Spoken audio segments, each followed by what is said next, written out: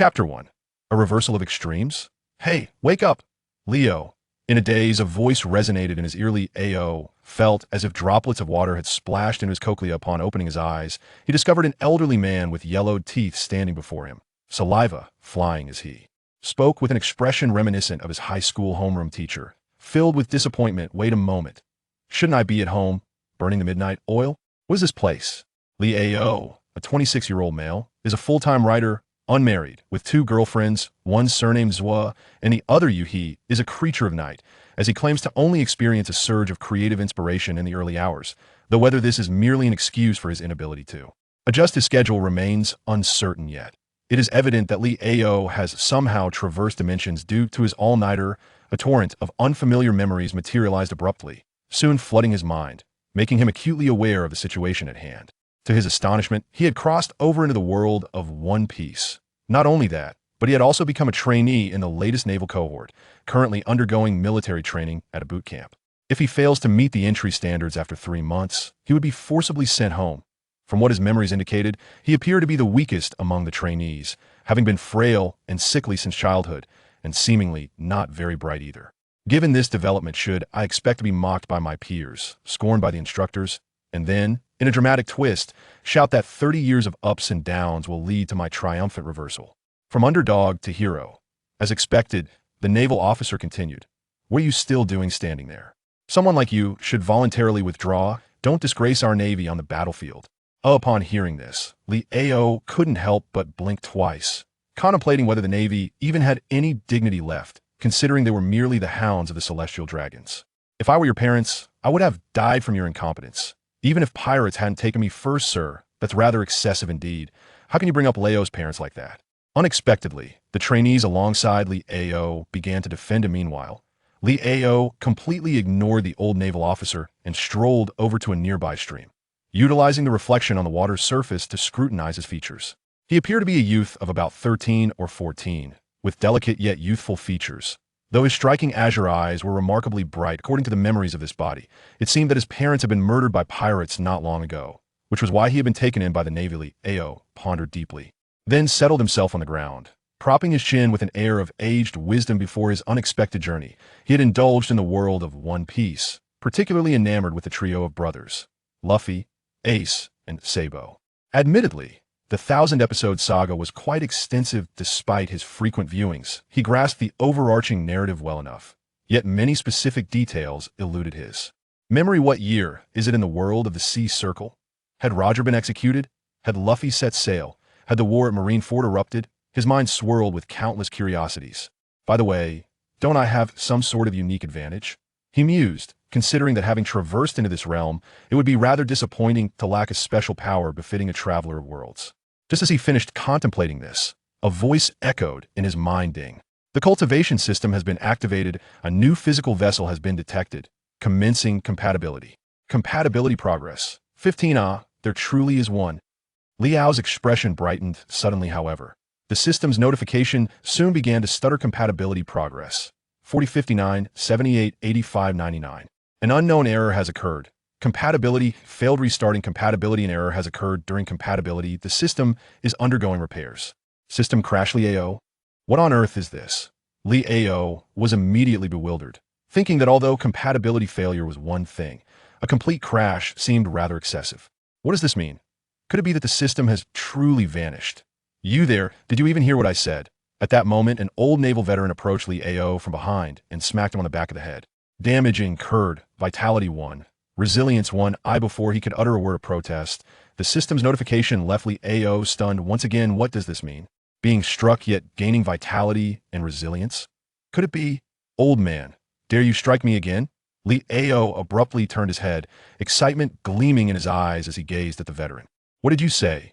The old sailor regarded Leo with a peculiar look, pondering if the boy had taken his earlier reprimand too harshly. Hit me. I dare you to hit me. Seeing the old sailor remain motionless, Leo grew impatient, thinking to himself, can you not comprehend my words? Thus, he stood up and charged headlong into a nearby tree trunk. Old sailor. Other naval trainees. Thud. A dull thud resonated. An immediate sensation of pain surged from Leo's forehead, swiftly accompanied by the familiar alert of the system echoing in his mind. Incurred. Damage, vitality 3, resilience 1. This is it truly as I had envisioned? A polar reversal? He mused, feeling quite familiar with this phenomenon. In his past life as a web novelist, excitement surged within Leo, and with a quick glance, he dropped to the ground to commence push-ups during the exercise, vitality 1. Leo abruptly halted his movements then. Does this imply? Muttering to himself, he promptly shifted his position to recline against the ground. Approximately 10 seconds elapsed in a state of lethargy. Vitality 1. By the heavens, is this, perhaps, the legendary notion of gaining strength while lying down? Leo sprang upright in a sudden burst. He slapped his thigh vigorously, his expression gradually morphing into one of sheer exhilaration. How splendidly I have failed! How wonderfully I have crumbled! From this day forth, I, Leo, know. I am Leo, shall surely take flight from this very spot. Meanwhile, at a distance, the old naval officer and a group of trainees had long since retreated, observing Liao's exceedingly peculiar behavior, which stirred a hint of apprehension within them. Teacher, what on earth is wrong with Leo? I have no idea. Could he have gone mad? That is a possibility. The old naval officer nodded, casting a glance at Leo, who sat motionless on the ground, suddenly beginning to doubt himself. Have I truly been too stringent in my expectations? As these thoughts crossed his mind, Leo abruptly rose again, extracting a small knife from his waist and plunging it fiercely into his abdomen. Chapter 2. Hunger Level. Lockress Leo, aged 14, had lost his parents to pirates and was rescued by the Navy while being transported to the slave market.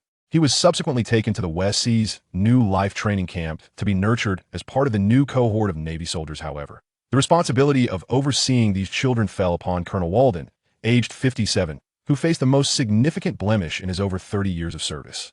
It appeared he had inadvertently driven a naval trainee to madness. Not only had the boy lost his wits, but he had also shown tendencies towards self-harm, suddenly seizing a knife to thrust into himself, landing him in the intensive care unit. Reflecting on this, Walden turned his gaze toward the hospital room door bearing the words surgery in progress, his expression shifting to one of concern. At that moment, Leo, lying on a hospital bed receiving treatment, wore a perplexed expression. Why? This makes no sense. Could it be that the stab was too swift, preventing the system from effecting a reversal? Yet when he lifted his shirt to inspect his abdomen, the wound he had inflicted upon himself with the dagger was evidently fully healed. I see now. It is because the injuries I sustained were so severe that they exceeded the limits of what my body could currently endure, prompting a shift into an automatic healing state. Is it? While others might succumb to bleeding and infection from a stab wound, if he were to neglect his injuries, he would instead regenerate and heal. What a remarkable dichotomy. Filled with excitement, he exclaimed, "Nice." Just as Leo had propped himself up in the hospital bed, he caught sight of a nurse at the door, her face a picture of astonishment as she approached with a tray, inquiring, "How? Are you up already? Am I not allowed to get up?" Leo blinked in surprise. "What about the wound on your abdomen?" "Oh, it seems to have healed," he replied with utmost sincerity. Healed? Given the substantial incision he had just sustained, having barely been carried into the medical room without even undergoing surgery, how could he possibly claim to be healed? "Please refrain from looking at me with such admiration. I might become bashful." He jested. "Please remove your trousers." "What?" Oh, Leo was momentarily taken aback, instinctively grasping his belt. However, the nurse had already produced an enormous syringe, striding directly toward his bedside. "Be a good boy. Let me assist you with your injection," she coaxed Leo. "Good boy. Are you kidding me? I'm really fine. I genuinely don't need an injection." "Don't fret, it won't hurt. I'll be over in an instant. I promise to be gentle. Stay back." Undergoing medical treatment. Health 1, resistance 1, infection risk 1 note. Entering treatment state. Losing 1 health point per minute, lasting 1 hour. "Leo, what on earth? How does it feel? Not painful, right?" the nurse inquired. "I appreciate your concern," Leo replied, utterly disheartened, as he lay back on the bed, lost in thought for a moment, only to suddenly realize a draft at his waist, prompting him to hastily pull his trousers back up. Observing the once vibrant Leo revert to a state of illness, the nurse nodded in satisfaction before exiting the room. Health 1, Health 1, Health 1 Leo. 3. I am utterly at my wit's end. Time passed, and upon awakening, Leo discovered that his negative status had been alleviated. He then requested the nurse who brought his meal to fetch him a few newspapers. Having traversed into this new realm for the better part of a day, Leo recalled the memories now interwoven in his mind. It seemed that his former self was born on a remote island, where communication was scarce and the family lived in poverty. Thus, Leo's first 14 years were spent in a state of naivety, filled with dreams and aspirations about the outside world. It was only a little over a month ago that a band of pirates invaded the island, tragically taking the lives of his parents and fellow villagers. The king of Dressrosa, Licudold III, was deposed due to the massacre of his soldiers and civilians, while the warlord Don Quixote da Flamingo successfully rescued the Dressrosa kingdom, assuming the throne as the new king. Princess Shirahoshi of Fishman Island is suspected to have been murdered, with her funeral to be held shortly. Shockingly, the inventor of the sea train in Water 7 was revealed to be the builder of the ship once used by the former pirate king, Joel D. Roger, and has now been formally arrested by the Navy's judicial authorities in the year 1514 of the Sea Circle. It seems that quite a number of significant events have indeed transpired this year. How much longer until Luffy set sail? Leo pondered while stroking his chin as the nurse brought food to his lips at his bedside. Open wide. Chew. During the meal, hunger level 1. Leo, what in the world? Even eating has become a roller coaster of emotions. What's wrong? Is the food I made not tasty enough? The nurse looked at Leo with a puzzled expression, as if he had just tasted something foul that's quite good. Leo replied, twitching the corners of his mouth into a smile. Really? Then eat more. During the meal, hunger level 1. During the meal, hunger level 1. Continuing to eat, hunger level 3, body energy 1. Now, that night, as Leo lay in bed, he rubbed his painfully empty stomach and gazed despondently at the ceiling of the medical room while others eat to satiate their hunger. Why does it seem that the more I eat, the hungrier I become? Will afternoon tea and midnight snacks be forever beyond my reach? What sin have I committed with this thought? Leo couldn't help but let out a sigh. Just then, the door to the ward was suddenly pushed open. Creak. Who is it? It's me. A figure squeezed in from the doorway. Still awake? It was none other than their instructor, Walding, who was in charge of training their group of new recruits.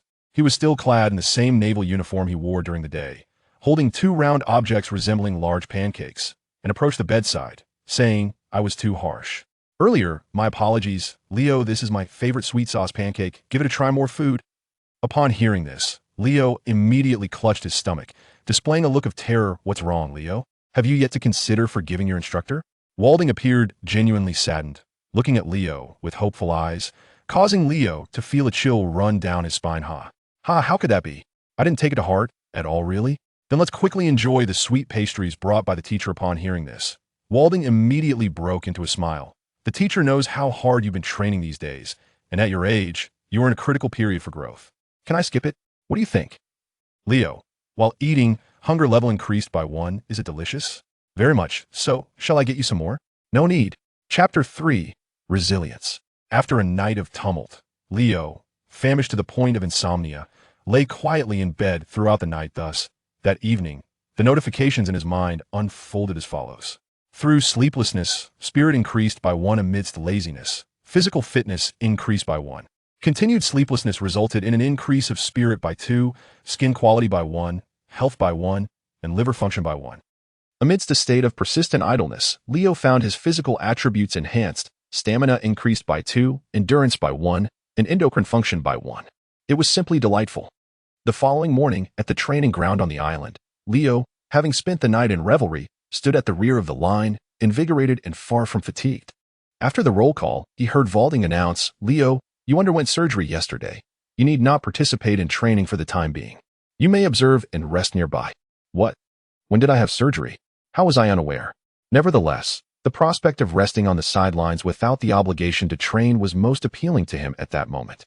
Yes, sir, he replied, promptly saluting in a less than perfect military manner before scurrying over to a patch of grass to recline comfortably.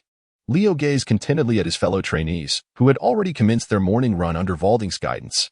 In his laziness, his physical attributes increased by 1. Oh, how delightful.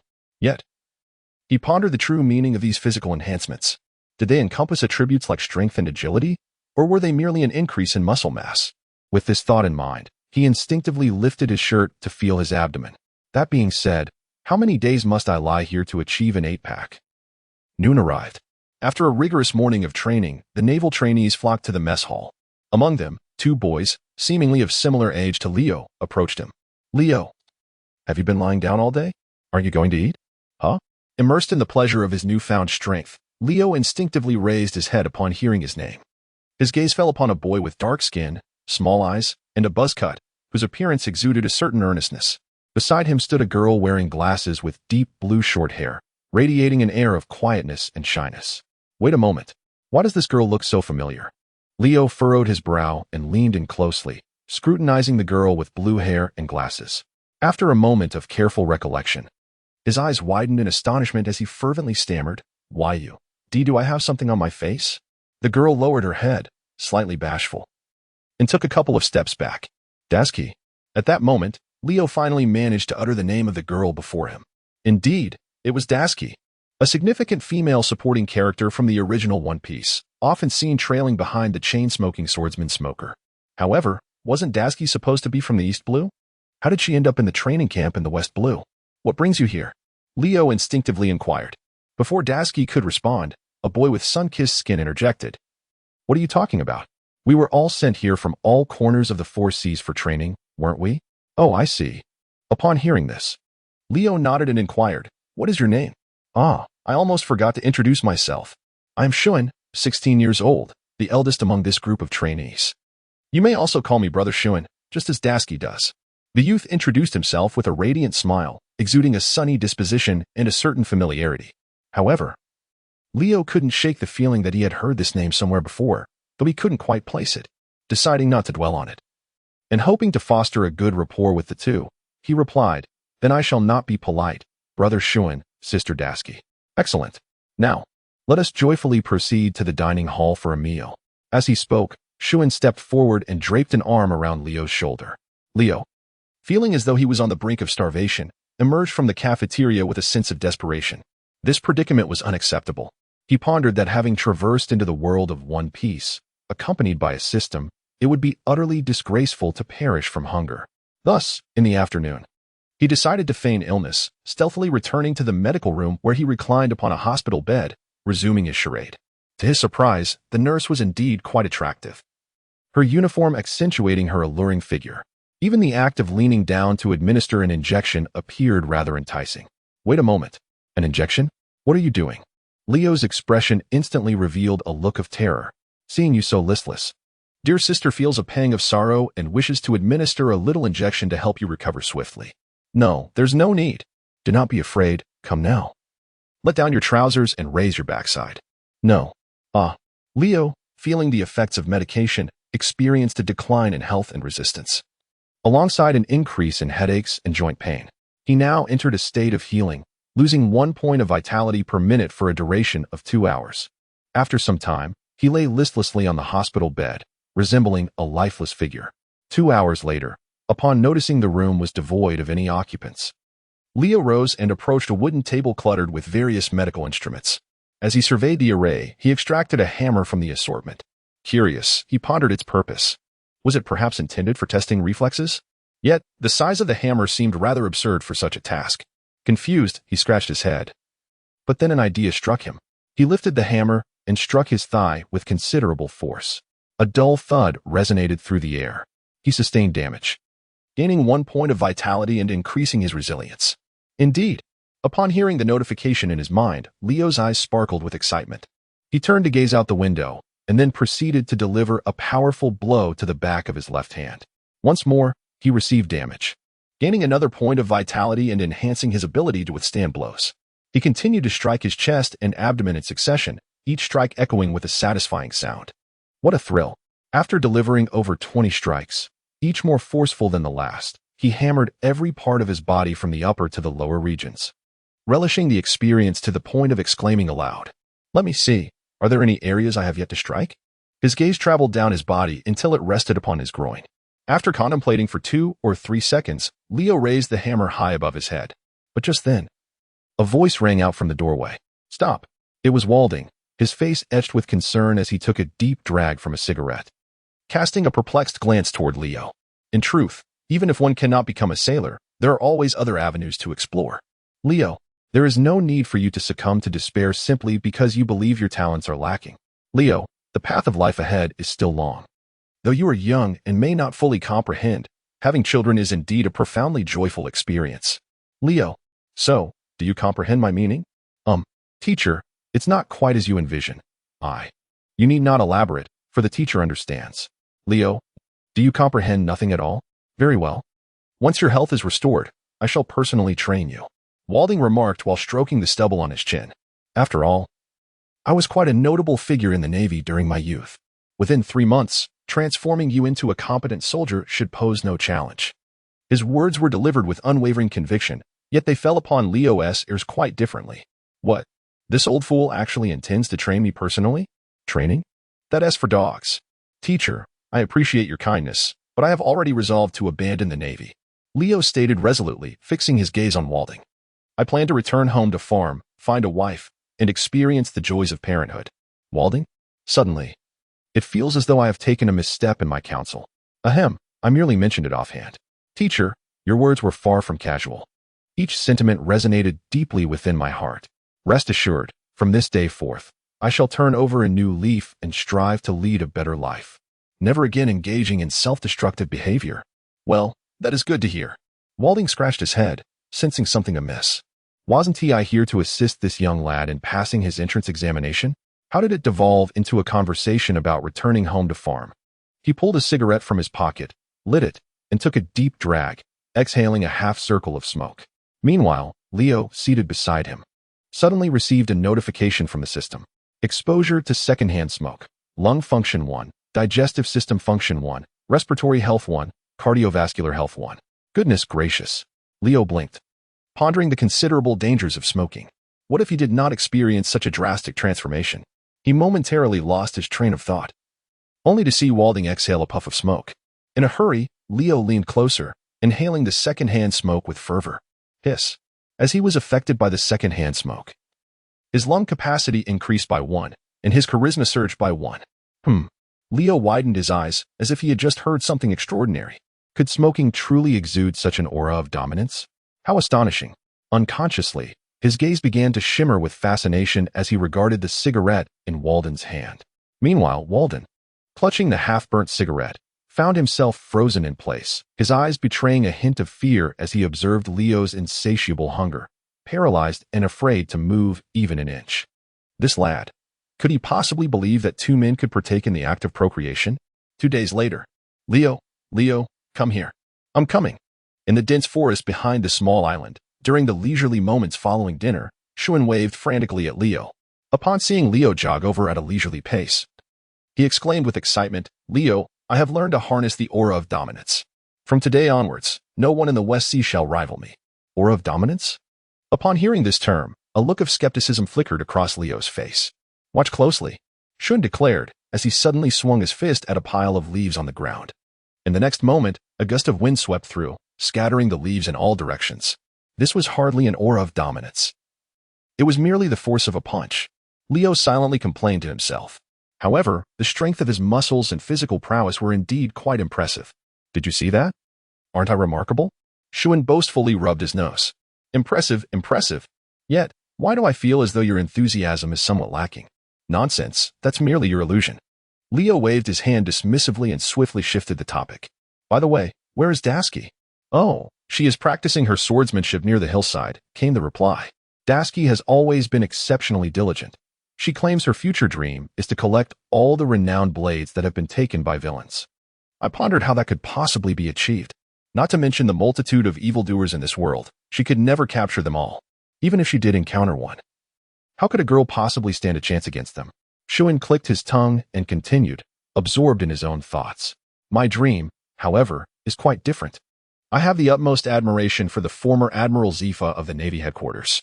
If I could meet him one day and become his disciple, my life would be devoid of regrets. And you, Leo? What is your dream? He turned to look around, only to realize that Leo had vanished without a trace. 5 minutes later, at the hillside. Hey. Standing behind a tree, Leo observed Dasky, who was fervently practicing her sword techniques. After a moment of contemplation, he picked up a twig from the ground and imitated her movements, swinging it forward with determination. Before long, he found himself immersed in the fundamentals of swordsmanship, level 1. Leo, indeed, it seems that even the practice of wielding a sword is beyond my reach. The reversal of fate is truly profound. How then shall I refine my swordsmanship? Am I to remain forever estranged from weaponry? Shall I rely solely on unarmed combat, adopting a style reminiscent of a certain muscular hero? The more I ponder, the more an inexplicable sense of vexation washes over me. Thus, I nonchalantly retrieved a cigarette from my pocket, placing it between my lips and igniting it. With the embrace of the smoke, My lung capacity enhances, my oral health improves. Inhale, exhale. The smoke engulfs me, augmenting my lung function, cardiovascular health, and, intriguingly, my charisma. How delightful. Yet, I remain curious about the calculation behind this charisma boost. How much is required to successfully manifest the power of armed hockey? As I relish in the clouds of smoke, I intend to procure another cigarette from my pocket, when suddenly, a calloused hand, weathered by time, reaches out and grasps my wrist. Leo turned around to see that it was undoubtedly Dasky. What is it? Leo looked at her with a hint of confusion. After a brief moment of hesitation, Dasky suddenly transformed from her previously timid and shy demeanor, gazing at him with a serious expression and stating, "It is detrimental to a child's health to smoke." Their eyes met. Leo suddenly leaned forward and exhaled a puff of smoke in the direction of Dasky's fair, delicate face. Chapter 5. The Stubborn Dasky. Leo, cough cough. Dasky turned away and began to cough violently. How dare she call me a child when she is merely a year younger than I? Leo extinguished the cigarette but in his hand, carelessly tossing it onto the ground. Before reclining to the side, whether it is healthy or not is of no consequence. I have completely ruined myself. Dashi approached, picked up the cigarette from the ground, squeezed it, and placed it into his pocket. She regarded Leo and said, "Discarding cigarette butts carelessly in the forest can easily provoke a fire." Leo, this woman. No, this girl. Why has she suddenly begun to lecture me? Could this be the manifestation of a secret infatuation typical of adolescence? Lying on the lawn, Leo noticed Dashi's unwavering gaze upon him, prompting him to shift into a more comfortable position while scratching his backside and indulging in his own thoughts. Smiley face. In his languor, his physical prowess seemed to improve. Professor Walding mentioned that it was essential for me and Shuan to diligently support you, aiding you in regaining your confidence. Meanwhile, Dashi continued, "Therefore, from this day forward, I shall keep a close watch on you." Keeping an eye on me? Leo propped himself up, casting a glance at Dasky's cherubic face, still adorned with a hint of baby fat. The sincerity radiating from her visage left no impression of jest. This evoked a slight headache in Leo. That old codger dared to scheme against me, he mused, realizing that for the next 3 months, he would be shadowed by this little tale. "Do as you please. I wish to rest now, so do not disturb my slumber." With that, he dismissed Dasky, placing his hands behind his head and shutting his eyes to indulge in a brief respite. In his lethargy, his physical prowess increased by 1. As he continued in his indolence, his physical prowess rose by 2, and his endurance by 1. Time slipped away unnoticed. A delightful aroma wafted through the air, causing Leo, who lay on the ground savoring the fortification of his body, to twitch his nose. Just as he rose, he was met with Dasky's round face, framed by red spectacles, appearing right before him. The two exchanged wide-eyed stares, their faces mere inches apart. Dasky adjusted her glasses and presented a box of food she cradled in her small hands, offering it to Leo. "Dinner." "Not hungry," he replied. Leo resolutely shook his head, opting to decline. "If you persist in neglecting your meals, your body will inevitably suffer," Dasky stated with a grave tone. Upon hearing this, Leo blinked, his mouth slightly agape. Yet the words lingered on his lips, unspoken. After a moment's contemplation, he chose to recline once more, shutting his eyes in deliberate disregard. He surmised that children typically lacked patience, and soon enough, Dasky would surely depart on her own accord. However, contrary to his expectations, 2 full hours elapsed, and Dasky remained kneeling beside Leo, motionless, akin to a statue. Observing this, Leo could no longer restrain himself and sat up from the ground. "Are we to eat now?" Dasky inquired, immediately lifting the meal container from the floor as Leo rose. "Tell me, are you not weary?" Leo asked. Dasky shook her head. "Do you not need to practice swordsmanship? I have already trained sufficiently for the morning and the afternoon. Today's regimen has been ample," Dasky replied, rising to her feet. "The food has grown cold. I shall go to the canteen to warm it for you." "No need," Leo interjected. As these words left his lips, Dasky's motion to turn slightly faltered, and she promptly squatted back down, resuming her kneeling position on the ground. With a sigh, Leo remarked, "What I mean is, there's no need to heat it up. I can simply eat it as is." He reached out and took the lunchbox from Dasky's hands, subsequently lifting the lid. Inside, there were 2 meat dishes and 2 vegetable sides. The meat consisted of a succulent pork chop accompanied by 2 fried eggs, while the vegetables were a medley of unidentified wild greens foraged from the nearby mountains. The colors were vibrant, and the presentation was quite appealing. The sole drawback was that it had grown cold, diminishing its palatability. Nevertheless, Leo refrained from voicing any complaints, quietly consuming the meal under Dashki's watchful gaze, methodically clearing the lunchbox of its contents. As he ate, a notification chimed. Hunger one. Hunger one. I shall ensure the lunchbox is washed thoroughly, he assured. Leo wiped his mouth and remarked, now that the meal has been consumed, you must be satisfied, correct? Dashki nodded, then resumed her kneeling position on the ground. Leo, what more do you desire? After finishing our meal and resting for a while, it shall be time for training. The instructor has instructed me to oversee your swordsmanship practice, Dashki remarked. Leo found himself at a loss for words, contemplating the stubbornness of this young child. What advantages could that old man Walding possibly have offered you? I, Leo, would offer you double. Of course, if you agree, let us pretend I never uttered those words. To his surprise, Dashki responded, the teacher has not granted me any favors. Is it not natural for classmates to assist one another? Assisting one another among classmates? Leo tilted his head. May I ask you for a favor? What kind of favor? Could you step aside for a moment? I wish to return to my slumber. Dashi. 10 minutes later. Hey, why do you keep following me? You're a girl. Why are you so stubborn? Stop trailing behind. I'm about to take a shower. If you come any closer, I might lose my desire to sleep. Fine, I concede to you. It's just sword practice. Anyone can do it, just watch closely. Swish. As he practiced his swordplay, a notification appeared. Swordsmanship Basics -2. I'm done practicing. Hearing the prompt from the system, Leo, in a fit of anger, threw the wooden sword to the ground. But in the next moment, you have forcefully thrown the sword once, Swordsmanship Basics 2. A glimmer of surprise flickered across Leo's face. Immediately, he bent down to retrieve his sword once more. With a gentle toss, he cast the weapon aside, enhancing his swordsmanship by 1 level. Leo, you casually tossed a sword, gaining 1 in swordsmanship fundamentals. You excitedly threw a sword, earning another 1 in swordsmanship fundamentals.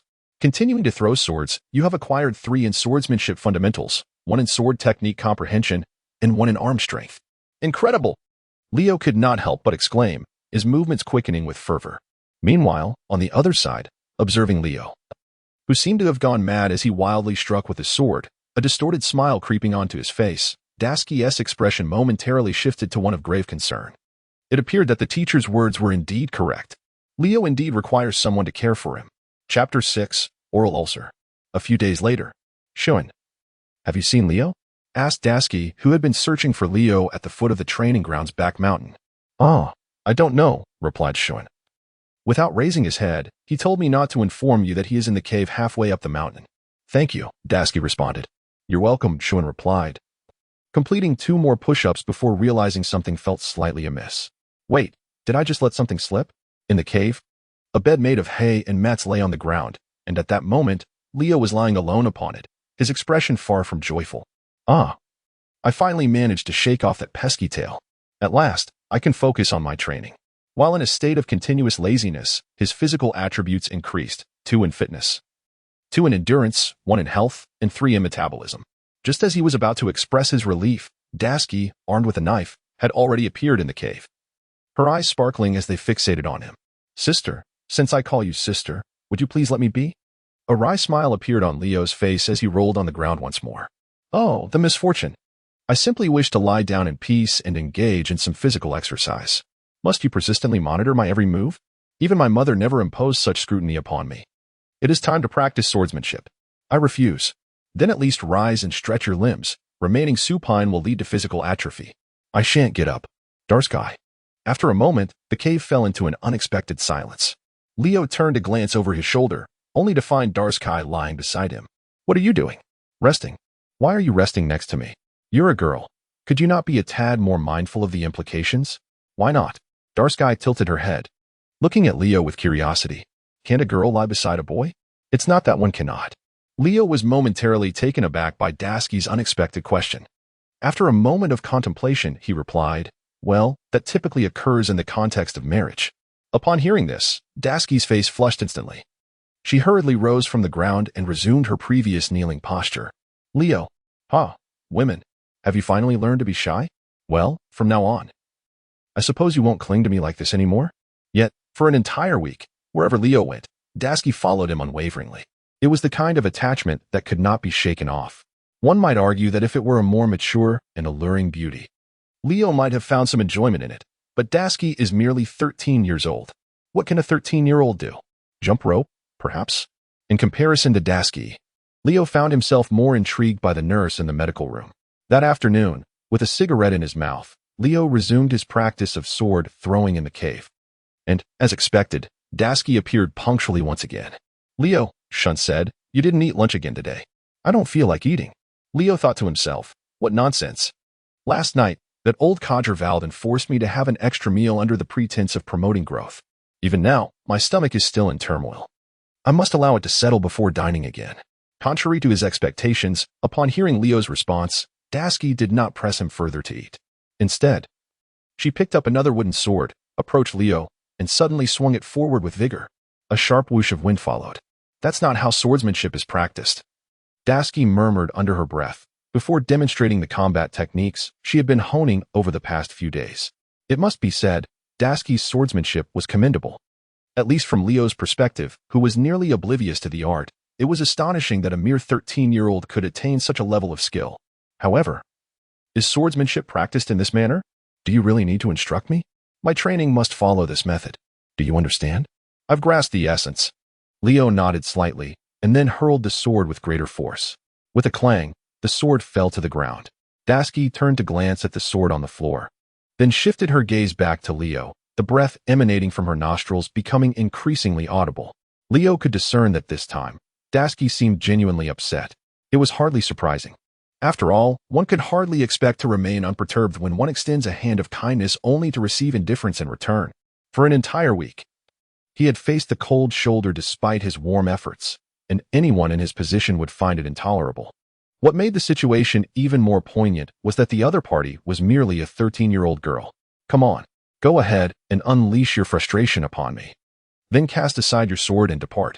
That way, I can dedicate myself to my own cultivation in peace. Leo murmured to himself. Yet, in the next moment, the simmering anger that was on the verge of overflowing was swiftly reined in.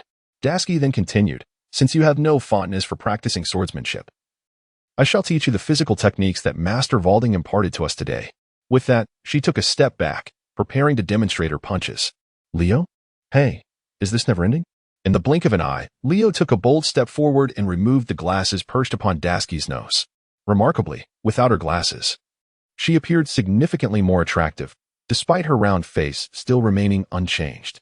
However, the removal of her glasses did little to improve Dasky's mood, which grew increasingly agitated. What are you doing? Give them back to me. Like a headless fly unable to find its way, Dasky frantically extended her hands, groping around her surroundings in a state of panic. I'll hold on to your glasses for now. Once you manage to find your way down, I shall return them to you. Leo dashed a few steps out of the cave, turning back to shout into the darkness. He found himself at a loss, resorting to such a mischievous tactic to teach the girl a lesson, hoping it might instill a sense of caution in her. In the original narrative, Dasky's myopia was quite severe, and Leo surmised that it would take her quite some time to find her way down. Thus, he leisurely made his way to the cafeteria. After lying down for an extended period, he indeed felt a bit bloated.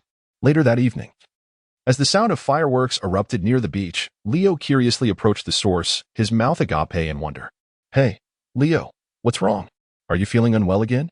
It's nothing. Just a mouth ulcer. Leo ran his tongue over the roof of his mouth twice. Damn it, it was all that spicy midnight snack that Valding brought yesterday. By the way, what are you all up to? Firecrackers. Shuan raised the elongated object in his hand, stating that it was something brought from his hometown, which was indeed quite amusing. Oh, is that firecrackers? I used to play with them often in my childhood. As he spoke, Leo took another deep drag of his cigarette. With the smoke infiltrating his lungs, lung function increased by 1 and charisma by 1. You still smoke despite having mouth ulcers? No worries. Leo waved his hand. Shun. Hand me a firecracker to play with. Here, take it. As he reached out to accept it, he ignited the fuse with a cigarette butt. However, at that moment, a fellow trainee dashed towards the beach in a state of panic. This is bad. Dasky is missing. What? The group gasped in astonishment. When did this happen? I don't know. Dasky has returned since this afternoon. Teacher Walding has already gone up the mountain to search for her. We should hurry and look as well. All right. Just then, a sudden explosion startled everyone. Turning around, they saw Leo standing on the sand, holding a half-burnt cigarette, but his lips charred. You have sustained damage. Health 10, oral health 3. Huh?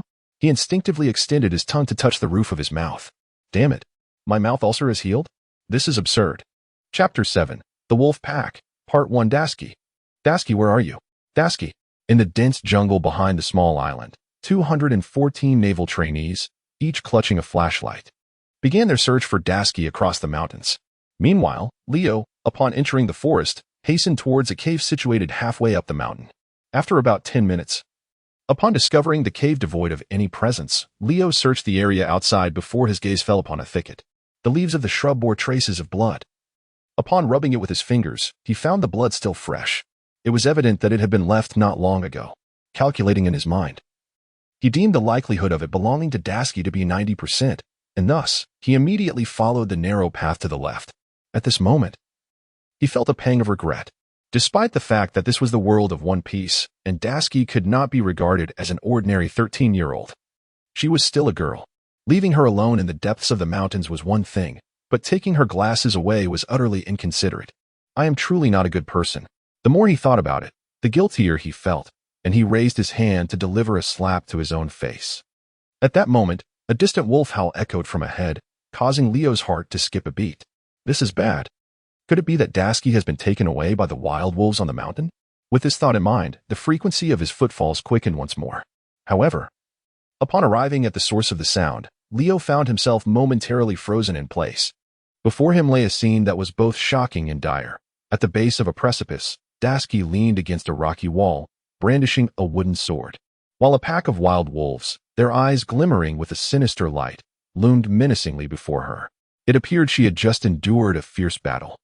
Her body was smeared with blood, and her wooden sword had sustained a third of its length and damage. Nearby, the lifeless forms of two wolves lay sprawled on the ground. Drip, drip. Sweat mingled with the blood on her face, falling to the earth below. Just as the ferocious wolves prepared to launch another attack on Dasky, Leo leapt forward, positioning himself protectively in front of her. Dasky, run. Valding and the others are nearby. Go find them. Startled by Leo's sudden appearance, Dasky shook her head, her eyes, unadorned by glasses, swirling in confusion. Who are you? Upon hearing these words, Leo was momentarily taken aback. He turned his head and suddenly remembered that Dasky was unable to see clearly at present. Hastily, he retrieved a pair of glasses from his pocket and placed them upon her nose. Leo, we must hurry and seek out Teacher Walding. But no more idle chatter. The wolves here. Oh. Before Leo could finish his flamboyant dialogue, two ferocious wolves at the forefront of the pack lunged forward, sinking their teeth into his thigh. The injury inflicted him with a surge of vitality, increasing his health by 15, enhancing his skin resilience by 1, fortifying his bones by 1, and augmenting his self-healing ability by 1. The sharp fangs pierced through flesh and latched onto bone, evoking an agonizing scream from Leo. In a swift response, he unleashed a powerful punch to the wolf's face. With a resounding thud, the impact sent the beast flying, toppling several other wolves that dared to advance. The cacophony of wolf howls intensified, and the surrounding crimson light began to swell. Leo, are you all right? Dasky exclaimed, alarmed by the stream of blood cascading from his thigh. Yet, Leo displayed no signs of panic. He sensed that the healing rate of his wound was significantly swifter than when he had previously stabbed himself in the abdomen with a knife. Could it be attributed to the wolf's formidable bite? It seemed almost trivial to ponder, as he had held back during that self-inflicted ordeal out of fear. However, the present situation was starkly different. Predators showed no mercy when hunting their prey. Yet, as he recalled the attributes bestowed upon him by the system upon sustaining this injury, a bold notion began to take root in Leo's mind. Dasky, we must leave at once. Leo shouted for the third time. Yet, Dasky stubbornly stood by his side. You are injured. I will never abandon my companions in such a moment, she declared. Are you not afraid of dying here? Of course I am. Dasky nodded, her hands gripping the wooden sword trembling ever so slightly. Nevertheless, the unwavering determination in her eyes stirred something within Leo, no matter how fearful one might be. Abandoning one's comrades was simply not an option, a lesson imparted to them by Master Walding. Who would have thought that the old fellow, not particularly handsome in appearance, could utter such noble words? At Leo's words, a faint smile graced his lips. In the next moment, as the wolf pack lunged toward him once more, Leo's gaze transformed into one of fierce ferocity. He raised his fist to confront them head-on. Hiss. Damage inflicted, vitality 10, skin resilience 2, self-healing ability 1. Bang. Damage inflicted. Vitality 8, bone toughness 1, impact resistance 3. One blow followed another. Leo's combat style is strikingly straightforward. You strike, and I retaliate with a punch. Engaged in fierce hand-to-hand combat with a pack of wild wolves, the intensity of the struggle is unmistakable. Were an ordinary person in his place, they would likely have been overwhelmed and torn apart by the wolves. However, Leo, having undergone a two-tier system reversal, is not so easily defeated. The wounds he sustains, freshly torn one moment, begin to heal at a visibly accelerated pace the next. As time passes, his self-healing ability continues to enhance, allowing him to recover swiftly enough that it does not hinder his movements. After a while, the bloody wolves seem to tire, glancing at the human child before them, who approaches with a face full of excitement and a wild demeanor. Strangely, this brutish pack begins to feel an inexplicable urge to retreat. Meanwhile, Dashki, her wooden sword shattered into splinters, is sent flying by a ferocious wolf, crashing heavily to the ground. Even with her glasses on, her vision blurs. And as she sees the sharp fangs poised to strike her face, a figure suddenly appears, taking the fatal blow in her stead. With a sickening sound, the teeth penetrate Leo's neck, deeply embedding themselves. Clearly caught off guard by this unforeseen event, Leo stands frozen, feeling the warm, gushing blood erupting from his neck like a fountain. For a moment, he is paralyzed, unable to move. At the same time, Dashki, wide-eyed, watches in horror as Leo's neck is savaged by the wild wolf, her mind going blank. "Leo?" she whispers, before her vision fades to black, and she collapses to the ground, completely unconscious.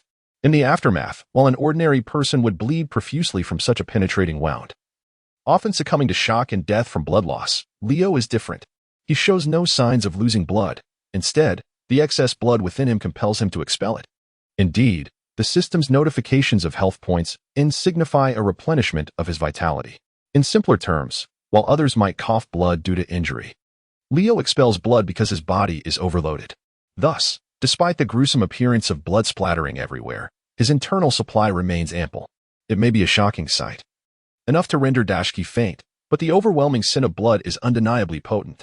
With a single punch, Leo sent the vicious wolf flying. The wound on his neck began to heal rapidly. Glancing at Dashki, who lay unconscious behind him, he swiftly lifted her and tossed her onto a nearby high branch. He reasoned that, for the time being, the wolf pack would be unable to reach Dashki, allowing him to revel, oh no, endure, the exhilarating sensation of his growing strength. "Little wolf, here I come," he exclaimed, taking a deep breath as his tattered clothes bore testament to the earlier battle. He charged once more into the throng of wolves, bare and unencumbered. Meanwhile, Dashki, after searching the mountains with a group of trainees for a while, Valding suddenly heard the distant howls of wolves, rushing forward with his students. He was soon met with a scene that left him utterly astounded. Below the precipice, a young boy clad only in shorts, drenched in blood, charged forward with reckless abandon, undeterred by the wild wolves savagely tearing at him. Can you envision such a poignant tableau? A human engaged in hand-to-hand combat with a pack of wolves, all in a desperate bid to save the girl suspended high in the trees behind him. Not only Valding, but all the trainees witnessing this spectacle covered their mouths, tears welling in their eyes, their bodies trembling. What an extraordinarily brave soul. Leo, he is truly kind-hearted. If anyone dares to call Leo worthless again, I will fight them, Valding thought, though he couldn't shake the feeling that the boy seemed to be enjoying himself amidst the chaos. However, now was not the time to stand idly by. Drawing his naval saber from his waist, Valding leaped into the fray. With no flourish or unnecessary movements, he executed a simple lateral slash, and the ferocious wolves, once fearsome, were sliced in two as easily as tofu. Blood splattered, instantly staining the ground a vivid crimson. Meanwhile, Leo, who had been relishing the onslaught of the pack, suddenly paused, taken aback by the sight of the wolves, now decimated and retreating in disarray. A flicker of disappointment washed over him. As Valding drove the wolves away, he approached Leo, who knelt on the ground, bloodied and weary. He placed a reassuring hand on Leo's shoulder and asked, "Are you all right, Leo?" "Teacher, what brings you here?" Leo turned around in surprise to look at Walden. Am I not welcome? Your tone suggests that my arrival might be rather ill-timed." "Ah, of course I can come. Certainly I can." Leo chuckled, yet the smile seemed disingenuous. Just moments ago, while being gnawed upon by the wolves, the attributes bestowed by the system had diminished significantly, and even the wounds he sustained appeared smaller than before. He harbored a vague sense that if he were to endure further nibbles from these endearing wolves, he might inadvertently cultivate skills akin to the golden bell shield or iron cloth. At that point, should he encounter the pack again, The scenario might unfold as follows. A horde of ferocious wolves lunging with gaping maws, only for their fangs to shatter upon mere contact with his skin. How amusing. They would be utterly unable to bite him. Are you truly untroubled? Valding regarded Leo, whose current state resembled a cotton cloth repeatedly soaked and wrung out, eliciting genuine concern. It's nothing, just a bit of wolf's blood. Don't mind me. You should escort Dasky to the medical room first, Leo waved dismissively. In the background, the other trainees began to murmur among themselves upon hearing his words. Look, he asked, gravely injured yet still concerned for Dasky. Is this what Teacher Valding meant by always caring for one's companions? Nonsense. This is clearly a sign of affection. One individual boldly voiced their opinion, capturing the attention of the surrounding trainees. My father once said that a man's greatest romance lies in risking his life for the woman he loves. He embodied this sentiment in his final moments, rescuing my mother and me from the clutches of pirates. Wow, how romantic. Indeed, just like your father. Oh, and what of your mother? She passed away shortly after my father, succumbing to a grave illness. The speaker's voice quivered momentarily before quickly regaining composure. But fortunately, the Navy saved us. From that day forth, I vowed to become an exceptional sailor, imprisoning all pirates and impelled down. Me too. Me too. The surrounding youths rallied, clenching their fists in agreement. Thus, from today onward, I shall learn from Leo to become a brave sailor of the seas, to become a courageous sailor of the seas. Leo, Leo, Leo. As Leo was being forcibly placed on a stretcher by the medical personnel summoned by Valding, he couldn't help but feel perplexed by the fervent calls of his name. How curious. What could be the reason for summoning me? Could it be? Lowering his gaze, Leo glanced at his torn undergarments, remnants of the recent struggle with the pack of wolves, and nodded thoughtfully. Indeed, having too much prominence was not necessarily a virtue, as it often invited admiration among boys. Chapter 9. Enhancing Resilience. Good morning, Leo. Your heroic exploits on the mountain a couple of days ago have already spread throughout our training camp. It is truly astonishing, despite your somewhat languid disposition. Your appearance not measuring up to my own, your height falling short, and your intellect being rather lacking. After all, you mistook a firecracker for a cigarette the other night, nonetheless. You are quite a decent fellow. L.O.? From this day forth, you shall be my good buddy. Sheehan declared unilaterally to L.O., who lay on the hospital bed, his body enveloped in bandages. Leo, oh, therefore, once you recover, the three of us, you, me, and Dasky, shall form a small team. Sheehan continued. This was the task assigned by Valding to their group of trainees yesterday, requiring them to form teams of 3 or 4 for training until the assessment in 3 months. As for Sheehan's mention of waiting for Leo's health to improve, Leo instinctively lowered his gaze to observe his own body, swathed in bandages resembling a mummy, and could not help but twitch at the corners of his mouth. Goodness. Although I indeed wish to feign a semblance of recovery and indulge in a modicum of laziness, must you bind me in such a grotesque manner, dear nurse? By the way, where is Dasky? Leo inquired. He spent the entirety of yesterday reclining in bed, his physical condition having improved significantly, yet Dasky's situation is markedly different. Having sustained such serious injuries, it is likely he will require an extended period of rest.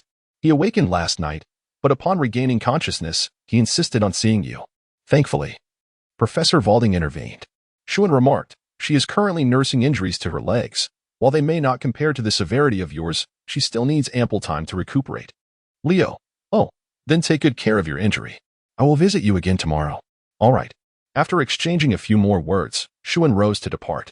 Glancing at the empty hospital room, Leo, with his hand wrapped in bandages, painstakingly retrieved his hidden stash of cigarettes and a lighter from beneath the pillow. He ignited one and took a deep drag. Hiss. The smoke invaded his lungs, enhancing lung function by 1, digestive system function by 1, and respiratory health by 1. Children are not allowed to smoke. At that moment, Valding, who came to visit, stepped forward and snatched the cigarette from Leo's mouth. Why not? Leo, somewhat speechless, glanced at Valding and remarked, I distinctly recall you boasting about how you started smoking at the tender age of 6. You yourself admitted that you were merely bragging. Valding shot Leo a glare, then defiantly placed the seized cigarette between his lips and took a drag. As a consequence of inhaling secondhand smoke, his lung function improved by 2, respiratory health by 2, digestive system function by 1, cardiovascular health by 1, and a boost in charisma by 1. You are currently a patient, Huff. If you wish to smoke, it would be prudent to wait until you have fully recovered. Huff. Otherwise, inhaling such harmful gases will severely impede your healing process. Huff. System 111. Leo. By the way, teacher, when you were hunting wolves on the back mountain the day before yesterday, were you not employing hockey? How do you know? Walding looked at Leo with some surprise. It is important to note that this is the West Sea, where the vast majority of ordinary commoners have lived their entire lives without ever encountering hockey. Even protagonists like Luffy and Zoro in the original story only came to understand the existence of hockey after departing from the East Sea and entering the Grand Line. I happened to overhear Shun mentioning it.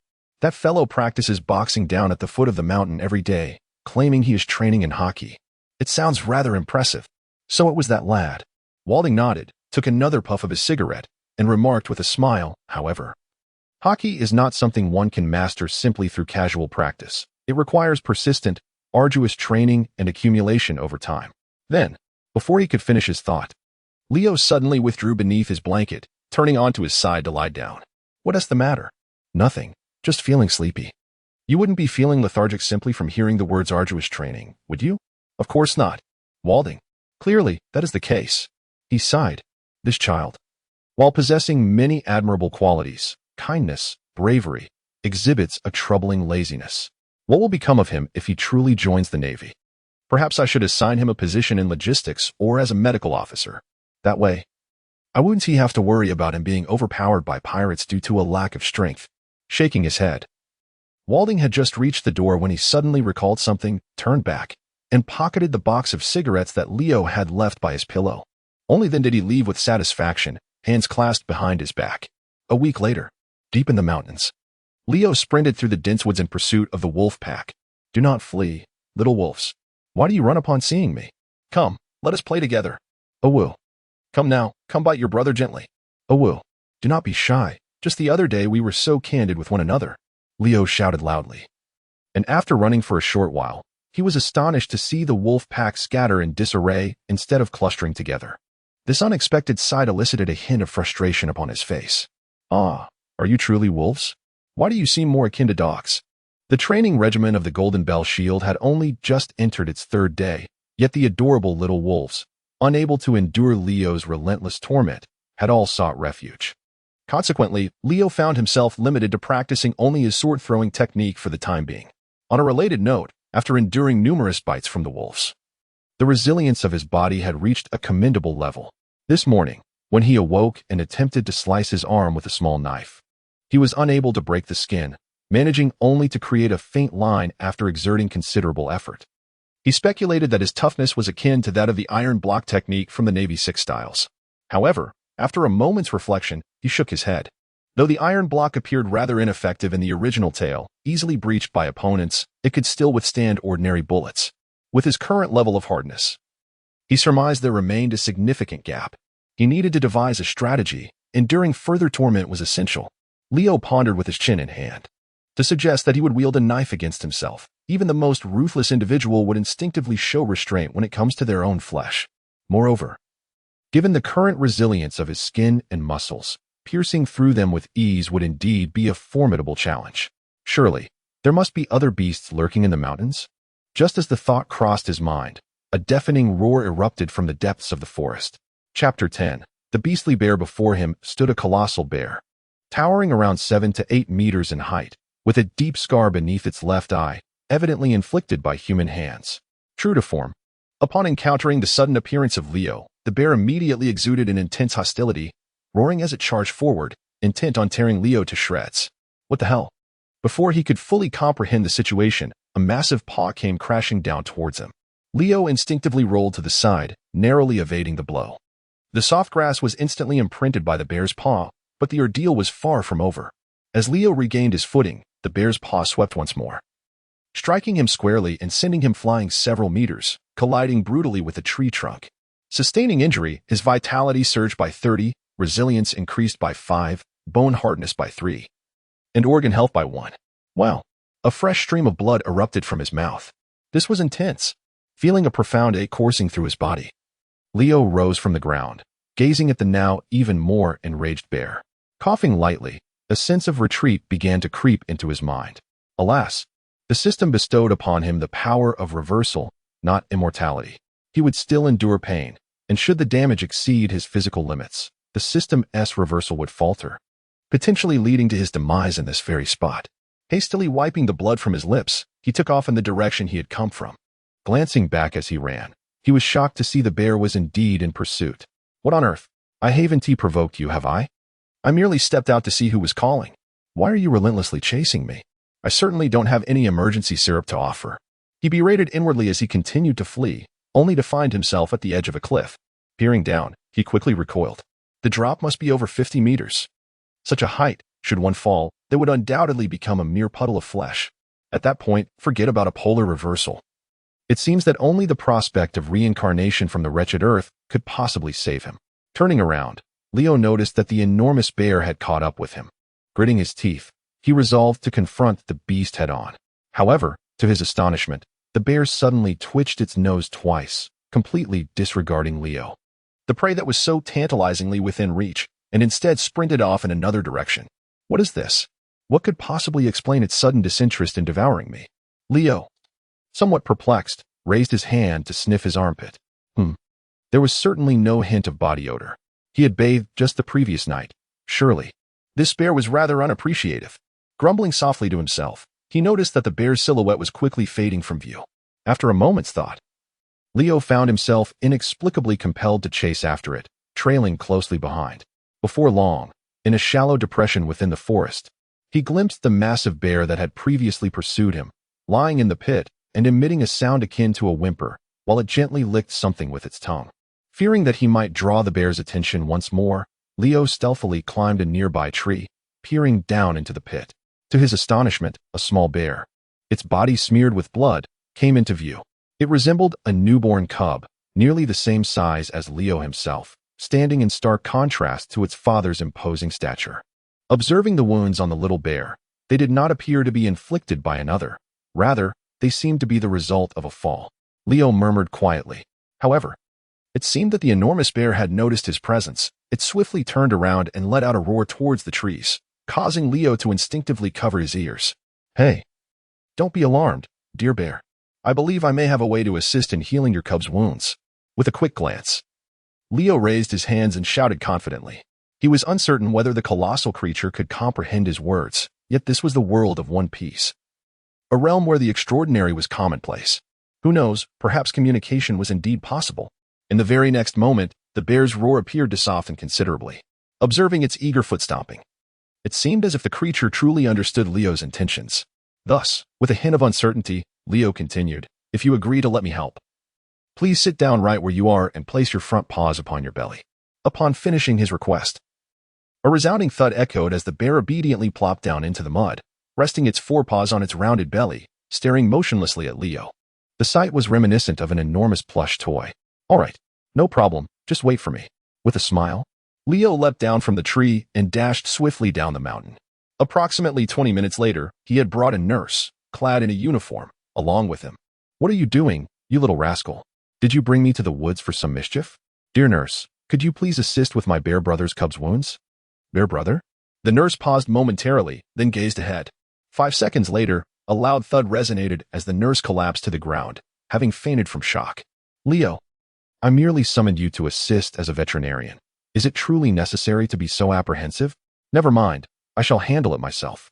Opening the medical kit brought by the nurse, Leo pondered over the array of medicines and bandages for a moment before approaching the small bear. He began to clumsily tend to the wound, mimicking the way the nurse had bandaged him earlier. Time seemed to stretch on. Eventually, as the bear succumbed to a deep slumber, its breathing grew steadier. The enormous bear immediately began to roll with joy right where it stood. "So, what do you think? Brother bear, I did not deceive you, did I?" Leo smiled and clapped his hands. The giant bear approached affectionately, lowering its head to nuzzle against Leo's body. However, it seemed the bear had not quite calibrated its strength, as it nudged Leo with such force that he was sent flying, gaining a few points in health and resistance in the process. "It's all right, brother bear. It's nothing I can't handle," Leo reassured as he picked himself up and returned. With an air of magnanimity, he patted the bear's belly and said, "Since I have already rendered you such a significant service, could you do me a favor in return?" The giant bear, somewhat bewildered, stared at him blankly. "It's quite simple." Leo was contemplating the idea of having the bear serve as his sparring partner, reducing its strength to a minimum to engage him, However, to his surprise, a hollow sound emanated from the bear's belly. Gurgle, gurgle. Are you hungry, dear bear? Roar, roar. Perhaps we should have a meal first? Roar. In agreement, the bear let out another roar. Subsequently, the colossal creature pointed its paw at the nurse lying unconscious on the ground, as if suggesting, shall we prepare her for a feast? Leo, Chapter 11. Women ultimately, Leo was not driven to the madness of offering the nurse sister as a meal to the great bear. Instead, he stealthily procured 2 sizable, still bloodied meat bones from the kitchen of the training camp and presented them before the great bear. However, the bear merely glanced at the morsels, which were scarcely larger than its own paw, shook its head, and nudged them towards its slumbering cub. Roar, roar, roar. Leo, are you suggesting that you can procure your own sustenance? With a playful growl, the giant bear stood upright, nodded in affirmation, and ambled to the side, where it began to excavate the flora from the ground with its powerful paws. It uprooted the plants and brought them to its mouth, chewing contentedly. Witnessing this spectacle, Leo was reminded that bears are indeed omnivorous creatures, capable of consuming a variety of food sources such as plant roots, grasses, and fruits to satiate their hunger. However, it is worth noting that meat is generally more aligned with their palate and offers greater nutritional value. Simultaneously, the little bear, still slumbering on the ground, caught a whiff of the enticing aroma of meat, stirred awake, and with a wide yawn, devoured the stick of meat along with Leo's hand in one swift motion. It then began to chew vigorously, relishing the flavor. Damage taken, health 3. Damage taken, health 5. Damage taken, health 5. Bone resilience 1. Leo, is this how you begin to train me? So considerate, aren't you? Truly a charming little bear. Before long, having devoured 2 substantial bones, meat and all, the little bear licked its lips and, just like its father before, began to nuzzle against Leo with its head. I must say, its fur is rather soft. It seems just perfect for a cozy nap. Glancing at the sky, Leo noticed it was indeed time for a midday rest, so he laid down atop the little bear, closed his eyes, and began to doze off. In his languor, his physical attributes improved, 1 to physique, 1 to endurance, 1 to metabolism, 1 to muscle strength. After consuming the roots of plants, the enormous bear licked its teeth and turned around, spotting its son and Leo peacefully nestled together in slumber. It then slowed its pace, approaching quietly to avoid making a sound, and gently laid down beside the pair, closing its eyes and succumbing to dreams. Hours later, the nurse awoke and, upon seeing Leo lying in the bear's den, let out a startled scream and fainted, thus pulling Leo from his state of languor. Leo, since then, Leo's daily training regimen has undergone a notable transformation. Each morning, he lingers in bed, engaging in physical exercises until noon, when he ventures to the dining hall for a hearty meal, ensuring he does not overindulge. In the afternoon, he frolics in the woods with Brother Bear and the bear cub, allowing them to moderate their strength while he endures their playful assaults to fortify his physical defenses. As night falls, he practices his swordsmanship in a cave, honing his skills through relentless repetition. Before he realizes it, 2 weeks have swiftly passed, leaving him with less than 2 months until the crucial assessment deadline. On this particular day, as Leo prepared to ascend the mountain with a cigarette in his mouth, he noticed Dasky approaching from a distance, carrying a genuine sword. Remarkably, this was the first time Leo had seen Dasky since the incident with the wild wolves in the forest. He scrutinized her form and initiated the conversation. Have your wounds healed? Is there any lingering discomfort? And no, not anymore, Dasky replied, her head immediately bowing and her cheeks flushing, leaving Leo somewhat perplexed. Leo, are you going up the mountain to practice your sword? Dasky inquired, avoiding eye contact. Pretty much. Why? Is there something on your mind? May I accompany you? Together? Leo cast a glance at Dasky. Goodness, after finally enjoying a few days of peace, now that he had recovered from his injuries, was it time to resume the routine? The mere thought of being subjected to Dasky's relentless schedule of meals and sword practice sent shivers down Leo's spine. Perhaps it would be best to refrain. His body had only just begun to heal, and he ought to avoid further exertion and allow himself some rest. I'm fully recovered, Dasky promptly retorted. In a short while, we will be divided into groups for assessments. What if I end up hindering both you and Shuin? Hindering me? Leo cast a peculiar glance at Dashi, the meaning unmistakable. Here I am, a slothful individual who avoids collective training and is widely perceived as someone who has clearly given up on the prospect of joining the Navy. And yet you dare to claim that I would hinder your progress? How remarkable it is that you hold such confidence in me. Dashi, I am aware that your talent is far from lacking, It is merely your diligence that falls short. From this day forth, train diligently alongside me, and there will still be time for us to join the Navy together and uphold justice. What do you say?" As Dashi spoke, she lifted her gaze to meet Leo's, her eyes seemingly brimming with anticipation.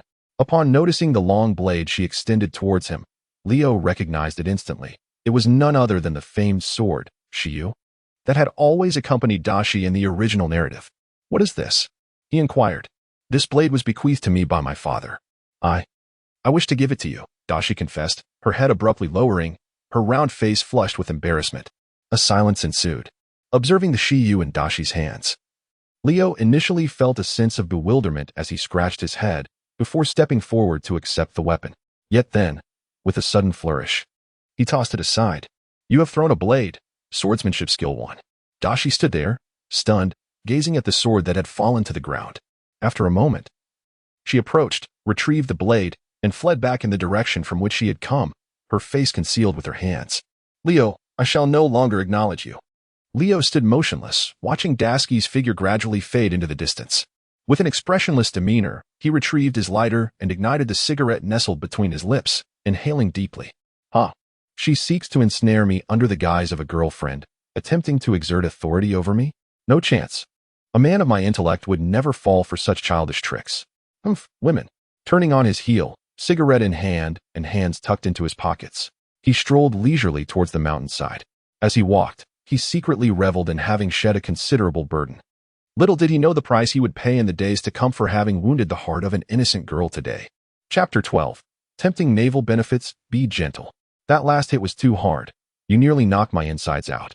In the depths of the mountains, Leo, bare-chested, clutched his abdomen and shouted, blood staining his lips.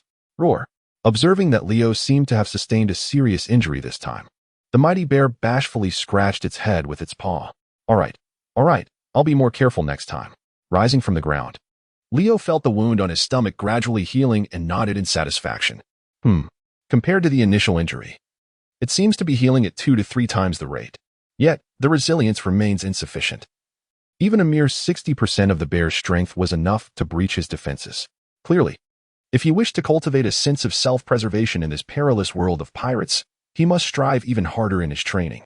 With a renewed sense of determination glinting in his eyes, Leo, who had endured the bear's torment for an entire afternoon, marched straight towards the little bear and promptly lay down on its back, dozing off once more. In his laziness, his physical prowess increased by 1. Attention. Count off. 1. 214. Why are there fewer people today? Walding remarked, puzzled by the rather novel count. Teacher. Leo has come to join the training. Someone raised their hand in response. Leo? The collective gaze of the crowd turned towards the figure lounging on the grass at the rear of the formation, nonchalantly smoking a cigarette, eliciting a wave of astonishment. Why is Leo here? Is he going to train with us? Most of the children exhibited a certain excitement. After witnessing Leo's bravery that night, they developed a considerable fondness for the boy who was willing to risk his life for his companions. This sentiment was particularly evident among the few girls, numbering in the teens, who, when gazing at Leo, exhibited a shyness that prevented them from meeting his gaze.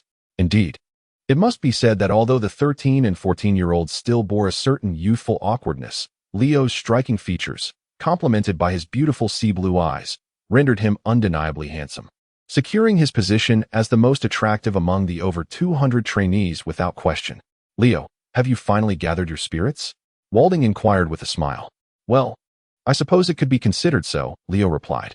Leo nodded earnestly and then retrieved a lighter from his pocket, igniting a cigarette.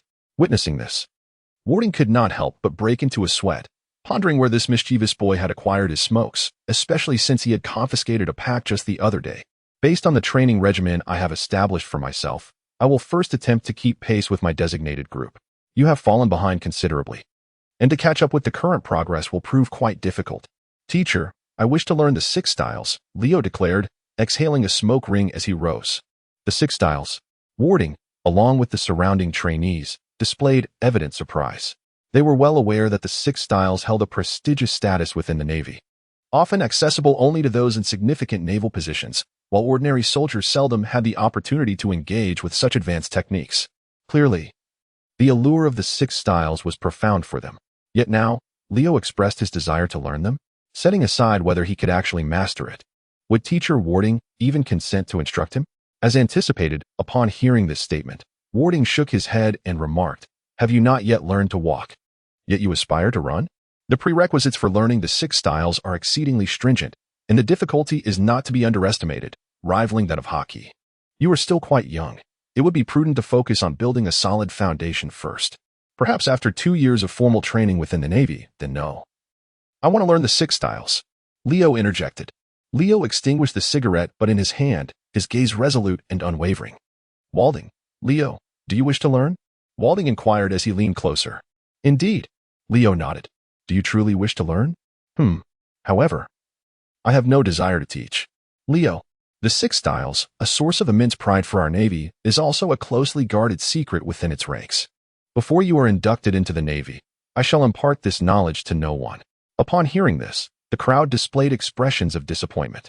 Yet, Leo, with a thoughtful blink, meticulously contemplated Walding's words. Wasn't this a clear indication that if one aspired to learn the 6 styles, they must first strive to pass the entrance examination? Once admitted, the world of knowledge would be theirs for the taking.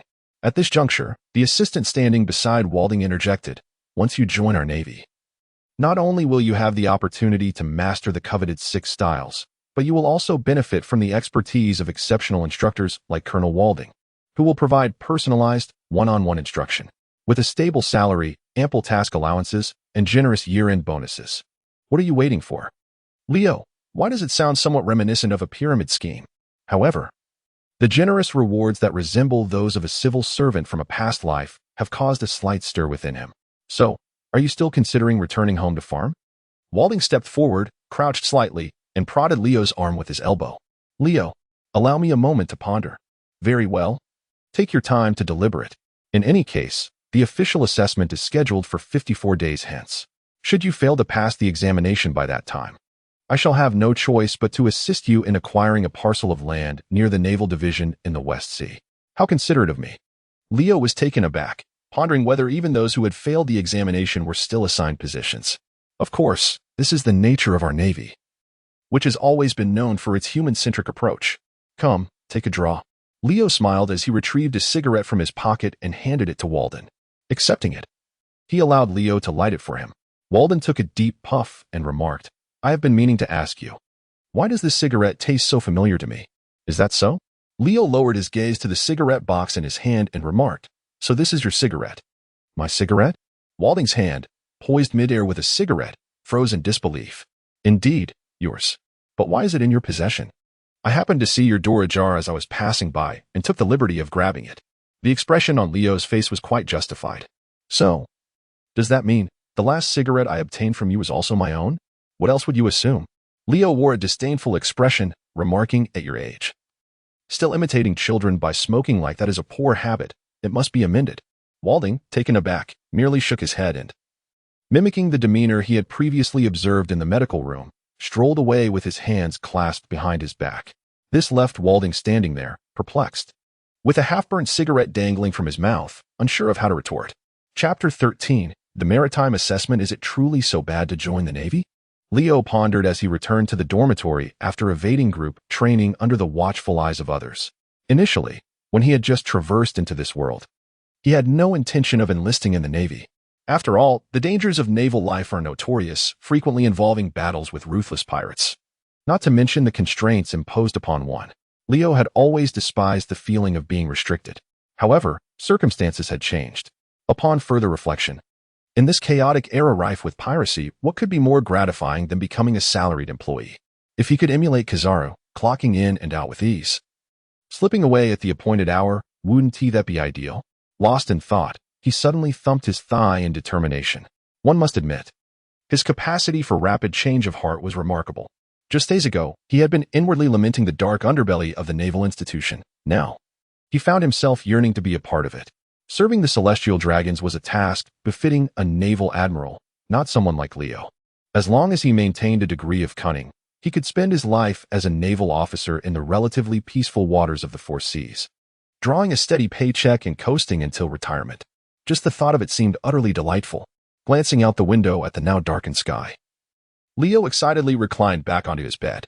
He had barely closed his eyes when he reopened them moments later. No, he mused. In order to pass the assessment in 54 days, a modicum of effort was required. With that resolve, he retrieved 2 colorful novels from the bedside table, settling comfortably against the pillow to begin reading.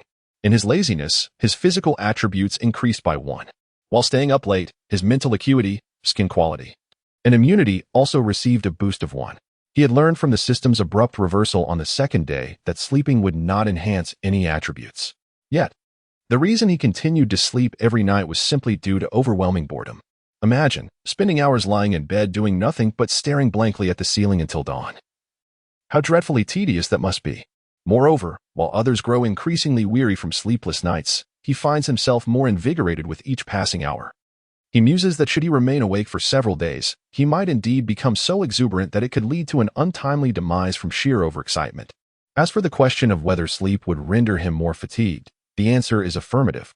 However, when compared to the effect of prolonged wakefulness, it is scarcely 1/10 as significant.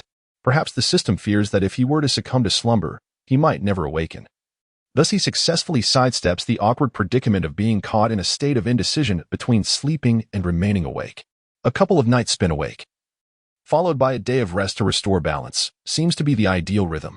He mutters to himself, and before he knows it, morning has dawned. In the days that followed, enduring beatings on the mountain, losing his sword, and staying up all night to read became the routine for Leo. Notably, ever since he had cast aside Daski's small night reign, the two had scarcely exchanged a word. Even when they chanced upon each other in the cafeteria, Daski would cast him a glowering look and promptly turn away, which left him quite vexed. Does she think to catch my attention with such childish antics? Women. 2 months swiftly passed, and on the beach of the small island, today marked the day of assessment for the groups. Walding, hands clasped behind his back, stood before the 214 trainees, dressed in uniform and wearing a serious expression. Failure to accomplish the tasks I assign you will result in disqualification from this assessment. The Navy will provide you with a severance fee and return you to your hometown. Therefore, if you wish to join the Navy, give it your utmost effort. Do you understand? Understood. Isn't this assessment supposed to test our physical capabilities or combat skills? Leo inquired of Shuan, who stood beside him. They were in the same group. And over 2 months ago, Shuan had taken the liberty of enlisting him with the instructor. Undoubtedly, Daski was also part of their group, along with another boy named Rummel. Not at all. You haven't trained in quite some time. Instructor Walding made it clear that this assessment will be based on real combat. Real combat? Yes, indeed. Shuan replied with a nod. Instructor Walding stated that each group must capture a pirate to pass the assessment. It doesn't necessarily have to be one listed on a bounty. Any pirate will suffice to meet the criteria. I see. So, capturing a pirate is all it takes to pass the test? It appears rather straightforward. In the backdrop of this age of exploration, the seas are teeming with pirates, which signifies a vast array of skill levels among them. The formidable pirates exhibit extraordinary prowess, while the weaker ones resemble mere curs. All they need to do is locate a novice pirate in the West Sea and bring him back to their training camp.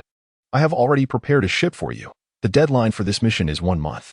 If I do not see you on this island after that period, you will all be deemed to have failed the assessment. With that, Varding left, hands behind his back. Perhaps due to having risen early that day, he was yawning incessantly, seemingly aiming to return to his quarters for a brief respite. However, it remains uncertain whether he will still be able to sleep upon discovering that the cigarettes stored in his cabinet have all mysteriously vanished.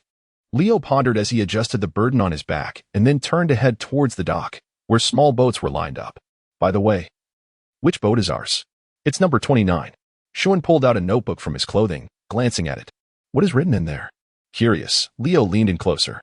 There was nothing particularly noteworthy, merely a map depicting the distribution of islands in the Western Sea. So, where shall we venture next? I am uncertain. In my opinion, it would be prudent to first seek out a more entertaining location and rest for a few days. After 3 arduous months of training on the island, we are utterly exhausted. As soon as he finished speaking, Shuan, Daski, and the boy named Lammer all directed their gazes toward him, as if to say, hardship? Are you not aware of your own circumstances? Leo, winky face, Chapter 14, the Quito Seaside Restaurant. I truly envy Leo. He has only been in training camp for 3 months, yet has already mastered the art of manifesting armament hockey on his face. Leo contemplated. Has it truly only been a little over 2 months since Daski's tongue had become so acerbic? Never mind, considering you are a girl, I shall overlook it. However, upon hearing this, Cheyenne genuinely believed him, his face displaying an expression of astonishment. Is it true, Leo? Have you really mastered the art of dominance? Leo, are you truly intent on stirring the pot? Indeed, I have mastered the art of intimidation. Might you demonstrate it for me? Lower your head. Upon hearing this, Cheyenne complied. Then, Leo turned his back and released a fart aimed at his head. 5 minutes later, ignoring the two elementary students grappling with each other at the stern of the boat, Dasky untied the ropes and raised the sails, steering the vessel forward. Before long, 2 days had passed. After sailing for a full 2 days at sea, Leo finally grasped the essence of true boredom. Remarkably, this was his inaugural maritime journey since his arrival in this world, though thankfully he no longer suffered from seasickness as he did in his previous life. Merely contemplating the vast ocean that occupies nearly 90% of this world was enough to induce discomfort. Over these 2 days, he had also grown somewhat acquainted with another boy in their group. Rammer, age 14 and a few months younger than Leo, shared a tragic backstory common among the trainees. Prior to arriving at the naval training camp, his hometown had fallen victim to a pirate raid, during which his father perished heroically while shielding him and his mother from harm. Shortly thereafter, his mother succumbed to a grave illness while fleeing, leaving him orphaned. It was indeed Rammer who had led the charge, calling out Leo's name during their fierce encounter with the wolf pack behind the training camp. He admired Leo's courage and often pondered whether, had he been braver that day, his father might have survived. How much longer until we reach our destination? I feel as though I might perish from boredom. Yes, indeed. How much longer, Dasky? Could you possibly hasten our pace? On the deck, Leo and Cheyenne lay prostrate on either side, shouting towards Dasky, who was at the helm. Dasky, no way. Dasky, you mustn't be upset. Mr. Walding once said that we should foster harmony and mutual understanding among companions. Yet these two layabout fellows do nothing but lounge around, wearing those insufferable expressions while pointing and whispering. It's infuriating. Ah, what is that? Suddenly, Rammer pointed toward the expanse of sea ahead. Upon hearing this, Leo, Dasky, and Cheyenne simultaneously turned their gazes toward the direction indicated by his finger. Before them, a magnificent and opulently adorned colossal vessel was slowly gliding towards their vicinity. A few moments later, as the ship drew ever closer, Cheyenne suddenly smacked his thigh in realization, exclaiming, "It is the Kurodo Ocean Restaurant from the West Sea." The Kurodo Ocean Restaurant? Upon hearing this, question marks began to appear above Leo's head. Are you all unaware of this? This is undoubtedly the most renowned culinary establishment in the West Sea. The owner, Cuter, is exceptionally skilled in crafting dishes from various marine realms. It is said that he once embarked on adventures in the Grand Line during his youth, Cheyenne exclaimed with excitement. The three exchanged glances, contemplating their next move. Shall we ascend and take a look? After your enlightening discourse, I find myself feeling a bit bloated. Oh no, rather, quite hungry, Leo remarked, wiping the drool from the corner of his mouth. However, Dasky interjected with concern, but do we have enough money? During this maritime assessment, Walden had allocated each team a mere 5,000 berries, and given the opulent decor of this restaurant, it seemed unlikely they could afford even a morsel. Rest assured, I have heard that Cuter's restaurant is famous for its exceptional quality at reasonable prices. There should be no issue, Cheyenne confidently assured them. Indeed, if it proves too exorbitant, we can simply depart. Leo echoed in agreement. Meanwhile, Dashi, who was also feeling a bit hungry, licked her lips upon hearing this and steered the boat closer. 10 minutes later, the restaurant staff responsible for receiving guests secured their vessel. As they stepped through the entrance, the other three youths, except for Leo, simultaneously widened their mouths, revealing expressions akin to country bumpkins entering the city. Before them lay an expansive space filled with no fewer than 50 tables, each occupied by patrons. A dozen waitstaff busily navigated the aisles, cradling an array of delectable dishes, the tantalizing aromas wafting through the air, evoking an insatiable appetite. Wow, did you see the menu hanging on the wall? They even sell seafood, exclaimed Cheyenne with palpable excitement. And there's sashimi, udon noodles, and buckwheat noodles. They even serve oden. Furthermore, the snacks and beverages displayed on either side are self-serve and complimentary. This restaurant seems to have something special about it. Leo pondered silently. However, upon glancing at the price, he was taken aback. A single bowl of noodles costs 1,500 belly. Is this not exorbitant? Dasky turned to Cheyenne, who, upon noticing the price, felt his previously excited demeanor swiftly diminish. Ah, with 4 individuals consuming 3 bowls of noodles, their funds would be depleted in no time, leaving them with over 20 days to endure. Perhaps, it would be best to reconsider? At that moment, Rommel interjected, stating that there was still plenty of dry provisions aboard the ship. If they reserved their funds for fruits and beverages, it should suffice. That would have to suffice. Let us depart then. With a slight grimace, Dasky and the others prepared to turn away, only to sense an unusual occurrence. Where has Leo gone? It appears he is over there. Shuin pointed towards a table near the restaurant entrance, where they spotted Leo, seated and jovially conversing with other patrons. Indeed, it was unmistakably Leo. Wow. Sister, you are stunning. Your skin is flawless. What is your secret to maintaining such beauty? Sister, you are so slender. Your figure is remarkable. When you sail out to sea, don't you worry about being swept away by the ocean breeze. Really?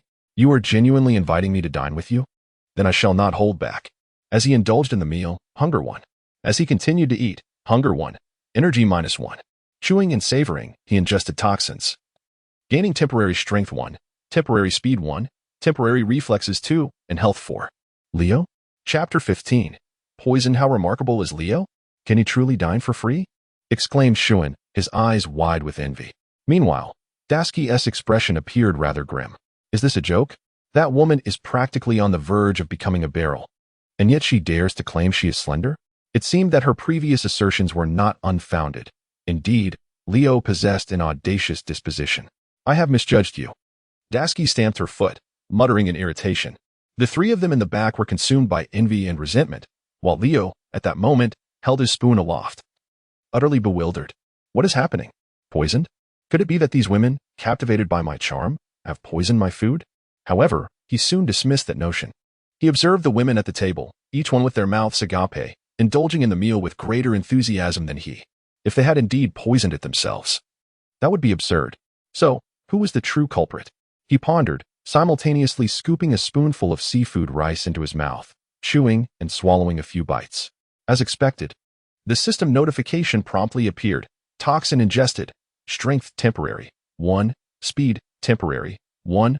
Reflexes temporary. 2. Spirit 2. Vitality 5. He took another bite. Toxin ingested. Strength temporary. 2. Speed temporary. 2. Reflexes temporary. 2. Stomach function 1. Spirit 3. Vitality 6. Leo. Indeed, there are truly some treacherous individuals who wish to harm me. Just as he was about to slam his hand on the table and shout, he noticed a large mouth pouting beside the dish. What are you doing? Leo stared at Shuin, bewildered. Let me have a taste too.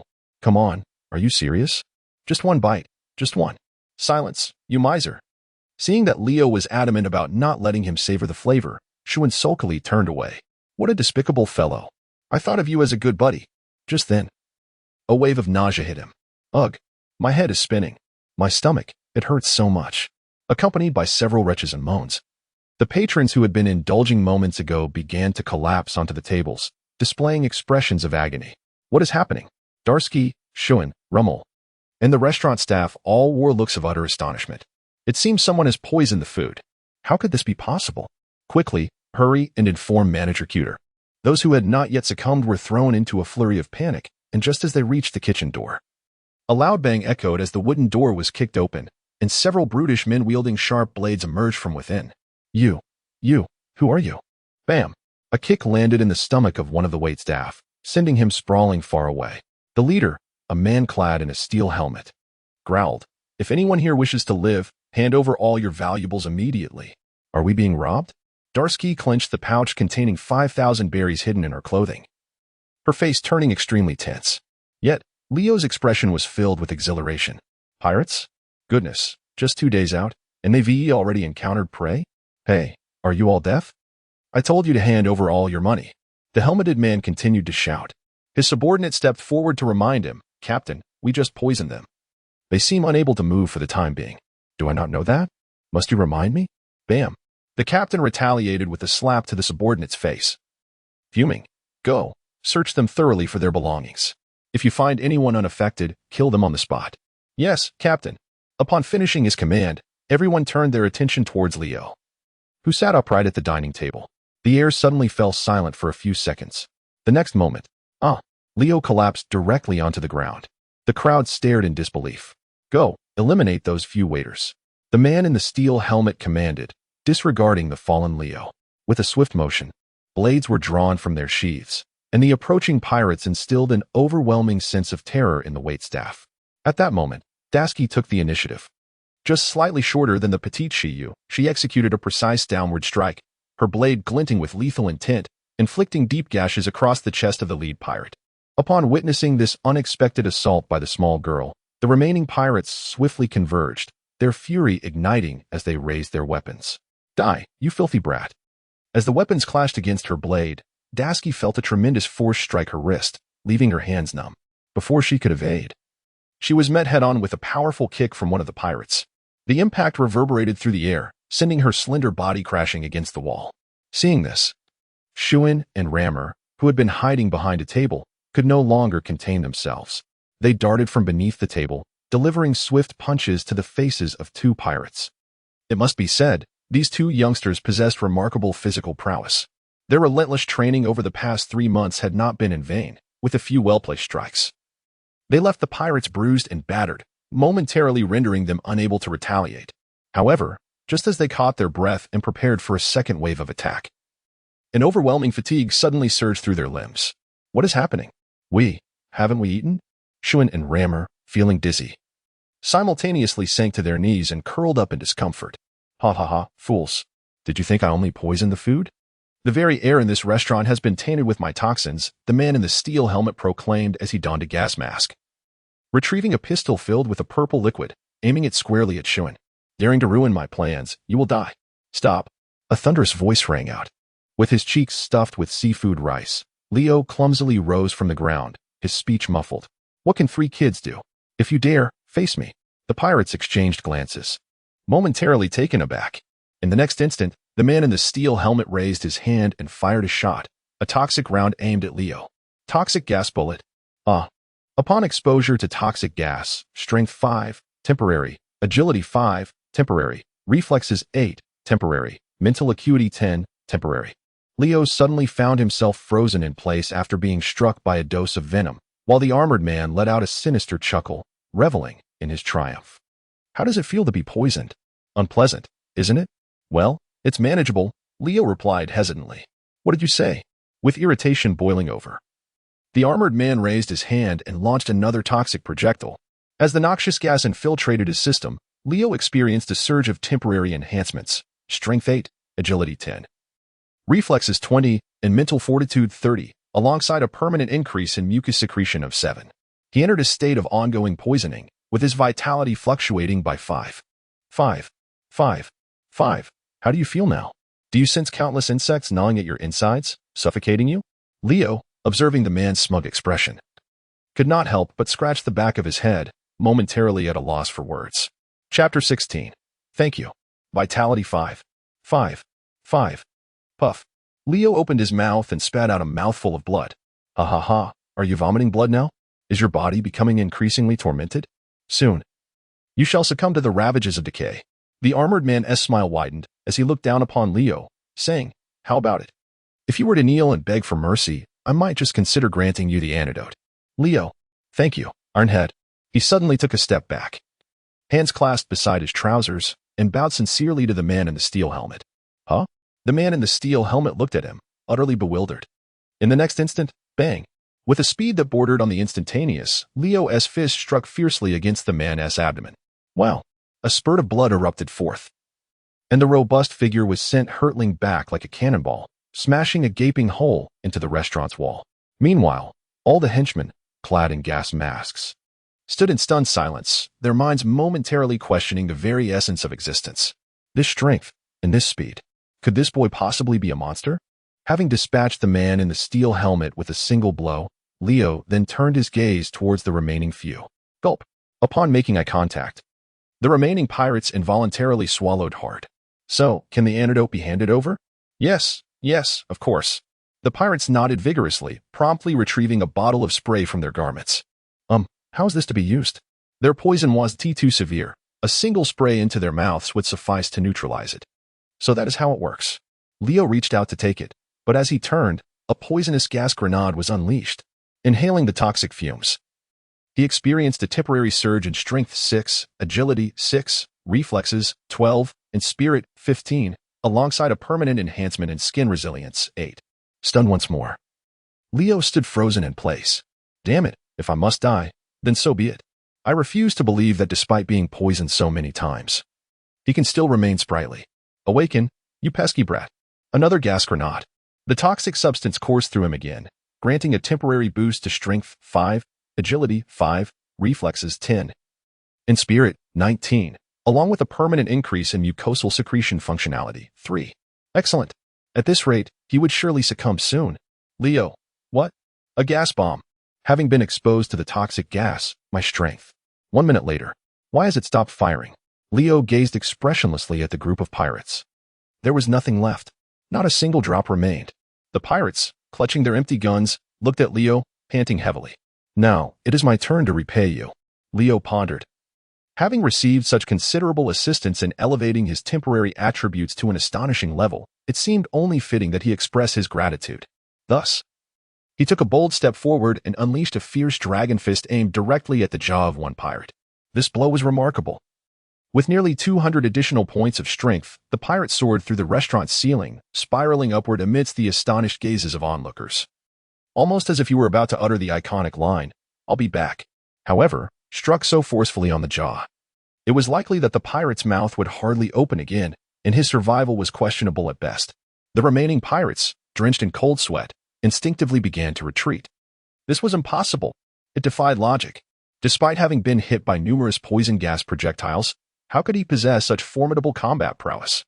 Had this young lad's constitution become so abnormal as to render him immune to toxins? Yet, what was the meaning of the blood he continued to spew? Vitality 5. 5. 5. 5. Damn it. Was this state going to persist indefinitely?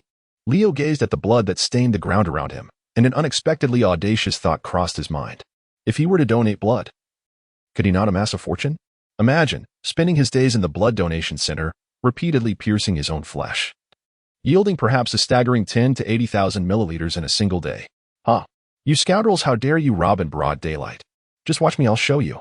At that moment, amidst the blood spewing from him, he brandished his powerful fists. Yet, in the blink of an eye, the remaining 5 pirates simultaneously collapsed to their knees, weeping profusely as they pleaded for mercy. Forgive us. This was all Captain Vic's idea. He insisted on robbing the floating restaurant and capturing more people for live experiments. Live experiments? Leo, who had been ready to deliver a punch to each of them, was momentarily stunned by those words. What on earth did they mean by live experiments? It's using living people to test the potency of gas bombs, one pirate answered, his tone betraying his guilt. Upon hearing this, Leo's brows furrowed in dismay. To use living beings for gas experiments? That armored man truly was deranged. After a moment's contemplation, he fetched some ropes from the restaurant and bound all 5 of them securely before hastening back to Darky and the others with the antidote in hand. A little over 10 minutes later, most of the patrons in the restaurant had regained their composure. Casting wary glances at the bound pirates sprawled on the floor like slaughtered pigs, their hearts brimming with curses. Meanwhile, Darky and Shuan exchanged worried glances with Leo, who was now drenched in a mixture of venom and blood, the grotesque combination of purple and red rendering him somewhat ghastly. Leo, are you all right? I'm fine, Darky. Shuan, now I understand why this seems so familiar. It's the steel helmet pirate crew from the West Sea, but why have they suddenly resorted to using poison? Outside the cabin, observing the bloodied and unconscious armored man on the ground, Lammer crouched in astonishment. The steel helmet pirate crew? At that moment, Leo and the others drew closer, intrigued. Indeed, this individual is none other than Yalevik, the captain of the steel helmet pirate crew, with a bounty of 3.8 million berries, a notorious pirate. Rummel continued. A bounty of 3.8 million? Is he truly a great pirate? On Leo's small head, numerous large question marks hung in confusion. He pondered that when Luffy first set sail, oh no, when he initially ventured into the sea, he was wanted by the world government with a bounty of 30 million. In comparison, this 3,800,000 seems rather paltry, does it not? However, both Tazaki and Shuan, upon hearing the figure of 3,800,000, could not help but gasp, their mouths agape, inhaling a breath of disbelief. As for the reason behind the metaphorical breath of poison, Leo glanced at his smoking garments and then at the disheartened Dasky and Shuan, who had once again collapsed onto the floor. He bowed and apologized. Damn it.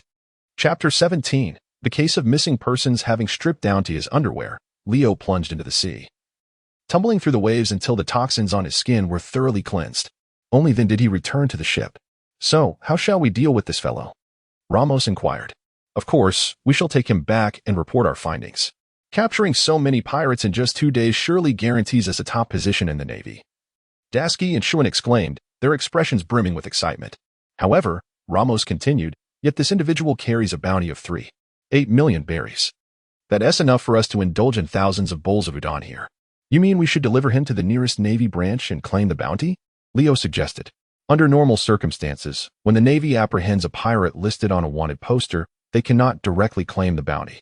The government typically rewards them with military honors instead. Although a bonus may eventually be issued as a form of subsidy, it seldom exceeds 30% of the bounty. After all, capturing pirates is part of the Navy's duty. Otherwise, would their fixed monthly salary and year-end benefits be given without reason?" At this juncture, one might ponder, if that is the case, why not become a bounty hunter? Bounty hunters can receive the full bounty, which surely surpasses the earnings of a Navy officer. Right? If such an idea crosses one's mind, it would be a grave misconception. Do bounty hunters receive a steady salary when they fail to capture pirates? Are they entitled to paid vacations? Do they have retirement benefits? The Navy does. Moreover, even in the process of claiming the bounty, there exist unwritten rules. This was something Walding inadvertently revealed during a lesson at the training camp. Although most bounty posters state dead or alive, if what is handed over to the Navy is a corpse, the bounty amount will be reduced by 30%. Additionally, the local Navy branch will siphon off 2 to 3% as their share. This means that, at times, a bounty hunter who valiantly defeats a pirate may find that the amount they can claim is barely 50% of the original bounty. Thus, unless one possesses truly exceptional abilities, serving as a Navy officer is far more stable and comfortable than pursuing a career as a bounty hunter. I believe it's unnecessary. That would be too troublesome. It is far better to bring him back and earn credit. When we officially become part of the Navy, it will also be easier to attain promotions and salary increases. Leo pondered for a moment before speaking again. He truly found the process of claiming the bounty to be overly cumbersome. Not only were the procedures intricate, but there was also the necessity for registration. Unless one sought assistance for a fraudulent claim, leaving a record could tarnish one's reputation, especially when aspiring to join the Navy.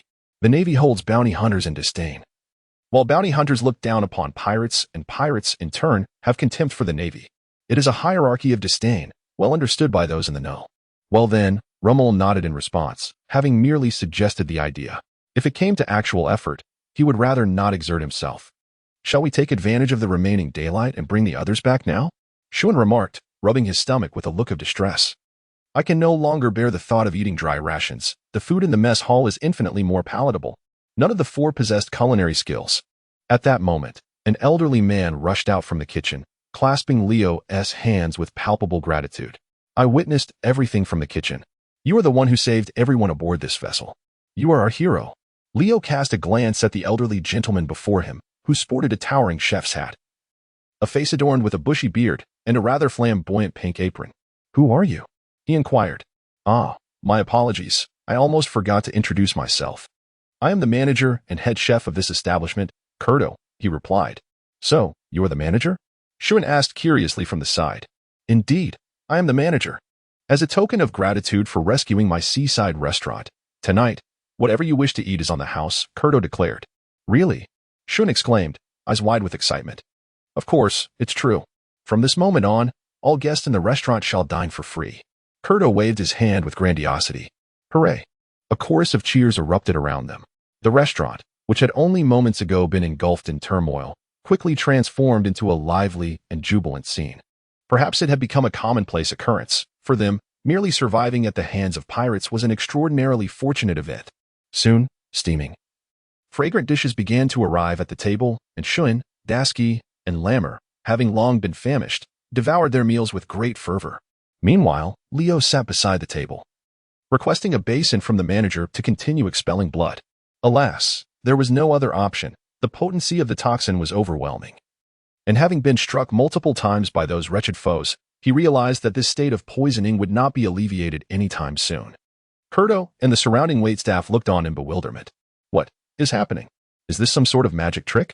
They wondered, gazing at the large basin filled with fresh blood, lost in contemplation. After more than 10 minutes, the state of poisoning was lifted. Hearing the notification in his mind, Leo belched, accepted a handkerchief from a server to wipe his mouth, just as two young men, seemingly in their early 20s, approached him. "Excuse me, are you the new naval recruit from the West Sea?" one of them asked. "How did you know?" Leo replied, surprised. Leo gazed at the two men, somewhat bewildered. "We happened to hear this from your companion," spoke the man donning a black round hat. "We are from the West Sea Branch 106. The individual you just defeated, known as Yale Vic, has been under our investigation for some time. They had originally come today to look into the steel helmet pirates, but unexpectedly found themselves ensnared during their meal. So, what now?" Leo returned the bloodstained handkerchief while casting a glance at the two individuals. "Do not misunderstand. We harbor no intention of usurping your accolades. However, there are certain matters that necessitate clarification with that individual," stated the man in the round hat. "What matters?" inquired one of them. "Recently, the 106th Division has received numerous reports of missing persons. We suspect that the captain of the steel helmet pirates, Yale Vic, may be involved," he explained. "I see." Upon hearing this, Leo propped up his chin, recalling that the pirate minions had mentioned their captain recently conducting experiments on living subjects. Chapter 18. Manati Island, let me have another bowl. Just one more. You've already consumed 27 bowls of seafood fried rice. You must surely be turning into a sea creature. Dasky tugged at Shuan's hands with all her might. Indeed, indeed. With such gluttony. Aren't you afraid of an upset stomach? Slurp. Lamore chimed in from the side. Before you utter such words, could you kindly set down the 30-second bowl of noodles in your hands? Dasky replied, visibly exasperated. These two food enthusiasts are fortunate that the training camp provides unlimited meals. Otherwise, with their voracious appetites, the meager salary of an ordinary private wouldn't suffice for their consumption in a month. Leo, you must come and manage them. Leo, in a state of languor, felt a surge in physical prowess.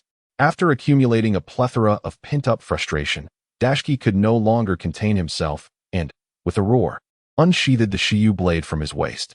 In the blink of an eye, Leo, Shuan, and Rummel stood to attention, forming an impeccably precise military posture before him. Dashki. By the way, what about it? Pittman, are you two the only ones here? Where are the other Navy personnel from the 106th Division? Leo turned his gaze towards the man in the round hat standing at the entrance of the restaurant. The man was named Pittman, and accompanying him was another naval officer named Fiss. The 106th Division had only dispatched the two of them to address this case of missing persons, while the rest showed little concern for the matter. In this era dominated by pirates, is it not common for civilians to be abducted and sold into slavery? If the Navy were to chase after each and every one of them, they would have no time for any other duties. As for why Pittman and Fiss were so invested in this case, there were two reasons. Firstly, they were both newly enlisted recruits in the 106th Division, having joined just 2 years prior and held the rank of private, eager to achieve some merit for promotion and a raise. Secondly, they could not bear to witness the pitiable and helpless expressions of the civilians who came to report their cases. Thus, they felt compelled to act. Leo curled his lip in disdain. If this interpretation holds true, persuading these two individuals to make a call for assistance appears to be a futile endeavor. Their salvation likely rests solely upon their own capabilities. Nevertheless, it is of little concern, for we have already gleaned the location of this individual as stronghold. If we proceed there now, rescuing the victims should prove relatively straightforward. The captain of the steel helmet pirate crew is currently in their custody. And even if there are still pirates stationed at the stronghold, they are likely to pose little threat. One can only hope that those who have been captured are still alive, Peter quietly prayed. Shortly thereafter, upon learning of the missing persons case, Dasky, Shun, and Rammer immediately expressed their desire to venture to the stronghold of the steel helmet pirate crew to rescue the hostages. Upon witnessing the situation, Leo could not possibly object. He shrugged his shoulders and, after bidding farewell to the restaurant owner, Curto, he boarded the vessel he had arrived on, carrying a plethora of gifts. Had not Professor Valding mentioned that the Navy was prohibited from accepting gifts from civilians? Yet, I am no longer with the Navy. Why then should I not accept them? Leo ignited a cigarette, holding it nonchalantly between his lips as he exhaled wisps of smoke, casting a serene gaze upon Dashki and the others. He remarked that this gesture was a token of gratitude, voluntarily bestowed. To refuse it would be to render the giver quite embarrassed. It seemed valid enough. Shoan and Ramo nodded thoughtfully at his words. At that moment, Pittman interjected, stating that even after becoming a member of the Navy, one would inevitably receive gifts to some extent. This, he noted, was an unwritten rule within the Navy. It could be said that in any conceivable circumstance, They could reap considerable rewards. Farewell, benefactor. Do visit the seaside restaurant again. All the delicacies will be on the house. Keto, the waitstaff. And a throng of rescued patrons stood at the edge of the ship, tears streaming down their faces as they waved handkerchiefs, bidding farewell to Leo and his companions. What splendid youths they were. It truly instilled a sense of reassurance knowing such individuals would join the Navy. By the way, Manager Keto, what is it? It seems the benefactor has forgotten to take his soiled clothes and trousers. A waiter held up the grimy garments, looking towards Keto. Keto responded, what is this fellow on about? Leo pointed towards the helmeted man, bound and gagged at the bow of the ship, and turned to Pittman. He uttered a plea for his release, vowing to mend his ways and forsake his life of crime. You can understand this? Nonsense, of course not. Yet, every time we capture a pirate, they utter similar words. Leo wore a look of sudden realization. Leo, could you please put on your clothes first? Aren't you feeling cold in just your underwear? Rammer gently reminded him. Well, it's manageable. I left my shirt and trousers at the seaside restaurant. Leo, with an air of indifference, reclined back onto the deck. Lowering his gaze, he beheld a well-defined 8-pack adorning his abdomen. Indeed, my arduous 3-month endeavor has yielded remarkable results. Dasky exclaimed, this wretched Leo, is he truly oblivious to the presence of a lady aboard this vessel? After a while, a voice broke the silence. Look. Ahead lies Menotti Island. The crew, upon hearing Pittman's words, rose to their feet, casting their gazes toward the horizon. Before them lay a flat expanse of land, devoid of any mountainous terrain, starkly visible at the meeting point of sky and sea. Is that the stronghold of the Steel Helmet Pirates? Accelerate, Dasky. Upon witnessing the situation, Leo hastily urged his companions. 5 minutes later, the vessel docked. Just as Leo was about to disembark, a sudden thought struck him. He turned back and stripped Yale Vic of his attire, including the steel helmet, before donning them himself. Only then did he feel a sense of satisfaction as he stepped onto the island. The outfit seemed somewhat oversized, remarked Lammer, glancing at Leo's ensemble. Upon hearing this, Leo raised his hand to glance at his drooping sleeves. I concur, he remarked. At the age of 14, he stood approximately 1.7 meters tall, while Yale Vic towered at nearly 1.9 meters, boasting a considerably more robust physique, making him appear even larger in his attire. Following closely behind pikemen and fists, they soon encountered a village nestled within the island's interior. In this village, numerous individuals were seen carrying firewood or traversing the uneven muddy paths with bamboo baskets in hand. This sight left everyone astonished. Is it possible that so many common folk reside on this island? Rummel questioned. Have we come to the wrong place? Just as Pikeman was about to approach someone for information, a few children at the village entrance caught sight of the newcomers and displayed expressions of sheer panic, shouting as they dashed back into the village. The Steel Helmet Pirates are back. The moment the words fell, the villagers, who had been meandering along the path, vanished in a matter of seconds. Chapter 19. Are you seriously calling yourself a hedgehog? What is the meaning of this? Are we really that intimidating? Shun scratched his head in confusion. In the next instant, everyone turned to gaze at Leo, who was wearing a steel helmet. Leo, please do not gaze at me in such a manner. It makes me feel quite bashful. Bashful, my foot. Remove your helmet. Rammer stepped forward and snatched the steel helmet from Leo's head, tossing it to the ground. Meanwhile, Dasky had successfully engaged in conversation with a small child from the village. Perhaps it was because she was a girl and exceptionally lovely that a timid boy, around 7 or 8 years of age, peeked out from behind a large tree, his curious eyes fixed on Dasky. Adjusting her glasses, Dasky approached with a smile and inquired, Little one, what troubles you? Why did you run upon seeing us? Big sister, are you not a pirate? Oh no, Big sister is not a pirate. She is a Navy officer. Really? At this revelation, the boy's eyes sparkled with excitement. Navy sister, please save my mommy and daddy. They have been captured by that chubby villain. Within the village, upon learning of the Navy's arrival, the previously hiding villagers began to emerge from their homes, gathering around Dasky and her companions. Are you truly Navy officers? Has the government sent someone to rescue us? Their faces were alight with hope, but as they caught sight of only Pickman, Fiss, and Leo, their expressions shifted to confusion. Is there no one else? For the moment. It is just us, Pickman replied, adjusting his round hat, his gaze resolute. However, even with only our small number, we shall bring justice to the pirates on this island. With a sigh, the village chief responded, I think it may be best to reconsider. You cannot possibly contend with him. Why? Shuan asked, perplexed.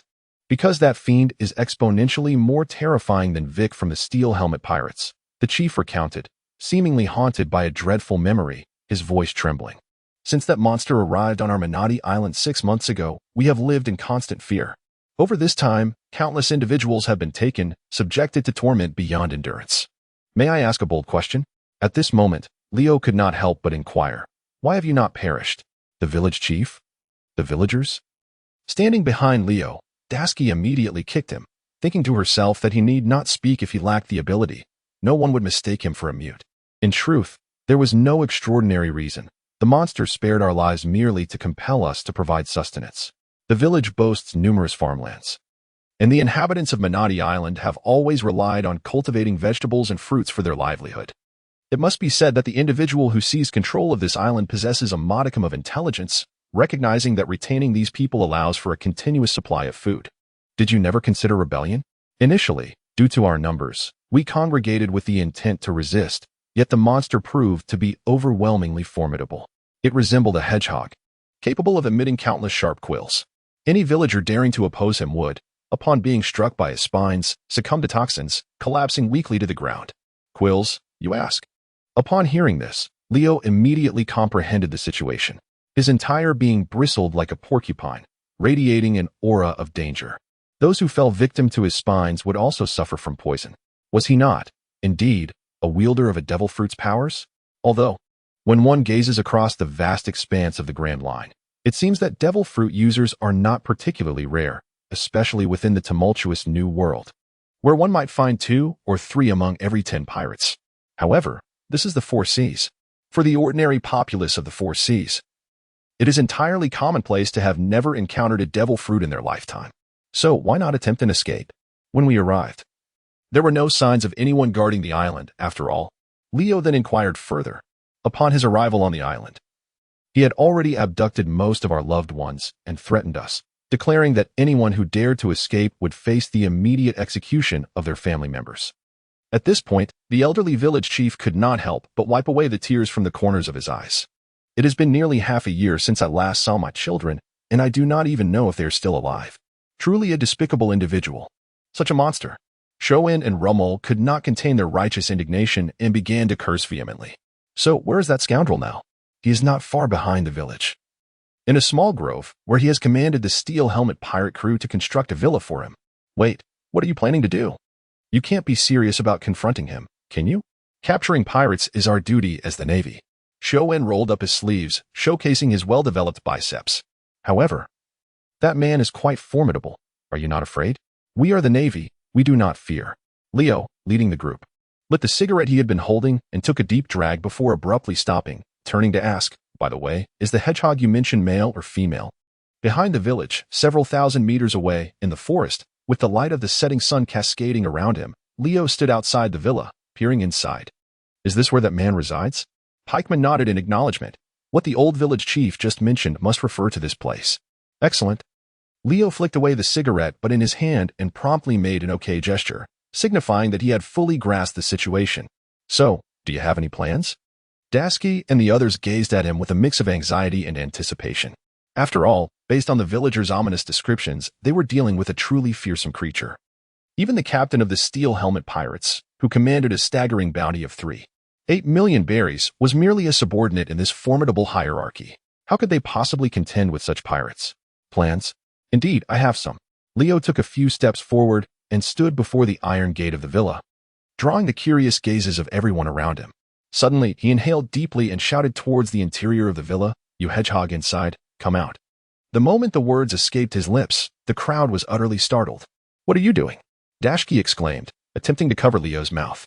At that very moment, a stout figure with golden hair, clad in pink pajamas, unexpectedly appeared in the villa's courtyard. Which fool is seeking death? The tension escalated, Pickman and Fiss, clutching their hair, recoiled in terror.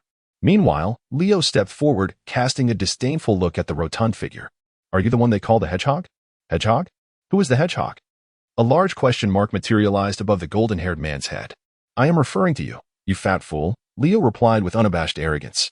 "Who are you calling a fat fool?" The golden-haired man fumed, and his round belly sprouted numerous sharp quills. "Quick, take cover. Getting pricked will surely turn you into a beehive." Upon witnessing this, Shuin and the others widened their eyes and hastily hid behind a tree trunk. Just then, a voice rang out, "Wait." Leo withdrew his raised fist, perplexed. "What do you mean?" The blond, portly man, equally poised for confrontation, was taken aback. "Are we going to fight or not? I'm on the verge of bursting with anticipation. Retracting now would be quite troublesome. The door is still closed." Leo pointed to the iron gate before them. "Oh, my apologies." The blond man scratched his head, offered a brief apology, and promptly approached to dismantle the lock on the iron door.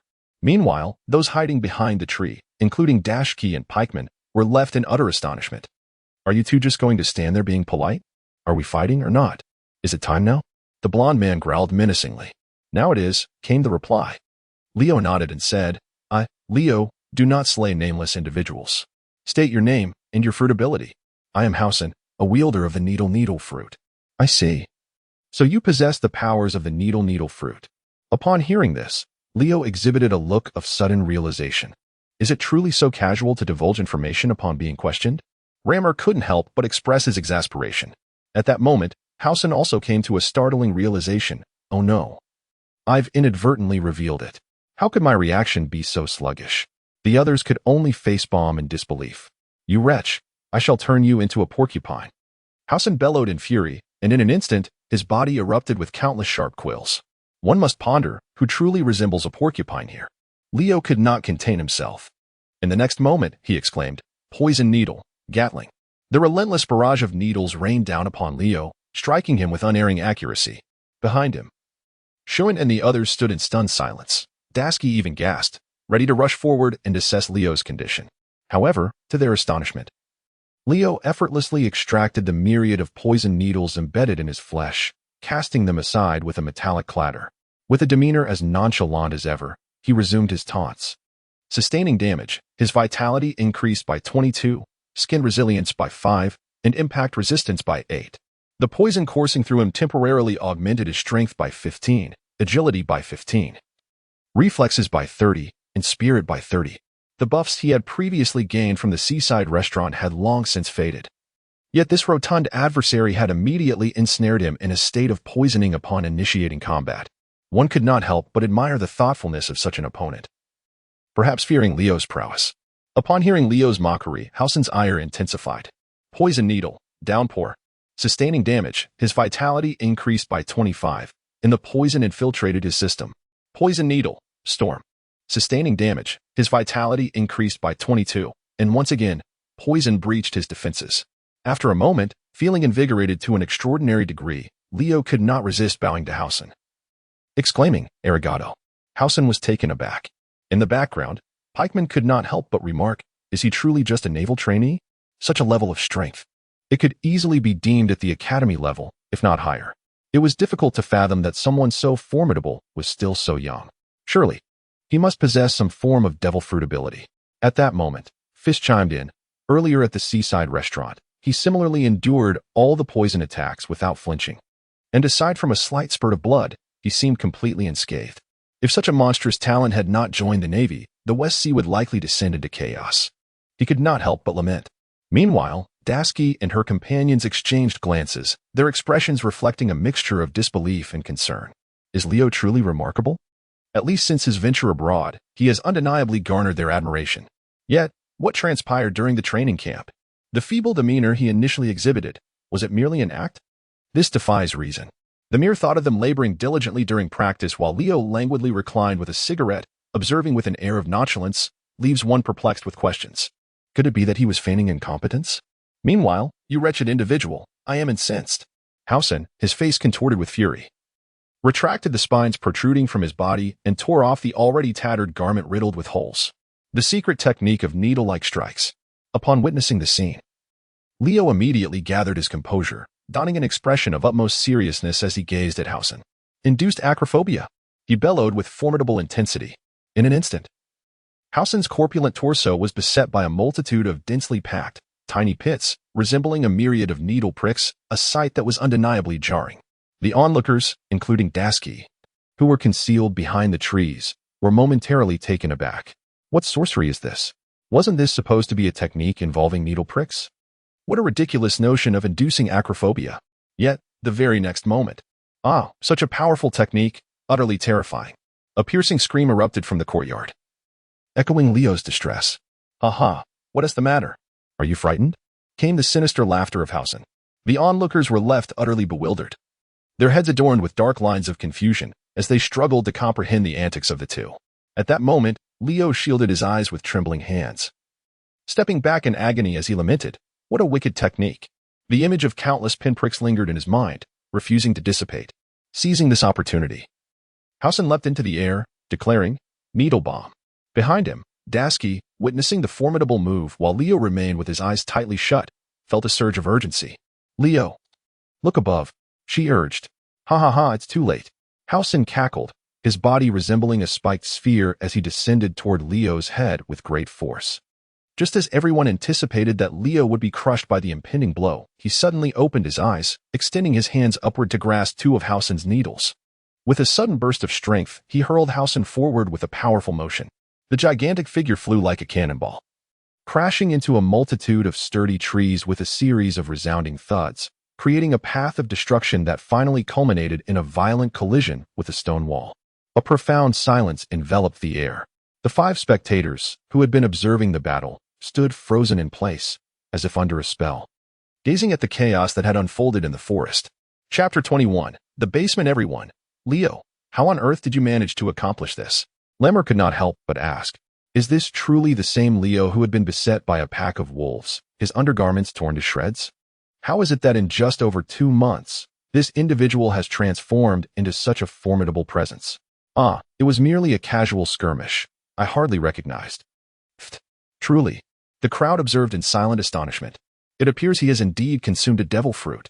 Furthermore, the side effects render him prone to coughing up blood. Lammer and Schuen exchanged contemplative nods. However, Leo was acutely aware of his own capabilities, despite having diligently rested for 3 months in the training camp. Significantly enhancing his physical attributes and resilience, it was merely impressive when viewed in the context of the 4 Seas. To put it bluntly, in his current state, should he find himself in the New World, even a pirate with a bounty exceeding 100 million could easily overpower him. Take the recent battle as an example. Were it not for Hausen administering layers of venomous buffs before the fight commenced, victory would not have come so effortlessly. Meanwhile, Pickman and Fiss had approached to assess Hausen's condition. TSK, TSK, TSK. That was quite ruthless. Had this portly fellow not been robust, he likely would have succumbed by now. As they spoke, their gazes towards Leo grew increasingly filled with admiration. "Hey, come quickly." Lammer's voice suddenly echoed from within the villa. What happened? Schuen and Dasky hurriedly rushed over. What they encountered next left them all in a state of bewilderment. "What is going on here? Are you all on vacation?" Lammer asked, his lips twitching. Inside the expansive villa hall, there were at least 40 to 50 men, women, and children, each holding a glass of red wine, reclining in utter leisure as they admired the scenery outside. Wait a moment. Lammer and Schuen exchanged glances at the villa's transparent windows. "So you lot have been watching the show from inside all along? Have you located the hostages?" At the entrance, Leo, smoking a cigarette, joined them. He glanced around the hall filled with reclining figures. "So, could someone kindly explain to me what is happening here?" Having secured Hausen and the members of the Steel Helmet Pirates, Leo surveyed the crowd in the villa. "You are all villagers from Manati Island, correct?" "Indeed." The crowd nodded in unison. "You were all captured by this rotund fellow?" The middle-aged woman at the forefront nodded slightly, only to shake her head soon after.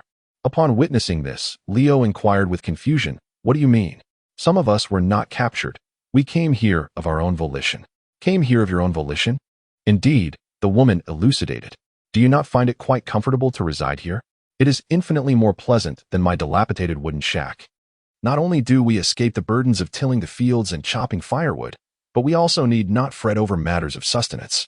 Moreover, the most significant aspect is that all the inhabitants here are familiar faces. Conversing with them is a delight. I truly adore this place. Leo, it is utterly absurd. Akin to a wayward child returning home, imploring his mother to let him in. The sentiment is shared among the other captives within the villa, including the parents of that little boy I encountered upon my arrival in the village, who voluntarily rushed into this mansion earlier today. In essence, those residing here are nothing more than a collective of individuals seeking to reap rewards without exerting effort. And yet, you choose to sustain them instead of opting for their demise?" Leo glanced at the already awakened Hausen and suddenly felt that this plump man did not seem to be a villain after all. Who else would generously provide sustenance to such a large group of hostages, who could essentially be deemed utterly useless? At that moment, Housen, with a bruised and battered face, mumbled incoherently, "No, one must not take a life." Huh? Leo and the others wore peculiar expressions, pondering the stark contrast between the chaotic skirmish they had just witnessed and the current situation. The multitude of venomous needles that had filled the air would have surely transformed an ordinary individual into a mere sieve. After further inquiries, the group gradually grasped the unfolding circumstances. It turned out that Housen was entirely oblivious to the events transpiring on Menotti Island. He had merely followed the orders of the helmeted man, tasked with escorting the hostages to the villa. Moreover, this corpulent figure appeared to be a rather pitiable soul, having been abandoned by his parents at birth and raised amidst refuse throughout his childhood. It was only at the age of 14, driven by hunger, that he inadvertently consumed a devil fruit and fortuitously crossed paths with Yale Vic, who had recently formed his pirate crew. The subsequent events echoed the essence of Whitebeard's legacy. Lacking parental figures from an early age, when Vic sought to recruit Housen aboard a ship, professing his intent to assume the role of a father and provide the warmth of family, the 14-year-old Housen was reduced to tears.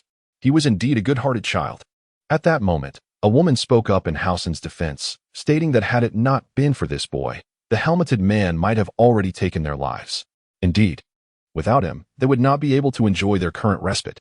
Leo, so you are fully aware that you are indulging in a life of ease at the expense of others? Never mind. This rotund fellow is hardly deserving of pity. Why should it concern me? After all, they are all part of that steel helmet pirate crew, so why not take them all away together?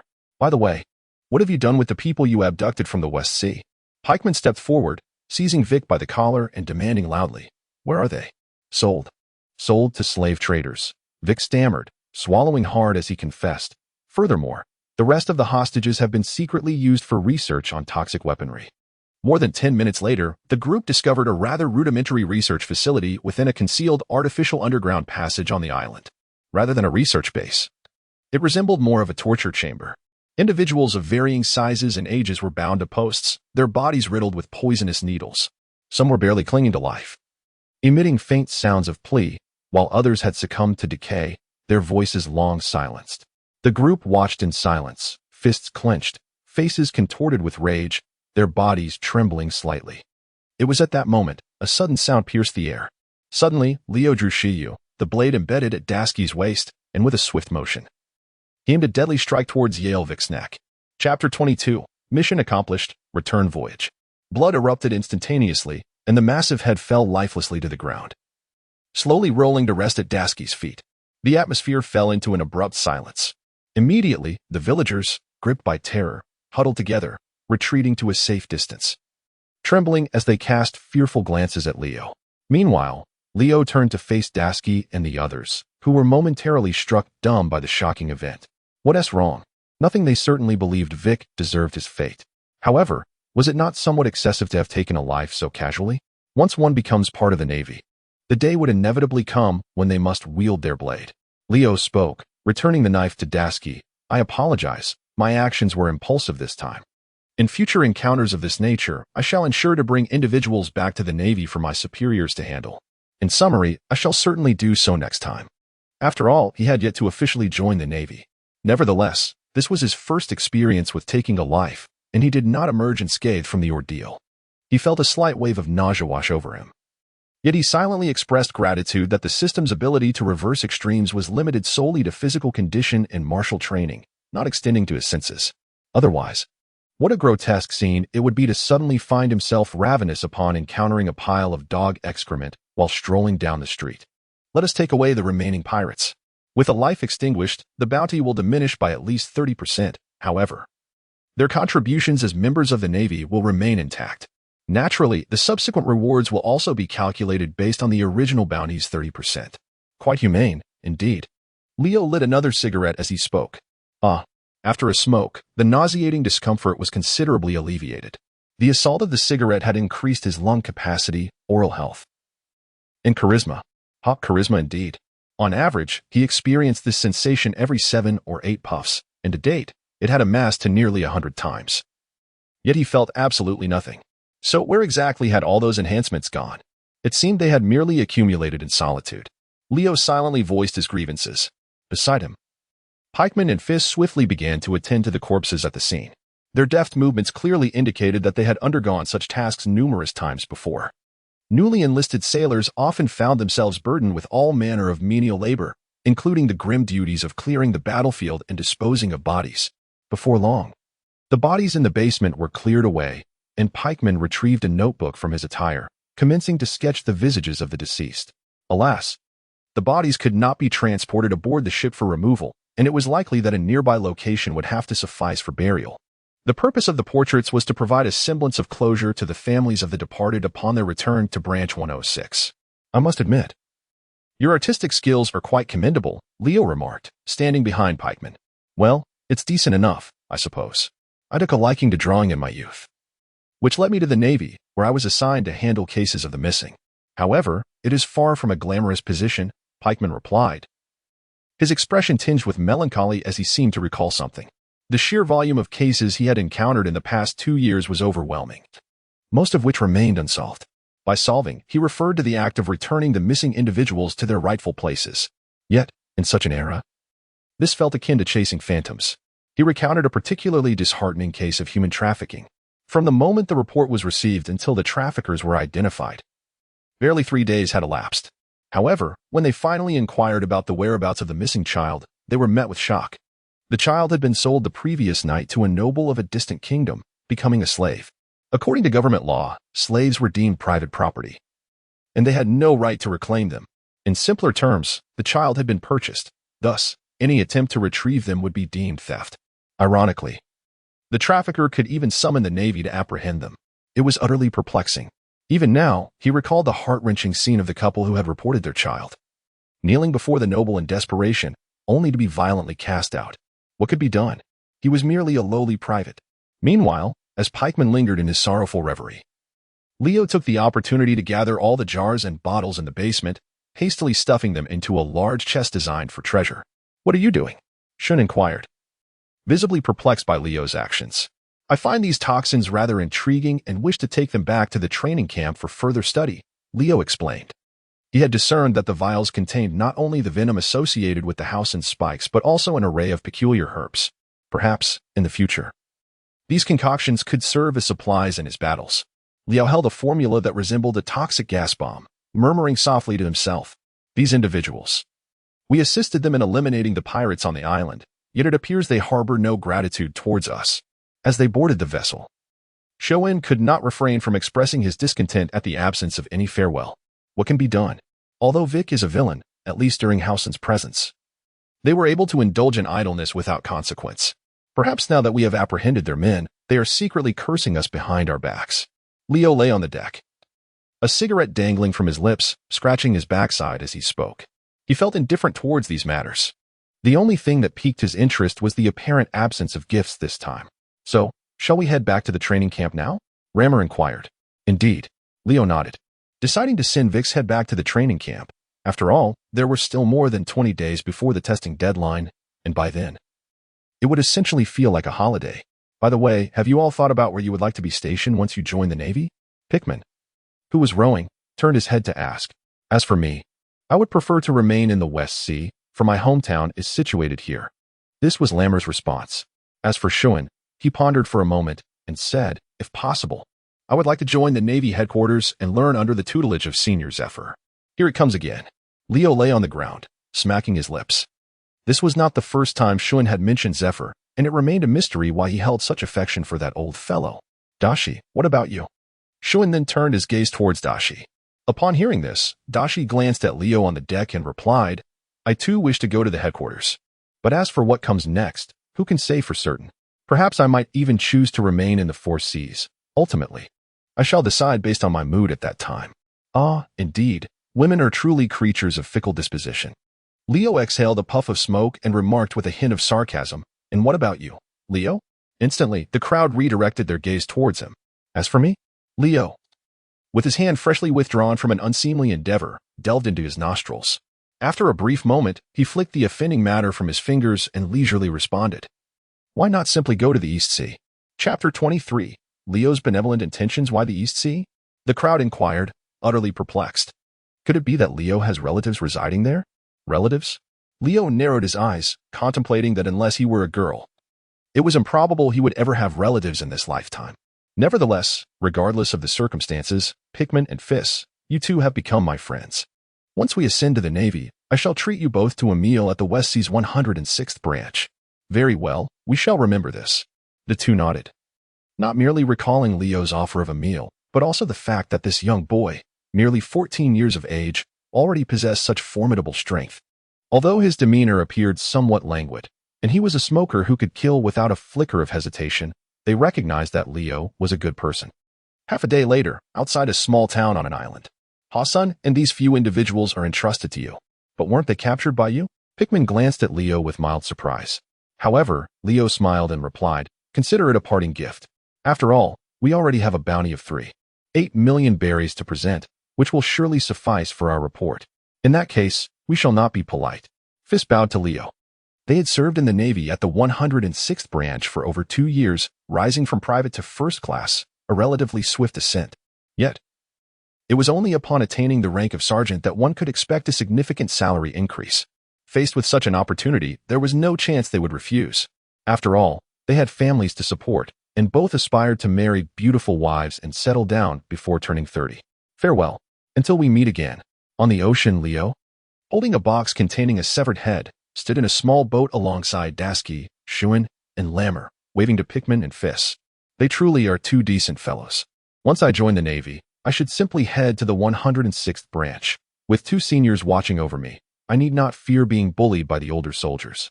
Lammer mused, gazing longingly at the sails gradually disappearing over the horizon. Let us return home. At this moment, Leo uttered a phrase, then promptly collapsed backward. Landing on the deck in his signature pose, set sail. What? A bounty of 3.8 million on that sea pirate? You foretook him down? 3 days later, in the West Sea, at the Navy training camp, Valding gazed at the box cradled in Leo's hands, his mouth agape, causing the cigarette he had been holding to fall to the ground. Indeed, to be precise, it was Leo. It was the collective effort of the 4 of us, united in purpose and collaboration. Before Dasky could finish her sentence, Leo interrupted her. The 3 of them exchanged puzzled glances. Leo continued, at that moment, the situation was dire. I unwittingly ingested a lethal poison hidden in the food, and it seemed I was on the brink of coughing up blood and meeting my demise. It was Dasky who, with unwavering resolve, drew her little night rain and intercepted the enemy's attack. Meanwhile, Schuin and Rummel fearlessly engaged in a fierce struggle with the pirate's subordinates. Leo spoke incessantly, akin to a storyteller, effortlessly portraying Dashki and the others as the main players, while he himself seemed to have merely dipped into the narrative. This left his 3 companions utterly bewildered. What was happening? Schuin cast a furtive glance at Rummel, who wore a similarly perplexed expression. However, Dashki, upon observing Leo's silhouette, wore a complex expression. So this is how it is. After a considerable pause, having listened to Leo's vivid recounting, Walding couldn't help but nod approvingly, exclaiming to Dashki and the others, truly, you are worthy students of mine, having accomplished such a significant feat right after setting sail. Excellent, splendid. Therefore, I hereby declare that you have successfully passed this assessment. Walding took the box from Leo's hands, glanced at the head of the notorious pirate Vic resting on ice within, and continued, you have captured a pirate worth 3.8 million berries. Now, tell me, where would you like to serve? At this level, even the Navy headquarters is within your reach. Sir, may I inquire if it is possible to join the elite class at headquarters for further training? Leo raised his hand. The elite class, you say? Walding arched an eyebrow at this, considering it. While it was not impossible, the elite class traditionally only accepted the most gifted naval recruits from various branches. To send someone who had just passed the training camp test, without even officially joining, directly to the elite training program. This was rather unprecedented throughout history. Sir, Dashki and Schuin were the main force in defeating Yale Vic. I believe they are indeed among the most talented individuals, Leo interjected once more. At this, Dashki and Schuin simultaneously turned their gazes towards him. It was as if a soothing balm had been applied to their temples, their minds suddenly clear and enlightened. So that was it. Leo's earlier words were meant to support our dreams. Previously, while on the ship, Schuin had confided in Leo his desire to follow the esteemed Zephyr at the Navy headquarters. And Dashki had also expressed her wish to further her studies there. Did he truly remember our casual conversation so vividly? Schuin's eyes shone with intensity as he gazed at Leo's back. and a wave of emotion surged within him, nearly bringing him to tears. Leo, I am profoundly grateful for your heartfelt efforts.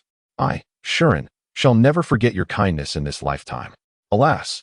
Meanwhile, the gaze that Dasky directed towards Leo became even more intricate than before. Feeling an itch at the back of his head, Leo turned to glance behind him. How peculiar. Why are these two staring at me? Have I said something amiss? In the meantime, you were correct. Valding nodded thoughtfully, and after careful consideration, he remarked, I shall report this matter to headquarters. I believe that with my assistance in making introductions, it is quite possible to elevate both of them directly to the elite class. After all, he held a degree of confidence in his own reputation. Thank you, teacher. Leo bowed respectfully to Walding. And what about you, Leo?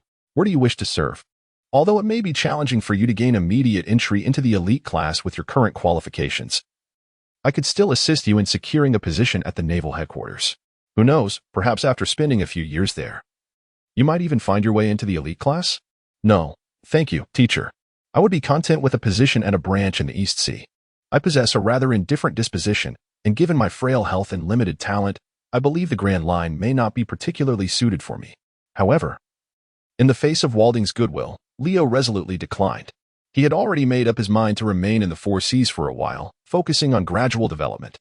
As for why he chose the East Sea, it was not due to the presence of prominent figures like Luffy or Zoro, but rather because of the East Sea's remarkable safety. Renowned as the weakest sea among the Four Seas, where could one find a place more secure than this? Furthermore, if he were to join the headquarters or enter the elite training class, how would he find the opportunity to indulge in leisure?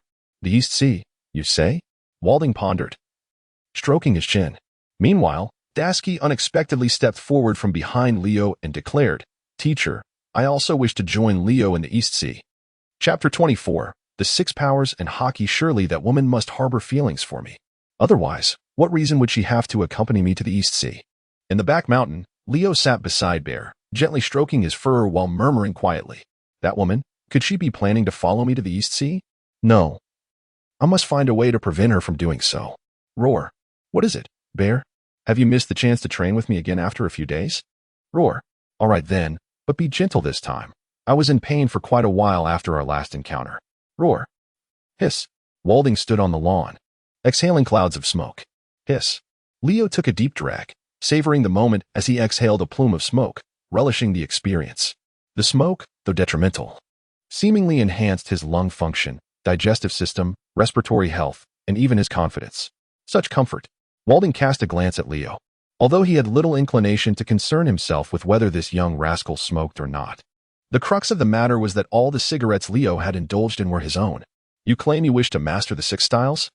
Walding clicked his tongue and remarked to Leo, who lay sprawled on the grass. Yet, considering your disposition, I highly doubt you will succeed in learning them. How will you know if you don't give it a try?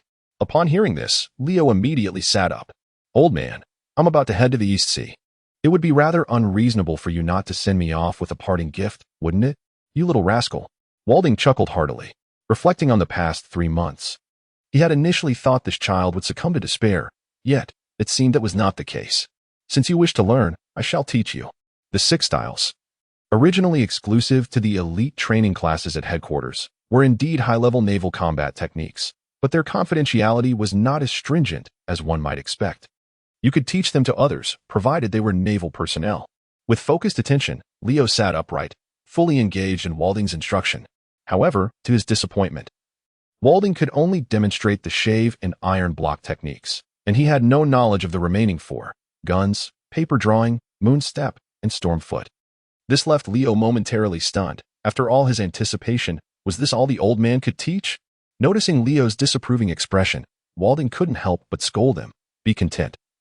You little brat. Mastering just these 2 skills is enough for you to study for several years. Surely you aren't implying it took you years to learn just shave and iron block? That can't be true. Surely not. I heard that KB learned shave in merely a few months. Was this a reflection of the disparity in talent between students? Or perhaps a difference in the quality of teaching? Ahem, if you don't want to learn, then I want to teach you. No. Please, Walding Sensei, I was merely jesting. That shave technique you just performed was truly magnificent, like a donkey kicking with such force. Leo hurriedly pulled back the departing Mr. Walding. Walding, so? How exactly is this technique executed? It is a unique method of exertion. Mr. Walding lit another cigarette and began to formally explain the principles to Leo. The technique, referred to as shave, involves executing dozens of rapid foot strikes against the ground within 0.36 seconds, harnessing the resultant reactive force to achieve high-speed displacement. To the untrained eye, it appears as if one has vanished in an instant, leaving no trace of their presence. Mastery of shave requires one to enhance their physical capabilities to an exceptionally formidable level. This is why I previously mentioned that it is still too early to teach you the 6 styles. Generally, only those with a physical prowess exceeding 200 can begin to grasp the essence of the 6 styles. In Walding's estimation, to proficiently master a skill like shave, one must possess a physical prowess of at least 500. Thus, individuals within the Navy whose prowess surpasses 500 are regarded as superhuman. As for Leo's current prowess, Walding glanced at Leo, who was fervently lifting his legs in place, estimating that, given the lad's training regimen over the past 3 months, he likely possessed no more than 10 points of prowess. After all, even the most ordinary naval soldiers have similar capabilities. Yet, mere minutes later, taking a deep drag of his cigarette while seated on the ground, Walding's expression shifted slightly as he observed the fool's antics. How could it be? In such a short span, has he already grasped the specialized exertion technique of shave? He gaped in disbelief, the cigarette but tumbling from his lips once again. Meanwhile, you have completed a practice of shave, proficiency -1. Leo, WD and MD. Just as I felt I had grasped a hint of mastery, you present me with this information? Damn it. I'm done practicing. Let those who wish to continue do so. Cursing under his breath, he reclined back onto the grass, adopting a classic slouch. In this state of lethargy, his physical attributes increased by 1 for both fitness and stamina. This is indeed a comfortable approach, requiring no effort whatsoever. He had suspected early on that, after his cultivation methods had undergone a dramatic reversal, attempting to practice the 6 styles using conventional means would likely lead to situations like the present one. However, while one could enhance swordsmanship through reverse throwing to increase proficiency, what about the shaving technique? Surely, it was absurd to think he would tread the ceiling while others trod the floor? Just contemplating it felt ludicrous. Thus, it seemed I am truly destined to be estranged from the 6 styles, he murmured to himself. Unbeknownst to him, the gaze of Walding upon him was filled with regret. What a shame. Such a promising talent, yet his character is far too indolent. How long has he been practicing? And already he lies down to rest again. With such a disposition, he is destined to never become a formidable force. Shaking his head, he turned and walked towards the cafeteria. Meanwhile, Leo pulled out a cigarette, lit it, and took a deep drag. As the smoke invaded his lungs, his pulmonary function increased by 1, oral health by 1, cardiovascular health by 1, and domineering presence by 1. Ding. Domineering presence reached 200. Successfully activated skill, armament hockey, beginner. Successfully activated skill, observation hockey, beginner. Leo, Chapter 25, Onboarding, Part 1. It turns out that smoking truly enables me to embody an air of dominance. A flicker of joy crossed Leo's face, as the negative emotions stemming from his recent training dissipated in an instant. Glancing around, he noticed that Walding had vanished without a trace. He then attempted to summon his armament hockey. In the next moment, his fist was enveloped in a layer of glossy black, visibly enhancing its power. With a sudden force, Leo struck a nearby tree. The impact was thunderous, sending splinters flying, and a large crater appeared instantly on the sturdy trunk. Is the basic level of armament hockey already this formidable? What about the advanced level? The master level? The king level? Oh, the system did not specify the highest rank. Well, that is of no consequence.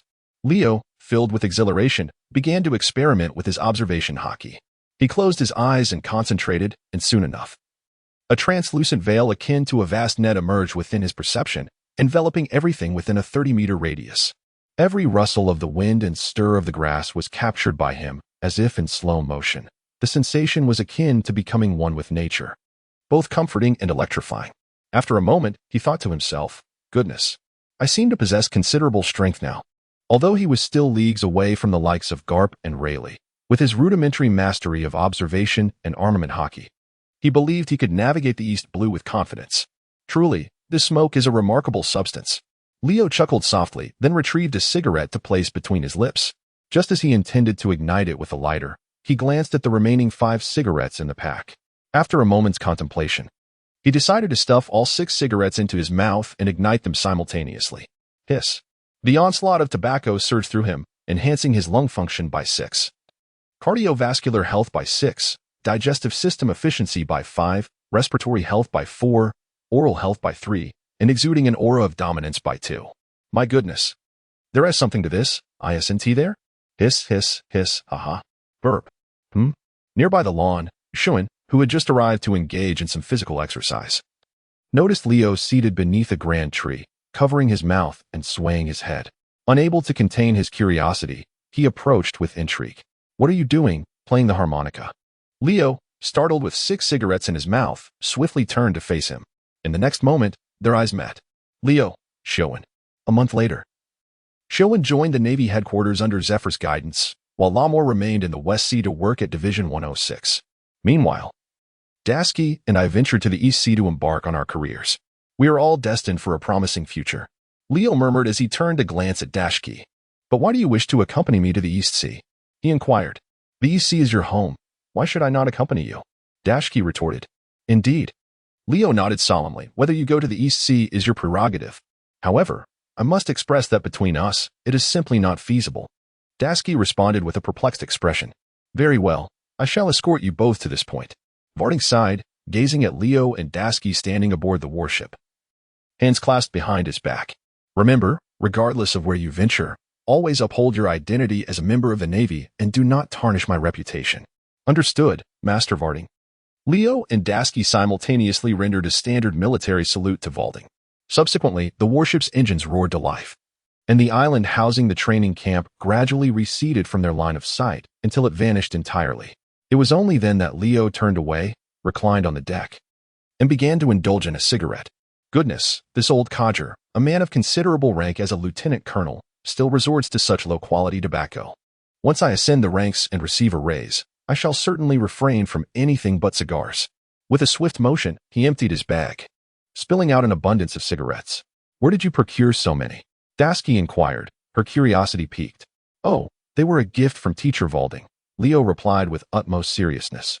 Surely they cannot be stolen? How could you even suggest such a thing?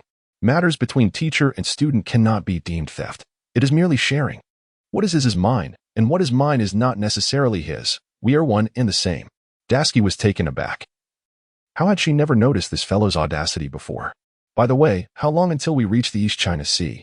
Approximately 4 to 5 days. So soon? Leo was somewhat taken aback. Did he not recall that, due to the peculiar phenomenon of the doldrums in the world of pirates, it was exceedingly difficult for ships to venture into other seas? At that moment, a senior naval officer responsible for guiding them to the East Sea chuckled and clarified. Of course, it's swift. Our naval vessels have undergone specialized modifications, equipped with the most advanced propulsion systems in the world, allowing them to navigate anywhere effortlessly. Thus, traversing the doldrums to head directly to the East Sea is a trivial matter. Now it made sense. He pondered. If he were to rise in rank and command his own warship in the future, would that not allow him to return occasionally to? Oh no. He meant to visit Teacher Varding? Such thoughts filled his mind. Soon, 5 days passed. We have arrived, announced the soldier steering the ship, pointing towards a town ahead. This is the port town of the East Sea. Upon hearing this, Dasky rose to disembark, while Leo gazed at the town ahead, tilting his head in confusion. How strange. Why did this town seem so familiar? Wait a moment. Leo inquired of a naval soldier ahead. What is the name of this town? Shears Town. Why? Is there a problem? The sailor replied. A moment of silence ensued. Shears Town. Wasn't that the very place where Luffy encountered Zoro when he first set sail, inviting him into his pirate crew? If that is the case, 20 minutes later, in front of the naval base in Shears Town, Leo glanced up at the 3 digits inscribed above the base, 153. Indeed, the 153rd Division of the Navy, the location where Zoro made his entrance.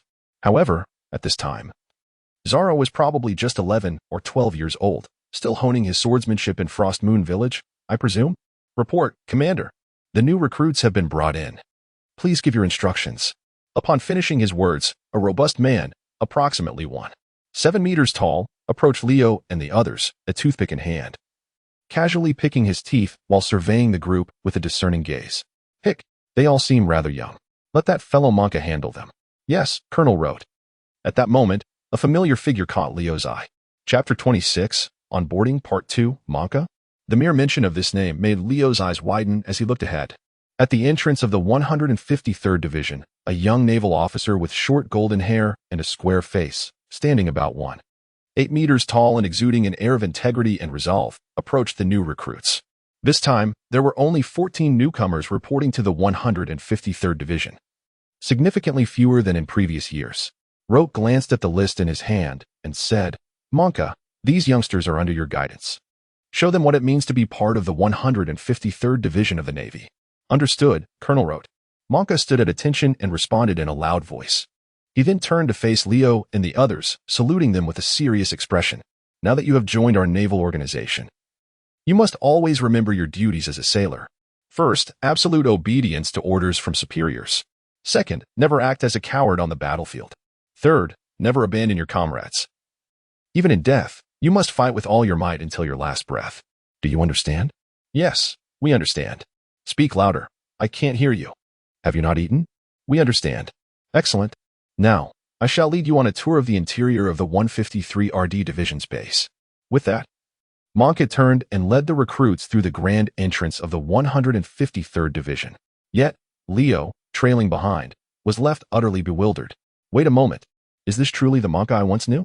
Could it be that this fellow is merely putting on an act? With such thoughts swirling in his mind, Leo quickened his pace to follow along. At the forefront of the base lay the training grounds where we convened each morning for our drills. Naturally, this was also the site where the most heinous pirates, captured by our branch, would face their justice. Not every pirate finds their way into the confines of Impel Down. Various branches establish their own cells to detain those without bounties or those deemed less dangerous. After all, the vast ocean is teeming with pirates. And if all were sent to Impel Down, that place would surely be overwhelmed. Adjacent to the training grounds is the mess hall. As members of the Navy, we are granted 3 meals a day free of charge, allowing us to feast as we please, with the intention of ensuring we are well nourished for effective training in the pursuit of East Blue's pirates. Monka, leading the way, gestured towards the building to the right of the mess hall, which serves as the main base of Branch 153. The first floor houses the armory, the archive, the finance office, and the conference hall, while the second floor is reserved for the accommodations and offices of higher-ranking officials. Colonel Rogter's office is situated in the innermost part of the second floor. Of course, if there are no pressing matters, it is best to refrain from disturbing Colonel Rogter, as he is exceedingly busy, tasked with reviewing and approving a myriad of case files each day. Lastly, behind the main base lies your dormitory. The group followed Monka's pointing finger, discovering a series of well-constructed buildings neatly arranged within the confines of the base's wall. Each structure appeared to be about 4 stories high, reminiscent of the elegant apartments Leo had resided in during his previous life. Among them, 2 buildings stood apart from the others, unmistakably designated as the female dormitory. You may now proceed to the duty room in front of the dormitory to collect your room keys, after which you can enjoy a meal at the mess hall and take a moment to rest. This afternoon, I will arrange for someone to escort you to receive your Navy uniforms. Dismissed. Yes, Commander Monka. With those words, Monka turned and departed, while the new recruits exhaled in relief and made their way towards the dormitory area. At that moment, Dasky sidled up to Leo and remarked, "Leo, don't you think that Commander Monka bears a striking resemblance to Teacher Valdin? They both seem quite upright." "Is that so?" Leo blinked his eyes. "Do you not think so? Well, it's tolerable, but this fellow has the appearance of someone who would never smoke, and I find that rather unappealing."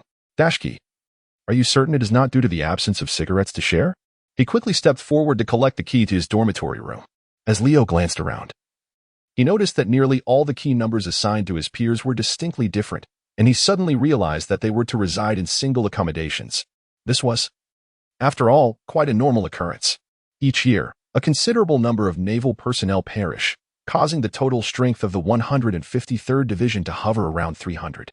Moreover, a small fraction of the Navy is reassigned elsewhere, and only about 10 to 20 new recruits join at any given time. Even if the higher-ups wish to expand the dormitory, there would be no one to occupy it, would there? This also serves as a testament that, in this age rampant with piracy, life in the Navy is far from the leisurely existence that many envision. A moment's inattention could very well result in a sailor's demise while patrolling these treacherous seas. In fact, the casualty rate among the Navy and the Grand Line is exponentially higher. This is a primary reason why Leo chose to remain in the 4 seas. Leo, a private second class, earns a monthly salary of 80,000 berries. After dinner, outside the finance office, Leo, having just received his uniform, fell into deep contemplation. How much is 80,000 berries? He recalled that the author of One Piece, Oda, once stated that berries in the pirate world are equivalent to Japanese yen. So what is the exchange rate of yen to Chinese renminbi? It seems it is approximately 1 to 0.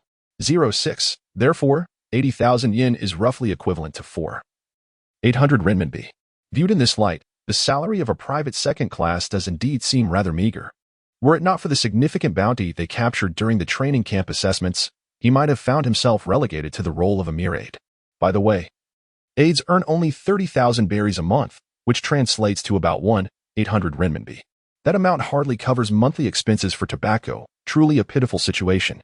Fortunately, the Navy base covers all expenses for food, clothing, and shelter, and additional bonuses are awarded for capturing pirates, rendering the situation somewhat favorable. He must strive to earn a promotion to the rank of corporal as soon as possible. A corporal earns around 300,000 berries monthly. If he can reach such a level, he would not only be able to purchase cigarettes, but also save a considerable amount. With additional allowances after saving for a decade or two, opening a few restaurants or inns in the East Blue for retirement should not be a problem. Or perhaps he should simply remain at the 153rd Division indefinitely. He pondered within himself, murmuring softly. Chapter 27. Daily life at Unit 153. Life in Unit 153 was considerably more fulfilling and busy compared to the training camp. Each day began at 7 in the morning with a run, followed by marksmanship practice. After lunch, the soldiers would patrol the small town, directly warning any troublemakers with their firearms, until the workday concluded at 7 in the evening, allowing for a brief period of leisure. There were no holidays. If the nightmare of office workers in the previous life was the 996 work schedule, then the nightmare for a naval recruit in this life was the 777. Nevertheless, Leo remained optimistic, believing that such conditions would surely improve upon promotion. Currently, the only aspect that troubled him was the morning training routine. The naval unit was far less lenient than the training camp, compelling Leo to feign diligence before Monka each day. Consequently, he frequently received notifications during his morning exercises. During workout, physical fitness -1 while running, endurance -1 you performed a shooting practice, shooting skill -1 as a result. During shooting practice, he often found himself ridiculed by his fellow recruits for missing the target. With the exception of Dasky, everyone instinctively regarded Leo as the least talented among them. Of course, no one questioned Leo's physical fitness. After all, he was indeed the owner of a well-defined set of 8-pack abs. Despite the daily decrease in his physical stats each morning, he could fully recover after a few hours of rest each night. This cycle of loss and gain had considerably slowed his progress in training, making his desire for promotion even more fervent. Time passed swiftly. A month later, payday arrived. A throng of naval soldiers lined up outside the finance office, each face beaming with joy. Among them, Leo, as one of the new recruits, was particularly exuberant. After all, it was his first salary since joining, and it was impossible not to feel excited. He had even envisioned spending his earnings that evening at the town market, indulging in a delightful shopping spree. Private Leo, here's your salary. Take it. As he reached out to accept a bag brimming with coins, Leo weighed it in his hands, feeling quite satisfied and ready to leave. However, the finance officer halted him, saying, "Not so fast, there is another bag." Another bag? A question mark appeared above Leo's head. Shortly thereafter, the finance department hoisted a bag from the ground, one that was several times larger than the money pouch in his hand, and placed it on the table. "This is the bonus allocated to you by headquarters," they announced, along with a letter. A bonus? Upon hearing the news, Leo immediately realized that after capturing Yalevik, the reward had finally been dispersed. However, the size of the bag seemed rather excessive. In front of everyone, he opened the bag and took a glance inside, quickly counting and furrowing his brow. It appeared to contain over 1,000,000 berries. 30% of 3.8 million berries amounts to 1.14 million, which implied that those individuals had relinquished their entire share to him. As he pondered this, he hastily unsealed the letter, and as expected, it was from Shine. The contents revealed that he had successfully arrived at the Navy headquarters and had joined an elite training class alongside peers of similar age. However, he had yet to encounter the esteemed Zephyr, whom he had long admired. Nevertheless, the Navy assured him that after a preliminary month of training, officers of at least the rank of Rear Admiral would come to provide guidance, significantly increasing the chances of meeting Zephyr. Lastly, regarding the reward, the letter stated, "Leo, I shall never forget your kindness. Before I departed, Lammer and I agreed that the captain of the Steel Helmet Pirates was defeated solely by you. Thus, the 30% reward rightfully belongs to you alone. In silence, Leo sighed and tucked the letter into his bosom, feeling a wave of sentiment wash over him. Truly, what a devoted friend. Leo, what is the matter? At that moment, Dasky, who had just received her salary, approached him and inquired, has the reward for the pirate captured last time been issued? Wow, what a hefty bag of money. Come, let us dine at Food Foo in town after work. It's on me. Really? Indeed. Leo nodded, but the next moment, he heard Dashki continue. Then can you share half of your bonus with me? What did you say? Leo suddenly questioned the reliability of his own ears. I said, can you share half of the bonus with me? What bonus? The bonus. What bonus? The bonus. What bonus? Forget I said anything. Dasky adjusted her glasses, gazing at Leo in exasperation. She merely intended to tease him, yet, unsurprisingly, he proved to be quite the miser. Meanwhile, Leo, clutching his purse tightly, abruptly turned to Dasky and said, Dasky. Come, let me feel your conscience.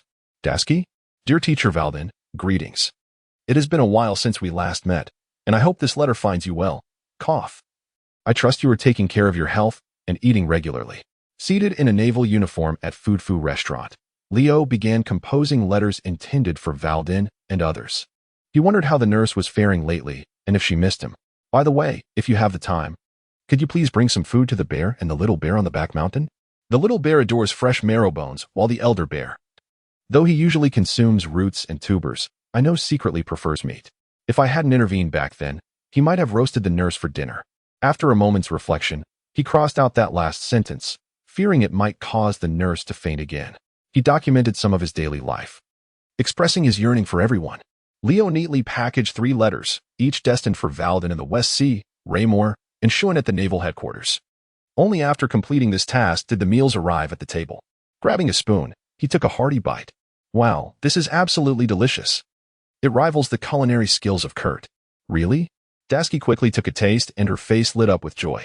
Having spent a month in Shellstown, this was their first visit to this restaurant. As the two savored their meal, a few men dressed like merchants nearby whispered among themselves. Hey, have you heard? Heard what? There's a rumor about a new pirate in the East Sea with a bounty exceeding 10 million. 10 million? The other 2 men gasped in astonishment. Yes. I heard it from some refugees while transporting goods at sea. Apparently, this pirate hails from the Grand Line and belongs to the fearsome fishman race. Leo, with half a noodle still hanging from his mouth, paused mid-chew and turned to the merchants. Chapter 28. The Three-Sword-Style Swordsman. Leo? Fishmen? Upon the utterance of those words, the other 2 men immediately gasped in astonishment. Indeed, it was the legendary fishmen, creatures said to dwell solely within the Grand Line, each possessing a fearsome appearance, with the most terrifying among them boasting 8 arms and slaying without a flicker of hesitation. Such horror? Fear was unmistakably etched upon the faces of the 2 men. Although they had never beheld a fishman with their own eyes, whispers of this race circulated throughout the seas. And more often than not, these tales bore an ominous nature. It was no wonder that the common folk harbored a rather unfavorable impression of the fishmen. Furthermore, I have heard that this particular individual has assaulted several islands, leaving an untold number of casualties in his wake. Is that true? This time, the inquiry did not come from the 2 men, but rather from Leo, who had approached with a bowl of rice in hand. With an expression akin to that of a bystander eagerly awaiting gossip, Leo fixed his gaze upon the merchant and asked, My friend, could you elaborate further? What else do you know? The merchant glanced at Leo, then at the naval uniform he donned, assuming that this young naval officer held a keen interest in the matter. Thus, he replied, I am not well versed in other details, but I recall that the merchant ship I was aboard encountered numerous refugees fleeing from their villages, which had been invaded by the fishmen. Leo chewed his food expressionlessly, contemplating the situation. So, it seems that Arlong has already arrived in the East Sea to assert his dominance? If that is indeed the case, then Nami's home, Cocoa Village, must have already suffered the consequences. The sound of chewing filled the air, followed by a soft gulp and a burp. If memory serves correctly, Arlong's bounty should be around 20 million berries at this moment. If I were to eliminate him, not only would I ascend to a higher rank, but I would also receive a reward of 6 million berries. However, can I truly defeat a fishman with a bounty of 20 million berries? Although I have recently mastered the techniques of observation hockey and armament hockey, coupled with the life-saving ability of the system's polarity reversal, my chances of victory appear substantial. Yet, What if I fail? Would I then have to traverse dimensions once more? The state reversal afforded by polarity reversal does allow me to convert sustained damage into increased vitality and automatically heal. But should the intensity of an attack surpass my physical limits, the outcome would be succinct, instant annihilation. For instance, if Garp were to strike me directly, no amount of reversal would save me from a swift demise. What good would a reversal mean if I were to perish on the spot?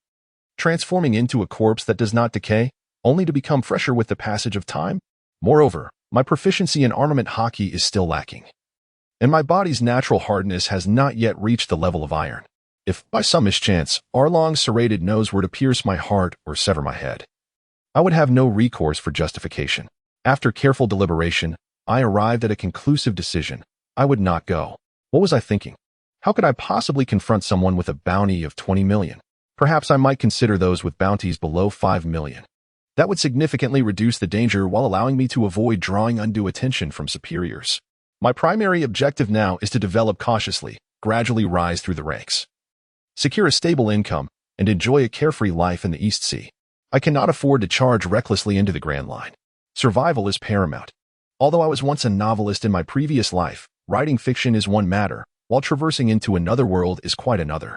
In chaotic times, the deeper one hides, the longer one survives. This simple truth is not lost on me. Thank you for your patronage. The total comes to 12,000 berries. Good heavens. 12,000 Bailey approximately converts to around 720 yuan. This single meal consumed a staggering 15% of his salary. If he were to dine here daily, it would only take 2 or 3 days for his entire monthly earnings to be depleted. He reached into his purse to settle the bill, glancing at the proprietor. He then extracted an additional 500 Bailey and handed it to her. The proprietress looked at Leo with a perplexed expression. This is a gratuity, a token of appreciation for having enjoyed your beauty during my meal. The proprietress? Please, do not misunderstand. It is simply because you are extraordinarily lovely. Leo, with an air of nonchalance, waved his hand and turned to leave the restaurant, leaving the proprietress bewildered, clutching the 500 yuan in coins as she watched his vanishing figure.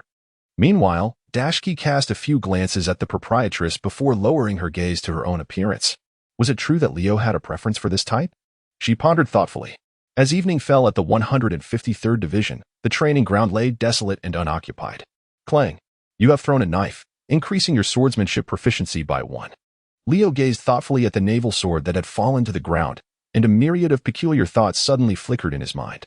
Thus, he stepped forward to retrieve the sword and took down another training long sword from the rack. With both hands, he simultaneously hurled the blades into the air. You have thrown 2 swords at once. Your proficiency in swordsmanship has increased by 1, and your dual-wielding skills have also improved by 1. Leo, with a curious glint in his eye, felt an exhilarating surge of newfound knowledge, akin to the discovery of a new continent. Eagerly, he retrieved a knife. Clenching it between his teeth, and with a swift motion of his head, he released 3 blades into the air. In that moment, he had cast forth 3 knives, enhancing his swordsmanship by 1 and elevating his 3-blade technique by 1 as well. Leo, is it truly possible? A 3-sword-style swordsman? Leo? Could it be that Zoro's position is in jeopardy? The exhilaration within my mind swelled gradually. 20 seconds later, Leo reappeared on the training ground, hands cradling 4 blades. 2 tucked under his arms, 1 clenched between his teeth, and another secured at his waist. Then, in an exceedingly awkward manner, he hurled all 10 swords into the air simultaneously. Clang! The air abruptly fell silent. System. Could it be that the number of blades is excessive? Leoto rested his chin on his hand. After a moment, he began to gradually reduce the number of knives, attempting to throw away all 9, down to 4. Meanwhile, on the second floor of the naval base, Monka, who had just returned from the restroom in the middle of the night, stood by the window, gazing at the figure in the training ground who was relentlessly hurling military knives under the moonlight. Rubbing his eyes, he fell into contemplation. That child. I believe his name is Leo. He certainly appears to be quite diligent. However, it seems his intellect is somewhat lacking, he mused. Chapter 29. Out at sea patrol after numerous attempts. Leo ultimately concluded that throwing knives seemed only to enhance his proficiency in the 3-sword style by a maximum of 3 levels. Beyond that, no matter how many he threw, it proved utterly futile. Glancing at the scattered long knives on the ground, he decided to pick up only 2. After all, not everyone possesses the exceptional skill of Zoro. You simultaneously threw 2 knives, Swordsmanship Fundamentals 1, 2-sword technique 1. Use simultaneously through 2 knives, swordsmanship fundamentals 1, 2-sword technique 1. As he continued to throw knives, swordsmanship fundamentals 2, 2-sword technique 2. A week later, after patrolling the town for over a month, it was time to take you all out to sea and broaden your horizons. In the training ground, Monka, wielding a large axe, looked at the new recruits lined up before him, his gaze suddenly landing on Leo. Why do you have 2 knives at your waist? Reporting, sir. I have been practicing the 2-sword style. 2-sword style? Monka paused for a moment, then his expression turned serious as he reprimanded, you haven't even mastered 1 knife. And you're already thinking of using 2? Moreover, it's not about having more knives that makes one stronger. This will only hinder your training progress. I understand, sir. Leo executed a standard military salute, yet I harbored my own intentions regarding personal cultivation. If I recall correctly, you possess no authority to interfere with your subordinates. Do you not? I trust, Commander, that you will refrain from overstepping your bounds. Upon uttering these words, the surrounding recruits cast incredulous glances in his direction. This fellow dared to retort against Commander Monka? Leo? Dasky, standing beside Leo, discreetly tugged at his trousers. However, to their astonishment, Commander Monka displayed no signs of displeasure. Instead, he patted Leo on the shoulder and remarked, very well, I admire your courage and attitude. You are unlike the other recruits, and I have high hopes for your future development. Leo, why do you hold such a favorable opinion of me? Could it be that my defiance has led you to perceive my character as unique? Shouldn't you have reprimanded me or revealed your true nature by striking me with the axe in your hand? Observing the bright smile that suddenly illuminated Monka's face, Leo could not help but feel a twinge of confusion. Initially, he had purposefully spoken to provoke Monka, yet the latter's demeanor only deepened Leo's sense of bewilderment. Could it be that Monka's character was not as malevolent 8 years prior, when Luffy first arrived in Shell's town? Lacking clarity on the intricacies of the Pirate King narrative, Leo chose to withhold this query for the time being. Soon enough, under Monka's guidance, the team set sail. A total of 50 naval personnel had been assigned for this patrol, including 1 chief petty officer, 1 sergeant, 4 corporals, and 40 sailors of various ranks, alongside 4 cooks. The soldiers were divided into teams of 10, each managed by one of the 4 corporals. Similarly, the vessel they boarded was merely a small ship, capable of carrying around 100 individuals at most. Medium-sized ships could accommodate up to 300, while large warships could astonishingly hold between 800 to 1,000 personnel. Naturally, for a naval branch in a location like Shell's town in the East Sea, possessing even a medium-sized ship was commendable. Monka had yet to encounter a large vessel capable of carrying 1,000 souls. Report, Chief Petty Officer. The food supplies have been accounted for, sufficient to sustain us at sea for approximately 18 to 20 days. Concurrently, a sergeant approached Monka to deliver this news. Naval patrols typically lasted around a week, and to err on the side of caution, provisions were usually stored for more than 2 weeks. Thus, barring unforeseen circumstances, as long as there were no voracious eaters like Luffy or Ace aboard, the supplies would suffice. Standing on the deck of the warship, Leo inspected the cannons while gazing out at the vast ocean. This sea, an endless expanse with no landmarks in sight, surely could not prevent one from getting lost? He murmured to himself. Hence, the Navy must have numerous skilled navigators. Suddenly, a face appeared beside him, an expressionless, square-faced man in his early 30s with lifeless eyes, startling Leo from his reverie. My apologies for startling you. I am Ripa, a sergeant from the 153rd Naval Division. The young man attempted to smile. People often say my usual expression is rather frightening. I've been trying to change it lately. Please, Sergeant, your smile is even more terrifying than before, Leo replied. Ripa, this new recruit, does he even know how to speak? Judging by the weather, it seems that rain is imminent. In a seemingly deliberate attempt to shift the conversation, Lipa suddenly lifted her gaze to the sky, which was gradually darkening, and remarked, Indeed, we can rest in the cabin. Can't we? Upon hearing this, Leo's expression brightened with surprise. Lipa replied, It is not entirely out of the question, but even in the rain, someone must remain on deck to observe the surroundings. Then, let us temporarily entrust this arduous task to Dasky and her group. With that, Leo feigned a yawn, disregarding the curious glances directed at him by Dasky and the others, and leisurely strolled back to the cabin. He tossed his knife onto the floor, sprawled in 8 shape on the bed, and began to peruse a newspaper. In his languor, his physical condition improved by 1 and endurance by 1. Time passed, though its measure was unclear. Pirate ship sighted. All hands on deck. Maka's booming voice echoed from above. Instantly alert, Leo sprang up from his comfortable position. Hastening to the deck. There, not far from the warship, he beheld a vessel adorned with a pirate flag sailing at an angle. The size of the ship appeared comparable to their own warship, and not far from the pirate vessel, a passenger ship was desperately attempting to distance itself from the threat. On either side of the passenger ship, a dozen sailors were laboring fervently with their oars, evidently terrified by the sudden emergence of the pirate ship. "Shall we fire?" "Captain Monka?" a soldier inquired. "No, the two ships are too closely spaced. Firing recklessly could endanger the civilians. Increase the engine's power. Bring the warship alongside for a boarding action." "Aye, Captain." With that command, the small warship surged forward with astonishing speed, akin to a speedboat from Leo's past life on Earth, charging towards the pirate vessel. Chapter 30. Even my grandmother fights harder than you, a maniacal. Malevolent laughter echoed through the torrential rain. It was evident that the civilians aboard the passenger ship were on the brink of being harmed by the pirates. "Damn pirates! Cease at once!" Monka bellowed, wielding his axe as he leaped onto the pirate ship, swinging his weapon towards one of the marauders. Blood erupted from the pirate's chest, staining the axe's surface crimson. Simultaneously, this strike ignited a fierce battle between the pirates and the Navy. "Kill!" A sudden roar erupted as over 40 Navy personnel aboard the warship simultaneously grasped their weapons, preparing to confront the impending threat. Among them were Leo and Dasky, who stood resolute. Dasky, wielding the small nocturnal rein, navigated seamlessly through the throng of pirates. With each strike of her blade, she delivered merciless blows to the foe's midsections and chests, displaying no hint of hesitation. Perhaps this was influenced by Leo's prior teachings, for the battlefield is no place for frivolity. The ruthless pirates would not hesitate to exploit any moment of mercy. One could easily find that sparing an enemy's life could lead to a swift and treacherous retaliation. In stark contrast to Dasky's exceptional swordsmanship, the situation for the other Navy soldiers was far from favorable. A rookie, who had joined the 153rd Division alongside Leo, was swiftly disarmed by a pirate, the blade plunging into his body and eliciting piercing cries of agony.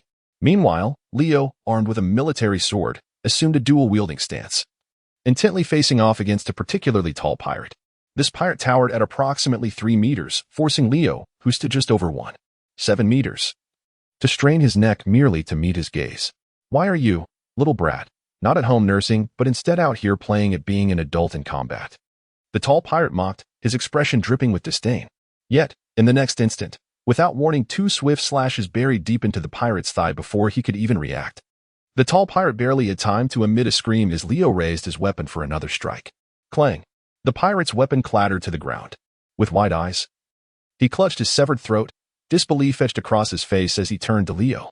"Cough, you little brat!" With that, he collapsed to the ground, his pupils losing focus. "So, this is the power of dual-wielding," Leo murmured softly, simultaneously raising his twin blades forward, allowing the rain to wash away the remnants of blood clinging to the blades. It was a member of the Great Blade Pirates. At that moment, Monka, who had been forced back several steps by an attack, suddenly shouted, clearly recognizing the origins of this pirate ship.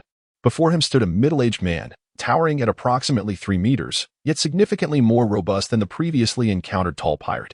He wielded a colossal white blade, stretching 2 meters in length. The whooshing sound it produced as he swung it was sufficient to convey the weapon's formidable weight. The great blade, Yaktov, with a bounty of 7.8 million berries. To think that mere moments after setting sail, they would encounter such a formidable adversary. A look of gravity crossed Monka's face. His highest record was capturing a pirate with a bounty of merely 5 million berries. And even that battle had inflicted severe losses on their navy. Now, facing someone with a bounty of 7.8 million berries, could he possibly defeat him? A bead of sweat trickled down his brow, and he instinctively tightened his grip on his axe. Meanwhile, Leo, standing nearby, tilted his head in contemplation upon hearing Monka's words. What is 30% of 7.8 million berries? 3 times 7 is 21. 3 times 8 is 24, 234,000 berries. If he could take down such a foe, he would likely ascend 2 or 3 ranks, wouldn't he? Yet that man's blade is so enormous. What if he inadvertently lost his head in the process? He envisioned such a scene and immediately felt a shiver run down his spine. Taking a step back to observe the unfolding events, he desired to first gauge the prowess of this individual named Yaktov, to ascertain the extent of the destruction he was capable of wreaking before deciding whether to lend assistance. At that very moment of contemplation, Monka had already seized his axe and charged forward, once more engaging in fierce combat with Yaktov. The clashing of blades resounded incessantly. Monka, towering just over 2 meters, was clearly no match for Aktov's formidable strength. After several brutal collisions, Monka was sent hurtling to the edge of the pirate ship, both he and his axe flung aside. Aktov, seizing the opportunity, swiftly followed suit, bringing his blade crashing down once again. As Monka saw the massive blade descending towards him, he instinctively ducked, narrowly avoiding the lethal strike. In an instant, the colossal blade smashed into the deck, creating a gaping hole. Monka, having barely escaped disaster, was left in a state of shock and hastily began to circle the pirate ship, attempting to gain some advantage in speed. However, Aktov had no interest in engaging in Monka's evasive maneuvers. With a sudden and forceful sweep of his massive blade, he disregarded the presence of his own crew, sending a large portion of them sprawling off the ship. Yet, just as the blade was about to make contact with a group of naval soldiers, including Dasky, Monka, who had been fleeing, unexpectedly halted. He turned and braced himself against the great axe, managing to block the deadly blow. The impact of the blade against the axe sent a shockwave through Monka, causing him to spit out a mouthful of blood and be thrown back once more. Monka! The naval soldiers cried out in alarm, their voices filled with panic. Run! Monka struggled to rise, blood spilling from his mouth. Yet, Aktov was unwilling to grant them an escape, grinning menacingly as he raised his massive blade, ready to strike again. At that moment, Leo, who had been observing from the sidelines, suddenly sprang into action. With a speed that resembled a specter, he appeared before Monka. And in the astonished gazes of the pirates and naval officers on the deck, Leo used his own body to shield Monka from the fatal blow. The impact was severe. Blood sprayed forth, creating a vivid arc in the air as Leo was propelled like a cannonball, crashing against the ship's mast in a splintering collision. After a brief moment of disorientation, he shook his head and began to rise. Leo, swaying slightly, extended his longest finger from his right hand, pointing directly at Aktov, and boldly exclaimed, "Hey, big guy, can you muster a bit more strength? Haven't you eaten? Even my grandmother hits harder than you." The crowd gasped in surprise. Chapter 31. We, the Navy, have no choice. Since entering the East Sea, Leo had resolved to proceed with caution, even contemplating retirement in this region. So it was out of the question for him to initiate a reckless confrontation. The sudden surge of bravado stemmed from his earlier observations of Aktov, the pirate, whose slashing strikes appeared to lack even half the power of Brother Bear's. How could this be the so-called giant blade pirate crew? And a bounty of 7-8 million? It seemed absurd, but he understood that he could not act overly. If the outcome was too effortless, it would attract unwarranted attention. Until he was confident in his own strength, he had no desire to recklessly venture into the Grand Line. Thus, he still needed to play the part. However, the thoughts of those around him upon hearing Leo's words were quite different. His fellow Navy comrades mused, "Leo's grandmother is that formidable?" Dasky remarked, "Leo has a grandmother?" Monka wondered, "What is a grandmother? Can it be eaten?" Aktov retorted, "I'll take care of your grandmother." In the next moment, under the watchful eyes of the crowd, Aktov swung his giant blade once more, aiming a strike at Leo. Aktov's weapon was not sharp like a typical blade. Rather, it was somewhat dull, relying on the weight of the blade and his own strength to gain the upper hand. However, for Leo, this was nothing short of advantageous, compared to a razor-edged strike. The threat posed by a blunt instrument was minimal. Unless Aktov possessed advanced hockey, there was no way he could eliminate Leo in a single blow. As expected, a dull thud resonated through the air as Leo's body was sent flying like a kite with severed strings, prompting gasps from the Navy onlookers. Just as Dasky was about to rush forward to assist, she witnessed Leo, having fallen to the ground, slowly rising on his arms. Blood poured from his mouth. His limbs trembled, yet the unwavering determination radiating from his eyes compelled everyone present to take notice. "Leo!" Dasky called out. Leo, clutching his chest, shouted fiercely, "Don't come any closer." At his command, the crowd halted in their tracks. "This is my fight to handle. No one is allowed to intervene."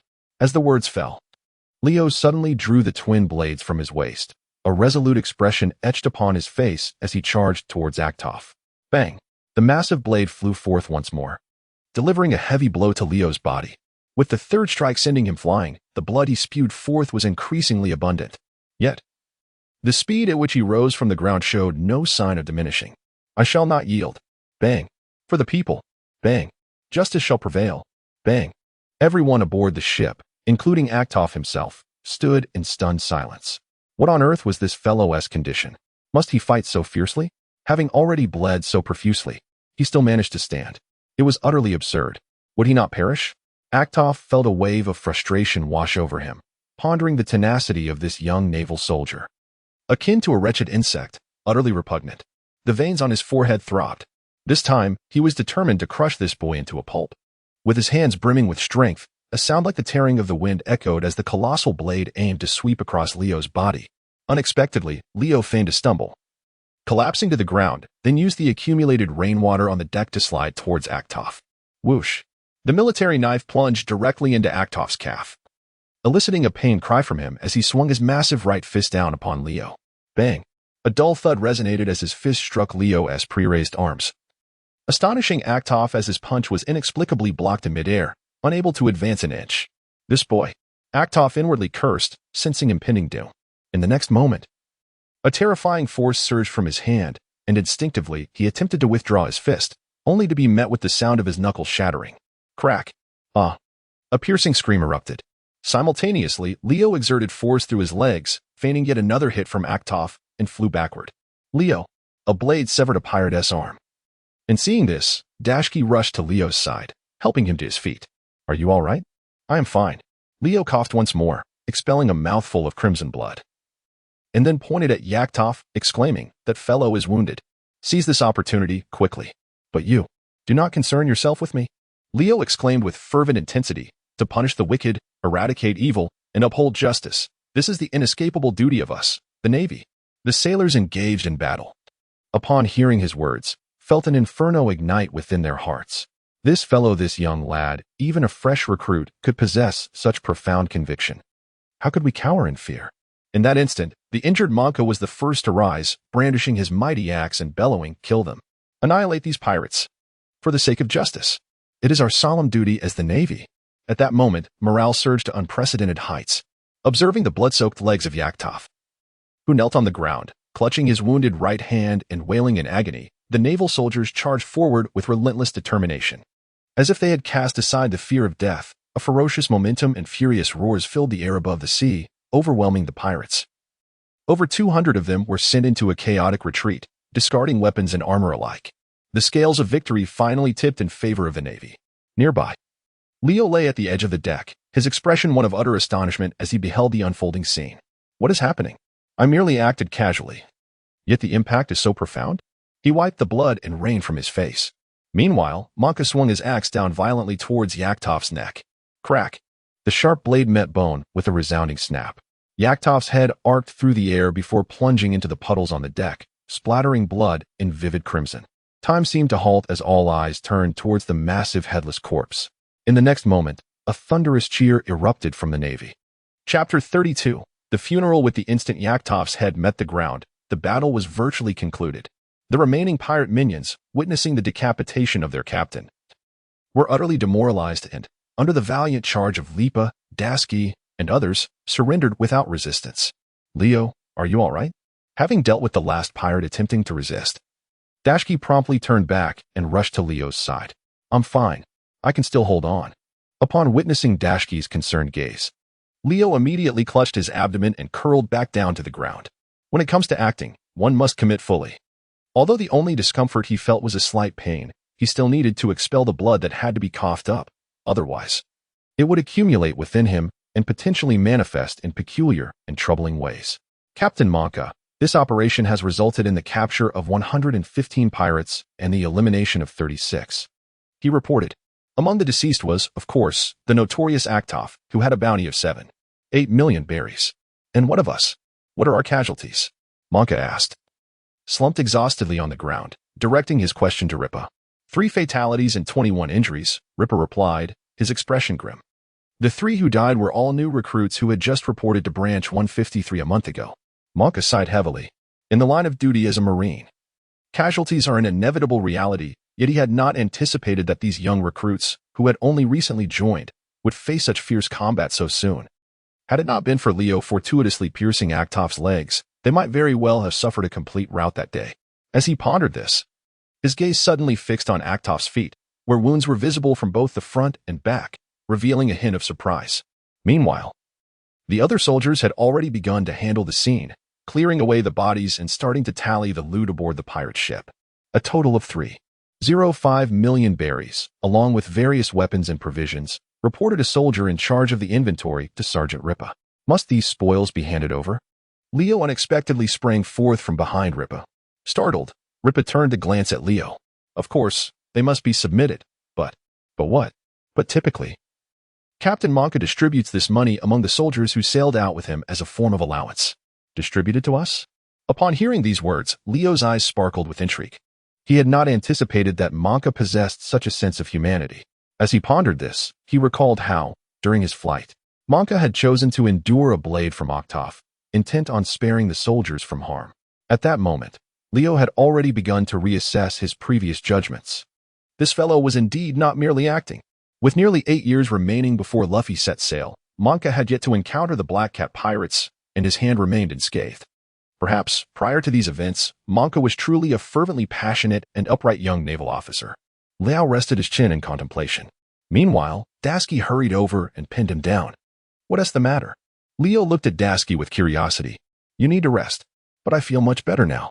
No, you truly need to rest, Dasky replied, her expression imbued with solemnity and earnestness. Leo. Indeed, Leo, you have just lost so much blood. You must rest.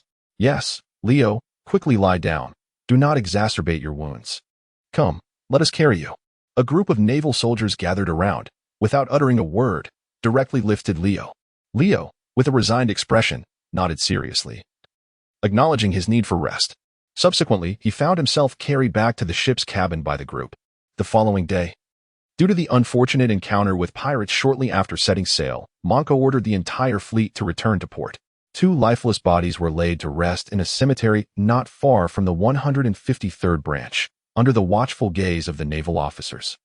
This cemetery had been constructed during the early days of the base's establishment, a final resting place for orphans who had no family or relatives. Present arms. With a sharp command, Leo and his comrades faced the 2 gravestones, executing a perfectly synchronized naval salute. Following this, Colonel Rogt, representing Monka and Lipa, placed 2 distinguished service medals at the foot of the gravestones. May you find peace in the afterlife, Rogt murmured, bowing deeply before the memorials. At that moment, a naval officer from the finance department hurried over, clutching a form. Colonel Rogt, the compensation for Wayne has been dispersed to his family.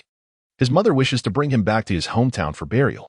Gather a few men to escort his remains back on the ship and ensure that the burial arrangements are properly handled, he instructed. Yes, Colonel. The finance officer saluted before swiftly making his way back.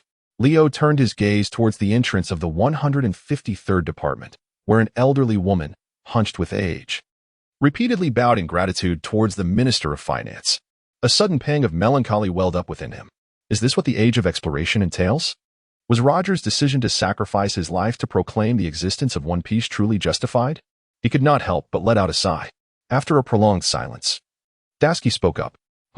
When you first joined the Navy, who did you name as the beneficiary of the death compensation on the form? What prompted this question all of a sudden? Dasky adjusted her glasses nervously.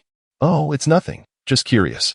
Well, of course, I listed it as a donation to the local civilians in my hometown. Oh, and what about you? Dasky replied, turning the question back to him. As for me? Leo candidly replied, I filled you in. Me?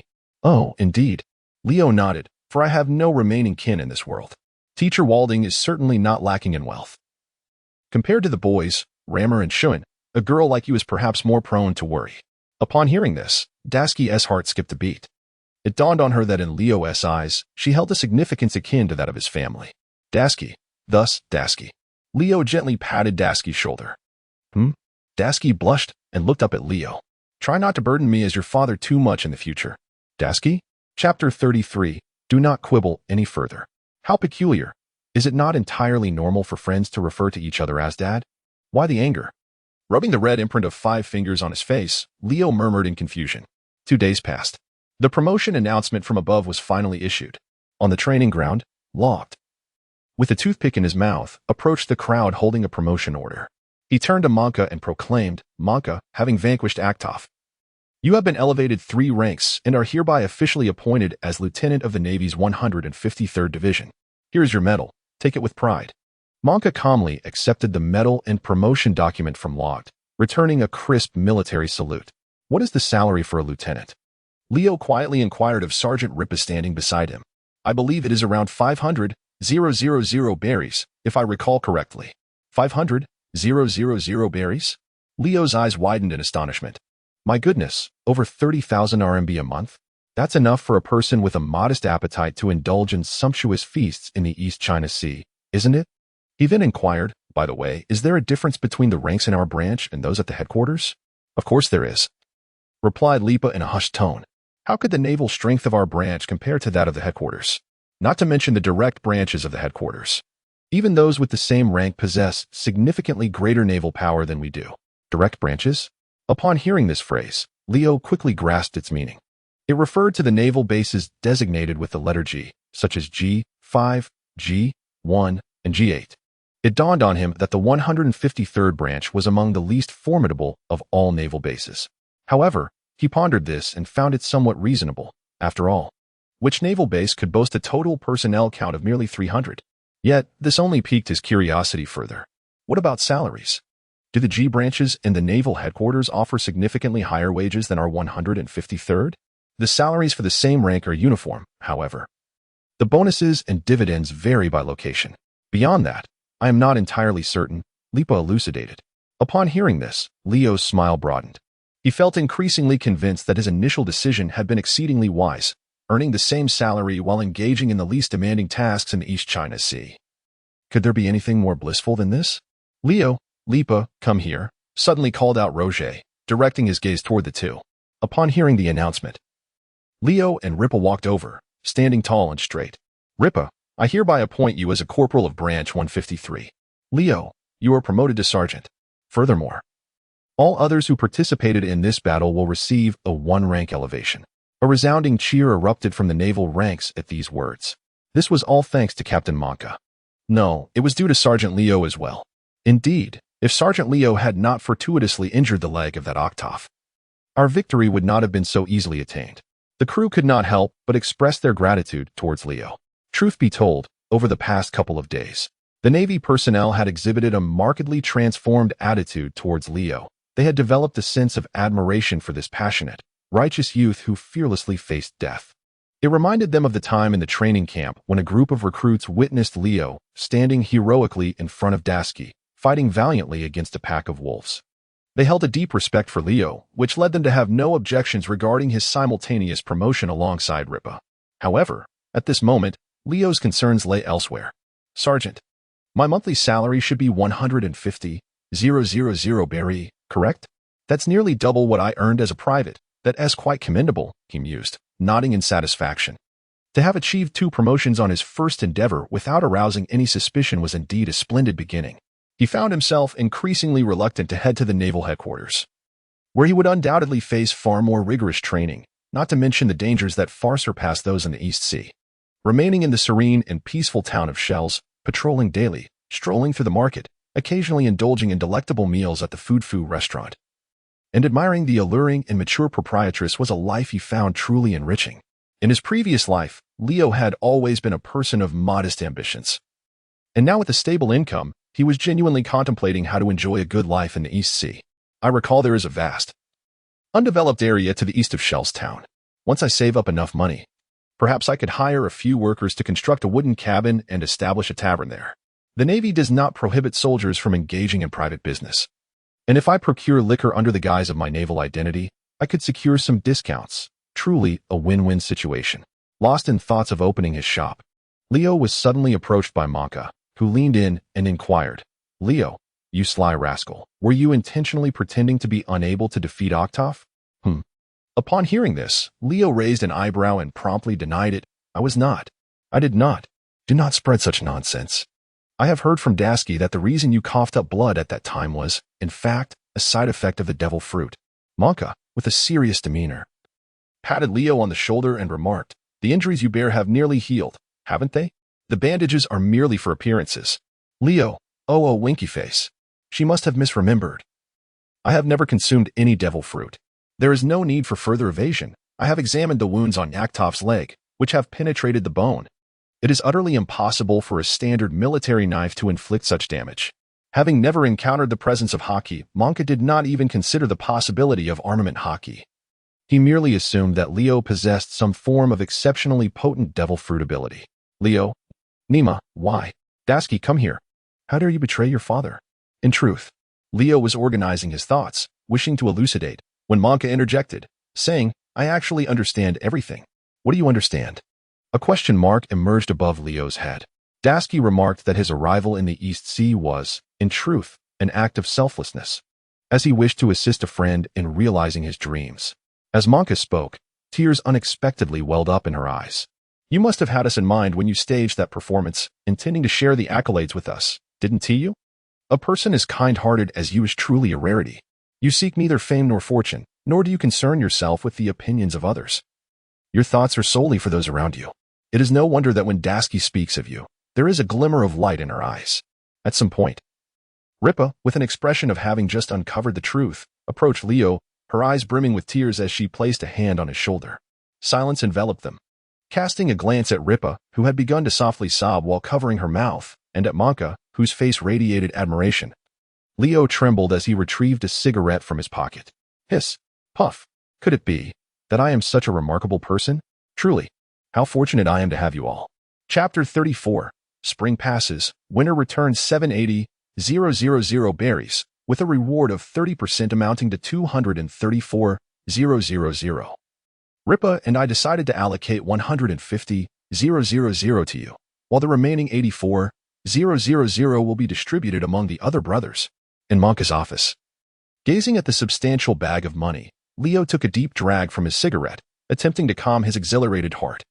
Since he last received a bonus exceeding 1 million berries, aside from treating himself to 2 meals, purchasing some cigarettes, and acquiring a considerable amount of fresh undergarments, he had hardly touched the funds.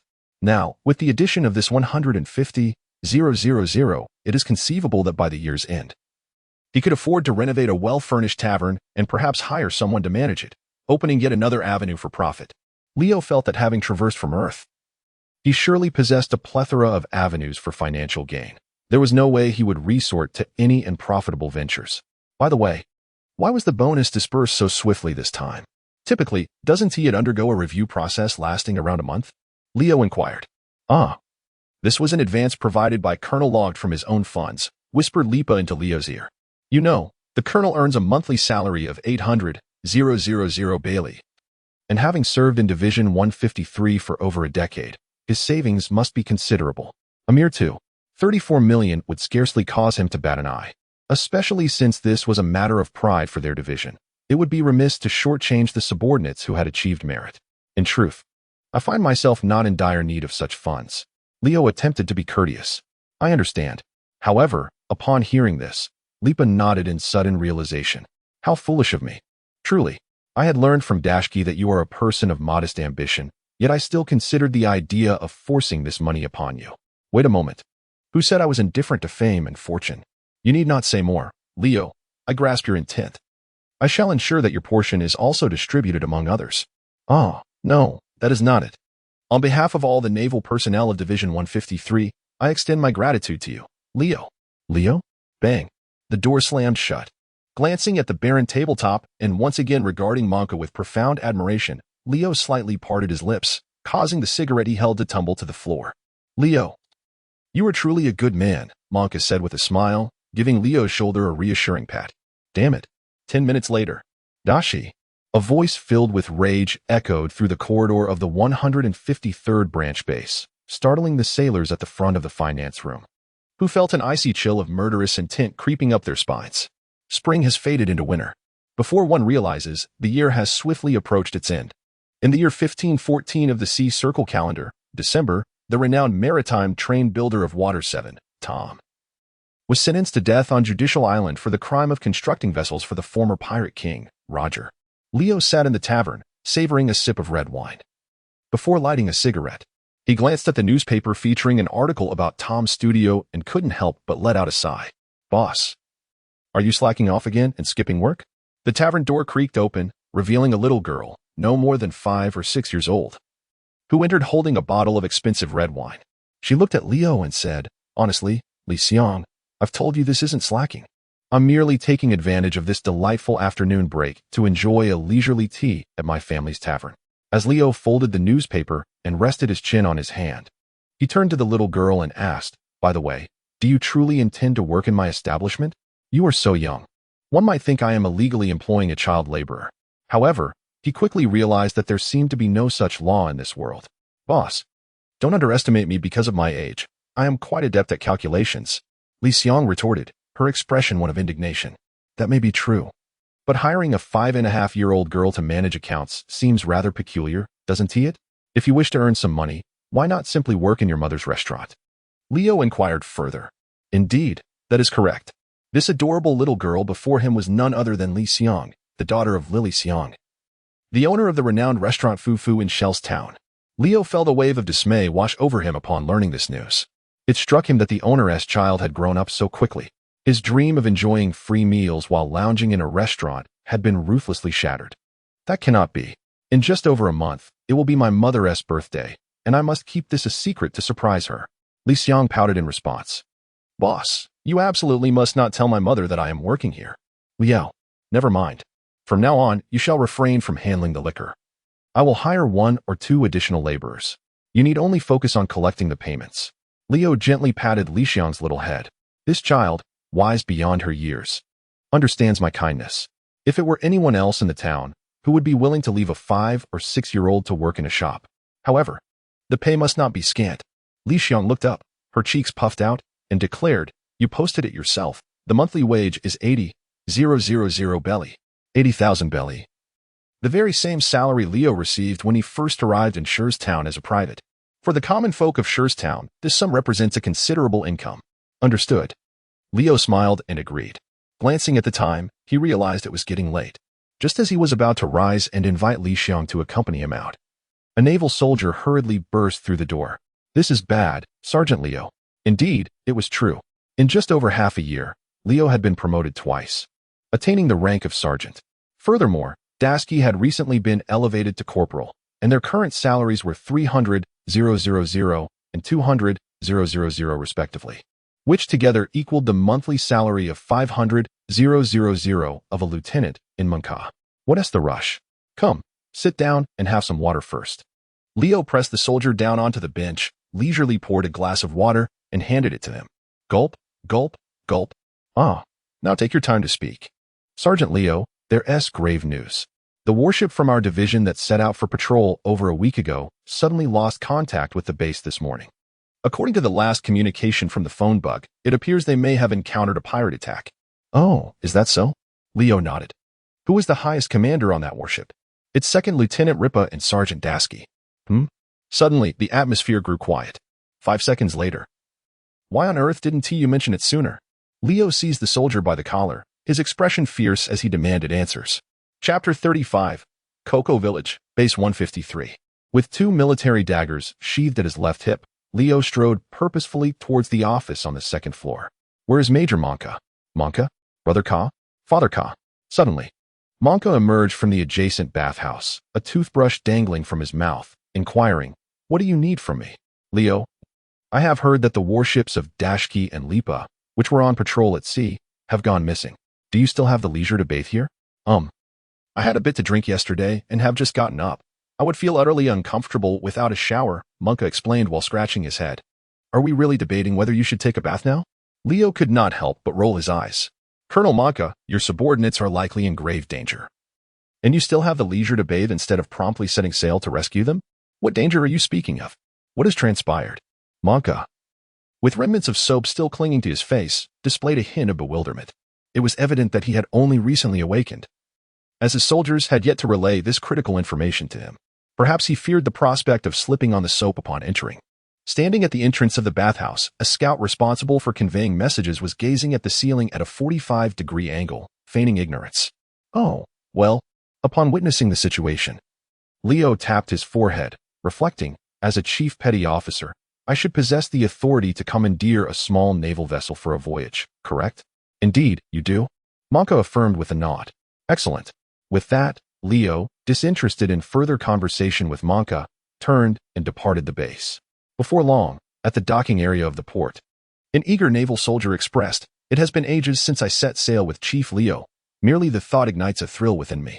Indeed, ever since Chief Leo's promotion, He has seldom embarked on patrols, another sailor chimed in. However, upon hearing this, Leo felt a twinge of displeasure. What do you mean I've rarely been out on patrol since my promotion? I've only been a chief for less than 3 months. Furthermore, having attained the rank of chief, with a monthly salary of 300,000 belly, why should he toil away at sea? Surely, he ought to engage in business ventures and relish life instead.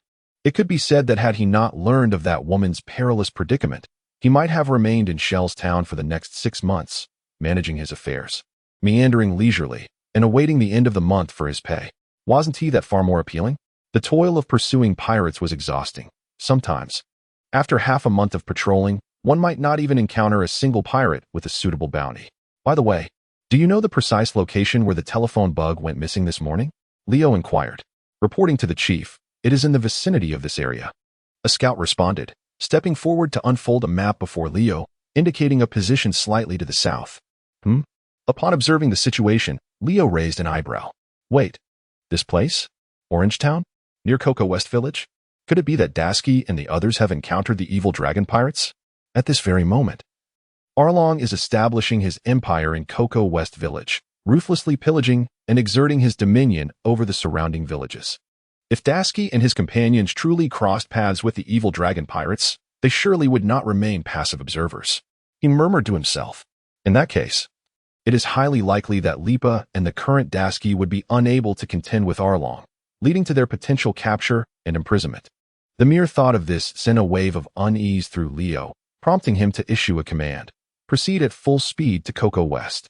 Yes, Captain Chow. A day later. Captain Leo, we are approaching Cocoa West Village. I am not blind. Leo, with a cigarette clenched between his lips, exhaled a plume of smoke, and instinctively rested his hand on the hilt of the dagger at his waist. The vessel swiftly docked near the beach of the island, and simultaneously, several fishmen stationed in front of the island began to converge toward them. Is that a fishman? The naval soldiers, feeling a surge of trepidation, instinctively sought refuge behind Leo. They appeared quite fearsome. Should we open fire, Sergeant Chow? Upon hearing this, Leo turned a glance at the seaman, a private first class, and retorted, Open fire? Be honest with me. During the months you've accompanied me at sea, how many shells have we fired that actually hit anything?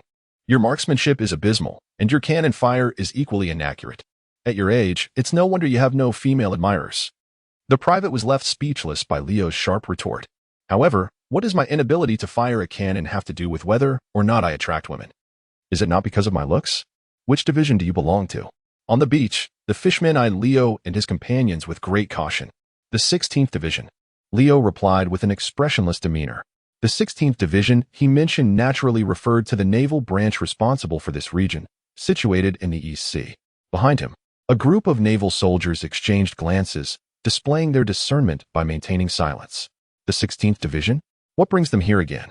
The leader, a fishman clad in a deep blue karate gi, couldn't help but furrow his brow, recalling that they had just settled a payment a few days prior. Just settled a payment? Upon hearing this, Leo instantly realized that at this moment, Arlong had already forged a pact with Colonel Mouse of the 16th Division, indulging in collusion. However, he had no intention of exposing this transaction. After all, in his view, it seemed a tad premature to engage in warfare with the Arlong pirates. I am searching for a woman named Dasky. She is affiliated with our 16th Division and reportedly went missing in this vicinity this morning. Have you seen her? Dasky? Several fishmen blinked, their faces reflecting a look of confusion. She is the girl with red glasses, still in her pre-adolescent stage, possessing a modest A-cup figure. Approximately 13 years of age. Leo reiterated his description once more, while several of the fishmen simultaneously shook their heads. No, we have not seen anyone. In the past few days, aside from your presence, no other Navy personnel have set foot on the island. Is that so? Leo scratched his head, pondering the perplexing situation. In this eastern sea, aside from individuals like Aaron, who else could possibly subdue Dashki and his companions so swiftly, rendering them incapable of uttering even a whisper of distress? Let us depart, he contemplated, then waved his hand to instruct the helmsman to turn the ship around. Is this really the plan? Behind him, a group of naval officers exhibited expressions of astonishment. They had initially presumed that Leo had led them directly to Cocoa Village with the intent of capturing the fishmen. What else would we do if not leave? Stay behind for a meal? Leo cast a disdainful glance and remarked. All you do is indulge in feasting and drinking each day. Your audacity knows no bounds. The Navy crew responded with confusion. Is that truly what we convey? Furthermore, who desires to share a meal with fishmen? Just then, with the roar of crashing waves, a pirate ship of roughly the same size as their warship suddenly emerged from the horizon, heading towards the island of Cocoa West Village. Chapter 36. The Revolutionary Army. Which pirate crew is that? I have no idea. The insignia appears peculiar, something I have never encountered before. Perhaps it is a newly established rookie pirate crew? The Navy soldiers engaged in animated discussions. Hey, do you recognize anyone from that ship? The fishmen standing on the beach inquired of Leo. The karate fishman promptly replied, No, this is my first encounter. Then what brings this pirate crew to Cocoa West Village? Originally intending to flee upon failing to receive news of Dashkey, Leo found himself hastening his departure even more upon sighting the suddenly appearing pirate ship. After all, he was uncertain of the true strength of this unexpected pirate crew. What if they were merely pretending to be weak while harboring formidable capabilities? Moreover, the fishermen stationed on the beach were also pirates, and if the two pirate factions chose to join forces against his naval vessel, whom could he turn to for recourse? With such thoughts racing through his mind, he immediately maxed out the ship's propulsion speed, and in an instant, they sailed far across the sea. The fishermen on the beach were left bewildered, utterly perplexed by the actions of the young naval officer. However, at that moment, "Death wink," a chilling voice echoed, followed by a visible whirlwind shooting forth, which erupted with a deafening blast upon Cocoa West Island's shore. Boom! A fierce shockwave accompanied by a billow of smoke surged upward. Leading the charge was the karate-clad fishman, as several members of the evil dragon pirates were sent flying, bloodied and lifeless, sprawled upon the ground. With a single strike, he had incapacitated 5 robust fishman pirates. The naval officers stood in utter astonishment. Leo watched in astonishment as the crew aboard the warship was suddenly taken aback by an unexpected scene. However, only Leo, upon hearing the ominous sound of a death wink, was reminded of a character from the original tale. Could it possibly be them? If so, what could have prompted their arrival in the East Sea? Furthermore, they had swiftly dispatched the fishman pirates on Cocoa West Island without uttering a word. This was undeniably perplexing. Pondering over this bewildering situation, he promptly instructed the helmsman to halt their advance and retrieved a telescope to gaze at the pirate ship. To his astonishment, an extraordinarily prominent face filled his lens, adorned with an exaggerated makeup that startled him. It was indeed the flamboyant Ivankov, the queen of the transvestites. What brought the Revolutionary Army to the East Sea? He found himself ruminating on this matter. Yet, just as he raised the telescope once more to scrutinize the pirate vessel, a familiar figure dressed in a naval uniform, bound tightly with ropes, came into view. Was that Ripa? Leo could not help but gasp in disbelief. Could it be that those two fools, while patrolling the seas, stumbled upon a revolutionary army and mistook them for pirates, leading to an unexpected skirmish? Lieutenant Leo, should we not flee? With the warship anchored in place, Leo remained frozen as if ensnared by a spell, prompting inquiries from the soldiers. The formidable technique Ivanov had just demonstrated was truly astonishing. They witnessed it firsthand and were engulfed by a wave of fear. They pondered that such a powerful entity could only be matched by a commander from headquarters. Otherwise, they stood no chance against such a foe. Yet, Leo's inner turmoil was even more profound. What should I do? Should I steer the warship towards them and engage in a fierce boarding battle? That would be akin to offering myself as a sacrifice. After all, he was a member of the Navy, and the conflict between the Navy and the Revolutionary Army was evidently adversarial. If he rashly approached them, the likely outcome would be war. The mere thought of Ivanov's menacing gaze sent a shiver down Leo's spine. Lieutenant Leo? Lieutenant, speak to us. What is the matter? Silence. Leo, in a fit of frustration, tugged at his hair. Damn it, if I must perish, so be it. I refuse to believe that Ivanov can annihilate me today. Release the lifeboats. What? The soldiers gazed at him in astonishment. Hurry, if I command you to release them, then do so. Are your ears deaf?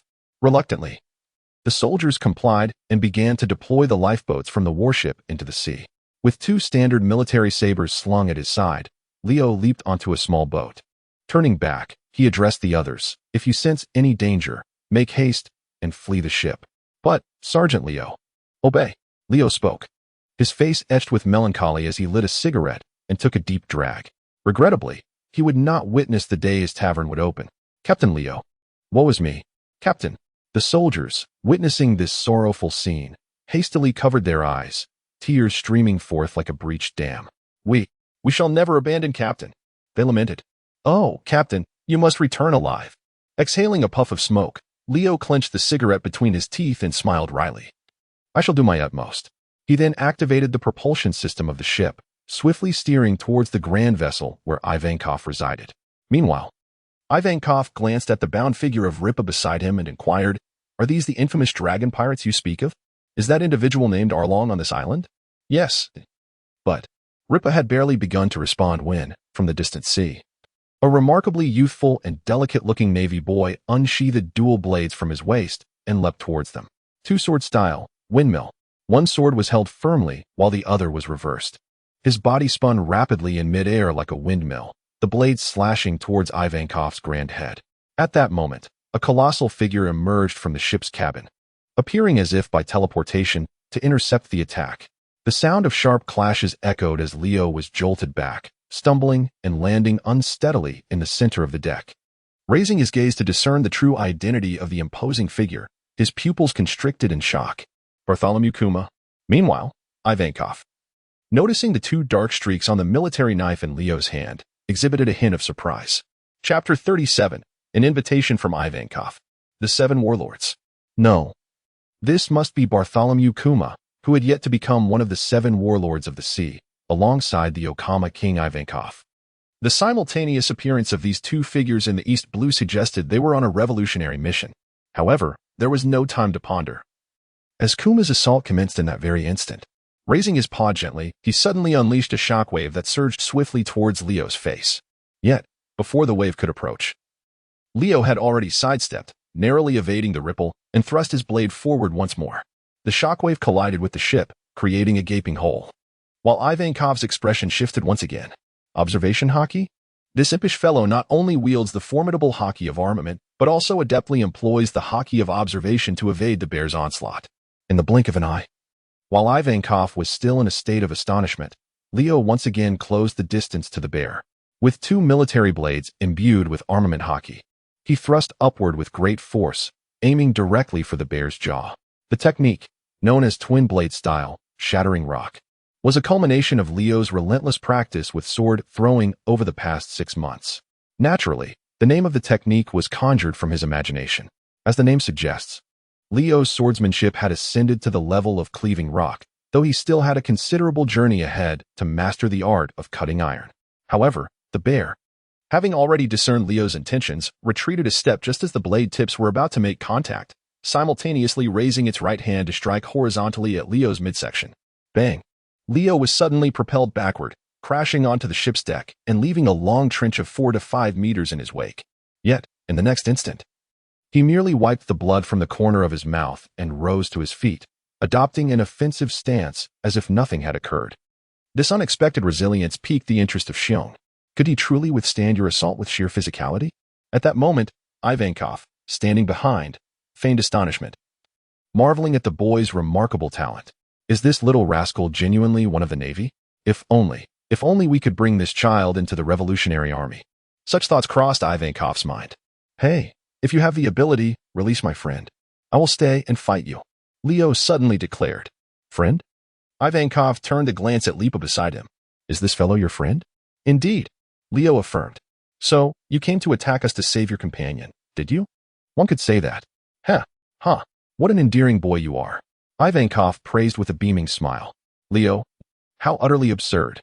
I certainly do not wish to be admired by a transvestite. However, returning to the matter at hand, why is it that only Ripa is present? Where's Dasky? Leo turned to Ripa and inquired. However, before Ripa could respond, Ivankov interjected. Darsky? Are you referring to the girl who bears an uncanny resemblance to Little Ina? Little Ina? At the mention of this name, Leo paused in surprise. Indeed, when I first laid eyes on her, I was utterly astonished, mistaking her for Goena, which prompted me to bring her back to Frostmoon Village. What? Darsky is currently in Frostmoon Village? Leo was taken aback, utterly astonished by this unexpected turn of events.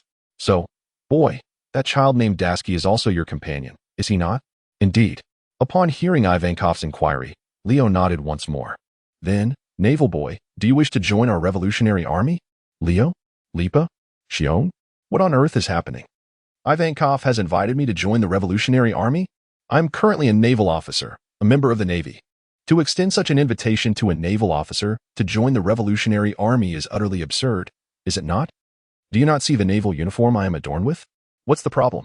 Serving in the Navy and being part of the Revolutionary Army can coexist harmoniously. Ivankov replied with a cheerful grin. Leo, is this the rhythm of playing the undercover game? If I refuse, will they simply eliminate me? Gazing at the imposing figures of Kuma and Ivankov before him, Leo could not help but swallow hard. After a moment of contemplation, he declared, I must apologize. On the day I enlisted in the Navy, I took an oath, as a member of this esteemed organization. I shall always remain cognizant of my identity and will never commit any act that betrays my allegiance. Leo stood upright, his hands firmly gripping the military knife, his expression resolute and imbued with righteousness. However, within the confines of his mind, he thought, what nonsense. To ask me to join the Revolutionary Army and secretly relay information for you is utterly absurd. Moreover, the Revolutionary Army must be impoverished, right? Engaging in a thankless task without pay is not something he wished to undertake. Furthermore, if the Navy were to discover his betrayal, he could very well be sent to the prison city. No way, absolutely not. Under no circumstances would he comply. Yet, upon hearing his words, Lipa was moved to tears once more. Leo, truly, you are remarkable. You are the person I admire most in this life. Whoa, Leo. Navy boy, do you truly believe that? For the sake of justice, one must never compromise. Leo stood tall, his chest held high. What is your perspective on the Navy serving the celestial dragons? Ivankov inquired further. Upon finishing his question, Leo blinked, momentarily at a loss for words. Ivankov and Kuma gazed at him in silence until, after a considerable pause, I believe that is an unjust action. Leo raised his head and articulated words he had pondered for a long time. However, I firmly believe that the existence of the Navy is indispensable. In this tumultuous era, it is the ordinary civilians who find it most challenging to survive. Without our Navy's checks and balances, the world would be utterly plunged into chaos under the lawlessness of pirates. I struggle to comprehend the nature of freedom that those who aspire to be the pirate king seek.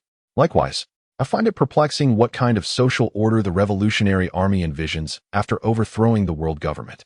All I know is that my sole duty at present is to safeguard the safety of civilians, striving to ensure that they can navigate this chaotic environment with a modicum of peace and security. Leo was not speaking frivolously. He genuinely harbored such thoughts. The pirates instigate chaos, committing heinous acts of violence, all in pursuit of the elusive One Piece, as mentioned by Roger. The Revolutionary Army seeks to incite upheaval, aiming to overthrow the world government and establish a new order, one devoid of racial discrimination and social hierarchies. As a member of the Navy, his role is to serve as a guardian and a counterbalance amidst the tumultuous clash between these two forces that threaten to upheave the world. As for how the future order will unfold or who will take the helm of the world government, it bears no significance to him. Regardless of who assumes power, the Navy will endure and salaries will continue to be dispersed. He is merely a humble chief petty officer of the East Blues 153rd Division. Truly, what an intriguing naval officer. Such reflections only heightened Ivankov's admiration for Leo. Meanwhile, Kuma, after a prolonged period of contemplation, suddenly turned to Leo and inquired, May I pose a question? What question? If you were to travel, where would you wish to go? Leo, winky face, Chapter 38 if the price is negotiable. Where would you desire to travel? The gentle timbre of Bear S' voice flowed into Leo's ears, sending a shiver down his spine. Recently, I have had no inclination to travel. Certainly, I shall not in the future. I believe the East Sea is quite splendid. It is perfectly suited for my residence. The rapid-fire exchange left Bear momentarily speechless. So, shall you continue to play? Ivanov then inquired. Upon hearing this, Leo swiftly positioned his blade before him, immersing himself entirely in a state of vigilance. Meanwhile, the bear cast a glance at Leo before donning the gloves he had previously removed. No need for that. This child is unlike the other sailors. His voice remained rich and magnetic, presenting a stark contrast to his robust physique. So, does this mean my friend can be released? Upon hearing this, Leo's face revealed a glimmer of joy.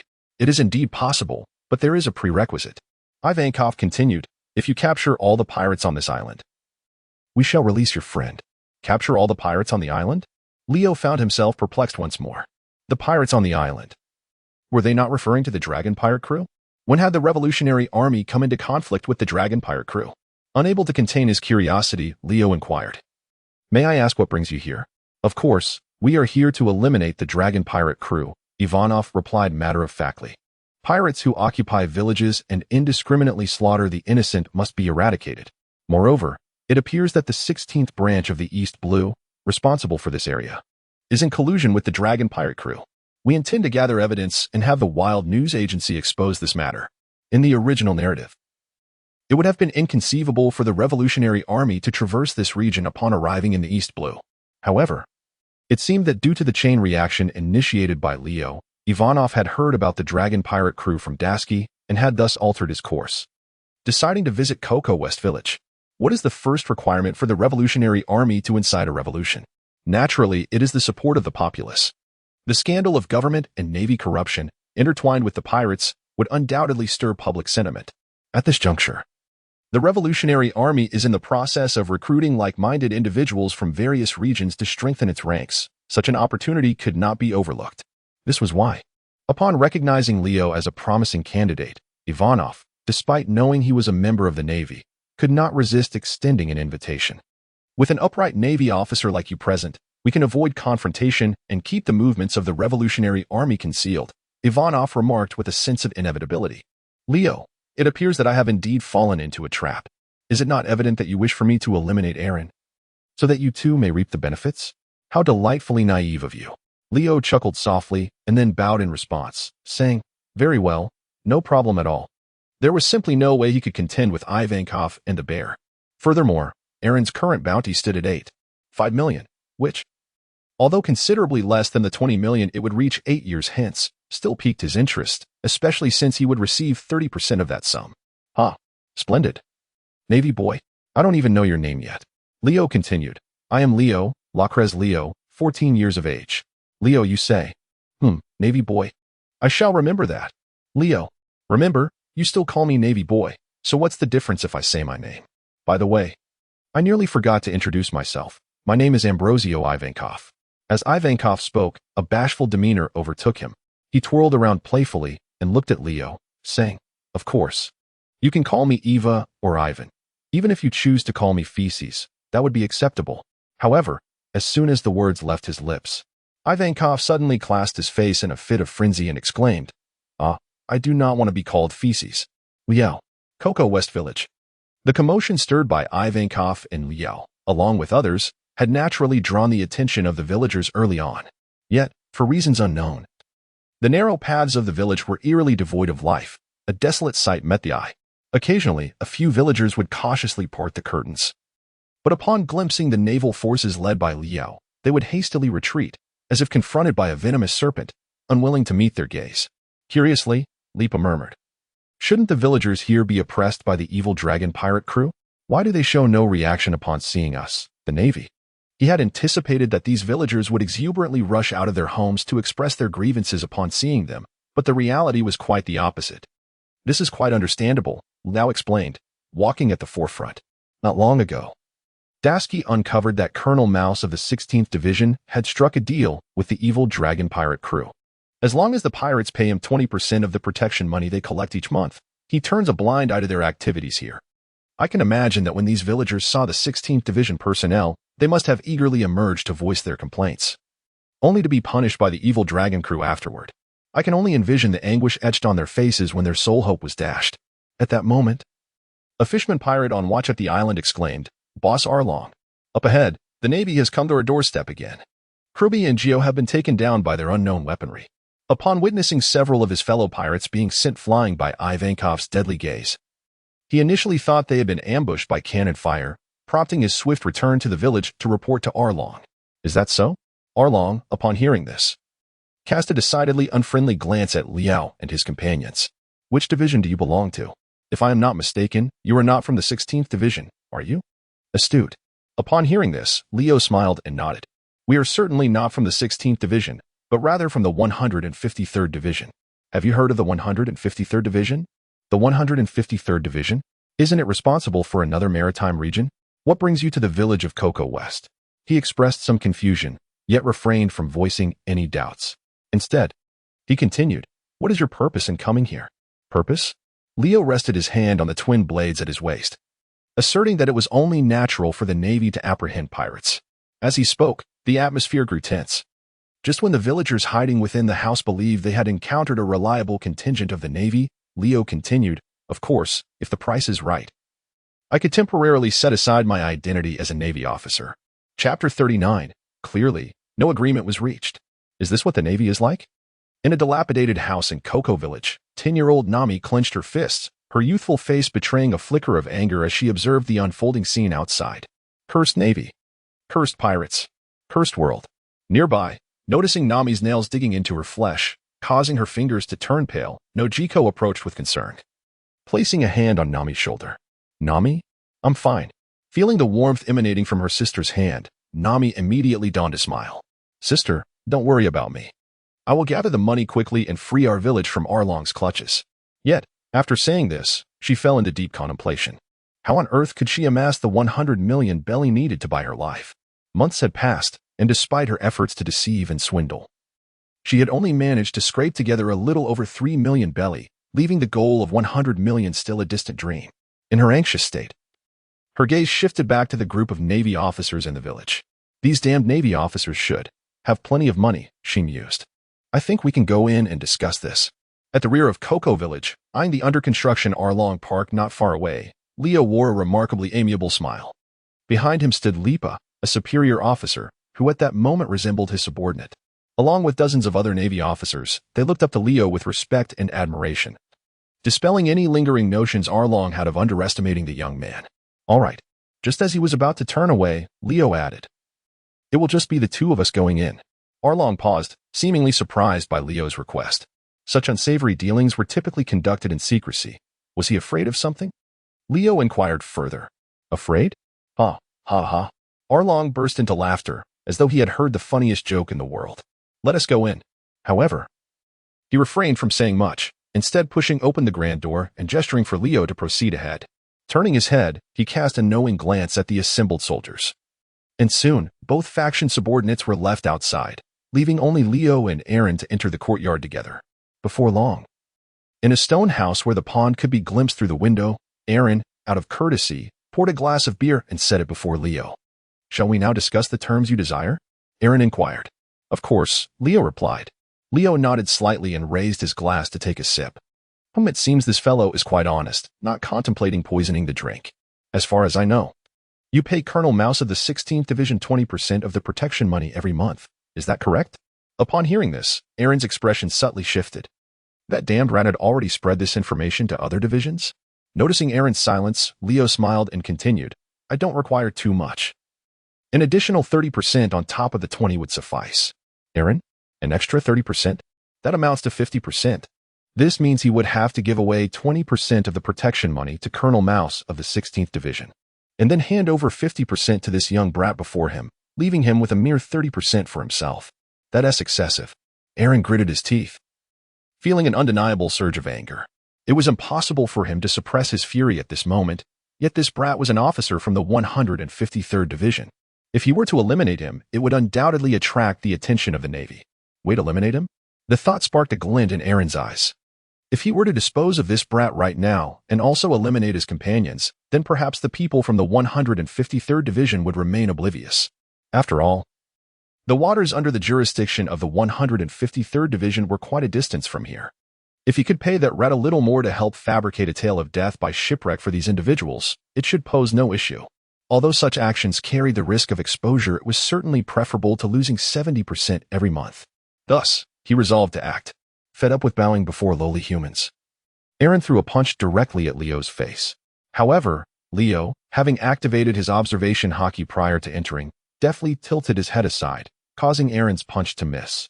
In the same motion, Leo drew the military knife from his waist and executed a swift draw and cut towards Aaron. With a swift motion, the wooden table holding the beer was cleaved in two, and before Aaron could comprehend what had transpired, a crimson streak emerged from his abdomen. Fresh blood seeped from the wound, leaving Leo momentarily astonished. His strike had not cleaved Aaron's belly open but had merely left a shallow gash. Was it due to the table's obstruction, or was it because of the formidable constitution of the fishman?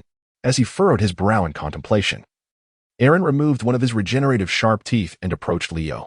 Iron tooth technique. Crack. The crisp sound of teeth clashing against the blade resonated in the air.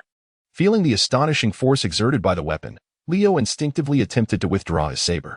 However, he soon discovered that no matter how hard he struggled, he could not budge the blade even slightly. Was this the so-called strength of the fishmen, exceeding that of ordinary humans by tenfold? He marveled inwardly.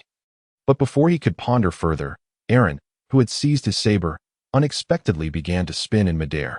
Like a valve forcefully twisted open, his body rotated. And in an instant, he shattered Leo's saber to pieces. Upon witnessing this, Leo swiftly drew another blade with his left hand, imbuing it with armament hockey, and executed a horizontal strike akin to a whip aimed directly at Aaron's face. The clash of teeth against metal echoed once more, this time bolstered by armament hockey. Even Aaron's formidable biting strength could not shatter the blade. Yet, Leo, whose strength paled in comparison, found himself gradually pushed backward toward the pool outside. With a loud crash, the wooden door splintered upon impact. Did he intend to drag me into the water and then mercilessly slaughter me? At this moment, Leo clearly understood Aaron's intentions. With a smirk, he nonchalantly abandoned his saber and sidestepped, allowing Aaron to comically tumble into the pool alone. Splash! A tremendous wave erupted, soaking the shore. The fish-headed figure emerged from the water, clutching a blade, and gazed at Leo, who was sitting nonchalantly with one leg crossed. Aaron could not help but tilt his head. A small question mark appearing above him. Wasn't a swordsman supposed to regard his sword as more precious than life itself? Even hypothetically speaking, a swordsman without a sword would undoubtedly suffer a significant loss in prowess. Yet, at this very moment, Leo, with both of his swords destroyed, regarded the drenched Aaron with utter disdain. Seeing this, Aaron clenched his serrated teeth, veins protruding on his forehead. This fellow. It seemed he did not regard me with any seriousness. Chapter 40. Drugged counterattack. Hey, it was merely a request for slightly higher interest. Why the hostility? If things are dire, we can always negotiate further. Leo spoke as he found a chair on the shore and called out to Aaron, who was immersed in the water. The atmosphere in the courtyard suddenly grew heavy with silence. After a long pause, he shouted, "Come down and talk. You come up and talk. Come down. You come up." Aaron and Leo stared at each other, neither willing to yield. Are you kidding? Why would I go down there to fight with the merman? I'm not a fool. Leo thought to himself in this manner, and Aaron felt similarly. After his hasty attempt to strike, upon witnessing the formidable hockey employed by Leo, he instantly realized he had inadvertently encountered an insurmountable obstacle. Having previously been a member of the Sun Pirates and having fought alongside Fisher and Jinby in the Grand Line for an extended period, he was well aware of the essence of hockey, despite not having mastered it himself. However, the prospect of confronting someone proficient in hockey on land was equally unappealing to him. Thus, the two remained in a stalemate. After a while, the exchange continued. You come down. You come up. You come down. You come up. Forget it. I'll go outside. Leo was thoroughly exasperated. Turning on his heel, he made his way towards the exit of the courtyard. He found himself at a loss. Initially, he had intended to lure Arlong in, confronting him in a one-on-one duel to resolve the conflict. He believed that by capturing the leader, the other fishmen would surely surrender without resistance. This strategy would spare his naval forces from the peril of battle. However, now gazing at the grotesquely lewd Arlong floating in the water, Leo was engulfed by a sense of helplessness. This individual was, indeed, not quite as he had envisioned. Weren't you the one who prided yourself on being superior to humans? Did you not claim that humanity was a despicable species? Then why, pray tell, do you not dare to face me in combat? Internally, he ranted in frustration. And just as he approached the courtyard entrance, a piercing shriek pierced the air. An enormous creature suddenly emerged from the far end of the pool. Leo, the pool within Aaron's paradise is situated at the western edge of the entire island, seamlessly connecting its periphery to the vast expanse of the sea. At that moment, as the gate swung open, a colossal sea creature, measuring several meters in length, suddenly emerged before Leo's astonished gaze. My goodness, is that Momo? The gigantic manatee cared for by Xiao Ba? At long last, it has made its appearance. Meanwhile, Aaron, who was soaking in the pool, breathed a sigh of relief upon witnessing Momo's arrival. He had been stalling for time, hoping that Xiao Ba would bring Momo over. Now, seeing the creature, he rose from the water, his torso emerging, and declared, "Let me introduce you to the terrifying beings from the Grand Line." Terrifying beings from the Grand Line? Leo looked up and exchanged a glance with the sea cow. 10 seconds later, the sea cow let out a resonant bellow and then, with its sturdy horns aimed directly at Leo's position, charged forward with unrelenting force. Upon witnessing the unfolding events, Leo swiftly leaped from his position, narrowly evading the onslaught of Moo while rapidly retreating. Simultaneously, Moo advanced toward the pool, its horns thicker than the trees lining the road, effortlessly uprooting tiles from the ground. Observing the path of destruction left by this creature, Leo couldn't help but exclaim, "Are you plowing the ground here?" However, before his words had fully escaped his lips, the hidden Along, concealed within the pool, suddenly unleashed a powerful fist. Water strike. 2 columns of water coalesced in Along's hand, then were violently hurled forth, striking Leo's airborne form with the velocity of bullets. The sharp sounds of impact echoed, and in the next instant, Leo felt as though his skin might tear, with blood bursting forth from his waist, causing him to plummet back to the ground. You have sustained damage, Vitality 11, Skin Toughness 2, Impact Resistance 1. The force was astonishing, even without employing his domineering aura. It had managed to breach the defenses he had cultivated over the years. Surprised, he glanced down at the wound on his waist, still mending, when Moo, an enormous beast, opened its cavernous maw and lunged at Leo with ferocity. In that moment, as the abyssal mouth obscured the sunlight, Leo did not retreat. Instead, he advanced, swiftly positioning himself beneath Moo's massive form and delivering a powerful punch to its abdomen. A pained bellow erupted from the creature, causing it to hunch over, and Leo seized the opportunity to scramble up onto the courtyard wall. As predicted, upon hearing the commotion and witnessing the sudden appearance of Moo, the naval soldiers led by Lipa engaged in close combat with the fishmen of the evil dragon pirates. I must swiftly deal with Along and this sea cow. With that thought, Leo suddenly reached into his naval uniform and produced a glass vial filled with a purple liquid, consuming its contents before Along's eyes. Along thought, "This guy can afford to drink during a fight? Is he mocking me? Moo, eliminate him." In tandem, the potent poison coursed through Leo's veins. Strength 30, temporary. Agility 30, temporary. Reflexes 40, temporary. Spirit 50, temporary. Mucosal secretion function 10, permanent. Entering a state of sustained poisoning. Vitality 5. With a sudden heave, he expelled a mouthful of blood. Leo suddenly appeared before Mo with a speed akin to instantaneous movement. With a powerful leap, he struck Mo's chin with a fierce punch. The resounding thud echoed through the air. In the next instant, Mo's towering figure, several meters high, was propelled skyward like a cannonball. Along, Lipa, the naval soldiers, Winky Face, the fishmen pirates, Mo was actually sent flying by someone. The fishmen of the Arlong pirate crew displayed expressions of utter astonishment. Yet, as Leo began to descend from the sky, Along revealed a terrifying grimace. He leapt from the pool and charged at Leo's back with his razor-sharp nose. Chapter 41. The defeat of the Arlong pirates with the enhancement of his basic observation haki. Leo skillfully evaded Along's attack by sidestepping. However, it seemed Along had anticipated Leo's evasion. In the very moment his strike missed, he immediately wrapped his arms around Leo's body. "Leo, what? This fellow wishes to engage in a duel with me?" His expression suddenly shifted to one of sheer terror. Yet, what echoed in his ears was the maniacal laughter of Aaron. "Prepare to meet your demise, foolish naval wretch." With a sudden surge of strength, Aaron seized Leo's body, dragging him downwards into the depths of the pool, his laughter becoming increasingly deranged. "Once we reach the ocean, our magnificent fishman race shall be invincible. Embrace your despair, lowly human." Splash. As the two plunged into the center of the pool, torrents of seawater erupted around them. Just as Aaron intended to pull Leo deeper into the watery abyss, the next moment, his grin froze upon his face. Crack. The sharp sound of his wrist shattering resonated through the air. "What did you just say?" Leo smiled as he firmly grasped Aaron's wrist, increasing the pressure with each passing moment, which only intensified the agony etched upon Aaron's face. Beads of sweat adorned his forehead, and despite the excruciating pain, disbelief flickered in his eyes as he gazed at Leo. How could this be? How could such an unremarkable human possess such extraordinary strength? The relentless torment radiated through his hands, causing Aaron's vision to blur with rage as he opened his mouth to bite at Leo, attempting one last desperate counterattack. However, Leo swiftly stepped forward, forcefully hurling him back onto the shore from the water. The robust body crashed through the amusement park's walls, skidding over 100 meters. All those engaged in battle outside halted at this moment, their attention drawn to the barely conscious Aaron.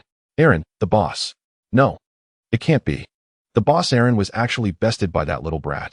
The expressions of the fishmen morphed into a spectacle of disbelief, and as Leo emerged from the shattered wall, they were filled with terror. It's over. Kirby, Joe, and even Boss Aaron have all been taken down by the Navy. What should we do? Morale plummeted. And just as the Navy prepared to capitalize on this opportunity for a relentless pursuit, a figure brandishing 6 long swords suddenly appeared behind Leo. 6 sword style, octopus jar. The 6 blades converged simultaneously, lunging towards Leo with ferocity. Turning his head, Leo caught a glimpse of the pink octopus fishman with 6 arms. And with a start of surprise, he instantly vanished from his spot, reappearing several meters away in the blink of an eye. This fellow, could it be Small 8? The octopus fishman from the original narrative, endowed with 6 arms and 2 legs. Yet, this 6 sword style is indeed rather absurd. He couldn't help but recall his own experience from over half a year ago, when he had just joined the 153rd Division, practicing the 10 sword style alone at midnight on the training grounds. It's not merely the quantity of swords that makes one formidable, he murmured softly. Meanwhile, high above the castle of Aaron's amusement park, Ivankov and Kuma observed the scene, both filled with a sense of intrigue. Did the Navy boy just employ the shave technique from the Navy's 6 styles? Ivankov inquired. No, Kuma shook his head in response. The speed of shave surpasses this. So, does this mean the Navy boy has achieved such a level solely through his own movement speed? If this lad were to master shave, how swift would he become? Perhaps. There was something peculiar about the drink he consumed earlier. At that moment, the bear suddenly exclaimed. It was then that Ivankov recalled that just before Leo had sent that manatee flying with a single punch, he had ingested something. Was it a newly developed potion by the Navy? Perhaps one that could unlock hidden potential within the body?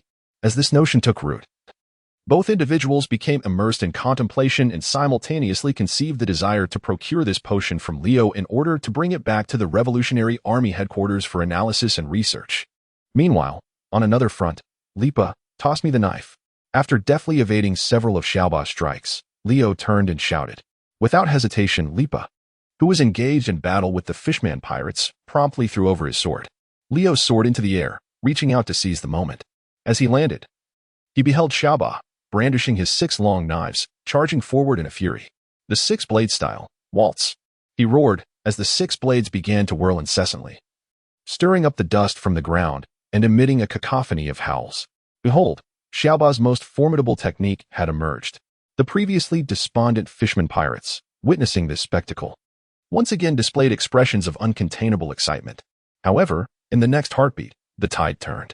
1-blade style, dragon flash. In a flash of lightning, a figure darted past the spinning Xiaoba. The blade's gleam vanished in an instant, and Xiaoba, who had been in a rapid spin, gradually ceased his movements. As he steadied himself, a crimson line erupted from his abdomen and waist, and he collapsed backwards, lifeless. Xiaoba. The fisherman pirates erupted in cries of shock. Xiaoba has fallen. The Marine, a veritable monster. So, do you still refuse to surrender?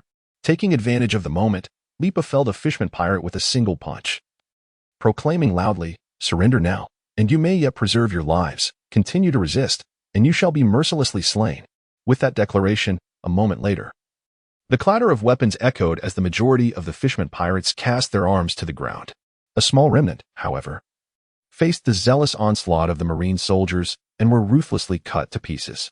The battle reached its conclusion at that instant. Leo dragged the saber of Ripa and approached Aaron, who lay helplessly on the ground, his hands immobilized. Noticing the seething resentment in Aaron's gaze fixed upon him, Leo scratched his forehead and remarked, "You seem to be rather dissatisfied, don't you? Damn humans. There will come a day when our fisherman clan will eradicate every last one of you." Leo, despite being in such a dire state, he still dares to issue threats? Observing the malice etched upon Aaron's face, Leo couldn't help but shake his head. At that moment, a furious cry echoed from the surroundings. Kill him. Slay that accursed fishman. The once trembling villagers of Cocoa West Village, who had been cowering in their homes, had now emerged, vociferously urging Leo and the others, hurry, put an end to them. Do you comprehend the atrocities these fiends have committed? So many of our fellow villagers have fallen victim to their hands. These fishmen deserve death. Sobbing uncontrollably, many bowed their heads in anguish. The naval soldiers, witnessing this scene, were equally troubled. After a brief pause, Leo lit a cigarette and placed it between his lips. Go. Bind Aaron to the wooden stake at the village entrance. I shall deliver the final blow, he declared, exhaling a puff of smoke. Chapter 42. The Execution of Aaron, huh? Ripa was momentarily taken aback, then reminded, Leo, There are regulations at headquarters stipulating that any captured pirates must be escorted back to the institution for trial. Moreover, those with bounties exceeding 10 million must be sent to impel down. You mentioned capturing him alive. Isn't it ultimately up to us to decide whether he is indeed captured or not? Leo shrugged and remarked, when the time comes, we can simply claim it was during the process of apprehension that he was killed. That should suffice, wouldn't it? It seemed to follow this logic. However, Leap scratched his head, pondering the crux of the matter. These individuals had already surrendered. To pursue a path of merciless extermination now would surely be rather unseemly, wouldn't it? As anticipated, upon hearing that Leo still intended to take lives, the subdued fishmen began to stir restlessly. Was it not agreed that surrender would entail mercy? You humans, indeed, are the most cunning beings in this world. Curse you. Some of the fishmen cursed while attempting to resist. Yet, at that moment, Leo interjected, do not worry. I shall only behead your leader. As for you, you will be sent to the Navy for punishment. Then why must you kill our leader? They protested. Boss Arlong has surrendered as well. On what grounds do you justify his execution? Does slaying a defenseless individual bring you any thrill? Several fishmen crouched on the ground, shouting in protest. Yet, upon hearing this, Leo could not help but chuckle. He inhaled deeply and exhaled a large smoke ring, then turned to the fishmen and said, what about the time you slaughtered those unarmed villagers? Did that instill in you a sense of racial superiority? That's different. Humans are inherently. One fishman attempted to retort, but was abruptly silenced by another fishman covering his mouth. Upon witnessing the scene, Leo's gaze betrayed a chilling intensity. Nevertheless, he managed to restrain himself. He approached and seized Aaron by the nose, dragging him towards the outskirts of Cocoa West Village as if he were a mere dog. Meanwhile, the villagers who had gathered behind him had swelled to over 300 or 400, nearly encompassing the entirety of Cocoa West Village. They clustered together, their eyes fixed on Aaron, who was bound to a stake and drenched in blood, uncertain of how to react, though their hearts raced with excitement. The fierce glint in Aaron's eyes directed towards them instilled an involuntary fear within their ranks. Do you have any final words? Leo inquired, wielding a machete as he gazed at Aaron, whose hands and feet had been rendered useless and were tied to the stake. Aaron's response remained unchanged. One day, the fishmen will compel you wretched creatures to kneel and repent. Is that so? Leo let out a sigh. Even in the face of imminent death, Arlong showed no inclination towards remorse, though he was aware of the reasons behind this man's transformation, having read the original work. He could not fathom how one could take the lives of so many innocents, yet still wish to cling to life. Setting aside whether Leo could personally accept this, there was no justification for sparing him in the eyes of the villagers of Cocoa West. Thus, your life draws to a close.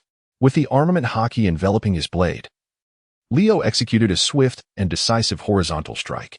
In the next moment, Arlong's head fell to the ground, rolling through the blood and dirt until it came to rest at the feet of the villagers. A sudden silence enveloped the air. The onlookers stared in a daze at the severed head on the ground, their expressions resembling that of a surreal dream. After a prolonged pause, finally, it was over. With a sigh from an elder in the village, the villagers knelt and began to weep openly. There were no cheers, no exclamations of joy, only a deep sense of mourning for lost loved ones. Observing this scene, Leo lit another cigarette, placing it between his lips, seeking solace for his troubled heart. Noticing Leo's discomfort, Rippa approached, attempting to offer comfort. May I have one too? She asked. No, by your own with your salary, he retorted. Rippa sighed, forget it. She pondered, is it that you feel uneasy for having taken the life of a captured criminal? How could that be? Leo cast a disdainful glance at Arlong's lifeless body. After all, he was a member of the Navy. Is it not a matter of course for the Navy to eradicate pirates? I merely find myself reflecting on the absurdities of this world. Pirates like Arlong are certainly not in short supply. Who can guarantee that after vanquishing one Arlong today, another, perhaps an odd tiger or an oss snake, won't emerge to wreak havoc upon the nearby villages? As a naval officer of the 153rd Division, his jurisdiction is exceedingly limited. He cannot be expected to patrol the territory of the 16th Division on a regular basis. The distance is quite cumbersome. As he pondered these thoughts, suddenly, a hasty supply officer responsible for guarding the warship rushed over. Lieutenant Leo, the mouse colonel from the 16th Division has arrived. The mouse colonel? Leo flicked the ash from his cigarette, pondering how that fellow had managed to show up at such a moment. Moreover, Captain Leo, Colonel Mouse apprehended a thief aboard our warship. A thief? Upon hearing this, Leo's forehead was adorned with a large question mark. 10 minutes later, Why had the personnel from Division 153 ventured onto the territory of Division 16 to apprehend pirates? A scoundrel with a rat-like appearance, donning a military cap adorned with mouse ears, pointed aggressively at the officer and berated him vehemently. Do you personnel from Division 153 possess any sense of decorum? Are you unaware of the territorial divisions in the East Sea? We are indeed aware, came the reply, however. It appears that our naval regulations do not explicitly prohibit members of different divisions from pursuing pirates within each other's designated waters.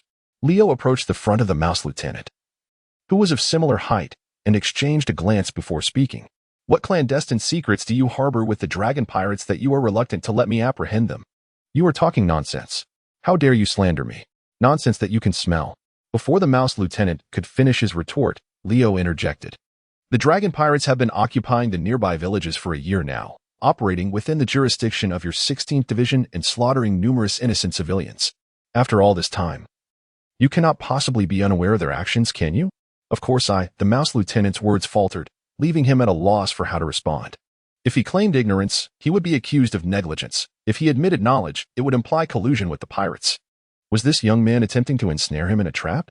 As he pondered his predicament, Leo continued, however, I have now resolved this concern for you. Furthermore, I can readily allocate the credit for capturing the dragon pirates to you. I trust that upon delivering the head of Arlong, you will undoubtedly be promoted to the rank of colonel. Allocate the credit to me? The mouse lieutenant was taken aback. What scheme was this young upstart from the 153rd Division concocting to so casually offer such a significant accolade? Indeed, it is yours for the taking. Leo nodded and stated. However, I have one condition. The entirety of the bounty share of 5 million from Arlong must belong to me. Do you have any objections to that? He was not merely negotiating with Colonel Mouse. Should this fellow dare to refuse, he would promptly report the matter to headquarters, and with numerous villagers ready to testify. How could this man possibly deny it? As for Colonel Mouse, upon hearing Leo's words, his eyes darted around, and within half a minute, his previously arrogant demeanor transformed into one of obsequiousness. Of course, that's settled then, he replied. His initial collusion with the Arlong pirates was partly due to his inability to contend with the fishmen. Now that Leo had eradicated that pirate crew, although his monthly profits would diminish, the opportunity for promotion and a salary increase appeared to be a favorable outcome. By the way, my subordinates mentioned that you captured a thief aboard our warship? Indeed, over there. Let me take you to see, Leo responded. Colonel Mouse nodded and, with a beaming smile, led Leo towards the warship. Chapter 43. Recruiting Nami into the Navy. Are you the thief? Leo inquired, directing his gaze towards the young girl bound with ropes aboard the warship, with her short orange hair and brown eyes. A tattoo of the Arlong pirates emblazoned on her exposed left arm. It was none other than Nami. At this moment, Nami glared at Leo and Colonel Mouse with a look of intense fury, as though she wished to devour them whole. Hey kid, do you understand that stealing will land you in a naval prison? Leo crouched down, aligning his gaze with Nami's. However, upon hearing Leo's words, Nami suddenly spat, narrowly missing Leo, who deftly evaded her, causing the saliva to land squarely on the face of the rather unfortunate Lieutenant Mouse behind him. Bah, you wretched Navy scum. You are in league with the dragon pirates. You will face retribution. The lieutenant, infuriated by the spittle on his face, was about to teach Nami a lesson when Leo swiftly tripped him with his leg, sending him crashing into the ship's cabin. Meanwhile, Nami, with tears glistening at the corners of her eyes, glared fiercely at Leo, her teeth clenched in anger. The scene of Leo and Colonel Mouse strolling together, engaged in cheerful conversation, was unmistakably clear to her. Coupled with her prior observation of their dialogue within the village of Cocoa West, she had firmly concluded that Leo was a thoroughly despicable individual. Do you harbor such disdain for our Navy? Leo scratched his head and said, You must understand. I have already eliminated Arlong for you. As he spoke, he instructed Ripa to bring forth the box containing Arlong's severed head. Such boxes, designed for the preservation of pirate heads, were routinely carried by the Navy on their patrols, filled with ice to prevent decay during lengthy journeys back to base. After all, if the journey was too prolonged and the head spoiled, the bounty would be lost. As anticipated, upon seeing the box that Ripa brought forth, Nami was momentarily taken aback. Once she confirmed that the head inside truly belonged to Arlong, she began to weep uncontrollably. It was as if she had suddenly found liberation. Tears streamed down her face as she softly murmured Bel-Emre's name. This sight pained Leo deeply, prompting him to pull out a cigarette and smoke vigorously. After a considerable time, with Ripa's explanations illuminating the entire sequence of events, Nami's gaze toward Leo finally shifted, no longer filled with rage. Her expression now bore a complex mix of emotions that were difficult to articulate. Why? She inquired. What do you mean by why? Leo gazed at Nami with a sense of bewilderment. Why did you not arrive sooner? Had you come earlier, Bel-Emri would not have perished. If only. The villagers would not have suffered at the hands of Arlong due to their inability to afford their own lives. She wept, her shoulders trembling once more. Leo glanced at the young girl, who appeared to be around the tender age of 10, and approached her with a gentle pat on the back in an attempt to offer some comfort. However, in the next moment, he was disdainfully pushed away by Nami, who covered her nose and remarked, "The smell of smoke is simply overwhelming. Leo, Captain Leo. All the treasures of the evil dragon pirates have been thoroughly collected, totaling 10,120,000 berries." Simultaneously, another crew member rushed out from the island, shouting loudly towards Leo. Nearby, the newly emerged Lieutenant Mouse, who had just stepped out of the cabin, rubbed his head and, upon hearing this, his eyes sparkled with excitement. He hurriedly approached Leo and whispered, "Over 10 million berries. Shall we split it 50-50? What do you mean by 50-50? Leo gazed at him in utter confusion. Perhaps a 3-7 split would suffice, or even a 2-8. Those who witness must share the spoils. You ought to allocate me a portion of the bounty. No way.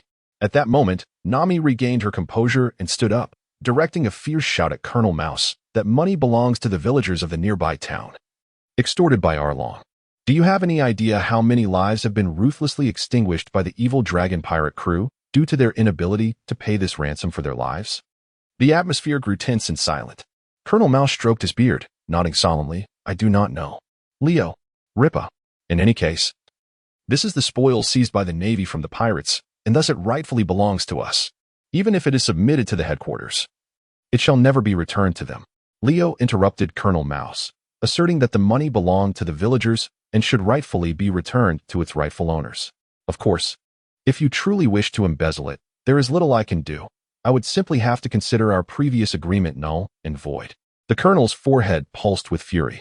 By the way, I forgot to mention that the villagers of Cocoa West are victims of the recent dragon pirate incident.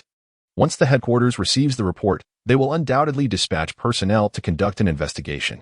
If they come forward to testify, you can imagine the consequences you might face. With that, Leo dismissed the colonel's now ashen visage with a wave of his hand, instructing his companions to escort Nami and the bags of money back to the village. Left behind, Colonel Mouse clenched his fists in a futile rage, torn between a desire to retaliate against Leo and his powerlessness in the situation. Thank you all. It seems the Navy is not entirely composed of villains. In front of Cocoa West Village, the majority of the villagers knelt in gratitude towards Leo and his companions. Leo, alongside Lipa, helped each of them to their feet.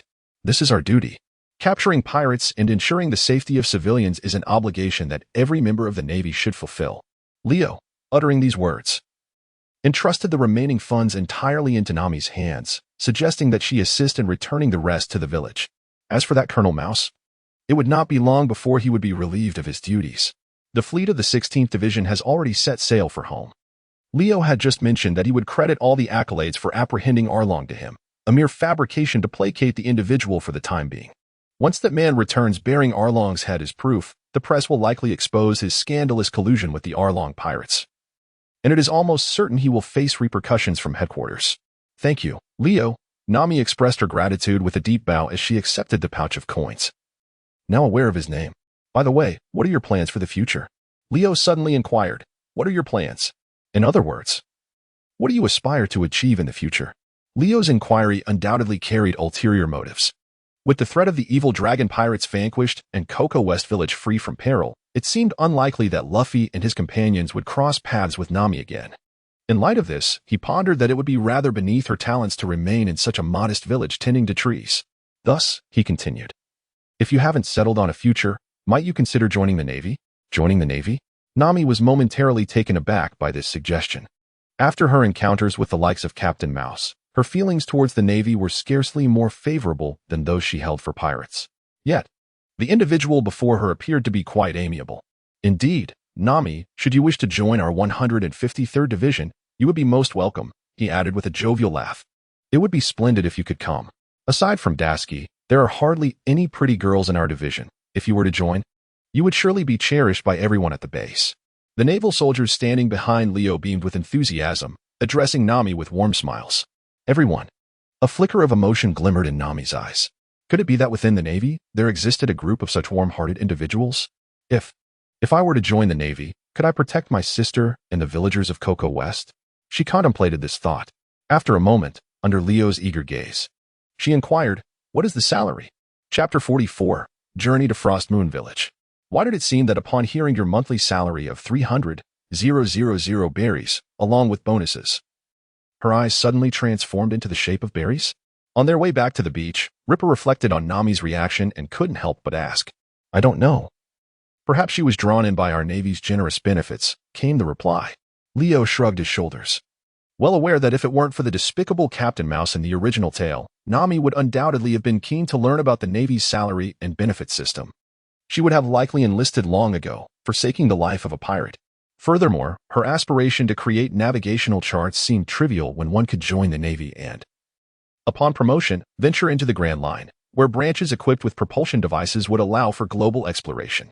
Surely, charting the seas would be far more effortless than traversing the Red Line on a mere pirate ship.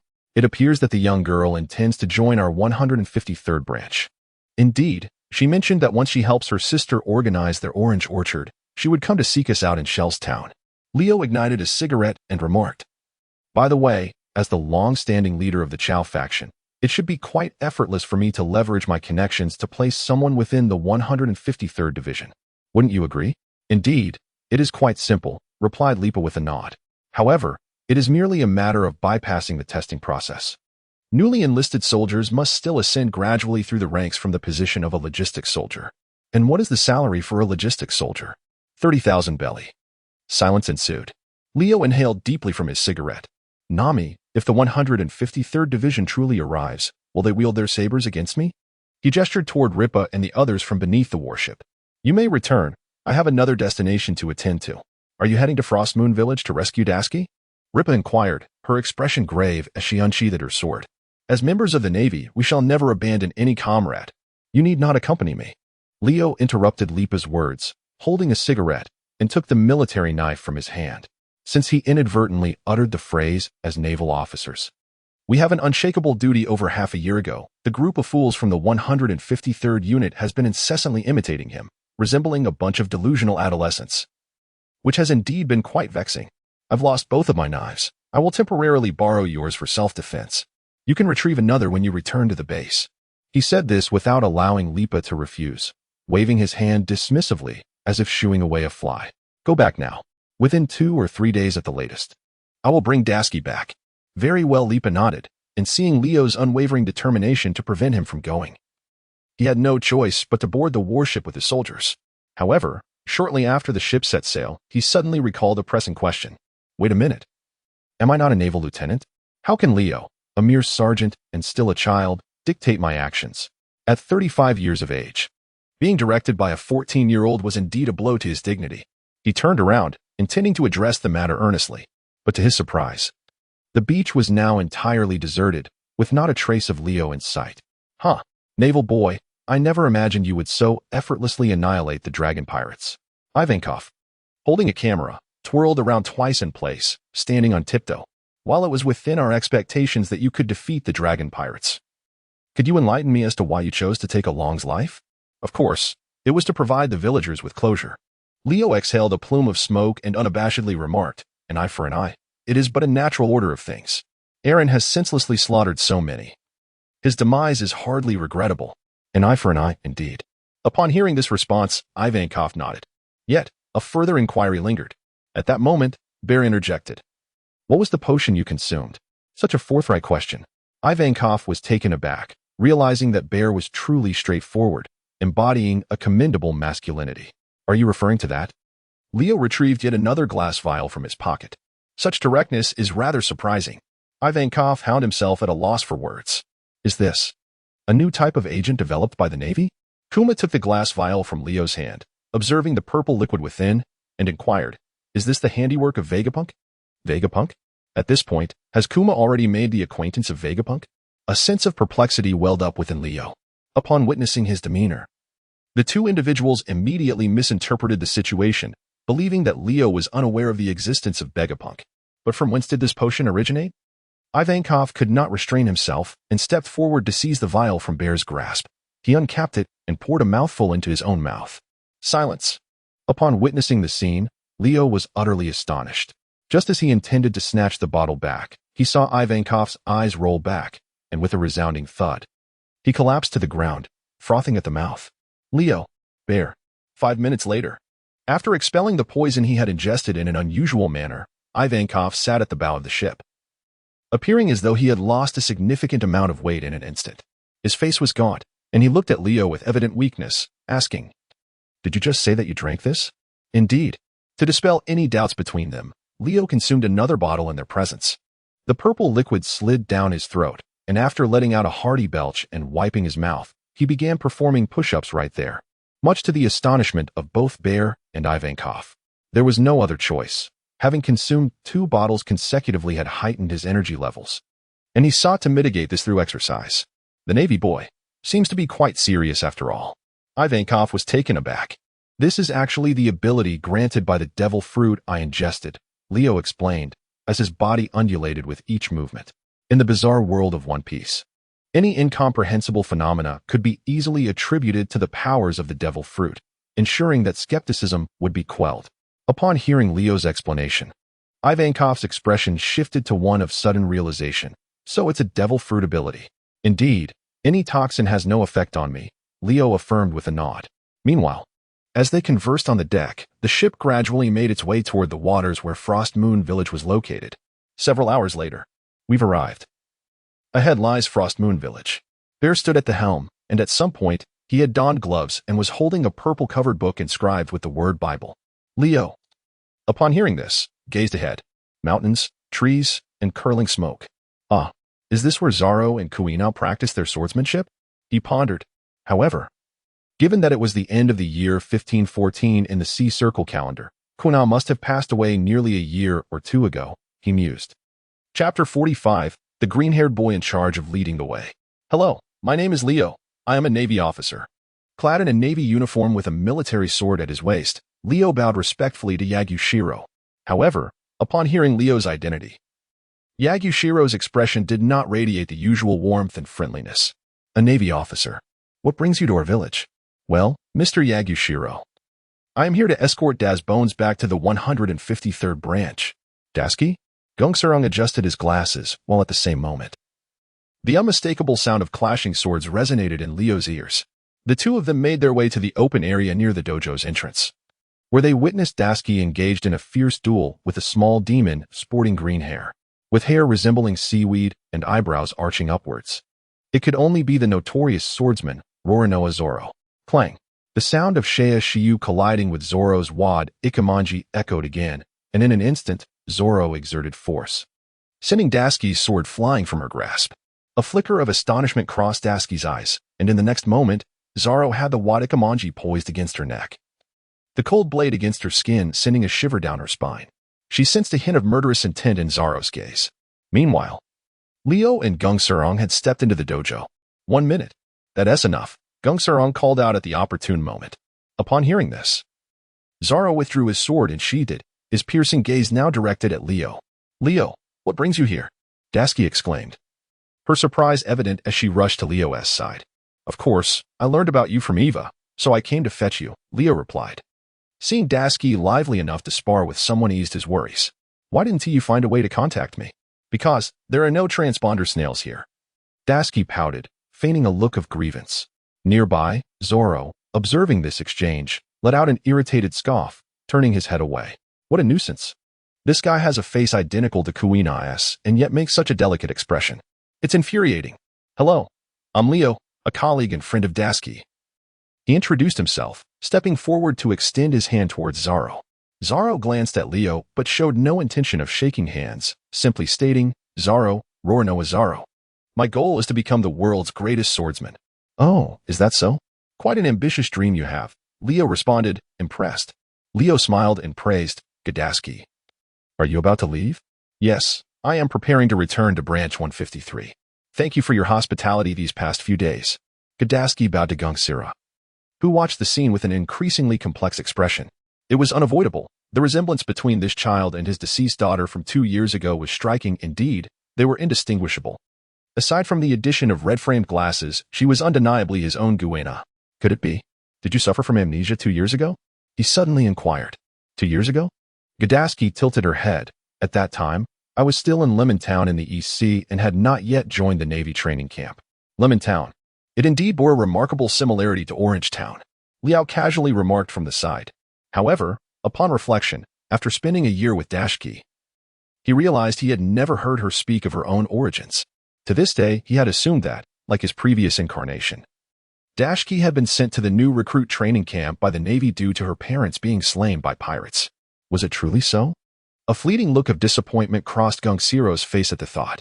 Indeed, he had personally held Kuina's ashes during her burial. What was he clinging to now with such misplaced hope?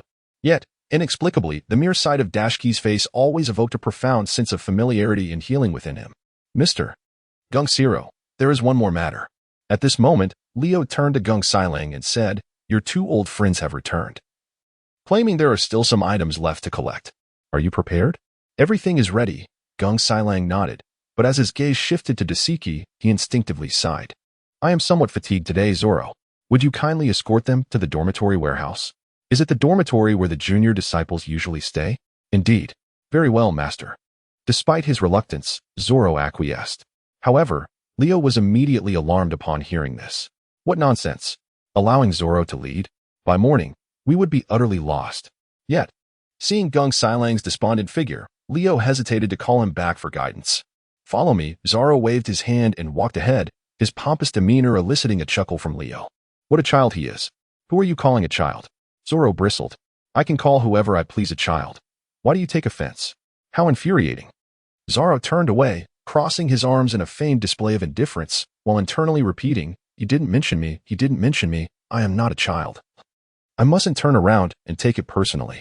Half an hour later, draped in a large green cloak with a hood obscuring his face, Bear, Ivankov, Leo, and Dasiki followed closely behind Zoro, meandering about for some time. Ivankov could no longer contain himself and exclaimed, "Huh? The little green-haired boy, are you mistaken? We have passed this way thrice already. Are you directionally challenged?" "You are the one who is directionally challenged." Zoro turned to glare at the exaggeratedly androgynous figure before him. Momentarily taken aback, speech failing him, Bear interjected, "You let that little boy see your face. And what of it? I am thoroughly fed up with this green-haired brat. You purple-haired, big-faced monster. What did you say?" Ivankov's anger flared at Zoro's retort, cupping his face in dismay. "I refuse to be called a purple-haired, big-faced monster." Dasiki remarked, "What a glaring double standard.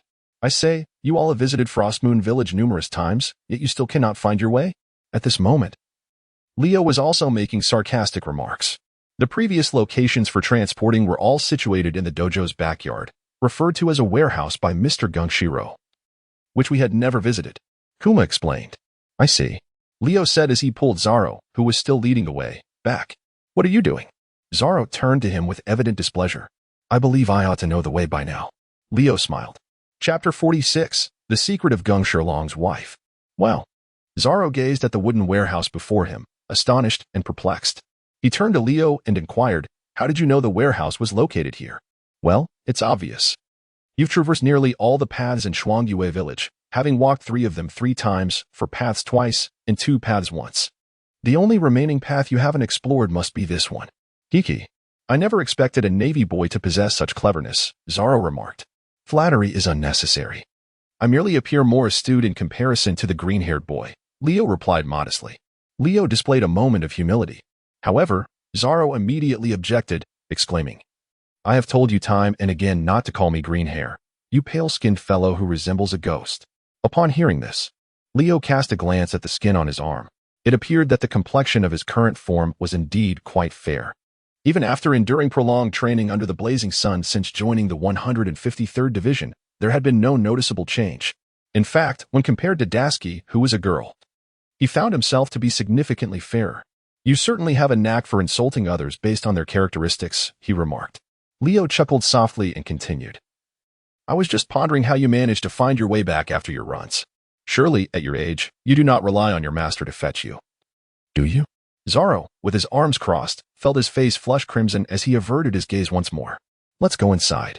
Leo no longer teased the young Zaro and was the first to enter the warehouse. However, as he pushed open the large door, the scene that unfolded before his eyes made him widen them in astonishment. So many weapons and food as well? He exclaimed in surprise. The warehouse, approximately 200 to 300 square meters in size, was filled to the brim with various longswords. Upon a cursory glance, there appeared to be over 1,000 of them. Additionally, on the opposite side of the warehouse, hundreds of large sacks of food were arranged neatly together. If each sack weighed around 20 kilograms, then the total amount of food must exceed 4,000 to 5,000 pounds. Is this the supply provided by Frostmoon Village for you? Leo couldn't help but ask Ivankov, gazing at the astonishing sight. But I am a Navy officer. Are you not afraid that I might bring someone to raid Frostmoon Village? Navy boy, you are not that kind of person. Ivankov laughed heartily. Kuma has always been perceptive. He sees the qualities of the Revolutionary Army in you. Qualities of the Revolutionary Army? You must be jesting. No matter how grand your words may be, I will not join the Revolutionary Army. Furthermore, this could be considered our last resupply at Frostmoon Village. Henceforth, we shall focus our efforts on the Grand Line, particularly the New World. Leo, emotions are devoid of any lingering concerns, which is why they are so unrestrained. Nevertheless, these two individuals are indeed not wrong. It is inconceivable that Leo would bring anyone to Frostmoon Village to capture individuals. For in his mind, both Gungshiro and Zaro could never be classified as villains. By the way, with so many items, how do you intend to transport them to the ship? He mused that the distance to the beach was likely around 3,000 to 4,000 meters. So how many trips would it take to transport everything back? However, to his astonishment, the next moment, Bear removed his gloves and, under the incredulous gazes of Leo and Dasky, made all the items in the warehouse vanish one by one. Dasky took off her glasses and rubbed her eyes. Leo quickly regained his composure, for he was well aware that the bear had devoured the meatball fruit, which possessed the ability to not only manipulate inanimate objects but could even send living beings soaring to any imagined destination. Yet, of course, one must maintain a fade. Is this the extent of your fruit's powers? Leo inquired with a curious expression. Indeed, came the reply. Did you transport all the supplies onto the ship? No. The bear shook his head. I sent them directly back to the base. The base, the Revolutionary Army stronghold, I presume, is located somewhere along the Grand Line? Leo mused. Aren't you concerned that sending items such a distance will result in them being smashed upon impact? Now that we have secured what we came for, it is time for us to depart, Ivankov interjected. The bear donned his gloves once more, and as the two prepared to turn away, Leo suddenly asked, May I inquire about your relationship with the dojo master? Silence fell between them, as both individuals remained mute in response to the question. Leo seemed to realize that he had perhaps inquired too much. Just as he contemplated shifting the subject to sidestep the situation, he suddenly heard Xiong say, Follow me. Leo was momentarily taken aback, casting a glance at Dasky before they both proceeded. However, upon exiting the warehouse, they discovered that Zoro had mysteriously vanished without a trace. This is the grave of the dojo master's wife? In a cemetery within Frostmoon Village. Leo gazed at the towering mound before a gravestone inscribed with the name of Peg Donna, beloved wife of Gungshiro, and felt a flicker of confusion. He recalled that in the original narrative, Gungshiro's wife had never made an appearance, not even in fleeting memories. This curiosity piqued Leo's interest. What kind of person was Gungshiro's wife? Truly? She had once been a cadre of our Revolutionary Army. Clutching a tome with a violet cover, Bear stood before the grave, his eyes fixed on the inscription, seemingly lost in thought. At that moment, Ivankov added, Little Donna was once the epitome of gentleness. Regrettably, she ultimately fell victim to the wretched world government. Victim of the world government, indeed. No wonder Gungshiro had exhibited such an odd expression upon learning that both he and Dasky were part of the Navy. The revelation that Gungshiro's late wife had been a cadre of the Revolutionary Army surprised him. The name Donna is truly melodious. One can only imagine she must have been a striking beauty in her youth. Out of courtesy, Leo offered a compliment. Yet, Dasky, standing nearby, seemed inexplicably entranced by the name on the gravestone, remaining silent for an extended moment as if lost in her own recollections. What is troubling you? Leo cast a glance at Dasky, feeling an inexplicable familiarity with the name, as though it had grazed his ears at some point in the past. Dasky murmured softly, struggling to recollect where and when she had encountered it before. Meanwhile, Bear's gaze towards Dasky subtly shifted, a change that Leo, preoccupied with his own thoughts, failed to notice. After placing the fruits he carried at the grave without uttering much, Ivankov left a brief remark. indicating that it would be a long time before he could return, before departing with Bear towards the beach of the small island. Chapter 47. A new discovery. Ivankov and Bear departed by boat. Although Leo was perplexed as to why this individual would choose to travel by boat to Frost Moon Village to procure supplies, he pondered whether it would not have been simpler to fly himself there. Or perhaps, Bear was incapable of propelling him through the air. Nonetheless, such considerations seemed secondary to the matter at hand. As Leo and Dasky passed by the Isin dojo once more, they discovered that Zaro had yet to return. Consequently, a group of children, aged around 7 or 8, scurried out to search for their elder brother. However, Gungshiro did not appear in the vicinity of the dojo. Perhaps due to the emotional turmoil he experienced upon encountering Dasky, a striking resemblance to his late daughter, over the past few days. Hey, Dasky. Why don't you consider visiting Frost Moon Village occasionally? Why? Dasky paused, puzzled. Don't you think the dojo master is rather pitiable? He lost his wife in his youth and his daughter in middle age. In another 7 or 8 years, Zoro will also depart from Gungshiro. Eventually, he will be left with only a group of Navi apprentices, becoming a mere empty nester in the countryside. It does seem somewhat tragic. Dasky nodded in agreement. Though her mind lingered on the girl named Kuina. Did she truly resemble her that closely? Moreover, upon her next visit to Frost Moon Village, she planned to challenge Zoro to a series of duels, hoping to entice him to join the 153rd Division. The bond forged between Kuina and Zoro before her untimely demise was nearly indelible, with Kuina gone.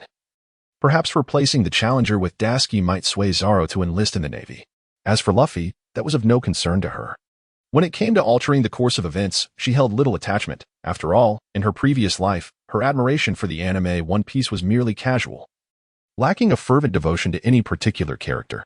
Furthermore, even if Luffy were to lose Nami and Zoro, the notion that he would perish along the way was utterly implausible. With his grandfather and father's formidable legacies, his demise was far from imminent, not to mention the presence of 2 brothers and the legendary red-haired Shanks guiding him. Leo contemplated that had he possessed such a background, he would undoubtedly be residing at the naval headquarters, indulging in a life of luxury, rather than pursuing a life as a pirate. With a grandfather hailed as a naval hero, he doubted anyone would dare to compel him to train. A month later, he called out, 2 glasses of rum, please, 5 beers, along with a plate of braised wolf meat.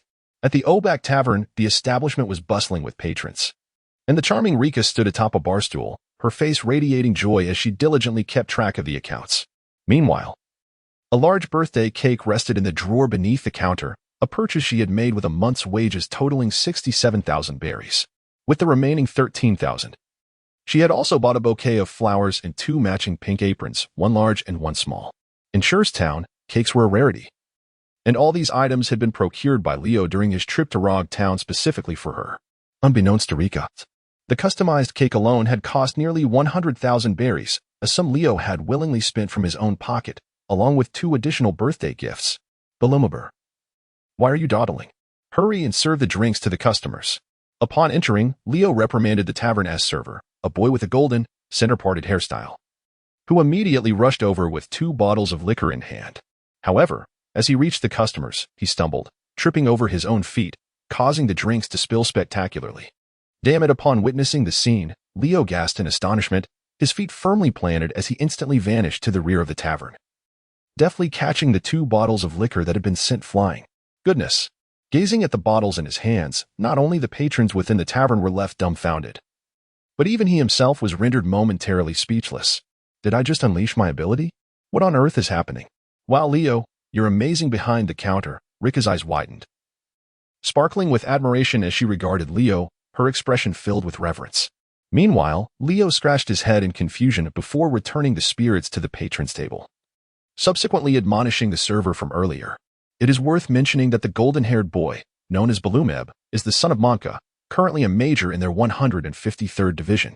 I recall vividly from the original text I had read in a past life that this young lad made quite the entrance, flaunting his father's influence within the division to bully the common folk, even going so far as to bind Zoro, who had just arrived in Shell's town, to a gallows in an attempt to execute him.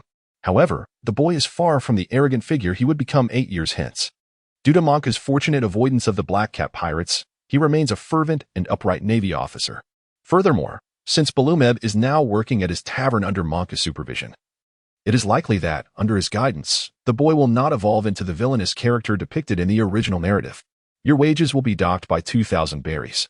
Should this situation arise again, I will personally ensure you find your bones well loosened at the 153rd base. Leo threatened menacingly, cracking his knuckles at Balumeb. Balumeb. I'm sorry. I will work diligently, Manager Leo. Humph. Leo let out a cold snort before approaching Rika, donning a cheerful expression. Rika, I finished work early. You should head home to celebrate Aunt Lily's birthday. Leave the accounting matters to me. Really? Rika exclaimed, springing up from her high stool. She leaned over the counter and planted a kiss on Leo's left cheek. Then, clutching the cake and gift box, she bounced out of the shop with uncontainable excitement. Watching Rika's jubilant figure disappear, Leo couldn't help but smile, absent-mindedly touching his cheek as he took a seat behind the counter. He began to ponder the incident where he had inadvertently used the technique known as shave. How peculiar. In the more than half a year since he had joined Branch 153, he had attempted to practice the 6 styles. Yet every time he discovered the nuances of executing shave, the system would invariably notify him of a decrease in proficiency.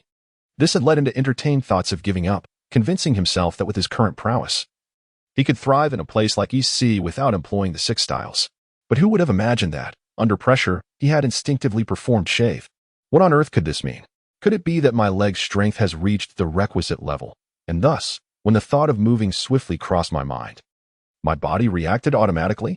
He cradled his chin, contemplating the matter intently. Practicing the 6 styles resulted in decreased proficiency. Conversely, what if one refrained from practicing them?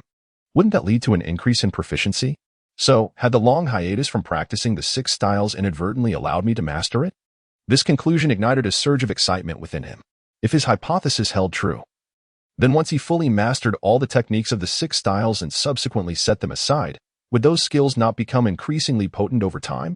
Lost in thought, he remained unaware of how much time had passed as the tavern gradually emptied of patrons. Leo glanced at the sky outside, which had completely darkened, and was about to instruct Bellume to tidy up the table in preparation for closing when a familiar figure unexpectedly pushed open the shop door, entering with 2 large bags of luggage. Chapter 48. The generous salary of Nami the errand girl. Ha! After searching for so long, I finally found you here. The newcomer was none other than Nami, who had freed herself from the clutches of the dragon pirates over a month ago with Leo's assistance.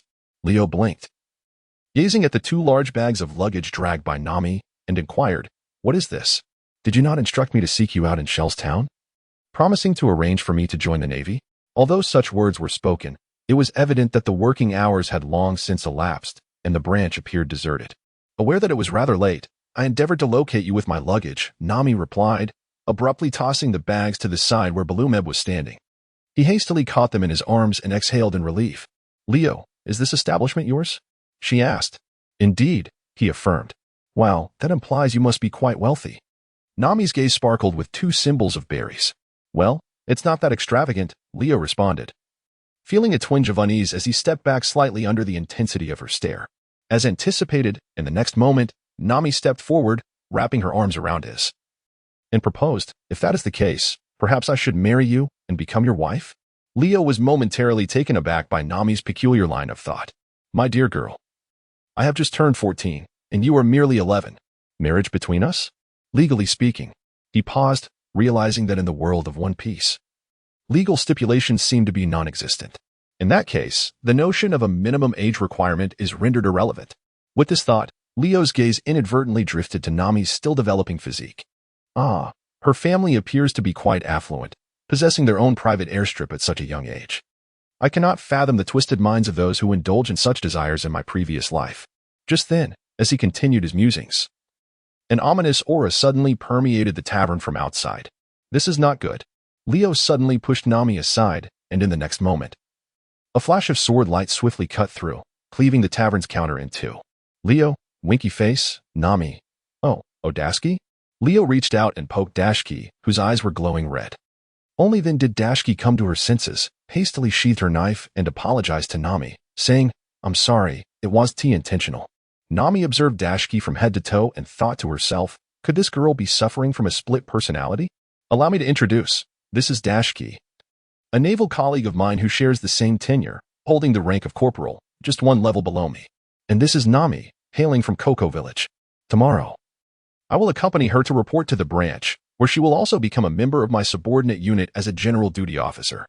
As soon as he finished speaking, Dashki intended to extend her hand for a handshake with Nami, but Nami suddenly seized Leo by the collar and demanded, "What does general duty officer mean?"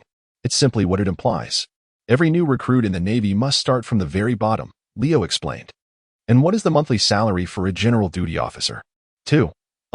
100,000. The monthly salary for a general duty officer is 100,000. Leo hastily corrected himself. 100,000, you say? Nami narrowed her eyes at this news, pondering that it was a decent amount, sufficient to buy clothes. By the way, accommodations and meals are covered, right? Indeed. Then, if one chooses not to eat, can the meal allowance be converted into cash? Unfortunately, no. Leo found himself at a loss for words. He could not help but exclaim, "Have I not already dealt with Aaron? Why are you being so frugal? Surely you have not become addicted to saving money so quickly." "Oh, my sister wishes to expand our property into an orange grove, intending to hire some workers and procure additional seeds. After your shift, come work at my shop, and I shall pay you a bit more." "How much for a month?" Nami's eyes sparkled once more. 5. Actually, 10,000 berries. So that amounts to 20,000 berries? Nami was nearly ecstatic. However, Leo was far from pleased. He suddenly regretted having lured Nami into the Navy. Encountering such a little money enthusiast, was it not his own funds that would be spent? It seems I have indeed made the right choice this time. I look forward to your support in the future, Boss Leo. Nami bowed to Leo. "So, where shall I sleep tonight?" Upon hearing this, Leo lit a cigarette. "Hiss. You may spend the night here at the tavern. There is a private room in the back." "All right." Nami nodded enthusiastically and promptly dashed towards the rear of the tavern with her luggage. This left Leo, Dashki, and Balumeb, who exchanged glances, momentarily at a loss for words. Nami, under Leo's guidance, commenced her employment. Owing to Leo's influential connections, she was directly assigned to work under him, becoming his immediate subordinate. Naturally, Leo dared not impose menial tasks upon this esteemed lady, resulting in Nami's work hours being limited to a mere 8 hours a day, from 9 in the morning until 5 in the afternoon. She effectively lived the life of a civil servant. Furthermore, since the tavern's operating hours were from 11 in the morning until 8 in the evening, she would simply return to the tavern for an additional 3 hours of work after her regular shift, thereby concluding her day's labor with a sense of satisfaction. She even had several hours of leisure time upon returning to her dormitory, during which she could indulge in facial masks, peruse newspapers and books, or engage in drawing nautical charts. Leo felt that he probably wasn't as carefree as Nami, and his monthly salary amounted to a mere 300,000 berries. The tavern's monthly profits were approximately between 300,000 and 400,000 berries. Assuming a best-case scenario of a total income of 700,000 berries each month, after distributing 180,000 berries to Nami, 80,000 berries to Rika, and 80,000 berries to Balumber, he was left with only 340,000 berries. The thought struck him. Was running a tavern, enduring the relentless toil of stocking and selling, only earning him a meager 40,000 berries each month? This realization cast a shadow over his face, prompting him to sit at the tavern's entrance and take a deep drag from his cigarette. It seemed imperative to take Nami out on patrol a few times to expedite her promotion. He couldn't continue supplementing her wages with his own funds. Thus, the days swiftly passed, transitioning from December 1514 to mid-April 1515. One day, while Leo completed his patrol around the small town and scouted for new business opportunities, Dashki suddenly rushed up behind him, handing him a monthly news report from the wild press of the Grand Line. "This is grave news, Leo. Our headquarters naval ship has been attacked by pirates." Chapter 49. This is my duty. Huh? What does the attack on the headquarters naval ship have to do with us in the East Blue? Leo took the newspaper and exclaimed, "But who possesses such audacity to attack the headquarters warship? Could it possibly be one of the 4 emperors?" It was the ship commanded by Zephyr, the former Admiral of the Navy. However, a wave of anxiety washed over Dashki's face as she pointed to the image in the newspaper and said, "Didn't T. Cheyenne recently write to say that he finally fulfilled his wish of becoming Zephyr's student? This warship is the one Zephyr took out for his students' practical training." What? Upon hearing this, Leo immediately read through the contents of the newspaper.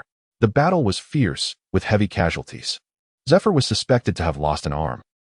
Suddenly, he recalled that in the original narrative, Zephyr indeed possessed a mechanical arm. Yet, Zephyr was a former admiral of the Navy.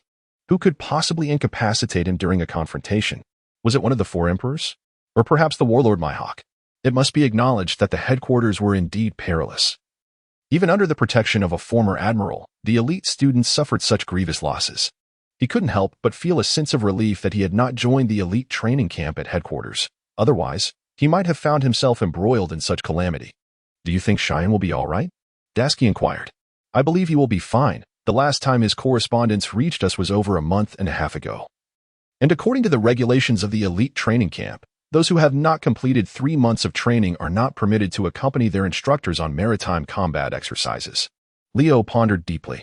"It is highly probable that Shuan remains at the headquarters. We merely need to draft another letter to confirm the situation with him." "All right. I shall do so immediately," Dasky exclaimed, hastening toward the base dormitory. Meanwhile, Leo rested his chin in contemplation, feeling as though the original work had indeed mentioned the identity of the person who severed Zephyr's arm, yet he could not recall the details. With these thoughts lingering, he followed Dasky's lead to the entrance of the base, only to be unexpectedly halted by a reporter from the press, adorned with black-rimmed glasses. "Greetings. You are part of the Navy from Branch 153, correct?" "Yes. Is there something you need?" Leo cast a curious glance at the other person. "I am a reporter from the East Sea local news agency. I have heard that recently, Colonel Mouse was exposed for colluding with pirates and imprisoned for embezzlement. Is it true that a naval officer named Ripa from your branch reported this?" "Ripa?" Upon hearing this, Leo was momentarily taken aback, and it dawned on him that he had previously filled in the name of Second Lieutenant Ripa from the 153rd Division on the report after gathering the evidence and testimonies. He nodded and said, "Indeed, it is he." The reporter then inquired, "May I request an interview with him regarding the specific details of the matter?" As soon as Leo spoke, behind him, Lepa, carrying 2 boxes of fruit, happened to walk over. "Indeed, this is the person you were searching for." Seeing this, Leo stepped forward and took the 2 boxes that Ripa was carrying. "Ripa? What does this mean? Who is this person?" Ripa looked at Leo with a bewildered expression. "This person is a reporter from the newspaper, seeking to interview you regarding Colonel Mouse's collusion with pirates." "Me?" Ripa was instantly more confused. He wondered why they would want to interview him about this matter. After all, he had only heard about Colonel Mouse from Leo. "Indeed, Ripa. At this point, there is no need for you to conceal the truth any longer. It was you alone who defeated Arlong. Why hide this from the media?" Leo suddenly erupted in indignation, shouting at Ripa. "Ripa? You should have realized long ago that a man of your formidable strength cannot remain concealed in our humble branch 153. Leo remarked, extracting a cigarette from his pocket and placing it between his lips, his expression rife with regret. "Ripa, what the hell? Are you out of your mind?" Just as Ripa was about to clarify, he noticed a nearby journalist, eyes gleaming with excitement, had already produced a notepad and was fervently jotting down notes. "So, Mr. Ripa, does this mean that the capture of the dragon pirates and the beheading of the fisherman leader Arlong are solely your achievements?"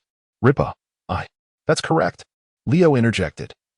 "But Lieutenant Ripa's heart is truly too kind. Every time he sets sail to apprehend pirates, he insists on attributing the success to everyone. He is such a selfless individual, devoted solely to the well-being of his comrades. It's utterly moving." Sob, sob, sob. As he spoke, Leo was overcome with emotion, choking back tears. "Ripa, he is utterly dumbfounded, pondering whether these words aren't my own, questioning the motive behind his attempts to cast his illustrious image upon me. Could it be that? Leo, are you intending to attribute the merit of vanquishing the evil dragon pirate crew to me? Is that truly your intention? To think that Mr. Ripa is such a selfless individual." The reporter diligently scribbled in his notebook, his gaze towards Ripa growing increasingly reverent. Yet, Ripa appeared somewhat reluctant. "Why should that be? The entire credit belongs solely to Leo. How could I possibly usurp it? What right do I have? A youth of such immense potential as Leo ought to ascend swiftly, to be recognized by the higher echelons and be sent to the Navy headquarters. To remain in their 153rd branch would indeed be a grave misallocation of talent. No, I must reveal the truth and ensure that Leo's name resonates throughout the East Sea." In fact, with a swift motion, Ripa unsheathed a fifth of his blade, a glimmer of cold light erupting from Leo's eyes. "In fact, what?" The note-taking reporter lifted his gaze to glance at Ripa. "In truth, this is my duty," Ripa declared with newfound seriousness. "As members of the Navy, it is our unwavering obligation to punish the wicked and eradicate evil. How could we allow ourselves to bask in empty glory for the sake of mere fame? The Navy of our 153rd branch is a collective. Without the support of my comrades' will, I could never have triumphed over the evil dragon pirate crew. After eloquently reciting several of Leo's past sayings, Ripa's words left the reporter's eyes brimming with tears. He removed his glasses, wiped away the moisture from the corners of his eyes, and swiftly transcribed every word without omission. After a considerable time, the East Sea is indeed fortunate to have a Navy officer like Mr. Ripa among us common folk. Having completed his notes, the reporter wiped his nose with a handkerchief and, under the watchful eyes of the Navy at the 153rd branch, deeply bowed to Ripa before turning away, thoroughly satisfied. Excellent. Well done. Leo approached and gently patted Lipa on the shoulder. Meanwhile, Lipa gazed at the departing figure of the reporter, retrieving a cigarette from his pocket and igniting it. Taking a deep drag. Hiss. Oh, when did you learn to smoke? Just now. Just now? Upon hearing this, Leo instinctively glanced at his empty pockets. Goodness, a cigarette? When did this fellow acquire my true legacy? Cough. It's not enjoyable. Ripa coughed lightly, discarded the cigarette but on the ground, and then grumbled as he made his way to the base cafeteria. Chapter 50. Leo's chain brand initiative. Days later, Ripa had gained notoriety. At least in the vicinity of the East Sea, most commoners were aware of his existence, particularly in Shellstown. Good morning, Lieutenant Ripa. You look quite dashing today. Lieutenant Ripa, do sample our homegrown fruits. They are exceptionally fresh, and we'll offer them to you for free. No need for that, Ripa replied with a smile. Waving his hand at the crowd, he finally began to comprehend Leo's aversion to fame. The East Sea Daily was remarkably efficient. It had taken less than 5 days to print and publish all the content from the last interview. Leo stood beside Ripa, perusing a newspaper in hand. The headlines, prominently displayed in bold, large type, were strikingly conspicuous. Shock. Men would fall silent upon reading, while women would weep. Secrets concealed within the Navy's 16th Division for years. Shock. Could it be that such events transpired in the village of Cocoa West? If one does not read, they are not from Daw High. Quite impressive. It seems my notes have been well taken. Leo nodded in satisfaction. It was evident that the title had been personally crafted by him for the young reporter. While the world of pirates certainly lacked any UC shock department, Leo's guidance had already sown the seeds of such a notion.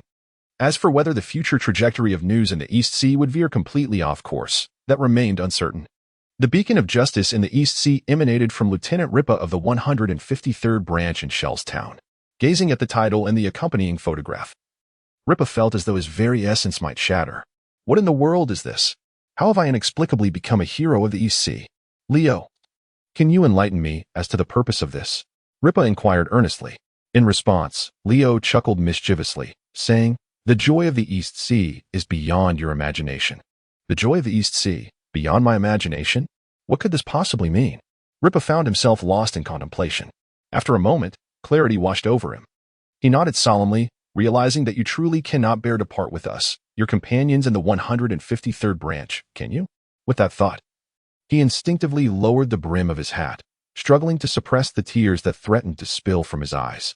Leo, you truly are a child of deep loyalty and profound affection. Over the past 6 months, each time you apprehend a pirate, you generously attribute much of the credit to us.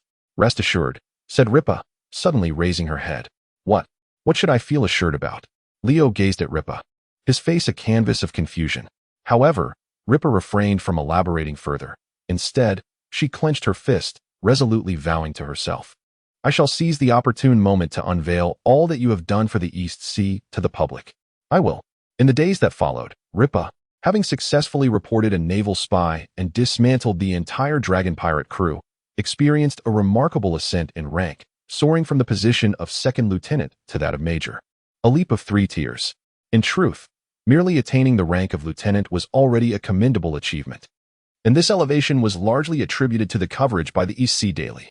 As anticipated, the sensational headline that began with the word shock significantly boosted the newspaper's sales. To mitigate the potential fallout from the incident involving Colonel Mouse and to preempt any unfavorable discourse regarding the naval institution, the higher-ups promptly commended Ripa. At that moment, within the confines of the 153rd Division office, Monka regarded Leo, who sat before him, his expression marred by evident turmoil. You wish to establish a chain of taverns centered around Shellstown? To be precise, it is a brand chain, not merely taverns, but the Oback brand. Leo elucidated that the business is not solely focused on the sale of alcoholic beverages, coffee, tea, fruit juices, and even plain drinking water can all be branded under the OBAC label for sale. In the world of pirates, the only means of transportation available is by ship, as the maritime train has yet to gain prevalence. Furthermore, the red line separates the seas, making it exceedingly difficult for commerce to thrive under such circumstances. However, Leo is distinct. He is a member of the Navy. What is the greatest advantage we possess over ordinary civilians and pirates? Leo inquired of Monka. After contemplating the question for a considerable time, Monka finally responded, salaries, bonuses, and pensions? Leo, am I truly discussing the intricacies of social insurance and housing funds with you? We are talking about the propulsion systems of warships, in the windless zones that most pirates can only gaze upon in awe. A naval vessel equipped with such systems moves with the ease of a leisurely stroll in one's own backyard. Given this immense advantage, one would think the world government and the Navy would be strategizing to engage in commerce and generate revenue, rather than idly dreaming of celestial treasures. Is it not a sign of folly to neglect the potential for profit in favor of inciting public outrage and monopolizing resources? It baffles me. Are you suggesting we transport goods using warships? Upon hearing this, Monka's expression shifted immediately. This matter, the headquarters would undoubtedly disallow. But what does the headquarters' disapproval have to do with us at the branch? Leo shrugged his shoulders, reasoning that since he had to patrol periodically, it would be a fortuitous opportunity to also transport goods. Truly a case of killing two birds with one stone. Despite their 153rd Division possessing merely 3 naval vessels, with only one medium-sized warship equipped with a propulsion system, they could still petition headquarters for additional ships. If I recall correctly, as long as the number of newly recruited personnel in the division was sufficient, they could request reinforcements from the main office, couldn't they? Are you suggesting clandestine recruitment? Monka's eyes widened in surprise. What do you mean by clandestine recruitment? This is a public recruitment indeed. I have thoroughly researched it.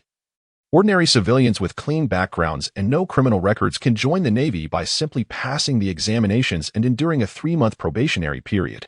Leo, with an air of authority, produced a document outlining the naval regulations and pointed to a particular line of text. Now, do you comprehend how many civilians, inspired by Major Lepa's declaration, we, the Navy, are bound by duty, fervently aspire to join our naval organization? With a resounding thud, the paper was forcefully laid upon the table. With a heavy sigh, Leo rose from his seat. No, you do not understand. You are solely concerned with nurturing the new recruits from the training camp, and those with connections gained through familial ties. Consider this, to aspire to be a sailor, yet to be thwarted by age restrictions and the burden of poverty, leaving one to merely gaze longingly from afar. How many souls, enduring such a fate over time, find themselves disheartened and ultimately compelled to embrace the life of a pirate? Liao became increasingly animated as he spoke. By the end, even Monka was nearly completely swayed by his perspective. As for this matter, I must report it to Colonel Locht. No problem. Leo nodded and remarked, as for the headquarters, I have taken the liberty of drafting a letter of feedback and a request in your name, both of which have been dispatched. There is no need for gratitude. It is our duty as subordinates to alleviate the workload of our superiors. Monka? Chapter 51. The first branch in Rogtown in the late June of the year 1515 of the sea calendar, 3 months later. Leo received 2 pieces of commendable news from the naval headquarters. Firstly, Shuan was indeed not on the vessel that had been attacked. Secondly, the headquarters approved his application submitted under Monka's name, resulting in the dispatch of 2 medium-sized warships equipped with propulsion devices. Yes, 2 ships. Furthermore, the world government had even initiated a small-scale recruitment campaign in certain regions of the Grand Line ahead of schedule. This left Leo somewhat perplexed. Could it truly be that even my humble suggestions could be embraced? It appears that the Naval High Command and the elders of the government are not as inept as I had presumed. They are capable of considering the perspectives of those lower in the ranks. If only they could demonstrate a bit more wisdom and abolish the celestial gold system. However, he dared not mention the abolition of the celestial gold in his correspondence, lest Monka be summoned to headquarters for an unwelcome discussion the following day. Materials were procured, and commoners from Shellstown were recruited as helpers. With the beverage recipes provided by Leo, the inaugural batches of milk tea and fruit drinks, complemented by alcoholic beverages, were finally transported to the location of the first branch of OBAC, situated in Rogtown. As the town that marks both the beginning and the end of the East Sea, Rogtown holds considerable renown in the world. Even the execution platform where Roger met his demise has become a popular tourist attraction, with visitors from distant islands feeling compelled to capture a photograph beneath the gallows. Such a highly esteemed town was undeniably the optimal choice for Leo's Oback branch. Aboard the warship, Ripper retrieved a packaged cup of fruit tea from a cooler filled with ice. Observing the peculiar exterior adorned with a logo depicting a man in a naval cap, she expressed her curiosity. Is this something people would actually purchase? With that, she inserted a straw and took a hearty sip. It seems rather delightful. She took another enthusiastic gulp. Burp. This drink is quite impressive. I wonder how the other flavors taste. Her gaze fell upon the remaining cups in the cooler, and Rippa could not help but lick her lips in anticipation. The following day, in Rog Town. Hey, why is there one less box of drinks? Leo and Nami stood within the confines of the ship's cabin, gazing at the empty wooden crates that left only a puddle of water behind, both adorned with a large question mark above their heads. How peculiar. I distinctly recall there should have been 30 crates. Could it be that one was inadvertently overlooked? While the two pondered this mystery, the ship had already docked at the harbor of Rogue Town. As one of the most bustling towns in the East Blue, Rogue Town naturally boasted a naval base. Moreover, it was significantly larger than the 153rd branch in Shell's Town. However, the naval officers stationed at Rogue Town were not the renowned smoker, who would later be dispatched from the G5 branch, but rather an elderly gentleman known as Mallory. Indeed, he appeared to be well over 60 years of age and held the rank of colonel. In the branches across the seas, the highest-ranking officers typically held the rank of colonel. Although this rank held considerable inflation in terms of value, the salary was quite substantial, with a monthly remuneration of 800,000 berries, which was more than double what Leo currently earned. Are you the Leo that Colonel Monka spoke of? In just over a year, Monka had ascended to the rank of colonel. In other words, unless Colonel Roger of the 153rd branch either resigned or was reassigned, Monka would have little opportunity for further promotion, aside from being transferred to another division or entering the naval headquarters. Yes, Colonel Mallory, I look forward to your guidance. Leo greeted the other person with a smile. Have you familiarized yourself with the rules beforehand? Mallory lit a cigar and placed it between his lips. Engaging in business in Rog Town requires a considerable investment, particularly in the bustling port area. Were it not for my acquaintance with Monka and your esteemed position as a chief petty officer in the Navy, there might not have been any available storefronts for you. I understand. Leo nodded slightly. Was it not simply about money? The roundabout way of dealing was rather unreal.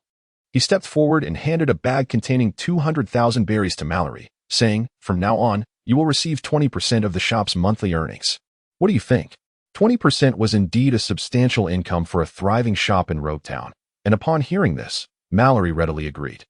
He glanced around and accepted the bag from Leo's hand, nodding in satisfaction. Very well, then you may follow my subordinate to the porch to inspect the shop. With that, he waved his hand and ambled away, clearly in high spirits. Meanwhile, Leo and Nami followed a sergeant towards the town's entrance along the port of Rogue Town. Leo, are you really going to give that old man 20% of the profits? And you still have to pay 100,000 berries in rent each month? Nami expressed her concern from behind Leo.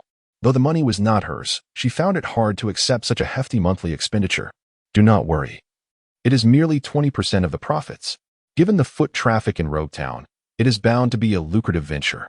Leo chuckled, remarking that, in fact, it is quite challenging for an ordinary person to establish a shop in this place.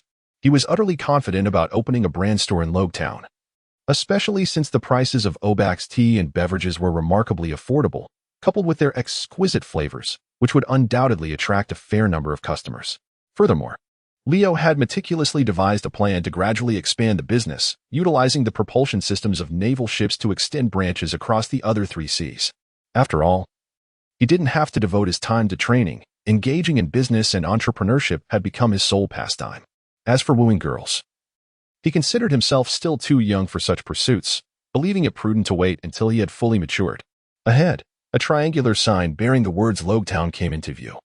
Observing the endless line of shops on either side and the throngs of people wandering the streets, Nami, who had scarcely ventured beyond Cocoa West Village in her youth, widened her eyes, eagerly surveying her surroundings.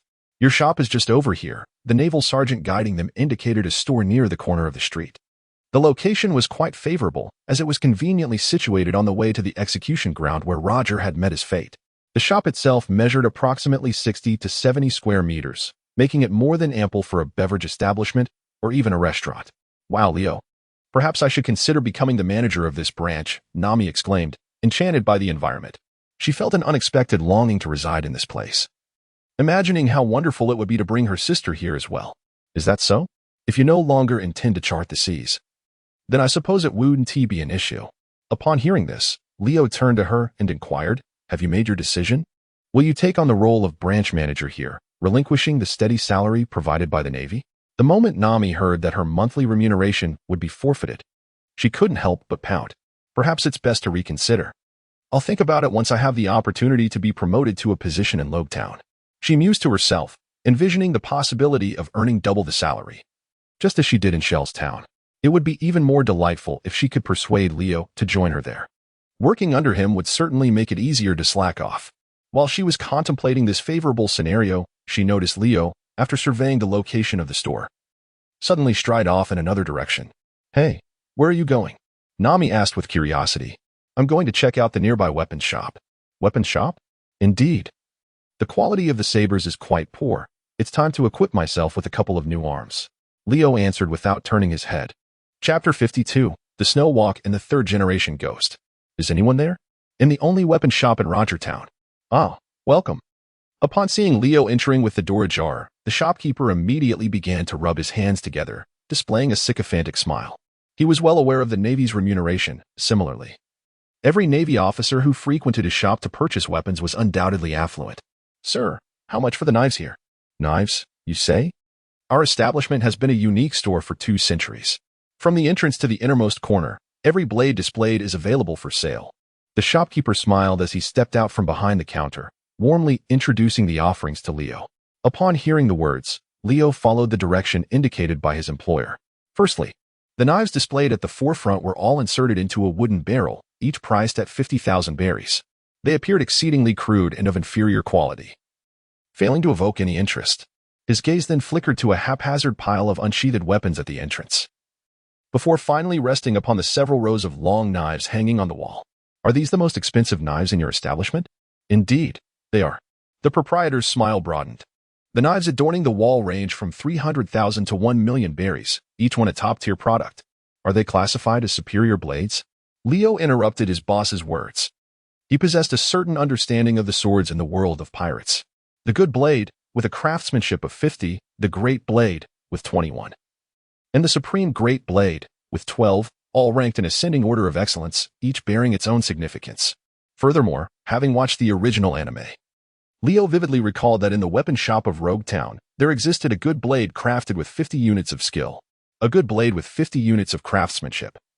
You say? The boss stroked his chin, revealing an expression of considerable difficulty. What is the matter? Do you not have it? We do possess it, but that is the treasured heirloom of my family. That's precisely what I seek, the treasured heirloom of your family. No worries, just name your price. Leo ignited a cigarette, his expression exuding a sense of affluence as he addressed the proprietor. As a swordsman, I take my craft seriously.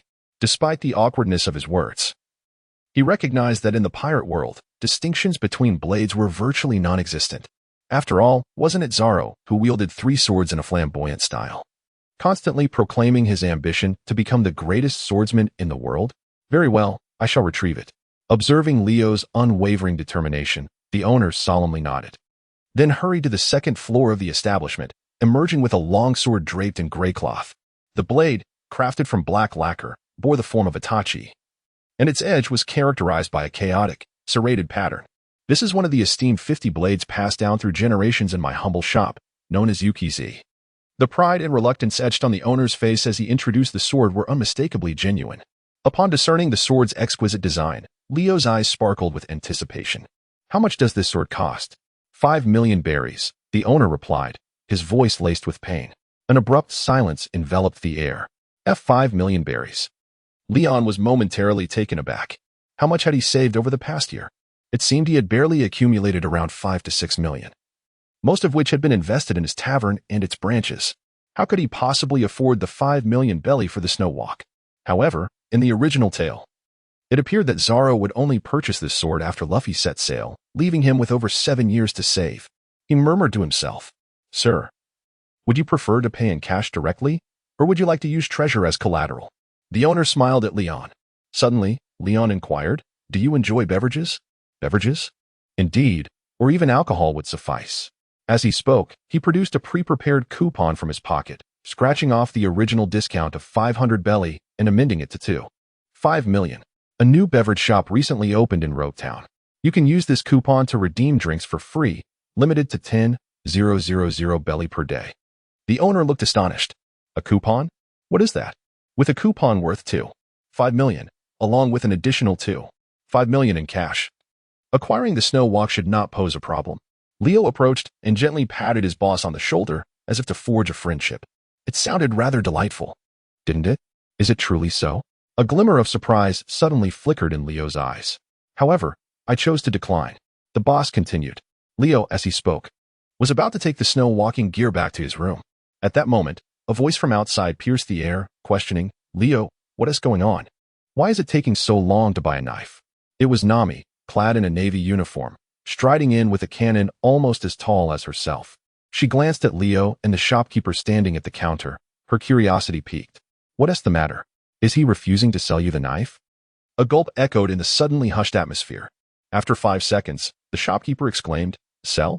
Why would I sell? Of course, I will.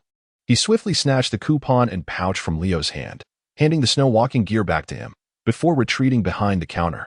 Nami? Leo? Is this even possible? Leo cast a fleeting glance at Nami, contemplating that perhaps bringing her into the Navy was not such a lamentable decision after all. Please, take your time, the shopkeeper exclaimed, peering from behind the counter, beads of sweat glistening on his forehead as he regarded Leo and Nami. Wait a moment. I still wish to purchase a knife. Leo approached the wooden barrel that had previously been filled with a sword worth 50,000 berries. After rummaging for a moment, he unearthed the long-sealed Sandai Kitetsu. The instant he grasped the hilt, an eerie sensation surged through him. Indeed, it was a cursed blade. He mused. The Sandai Kitetsu did not belong to the esteemed categories of the great swords, nor to the renowned artisans of the 50 or 21 works, or even the 12 supreme works. It was merely a swift sword. Yet, despite its classification, this cursed blade, forged personally by the master Tengu Mountain, possessed a resilience unparalleled by ordinary military swords. Before the shopkeeper could utter another word, Leo swiftly placed an additional 50,000 berries upon the counter. Fear not, good sir. It is merely a cursed blade. In comparison to the righteous hearts possessed by our Navy, it poses no threat whatsoever. With that, he turned and departed, accompanied by Nami, leaving the shopkeeper rolling his eyes at their retreating figures. A righteous heart? What nonsense! Are there truly naval officers who come to buy swords while wielding cannons? They have no shame.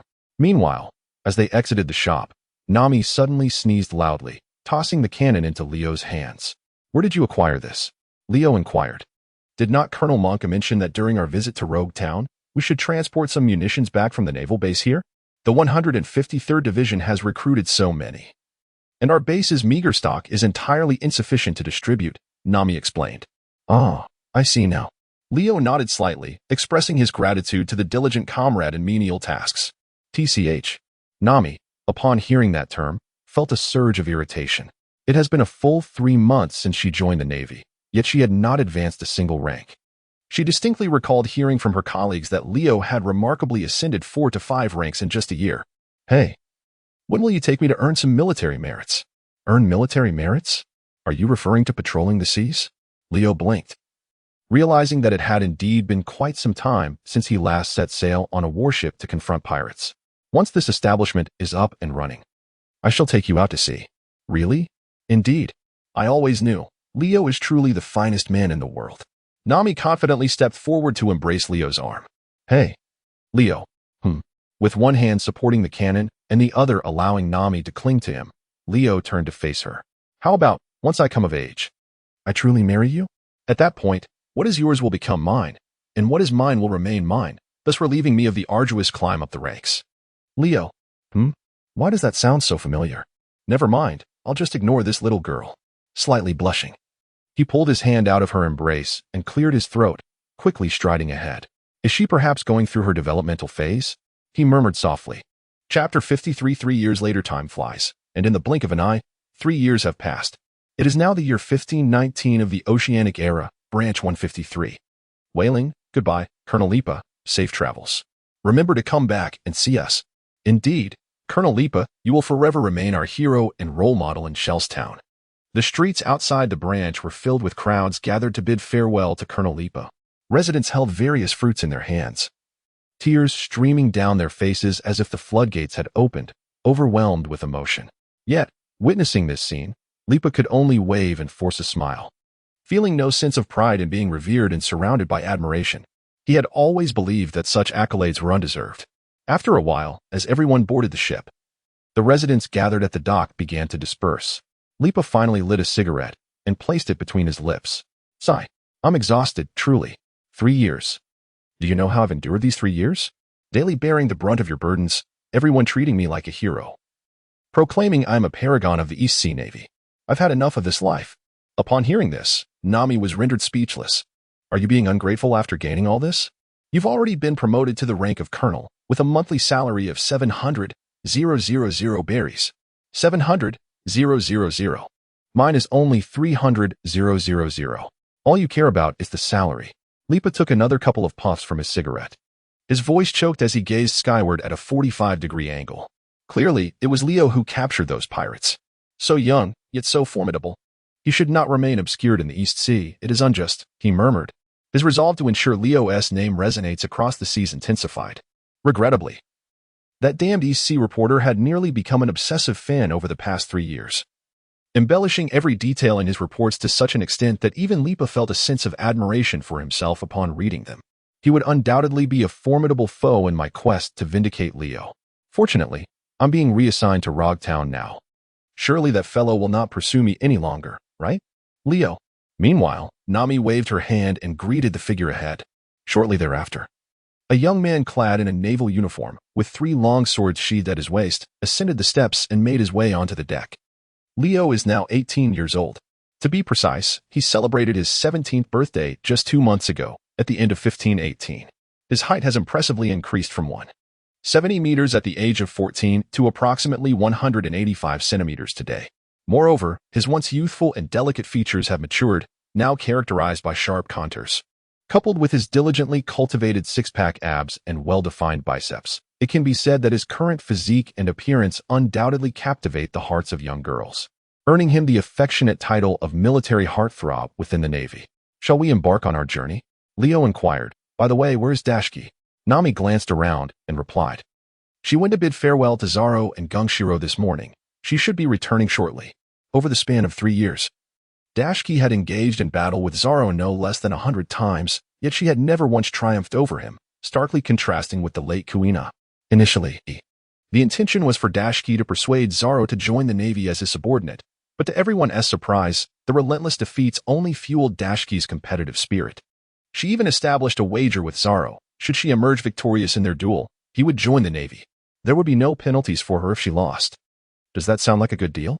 However, upon learning of this wager, Leo was left in utter disbelief. Could Dashki possibly defeat Zaro? Perhaps when Zaro first joined the One-Mind Dojo, she stood a chance, but now he had spent several years honing his skills there. Moreover, after Kuina's demise, Zaro's resolve had only intensified, vowing to honor her memory by becoming the world's strongest swordsman. It would indeed be a marvel if she managed to best him. It seemed Zoro would not be joining the Navy after all. While reading the original work, Leo had actually harbored a fondness for the green-haired swordsman. Nevertheless, it would be rather ungracious to poach all the crew members from Luffy's ship. After all, just dealing with Nami was already quite a handful. Once they reach Logtown, the branch there will be entrusted to me. I understand, Captain Nami. Leo nodded in acknowledgement, his gaze momentarily drifting towards Nami. It seems the young lady has already turned 15 this year. Do girls in the world of pirates mature so swiftly? My apologies for the delay. At that moment, Dashki, with a standard military sword sheathed at her waist, hastily arrived. Leo, has my Shiger blade been polished? Please take it. Leo handed Shiyu to Dashki. But how exactly did you spar with Zaro? The blade has worn down so quickly. It's all because of my overwhelming desire to win. Dashki, feeling a bit embarrassed, stuck out her tongue and leaned slightly closer to Leo. Dashki is already 17 this year, isn't she? His gaze shifted back to Dashki, pondering whether his earlier rejection had been somewhat hasty. Setting off for their destination, Logtown. Yes, Colonel Ripa, Lieutenant Leo. The warship glided slowly across the East Sea. On the way to Logtown, Nami took a moment to return to Cocoa West Village, informing her sister Nojiko that once she firmly established herself in Logtown, she would bring Nojiko over. Nojiko simply smiled at this, seemingly lacking any great anticipation for the Orange Grove Nami mentioned. In her eyes, as long as Nami could live happily, that was enough. A day later, Logtown. Boss, 2 strawberry milk teas, please. In front of the Obak store. Several children stood beneath the counter, craning their necks as they cheerfully called out to the staff. Oh, 2 cups? Just a moment. That will be 1,600 berries. Thank you for your patronage. The staff accepted the payment, glancing at the long line still waiting outside, wiping the sweat from their brow. They couldn't help but marvel at how well the Obak beverage shop was doing. Hey, have you heard? This shop seems to have branches all over the 4 seas. A few patrons enjoying a party suddenly began to discuss. I even heard that they opened a branch in the Grand Line. The Grand Line? Yes. Did you see the little figure on the logo? Wearing a navy cap, it must be a venture by the world government. It's only natural for them to expand into the Grand Line, right? Indeed. Everyone nodded in agreement. At that moment, a voice called out from the back of the line, wow, so many people waiting. There must be something delicious. The patrons in line instinctively turned their heads. They saw a youth wearing an orange cowboy hat, bare-chested, his eyes sparkling with excitement as he gazed at the entrance of the Obak store, his mouth practically watering. Chapter 54. Ace drinking the Overlord milk. Damn it. Grab that guy. Hey, you in front, the freeloader, stop right there. Not long after entering the bustling plaza, a sudden commotion erupted ahead. Wow, someone actually dares to eat for free? Leo gazed from afar, a hint of schadenfreude evident in his expression. It was clear he held the naval forces of Rogertown in utter disdain, just as he contemplated remaining stationary to observe the unfolding drama. 2 employees clad in Obak uniforms called out to him with urgency. Boss, you've arrived just in time. Quickly apprehend the freeloader. Upon hearing this, Leo was momentarily taken aback. After a brief pause of 2 or 3 seconds, he finally grasped the situation. What? Consuming our family's provisions? Indeed, boss. That fellow has down 50 cups of fruit tea, and he devoured all the jelly and pearls in the shop. The employee, drenched in sweat, pointed towards the figure that had already turned the corner, his expression nearly on the verge of tears. Damn. The expletive escaped Leo's lips as he swiftly took off in pursuit. In an instant, he vanished from sight, leaving the astonished naval personnel in awe, only to suddenly reappear in the alley beside the street, launching a powerful kick into the back of the shirtless man. Thud. With a dull thump, the man was sent flying, crashing into a stone wall that subsequently crumbled under the impact. Humph. Daring to consume to drink our family's milk. Are you courting death? You rascal? Leo unsheathed the snow-white blade from his waist, his gaze fierce as he fixed it upon the figure slowly emerging from the rubble. It hurts. Hurts. Who on earth are you? The man, supporting his waist, rose from the ground and brushed off the dust from his attire. However, Leo was rendered momentarily speechless upon recognizing his counterpart's true identity. An orange cowboy hat, bare skin, a face adorned with freckles, and an ASC tattoo on his left arm. Could it be? A naval uniform. Are you perhaps a member of the Navy from Roguetown? Noticing Leo's silence, Ace's face quickly registered a hint of wariness. This individual had just effortlessly sent him flying with a single kick, undoubtedly a formidable opponent. He mused inwardly. Yet, Leo declared, who I am is inconsequential. What truly matters is that you have feasted at my family's expense. How shall we reconcile this debt? Capturing Ace? Such a notion did not cross his mind, despite Ace likely being newly ventured onto the seas. No. Having just embarked on his journey, he was also the grandson of Garp and the brother of Luffy. Moreover, with the added identity of being the son of the former Pirate King, it was highly probable that if Leo were to defeat Ace, the remnants of Rayleigh's faction would descend upon Roguetown to seek retribution, leading to his inevitable downfall. Feasted at your expense? Ace paused momentarily, then quickly responded. You mean I dined and dashed, right? Leo pondered to himself. Is there truly any distinction in this matter? So, you are the proprietor of that establishment. What was it called? Oak, perhaps? I appreciate your hospitality. The milk tea is remarkably delightful. As he spoke, Ace bowed solemnly to Leo. Leo, who on earth said anything about treating you? Do you usually behave like this when you dine at someone else's establishment? Well then, farewell. With that, Ace slung his bag over his shoulder and turned as if to leave. Wait a moment, Leo exclaimed, realizing the situation. Is there something else? Ace turned back to look at Leo, his expression clearly conveying impatience, as if to say, I'm in a hurry. If you have something to say, Please say it all at once. Prolonging this will only lead to my distress. Thus, Leo directly posed a question that had long puzzled him during his anime-watching days. Are you not aware that eating requires payment? Payment? Are you referring to Broly? Ace scratched his head at the mention. But I don't have any money. Leo gazed at Ace's face, which bore an expression of such nonchalance that he was suddenly overwhelmed by a sense of frustration, unsure of where to begin. Was it true that he had resorted to dining and dashing due to financial constraints? It seemed plausible, although Ace outwardly presented himself as a pirate. He had never engaged in the despicable act of robbing innocent civilians. Yet, how could a typical pirate maintain their livelihood without resorting to theft? Thus, it appeared that without a source of income, Ace had no choice but to rely on fishing and roasting his catch at sea, leaving him with the unfortunate option of evading payment for meals. This had led to a vicious cycle indeed. Leo helplessly tapped his forehead, pondering that dining and dashing bears a striking resemblance to robbery. Have you never considered the prospect of earning money? Leo continued, for instance, capturing some notoriously high-bounty pirates in exchange for the reward? The mention of pirates caused Ace to plunge into deep thought. After all, was he not a pirate himself?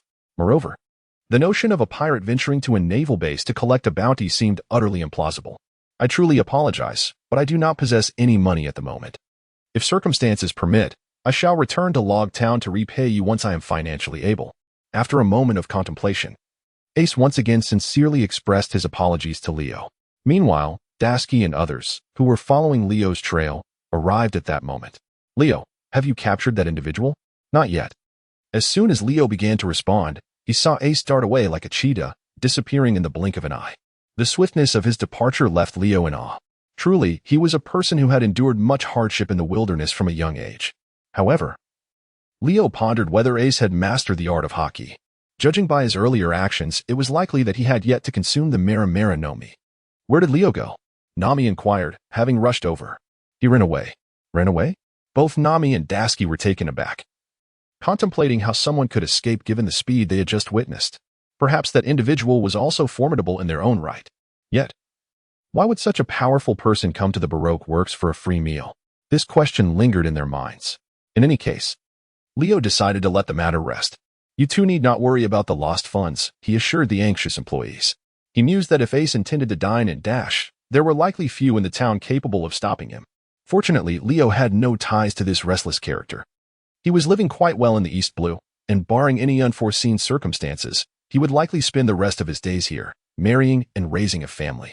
As for the Grand Line, the 7 warlords, the 4 emperors, the 3 admirals, and the Marineford War, you wish to have no part in any of it, preferring to remain as far away as possible. Thank you, manager. You truly are a kind person. The 2 employees bowed gratefully in response. Approximately 2 hours later, while Leo and the others were still busy completing their onboarding procedures, a cry for help suddenly echoed from the execution platform in the square. Chapter 55. Chaos at the execution platform. Help. I don't want to be beheaded. Above, Ace was bound tightly with iron chains, lying in the center of the execution platform. Behind him stood a figure wielding a large sword, a character that also struck Leo as incredibly familiar. Dressed as a clown, adorned with a white skull emblem on his forehead, a large red nose, and red lipstick gracing the corners of his mouth. This was none other than Buggy the Clown. Damn it, why are there so many familiar faces appearing in Roadtown today? Are they all coincidentally here to celebrate my employment? Leo thought, feeling overwhelmed by the scene unfolding on the execution platform. Haha, surrender, you wretched pirate. How dare you insult me by calling me a big red nose? Just wait until I big red nose. Leo, clad in his Navy uniform, interrupted him before he could finish his sentence. Who the hell is that scoundrel? Buggy bellowed in fury. A flash of steel sliced through the air. The assembled crowd hardly had time to react before they beheld the figure of Baki, now severed into several pieces, tumbling onto the stage. How is it that you have yet to depart from Rogtown? Leo stepped forward to free Ace from the iron chains that bound him, although the circumstances remained unclear. It was fortunate that Ace had not been struck down by Buggy's blade. Otherwise, a grave situation might have befallen their town of Rogue. Oh, it's you again? Ace, now liberated from his restraints, glanced at Leo with surprise and exclaimed, How did you know I was here? Leo twitched the corner of his mouth, thinking to himself that your cry for help must have echoed throughout the square, and surely I cannot be unaware of your presence here. Regardless, you should make haste and flee. If the town's navy arrives, it will surely spell great trouble. The navy? Ace scratched his head, puzzled. Aren't you a member of the Navy yourself? Leo, shouldn't the Navy be capturing pirates? I seem to embody the very essence of piracy. Why is it that you have encountered me twice, yet have failed to apprehend me? How perplexing. Ace muttered under his breath in frustration. Are you going to move or not? With each of Leo's inquiries, his head felt heavier, and he thought, if you don't leave soon, I might truly have to seize you. Just go already. Why shout so loudly? Ace replied, turning to depart from the execution platform. Meanwhile, on the other side, Buggy, standing behind the two, erupted in anger. Do you two even regard me with any seriousness? Splintered clowns flying knives. Several daggers shot forth from Buggy's wrist towards them with ferocity. Clash. Leo, having anticipated the situation, swiftly tilted his head to evade the attack, and then drew his sword once more, aiming a decisive strike at Buggy's ankle. He was acutely aware that Buggy's ability to split could only be activated when his feet were firmly planted on the ground. Startled by this realization, Buggy leapt high into the air. How could this fellow possibly know the weaknesses of my devil fruit power? Meanwhile, Ace delivered a powerful punch, sending Buggy's wrist flying. Damn it! Buggy, now suspended in midair, was filled with panic. These two adversaries seemed remarkably formidable, particularly the swordsman with two blades sheathed at his waist, who appeared to possess a keen understanding of the vulnerabilities of my abilities. At that moment, the infamous Buggy, the clown, with a bounty of 15 million berries, was facing his foes. Below, the Navy soldiers of Rogue Town had also arrived in response to the commotion. Leading the charge, Lieutenant Ripa unsheathed his military knife and proclaimed, "Forward, for the sake of justice, to punish the wicked and capture the pirates. As members of the Navy, it is our solemn duty." Leo, upon witnessing the group emerging from the 153rd branch in Shell's town, could not help but cover his eyes in a moment of shame. How infuriating that reinforcements have arrived so swiftly. Sensing the impending danger, Buck immediately faltered. As he turned to flee, he was met by the sight of his crew dashing into the execution square from the porch. "Captain Buck, we have procured the beverages." Beverages? Leo momentarily froze, then cast his gaze toward the exit of the porch. Could it be that Buggy had come to Rogetown solely for this? There remained at least 3 years until Buggy would collide with Luffy, yet here he was, arriving early to purchase Obac tea and confront Ace, Luffy's brother. Was this the chain reaction brought about by my crossing into this world? Nonetheless, Leo could only surmise that the beverage he had concocted was indeed quite delightful. "You fools! Where are Machi and Kabeji?" Buggy bellowed from the execution platform. "Here we are, Captain Buggy." No sooner had he uttered these words than a man riding a lion and another on a unicycle emerged from the alleyway. "Quickly, apprehend them all," Mallory commanded his subordinates. "Yes, Colonel Mallory." A throng of Navy soldiers immediately raised their weapons and surged toward Buggy's crew. Upon witnessing this, Buggy swallowed hard and leapt down from the execution platform without a second thought. However, as soon as he landed, the waiting Dasky swiftly grasped his nose. The reason for seizing his nose was purely due to its conspicuousness, which startled Dasky, prompting her to instinctively reach out. "Damn it, where did you come from?" Feeling the sharp pain in his nose, Buggy's forehead erupted with veins. "Release my nose, you wretched woman." "No, I shall ensure that you vicious pirates are thrown into prison," Dasky declared with a grave expression. Buggy, in a fit of desperation, delivered a kick toward Dasky's abdomen. There was no choice, having his nose pinched. He couldn't simply abandon it and flee. Clash. Dasky parried this kick with her knife-wielding right hand, while her left hand maintained its grip on his nose. Showing no sign of relent, simultaneously, she swung her blade toward Buggy's midsection. The blade sliced through flesh, and Buggy let out a piercing scream, subsequently cleaving him in two, leaving him motionless on the ground. "Dasky, winky face, I actually severed him with a single strike? I merely used the tip of the blade." The very next moment, Dasky, dodge. Leo shouted as he descended from the sky, two long blades slicing through the air between the two, instantly severing Buggy, who was preparing to ambush Dasky with a dagger, into several pieces. "Why is it you again?" Buggy, now in a disjointed state scattered across the ground, quickly reassembled his form. "Little brat, don't get too cocky. I am a user of the devil fruit. Your blades are ineffective against me." "Is that so?" Upon hearing this, Leo scratched his chin, feigning the intention to draw his twin blades once more. In response, Buggy revealed a sinister grin, exclaiming, "It's futile. If you manage to injure me, I shall have my name pronounced backward." With that declaration, he unleashed the dual-wield technique, Hawk's Claw, accompanied by a furious gust of wind. Leo's blades carved two deep gashes into Buggy's flesh, reminiscent of an eagle's talons. The strikes, imbued with the color of armament hockey, inflicted immediate and grievous wounds. Blood erupted forth, and Buggy's eyes widened, veins coursing with crimson as he stared, astounded, at Leo's fleeting silhouette. With a swift motion, the blades returned to their sheath. Buggy collapsed onto the ground, gazing skyward. Captain Buggy. The crew of the Buggy pirates gasped in shock at the sight. Meanwhile, Leo nonchalantly retrieved a cigarette from his pocket, placing it between his lips and inhaling deeply, remarking to himself, "Lieutenant Ripa, your prowess remains formidable as ever." Lieutenant Ripa, having approached, stood dumbfounded at his words. "What do you mean? What's going on? Clarify yourself." Even the notorious clown Buggy, with a bounty of 15 million berries, could not withstand a single strike from you. Leo spoke as he stepped forward and patted Ripa's shoulder, proclaiming, "You truly embody the model of our East Sea." Ripa replied, "Indeed. Are you preparing to shift the blame onto me once more, while you merely reap the rewards of the bounty? This time, I shall unveil the truth, no matter what." Ripa clenched his fists tightly, silently vowing to himself. "Hey, you are remarkably strong," Ace remarked, suddenly turning to Leo with a glimmer of excitement in his eyes. "Why not join my crew? Together, we shall venture into the Grand Line." "You jest." "I am part of the Navy," Leo retorted. "What significance does the Navy hold? It offers no freedom at all. Being a pirate is far more thrilling. One can do as they please." During their childhood, Ace and Luffy had been inundated with Carp's ideals extolling the virtues of the Navy. Yet, these two youngsters chose to rebel against Carp's teachings, perhaps due to the typical rebellious nature of adolescence. Leo could comprehend Luffy's perspective, especially given that Shanks had lost his arm in front of him, thus warranting some respect for the red-haired captain. But Ace's stance was perplexing.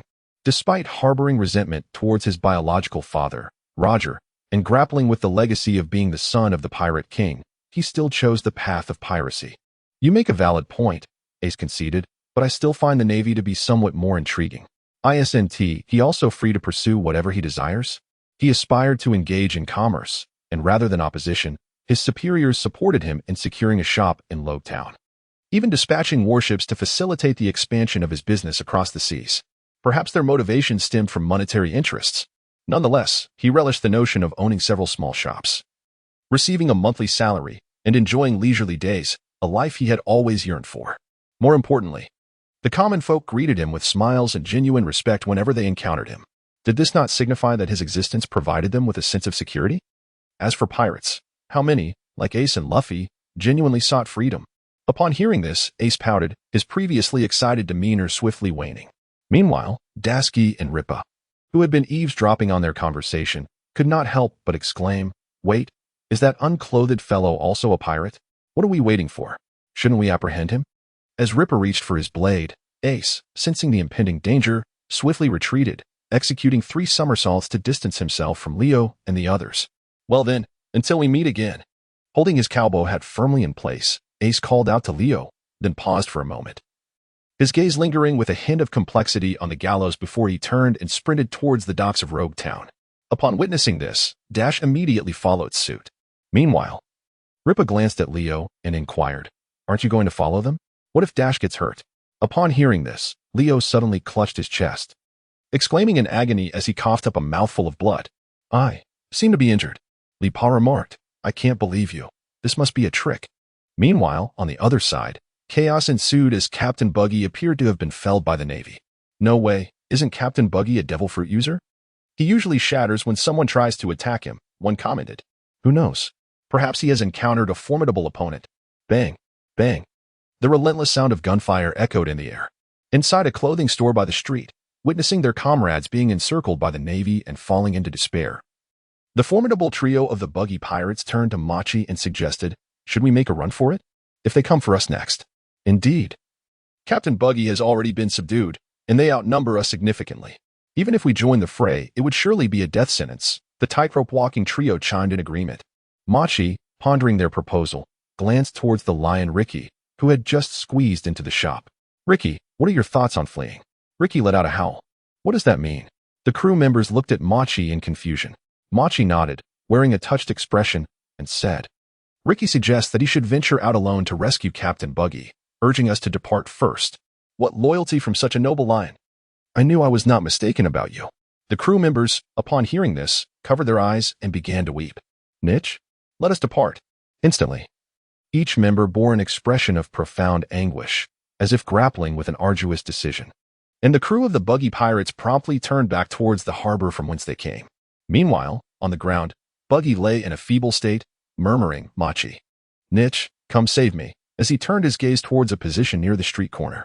The moment his eyes fell upon it, he beheld the rear of a lion trailing behind his crew, its tail swishing as it vanished from sight. Buggy? They fled? They actually abandoned their illustrious Captain Buggy to save themselves? These wretched ingrates. Oh, is there truly a circus in Rowtown? After swiftly dispatching a hapless member of the buggy pirates who had failed to escape, Rippa tilted his head in confusion at the spectacle. Perhaps once the employment procedures are complete, I shall attend the circus to witness the performance. Such a large lion must surely be captivating. While he pondered this, Leo, who had been sprawled on the ground, suddenly rose, wiping the blood from his lips, and exclaimed, "Hey, Rippa, what's the matter? Do you see that fellow over there taking pictures? Doesn't he resemble that reporter from the East Blue New Weekly?" Rippa, Winky Face, Chapter 57. The target is the Merchant King. I was such a fool, truly. I should never have trusted Leo's deceitful words. Concealing the truth for him and engaging with that reporter. 3 years ago, it was I who vanquished the Dragon Pirate crew, and 3 years hence, I captured Buggy as well. It is likely that in less than 2 months, headquarters will summon me to serve in the Grand Line. Rippa lit a cigarette, placing it between his lips, his already unappealing visage appearing even more haggard. Did that reporter leave? Leo inquired. Yes, he departed.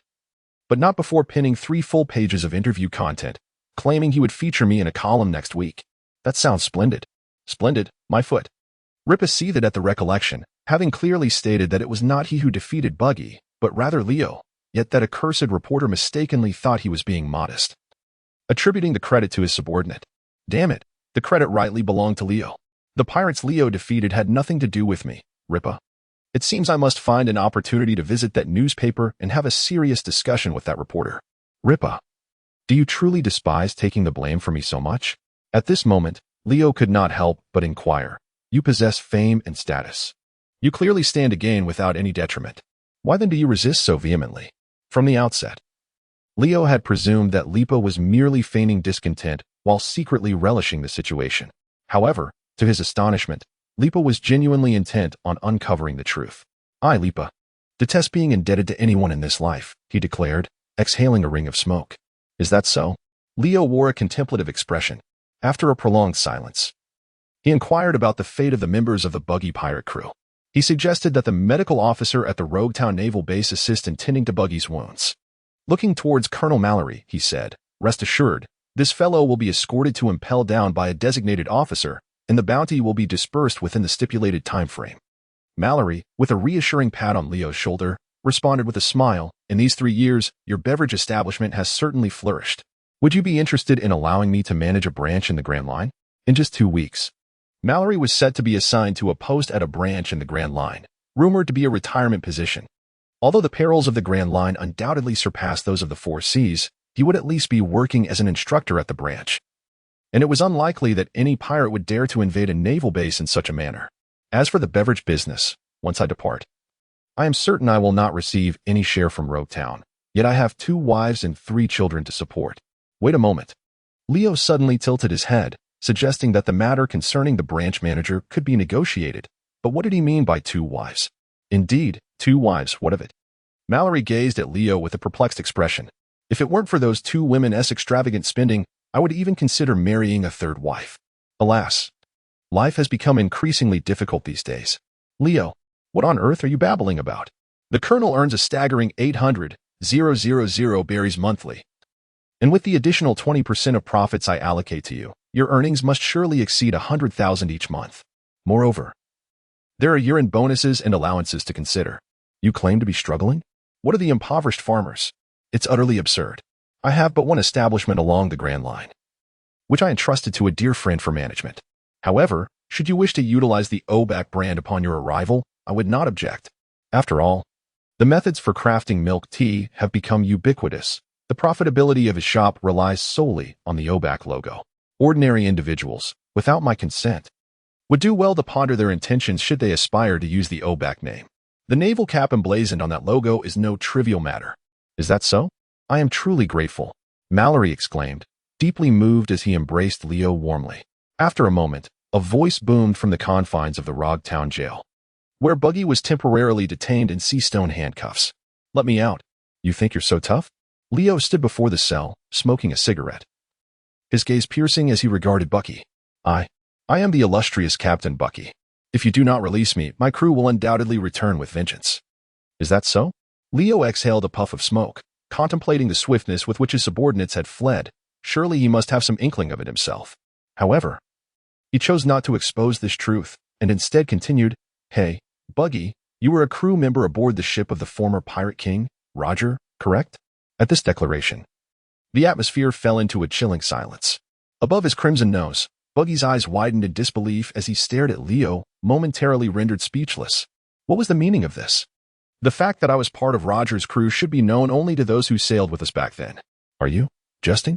Buggy stammered, attempting to feign innocence.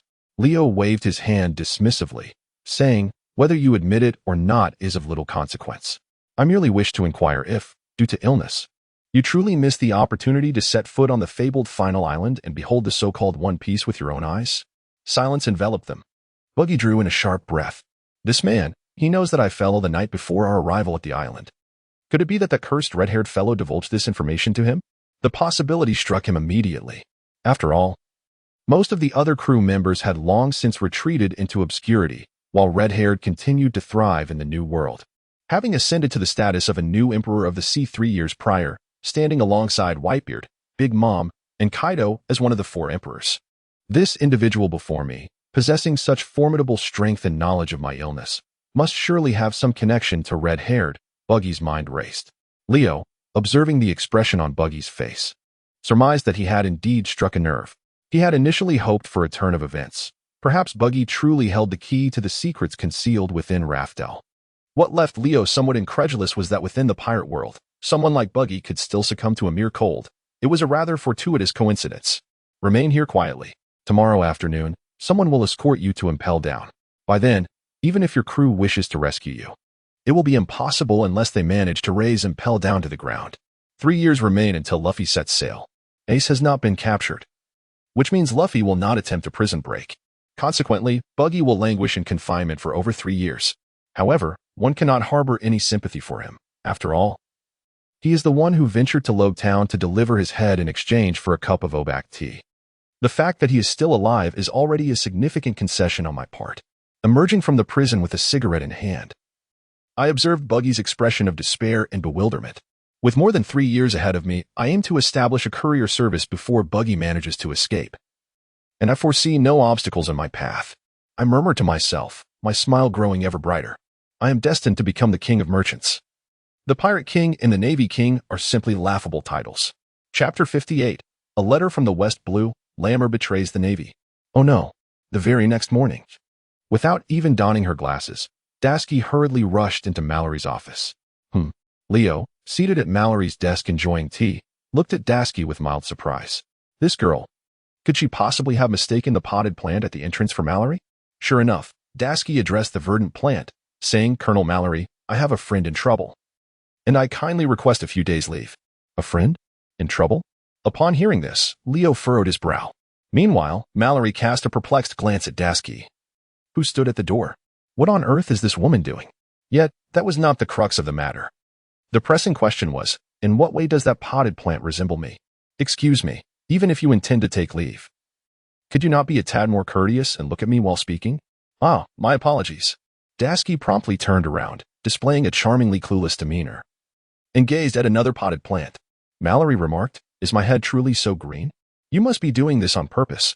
Dasky, you mentioned that a friend is in trouble. Which friend are you referring to? Do I know them? At this moment, Leo also interjected. Ah, Leo, I didn't realize you were here. Dasky finally registered his presence and turned toward him, saying, It's Raymore. Fiss wrote to say that Raymore has defected from the Navy. What? Leo suddenly stood up. Raymore has defected? What on earth is happening? The details elude me, but the letter states that Pikeman has perished. It seems that Raymore, in response to this tragic event, took it upon himself to slay a nobleman and subsequently fled during his capture by the Navy. He is now a wanted man. The expression on Dasky's face was one of acute anxiety, while Leo's countenance bore a look of profound bewilderment. Pikeman is dead? Truly gone? It appears he was slain by a nobleman. And Rammer, in a quest for vengeance, dared to eliminate that noble and then defect from the Navy? This narrative. Why does it bear such a striking resemblance to the protagonist archetype from a fanfiction of One Piece I once read in a past life? A nobleman dares to kill one of our Navy? Which nobleman? A celestial dragon, perhaps? Leo's tone grew significantly more intense, and a glimmer of cold light flickered in his eyes. However, the bespectacled Dasky was oblivious to this. She continued. It seems that a prince from a member state of the government had a conflict with Pikmin, resulting in him being shot. Subsequently, Fist rushed Pikmin to the hospital for treatment, but it was already too late. The events that followed are rather easy to conjecture. Upon receiving the news of Pikmin's death, Lamor stormed aboard the royal vessel, slaying the 7 or 8 guards who had fired upon him, along with the prince, under the blade of his sword. A prince of the kingdom, no less, not merely an ordinary nobleman, but a member of the royal aristocracy. Leo furrowed his brow and lit a cigarette, placing it between his lips. However, that fellow rammer certainly performed admirably. He displayed remarkable courage, truly deserving of the camaraderie he shared. Reflecting on their time in the training camp, Leo recalled how rational Rammer had seemed, yet he was now revealing such a genuine side. Nevertheless, had Dasky, Lipa, or even Nami faced a similar predicament, Leo mused, he too would likely have acted in kind. Could such a serious incident have truly transpired? Nearby, Mallory, who was well aware of the unfolding circumstances, nodded thoughtfully and remarked, Yet, you have only just begun your positions. Generally, taking leave is not permitted. A hint of discomfort crossed his visage. In truth, the notion of discomfort was utterly unfounded. As the highest-ranking official in Rogtown, should he wish to grant leave to a couple of individuals who would dare question his authority? His facade of concern was merely for Leo's benefit, considering that he would soon require Leo's assistance with matters regarding the OBAC branch. However, Leo appeared to have discerned this pretense. Colonel Mallory, perhaps we could take charge of escorting the Baki pirate crew, which would exempt us from requesting leave, allowing us to make a detour to the West Sea. Is that so? Mallory feigned contemplation before responding. Very well, but remember to depart early and return promptly. I will soon be resigning. And there are some handover tasks I must discuss with you, including matters pertaining to the store opening. Leo internally scoffed, pondering how the position was meant to be handed over to Ripa, making it seem as though he was on the verge of becoming a colonel himself. However, he refrained from voicing his thoughts and instead exchanged a few more polite remarks with Mallory before departing with the bewildered Dasky. As they made their way to the naval vessel, Leo inquired, Where are your glasses? Dasky replied, Oh, I was in such a rush earlier that I have no idea where they fell. Leo sighed. Honestly, at your age, one would expect you to be more careful. Leo gently tapped Dasky's head and said, When you return, I shall procure for you contact lenses. However, Dasky replied, I have tried those before. I find them rather uncomfortable. She cradled the spot where she had been tapped, her voice somewhat subdued. Uncomfortable or not, one must adapt. Leo interrupted her directly. Well, very well then. Upon hearing this, Dasky obediently lowered her head and continued to follow Leo. 2 hours later, is everything prepared? The ship is about to set sail. First, we shall enter the Grand Line to escort Buggy to impel down, and then head towards the West Sea's 106th branch, on a medium-sized warship. Leo commanded a group of deckhands as they loaded provisions needed for the journey. Over the course of 3 years, he had steadily built his reputation, allowing most of the credit to go to Li Fa, Nami, and Dasky. Although he was merely a lieutenant, he was more than capable of commanding a warship. Leo, do I really not need to go? Below deck, Nami and Li Fa stood still, watching the busy soldiers on the deck. Unable to contain herself, Li Fa inquired of Leo. What is the matter? Did you change your mind about not wanting me to take the blame for you? Leo chuckled teasingly. However, you need not concern yourself with it. The transition of affairs at the Rogtown base necessitates your presence. As for me, Nami inquired at that moment. You? Were you not aspiring to become the manager of the Rogtown branch? You shall oversee the shop here. Leo spoke as he stepped forward to raise the sails. When I return in a few days to host a gathering, I shall treat you all to a delightful meal in Rogtown. During our voyage to Rogtown, Nami had expressed her desire to take advantage of my wealth on more than one occasion. Over the course of these 3 years, I have indeed accumulated nearly 50 to 60 million berries, making it quite feasible for me to host a meal. As the ropes were cast off, the ship began to move forward slowly. Leo ignited the cigarette perched between his lips, taking a deep drag. Ramor, surely, you aren't contemplating defecting to become a pirate, are you? Chapter 59, Encounter. The pirate ship before impelled down. The warship sped across the vast ocean. Within the cabin, lying languidly on the ground, Leo gazed at Buggy, who was shackled with sea-stone handcuffs and confined within a cage. He scratched his belly and called out, "Hey, what is it?" Buggy responded, utterly perplexed as he turned to Leo. "Aren't you from the circus? Don't you have some impressive tricks to showcase?" Buggy retorted, "Damn it. How dare you regard the illustrious Captain Buggy in such a manner, you scoundrel? Well, if you can't, you can't. No need to yell so loudly. You demon." Leo cleared his ear, feeling as though he had nearly been rendered deaf. "Lieutenant Leo." The ship has now entered the doldrums and is currently racing towards the city of propulsion, expected to arrive in approximately 4 days. At that moment, a naval officer rushed in to deliver a report. "By the way, what is for dinner tonight?" Leo responded with a sound, then proceeded to rub his belly. He felt somewhat bloated at the moment. "Ah, it's braised fish and pan-fried steak," the soldier replied. On the warship, the 300 or so crew members typically dined together, and there was no notion that those of higher rank enjoyed better fare while those of lower rank were relegated to inferior meals. Thus, when the soldier mentioned the fish and steak, a hint of saliva involuntarily escaped the corners of his mouth. "Indeed, splendid." As Leo stood up to head towards the kitchen, Bucky suddenly interjected, Hey, I haven't eaten all day. Is this how you Navy treat prisoners after capturing them?" "Oh, I see you haven't had a meal yet." Upon hearing this, Leo chuckled and squatted down in front of the cage, saying, "Why not showcase a special talent? If you perform, I shall reward you with something to eat. What do you say?" Baki responded, "Are you out of your mind?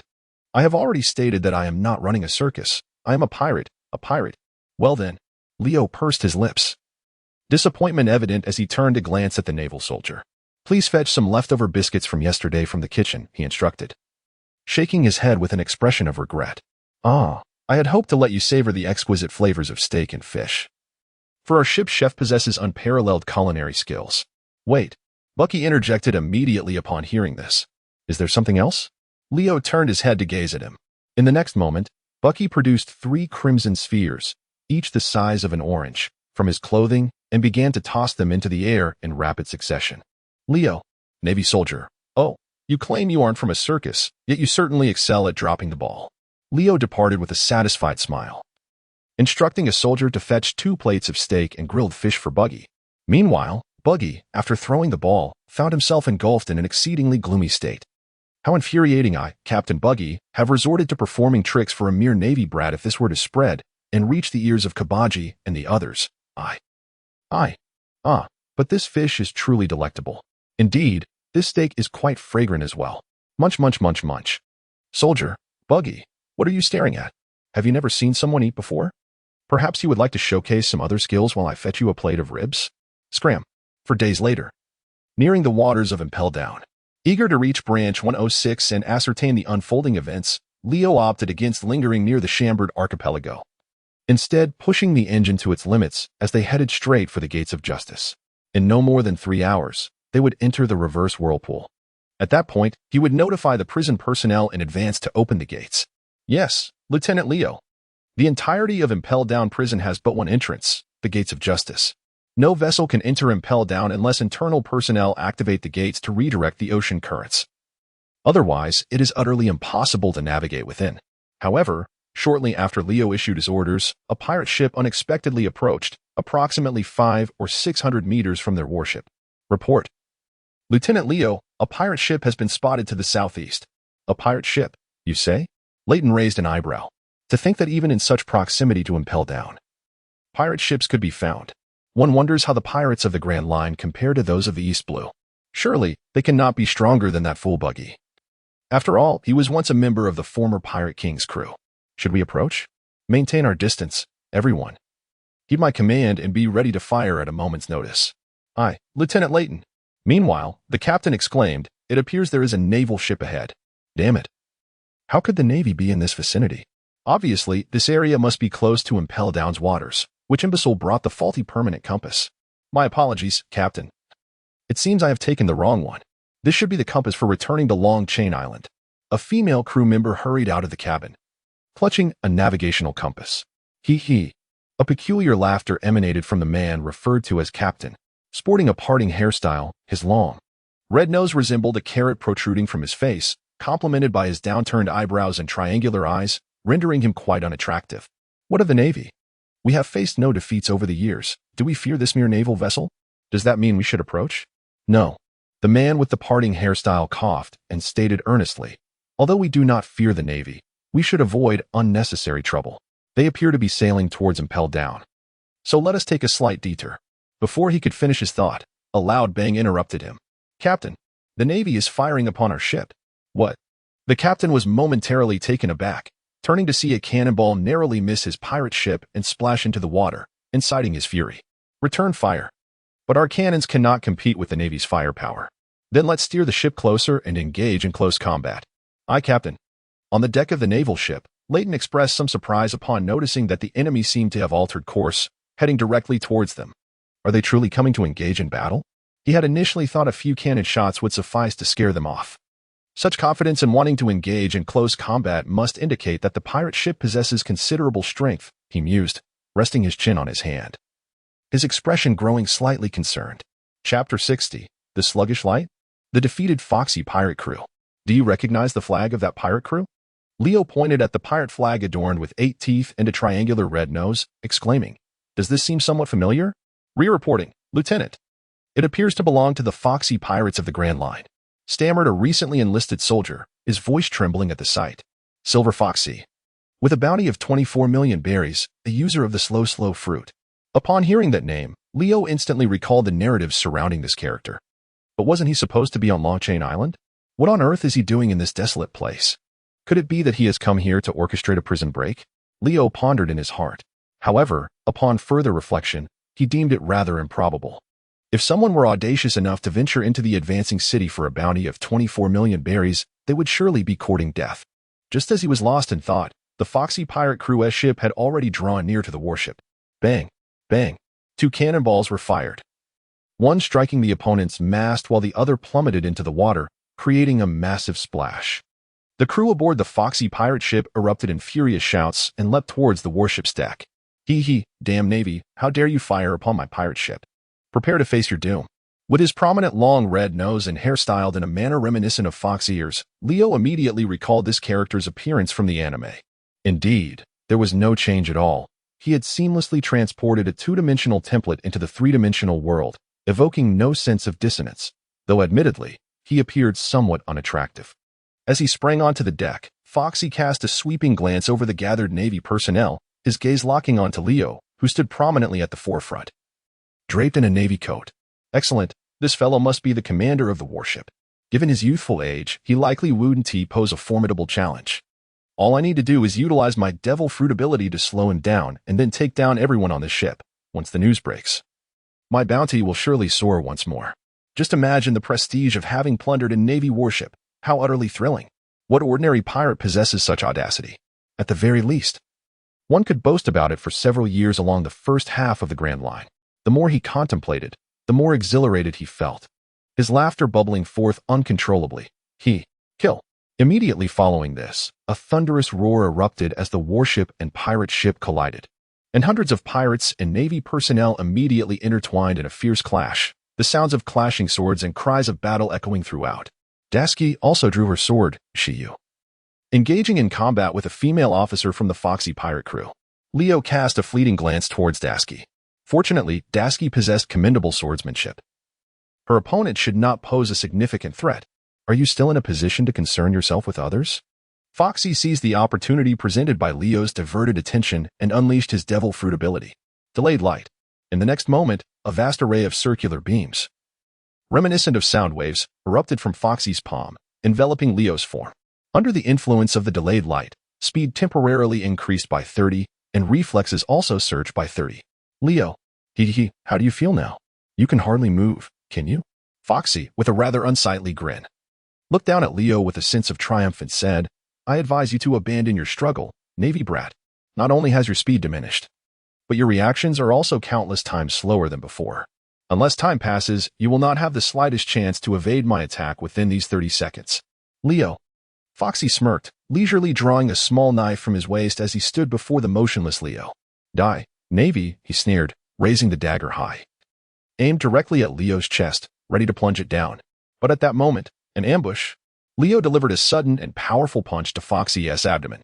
The speed of his fist was akin to a bolt of lightning, combined with the formidable strength honed over 3 years of relentless training. This force sent Foxy crashing to the ground, his eyes bulging in disbelief as he gazed at Leo. How is this possible? Has time truly passed? Yet. It has barely been 20 seconds since I emitted that beam of light. Confusion engulfed his mind as he watched Leo approach, in a state of panic. Foxy stumbled backward while attempting to unleash another sluggish beam of light toward Leo. The slow shackles. Under the influence of the slow beam, his punching speed increased by 10 temporary, and his running speed also surged by 10 temporary. The dual effect of the slow beam heightened his speed by 60 temporary, and his reflexes by 60 temporary. Leo, this. With my reflexes enhanced to such an extent, could it be that now I would instantly react upon seeing something embarrassing? Ahem. Never mind. What am I even thinking? Nevertheless, with so many sudden enhancements bestowed upon me, I wonder just how swift I have become? Leo contemplated, disregarding the seated Foxy on the ground, and immediately accelerated to his utmost speed, darting wildly across the deck. The engaged fighters merely perceived a fleeting blur, akin to a gust of wind sweeping past them. When they refocused, they discovered numerous members of the Foxy pirates sprawled on the ground, drenched in blood. What has transpired? The Navy personnel widened their eyes in disbelief. What has transpired? The remaining pirates also stared in astonishment. Shortly thereafter, Leo returned, having completed a full circuit at full throttle, reappearing before Foxy. This fruit ability is rather formidable. The deceleration effect, when applied to himself, felt akin to possessing an extraordinary advantage. Just by sprinting at full speed without employing the shave technique, he had already achieved a velocity comparable to that of shave. In simpler terms, during the 30 seconds Foxy enhanced his speed, as long as he remained in motion, it was tantamount to being able to utilize shave indefinitely. Truly outrageous. It is a pity, however, that this fellow's ability cannot be replicated and retained like Venom's. With this thought, Leo couldn't help but shake his head. How wonderful it would be if this individual were a member of the Navy. Regrettably, he is a pirate, setting aside the numerous crimes of murder and arson. Even if he were willing to join under Leo's command, the Navy would undoubtedly reject such a proposition. His background alone would disqualify him. In other words, once one has been a pirate, redemption is unattainable. The Navy would never permit someone like him to join a righteous organization. Why you? Foxy was still in shock over Leo's immunity to his fruit ability. Meanwhile, Leo unsheathed his sword and slowly approached Foxy once more. Chapter 61. The Transferable Devil Fruit? Simultaneously, in a small room within the battleship's cabin. Bravo. Clap, clap, clap, clap. A group of cooks gathered together, applauding as they watched Buggy, who was balancing more than 20 bowls and dishes atop his head. By the way, did you hear any sounds? One of them inquired. What sounds? Is there commotion on the deck? Is there? No, right? The group fell silent. 5 seconds later. Well, I told you. It must have been a mistake on your part. Go, bring another few plates of steak for Buggy. All right. Buggy. These. Damn Navy. Is there anyone? Anyone at all? Just as the cook was about to fetch food for Buggy, a second-class soldier rushed down from the deck and collided with him. Bang. Alas. The two individuals suddenly tumbled to the ground in a heap. What is the commotion? Has something occurred? Several cooks, who had been watching the acrobatics, poked their heads out. Ah, pirates have boarded the ship. What? Upon hearing this, everyone swiftly rose to their feet, their faces etched with panic. However, there is no need for concern. Lieutenant Leo has already dealt with all the enemies. He has, indeed? Upon hearing this, the group collectively breathed a sigh of relief. Then why did you come down? Ah. Lieutenant Leo summoned me to fetch some fruit. Fruit? Lieutenant Leo, have you fought so fiercely that you now crave fruit? A look of bewilderment spread across the faces of the onlookers. In any case, apples, bananas, oranges, and pears, each kind of fruit available on the ship, were to be retrieved, ensuring they were unblemished and as fresh as possible. Very well. The chief cook nodded. Although they still did not comprehend Leo's intentions, everyone immediately set to work, bustling over to the adjacent storeroom to fetch the fruit. After approximately 10 minutes, on the deck of the warship, the chief cook announced, Lieutenant Leo, the fruits you requested have been brought up. A group of cooks emerged from the cabin, carrying a crate. Leo turned his gaze towards the box filled with an array of exquisite fruits and nodded in satisfaction. Very well, with such a variety, this should suffice, he remarked, striding towards Foxy, who was shackled by seastone cuffs. In a remarkably short span of time, Leo had effortlessly escalated his speed to its zenith. capturing every member of the Foxy pirates without breaking a sweat. He did not even resort to his dual-wielding sword techniques, merely relying on his swiftness. He had dispatched the lot, leaving them disarmed and pleading for mercy. However, with Lipa currently absent, attributing the annihilation of the Foxy pirates to anyone else seemed rather challenging. This thought prompted his gaze to drift towards Dasky, who stood nearby, looking perplexed. "But, Lieutenant Leo, what exactly do you intend to do with all these fruits?" The cook inquired with keen curiosity. "Rest assured, I have my own purposes for them," Leo replied. Leo lit a cigarette, placing it between his lips, and cast a glance at the naval soldiers diligently cleaning the battlefield. He then dragged the trembling Foxy to the bow of the ship. "Leo?" Dasky observed Leo's figure with a sense of curiosity. "Bring the fruit and arrange it near this fellow." Leo remained resolute, not even glancing away. Dasky nodded in acknowledgement and obediently complied. After a brief interval as an array of fruits was arranged around Foxy's body, Leo suddenly drew his blade from its sheath, directing it towards Foxy's neck. "Leo? Captain Foxy!" Dasky and the crew members of the Foxy pirate crew exclaimed in unison, their voices laced with shock. Yet, in the following moment, Leo exhibited no intention of heeding their alarm. Amidst Foxy's expression of sheer terror, he swept the blade across the neck without hesitation. With a swift motion, the blade pierced flesh, releasing a jet of crimson. Instinctively, everyone shut their eyes, unable to bear the sight of the head tumbling from the body. No reaction? Leo mused, retrieving a handkerchief to wipe the blood from the blade. He gazed at the pile of fruits on the ground and reflected. "It seems I was mistaken. I had believed that upon death, a devil fruit user's powers would transfer to the nearest fruit. But now, or perhaps the likelihood is exceedingly low, and my luck is just abysmal?" He muttered softly. At that moment, Dasky approached, gently placing a hand on his shoulder. "Leo, are you asking why I took the initiative to eliminate Foxy?" Leo cast a glance at Dasky. Although Dasky did not respond, her meaning was unmistakably clear. What she remained unaware of, however, was that 3 years prior, Leo had severed Arlong's head before a gathering of villagers and Navy personnel in Cocoa West Village. "Rest assured, my capacity for violence is measured. You need not fear that I shall become a mindless killer." Leo sighed and remarked, "Foxy's bounty stands at 24 million berries. Having been a pirate for many years, he undoubtedly carries a hefty burden of misdeeds.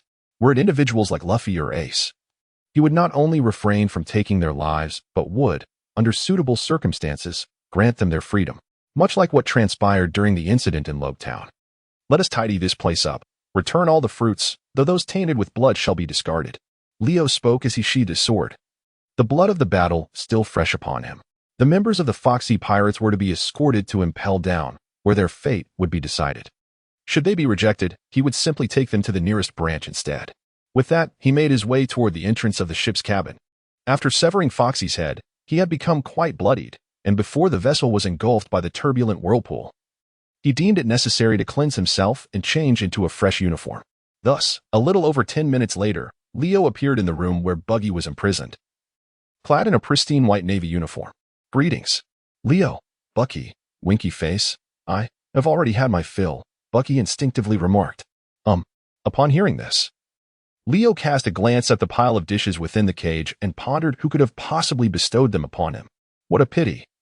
He had initially intended to inquire whether Bucky himself would dare to leap through a ring of fire. Suddenly, the atmosphere grew serene and still. The two of them engaged in a silent stare-off for approximately a minute.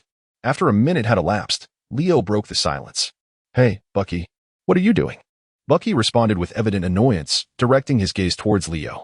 "Can you walk a tightrope?" "What the? If I can't, then I can't. No need to resort to insults." Leo smirked as he stepped out of the room, grumbling in discontent.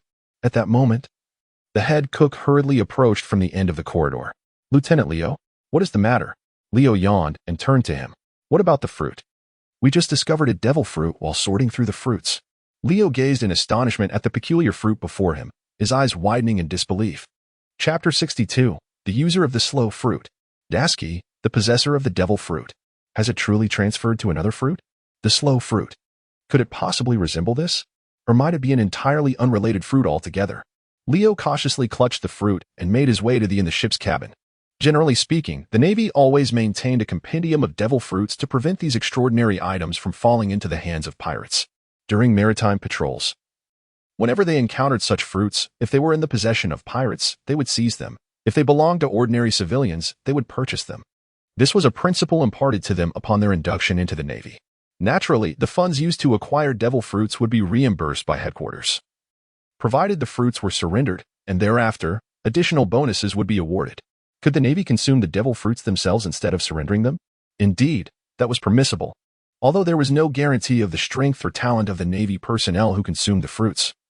It was certainly preferable for them to be consumed by their own rather than falling into the hands of pirates. Leo rummaged through the cabinet filled with nautical charts and bounty notices until he located the compendium of devil fruits tucked away in a corner. He immediately began his perusal. Approximately 20 minutes later, as he gazed at an illustration of the slow fruit accompanied by a brief description, a flicker of excitement finally graced Leo's expression. However, following this surge of exhilaration, a wave of confusion washed over him. Who should he give the slow fruit to? Should he consume it himself? Setting aside the uncertainty of whether the system would offer him a drastic reversal, even if it didn't. His desire for the slow fruit was not to hinder his enemies but to impede his own progress. Yet, judging by Foxy's previous demonstration of the ability, it seemed that this power could not be used on oneself. So, who should he entrust it to? He fell into deep contemplation. 2 hours later, at Impel Down Prison, the guards had already been notified to open the gates of justice, allowing Buggy and the members of Foxy's pirate crew with bounties to be ushered inside. Leo found himself lamenting that he would no longer be able to witness Buggy's circus performances. To his surprise, a throng of Navy soldiers behind him had already taken the initiative to bid farewell to Buggy with handkerchiefs in hand, tears streaming down their faces. Brother Buggy, make sure to reflect on your actions while in prison. Indeed, strive for reformation and aim to be a better person. The road ahead is long. When we have the chance, we will certainly come to see your performance again. Take care. Leo, are they performing at the circus? When did this happen? How come I was unaware? Meanwhile, Buggy, shackled in sea stone and escorted by the guard, stumbled upon hearing the shouts from the warship, nearly losing his footing. I thank you all. He gritted his teeth, glancing momentarily at Leo, who was smoking. One day, I, Captain Buggy, shall emerge to settle this score with you. Mark my words. At that time, regardless of whether you are a lieutenant, a captain, or even an admiral, I shall not hold back. Hey, why are you dawdling? Move faster. Bang. The guard kicked Buggy in the rear. All right. Buggy quickly responded, scrambling to his feet and scurrying towards the cell. He did not catch sight of Magellan and Impel Down, nor did he see the vice warden who resembled a specter. The vessel upon which Leo was aboard thus set sail for home.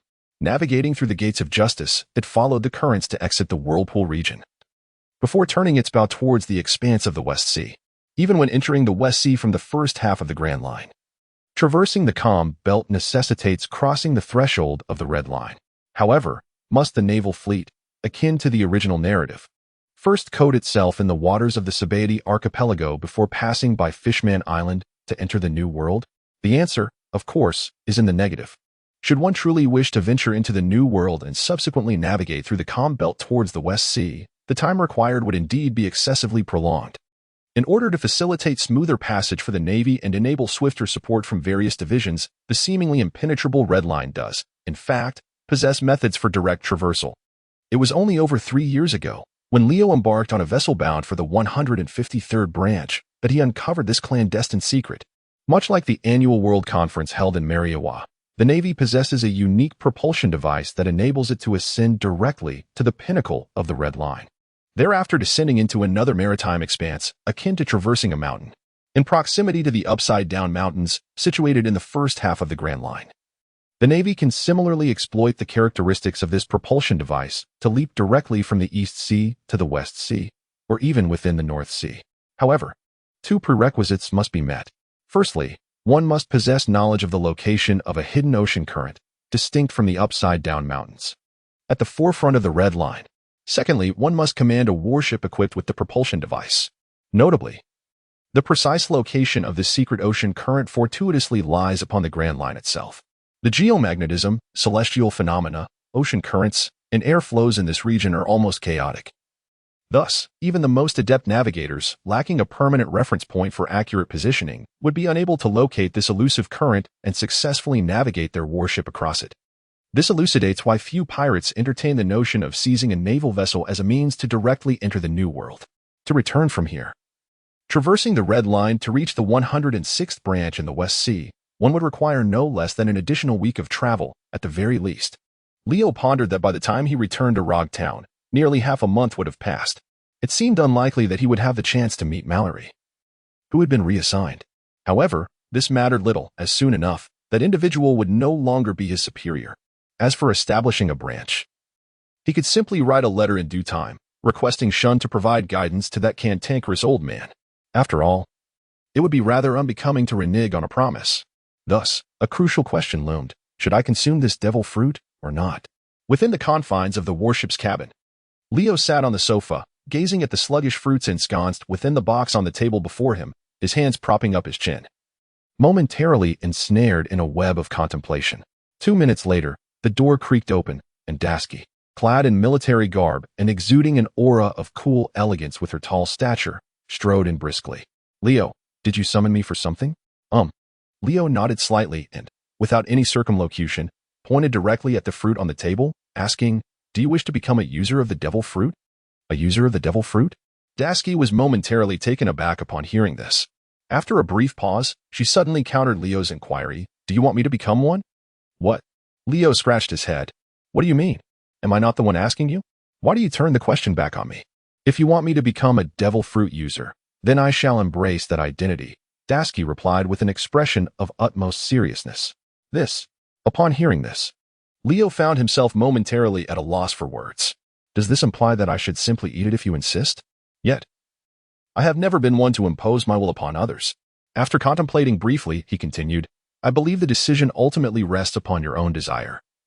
Although I must admit that this fruit does indeed offer a considerable enhancement to my abilities." Just as the final words escaped his lips, to Leo's utter astonishment, Dasky seized the devil fruit from the table and, without hesitation, stuffed it into her mouth. Chapter 63. Return to the West Sea. She really ate it. Leo stared blankly at Dasky, who responded with the crisp sound of chewing. Munch, munch, munch. Ugh, this is utterly distasteful. Dasky gagged as she ate, continuing until she had consumed the entire devil fruit. Only then did Leo snap out of his astonishment and remark, "Actually, you only needed to take a small bite." Dasky, wide-eyed, replied, "Could you not have informed me of that before I started eating?" "Never mind." Leo spoke as he pulled Daskyra beside him, carefully observing her complexion before inquiring, "Do you not feel anything extraordinary?" "Extraordinary feelings?" Daskyra replied, adjusting her glasses with a hint of innocence. "Not particularly, just a bit nauseous. After all, it was quite unpalatable. Why not try exerting some effort?" Suddenly, a circular wave of light emanated from Daskyra's palm, casting a reflection upon Leo's body. Due to the influence of the delayed light, speed 10 temporary, reflexes 5 temporary. Only an increase of 10 points? Leo blinked upon seeing the notification in his mind. It seemed that Daskyra, having just consumed the fruit, exhibited a significantly inferior control over her abilities compared to Foxy, resulting in a boost that was evidently less than half of what he could achieve. Moreover, after 10 seconds, as he felt the enhancement on his body dissipate, Leo rested his chin on his hand and murmured to himself, "The duration is merely a third of Foxy's." "Leo, did I succeed?" Daskyra asked. "Yes, you succeeded." Leo nodded. "You are now a person endowed with the ability of the slow fruit. The waves of light you just emitted have the power to decelerate anyone they touch by several fold. But what about you just now?" Leo pondered for a moment, carefully choosing his words before speaking. "In truth, I too am a wielder of a devil fruit's power." Dasky's expression remained unchanged. She had long been aware of Leo's extraordinary nature. "My fruit's ability is rather unique. It requires the assistance of other devil fruits to fully manifest its potential. For instance, when I am injured and bleed, it is actually one of the powers of my fruit, rendering the damage I sustain ineffective." "Ineffective damage? Then, why do you still bleed?" "Leo, regardless, just like back then, my ability will nullify the deceleration of light, and furthermore, it will reverse this negative state into a beneficial acceleration for myself. Do you comprehend what I mean by this?" Dasky nodded with a puzzled yet impressed expression and said, "I believe I understand." "That's good." Leo let out a sigh of relief, rising to gently ruffle Dasky's hair. He had been somewhat concerned, pondering whether a Navi child like Dasky would truly comprehend his words. "So, why haven't you coughed up blood?" Dasky continued. Leo, after much effort, he clarified to Dasky that he did not always spit blood. The warship, now accelerating, swiftly re-entered the doldrums. steering towards the front of the red Earth continent indicated by the permanent compass. It is worth noting that in the doldrums, aside from the complete absence of wind, there exists a plethora of sea kings. However, the Navy had not only equipped the warship with a propulsion device but also coated its hull with a layer of sea stone. A warship with a sea stone base remains undetectable by sea kings unless they are in very close proximity. This is one of the reasons the Navy can navigate freely through the doldrums. With the absence of circus performances, the journey became rather dull, leaving little entertainment besides reading books and newspapers and lazily basking under the sun to cultivate. As for Dasky, in addition to her daily sword practice on the deck, she now dedicated more time to awakening her devil fruit powers. Leo merely provided Dasky with a few concepts, inspired by the anime he had watched in his previous life, utilizing methods previously employed by Foxy. After all, each devil fruit user possesses a unique perspective. There is a saying that goes, there are no worthless devil fruits, only inept users. For instance, although both Ace and Sabo possess the Mara Mara Nomi, their capabilities are incomparable to those of Luffy. Of course, this excludes anyone consuming Chopper's Hito Hito Nomi regardless. Leo eagerly anticipated that Dasky, through her own insight, would develop some flamboyant and ingenious applications. A week swiftly passed. The secret currents of the Red Line surged towards them, cascading over mountains and flowing downward. By the time they departed the doldrums and fully entered the West Sea, dusk was approaching.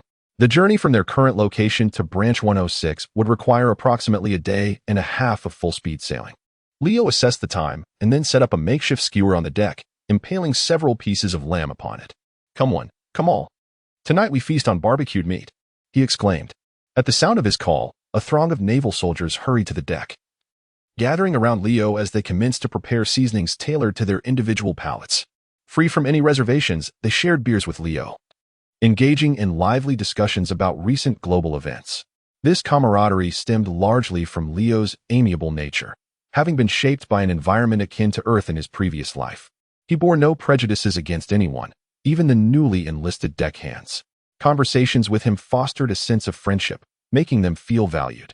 This is precisely why such a young officer garnered deep respect and affection from his peers. Incidentally, it seems that a global conference had convened not long ago. Indeed, it was rumored that discussions surrounding the revolutionary forces were taking place. The conversation soon gravitated towards the topic of the revolutionaries. Leo suddenly recalled that, in recent times, the Revolutionary Army had indeed stirred quite a commotion within the Grand Line. However, what connection could there possibly be between the events unfolding in the Grand Line and his modest naval presence in the East Sea? Just as he was savoring barbecued meat and enjoying jovial conversations with his subordinates, an unexpected situation in the distance compelled him to cease his indulgence. Chapter 64, The Peculiar Woman, Part 1. "What is that?" a first-class private responsible for keeping watch over the sea exclaimed, causing all eyes to follow the direction of his pointing finger. "Behold, it is a sea king. How terrifying. Under the moonlight." A colossal sea king leapt from the depths of the ocean, creating a massive wave that lifted a nearby vessel several meters into the air. The ship then plummeted back down, crashing violently onto a nearby reef.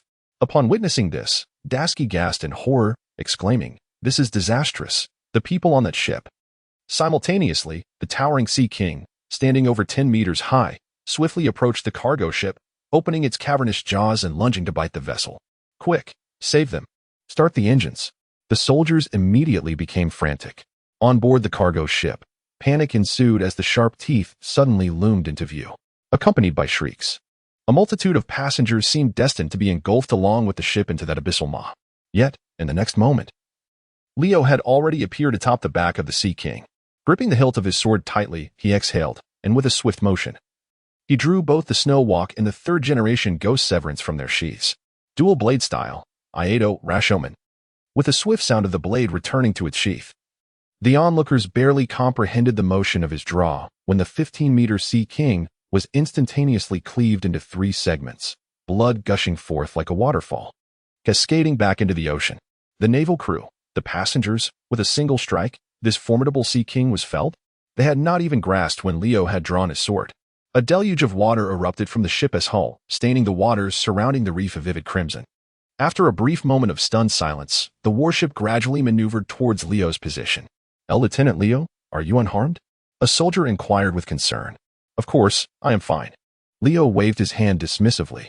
The Sea Kings, which could be effortlessly dispatched by someone like Luffy, posed no real threat to him. As for the reason why the red-haired character from the early episodes of the anime lost an arm to such a creature. At this thought, Leo instinctively scratched the back of his head. This indeed remained one of the 10 greatest unsolved mysteries that fans pondered while watching One Piece in his previous life. The cabin is leaking, came another cry. The soldiers aboard the warship waved their hands, and several deckhands immediately leapt onto the cargo vessel, tools in hand, to commence repairs on the damaged areas. The deckhands on the warship were, of course, rigorously trained. Within 10 minutes, the damages sustained from the collision with the submerged reef had been thoroughly rectified, and the once blemished walls of the cargo hold now gleamed anew, eliciting expressions of astonishment from the passengers aboard the vessel. All done, Lieutenant Leo. Excellent work. I appreciate your efforts. A special meal will be provided tomorrow at noon. Yay. The crowd erupted in laughter and cheers. At that moment, the owner of the cargo ship, still somewhat shaken, approached and bowed gratefully towards Leo and his comrades, exclaiming, "Noble Navy officers, thank you for saving us." "There's no need for thanks. This is our duty as sailors," Leo replied. "Indeed, it is our obligation as the Navy to punish the wicked, rescue the innocent, and uphold justice. We, the Navy, shall not falter." A chorus of soldiers stood proudly behind Leo, enthusiastically proclaiming this somewhat dramatic declaration. "Leo, how foolish. I should never have taught you such phrases. Is this what the Navy is about? How fortunate we are to have you all here. Truly, you are a delightful and kind-hearted bunch." Everyone expressed their gratitude towards Leo and his comrades. The young children on board gazed at the imposing figure of Leo, their eyes sparkling with admiration. After all, how heroic Leo appeared when he struck down the Sea King with those 2 decisive blows. If only they could become as formidable, brave, and benevolent as he is. Mother, when I grow up, I want to join the Navy too." A little boy tugged at his mother's sleeve, his innocent voice revealing his newfound dream. In response, aside from Leo, the other naval soldiers felt a wave of warmth. It seemed that their efforts had not been in vain. Everyone cherished them. The justice they upheld was finally acknowledged. Such thoughts filled the air. Yet at that moment, a dismissive scoff pierced through the atmosphere, reaching Leo's ears. Instinctively, he turned to see a woman leaning against the corner of the deck, her white cowboy hat perched atop her head, her face obscured by a scarf, and her body enveloped in a large trench coat, casting her partly into shadow. It appeared that no one but Leo had heard her earlier sound. Just as he was about to approach her for a closer look, the enthusiastic shipowner emerged from the warehouse, presenting a bounty of delicious food and drinks, and exclaimed to the naval crew, "To celebrate our miraculous survival, shall we hold a feast right here?" A feast? The naval soldiers turned their gaze toward Leo, clearly awaiting his approval. Ahem. Leo cleared his throat. Since everyone was so enthusiastic, let us hooray. Before he could finish his sentence, the crowd had already begun to raise their hands in jubilant cheer. "Leo, let us assign a few to take turns on guard duty, vigilant against pirates, while the rest indulge in their meals and leisure. In 3 hours, we shall promptly return to the warship and resume our journey." "Yes, Lieutenant Leo." Before long, a stove was erected on the deck of the cargo ship. A group of soldiers carried the flesh of the Sea King, washing away the blood that had stained the edges of the vessel. I have never tasted the flesh of the Sea King in my life. Isn't that a rather obvious statement? Not only you, but how many people across the 4 seas have had the opportunity to savor it? I wonder what it tastes like. It must be incredibly tender and juicy when roasted. Everyone was salivating in anticipation. Meanwhile, Leo, while grilling the meat, found his gaze fixated on that woman from earlier. It struck him as odd in such sweltering weather, dressed so heavily there was something undeniably amiss. Moreover, why did she evoke such a sense of familiarity? "Leo," a sudden voice from behind startled him, causing the piece of meat in his hand to fly from his grasp. "What are you doing, Dasky? Are you spying on that girl?" Leo, Chapter 65, The Peculiar Woman, Part 2. Dasky has truly changed, indeed. Back in the barracks, no matter how much I would steal glances at the girls, she would never take notice of me. Leo sat by the fireplace, twirling a skewer meant for roasting meat. A look of deep dejection etched upon his face. So what now? What now? He was urged by a throng of gossiping soldiers surrounding him, their expressions reminiscent of eager onlookers, akin to netizens from a previous life. "She just kissed me." "What?" the soldiers exclaimed, their surprise palpable. "Lieutenant Dasky actually kissed Lieutenant Leo." "She kissed you? Why then, do you still look so despondent?" Indeed. Lieutenant Dasky is so beautiful, with a splendid figure and a heart brimming with justice.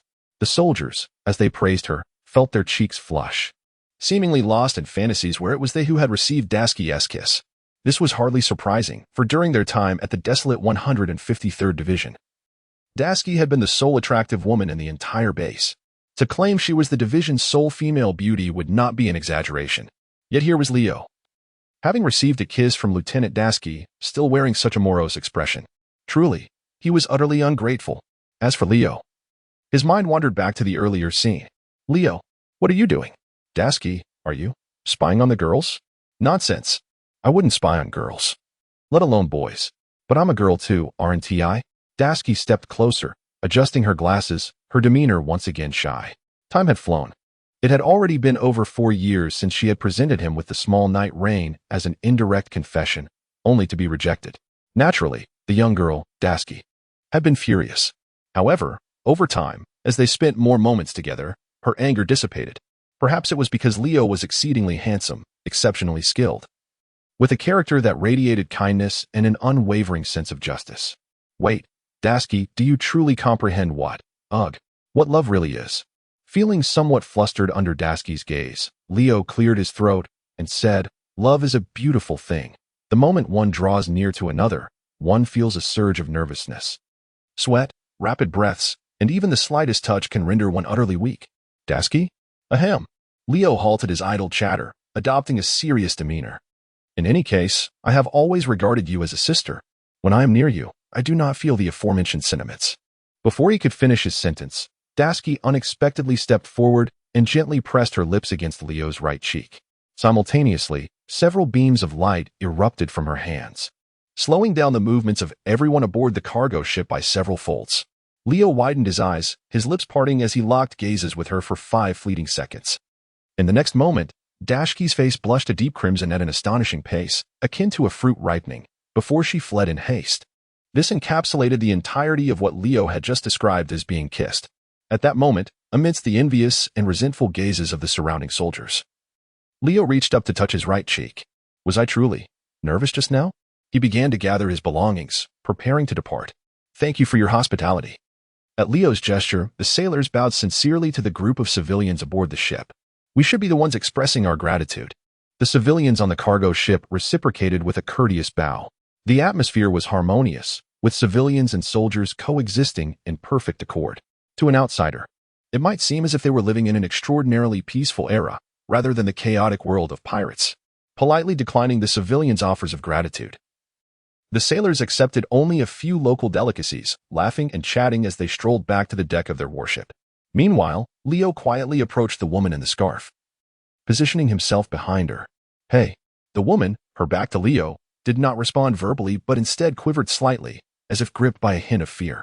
Upon noticing the situation, Leo caressed his neck, pondering that perhaps the woman had been startled earlier and had yet to recover from her fright. He remarked, seeing you clad in such layers, you must possess a naturally cold constitution. This thermos, crafted from a material designed for insulation, can retain warmth for an extended period if filled with a few ladles of hot water. As he spoke, he extended the thermos toward the woman in the scarf. The woman, casting a sidelong glance at Leo, was taken aback as she accepted the thermos into her hands. Just as she was about to decline, Leo leaned closer and whispered something in her ear. In an instant, the astonishment in her eyes morphed into a profound terror. Meanwhile, Leo, without a backward glance, placed his right hand upon the twin blades at his waist and strode back toward the warship, leaving the woman clutching the thermos, her hands trembling violently as she watched his retreating figure. I never anticipated encountering her in this place. To think she might be on her way to the Grand Line around this very time, he mused, shaking his head and dismissing thoughts of the woman in the scarf. Leo then turned his gaze towards the ship's cabin. It seemed that continuing along this path posed a dilemma. After all, they were all aboard the same vessel. Should their relationship grow awkward, it would be quite uncomfortable. What am I even saying? Here I am, pondering such things. Good heavens, could it be that a mere kiss has left her utterly dazed? He decided that it would be best to set this matter aside for the time being. With that thought in mind, he quickened his pace toward his quarters. Lieutenant Leo. A soldier suddenly called out to him. What is it? Leo furrowed his brow and cast a fleeting glance at him, startled by Leo's piercing gaze. The soldier swallowed hard and said, I meant to remind you, you have taken a wrong turn. The entrance to the bathhouse is over there. Oh. Leo turned away and walked to the other side, pondering for a moment before turning back. "I'm going to take a shower. Do you have any objections?" "No." "None," came the reply. "Humph." With a loud bang, the door was slammed shut. This left the naval soldier, who was sweeping the corridor, staring in bewilderment at the character for female inscribed above the bathhouse, muttering to himself in confusion. "Lieutenant Leo. Could he possibly be inebriated?" The following afternoon, we approached the small island that housed the 106th Division. "Prepare to dock." At the command, the soldier at the helm promptly shut down the engine of the propulsion system. Leo rose from the armchair, adjusted the cuffs of his trousers, and was about to disembark when he noticed two cooks approaching with a large bowl in hand. "Lieutenant Leo, this is the hangover soup." "Hangover soup?" Leo looked at the two with confusion, questioning their purpose. The two cooks simultaneously averted their gazes, hesitant to speak. Meanwhile, apart from Dasky, a few female soldiers on the ship stifled their laughter as they walked past Leo, covering their mouths. To their surprise, Lieutenant Leo possessed quite an impressive physique. Indeed, at such a young age, he had already developed significantly. Their whispered remarks reached Leo's ears. After a brief pause of about 5 or 6 seconds, a furious shout of indignation echoed throughout the entire ship. Chapter 66, The Pikeman Death Incident, Part 1, Parker Island. A small town established around the 106th unit. Leo led his troops through the bustling streets of the town, drawing the gaze of the crowd as he made his way directly to the entrance of the base. Fis, who had long anticipated Leo's arrival from the letters exchanged, was already perched on the steps. The moment he caught sight of Leo and his entourage, he sprang up and exclaimed, "Leo, you have finally arrived." "Fis, it has been far too long." Leo approached Fis with a cheerful smile and greeted him. At 27 years of age, Fis was considerably older than Leo. Yet he possessed a youthful visage that had scarcely changed since 4 years ago. When compared to Leo's now mature appearance, one might easily mistake Leo for Fis's older brother. "Through the letter you pinned, I have come to learn everything about Leo, pikeman, and rammer." Leo approached and gently patted Fis's shoulder. This fellow had practically grown up alongside pikeman. Undoubtedly, he felt the loss more acutely than anyone else. "Where is pikeman buried?" Leo inquired after a prolonged silence. "Less than 300 meters from Branch 106, there is a quaint wooden cabin," Fis replied. Inside, the walls were adorned with an array of exquisite paintings, landscapes, animals, but predominantly portraits of individuals. These were the faces of missing persons that pikemen had sought out over the years. Of course, some of them were deceased or helpless. Their likenesses had been gifted to their families. From the entrance to the edge of the bed in the corner, the portraits depicted men, women, and children of all ages, with the majority being children, each adorned with radiant smiles. It appeared that pikeman had a penchant for capturing people in their happiest moments. He had once expressed his dream of helping all abducted civilians find their way home. He proclaimed that one day he would imprison every human trafficking organization in existence. Yet, he broke his promise. Fish struggled to hold back his tears. Pikeman's parents had been murdered by traffickers when he was very young. Later, like Leo and Cheyenne, he was rescued by the Navy while being taken to a slave auction, which led to his eventual enlistment in Branch 106. Gazing at the portrait of Pikeman's parents, painted from his memories and imagination, which hung above the bedside, Leo could not help but light a cigarette and place it between his lips. "To imprison all those engaged in human trafficking, though I am reluctant to dismiss your dream, Pikeman. If celestial dragons continue to exist and the aristocratic system remains unaltered, your aspiration will ultimately remain unattainable. Pikeman's grave lies in the yard behind the cabin," Fis added. Leo and Dashi nodded in unison, promptly following Fis into the small courtyard, arriving before the grave of Pickman. It was a square stone monument, inscribed solely with Pickman's name. Atop the stone rested a black bowler hat, a favorite accessory of Pickman during his lifetime, alongside a sketchbook he often carried and a pencil. The base of the monument was adorned with an array of vibrant flowers, and beside them stood a military dagger, draped with the naval uniform Pickman had worn in life. This tribute had been arranged by our superior. The body had been interred by a colonel from their 106th unit, who personally oversaw the burial, and the monument was commissioned through his financial means. It was evident that the Navy of the 106th unit also mourned the loss of Pickman. Gazing at the gravestone, Dashi could not restrain herself, removing her glasses and bowing her head to weep softly. Meanwhile, Leo remained silent, his eyes fixed on the inscription for a considerable time, until he finally exhaled a deep sigh and inquired of Fis, "Are you aware of the particulars surrounding this matter?" Faze rubbed his reddened eyes and began to recall the incident that had transpired nearly a month prior. He remembered the weather that day was exceptionally clear. As was customary, Faze and pikemen were patrolling the small town when, unexpectedly, a young boy emerged from the front, kneeling on the ground and pleading for their assistance in rescuing his sister. Both Faze and pikemen were momentarily taken aback. It was only after they took the boy to a nearby base, providing him with water and food, and engaging in a meaningful conversation that they learned he was a refugee from another place. The boy's former homeland was a rather remote island. However, unlike most refugees, their vessel had not fallen prey to pirates. Instead, they had fortuitously encountered a violent storm at sea, resulting in the tragic loss of nearly all aboard, who perished beneath the waves. Only he and his sister survived, thanks to their parents, who, in their final moments, expended all their strength to place them into a floating wooden crate, thus ensuring their survival and eventual rescue by the Navy of the 106th Division, which brought them to Park Island. Subsequently, he and his sister were understandably placed in a dilapidated wooden house in the town, awaiting the commencement of the new Navy training camp on the West Sea, where they would eventually be sent for training. Young children in such camps typically received extended training, which also served as a makeshift shelter for these homeless youths. However, on the very night they were to be sent to the training camp, the boy's sister went missing. This left the boy in a state of great distress. After searching the town all night without success, he approached Faze and pikemen during their patrol. At first, upon hearing about the case, Faze and pikemen assumed the little girl had inadvertently wandered deep into the mountains at night and had fallen. Thus, they returned to the base and initiated a search across the entirety of Park Island for 2 days. Yet, despite their efforts, there was no trace of the girl. Just when everyone was prepared to abandon hope, convinced that the girl had likely fallen off a cliff into the sea and been swept away, pikemen suddenly uncovered a crucial piece of information. Over the past 2 years, more than 30 young girls had died in accidents in the town. Indeed, it is true that the deaths were accidental rather than cases of disappearance. Moreover, the ages of these young girls predominantly ranged from 8 to 13 years. This revelation inevitably instigated profound suspicion in pikemen, prompting him to investigate these untimely demises. As fate would have it, 3 days later, pikemen uncovered peculiarities surrounding these cases.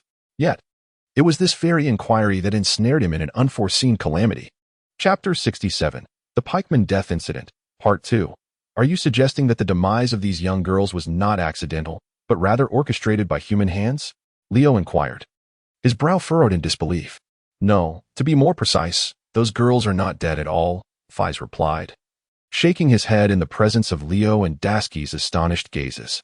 He continued, during the course of his renewed investigation, pikemen identified numerous inconsistencies, leading him to make a bold decision a few days later. In front of the grieving families, he ordered the exhumation of all the remains of their children. This audacious act undoubtedly ignited considerable outrage among the townsfolk at the time. Exhuming remains? Leo raised an eyebrow, as if he had already anticipated the unfolding revelation. Indeed, the corpses of those young girls buried in the earth were, in fact, the bones of wild animals, Faze asserted, his eyes ablaze with indignation. This implication signified that the girls had not perished. Instead, they had been clandestinely abducted, with their disappearance artfully disguised as accidental deaths to obscure the truth of their kidnapping. At that moment, pikemen and Faze had no time to celebrate the fact that the girls were still alive. Rather, upon witnessing the charred remains of the animals, they were struck with a harrowing suspicion. Who possessed such authority to transform over 30 cases of disappearance into mere accidental fatalities? Who could surreptitiously substitute the corpses under the watchful scrutiny of naval investigators? The answer was painfully clear. Aside from the internal personnel of their Unit 106, no one else could accomplish such a feat. Someone has violated the law. This was the conclusion reached by pikemen and Faze at that time. When my companion pikeman and I contemplated this scenario, our initial intent was to discreetly withhold this information and continue our inquiry in private. However, since the exhumation was conducted in the presence of the group leader, the majority of the bereaved families, upon learning the unsettling truth, expressed their inability to accept it. Consequently, this led to the entire naval contingent of Unit 106 becoming aware of the corpse forgery incident. So, who is the spy within the Navy? Leo inquired. It is a naval officer named Candy Mosiah, a major who was deployed to our Unit 106 2.5 years ago. Candy Mosiah? Upon hearing this name, Leo carefully recalled and realized that it was indeed the first time he had encountered it. Yes, Mokia is a noble from the Kingdom of Fabric. which is said to have been orchestrated by the royal family of his nation as he parachuted into the 106th Division. The Kingdom of Fabric, as its name suggests, is a commercial realm renowned for its abundant production of textiles and garments, ranking among the top 3 in terms of wealth across the entire Western Sea. It is worth mentioning that the naval uniforms of the Western Sea's Navy divisions are predominantly supplied by the Kingdom of Fabric. This connection explains how Mokio was able to leverage his relationships to gain direct entry into the 106th Division and, with little to no prior experience, rapidly ascend to the rank of Major. The Kingdom of Fabric? Leo rubbed his forehead, contemplating yet another unfamiliar term. That fool Mosiah. Upon discovering that his illicit activities concerning the trafficking of young girls had been uncovered, swiftly revealed his true colors. He was caught red-handed by pikemen while attempting to communicate with Admiral. The unfolding of events could not have been more evident. Benefiting from the financial backing of his royal kingdom, Mosiah successfully secured a position in the Navy, subsequently using his military status as a FAAD to engage in the nefarious trade of human trafficking. As a member of the nobility, Mosiah had cultivated a wide network of acquaintances, including numerous foreign aristocrats, who naturally became his clientele in this sordid venture. I have a question. If Mosiah utilized his naval identity as a cover, why did he limit his trafficking to young girls? Is it because they are more susceptible to abduction?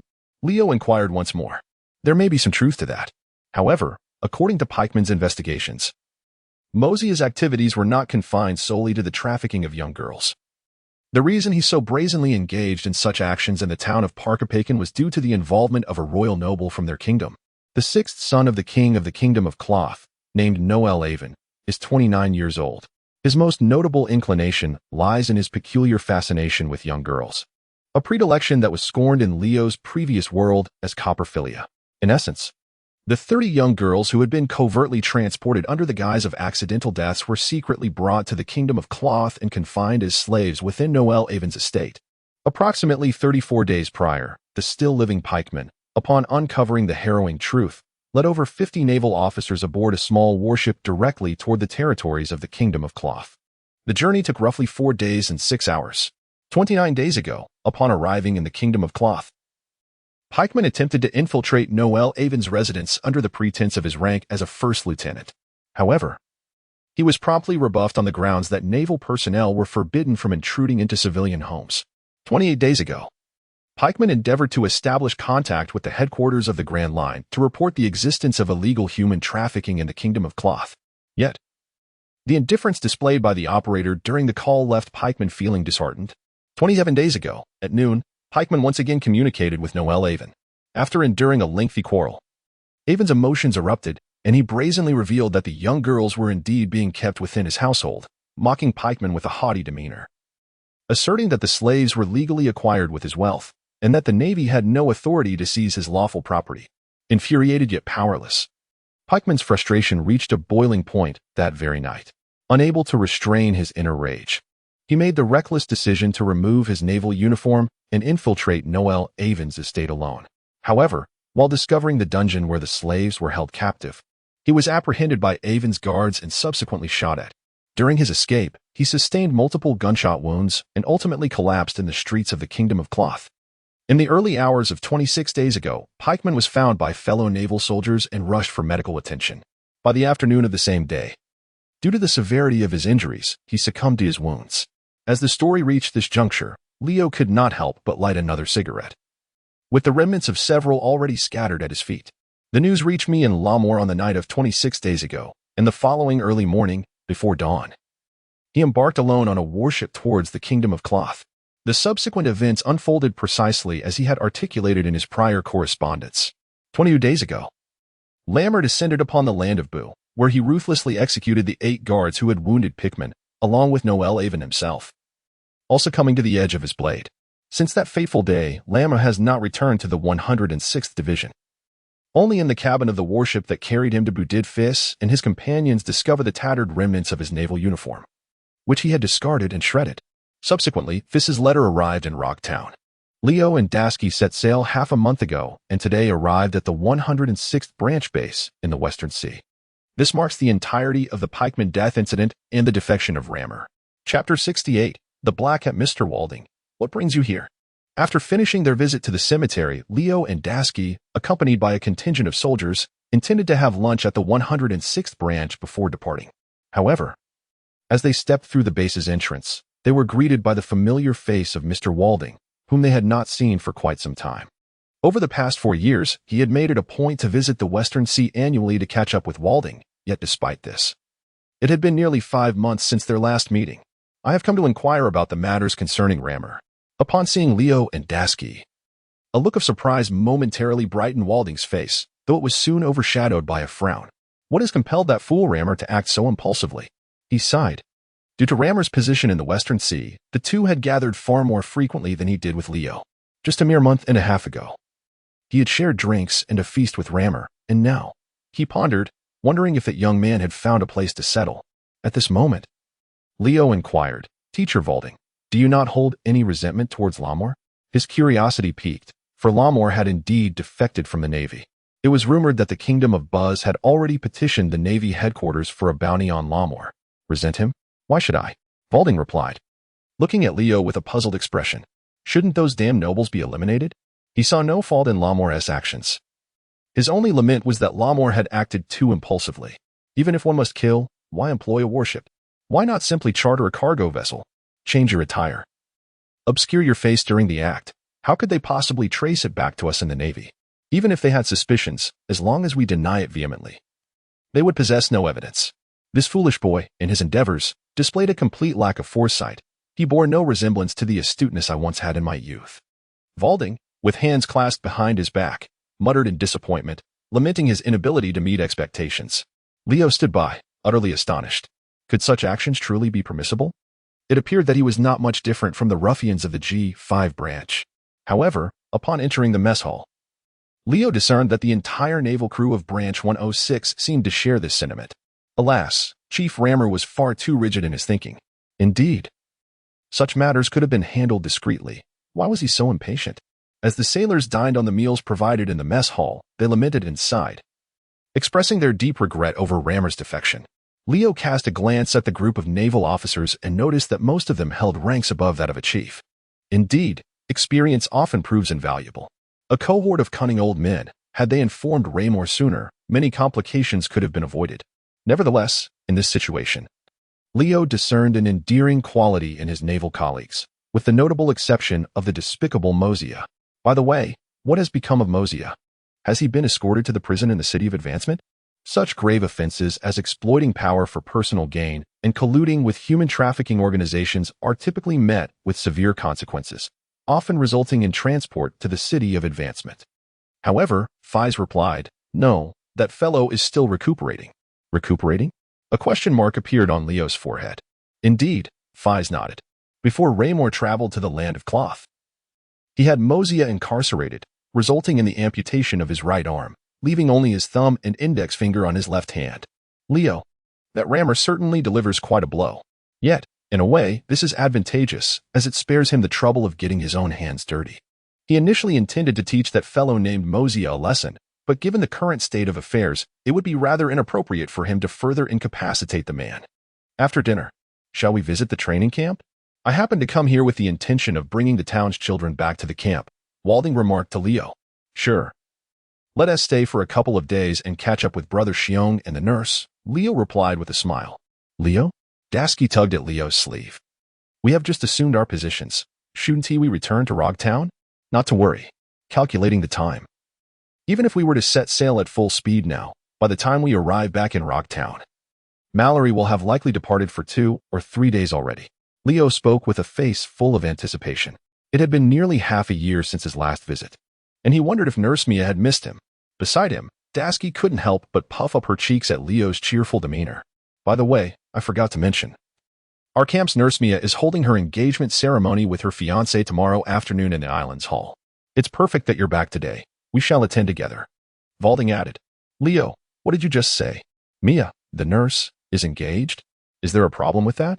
Leo, who has taken my beloved nurse sister away? Leo suddenly fell into a state of despondency, collapsing onto the ground, his fingers tracing circles in the soil. Upon hearing this, Dasky turned her head, secretly reveling in her delight. Half an hour later, are we all prepared? Walding inquired, gazing at the neatly arranged group of young boys and girls in the clearing. A wave of sentiment washing over him. How many new students had I guided thus far? The children of previous years had met their fates, some sacrificing their lives, while others returned home to till the land. Now, there remained no fewer than 200 or 300 still stationed at various naval bases. In the future, as time marches on, the toll of lives lost at sea may continue to rise. Yet, in this era of relentless warfare, what means exist to avert such grim outcomes? Report, Commander. It seems we are missing 2 individuals. Who are they? A little boy named Liz and a little girl named Erin. Are they the siblings? Fies exclaimed in surprise. Meanwhile, where on earth is Leo? Dasky scratched her head, also searching among the Navy for Leo's figure.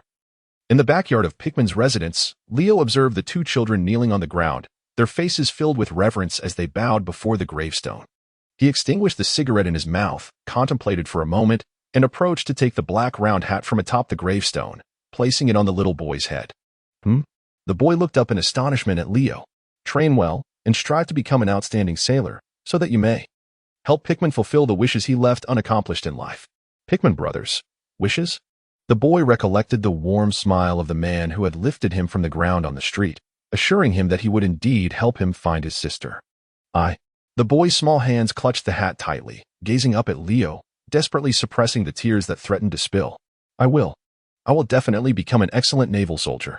His youthful voice resonated with unwavering determination. Leo chuckled as he affectionately ruffled the little boy's hair, then turned to gaze at the gravestone of Pikeman. Pikeman, I have faithfully carried forth your spirit. Should I ever find myself down there, do remember to treat me to a meal. After all, you still owe me a drink. Chapter 69. Rice Cake Island. So this is what it feels like to give someone a hat.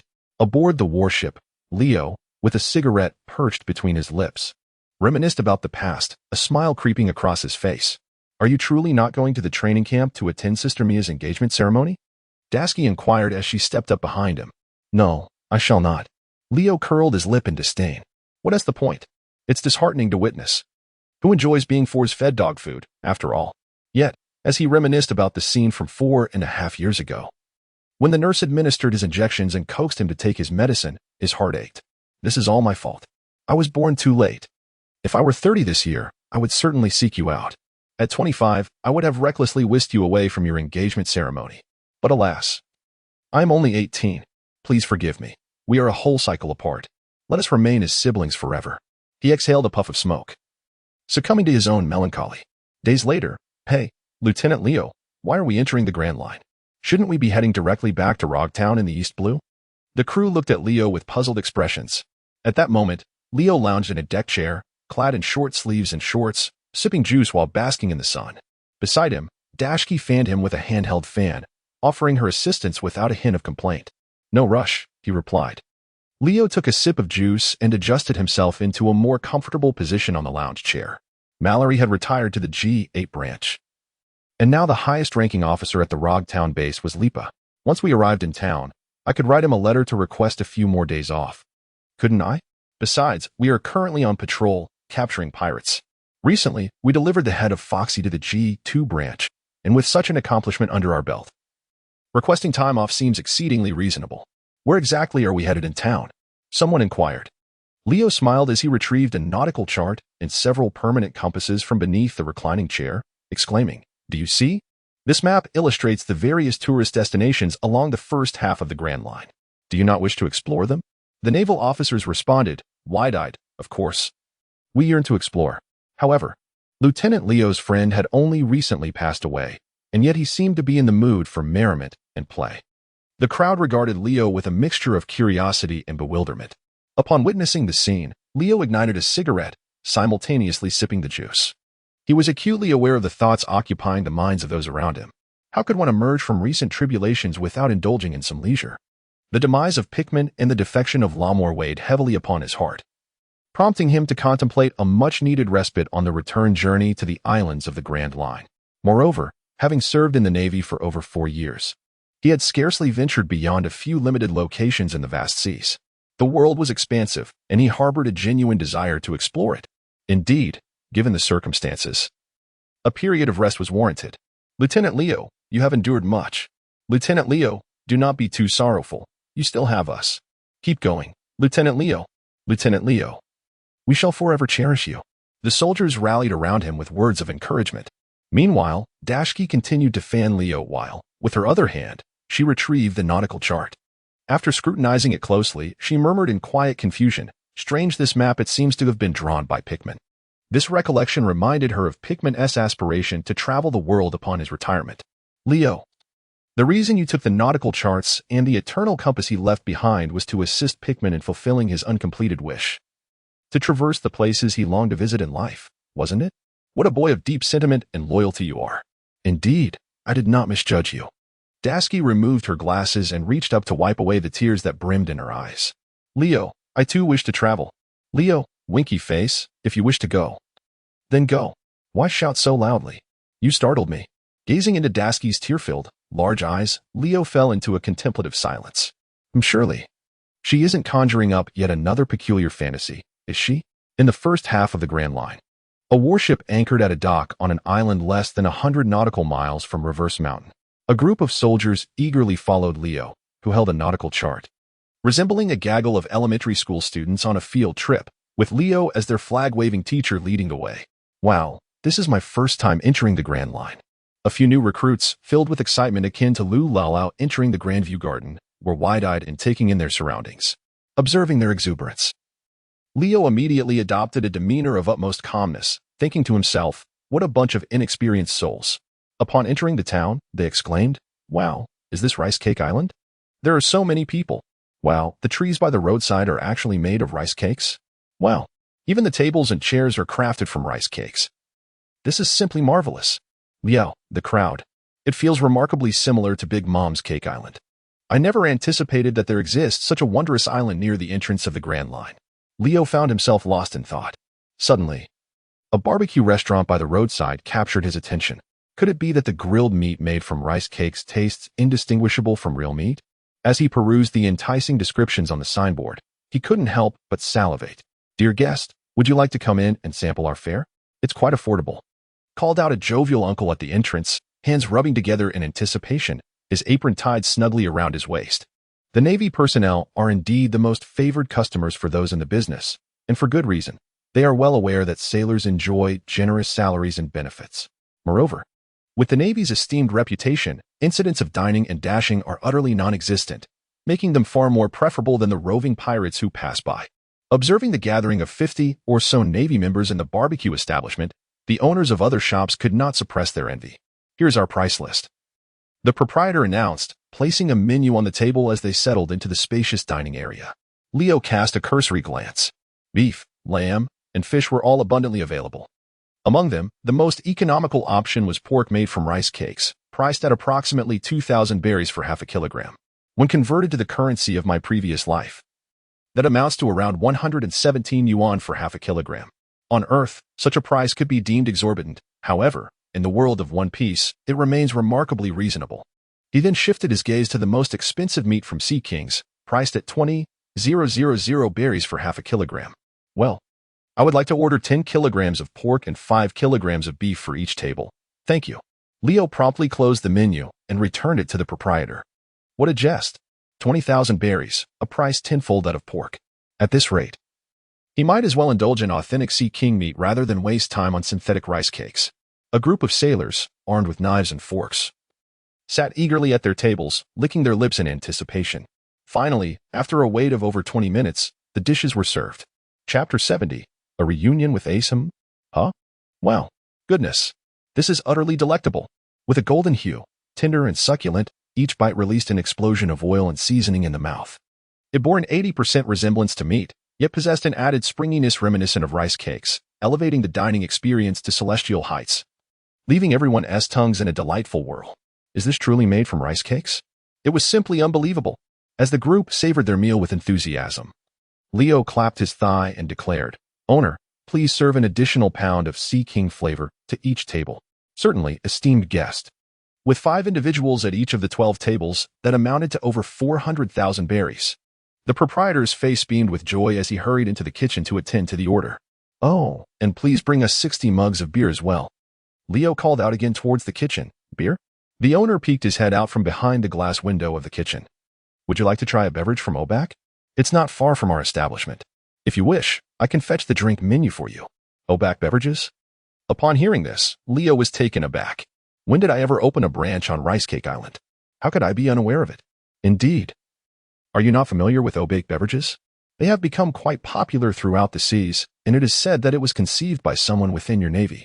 The shopkeeper chuckled and remarked, I have no idea who came up with this idea, but they are truly clever. Leo, regardless of who invented this brand store. The proprietor has declared that if he can attract customers to his establishment, he will grant a 5% profit share.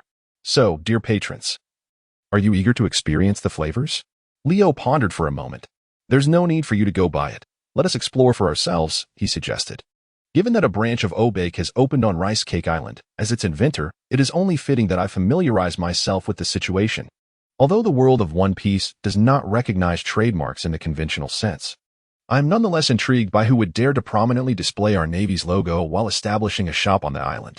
As for the Sea King rice cake meat, I shall purchase a beverage first and savor it later. With that, he led Dasky and the others out of the shop. The shopkeeper, observing the retreating figures of the Navy, glanced down at the synthetic rice cake meat on the cutting board. Surely, these individuals would not abscond without paying, would they? At the end of the street, gazing at the familiar storefront adorned with the Obake logo, Leo rested his chin on his hand, lost in contemplation. Firstly, he was certain this was his inaugural visit to Rice Cake Island. The only brand store he had, located in the Grand Line, was situated in a small town near Mariewa. That establishment had long since been entrusted to Shun for management. As for Mallory, he had likely only just recently taken up his post at the G8 branch. It seemed improbable that he would venture to open a shop on Rice Cake Island. Driven by curiosity, Leo intended to enter the store for inquiries, but just then, a commotion erupted from within. Quick, catch that guy! A loud shout rang out, followed by a young man bursting through the door, shirtless and smeared with milk. Witnessing this scene, Leo and Dasky were momentarily taken aback. Why did this evoke such a sense of DJVU? Make way. Please excuse me. The young man shouted, his speech garbled as he wiped his mouth. Coconut and pearl fragments flying everywhere. Just as he was about to collide with Leo, they both caught a glimpse of each other's faces and exclaimed in unison, It's you? Indeed, the milk-thieving ruffian was none other than one of the original protagonists, Portiasti, Ace, whom Leo had encountered in Logtown. However, this was hardly the moment for reminiscing. Damn it! Stop that milk-stealing scoundrel! Inside the shop, several burly men armed with cleavers rushed out in pursuit. Upon witnessing the scene, Leo was taken aback, exclaiming, Goodness, are you once again indulging in someone else's provisions? I am not. Ace promptly retorted, I merely partook of the drink. Leo. Nima, are you engaging in a mere game of words with me? Just as I was poised to intervene, I witnessed those burly men raising their blades to strike Ace's back. To my astonishment, Ace suddenly stepped back, evading the two swinging sabers, and retaliated with a swift elbow strike that sent them hurtling away. The remaining sturdy men, brandishing their weapons, stood frozen in disbelief. The surrounding patrons, visibly alarmed, hastily dispersed to the sides. Concurrently, the manager of the beverage shop stormed out, fuming, and shouted at Ace's retreating figure, Do you have any idea who I am? Daring to cause a ruckus in my establishment. However, the only response he received was the engrossed dialogue between the two. So, you really drank the Overlord's milk again? I didn't intend to drink it. So you accidentally consumed it? One might say that. Ace grinned. I arrived on this island not long ago and stumbled upon this shop, thinking it was akin to the one in Roachtown. What do you mean by that? Leo inquired, puzzled. The taste. It is utterly dissimilar. The milk here is simply atrocious, and the pearls are equally unpalatable. As he spoke, Ace exaggeratedly opened his mouth and spat out a dozen pearls from his milk tea, leaving Leo and the others in utter astonishment. Hey, are you even listening to me? The shop manager, witnessing their banter and their disregard for his presence, could no longer contain his fury and shouted again. Oh, I almost forgot. At the sound of the manager's outburst, Ace turned around, bowed deeply, and said, Though the milk tea is indeed quite dreadful, I still appreciate your hospitality. Manager? Leo. Never mind, I shall take care of the payment for you. Leo scratched his head in bewilderment and inquired of his boss, What is the total amount? 20,000 berries. 20,000? Upon hearing this, Leo's eyes widened once more. What kind of milk is this? A mere cup costs 20,000 berries, equivalent to half a pound of Sea King meat. Nonetheless, he refrained from voicing his thoughts, simply tossing a bag of coins into the shopkeeper's hands. However, before he could further inquire about the peculiarities of this establishment. A dozen chefs clad in aprons came rushing towards them, each wielding a knife. What on earth was happening? A large question mark appeared on Leo's forehead. Oh, I almost forgot to mention. Ace nudged Leo's shoulder. Could you assist me in covering the bill for the meal as well? Leo? Chapter 71 Crimson Leaves. Hiss. The smoke coursed through my lungs. Gazing at the lengthy bill in my hand, Leo could not help but exhale a sigh, his face contorted in regret. I should never have ventured out to purchase milk tea. Over 1,000,000 berries. Were you a glutton in your past life, Ace? Excluding the earnings from my business. This amounts to over 2 months of his salary. What on earth was I thinking? Wouldn't it have been more delightful to indulge in grilled rice cakes at the barbecue restaurant? Grilled rice cakes? Where? Ace. Leo. Go away. Leo felt a twinge of regret for his miscalculation. He had embarked on a journey to the Grand Line for a leisurely escape, only to find himself spending over 2,000,000 berries upon arriving at the first stop. The reason for such an exorbitant expenditure? He still owed for the grilled rice cakes. Earlier, that individual mentioned that his Ubak store was bestowed upon him by the steward Rom. But who is Rom, one might ask? Shouldn't he be the founder of Ubak? Dasky inquired. I am not entirely certain. However, I have dispatched someone to investigate, and we should soon gain clarity on the matter. Leo turned his head to glance at Ace. What are you following me for? Ace replied, Did you not say you would treat me to a meal? When did I ever say that? Leo slapped his forehead in exasperation. Haven't you just eaten? Moreover, we are the Navy, and you are a pirate. Have you truly grasped your own identity? Oh, right. I am indeed a pirate, Ace exclaimed, suddenly enlightened as he smacked his palm with realization. Yet, he quickly countered. Then why do you not apprehend me? Leo, why on earth don't I apprehend you? Don't you have a shred of self-awareness? So, if I choose not to seize you, you're displeased. Is that it? Is this man truly a pirate? Leo, why aren't you taking him in? At this moment, Dasky inquired as well. Due to their limited interaction in Logtown, Dasky had always assumed that Ace was a close friend of Leo's, only to discover that this fellow was indeed a pirate. A friendship between the Navy and pirates? What sort of absurdity is this? Being bombarded with inquiries from these two, Leo felt increasingly exasperated. Were it not for his desire to avoid offending Carp, Rayleigh, and the future crew of Luffy, he would have genuinely considered throwing Ace into the impel-down prison. After all, despite his fondness for Ace's character in his previous life, he could not tolerate the audacity of this young man dining without paying. Meanwhile, at the entrance of the barbecue shop, a young man clad in tattered garments knelt on the ground, clinging to the pants of the shop owner, fervently pleading for something. Yet, the shop owner wore a disdainful expression, delivering 2 swift kicks to the young man's chest and shoulder, brushing off his pants and exclaiming, Get lost. Don't loiter at my door. It disrupts my business. Boss, what is happening?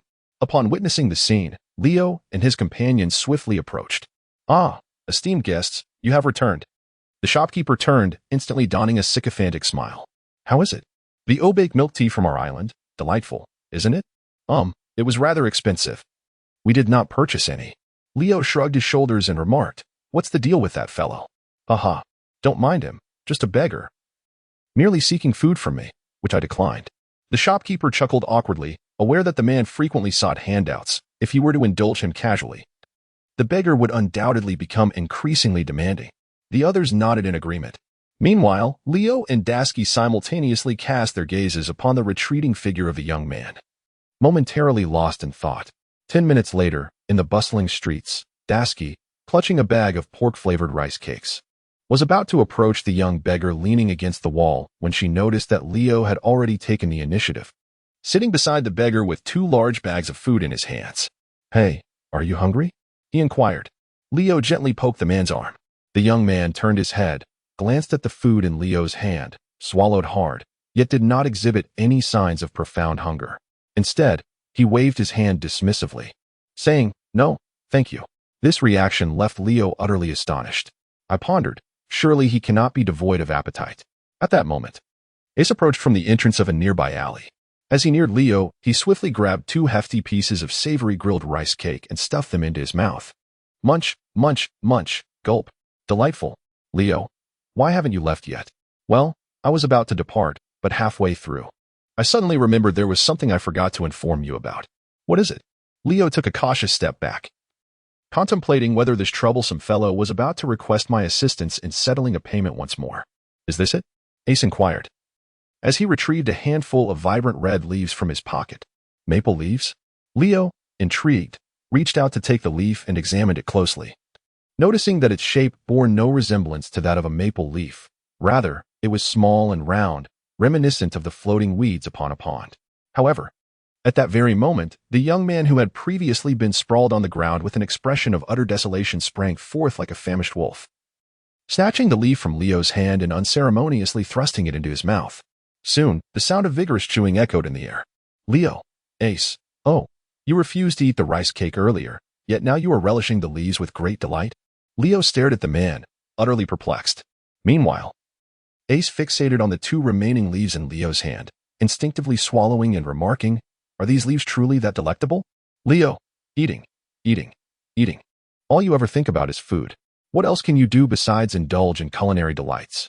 Leo could not help but ask a question. The next moment, Ace grasped his chin with his right index finger and thumb, embarking on a serious contemplation. However, less than 5 seconds later, he succumbed to slumber, dozing off right where he sat. Leo, is this a clear indication that aside from consuming, one also indulges in slumber? However, this leaf appears rather peculiar. Casting a glance at the young man who, after savoring a piece of the leaf, displayed an expression of bliss as if he were ascending to the heavens, Leo promptly lifted the remaining 2 leaves, bringing them to his nose for a whiff. Why is there a scent reminiscent of barbecued meat? With a puzzled gaze, he lowered his head and inhaled once more.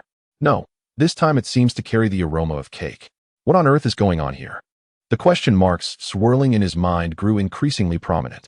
Just then, Ace, who had dozed off moments ago, suddenly opened his eyes wide awake. Right. What did you just say? Chapter 72. The enigmatic leaf? The secret hidden on Rice Cake Island. Where did you procure this leaf? Leo inquired of Ace, who had just claimed to have discovered something rather peculiar. He produced several leaves, indicating that he must possess some knowledge about the matter. Indeed, Ace recalled the events and promptly explained, I obtained these from the restaurant where I dined, not long after his arrival on Rice Cake Island. He had been exceedingly hungry and, as was his custom, entered a dining establishment to indulge in a free meal. However, having been chastised by Leo for his previous antics in Rogtown, he had become aware that partaking in such behavior was rather improper. Thus, he devised a plan to offset his meal by offering a few large fish he had caught at sea as payment after finishing his repast. To his surprise, as Ace stealthily entered the kitchen, he discovered the chefs grinding leaves.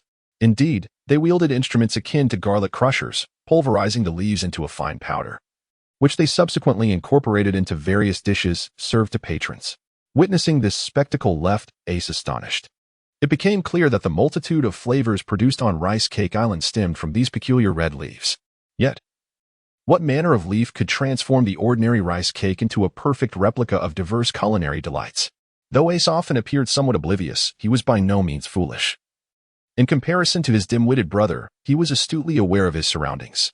Thus, sensing something amiss, Ace seized the opportunity when the chefs momentarily vacated the kitchen to discreetly take a few leaves for further examination.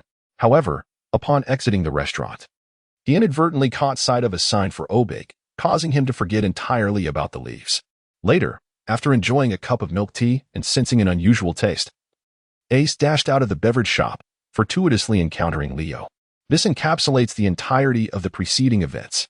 So, are you suggesting that nearly all the food on Rice Cake Island contains this vibrant red leaf powder, and that consuming it might induce hallucinations? Leo succinctly summarized the words spoken by Ace. Upon hearing this, Ace nodded, displaying an expression that suggested admiration for Leo's intelligence. It is noteworthy that when he was in Windmill Village, his brother Luffy could hardly comprehend the things he articulated. Then why did you still eat the rice cakes I brought? Leo inquired further. Ace responded with a surprised expression. Oh, winky face. Ugh. Leo, is this what they call the legendary rough sketch? Those red leaves that evoke illusions. The Navy just indulged in quite a feast of grilled rice cakes. These islanders possess such audacity to deceive even the Navy? With such thoughts, Leo turned his gaze back to the young man still sprawled on the ground, groaning. Over half an hour later, on Rice Cake Island, within an abandoned, dilapidated wooden cabin, Leo brandished the knife menacingly at the man's neck. His expression fierce and his gaze intense. Speak, or I shall end you. Lieutenant Leo, before instilling fear in others, might you consider removing your naval uniform first? A group of soldiers behind him murmured their critiques. The blade was nearly half a meter away from the man's throat, utterly devoid of any intimidation. Oh, Liao nodded, promptly shedding his uniform, and then proceeded to drape the snow-covered garment around the neck of his opponent. Now, you should understand the meaning of fear. The onlookers. It is not that I am unwilling to speak. Rather, I am acutely aware that doing so would surely lead to my demise. The young man wore a visage of despair, contemplating whether speaking would indeed seal his fate. Upon hearing this, Leo stroked his chin, realizing that this island indeed harbored secrets unknown to them. It's all right, speak freely. We are the Navy, and we assure your safety, Dasky encouraged from the side. The young man, however, bore a resolute expression, declaring, you might as well give up. Even if you kill me, I will not suddenly. Ace, bare-chested, drew the other sword. Onigiri, from Leo's waist. In the next moment, the young man exclaimed, I will speak. I will speak. Is that not enough? The onlookers exchanged glances, pondering. Is this the intimidation of pirates? To understand the situation, one must delve back 5 years. The young man sighed and began recounting events from the year 1514 in the era of the sea. Initially, the island known as Rice Cake Island was simply an ordinary landmass called Taiyu Island. In mid-February of 1514, an unexpected discovery was made. Several peculiar trees were found on the island, heralding the onset of calamity. These trees grew upside down, with their trunks and branches buried in the soil, leaving only their roots exposed to the air. Remarkably, at certain times, leaves would sprout from the soil, vibrant and crimson, resembling luscious fruits. A mere glance at these leaves would evoke an irresistible desire to taste them. The most crucial detail was that anyone who dared to bite into these red leaves would succumb to an overwhelming addiction. By around April 1514, 2 months had passed, and a nobleman, having learned of this phenomenon, personally sailed to Taiyu Island with a contingent of slaves to conduct experiments. Unsurprisingly, those who tasted the leaves became ensnared by their allure. A mere lapse in consumption would render them powerless, writhing on the ground in convulsions. Furthermore, the nobleman discovered an intriguing fact. Each slave who sampled the red leaves described the flavor differently.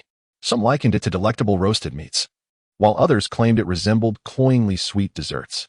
The spectrum of flavors ranged from fruits to seafood, encompassing nearly every conceivable taste. It became evident to the nobleman that these leaves not only possessed addictive properties but also had the ability to distort one's sense of taste, leading him to name them the enchantment leaves. Enchantment leaves? Upon hearing this vocabulary, Leo and the others exhibited expressions of incredulity. So, does this imply that we just consumed an abundance of grilled meat-flavored rice cakes? Some of the sailors were momentarily startled, their faces reflecting fear as they clutched their throats. Meanwhile, the young man shook his head and reassured them, there is no need for concern. Once the hallucinogenic leaves are ground into powder, their addictive effects are significantly diminished. They will merely induce a taste illusion unless consumed continuously over an extended period. Occasional indulgence will not pose any issues. I see. The crowd simultaneously displayed expressions of enlightenment. However, I have one more question. Leo, seated on the floor, raised his hand and inquired, why did we all coincidentally perceive the flavor of grilled meat while consuming the rice cakes at the barbecue restaurant? This brings us to the concept of psychological suggestion. The young man cleared his throat and explained with professionalism, because you saw the sign reading barbecue restaurant above the entrance, and upon entering, you were greeted by various illustrations of grilled meats on the menu. All of these elements contributed to a psychological suggestion, which is why the phenomenon you just described occurred. I understand now. Leo struck his palm with sudden realization. So, it follows that the dessert shops and Western restaurants on the island are employing similar tactics to attract customers? They sell exquisite ingredients at a fraction of the cost, relying solely on the powder of the hallucinogenic leaves. That fellow seems to possess an even greater acumen for profit than I do, Leo mused to himself.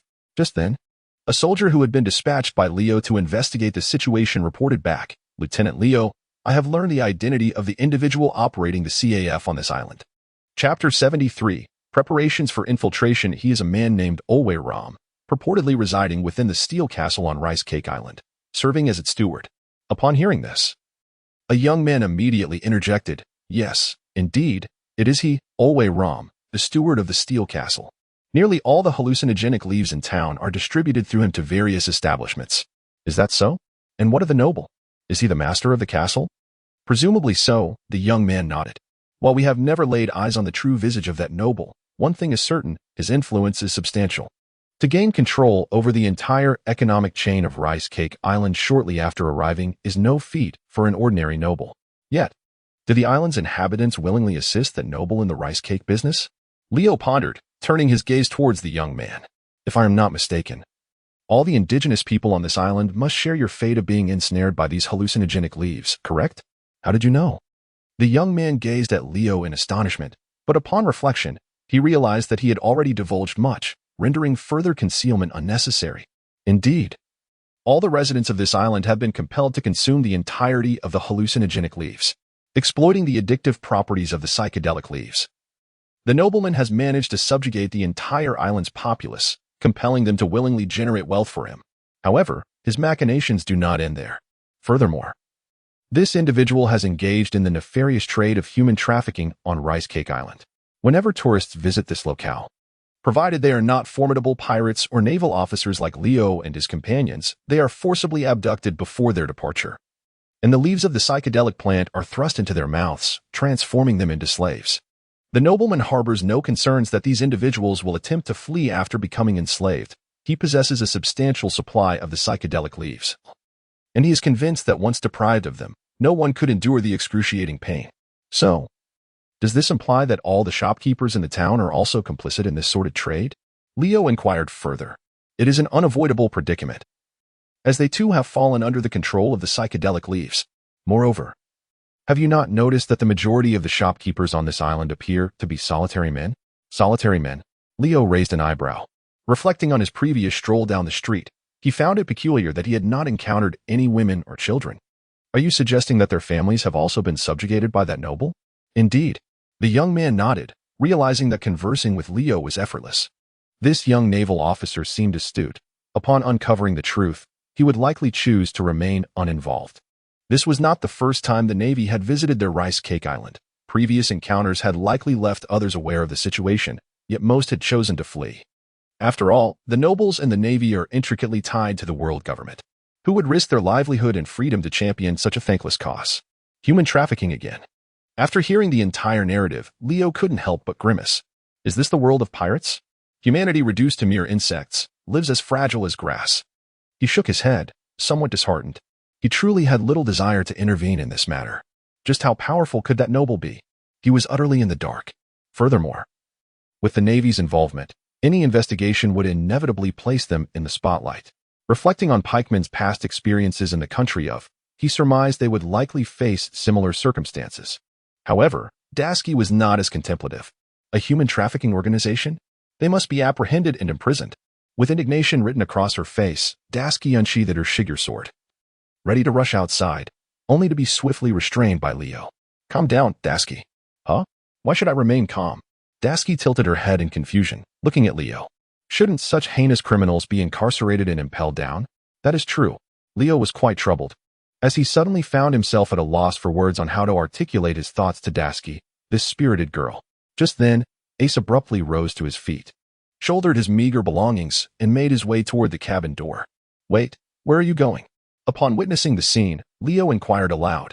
In response, Ace lowered the cowboy hat perched atop his head and, without turning back, declared, Go and deal with the fellow inside that castle. As a pirate, Ace harbored none of Leo's reservations. This prompted a sigh from Leo, who mused that Ace's demeanor mirrored that of his brother. Hey, you cannot deter me, Ace stated with unwavering resolve.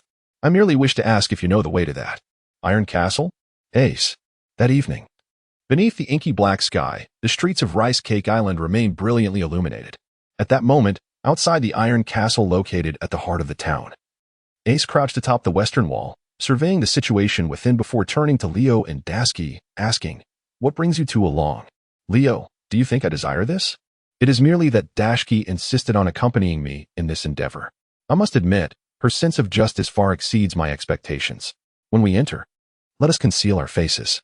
Ignoring the mocking expression on Ace's countenance, Leo retrieved 2 pieces of black cloth from his pocket, handing one to Dasky while keeping the other for himself.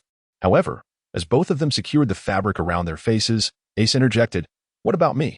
Why am I left out? Of course, you are a pirate. Revealing your identity poses no threat to you. In fact, after this heist, you might even see a substantial increase in your bounty. Really? The mere mention of a bounty ignited Ace's enthusiasm. Having departed from Windmill Village over 3 months ago, his current bounty stood at a mere 35 million berries. While this amount might signify a formidable pirate in the East Blue, it pales in comparison on the Grand Line. He contemplated the necessity of recruiting more companions for his ship. A low bounty would undoubtedly undermine his authority as captain. Just as the trio observed the situation within the castle, several patrolling guards in the courtyard unexpectedly approached their direction. Chapter 74. Inside the Castle Strange. Did you hear anything just now? One guard whispered. No, you must be mistaken. Who could possibly be here? Another replied. Indeed, who would dare venture here? If caught, they would face immediate execution at the hands of the master. The guards continued their hushed conversation as they passed beneath the wall. Before long, Leo and his companions peered over the wall once more. Master? They must be referring to that nobleman, Leo mused. Should we just charge in? Dashki inquired. Yes. You two follow closely behind me, and remember, do not act independently. Leo's words were undoubtedly directed at Ace. After all, having been in the Navy for over 4 years, it was primarily Leo who dictated the course of action, while Dashki followed suit. The extent of her trust in Leo was nearly unconditional. He even thought that should he ever betray her, she might assist him in counting the proceeds. With that, Leo was the first to vault over the wall and land within the courtyard. After a careful observation, he confirmed that no surveillance bugs had been installed outside before signaling to the other two. Ace and Dashki, upon seeing this, promptly followed suit. 2 minutes later, having successfully evaded the beams of the searchlights, the trio swiftly reached the base of the castle. However, upon glancing up at the windows towering 7 to 8 meters high, they found themselves in a predicament. The walls of the castle were constructed of smooth iron plates, leaving no footholds. The prospect of leaping such a height from a standing position was beyond Leo's current capabilities. Consequently, both turned to Ace simultaneously. What are you looking at me for? I can't jump that high either, Ace exclaimed, beads of sweat forming on his brow. He had clearly suggested that they could simply charge through the front door, confronting anyone they encountered, rather than facing this convoluted situation. In that moment of shared uncertainty, Leo's gaze abruptly caught sight of a ventilation shaft on the iron wall. Eureka! We can enter through the ventilation duct, he declared. The ventilation duct? Both Ace and Dashki looked up at the iron framework on the wall. Indeed. I inquired before we arrived. This castle is divided into 3 levels, each interconnected by a ventilation system. Otherwise, in a fortress constructed entirely of steel, it would likely be suffocatingly airtight. I'll go first, Leo said, and without further ado, an impatient Ace leapt up, grasping the iron framework with both hands, exerting all his strength to pull himself up. With a soft clatter, the ventilation duct's framework gave way, sending Ace tumbling down onto Leo's shoulders.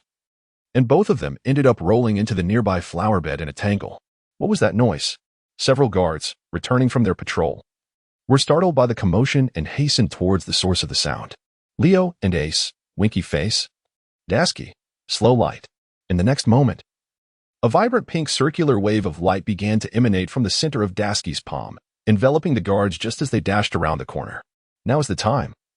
Quickly, advance. Leo kicked Ace in the rear, prompting the 3 of them to hurriedly squeeze into the ventilation duct, subsequently placing the iron frame back in its original position. Meanwhile, the 4 guards, whose pace had just returned to normal, looked perplexedly at the flower bed beneath the vent. How odd. Did something just dart past? Am I mistaken? It must have been a rat, they murmured among themselves once more. The 3, crouched within the duct, could not help but exhale a sigh of relief. You fool. You nearly got us killed.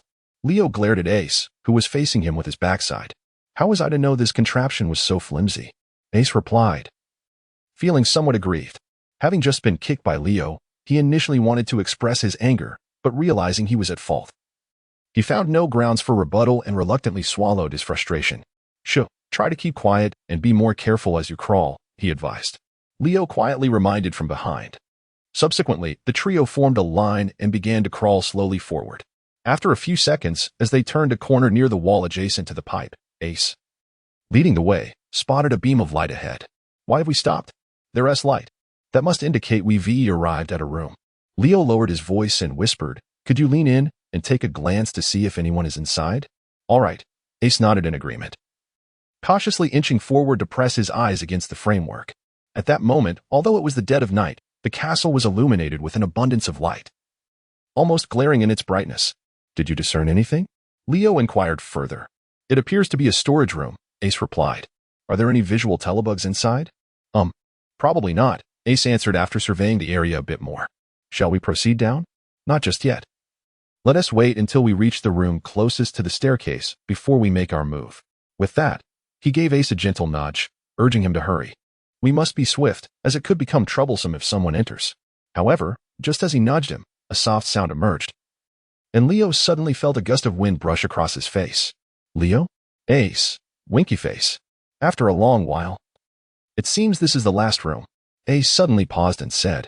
Behind him, unbeknownst to Wynn, Leo had inserted 2 crumpled tissues into his nostrils. With a face full of grievance, he murmured, check if anyone is around. If not, let us descend directly. Oh. Ace, feeling somewhat embarrassed, rubbed his stomach. There was no choice. He had indulged a bit too much earlier, and his digestive system required time to process, which was entirely normal. The irritation from Leo having kicked him in the rear before entering the tunnel had already dissipated, carried away by the previous gust of wind. After surveying the interior of the room and finding nothing unusual, Ace finally kicked open the iron frame and leapt down with a sudden force. Leo and Dasky followed closely behind, leaping out of the pipe. However, to their astonishment, the scene that unfolded before them left all 3 momentarily speechless. What on earth was happening? The room was filled with shelves, each meticulously lined with hundreds of glass bottles arranged in perfect order. Upon witnessing this, Leo could not help but swallow hard. Meanwhile, Dasky turned her head away, shutting her eyes in fear of looking further. For within the glass bottles upon those shelves lay the dismembered remnants of humanity. Chapter 75, The Prison. Silence. Leo and Ace stood in silence, gazing at the room filled with human specimens. After a moment, they found themselves at a loss for words. Meanwhile, Dasky, after a wave of nausea washed over her, was suddenly engulfed by a surge of anger. How could anyone commit such a heinous act? To dismember human bodies and preserve them in glass containers, displaying everything from heads and eyeballs to certain unspeakable organs. Is this truly the extent of what carbon-based life forms are capable of? Leo wore the expression of an old man in the subway, while Ace clenched his fists tightly. I must reach the top floor and knock that noble scoundrel down, he uttered, each word seemingly forced through gritted teeth. Perhaps he had been influenced by Luffy? Leo recalled that in the original work he had perused, the young Ace was one to shun the company of others, dismissing trivial matters such as these. Due to his father's identity as the Pirate King, he had perceived the harsh realities of the world from a tender age, causing his youthful heart to grow increasingly cold, until he encountered Sabo, Luffy, and the Dayton family. It seemed that the warmth emanating from these individuals gradually allowed Ace to lower his defenses and embrace the world once more. Otherwise, he would not have boldly infiltrated Onigashima, risking his life to confront Kaido in a desperate attempt to save a group of abducted children. Fortunately, at that moment, Kaido was fortuitously absent from Onigashima. Otherwise, Ace may have met his demise there, preventing him from later joining Whitebeard's crew. However, before anything else, it was imperative to rescue all those imprisoned within this castle.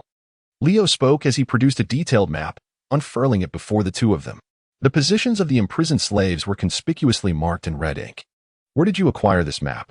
Dasky inquired with curiosity, leaning closer to Leo's shoulder to examine the drawing. Oh, it was sketched casually while that person was describing things earlier. He had dabbled in drawing in his previous life, though his skills were not particularly refined. The results were passable. Yet, how could that individual possess such an intimate understanding of the castle's layout? He was once employed here as a guard. Leo retrieved the painting once more, cradling it in his arms. It was later rumored that he had been expelled by the steward due to a misstep. He pondered that it could not have been a grave error. Otherwise, it was likely that the man would have inevitably become a part of the very collection of bottles and jars surrounding him. A minute later, Leo led the way to the staircase, glancing upward before he soon heard faint murmurs emanating from near the 2nd floor. What was the master doing just now? I have no idea. He just instructed me to bring all the slaves from cell number 2 upstairs. It seems he is about to commence tormenting them again. Sigh. If it weren't for our fortunate position as guards, we might very well end up like them, becoming slaves ourselves. Sure, be quiet. If the master hears you, you will truly find yourself becoming a slave. As Leo listened intently, he bent down slightly, stealthily making his way forward. Do you have any leaves left? Just a bit. What about yours? I've finished mine. Let me have a taste of yours. After all, new ones will be distributed tomorrow. That is not possible. I don't have enough for myself. Why be so stingy? We are all brothers here. 2 guards were engaged in a fierce struggle over a leaf that was scarcely the size of a fingernail. Suddenly, Leo's voice echoed from behind them. Is this hallucinogenic leaf distributed on a regular basis? Who is it? The two were startled, and as they turned to face him, they were swiftly knocked unconscious by Ace's fist. Simultaneously, a slow beam of light emanated from Dasky's hand, enveloping the image phone bug situated in the corridor. As the phone bug was a living organism rather than a machine, its thought processes and reflexes were considerably decelerated in that moment. Taking advantage of the moment, Leo hurriedly exclaimed, "Strip these two of their garments." Upon hearing this, Ace nodded in agreement, and together with Leo, they swiftly dragged the two individuals to a location obscured from the surveillance cameras and commenced to remove their uniforms. "Once we don their attire, we shall masquerade as guards and escort Dasky over." As Leo spoke, he removed the black cloth from his face and simultaneously took off his short sleeves. Ace, of course, found it even more convenient. Without the need to undress, he simply donned the guard's uniform. Before long, the two of them expertly restrained Dasky's arms and proceeded to walk forward with measured steps. Leo cast a sidelong glance at the wall, observing the imposing gates that confined the slaves. Above them, two image phone insects, seemingly endowed with human-like cognition, ceaselessly rotated their eyes, as if scrutinizing Leo and his companions. Just as they approached the entrance, the insects abruptly altered their appearance and inquired, "At this late hour, are there still slaves being brought in?" Dasky flinched in fear, while Ace clenched his fists. Yet, Leo, without lifting his gaze, replied directly, "Yes, master. This is a visitor who recently ingested hallucinogenic leaves." "Is that so?" The insect's gaze lingered on the slumped Dasky for a moment. "Enter." "Yes, master." The door swung open swiftly, and Leo and Ace escorted Dasky inside. However, as they stepped through the threshold, the scene that unfolded before them overwhelmed their senses once again. The atmosphere was stifling, almost suffocating. A multitude of individuals from various races were imprisoned within the expansive chamber, some suspended by ropes, others confined within iron cages, their bodies marred by countless wounds and bloodstains. It appeared that an execution was underway, for the sharp crack of a whip echoed from another corner. The trio turned in unison to witness two burly men, bare-armed, mercilessly lashing a woman who seemed to be of similar age to Leo. Meanwhile, a massive furnace dominated the center of the cell, flames leaping wildly within. At that moment, a man towering above the two whip-wielding giants brandished a branding iron, heating it until it glowed an ominous red. Once sufficiently heated, he pressed it brutally against the back of a naked man. A chilling scream pierced the air, and the enslaved man immediately collapsed, unconscious. Unperturbed, the towering man unceremoniously tossed him into a cage and turned his attention to Leo and Ace. "New arrivals, are we? Bring them forward and strip them of their garments." "Yes." Leo nodded slightly, then lowered the brim of his tall hat and proceeded forward. However, just as he was about to reach the towering man, the latter seemed to sense something amiss and exclaimed, "You two look rather unfamiliar." In an instant, Ace delivered a powerful punch aimed squarely at the man's face. Chapter 76.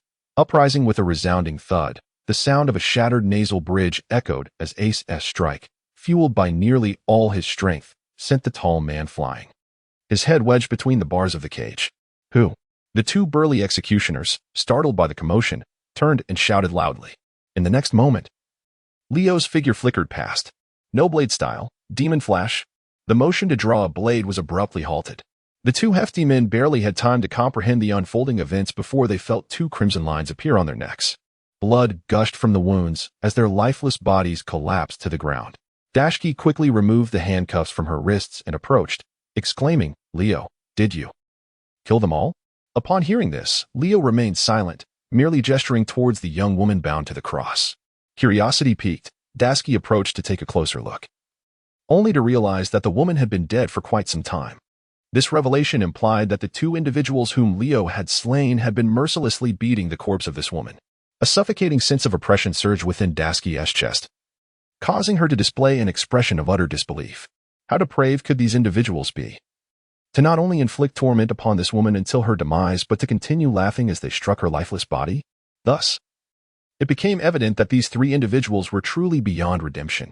Leo took out a handkerchief and wiped the grimy bloodstains from his palms. The air was thick with the pungent scent of blood. He cast a cursory glance around the spacious room, which housed approximately 70 or 80 cages of varying sizes. The slaves, who had once despaired and huddled on the ground, resigned to their tragic fates, were momentarily taken aback by the sudden turn of events. How could these two individuals, clad in the uniforms of guards, have so abruptly dispatched the three jailers? A look of bewilderment flickered across the faces of each captive. Leo exhaled deeply, retrieving a black cloth from his pocket to cover his face once more. Now, let us remain calm and silent, and heed my words. He cautioned in an effort to prevent these captives from causing a stir that might alert others within the castle. We are not the denizens of Rice Cake Island. Nor can we ever be the subordinates of the master of this castle. We are pirates. Before Leo could finish his words, Ace interjected with a cheerful smile, proclaiming, I am Ace, a pirate destined to discover the One Piece. He initially intended to declare his ambition to become the pirate king, but halfway through, he swiftly swallowed those words. Indeed, we are pirates. Leo, in need of a guise for both himself and Dasky, followed Ace's lead and remarked, Our purpose in coming here today is to rescue you and reunite you with your families. However, before we proceed, I must inquire if any of you have ever consumed the hallucinogenic leaves. The enslaved individuals, initially illuminated by the prospect of liberation, soon found their expressions dulled upon hearing the term hallucinogenic leaves. Indeed, what would be the point of escaping if they were to suffer thereafter? Each of them had partaken of those leaves, and the mere thought of abstaining from them induced excruciating pain throughout their bodies. It was a torment far surpassing that of a whip's lash, a piercing agony that they were loath to endure again, one that could drive them to the brink of suicide. Noticing the silence that enveloped the crowd, Leo gleaned the answer he sought. Does anyone know where to find the antidote to this addiction? He inquired. At this, every individual present shook their heads in unison. A middle-aged woman, standing within the iron cage before him, spoke up, according to those who guard us. Such an antidote appears to be non-existent. Once ensnared by addiction, the only escape is death. There is no other way to break free.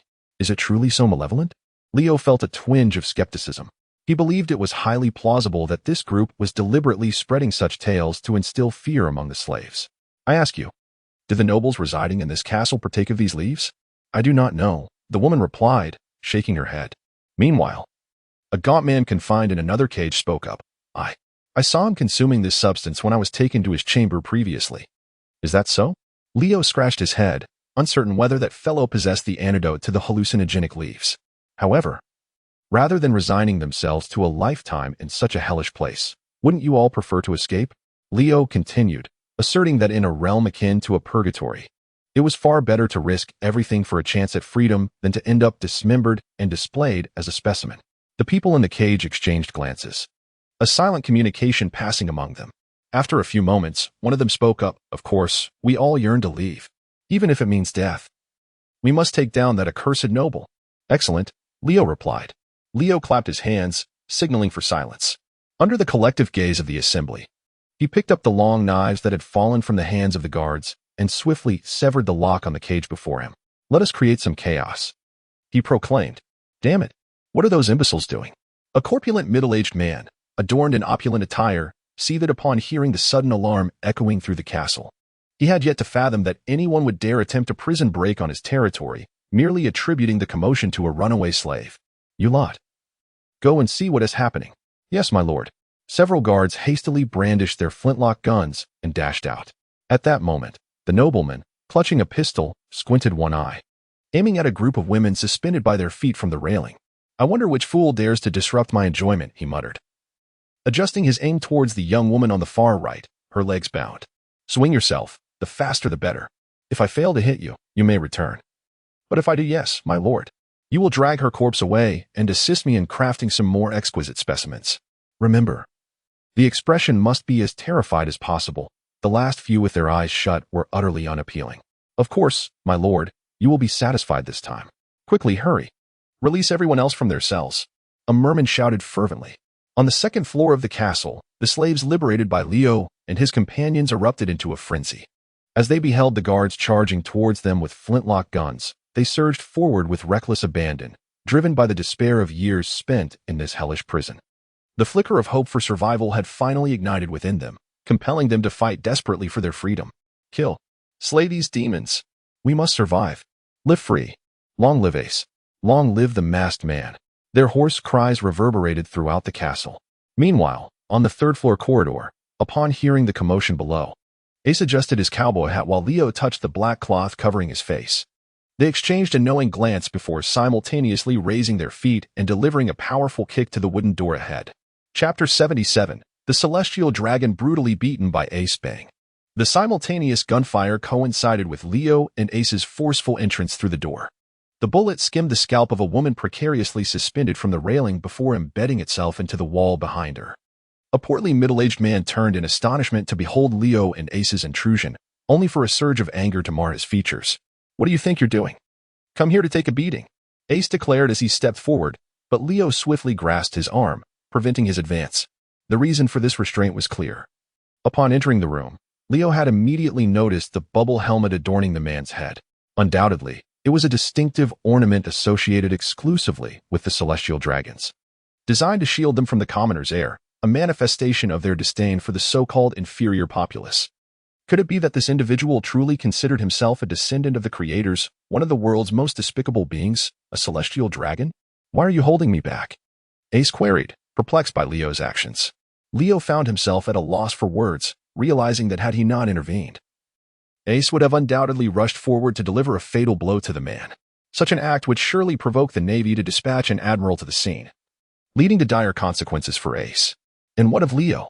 He would likely face dismissal from the Navy, ending up and impelled down alongside Ace, where he would witness Ace's execution while languishing in despair. The mere thought of such a grim fate sent shivers down his spine. Just then, Dasky interjected, "Leo, I've captured someone attempting to sneak out through the second floor. I'm unsure if he is a noble." With a knife poised at the throat of a lecherous man, she forcefully kicked him into the room. Leo and Ace turned their heads to take a glance, only to hear the lecherous man, with a face full of terror, shout towards the middle-aged man, "Lord Trollop, save me." Trollop? Upon hearing this name, Leo's eyes widened in astonishment. The addition of the title Lord at the end? By heavens, he truly is a celestial dragon. But why would a celestial dragon come to this rice cake island, stirring up trouble? Is he merely indulging in a clandestine visit out of sheer boredom? Ha ha ha ha ha. The corpulent man, noticing Leo's sudden hesitation, immediately burst into raucous laughter. "You two lowly creatures. Why don't you kneel down and plead for?" However, before he could finish his plea, taking advantage of Leo's momentary distraction, Ace dashed forward and delivered a powerful kick to Trollop's bulging belly, sending him flying through the air. Leo slammed violently against the shelf behind him, blood spewing from his mouth. Trollop's furious voice roared, "Damn you! Do you have any idea who I am? I am a celestial dragon. A celestial dragon. How dare you strike me? Do you wish for death? A celestial dragon?" Ace remarked, scratching his cheek in confusion as he turned to Leo. "What on earth is that?" "Leo, it's over, utterly finished. He should never have brought that imbecile Ace into the castle to rescue anyone. Now look where we are. This iron-headed fool has kicked a celestial dragon. Who knows whether he was equipped with any listening devices? Perhaps the likes of Akainu and Kizaru from headquarters are already setting sail towards Cake Island. The celestial dragons are nothing but scum." As Leo addressed Ace's inquiries, his mind was preoccupied with the pressing matter of fleeing with the group of slaves from the castle. Meanwhile, Trollop, sprawled on the ground, continued to hurl curses. His eyes filled with venomous hatred as he fixed his gaze on Ace, who was drawing near. "You wretched commoner. How dare you sully your filthy body by touching a descendant of the great creator?" With a resounding thud, Ace unleashed another punch upon Trollop's face, sending several teeth flying to the ground, abruptly silencing the man's raucous tirade. Leo, witnessing this scene, he no longer felt compelled to intervene. After all, having already struck a blow, what difference did one punch make compared to two?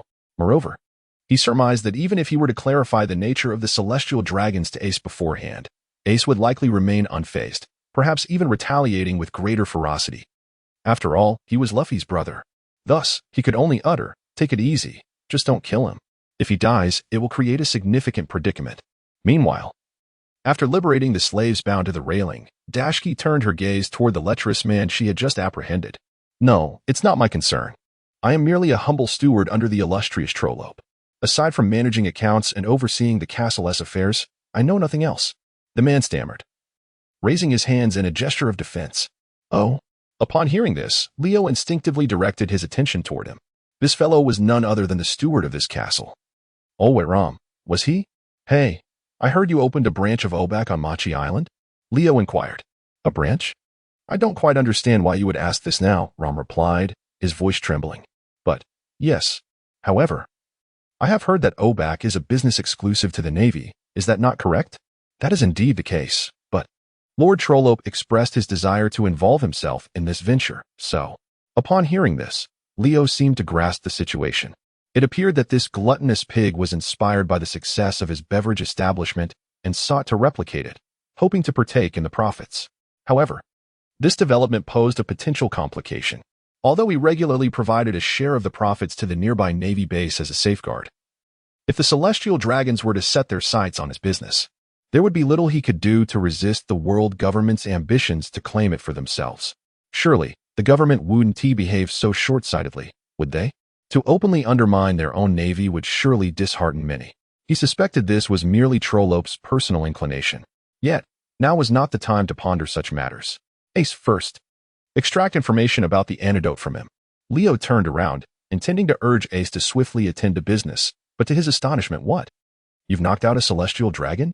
Gazing at the bloodied and swollen face of Trollope, who was so disfigured that even his mother would struggle to recognize him, Leo couldn't help but widen his mouth in disbelief. I may have exerted a bit too much force, Ace remarked as he stood up, rubbing his wrist. The atmosphere suddenly grew heavy with silence. After a brief moment, chaos erupted. A tall man burst into the room, shouting at Leo and Ace, benefactors. A large contingent of Marines is surrounding Rice Cake Island. Chapter 78. The box in the safe isn't happening so soon. Upon hearing this, Leo was taken aback. They had only infiltrated the Iron Fortress for less than half an hour. How could the Navy have arrived so swiftly? Such speed seemed rather exaggerated, did it not? I recall that there is indeed a naval base not far from here, Dasky remarked at that moment. Is that so? Leo stroked his chin contemplatively. Yet, even had the Navy been notified from the outset, their arrival within such a brief span of time would have been improbable. Could it be that a naval vessel was fortuitously patrolling nearby? He pondered, fully aware that lingering in this place was unwise. Thus, he swiftly grasped Rom's collar and inquired, Do you know where that fellow's safe is? The safe? Rom momentarily hesitated, but quickly realized Leo was referring to the unconscious Trollope, and promptly gestured towards a section of the wall within the room. Upon witnessing this, Leo and Dasky simultaneously turned their gazes. They beheld that in the direction pointed out by Rom, aside from a self-portrait by Trollope hanging on the wall, there remained nothing but the pristine white surface. It appeared that there was naught else. If one were to move the painting aside and gently tap around the wall, it would automatically reveal itself. Rom stated with a hint of nervousness. Leo exchanged a glance with Dasky, who nodded in response. She then stepped forward to remove the painting, aligning her focus with the location indicated by Rom. With a series of 4 firm knocks, the wall responded as anticipated. Upon the conclusion of the 4th knock, the entire wall abruptly receded into the floor, revealing an enormous safe measuring approximately 4 to 5 meters in length, width, and height. Leo felt somewhat dizzy. How many treasures could possibly be concealed within such a large safe? Pray tell, what is the combination? Leo kicked Rom, who shook his head and replied, I don't know the password. Only Lord Trollope is aware of it. No one else has any knowledge. Is that so? Upon hearing these words, Leo cast another glance at the disfigured Trollope on the ground, before lifting his gaze once more to Ace. Leo, Ace, Winky Face, Dasky, given the circumstances, it seems you have little reason to continue living. With that, Leo nonchalantly retrieved the 2 knives he had just picked up. Please, wait a moment. Rom, in a state of panic, immediately dropped to his knees, exclaiming, I have a solution. I have a solution. I know the code. Just give me a little time. I can surely figure it out. Is that so? Then you must be swift, for I shall grant you but 5 minutes. Should the safe remain unopened after that time? Then you shall.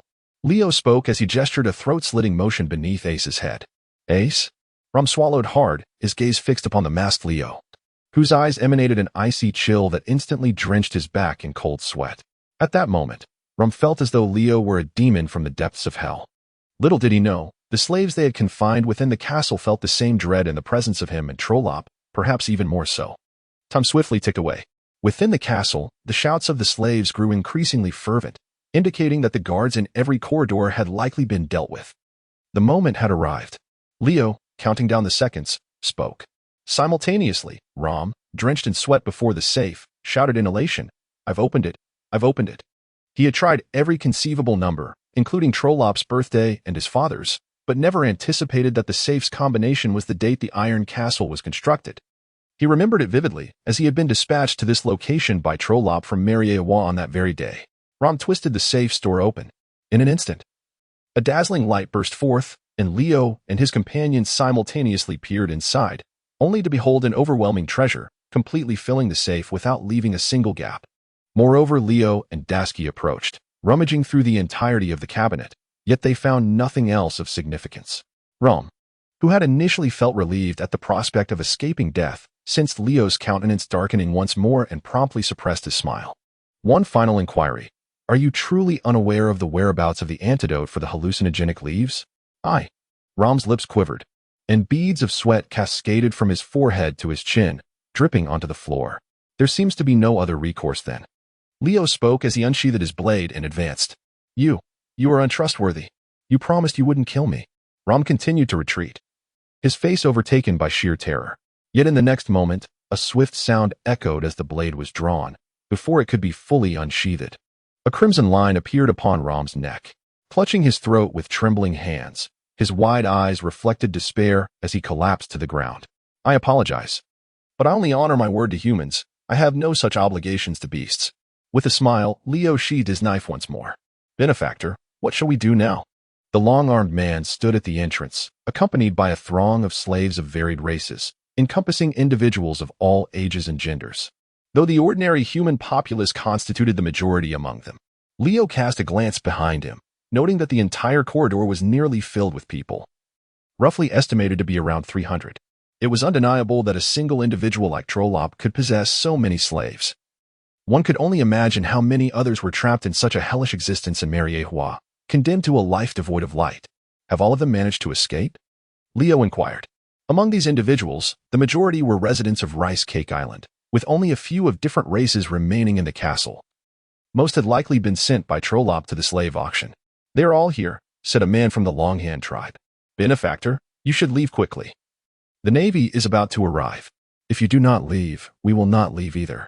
Indeed, Benefactor, let us flee together.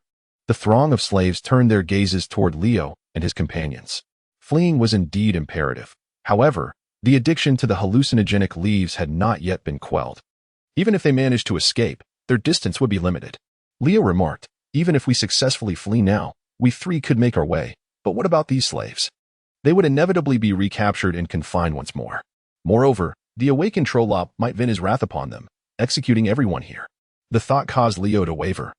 In the face of a villainous figure, he could unsparingly wield his blade. Yet, when confronted with these innocent souls, he found it impossible to abandon them.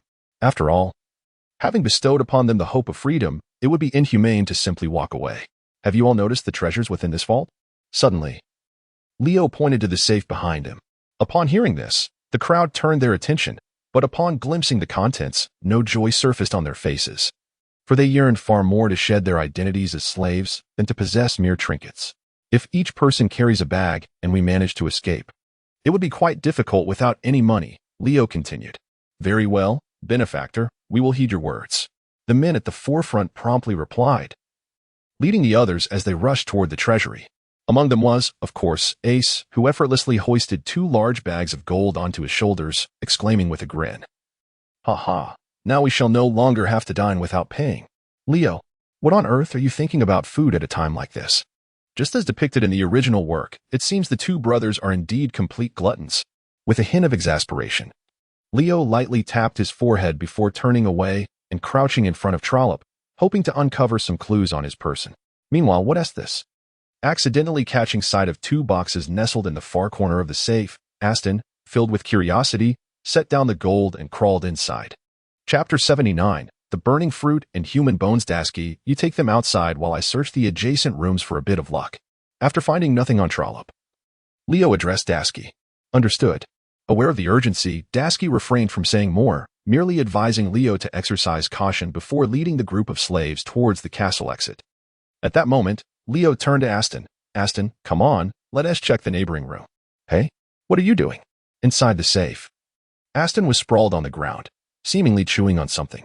Upon hearing Leo call his name, he turned his head, his face contorted into a grimace, exclaiming, Ugh, this tastes awful. Leo, what are you eating?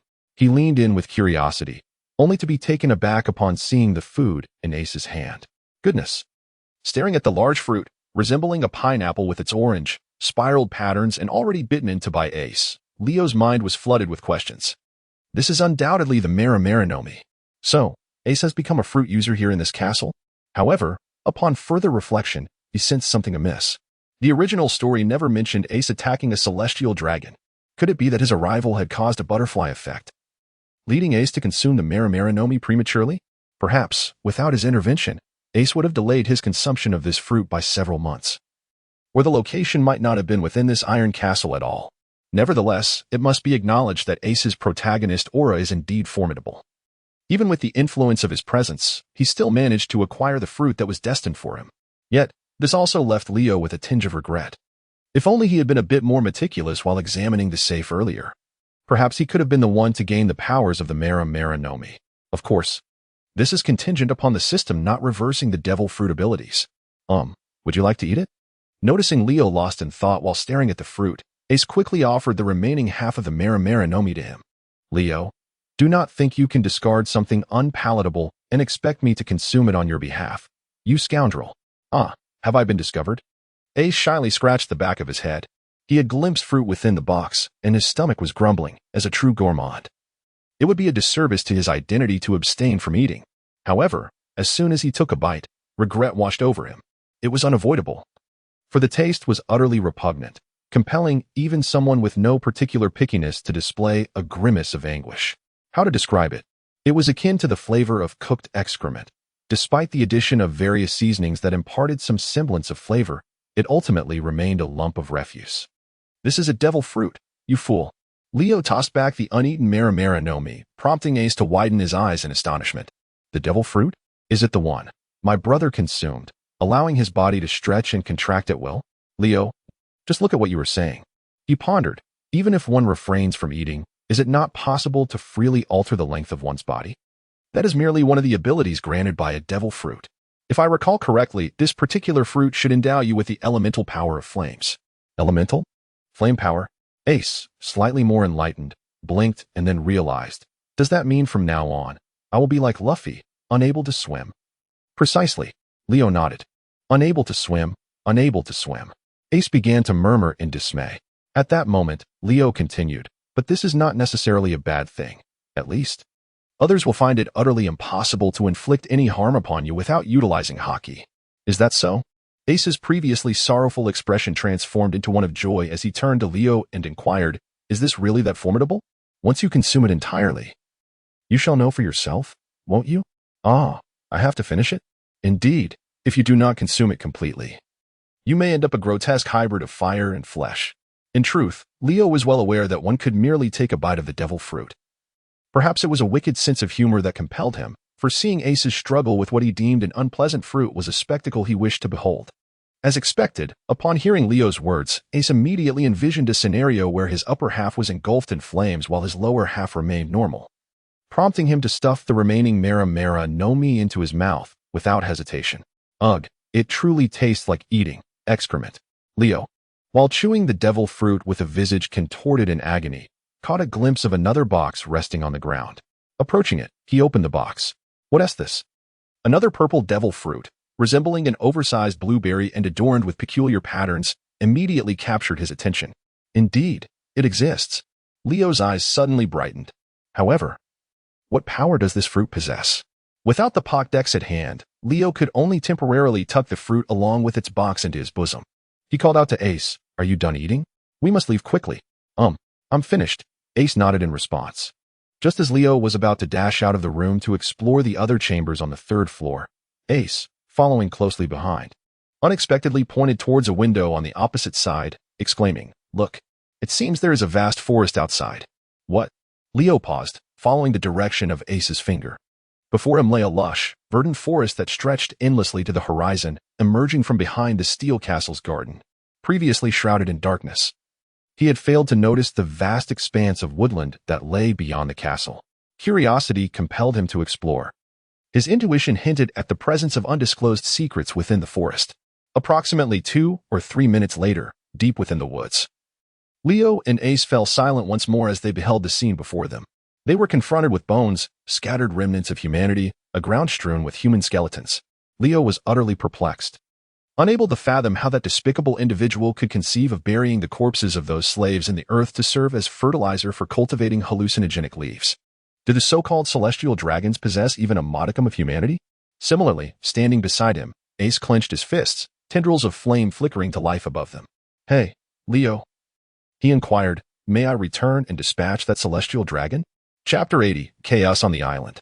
Dispatch? Is it permissible to dispatch? Leo also harbored the desire to kill. He even believed that since the Admiral would intervene, it would be almost indistinguishable whether the celestial dragon was given a sound thrashing or outright slaying. Yet, reason admonished him that the celestial dragon within the castle was beyond the pale of assassination. Should he proceed with such an act, the innocent civilians of Machi Island might inadvertently bear the consequences. Perhaps it would be wiser to bide his time until his strength had sufficiently grown, allowing him to storm the holy land of Mariehua and eliminate as many as he wished, while I would stand by, applauding his valor. Leo pulled out a cigarette and remarked, "Yet, are you not part of the Navy?" Ace glanced at Leo with a hint of curiosity upon hearing those words. What of the Navy? There is no contradiction between being a member of the Navy and wishing for the demise of the celestial dragons. Leo took a deep drag from his cigarette and remarked, "I do not believe you will possess such strength in the future. Not to mention the recently consumed Mera Mera no Mi by Fire Fist Ace. Even if the entire Whitebeard pirates were to mobilize, they would likely be powerless against those celestial dragons." However, upon hearing Leo's words, Ace merely perceived them as a slight against his abilities, and with a fierce determination. He clenched his fist and proclaimed, "Just wait, in the future, I will ascend to that so-called Joya and eliminate all the celestial dragons." Leo sighed, observing the naivete of the child, who had evidently never faced the harsh realities of life. Yet, rather than attempting to dampen Ace's enthusiasm with disparaging remarks, he turned his attention to the fertile ground where human bones lay buried, beginning to probe and explore. "What are you doing?" Ace inquired once more. "Do you not see these trees that grow in reverse?" Leo replied, "I believe that if these trees can produce something as peculiar as the psychedelic leaves, perhaps there lies a remedy within them that could alleviate addiction, perhaps in their bark, branches, or even roots." Upon hearing this, Ace found Leo's reasoning compelling. Without hesitation, he opened his mouth wide and sank his teeth into the trunk of one of the trees. "How does it taste?" he asked. "Disgusting." "Akin to the taste of a devil fruit," Leo retorted. "Of course, if the bark were palatable, it would be a miracle." Leo stood by, teasingly commenting. However, his hands remained in motion. After uprooting a diminutive tree from the soil, he gazed at the unripe, verdant leaves that shimmered with an otherworldly allure. Suddenly, an idea struck him, and he plucked a leaf, placing it directly into his mouth. "You have consumed a stimulating leaf. Mental clarity -2, dizziness 3. Leo, is it possible that this leaf is actually called the invigorating leaf? I thought it was referred to as the hallucinogenic leaf." He tilted his head in confusion, suddenly recalling someone explaining that the leaf originally bore no name, and it was only later that Trollop assigned it the moniker hallucinogenic leaf. Could it be that the proper way to consume this leaf is during its undeveloped, crimson stage? The more he pondered, the more plausible it seemed. Thus, he hastily uprooted the remaining saplings and hoisted them onto Ace's back. "Hey, why must I carry them?" Ace questioned, bewildered as he glanced at Leo. "You are strong and robust, having consumed the flame fruit, while I have been frail and ailing since childhood." Cough, cough. Leo coughed slightly as he spoke, prompting Ace to tilt his head in curiosity. He distinctly recalled the last encounter in Rog Town, when Leo had sent him flying with a single kick. Just then, it appeared that the Navy had arrived outside the walls of the Iron Castle. The voice from the loudspeaker echoed ominously, declaring that the villains within were surrounded and urging them to surrender immediately, promising a reduction in their punishment if they handed over St. Trollop safely. The enticing proposition floated into the ears of both Leo and Ace. A reduction in punishment? Such an alluring offer. It seemed as if they were treating the slaves within the castle as fools. "Ace, take these saplings and exit through the southern wall," Leo instructed after a moment of contemplation. "And what about you?" Ace inquired. "Me? I shall draw their attention away," Leo replied. Leo tightened the corners of the black cloth covering his face, aware that should the current Ace venture out, it was likely that none of those slaves would escape. 5 minutes later, as no one emerged from within the walls, the naval officer with the megaphone could hardly contain his impatience. Just as he was about to command his soldiers to storm the castle, Leo and Dasky, veiled, stepped forward into their view. Hundreds of sailors faced off against hundreds of slaves, and Leo's gaze swept across the face of the leading naval officer. Upon realizing he did not recognize him, he lowered his voice and declared, "I never strike down nameless foes. Reveal your name." His tone was undeniably theatrical. His inquiry stemmed from a desire to ascertain the officer's branch and rank, thereby determining their combat approach, without any expectation of a response. To his astonishment, the officer replied, I am Rek'Sai, a rear admiral from the G8 branch. The name elicited an involuntary exclamation from Leo, excavator, yet none present could comprehend the meaning behind his words. A rear admiral from the Grand Line branch, indeed. Leo murmured softly to himself. With such strength, he should be able to manage, shouldn't he? I advise you to surrender quickly. Admiral Akiji will be arriving shortly, and by then, even if you sprout wings, you shall not escape from here. Thank you for the warning. I will certainly make my escape before the Admiral arrives. Leo expressed his profound gratitude. Rek'Sai, however, is the one who has arrived Akiji? Leo raised an eyebrow. Among those three individuals, one stood out as the most likely to flee. The minions over there are entrusted to you. Leo directed a remark towards Dasky, advising her to temper her blows. In response, Dasky, alarmed by the possibility of Leo resorting to lethal force once more, cautioned him in return. Understanding her concerns, Leo brandished a blade and executed a swift, powerful strike. The gleaming steel slicing through the air with a piercing whistle, aimed directly at Rek'Sai's midsection. Rek'Sai, upon witnessing the dark aura emanating from Leo's weapon, promptly signaled the nearby naval soldiers to retreat, choosing to confront the threat alone. The clash of their blades resonated, producing a jarring metallic shriek. In the next instant, Leo unleashed a fierce kick, striking Rek'Sai in the abdomen and propelling him several steps backward. 6 styles. Rek'Sai, having braced himself against the force of the blow, gazed at Leo in astonishment, a flicker of confusion crossing his eyes. Meanwhile, Dasky shouted over her shoulder, quickly, follow me. With a series of swift strikes, she sent the encroaching naval soldiers flying into the air. Everyone, rally behind our benefactors. At her call, more than 300 slaves surged forward, rallying behind Dasky with fervor, launching a determined charge. Chapter 81. The flight to freedom. It must be said, the former captives, who had endured years of abuse in their cages, exhibited remarkable combat prowess at this moment. Except for roughly 40 to 50 women and children safeguarded in the rear, every other individual was filled with a fiery resolve, engaging fiercely with the Navy. Notably, the leader among them, a tall member of the Longhand tribe, leveraged his extended reach to gain a significant advantage in the skirmishes. It was unclear where he had acquired his swordsmanship, but the standard-issue military knife in his grasp was wielded with exceptional skill, as he continuously repelled advancing naval forces.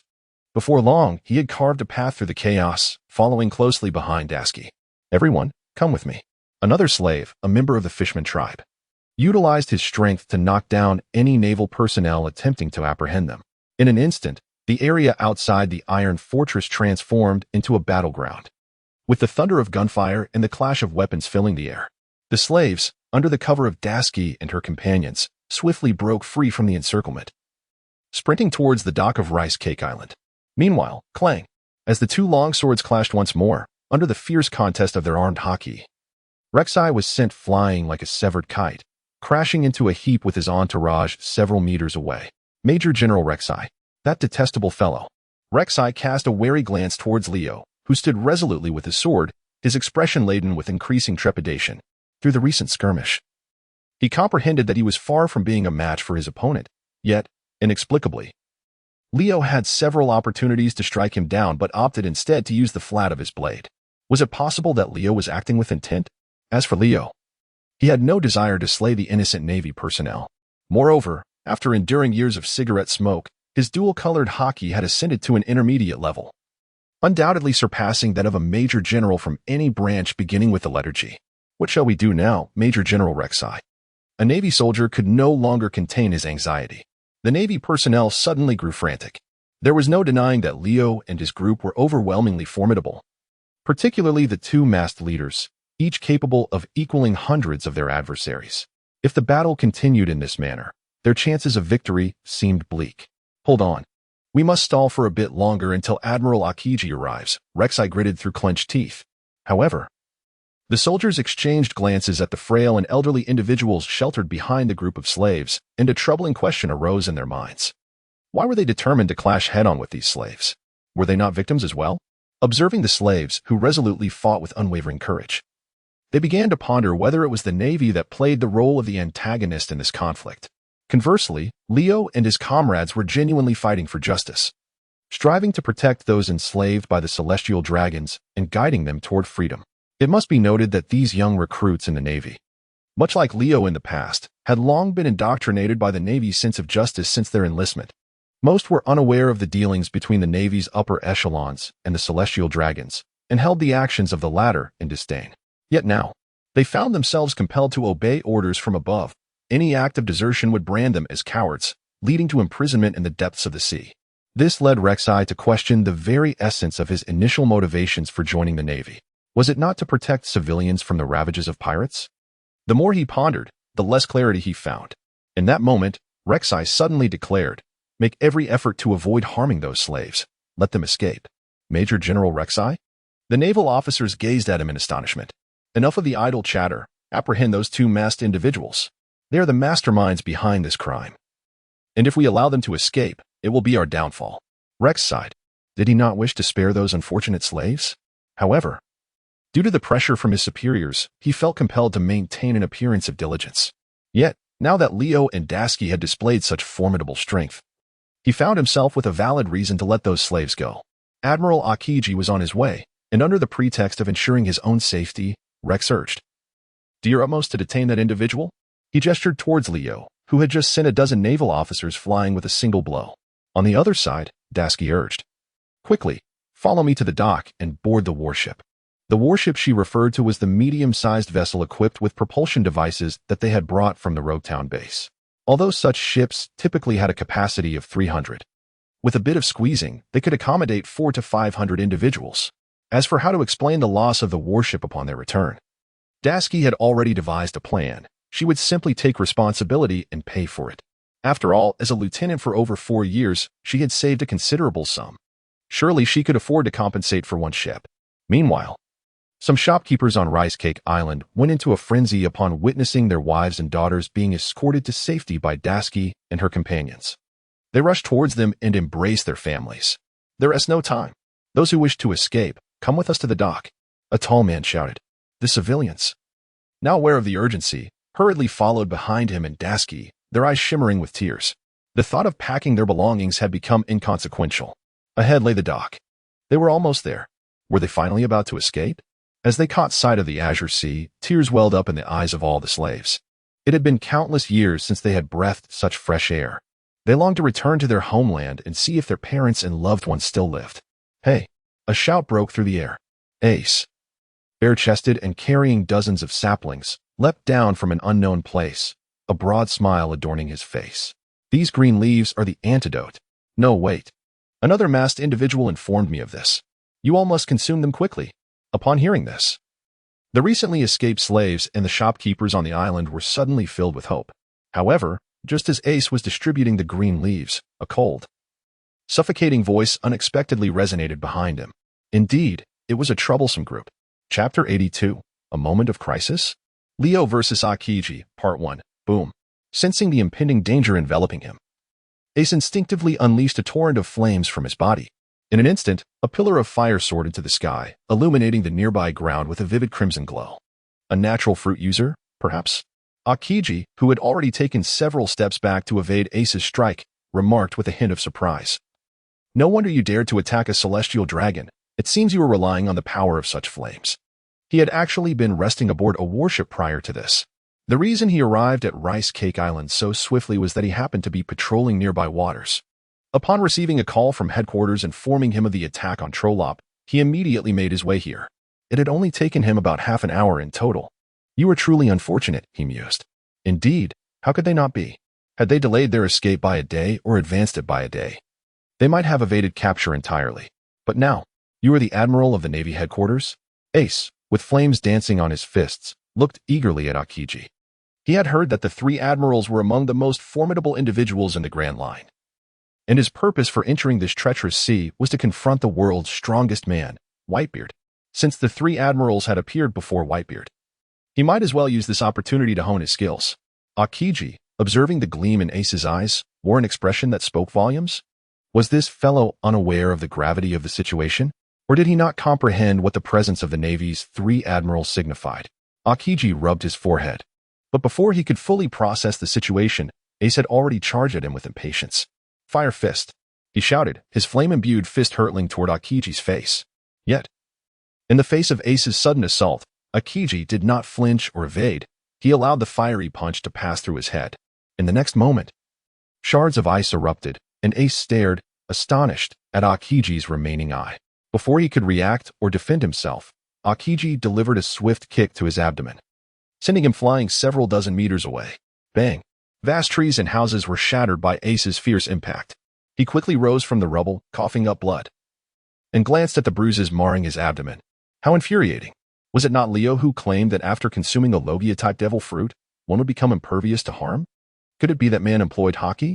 Ace recalled the dark substance that had unexpectedly emerged from Akiji's leg moments ago.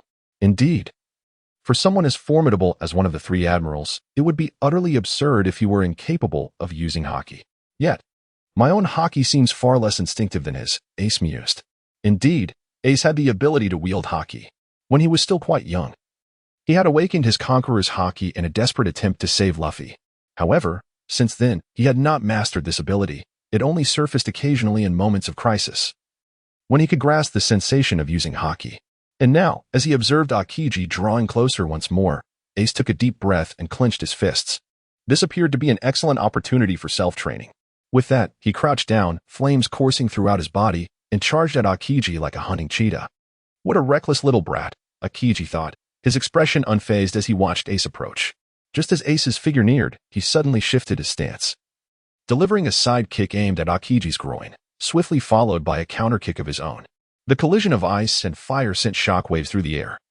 Ace felt his legs being forcefully pinned down, unable to budge Akiji an inch, no matter how hard he tried. In a moment of desperation, fire surged forth once more. But this time, his fists were cloaked in a layer of glossy black haki. Fire fist. Freezing moment.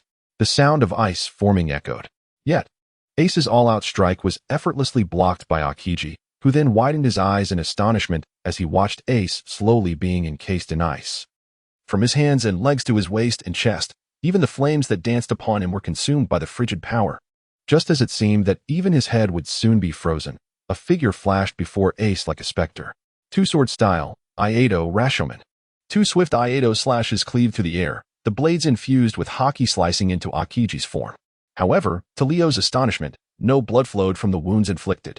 Instead, a flurry of ice shards danced through the air, gradually coalescing back into the shape of Akiji's original body. Leo was momentarily taken aback. Had he anticipated my ambush, using observation haki, and preemptively relocated his true form? He was acutely aware that even with the mastery of armament haki, achieving a perfect strike against a Logia-type user was nearly impossible, as long as one could predict their opponent's next move and shift their body into an elemental state. Evading the strike became effortless. However, this particular blow forced Akiji to create a slight distance from Ace. Gazing at Ace, whose head was the only part not yet encased in ice, Leo glanced at Dasky nearby and the multitude of slaves who were fixated on him. In the next moment, he inhaled deeply and seized Ace, hurling him towards Dasky's position. "Take him away," he declared, to prevent Akiji from intervening. Leo swung his blade towards Akiji almost simultaneously with the throw, executing a dual-wielding technique. Second slash. The rapid succession of slashes struck Akiji like a whip, surprise flickering in his eyes. Suddenly, a massive sheet of ice materialized from his palm, ensnaring Leo's blade still in motion. The chilling resonance of a low growl echoed ominously. Instantly, the ice bound both swords, extending along Leo's hands. Upon witnessing this predicament, Leo discarded the blades he had retrieved and swiftly propelled himself backward, utilizing the technique of shave to create distance. An eerie silence enveloped the air. After locking eyes for approximately 7 or 8 seconds, Akiji broke the stillness with a question. "Who are you?" "Roronoa Zaro." Leo replied with utmost seriousness. Chapter 83. A critical moment? Leo versus Akiji. Roronoa Zaro. In response to Akiji's inquiry, Leo instinctively uttered this name. It was not due to any particular reason, but simply because no other name came to mind. And thus it slipped out unconsciously. With a sense of guilt towards Zaro, he added, "I aspire to become the world's greatest swordsman." Akiji? Roronoa Zaro. Is it? A man destined to become the world's greatest swordsman? Observing the 2 long swords that had been frozen and subsequently discarded by his opponent, Akiji scratched his head and remarked, "However, as a competent swordsman, one should never relinquish their blade under any circumstances, should they?" "Leo, you are excessively loquacious. A victory without a weapon surpasses one with it, as long as there is a blade in the heart." Even a mere twig or a finger can transform into the sharpest instrument of demise. Leo, steeling himself, began to babble in an attempt to save face and buy some time. His mind raced as he pondered his predicament. First and foremost, he knew he was no match for combat. As for fleeing, it was equally futile. For the Marine Six Powers technique known as Sara was employed by the likes of Akiji, who had undoubtedly trained far longer than Leo. The prospect of attempting to escape right before his opponent was, quite frankly, a monumental challenge. Yet, in this fleeting moment of contemplation, his peripheral vision caught sight of the slaves who had already fled to the naval vessels at the shore. Akiji, not wishing to squander any more time, formed an ice blade in his hand and advanced towards Leo. As anticipated, Akiji utilized Saru, closing the distance to Leo with a speed that vastly surpassed his own. The ice blade lunged forward, aimed directly at Leo's arm.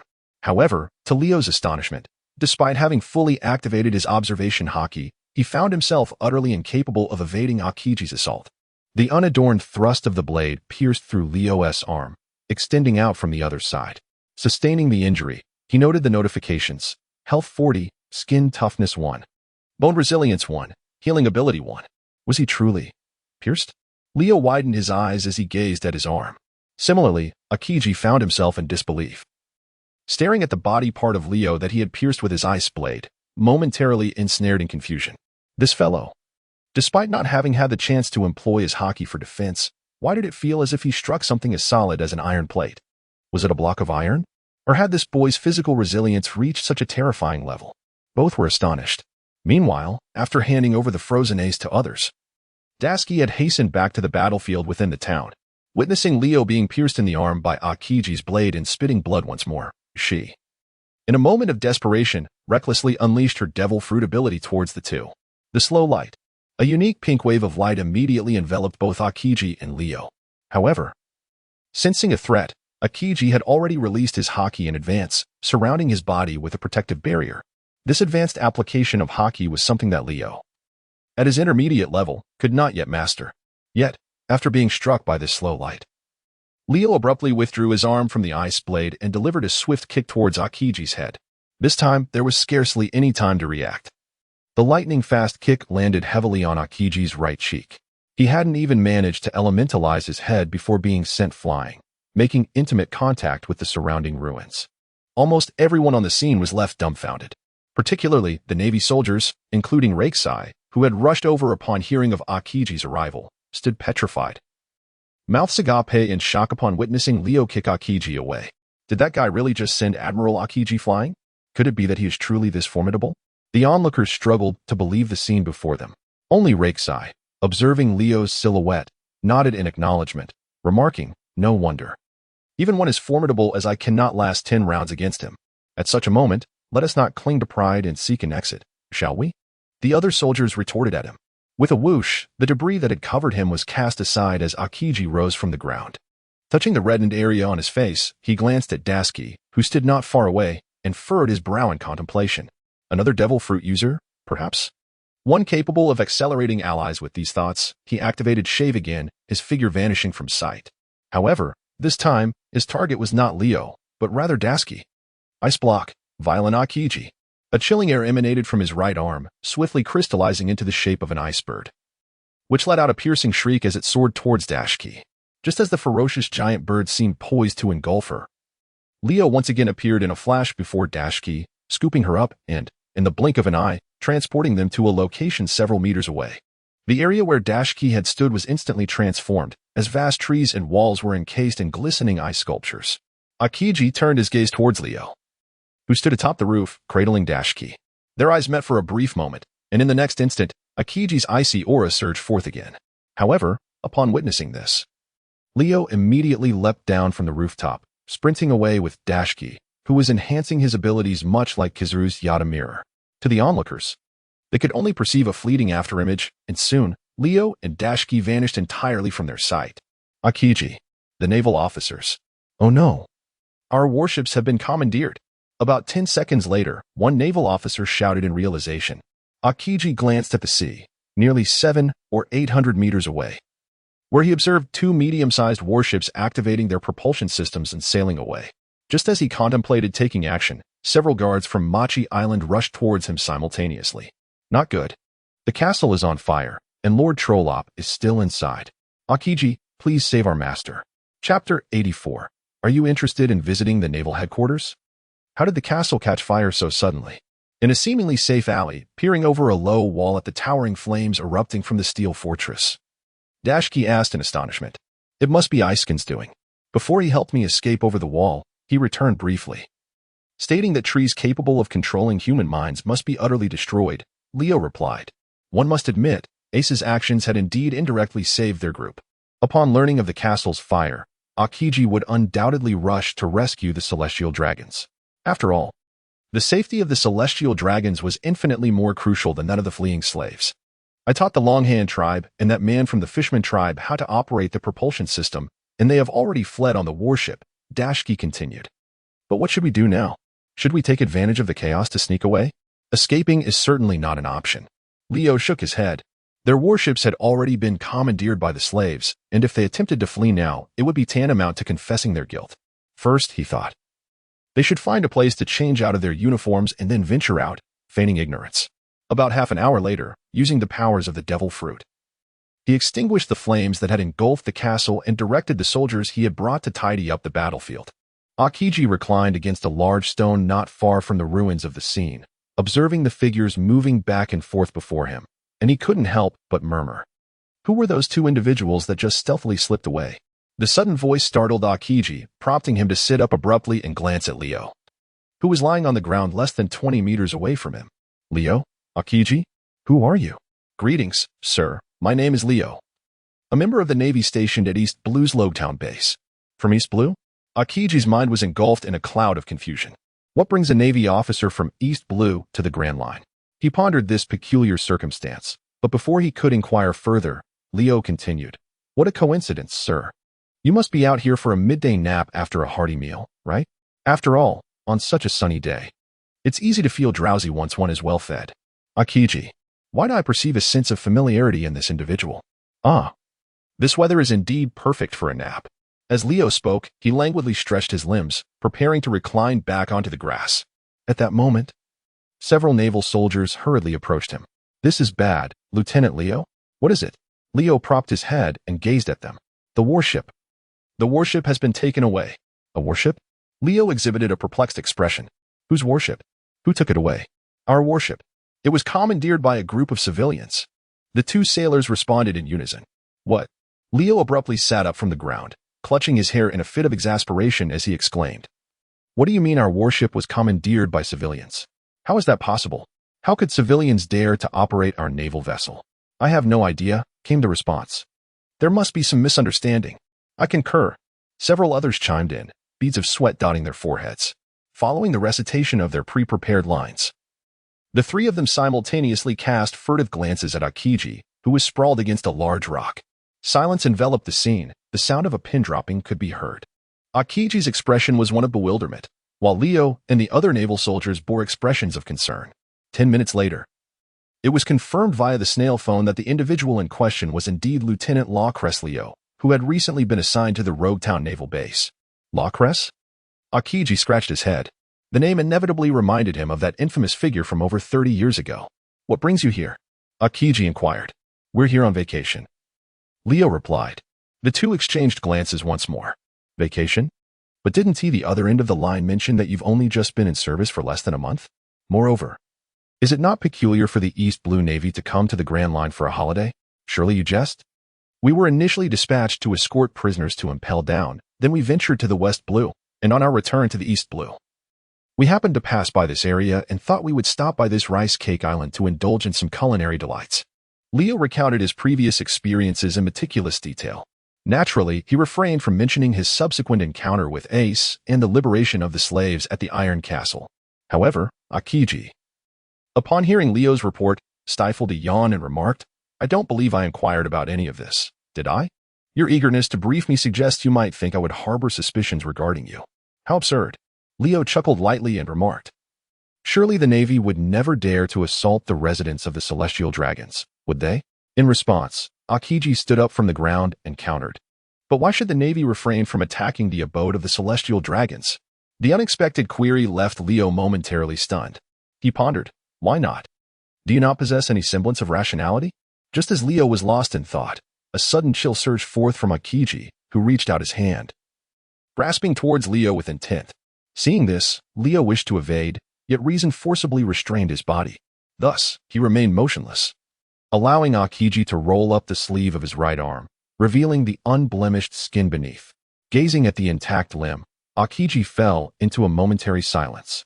Meanwhile, Leo wore a perplexed expression, secretly amused within. Of course, I am aware of your intentions. You simply wish to ascertain whether the piercing wound you inflicted earlier has left its mark on my arm. Go ahead, observe to your heart's content. I would not mind if you stripped me bare to examine every inch.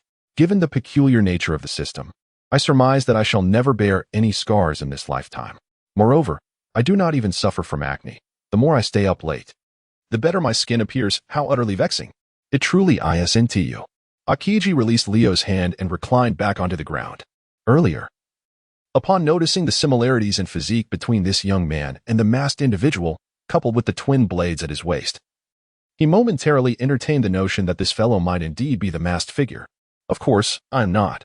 I am a diligent worker, consistently clocking in and out on time every day. Leo was there, boasting about his own merits and replenishing the medicine for Billion, when suddenly, Qingji interrupted him, asking, "Are you interested in joining us at our G1 headquarters, Leo?" Chapter 85, The High-Level Meeting in Marineford. I don't wish to. No, I mean, the EC is quite pleasant. I genuinely appreciate that place, and most of my relatives and friends reside there. Leo hurriedly waved his hand. What a jest. You want me to go to the Navy headquarters? You might as well send me to an underwater prison, at least within those confines. The guards wouldn't compel you to engage in daily exercises. The Navy headquarters, on the other hand, is an entirely different matter. Once you enter that place, if fortune smiles upon you, you might find yourself being personally tutored by a vice admiral like Garp or Zephyr, and that would spell disaster. Leo estimated that after a year of rigorous training, his strength had likely diminished by at least twofold. Is that so? What a pity indeed. Upon hearing Leo's refusal, Akiji displayed no outward emotions, instead yawning and addressing his subordinates among the Navy. What is the status of that celestial dragon in the castle? Reporting to Admiral Akiji, St. Trollop has merely fainted. Although he has sustained severe external injuries, his life is not in jeopardy. Is that so? How unfortunate, Akiji murmured softly. Admiral Akiji, what did you just say? The soldiers nearby began to question their own hearing. Oh, it was nothing, just a slip of the tongue. Akiji stretched lazily and rose from the ground, then casually remarked, let us escort that fellow back to the Holy Land, Mary Geos, and then return to headquarters. Yes, Admiral Akiji. With that, the group began to lift the stretcher to depart, but at that moment, Akiji turned back to look at Leo. By the way, your name is Leo, correct? Indeed. Leo nodded with a smile. However, the words that followed from Akiji left him frantically waving his hands in farewell, only to find them frozen in midair. The cost of a medium-sized warship ranges from 100 million to 300 million berries. And this is without accounting for the propulsion system. Once included, the price surges to approximately 500 million or more. Leo, moreover, should the funds remain unrecoverable, the highest commander of the vessel shall bear full responsibility for the amount. Leo, certainly, if one cannot possibly offer such a substantial sum, it is quite plausible that one may find oneself confined within the confines of the Propulsion City prison. Leo was momentarily rendered speechless by the words of Akiji, who wore an expression of utmost sympathy. 500 million berries? After more than 4 years, my total assets barely exceed 100 million, which is less than a quarter of the cost of a single warship. How could I possibly manage that? Am I to sell myself? Yet, just as this thought crossed his mind, Akiji continued, what a pity. If only you were one of my direct subordinates, I might have been able to intercede on your behalf. As he spoke, he shook his head while walking towards the dock at Machi Island, his hands clasped behind his back. Leo, this old fellow possesses such cunning, does he? How did I fail to notice this when I was indulging in anime before? With his hands resting on the hilts of his blades, Leo fixated on the silhouette of Akiji, his gaze betraying a hint of murderous intent.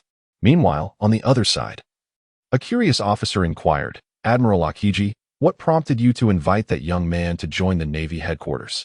Akiji paused momentarily, contemplating the question before responding. I cannot say for certain. Yet, inexplicably, I often see a reflection of my younger self in him. Perhaps it is merely an illusion. That young lad. His instincts inform him that Leo is far more complex than he appears. It is time to ascertain whether my suspicions hold any validity. 2 days later, at the Navy headquarters in Marine Ford, a gathering of high-ranking officers convened in the meeting room, the atmosphere palpably grave. What is the current status of Tralalup? Sengoku inquired. He has regained consciousness. However, upon awakening last night, he created quite a ruckus, demanding we enact the demon-slaying order to eliminate everyone on Rice Cake Island. Being a celestial dragon, Tralalup had never endured such indignity. Not only had all his slaves been rescued, but he had also been thoroughly beaten by that freckled young rascal. He vowed that if he did not avenge this slight, he would no longer be worthy of the title of man. Have we identified the pirates who attacked Tralalup? As Sengoku's words fell, an officer promptly unfurled Ace's bounty notice on the conference table. Portias D. Ace, with a bounty of 35 million berries from the D. Clan? The expressions of those present shifted upon hearing this letter. Indeed, according to the castle guards present at the time, the one who led the assault on Tralalup was this Ace. The officer continued, producing 2 sketches based on witness testimonies. Additionally, 2 masked individuals, also implicated in the infiltration, remained unidentified. The gathered high-ranking officials turned their attention to the 2 sketches on the table, and indeed, the masked figure wielding twin blades was none other than Leo, his sweeping motion exuding a certain flair. Akiji, do you recognize these 2 individuals? Crane, positioned at the forefront of the table with her chin resting on her hands, gazed at the event's key figure, Akiji. However, Akiji seemed to possess only limited knowledge. I'm not certain, but one thing is clear, this dual-wielding swordsman is formidable. Formidable? Upon hearing these words, the assembly could not help but exhibit a hint of astonishment. It is well known that Kazan, also known as Akiji, ranks among the most formidable forces within the Navy. Thus, to hear such an appraisal from his lips indicates that this masked pirate possesses considerable strength. Portgas Ace, along with 2 enigmatic masked individuals. Sengoku gazed intently at the bounty notice and the accompanying portraits on the table, his brow furrowing in contemplation. He recalled with vivid clarity the incident a decade prior when a man named Fisher Tiger stormed into the holy land of Mariehua, liberating thousands of slaves of various races, thereby bringing disgrace upon the Navy. Now, 10 years have swiftly passed, and it appears that another individual has dared to undertake a similar feat. This marks the second occasion that someone has audaciously challenged the world government. Although the number of individuals rescued by Leo and his companions pales in comparison to the thousands freed by Fisher Tiger, their act of liberating 300 is nonetheless significant, especially considering that a celestial dragon had been violently assaulted within the Navy's jurisdiction. If pursued, this matter would not be easily resolved. Dispatch orders to the nearby Navy branches to mobilize forces and conduct a thorough search for the whereabouts of those 2 warships. Furthermore, as per my instructions, prepare a new bounty notice for these 3 individuals. Understood, Admiral Sengoku. Chapter 86. The Silence Fruit, half a month later. Hey, take a look at this. In the vicinity of the front porch of the rogue town, Leo and Dasky sat within an obake shop, their expressions reflecting an indescribable peculiarity as they perused the contents of a newspaper. The castle arson case on Cake Island. Principal offender Portgas Ace, a user of the Marimara Nomi, has been accused of burglary, murder, and arson, with his bounty raised to a staggering 150 million berries. Good heavens! His bounty had initially been a mere 35 million berries, and now, after a single incident on Cake Island, it has skyrocketed to 150 million? Is attacking a celestial dragon truly this lucrative? Leo blinked his eyes. If only he could abduct a celestial dragon and recruit a handful of ruthless pirates to confine them together, wouldn't that enable the mass production of high-bounty criminals? Subsequently, if he were to deliver that band of pirates to impel down, thus a new industry chain would be born. Of course, such a ridiculous notion was merely a fleeting thought. Should circumstances permit, it might not be entirely out of the question. Sifting through a pile of bounty notices nestled within the newspaper, he extracted the notice for Ace, glancing at it momentarily before his gaze shifted to the subsequent 2 bounties. One of the accomplices in the arson case, the dual-wielding swordsman Rorinoa Zoro, with a bounty of 200 million berries. The accompanying image vividly depicted him, wielding twin blades, leaping through the air with his face obscured. Leo, although I feel an inexplicable sense of guilt, Zoro, perhaps you might consider adopting the 2-sword style from now on? Please do not misunderstand.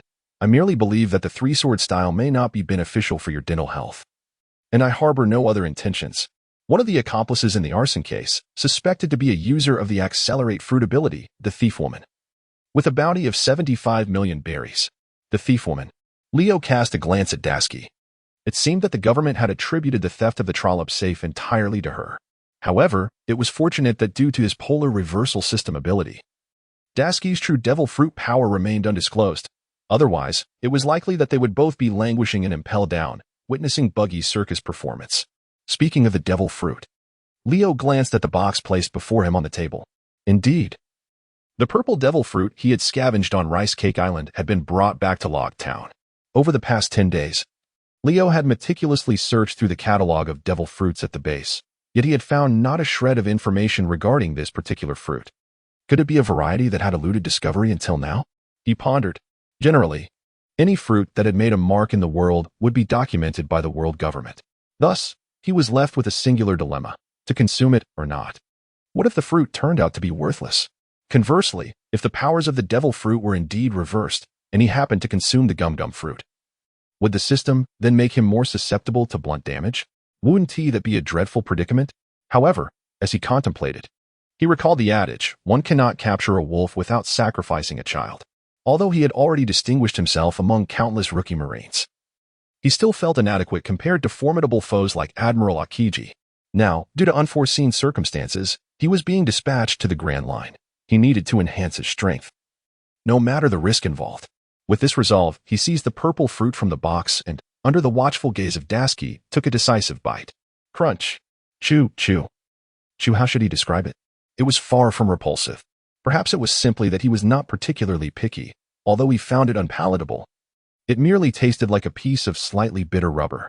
As expected, shortly after swallowing the pulp, a system notification materialized in his mind.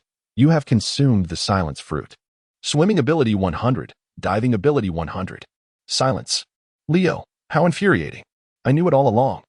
He had speculated long ago that consuming the devil fruit would merely enhance his swimming capabilities without bestowing the powers of the fruit itself.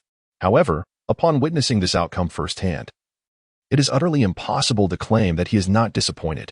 It appears that I am entirely incapable of becoming a wielder of abilities. Leo sighed and murmured to himself. What troubles you?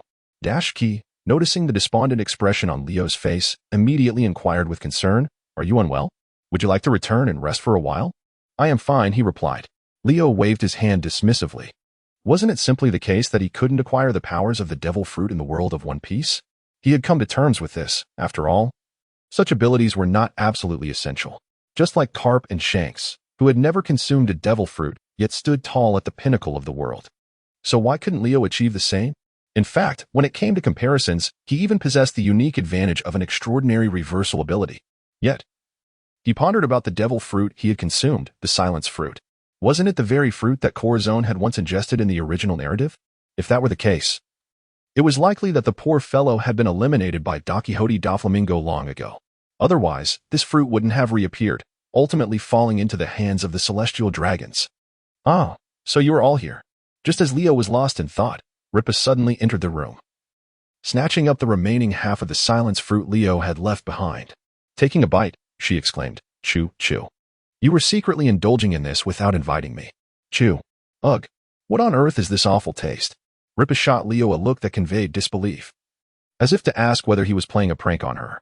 Upon witnessing the scene, Leo raised his hands in a gesture of surrender, contemplating why he was being scrutinized when he had not compelled anyone to partake.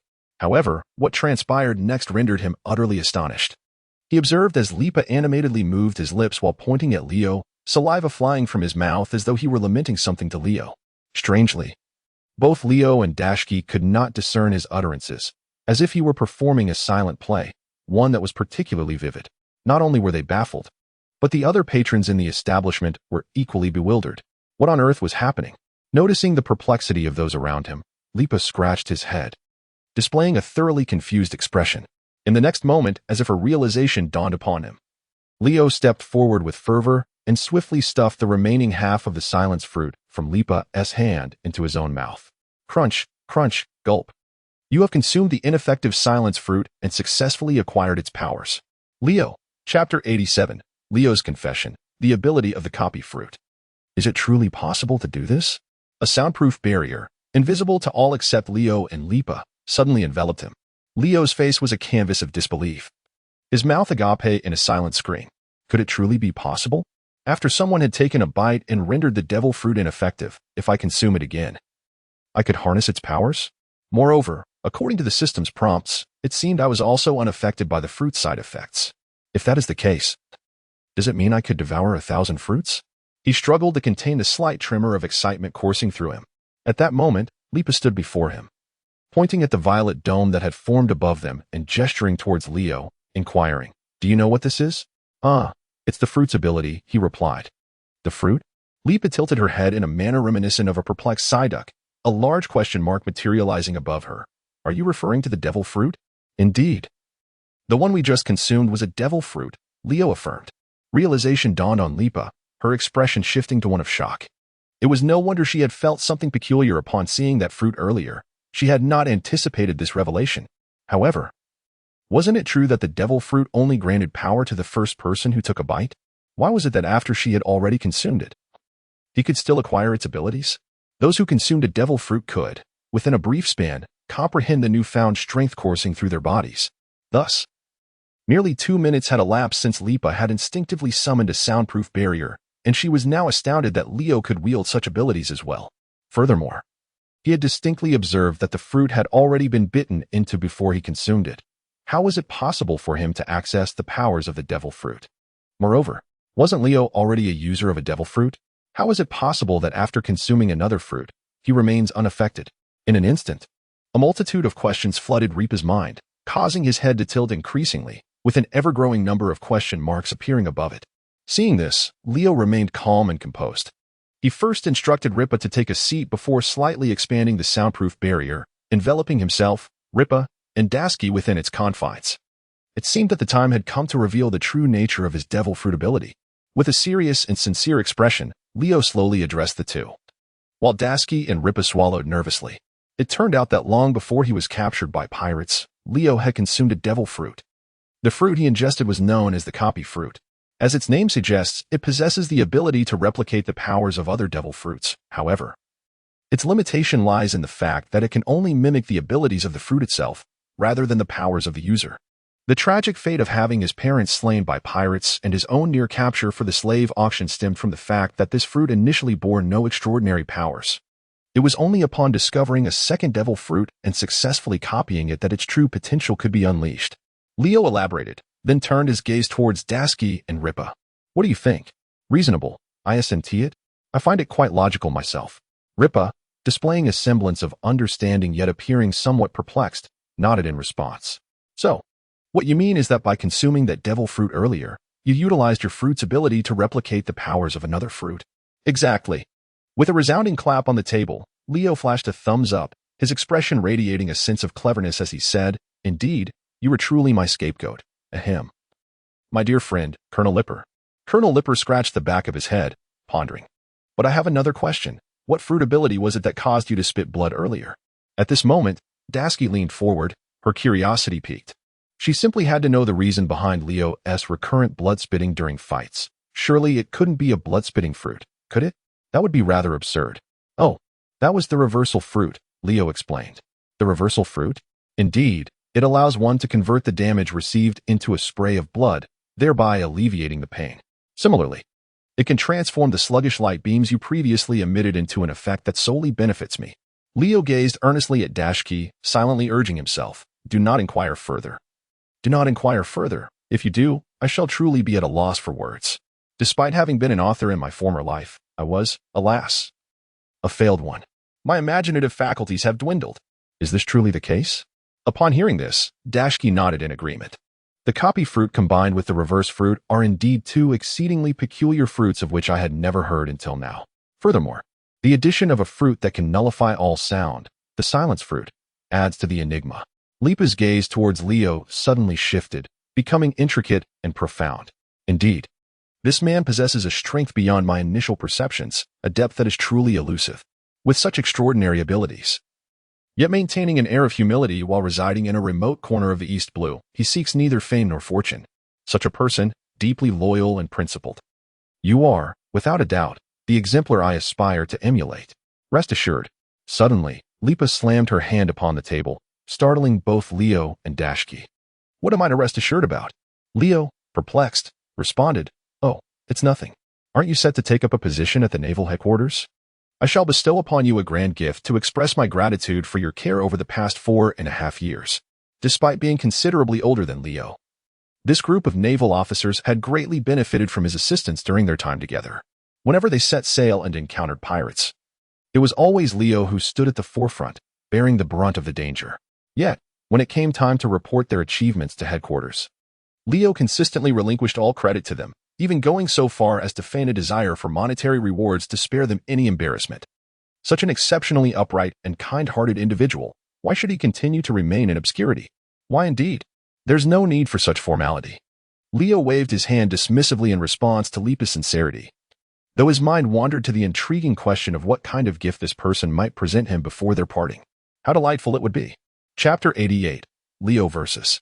Zoro. In just over a month since taking office in Town, and having spent the first half of that time away from the base, Leo found himself once again reassigned.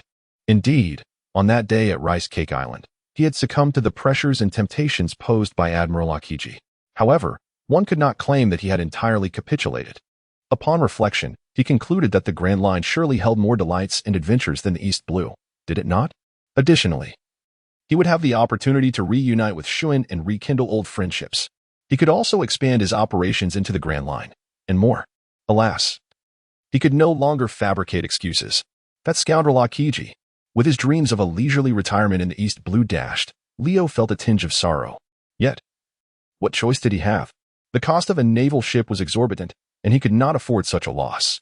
Thus, he found himself compelled to serve under Aokiji at headquarters to repay his debts.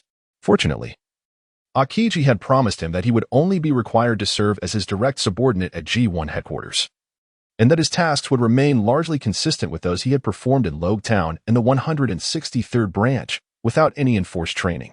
Otherwise, Leo feared he might very well defect from the Navy and retreat into seclusion. He could only wonder if Dashiki would be willing to join him.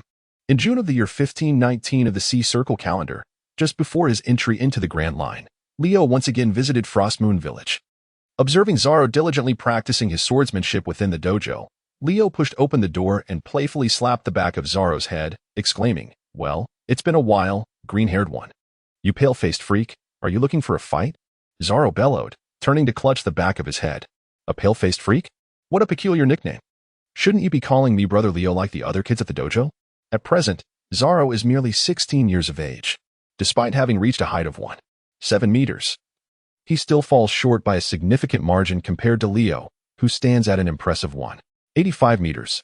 You, with skin as fair as that of a woman, should rightfully be addressed as sister. What? You, the hapless wanderer who even gets lost on the way to the dojo, with your seaweed-like hair. Pale-faced freak. Seaweed head. Pale-faced freak. Pathfinder. Pale-faced freak. Three-sword style. Pale-faced freak.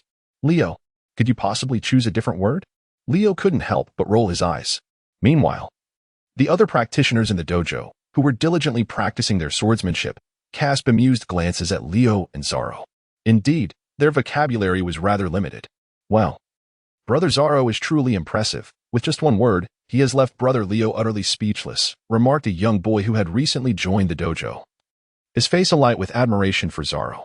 The others exchanged knowing looks. As you suggested, let us engage in a duel. Ignoring the affectionate nickname Zoro had given him, Leo suddenly declared. Zoro glanced at Leo with a hint of confusion, clearly taken aback by the unexpected challenge. However, after a brief moment of surprise, a fierce determination ignited in his eyes. He had long desired to spar with Leo. In past encounters with Dashiki, Zoro had often heard much about Leo. Moreover, Leo frequently carried two long swords at his waist. It was impossible for Zoro not to be intrigued by a swordsman who wielded dual blades. Thus, 10 minutes later, in a clearing nestled among the mountains not far from the dojo, they prepared to face each other. Leo and Zoro stood in stark opposition. With Zoro gripping two swords in his hands, a third clenched between his teeth. His expression was one of solemn determination as he fixed his gaze on Leo. His entire body coiled with tension, poised for action. "Hey, how about we place a wager before we begin?" Leo proposed. "What wager?" Zoro inquired. "Leo, how on earth is this fellow able to speak while wielding a blade in his mouth? It is utterly absurd. If you manage to triumph, I shall bestow upon you this legendary Sandai Kitetsu. However, should you face defeat, you will henceforth be compelled to address me as Brother Leo." Is that truly the case? Upon hearing Leo's words, Zoro's eyes instantly sparkled with excitement. The 3 swords he currently possesses, aside from the Wado Ikamanji bestowed by Kuina, are merely ordinary long swords from the village, with one being of vastly superior quality compared to the others. Yet, the Sandai Katetsu that Leo has revealed radiates a unique aura that irresistibly draws him in. He yearns for that sword, and within his heart, he vows to defeat this man before him at all costs. After all, he would rather perish than call him brother. Indeed, it is true. If you are prepared, then hasten to make your move. Leo nodded in acknowledgement. As the words left his lips, Zoro unceremoniously lunged forward with his sword. In a swift motion, he closed the distance to within 20 centimeters of Leo, unleashing 3 blades in a simultaneous arc towards 3 distinct directions. The sound of the slicing blades resonated through the air, conjuring a fierce gust of wind. Upon witnessing the situation, Leo swiftly retreated a step, brandishing his dual blades with agility. He effortlessly parried the onslaught of 3 sword strikes from his opponent, Zoro, and as he created some distance, he countered with an upward thrust aimed directly at Zoro's face. It is worth noting that he refrained from employing haki, as Zoro had yet to set sail. Not only was he far from mastering haki, but he was also a considerable distance from achieving the ability to cut through steel. To enhance his blades with haki would have been rather unfair. Thus, Leo solely relied on the dual-wielding techniques he had instinctively mastered over the past 4 years to engage Zoro. In an instant, the 2 combatants clashed, their 5 blades ringing out in a symphony of strikes, resulting in a fiercely contested duel. This was hardly surprising, given that Zoro had been honing his craft at the one-sword style dojo since he was 7 or 8 years old, amassing nearly 8 or 9 years of experience by now. In contrast, Leo had only been practicing for 4 years, having lost 2 of his blades less than 4 years ago. The fact that he could hold his own against Zoro as full-power 3-sword style, and even subtly suppress him, was quite commendable. As Zoro grew increasingly frustrated, having his movements expertly countered by Leo's nuanced dual-wielding techniques, he could no longer maintain his composure. He delivered a powerful kick to Leo's swinging blade, creating a significant distance between them, and then gripped his swords in a cross-horn position beside his head, executing a technique akin to a bull's horns. 3-sword style, bull needle. 2-sword style, eagle spear. A resonant clash of steel echoed through the air. At the moment their figures intertwined, the blades flashed brilliantly, their simultaneous release of sword energy nearly ravaging the surrounding grassland. However, perhaps due to the close proximity of their technique's power, the battle did not yield a definitive victor. Zoro rapidly pivoted, his 3 swords intertwining once more. And with a determined step forward, a powerful roar erupted from his clenched teeth. 3-sword style, demon slash. 2-sword style, dragon flash. Accompanying this fierce declaration was Leo's soft murmur amidst the howling winds.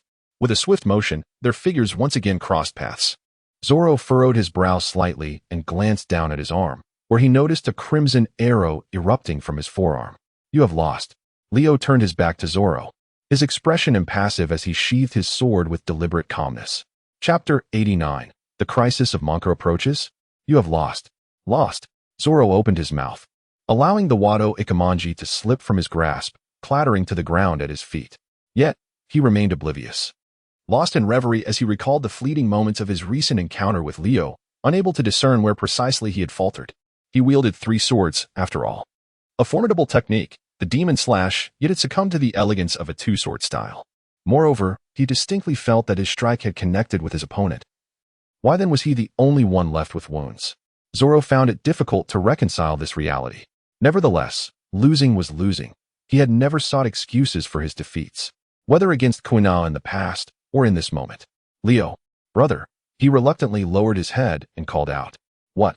Speak up. I cannot hear you. Brother Leo, I admit my defeat, but one day I shall surpass you and become the world's greatest swordsman.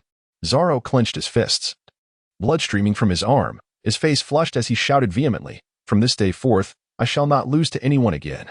Leo, your words suggest that defeating me would elevate you to the status of the world's greatest swordsman. Shouldn't you be directing such sentiments towards my hawk instead? Moreover, claiming that you fear no one? It appears you may be under some misapprehension about your own abilities. In the realm of pirates, Zoro's current understanding merely scratches the surface.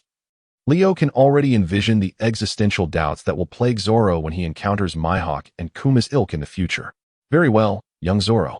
Leo approached with a laugh and gently patted Zoro on the shoulder, saying, The reason I have come to Frostmoon Village today is to bid you farewell. Dasky and I are set to take on roles in the Grand Line, and she may no longer be able to spar with you. While you remain here in Frostmoon Village, do try not to think of us too much." Zoro, with a hint of disdain, curled his lip.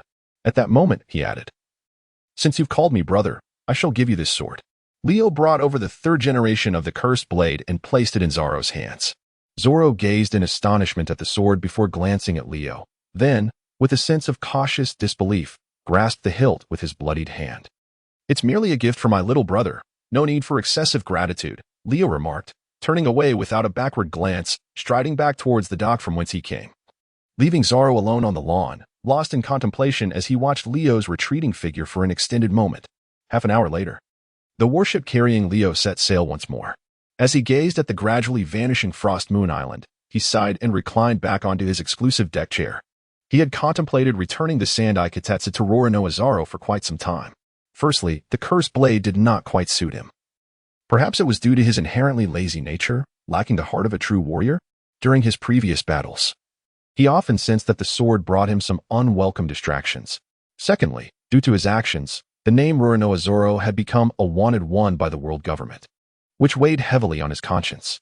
Moreover, this sword rightfully belonged to Zoro in the original narrative, although he could not return Shusui, as he distinctly recalled that it had been corroded by a certain Navy officer who had consumed the rust fruit. Such a fine sword should not go to waste. That afternoon, in Shell's Town, Leo returned to the first Abarak store he had opened, where he met with Rika before proceeding to Branch 153. It is worth mentioning that this establishment had been entrusted to Rika's mother, Lilica, 3 years prior. Furthermore, Rika's original food establishment, Foodfu, had been relocated next to the Abarak store, merging into a unified sales model that offered meals and beverages as bundled sets, resulting in a business that flourished far beyond its previous success. Meanwhile, within Branch 153, Lieutenant Leo. "Lieutenant Leo, have you returned to see us? How are things over in Rogtown? Is Lieutenant Dashki, Chief Nami, and Colonel Rippa doing well?" A throng of former colleagues from the Navy eagerly approached Leo, engaging him in lively conversation. Due to his affable nature, the younger officer was well liked by his peers. "By the way, what about Colonel Monka? I came to see him regarding some matters and to bring him a few items." After conversing with the sailors of Branch 153 for a while, Leo inquired. He had also come to bid farewell to Monka, who had taken good care of him during his years at the branch, making him forget the fierce and ruthless image of Monka from the original story, treating this middle-aged man as a cherished elder. "Ah, are you referring to Colonel Monka? A few days ago, we received word that the Black Cat pirates had been raiding several merchant ships in the vicinity. Colonel Monka personally took a warship out yesterday afternoon to apprehend them," a soldier replied. "The Black Cat pirates?" Upon hearing this term, Leo could not help but furrow his brow. After reflecting for a few minutes, he finally recalled all the details concerning this pirate crew. It seemed that Monka had undergone a sudden change in temperament after being attacked by this very pirate crew. What Leo remained unaware of, however, was that in the original narrative, Monka's naval fleet had been nearly annihilated by the cunning tactics of the Black Cat pirates, led by the treacherous Kuro. During that fateful battle, Monka had also fallen victim to hypnosis at the hands of the Black Cat pirates' formidable Zhangao, leading to a brutal injury that transformed him entirely. From that moment onward, he became a ruthless and tyrannical ruler. Had he departed yesterday afternoon? For some reason, an unsettling feeling lingered within him. Leo scratched his forehead, and after much deliberation, he bid farewell to the Navy personnel at the base and returned to the warship, setting sail towards the maritime territory frequently inhabited by the notorious Black Cat pirate crew. Half a day later, as dusk descended and the light faded into darkness, Leo activated the searchlight atop the observation deck, and at that moment, he beheld another warship anchored not far from the rocky islets on the vast expanse of the sea. "Lieutenant Leo, that appears to be the vessel from the 153rd Division." Upon hearing this, Leo grasped a pair of binoculars and surveyed the scene ahead once more. The deck of the warship was currently deserted, while not far from the vessel, a massive rocky islet glimmered with sparks reminiscent of the clash of sword against sword. Observing this, Leo, without a moment's hesitation, waved his hand and commanded, "Quick, bring the ship closer." "Aye, Lieutenant Leo." Chapter 90, The Spoon? The unbreakable defense of Leo. The battle on the rocky island raged fiercely. Over 100 naval soldiers clashed with pirates, the sounds of weaponry and shouts echoing relentlessly. However, in a mere moment, more than 10 naval sergeants at the forefront were suddenly struck down by an unseen assault, their bodies bleeding profusely as they collapsed to the ground. Monka cast a glance at the soldiers. He noticed 5 deep, gaping wounds etched into their exposed skin, resembling the marks left by a ferocious tiger's claws, with blood rapidly staining the rocky surface beneath them. When Monka regained his composure, a chilling gust of wind howled menacingly before him. An overwhelming sense of oppression enveloped him. And with no time left to evade, Monka instinctively raised his axe to block, but it was ultimately a moment too late. Under the onslaught of 5 razor-like strikes, 3 were deflected by the axe's blade, yet the remaining 2 still found their mark, lacerating Monka's arm that gripped the axe. Blood gushed forth, and the searing pain compelled him to instinctively release his grip, dropping the axe to the ground.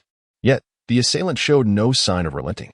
No one present could discern the figure of this foe. The ground bore witness to the claw marks he left in his wake. Where he passed, bodies lay piled high.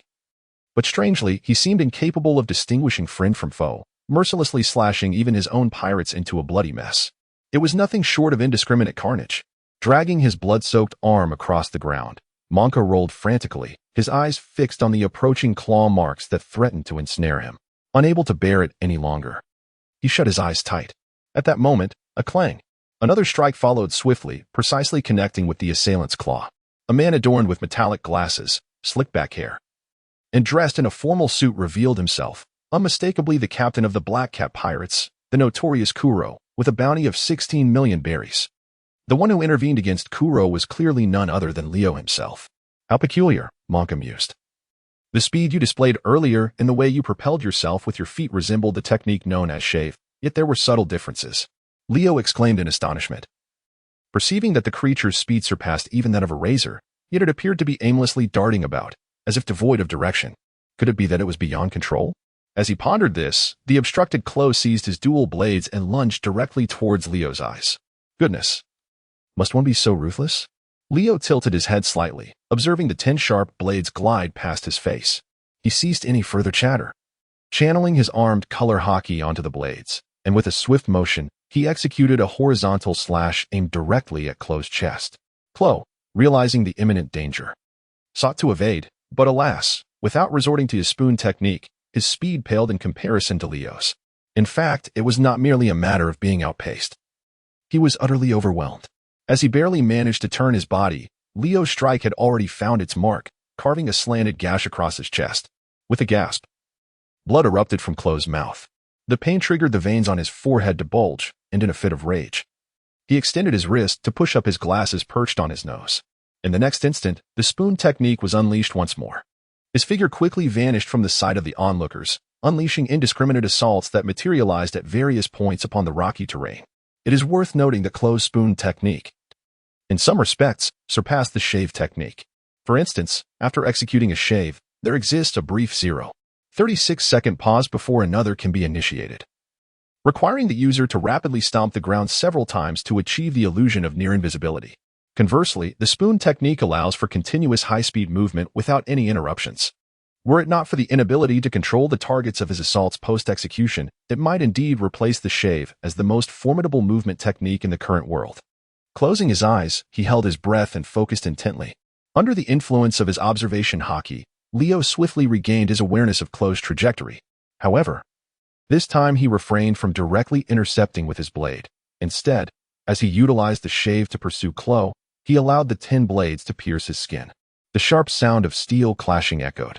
In the rear, Monka and the other naval soldiers were left astounded by the scene, as those 10 razor-sharp blades failed to breach Leo's skin in the slightest, striking him as if against stone. No matter how forcefully Clo thrust, he could not penetrate an inch. Seizing the moment, Leo swiftly restrained Clo's arms, delivering a powerful knee strike to the area where the blade had cut. The sickening crack of breaking bones resonated through the air.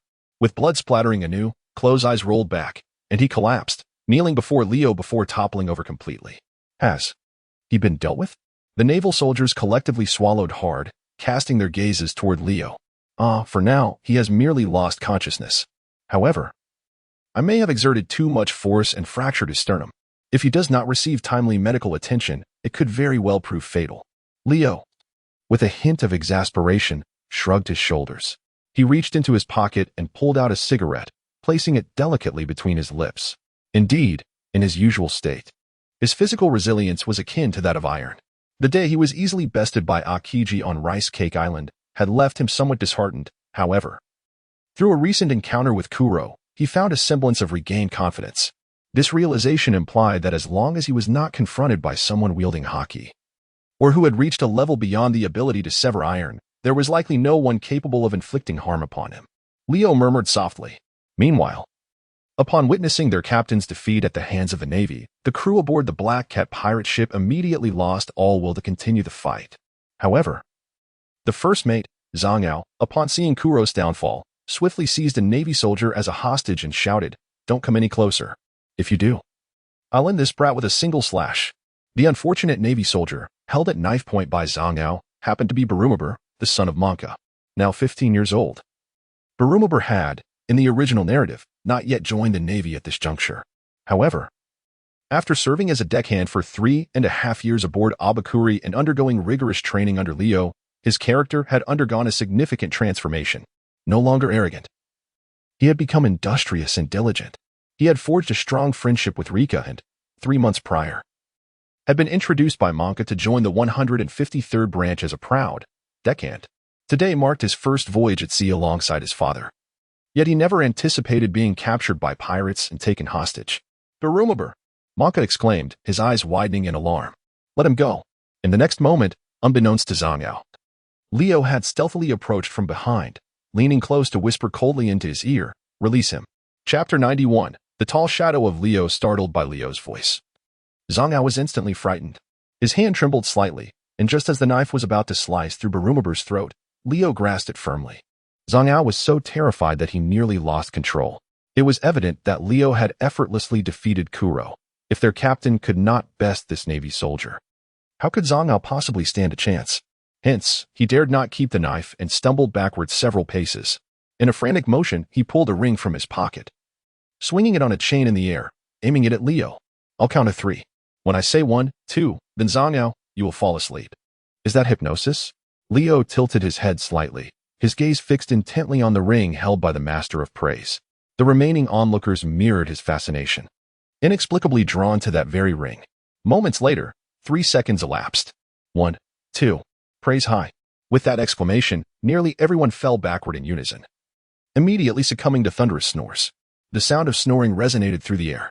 Leo, under hypnosis, mental state 10, temporary, exhilaration 3, temporary, is simply absurd.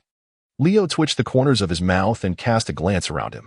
It was not merely the absurdity of his own polar reversal ability, nor was it the fact that the surrounding crowd seemed entranced by Zanga's hypnosis, but rather the sight of Zanga himself, the very practitioner of the hypnosis, lying on the ground, snoring.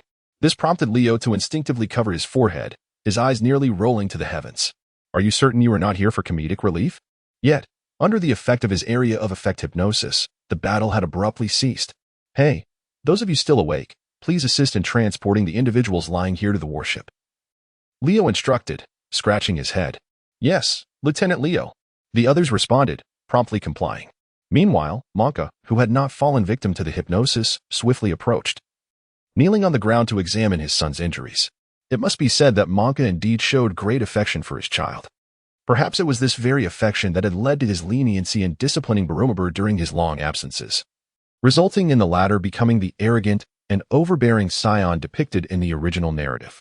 Had it not been for the subsequent chastisement from Zoro and Luffy, he might have faced imprisonment and impelled down. "Thank you, Leo." Monka expressed his gratitude with a deep bow. "There is no need for thanks. We are all colleagues. Moreover, when I first joined the Navy, I was fortunate to have your guidance," Leo replied. Monka's character prior to encountering the Black Cat pirates was certainly to Leo's liking. Now, having managed to resolve the situation with the Cat pirates at such a critical juncture, he felt a sense of relief and joy. "Uncle Monka, I have come to present you with a farewell gift. I am about to embark on the Grand Line, and it may be a long time before I return," he said as he produced a golden card inscribed with the words VIP member and adorned with the OBAC logo, extending it towards Monka. "What is this?" Monka inquired, puzzled. "It is a membership card for OBAC. With this, you can enjoy any beverage from their branches at your leisure." Leo has already communicated with the managers of each store. In total, he has created 5 cards. One was given to Ripa, another to Walding. Of the remaining 3, aside from the one he bestowed upon Monka, he intends to reserve one for Shun until they reach the Grand Line. Monka, delighted, accepted the card with a broad smile. Leo is well aware of the OBAC industry he has created. When you return next time, I shall invite you for a drink. Ah, Uncle Monka. Please take them back to the branch. I see that several individuals are still injured and cannot afford to delay their treatment. Leo spoke as he approached, lifting the unconscious Zango with ease. As for this group of pirates, I shall take care of them. I am en route to the Grand Line and will conveniently escort them to Impel Down Prison. Very well, Monka nodded, intending to say something further. But Leo continued without turning back. By the way, let the credit be attributed to you. When headquarters inquires, simply state that you were the one who vanquished the Black Cat pirates. I merely seek a portion of the reward. Silence ensued. Monka gazed at Leo's receding figure, his lips parting slightly, yet he ultimately refrained from speaking. He remained transfixed by Leo, increasingly perceiving the young man's silhouette as one of growing stature. Indeed, just as Lipa had remarked, Leo was always considering their well-being. He seemed to have remained unchanged throughout, regardless of the accolades he received.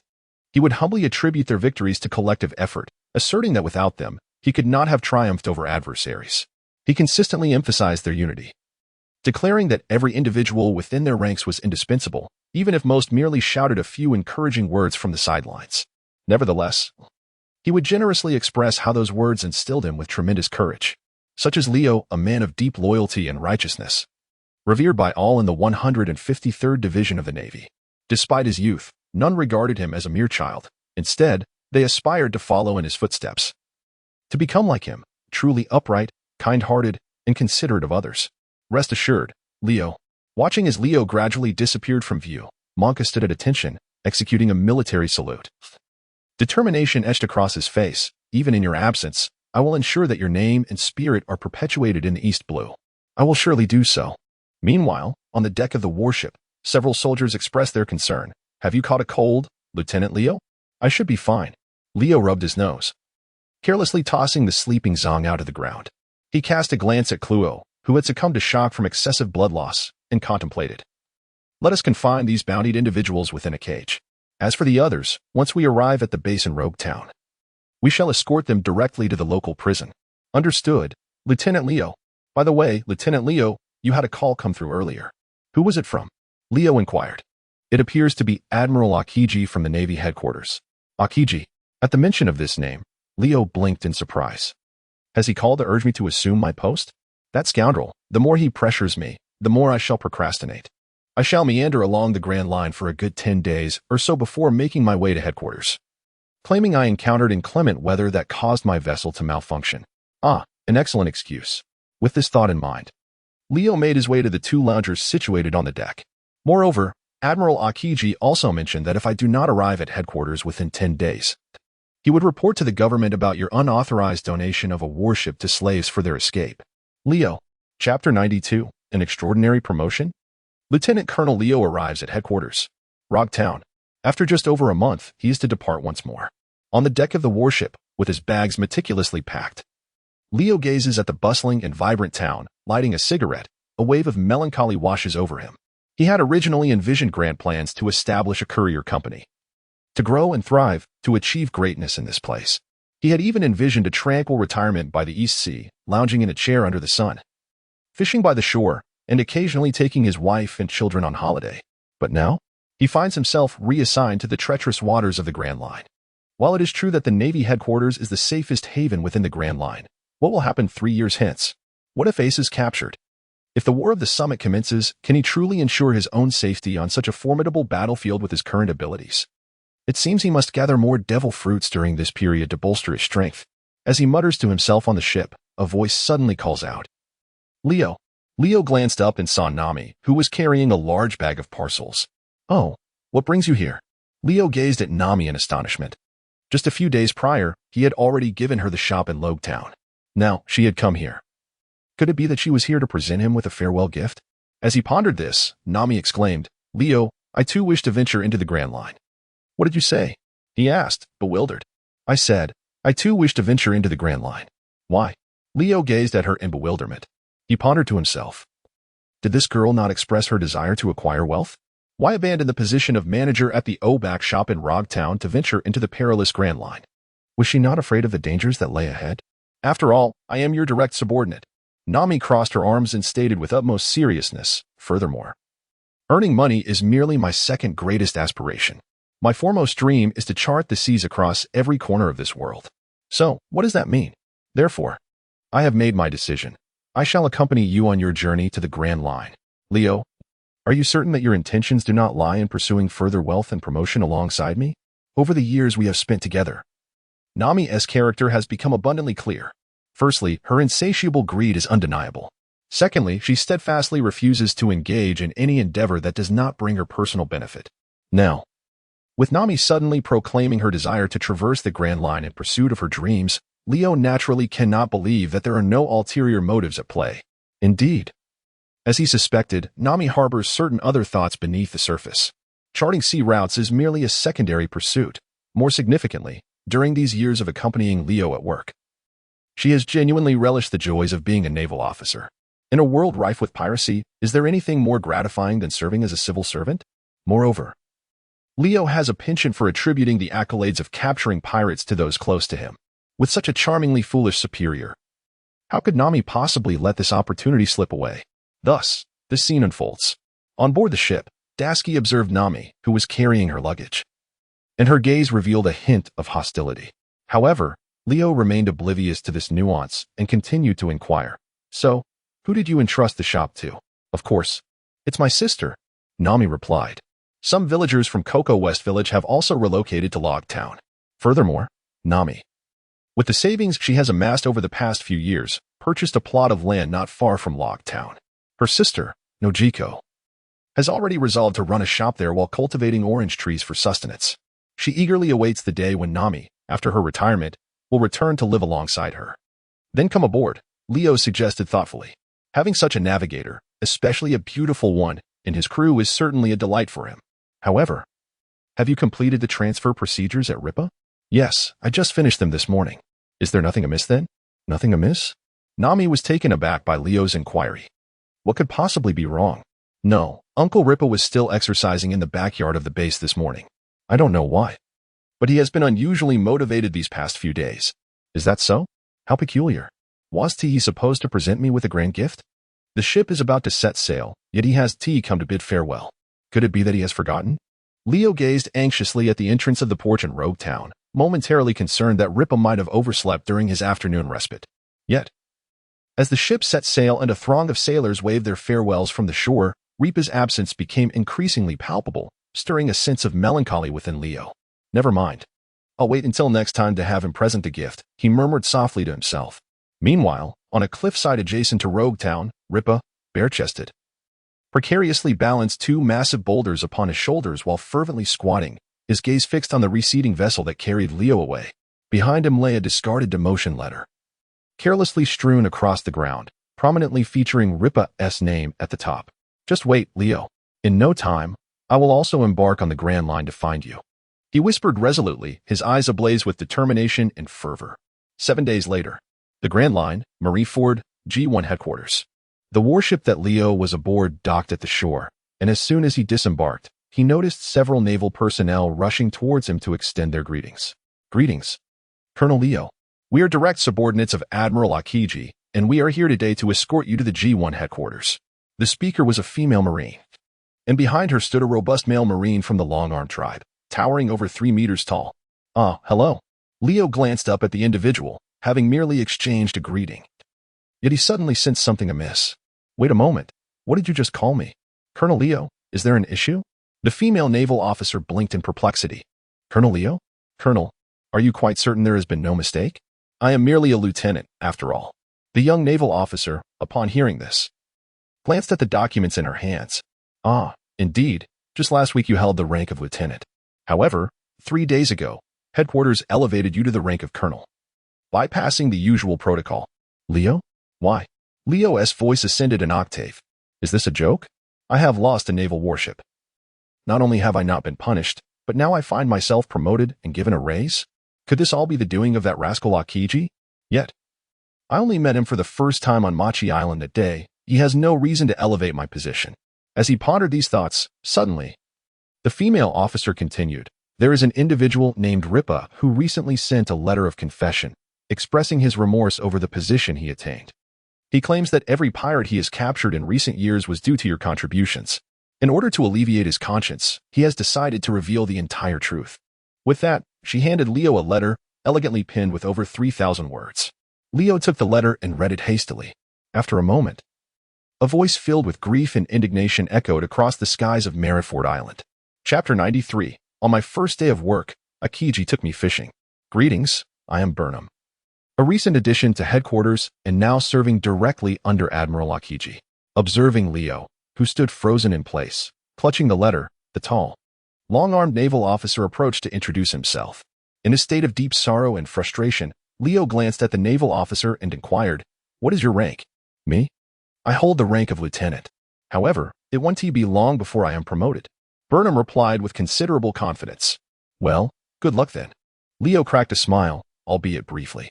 Goodness, to have been promoted to the rank of lieutenant colonel is utterly absurd. If, in 3 years, I were to ascend to the rank of major general or lieutenant general, would they not send me off to the front lines of war? Allow me to pose another inquiry. Is the training at headquarters rigorous on a daily basis? Indeed, it is exceptionally stringent. Burnham chuckled as he patted his arm, stating that each day from dawn till dusk, he must complete 2,000 push-ups, 2,000 sit-ups, 2,000 squats, in addition to running 100 kilometers. Leo, oh winky face. Goodness, are you the ultimate enhanced version of Saitama? After all, Saitama only does 100 push-ups and runs 10 kilometers every day. Yet his strength is already enough to obliterate stars. And what about you? Leo glanced at the fellow's head. You haven't even lost all your hair. Yet you aspire to be strong? Must I train in such a manner as well? Leo inquired once more. The thought of performing 2,000 push-ups daily seemed to him an endeavor that would likely leave him utterly exhausted. Each individual's training regimen varies, the female naval officer elucidated. Burnham possesses an extraordinary physique, thus his training intensity far exceeds that of the average soldier. Conversely, someone like Admiral Akiji scarcely engages in training at all. Leo, oh, that rascal Akainu, it seems he has mastered the art of slacking off even better than I have. It appears I must cultivate a better rapport with this old fellow, striving to join him in his leisurely pursuits. Now, let us proceed to the interior of the base. I shall give you a tour of the place where you shall reside in the future. Very well. Leo nodded. Behind him, Daisuke, Nami, and nearly 50 soldiers who had previously served under Leo followed suit. Before long, the group arrived at the dining hall. Leo cast a glance around, then remarked, compared to the dining hall in Rogertown and the 153rd Division, this place is indeed considerably larger. Upon reflection, this is hardly surprising. Having just taken a brief look outside, he noted that the base structures of Marinvondo dwarf those of Rogertown by at least 6 or 7 times. Coupled with the robust faculty strength, the grandeur of this dining hall is quite understandable. However, as their group of over 50 approached the serving window, eager to sample the fare before inspecting their accommodations, they were met with an unexpected sight. The hundreds of naval personnel dining within simultaneously set down their utensils, their collective gaze converging upon Leo and his companions. What is happening? Is there something on our faces? Nami and Daisuke felt a twinge of unease under the weight of countless stares, instinctively retreating slightly behind Leo. Could it be that their beauty has incited unwelcome intentions? At this moment, Leo made a jest. In truth, he discerned a hint of malice in the eyes of these individuals. However, he could not quite comprehend why they displayed such expressions. After all, were they not all part of the Navy? Could they not exhibit a bit more camaraderie? Fear not. For every newcomer is subjected to a bit of an initiation here. Yet, if you demonstrate your prowess over time, they will cease to trouble you, a female officer advised. Then quietly added, Burnham faced the same treatment upon his arrival, but as they witnessed his daily training regimen, they eventually ceased to challenge him. Goodness. Is this a customary rite at headquarters? Upon hearing this, Leo let out a sigh. While Burnham could demonstrate his capabilities through the volume of his training, he found himself at a disadvantage. Should I take some time to capture a couple of pirates for your amusement? The naval personnel here are so exclusionary. Unlike the camaraderie displayed by their 153rd Division, he had expressed a desire to refrain from participation, yet that wretched Akiji insisted on coercing him into compliance. Heaven forbid I encounter that old curmudgeon. If I do, I would surely unleash my fury upon him.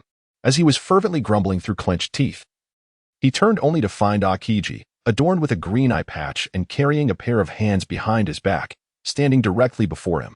This unexpected appearance compelled Leo to swallow his words and instead declare, I shall take matters into my own hands. Why would you resort to such violence against yourself? Have you committed some grave error? Inquired Daisuke and Nami, flanking Leo on either side. Leo. Oh, good afternoon, Uncle Ji. Leo smiled awkwardly as he greeted Akiji. Akiji glanced at Leo and then yawned, saying, "You finally made it. After lunch, let's head out for a maritime patrol." "So soon?" Leo widened his eyes in disbelief. "I just arrived, and my luggage isn't even set down yet. And you expect me to work? Have you no sense of humanity?" Just as he contemplated refusing, he heard Akiji add with a casual tone, "The weather is quite lovely today, perfect for a nap. Please be sure to take me along." Leo responded directly, "Good heavens, are you already planning to take me out fishing on the very first day?" Akiji truly deserves his reputation as the most amiable among the three admirals. He possesses striking good looks and a stylish haircut, qualities I deeply admire in him. Half an hour later, after a brief tour of the opulent headquarters and witnessing the extravagant wealth of Marine Ford, Leo inquired about Cheyenne's whereabouts in the dormitory. However, after some investigation, he discovered that Cheyenne's elite class had seemingly embarked on a maritime journey for their graduation assessment. This revelation stirred a sense of anticipation within Leo. Having spent over 3 years honing his skills in the elite class at headquarters, just how formidable must Cheyenne have become? Surely, he must surpass even the CP9 from the original narrative. With several changes of clothing in tow, Leo stepped out of the dormitory. To his surprise, upon arriving at the warship, he heard Akiji, lounging at the edge of the deck, remark, "Do you wish to join the elite class? I can recommend you." "Leo, please. Do not." "What a joke, training in an elite class. Are you trying to put me in jeopardy?" "Oh." Upon hearing this response, Shinji scratched his backside, then donned his eye mask and simply lay down on the ground to take a nap. Upon witnessing the scene, Leo was momentarily taken aback. Before he too approached and found a spot to unfold the foldable recliner he had brought along, imitating the others as he reclined upon it. Thus, the deck presented a rather amusing tableau. Three the surrounding naval personnel were left in astonishment. The cohort brought by Leo, along with those originally loyal to Akiji, gazed at the two who had swiftly succumbed to slumber with an expression of peculiar curiosity. These two individuals, are they perhaps father and son?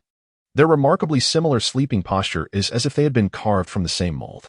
At last, I comprehend why, on that day at Machi Island, Admiral Akiji remarked that this child bore a striking resemblance to him, as one of Akiji's direct subordinates observed. Chapter 94. Joker's underground trading market. The principle of justice upheld by Akiji is one of lethargic righteousness. As the name suggests, it is simply about being lazy. Unless engaged in combat, he perpetually dons his eye mask and finds himself reclining in various eccentric positions to rest. Interestingly, Leo adopts a similar demeanor whenever he embarks on a voyage. While Dasky navigates the ship, he reclines. When Dasky directs the soldiers in procurement and transportation, he remains in a prone position. Even when Dasky fans him and feeds him, he continues to lie down. In essence, apart from moments of battle, he's almost always at rest.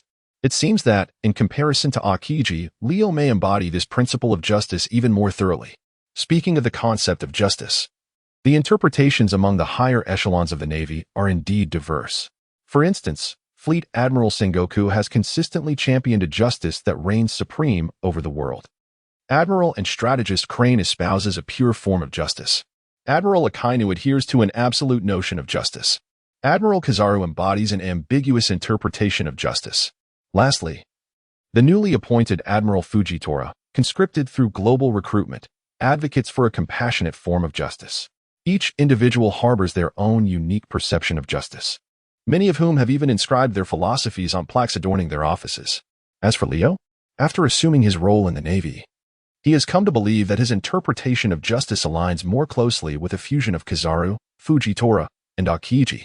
Lethargy is certainly a defining characteristic. Additionally, his ambiguity signifies the capricious nature of his sense of justice. He is not a rigid individual incapable of adaptation. He deftly discerns when to enact justice and when to feign blindness. As for Fujitora's compassion, Leo embodies unparalleled righteousness. Even as a pirate, he extends a helping hand to Ace, graciously covering his meal expenses. Is there anyone more virtuous than him? If I were to inscribe a plaque, it would read "Justice at Will." I do not seek your opinions. My perception of justice is what matters, and your voices hold no weight against it. How imposing. With such thoughts, my mind drifted into a state of complete emptiness.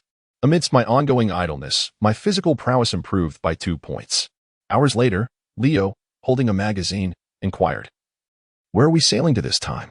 The now awake Akiji removed his eye mask and yawned, responding, We are to investigate matters concerning the underground trading market. The underground trading market? Leo echoed. Indeed, Akiji replied, propping his head on his hand and reclining as he addressed Leo. Recently, there has been a surge in arms smuggling and illegal slave auctions across the globe. The pirates we apprehended refer to this as the underworld. According to the data we have compiled, this underworld seems to have spread its influence worldwide, not limited to the Grand Line, but extending even to the four seas. Kuya, the female marine who previously guided Leo and his companions, interjected, her expression grave as she read from her gathered materials.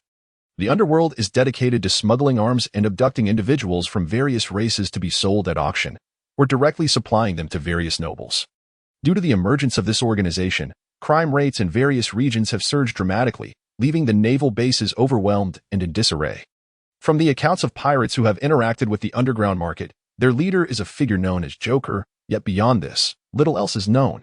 Hence, the headquarters has dispatched a vice admiral for a thorough investigation. Joker? The underground trading market? The mention of Leo Light immediately brings to mind none other than Don Quixote da Flamingo, one of the 7 warlords of the sea. While he may have perused the original work, the admirals, including Akiji, have not. Should he reveal that Joker is indeed da Flamingo, how would he justify his knowledge to others? There would be no plausible explanation. Thus, he tentatively inquired, "So, Akiji, from where do you intend to commence your investigation?" Akiji responded with a hint of skepticism. "You cannot possibly be embarking on this expedition without any clues or direction, can you?"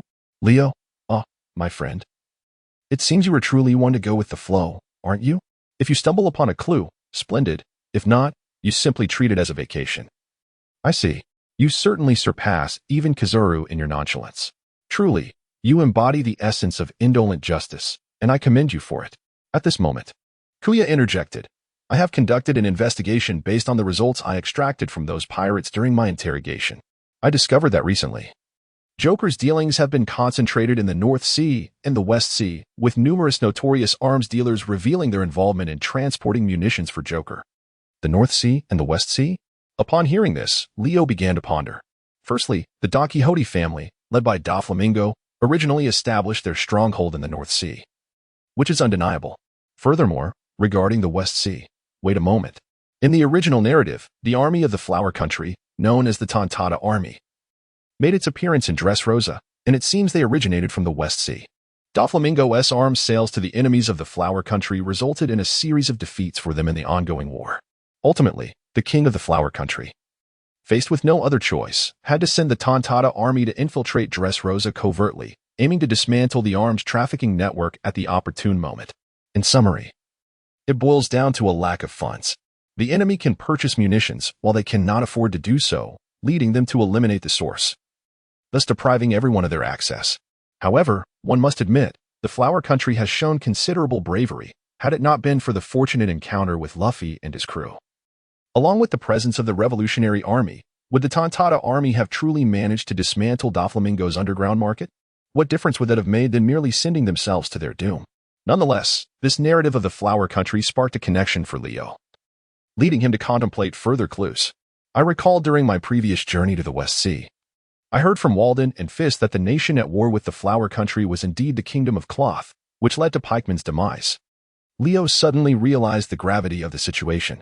In a formidable commercial nation like the Kingdom of Fabric, which dominated the entire textile trade of the West Sea, what could the Flower Kingdom possibly offer in comparison? Relying on selling flowers? In this era, the common folk are struggling to afford even their daily meals. Who would indulge in purchasing flowers? It would be more prudent to abandon the endeavor altogether. Yet, it was precisely due to this dire predicament that the king of the Flower Kingdom, in utter desperation, conceived such a futile plan to send his subordinates to Dressrosa to meet their doom. I believe I have discerned where to seek the clues. After contemplating for a moment, Leo suddenly addressed Akiji and Kuya. Do you possess any leads? Kuya inquired, her expression one of surprise as she gazed at Leo. Akiji also adjusted himself into a more comfortable position, awaiting Leo's elaboration. I happened to learn about a case in the West Sea. The Kingdom of Fabric has seemingly engaged in numerous arms transactions with the underworld. I believe we can initiate our investigation from this angle. Are you suggesting that we travel to the Kingdom of Fabric in the West Sea and interrogate the royal family and nobility there? Kuya's demeanor appeared somewhat disheartened upon hearing this, for one must consider the immense difficulty in probing into the royal families of allied nations. Even if they were willing to cooperate, do you truly believe they would divulge the specifics of their transactions? Certainly, we shall not be venturing to the kingdom of fabric. Leo chuckled and remarked, coincidentally, the noble from the kingdom of Bougie, Magellan, is currently confined within the depths of Impel Down prison. Chapter 95, A First Encounter with Magellan half a day later, at Impel Down prison. Long time no see, Magellan. A figure nearly 5 meters tall, adorned with 2 formidable horns and clad in a black uniform, emerged before the assembly. He cast a glance at the towering figure of Admiral Akiji, who stood nearly 3 meters, then shifted his gaze to Leo, who was a mere 1 meter 85, along with Nami and Daski, both in their early 20s. He then withdrew his gaze and inquired, "What brings you to Impel Down?" "I came to seek a prisoner and ask a few questions," Akiji replied. However, scarcely had his words left his lips when several nearby naval soldiers suddenly collapsed to the ground, their bodies convulsing as if seized by an epileptic fit. "Ah, my apologies. I forgot to warn you. My gastrointestinal condition has been rather poor lately. The odor following my visits to the restroom has intensified tenfold," he said, gesturing helplessly towards the restroom behind him. The naval officers accompanying Akiji instinctively covered their noses at his remark. Meanwhile, the prison guards on Magellan's side promptly retrieved gas masks from their uniforms, suggesting that this was not their first encounter with such circumstances. "Rest assured, as long as we carry away those who have fainted for a brief respite, they shall awaken in a few hours," Magellan continued with evident regret. Such as Magellan, the user of the poison fruit, a paramecia-type devil fruit. Ever since he consumed this cursed fruit, he transformed into a being of poison. The carbon dioxide he exhaled was laced with toxic fumes, contaminating any food he might consume, resulting in nearly 10 hours of diarrhea within a 24-hour span. Furthermore, anyone who came into contact with him would be infected with toxins, evoking a sense of sorrow within Leo. How could Magellan ever hope to find a wife? After a year of marriage, he had yet to hold her hand, only for her to announce her pregnancy. The mere thought of such a scene was overwhelmingly beautiful. Alas, you are indeed a pitiable soul. Leo could not resist stepping forward to pat Magellan on the thigh. Upon witnessing this scene, all the surrounding guards were utterly astonished, their eyes widening in disbelief as they exclaimed, "Do not touch him. It could cost a life. Be cautious. Quickly wash your hands. Cut off your hands." Leo, seemingly unscathed by the venom's corrosive effects, experienced an enhancement of skin resilience by 2. The inhalation of toxic gas temporarily augmented his strength by 10, agility by 10, reflexes by 10, and mental fortitude by 20, while also permanently improving his mucus secretion function by 1. However, as Leo stood there, appearing completely unaffected, astonishment washed over the faces of the onlookers. How could this be? Was he truly unharmed? Magellan, with a look of disbelief, remarked, "You are impervious to my poison?" Stepping forward, he grasped Leo's arm. "Stay calm, Warden. You should be reduced to mere bones." Indeed, the prison guards echoed in shock. Yet, Leo continued to gaze up at Magellan with an expression of indifference, leaving everyone utterly bewildered. Was he truly that formidable? Perhaps he was enveloped in a layer of hockey? No, it was clear he had not utilized hockey. This observation came from Hannibal, the deputy warden of Impel Down, whose grotesque appearance featured an exaggerated jaw and a protruding belly akin to a balloon. At that moment, he regarded Leo, firmly held by Magellan, with a mix of trepidation and awe. This individual was evidently withstanding the poison solely through his physical resilience. As the others turned their gazes toward Leo, they noted that the Navy uniform he once wore had been entirely corroded, revealing sinewy muscles that showed no signs of deterioration despite the venom's touch. Not only had his physique remained intact, but there was also no trace of the expected black hue indicative of hockey. Such musculature and physical prowess suggested that he had undoubtedly endured rigorous training throughout his life. The prison guards were left speechless, while the Navy soldiers looked on in disbelief. Des Bones, too, was taken aback. From a young age, Leo has been known for his rigorous training? What a jest! Aside from the period when he was reluctantly compelled to train upon joining the 153rd Division, ever since his promotion to captain, he has not been seen engaging in training again. However, observing Leo's robust physique, Daski couldn't help but feel a profound sense of intrigue. How has he achieved this? You truly are a remarkable individual. Magellan chuckled heartily, giving Leo's shoulder a hearty slap. Leo mused, "This fellow, if he truly cannot secure a wife in the future, might he seek me out for a duel?" Magellan's sudden shift to a more amiable demeanor left Leo feeling somewhat disconcerted. The cost of a uniform was 15,000 berries, a fact that Kuya reminded him of from the back. It was then that Magellan, returning to his previous stern countenance after a brief moment of joy, cleared his throat and queried, "So, what brings you here?" The group collectively sighed. "Haven't we already stated our purpose? We are here to question the criminal." Leo interjected, "Are you even paying attention to our esteemed Admiral Akiji?" 10 minutes later, in the first level of Impel Down, in the infernal realm known as Hell's Flames, encountering the man imprisoned in the cell for the first time, Leo first confirmed the loss of the man's right hand, noting that his left hand bore only a thumb and an index finger, before tentatively asking, "Mosiah?" Mosiah, curled up on the ground with a vacant stare, lifted his head slightly upon hearing his name. "Who are you?" "I am the brother of Rummel, the one who reduced you to this state," Leo replied with a grin. As soon as the words left his mouth, an eerie silence enveloped the air. Mosiah clenched his teeth, the sound of grinding teeth echoing in his fury as he glared at Leo, standing outside the bars. "What do you want here?" "Oh, I simply wish to inquire if you know the true identity of the individual who supplied arms to your country," Leo responded. "Are you referring to Joker?" "Indeed." "Of course I do not know what." "You claim you do know," Mosiah exclaimed. "What? Are you saying Joker is one of the 7 warlords, Don Quixote da Flamingo?" Mosiah protested. "No, when did I ever say that? Is there something wrong with your hearing?" Yet, despite Mosiah's bewildered expression, Leo continued nodding to himself. "I see, so it is he. This is truly astonishing." Not far away, Akiji and Magellan, still at a distance from Leo's prison, were intrigued by his animated demeanor. "Has he managed to extract information?" "Not sure, but it seems he might have," one replied. "Really? I believe I just heard the name of a warlord." "What?" "The 7 warlords." Upon hearing this trio of words, fear swept across the faces of the group. The 7 warlords, if there were indeed connections to the warlords, the implications of the interests at stake would be monumental. In that fleeting moment when they all doubted their own ears, Leo suddenly took a step forward, extending his right hand into the cell. Almost instantaneously, a piercing scream echoed through the air.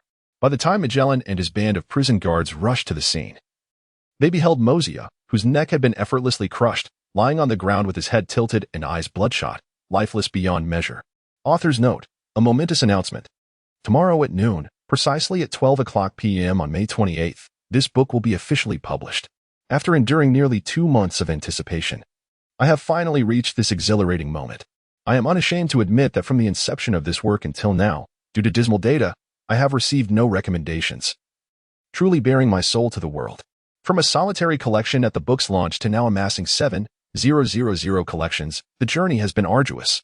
For the sake of passion, I've persevered through this lengthy ordeal. Had I been an ordinary person, I might have given up long ago. Yet, I chose to persist. Not for any other reason but for the delightful readers who vote for me each day. I am grateful for those who have encouraged me with messages since the early days of this book, like the supportive Yael, who frequently cast precious recommendation votes, Teacher Chineth, who corrects my typos on Penguin Reading, the dashing Xiaojun, who was the first to reward this book, and all who have contributed monthly votes. I have been closely observing you all through the writer's back end, paying attention to every critique and word of praise. Therefore, I sincerely wish to express my gratitude. It is your companionship that enables me to continue pursuing what I love. I shall refrain from further rambling, although I am aware that the book's performance is rather lackluster. Writing novels inevitably involves a period of struggle. The launch is set for tomorrow at noon, with 7,000 collections, surely 200 initial subscriptions is not too much to hope for? Of course, if I cannot even achieve a subscription ratio of 35:1, I will simply accept my fate. In any case, I hope that my dear readers who are still following this book will consider subscribing. I do not wish to impose on those who are financially constrained, but for those with a little spare change, a month's subscription costs merely 6 or 7 RMB. Far less than a cup of coffee. Wouldn't you agree? Thank you. Chapter 96, Astonishment.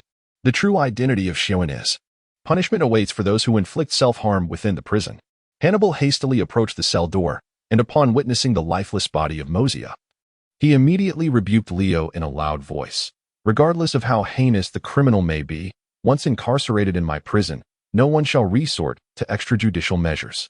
But I did not resort to extrajudicial measures, Leo protested, unable to suppress a look of innocence as he pouted, feigning grievance. He was the one who asked me to come closer, wishing to speak further with me. Then why did you extend your hand inside? This is clearly premeditated murder. I did not. He claimed he wanted to shake hands and make amends. Who could have anticipated that as soon as I reached out, he would bite me, fearing retaliation? I merely acted in self-defense. It was not intentional. You. The guard stood in disbelief, pondering the absurdity of Leo's justification. Just as Hannibal was about to counter his argument, Kazara suddenly interjected, "Oh, is that so? If it was indeed self-defense, then you cannot be blamed." The crowd was left bewildered. Indeed. One cannot simply stand by and allow a prisoner to assault oneself without retaliating. The other naval officers began to chime in support. Exactly. You weren't harmed, were you? Colonel Leo? Come, let me have a look. Oh dear, your finger is bleeding. Where's the doctor? Quickly, summon a physician. Hannibal was rendered speechless, and similarly. Due to Kazaro's intervention, Magellan found himself at a loss for words. He merely ordered the cell to be cleaned and had Mosia's body dragged away like a dead dog to the 4th floor for incineration, thus bringing matters to a close. As they prepared to leave, Leo discovered Bucky's cell amidst the inferno of the Red Lotus hell. Ah, it seems we meet again. Leo? Bucky. Oh, I have already been imprisoned. Do you still intend to show me no mercy? Bucky averted his gaze, unwilling to meet Leo's eyes. After all, the distance between the cells was not great, and he had witnessed the harrowing scene of Leo inadvertently taking Mosia's life with utmost clarity. Do not be afraid. I shall not bring you harm. Leo opened his mouth, revealing a row of neat, gleaming white teeth. Yet, to Buggy's eyes, that smile appeared increasingly sinister. As anticipated. In the next moment, a large group of naval personnel rushed to his cell, carrying a stool. Buggy exclaimed, "What on earth? Where's the unicycle?" He was still in disbelief when, not far away, Magellan, with a serious demeanor, rapidly approached, holding a unicycle. "Goodbye. Do come back to play." As they approached the entrance of Impel Down, the guards waved their hands, reluctantly bidding farewell to the ship in the distance. Among them, Domino and the young Suddy. As female guards could hardly tear their gaze away from Leo's bare torso. In contrast, Hannibal's attention flitted wildly between Das Bones, Nami, and Kuya, his eyes seeming to yearn to pierce through the naval uniforms they wore. Meanwhile, the other guards were engrossed in discussions about the circus performance Leo had just shown them, pondering how life in Impel Down would become much more entertaining in the near future. That fellow named Leo from the Navy truly was a remarkable person. Simultaneously, on the deck of the warship, Akiji posed a question to Leo. Why did you have to kill that person? Earlier, while in Impel Down, he had stepped in to protect Leo, but that did not mean he would shy away from inquiring about the matter. After all, he was now Leo's immediate superior, and it was essential for him to grasp the thoughts and actions of his subordinate. Was it because he had a vendetta against my brother? Leo replied, asserting that he had no intention of deceiving Akiji. He was merely stating the truth. Mosia was indeed one of the primary culprits behind Pikeman's demise. The thought that such a villain might evade justice and potentially escape from prison alongside Luffy 3 years hence was utterly intolerable. Consequently, the majority of his motivation for eliminating Mosia stemmed from this very concern. As for the remaining 20%, it was naturally to silence him. Leo had cleverly directed the investigation towards Don Quixote Doflamingo using Mosia as a pawn, but should Mosia choose to deny his involvement, it would jeopardize Leo's narrative. Thus, from any perspective, Mosia had to perish. Akiji nodded in acknowledgement of Leo's reasoning, having previously heard accounts of Pikeman's exploits from him on their journey. So, are we to conduct our investigation directly on Doflamingo's territory? Leo inquired. Of course not, Akiji replied, shaking his head. The territory of the 7 warlords cannot be combed through without an official search warrant from the world government.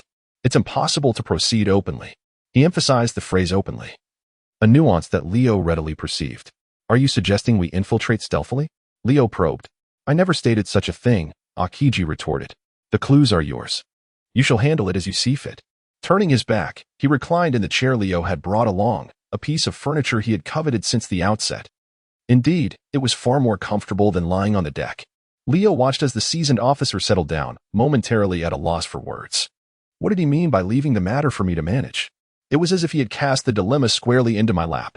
If it weren't for his status as my superior and my respect for age, I would, by the way, remember not to make too much noise.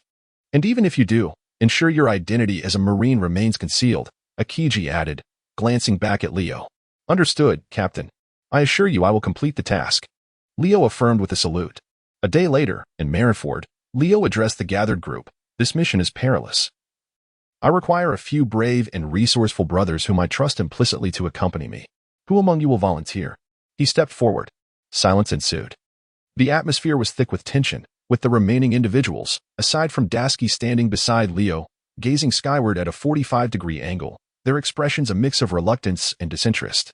Leo, good heavens, I have been providing you all with ample sustenance at the base, and now, in this crucial moment, everyone falters? Is that it?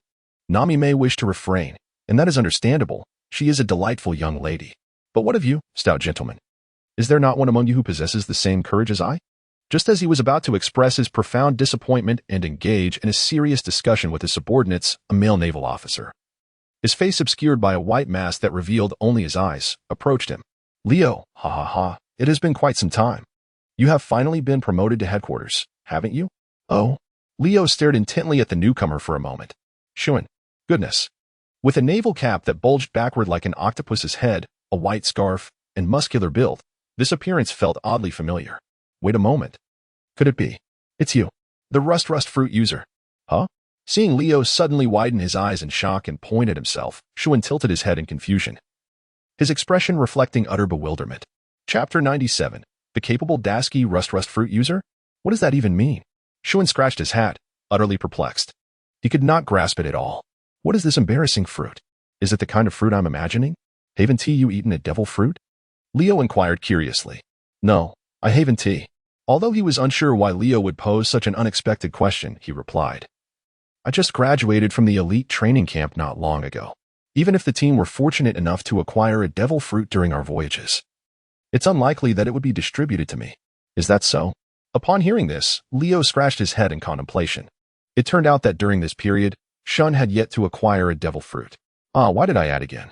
Nevertheless, another question crossed my mind. After a brief pause, Leo inquired anew. What question? Why do you wear a mask?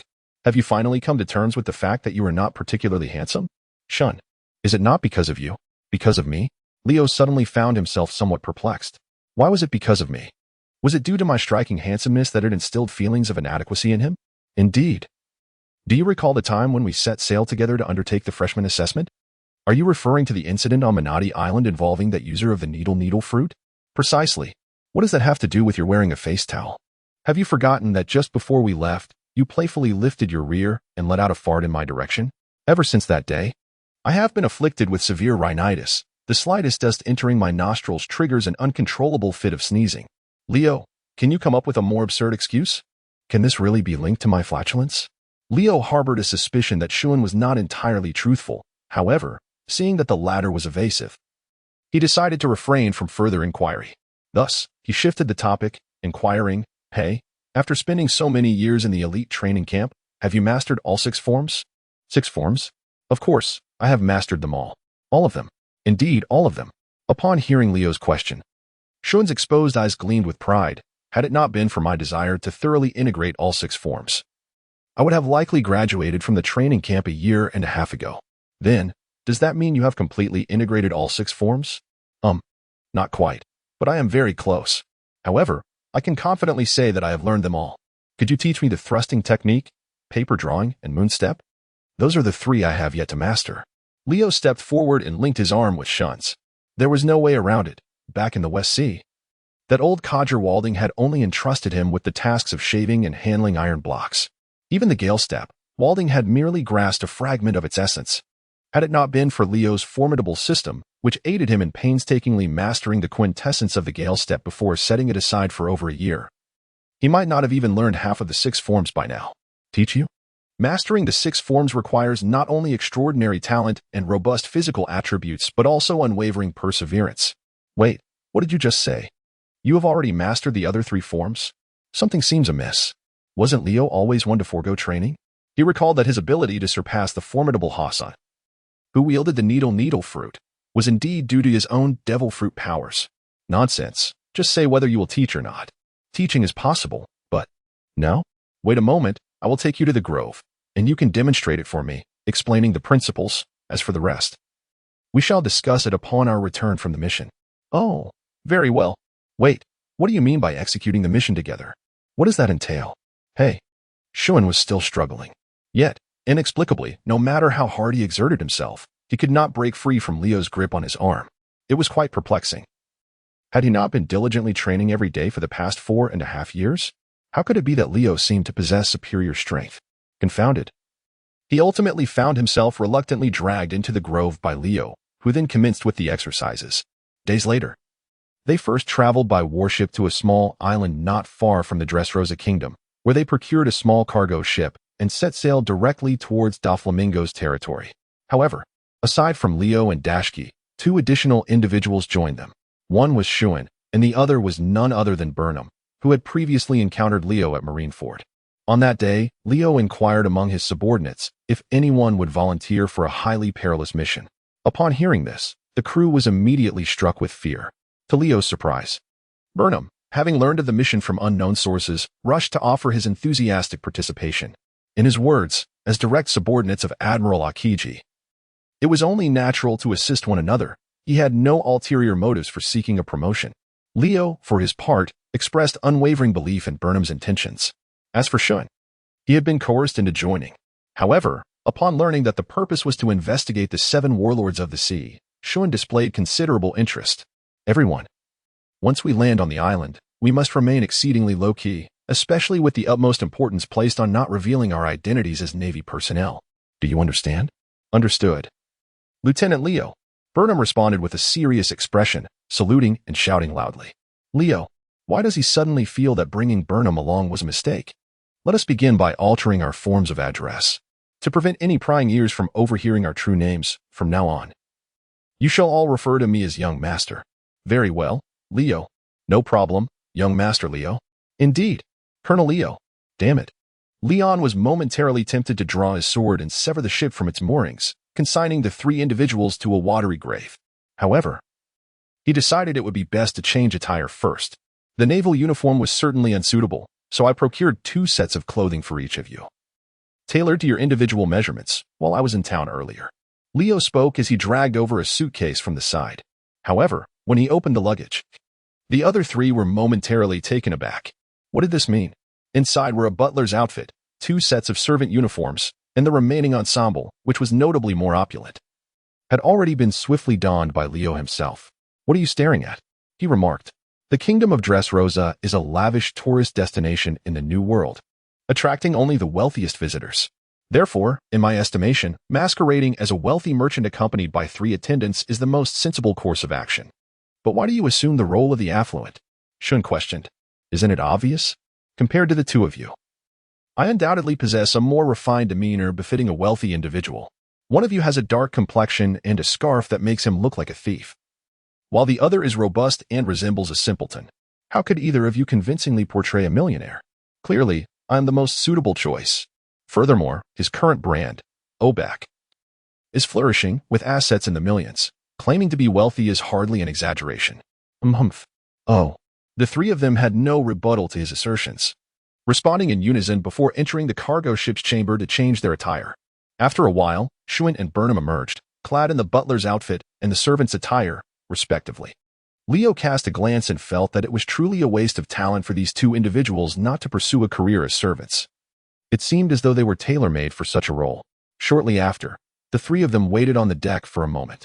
When Dasky, clad in a maid's outfit, emerged from the cabin, all 3, including Leo, were instantly captivated. The black stockings and ultra-short skirt accentuated her long legs, which were elegantly perched upon high heels.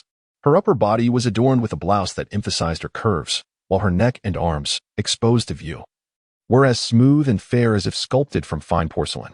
Leo instinctively swallowed, exclaiming, Daki, you have truly changed. In what way? Upon noticing Leo's intense gaze, Daki shyly turned her head aside, lightly brushing a strand of hair behind her ear. You have become more capable than before. Leo spoke thus. Chapter 98, Dressrosa. 2 hours later, on Dressrosa Island. Dear visitors, please keep your belongings close and follow me in an orderly fashion. At the entrance of the main city, a male tour guide, beaming with enthusiasm, waved a small flag and warmly introduced himself to a group of newcomers. Meanwhile, Leo, Dasky, Shoin, and Burnham naturally blended into the crowd. After paying the entrance fee of 100 berries per person, they eagerly entered the city and immediately began to explore with unrestrained enthusiasm. To be honest, anyone who visits our country will be enchanted by these few wonders. The guide, proudly leading the way, began to extol the virtues of his homeland. First, the captivating fragrance emanating from the myriad flowers scattered across the island. Second, the world-renowned array of delectable cuisines. And the third. The guide paused for dramatic effect. What is the third? Please tell us. The tourists clamored.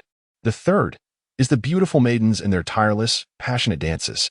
Upon hearing this, the men clenched their fists, and the atmosphere instantly surged with excitement. Leo, Dasky. Leo, winky face, What is so captivating about beautiful women? They are not healthy at all. Indeed, my lord, let us search for a restaurant to dine instead. Dashi approached and playfully pinched Leo's arm. However, in the next moment, the tour guide continued, "Oh, I almost forgot.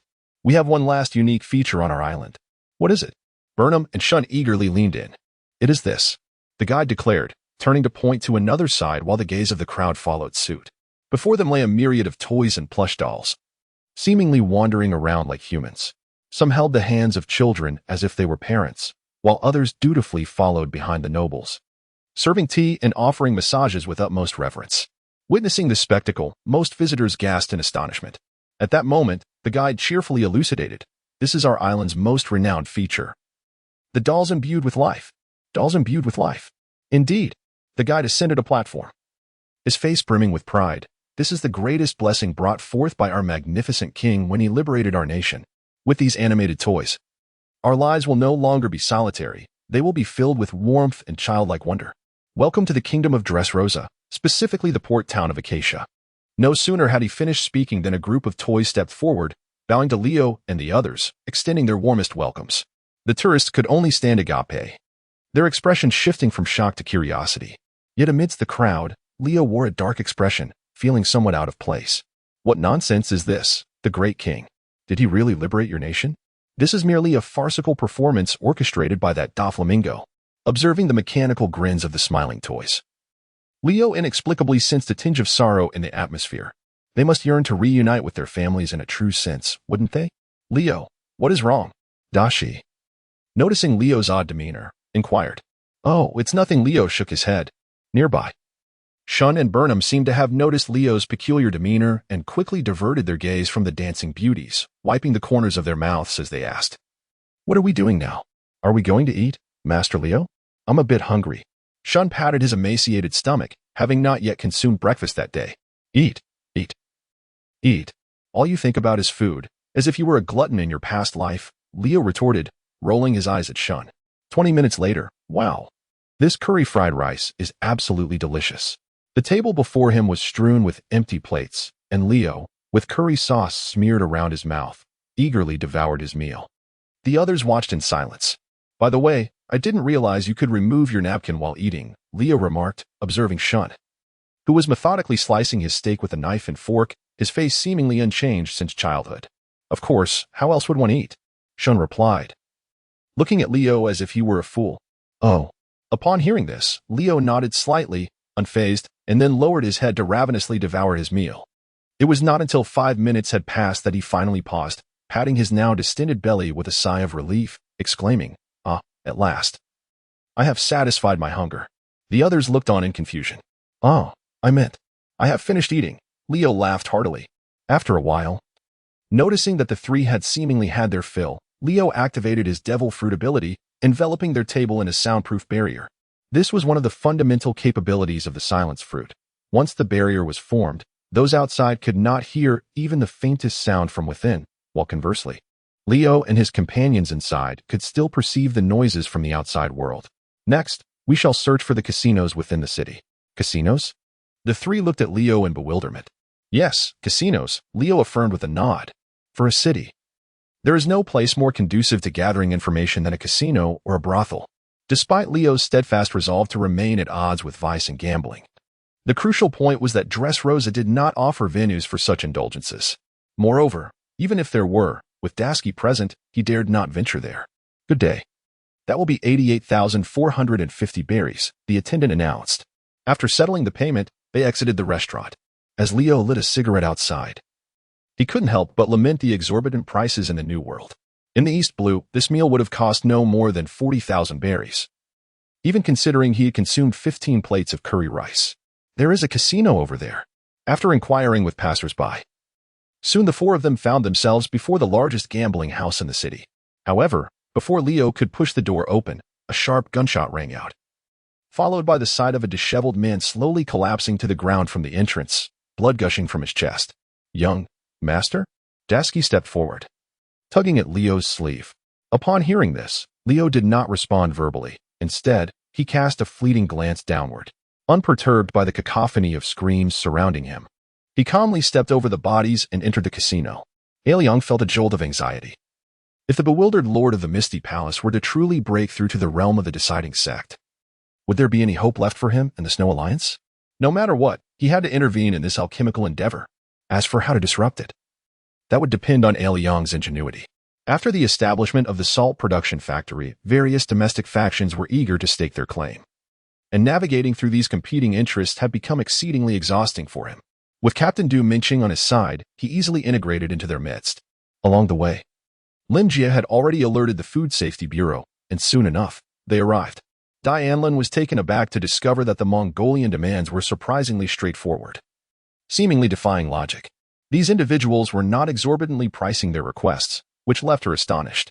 "Give me a little more time." Long Tianyi gritted his teeth, his expression somewhat grim, the veins on his forehead visibly throbbing. In the eyes of the Earth Sage shone a glimmer of reverence. A formidable being capable of forging such a contract deserved his respect.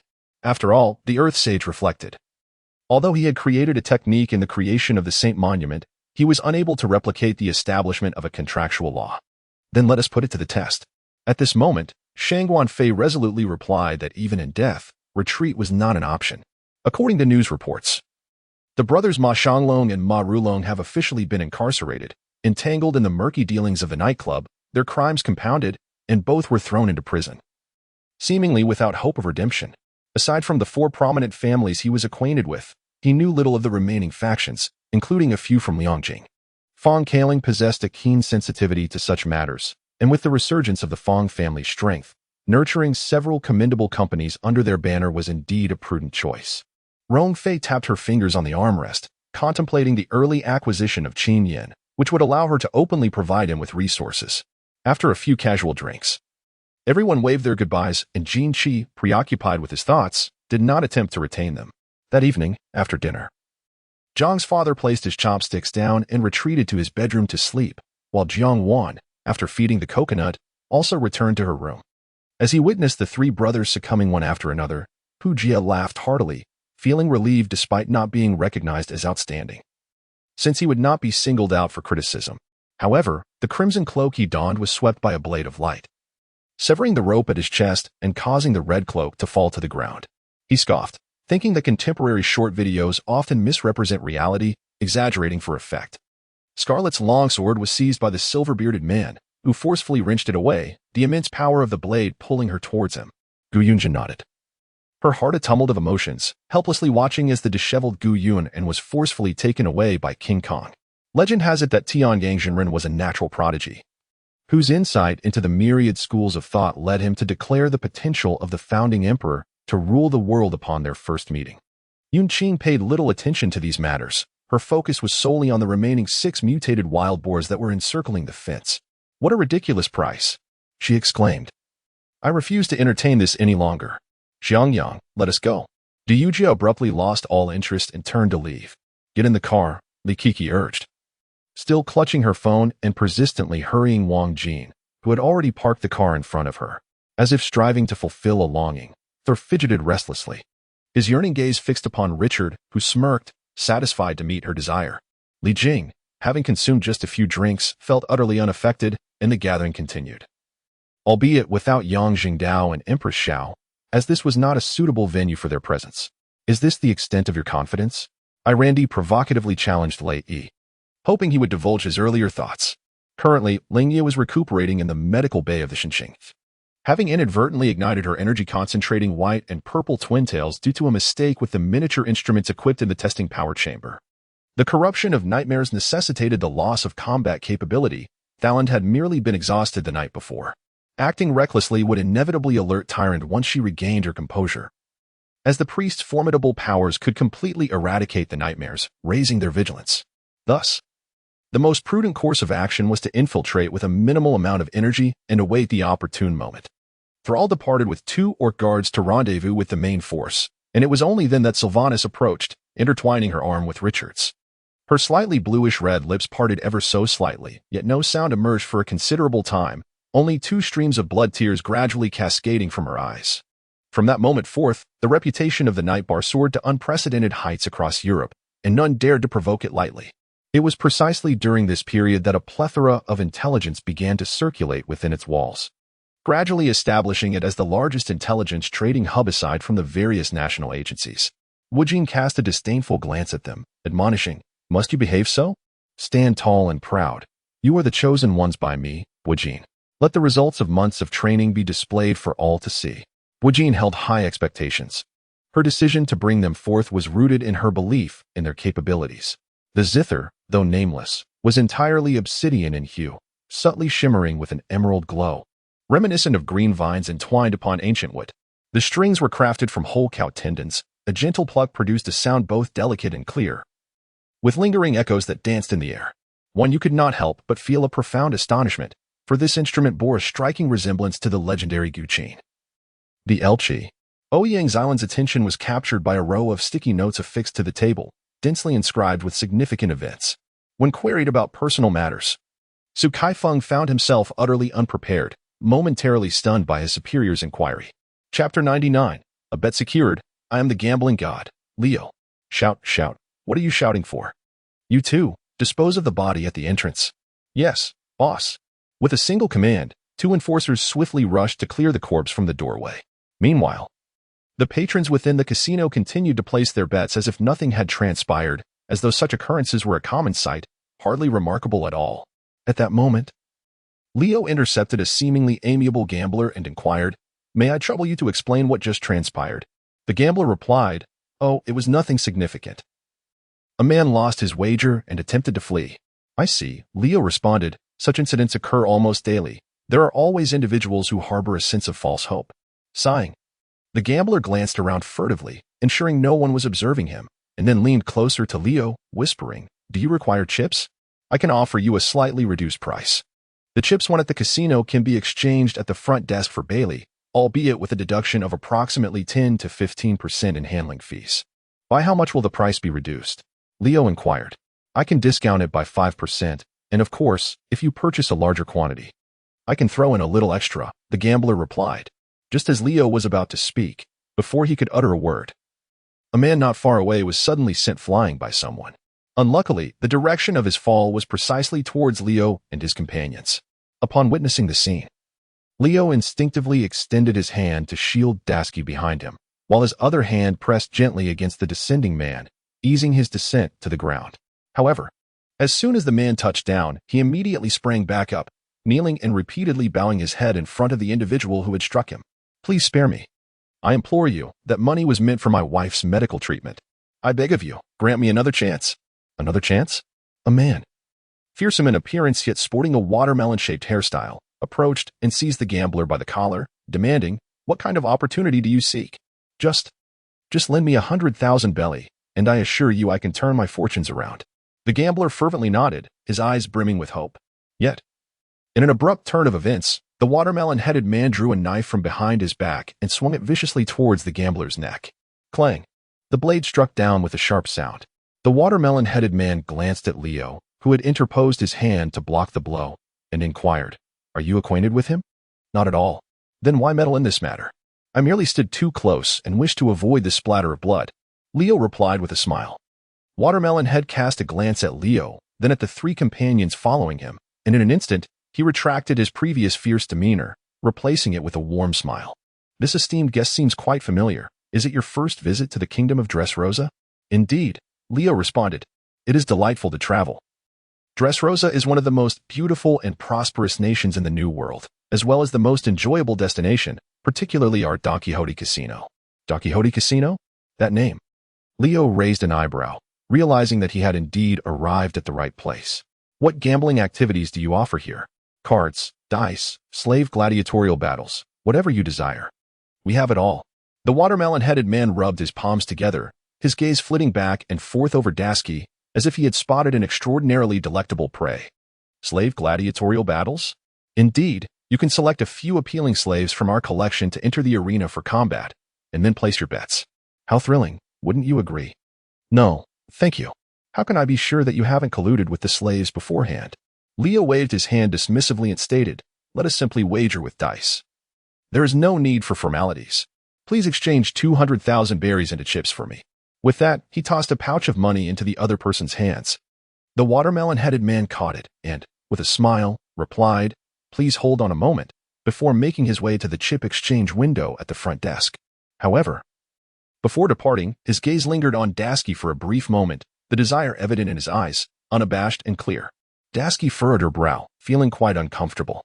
Leo gently patted her shoulder and said, it's all right. If he dares to act out of line, I assure you he will meet a most dreadful end. Dasky, Leo, is this a hint of jealousy?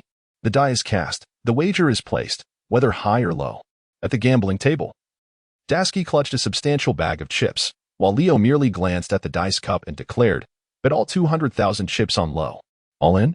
Dasky was somewhat taken aback. If this were to end in loss, would not 200,000 belly be lost? Considering her monthly salary amounts to merely 400,000 belly, the thought of Leo's money potentially going to waste inexplicably tugged at her heartstrings. Do not fear. Trust me. Leo cast a confident glance at Dasky. With a nod of trust, Dasky placed all her chips on the small bet. As anticipated, when the croupier lifted the dice cup, the 3 dice revealed the numbers 2, 2, and 4, confirming the small outcome. What a remarkable victory, earning 200,000 belly in an instant, exclaimed Shun, who stood behind Leo. Overjoyed, Dasky rushed forward to assist Leo in gathering the winnings. Yet, this was merely the prelude to an even greater spectacle that awaited. Leo smiled and advised Dasky not to rush into placing the bet, awaiting the dealer to shake the dice once more. He then declared, this time, I shall wager 400,000 belly, all on the high. With the previous demonstration fresh in her mind, Dasky had no lingering doubts about Leo's judgment. Swiftly, she pushed the 400,000 chips onto the high bet. In the next moment, the dice cup was unveiled, revealing the numbers 1, 1, and 5, once again, a high. Dasky could hardly contain her excitement, nearly leaping from her spot. Calm down, continue, Leo instructed. Bet exactly as I say. This modest sum is hardly sufficient to satiate my appetite. Leo smiled softly, simultaneously unleashing his observation hockey to its utmost extent. His intention was rather straightforward. By continuously amassing chips, he aimed to capture the attention of the casino and draw out the individuals lurking in its shadows for negotiations. After all, this establishment belonged to the Don Quixote family. Should Don Quixote da Flamingo personally make an appearance, it could significantly expedite his endeavors. Though he was well aware that such a possibility was rather slim. 5 minutes later. Big or small? Big. Oh my heavens, he has struck again, gasped the onlookers. Once more. Big or small? Big. He won again. After nearly 10 consecutive victories, the table before Leo was piled high with chips. And the dealer's complexion had turned a shade of ashen gray. Sir, this time, are we betting big or small? Come on, you must tell us. We wish to follow your lead. Unbeknownst to him, the table where Leo stood had become encircled by a throng of eager spectators, all clamoring to stand by the gambling prodigy, hoping to capitalize on his luck and reap some rewards. And this time? This time it's a 3 of a kind, 3 sixes. With a smile, Leo instructed Dasky to place all the chips, exceeding 100 million berries, on the leopard. The sound of swallowed saliva echoed around. The leopard? Indeed. It was the leopard. The odds stood at 6 to 1. If luck favored them once more, they could amass over 600 million berries. Everyone was completely engrossed, their eyes fixed on the black dice cup on the table, fearing they might miss any thrilling moment. Meanwhile, the dealer responsible for shaking the dice was trembling, beads of sweat trickling down as he reached for the dice cup. Leo was certainly aware that the dice had indeed been shaken by the dealer to reveal 3 sixes. There was no other choice. After successfully predicting the outcome of 9 consecutive bets, Leo sought to reclaim the over 100 million belly he had lost. Thus, he cunningly decided to wager on a rare triple. After all, who in their right mind would bet on such an unlikely outcome? Yet, Leo did just that. What was he to do now? The thought of facing the consequences after losing 700 million belly nearly made the dealer faint from anxiety as he wiped the sweat from his brow. Just then, a moment of realization struck him. Wait. The watermelon-headed man, who had been observing Leo from a distance, suddenly approached with a dozen henchmen in tow. Chapter 100. An unexpected proposition. Wait. The watermelon-headed man drew closer with his entourage. The surrounding gamblers hastily parted ways, clearing a path for him. May I inquire what brings you here? Leo was the first to speak. Sir, you must not be an ordinary person, correct? The watermelon-headed man replied with a smile. His tone direct and unambiguous. What is your purpose in causing a disturbance at our casino? What purpose? Leo retorted. I am merely an ordinary person. Leo shrugged his shoulders. His expression one of innocent bewilderment, as if he were utterly oblivious to the unfolding situation. The considerable fortune he had just amassed was merely a stroke of luck. Watermelon Head twitched the corner of his mouth, veins beginning to throb at his temples. At that moment, a subordinate approached and whispered a few words in his ear, prompting Watermelon Head to slightly temper his demeanor as he said, Let us ascend.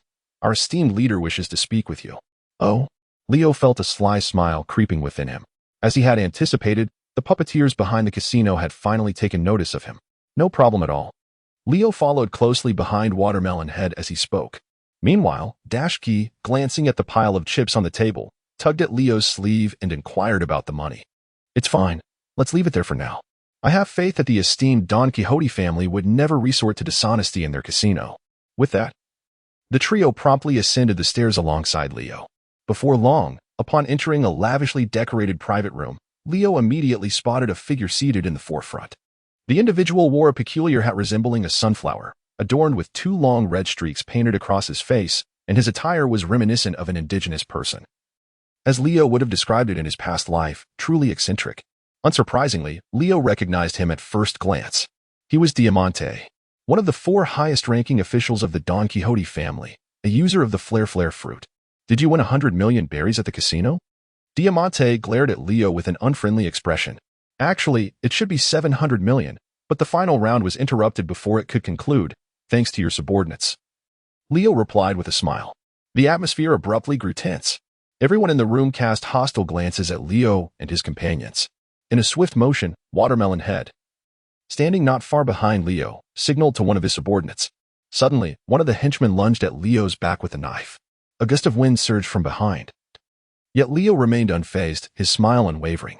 In the next moment, Shuan stepped forward, blocking the henchman's strike with his arm, and fixed him with an icy glare. Do you wish to die? The henchman, taken aback, thought, this man's gaze is terrifying. However, before he could utter a plea for mercy, Shuan swiftly jabbed a finger into his arm, leaving a gaping hole the size of a fingertip. The henchman's anguished cry echoed, prompting the others to draw their weapons. Preparing for battle. My friend, is this how you treat your casino guests? Leo inquired with a smile, directing his question at Diamante. Diamante exchanged glances with Leo, then waved his hand, signaling his men to withdraw. At that moment, only Leo, Shuan, Dashki, Burnham, Diamante, and Watermelon Head remained in the room. I shall be direct, Mr. Diamante. I have come on behalf of my country to propose a transaction with your family. A transaction? What sort of transaction? Diamante, with one eye wide and the other narrowed in surprise, looked at Leo. I hail from the kingdom of the West Sea, the land of flowers. Leo stepped forward and took a seat directly opposite Diamante. You are undoubtedly aware that our adversarial nation, the Kingdom of Bush, has recently acquired a substantial cache of arms, which has placed us in a rather precarious position. My purpose for visiting this time is to procure a batch of the latest weaponry from Joker. Wait. Who informed you that our Don Quixote family has ties with Joker? The man with the watermelon head interjected. The depths of the underground trading world reside in shadows. The connection between Doflamingo and Joker is known to almost no one, save for a select few capable individuals within their family. The watermelon-headed man clearly did not grasp the full extent of Leo's words. I apologize for my indiscretion. Leo lightly tapped his fingers on the table, expressing his disinterest in the matter at hand. I am merely here to make a purchase, he stated, indifferent to the implications of Joker. I wonder, Mr. Diamante, if you would be amenable to taking on this order? The purpose of his journey to the kingdom of Dressrosa was undoubtedly to seek evidence against Don Quixote Doflamingo, the very essence of Joker. Now that he had established a connection with Diamante, Leo sought to leverage this relationship, hoping to glean some pivotal information during their transaction. You wish to procure arms in the underworld? I could facilitate that for you, but I must request a deposit beforehand. A deposit, you say? Would 700 million berries suffice? Leo inquired with a smile. Beside him, the watermelon-headed man instantly squinted his eyes. 700 million berries. The chips I just won at your casino will serve as the deposit you mentioned. Upon witnessing the arms in person, I shall pay the remaining balance. With that, he leaned back, produced a cigarette, and requested Dasky to light it for him. Huh?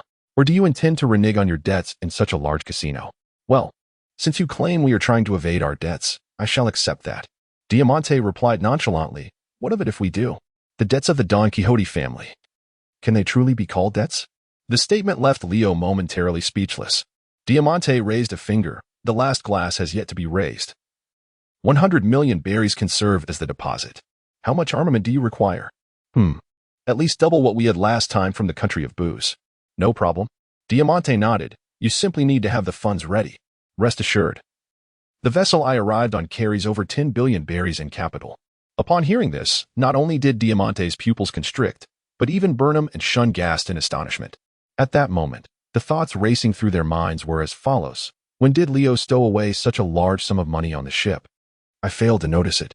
Is Leo's Obac beverage shop truly that lucrative? This seems implausible. After all, I am the manager of a beverage establishment myself.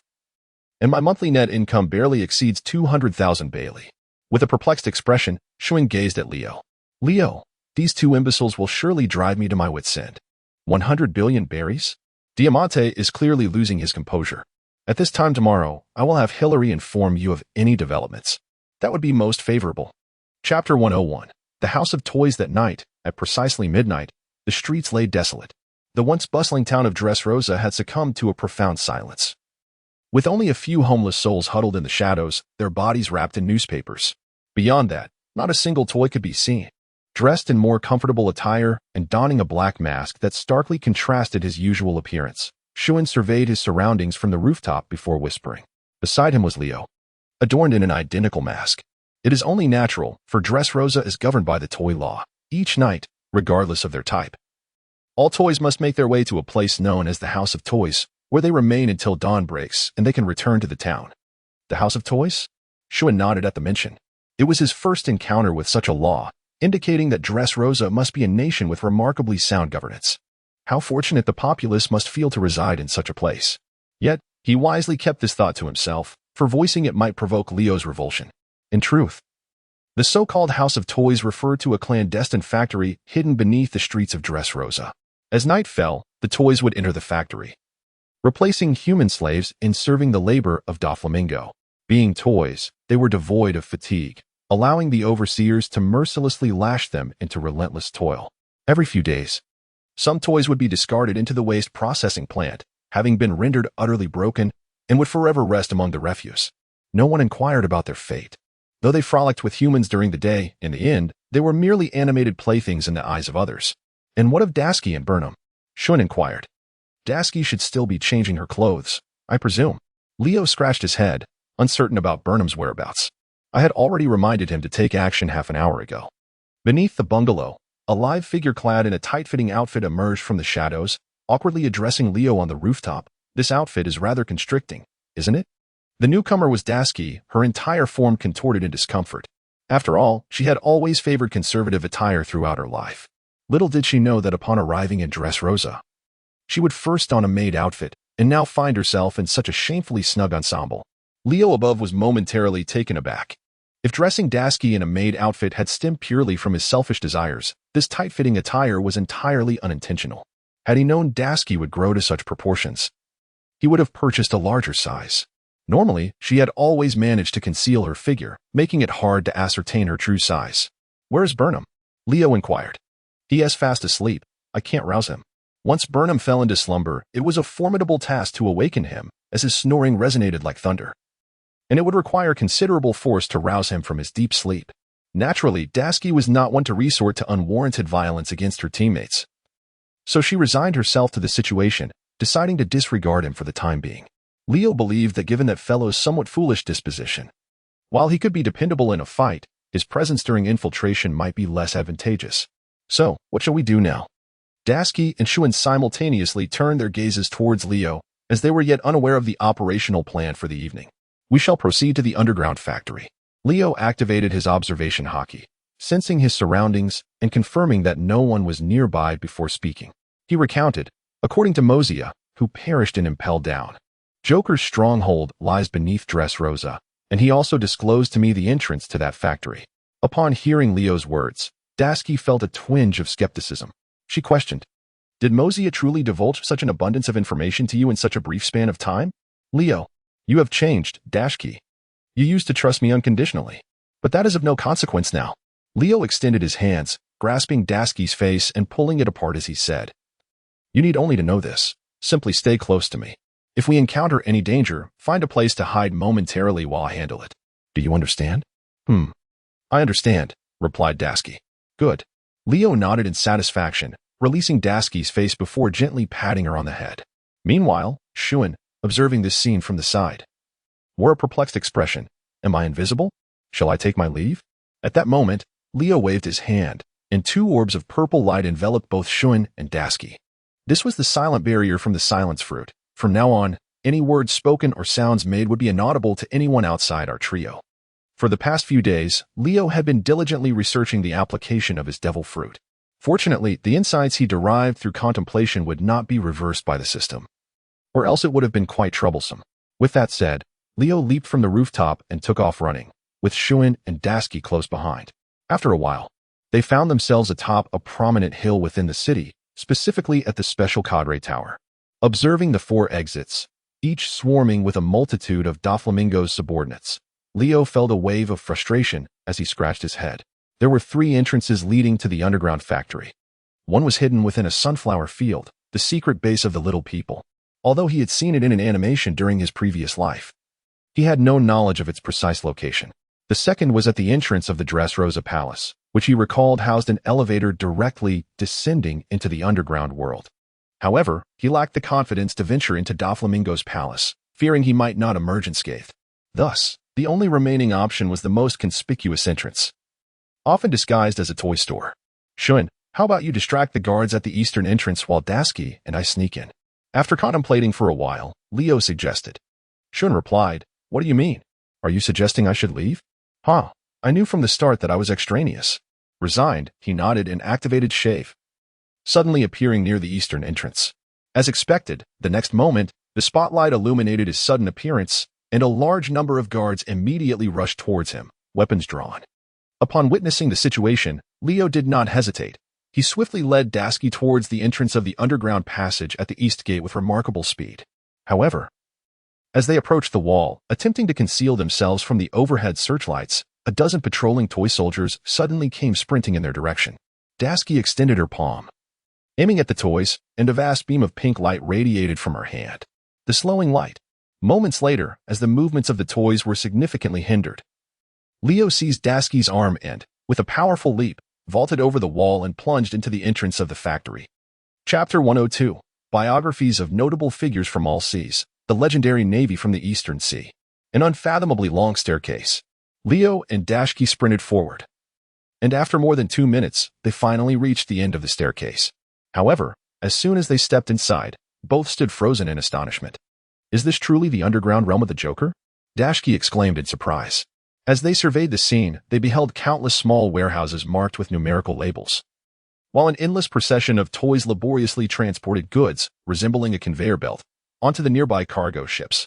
It seemed as though their tireless efficiency had been pushed to its utmost limits. Leo glanced up at the towering rock face above him, which loomed approximately 20 meters from the ground. His gaze shifted towards the numerous pirates who were relentlessly whipping the toys, compelling them to labor diligently. Swiftly, he pulled Dasky into a nearby warehouse designated as number 15. Indeed, these ruffians were fervently orchestrating the frantic transportation of arms, all in preparation for the impending trade with us tomorrow. Due to the soundproofing, Leo spoke without lowering his voice, addressing Dasky directly. "I believe this is merely the outermost armory of the underground world. As for the Smile Factory and the trading port, I suspect they must be located near the inner exits." "Smile Factory? What is that?" Dasky inquired, her confusion evident as she looked at Leo. Upon hearing this, Leo was momentarily taken aback, then cleared his throat and explained. In fact, Mosiah had mentioned. Just then, as they were conversing, a soft sound echoed through the air. The warehouse door was pushed open. Leo quickly pressed down on Dasky's head, and the two of them crouched behind a large stack of goods. I sensed that about a dozen toys had entered. Once they had moved all the boxes, I would ignite this place with a lighter. If the armory were to explode, it would undoubtedly cause a tremendous commotion. I must admit, His decision to enter the casino during the day to lure out Diamante was remarkably astute. Otherwise, this group would not have hurriedly gathered all the arms near the transport ships in the underground world at such an hour. Was this not preparation for the transaction set for tomorrow? However, just as he finished speaking, one toy inadvertently knocked over a row of shelves, causing a plethora of boxes to tumble down, crashing onto Leo's back and the back of his head with a series of dull thuds. The toys responsible for transporting the arms were immediately terrified, frantically seeking refuge behind the shelves, while they prepared to pick up the scattered boxes of arms, only to come face to face with Leo and Dasky. Leo, the toys. Oh, Dasky, sluggish light. You must be outsiders, right? Inquired the nearest teddy bear to Leo. Leo, the people of Dressrosa would never venture into this place, the teddy bear said as it approached, straining to pull the box off Leo's back with its furry front paws. You must flee quickly. When the regulators arrive, you will surely perish here.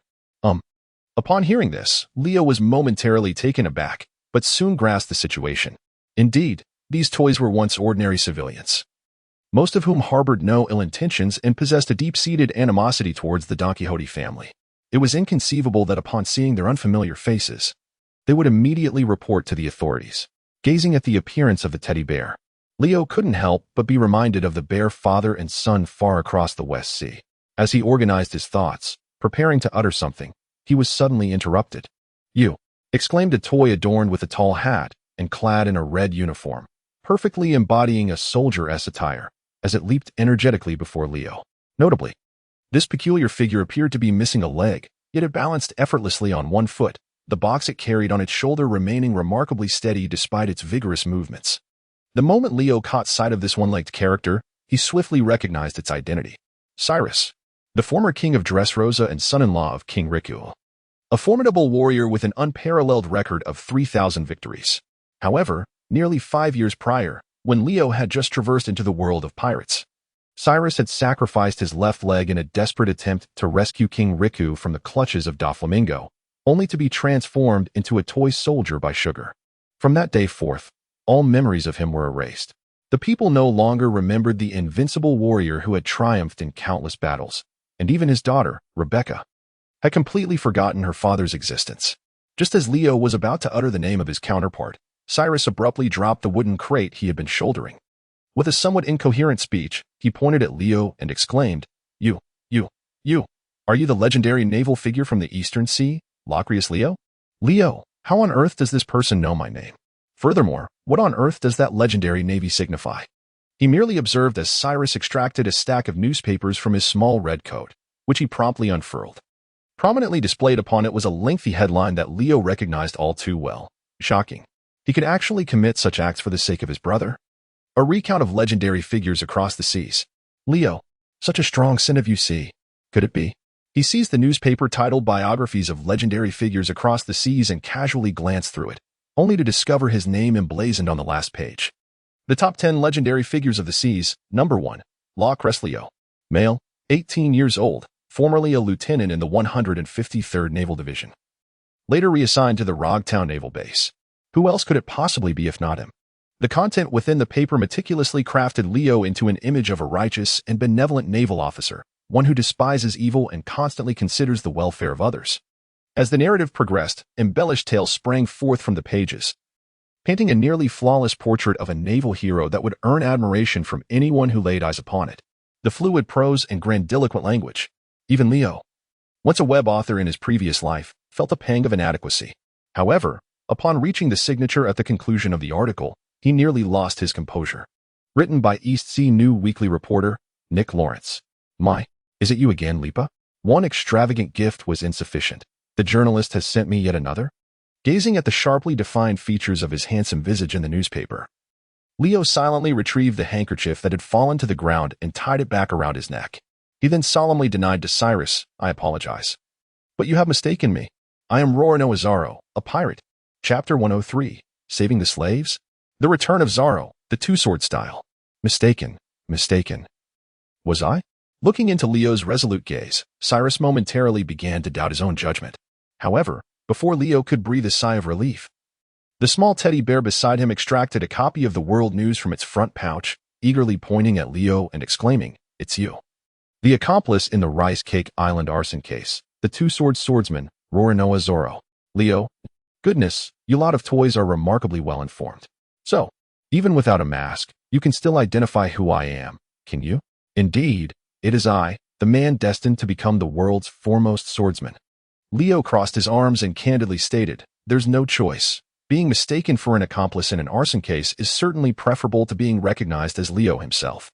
I certainly do not wish to be on Doflamingo's radar. Could it be that this woman, equally masked, is the other accomplice in the arson case, the notorious female thief? Dasky pondered, am I truly so well known?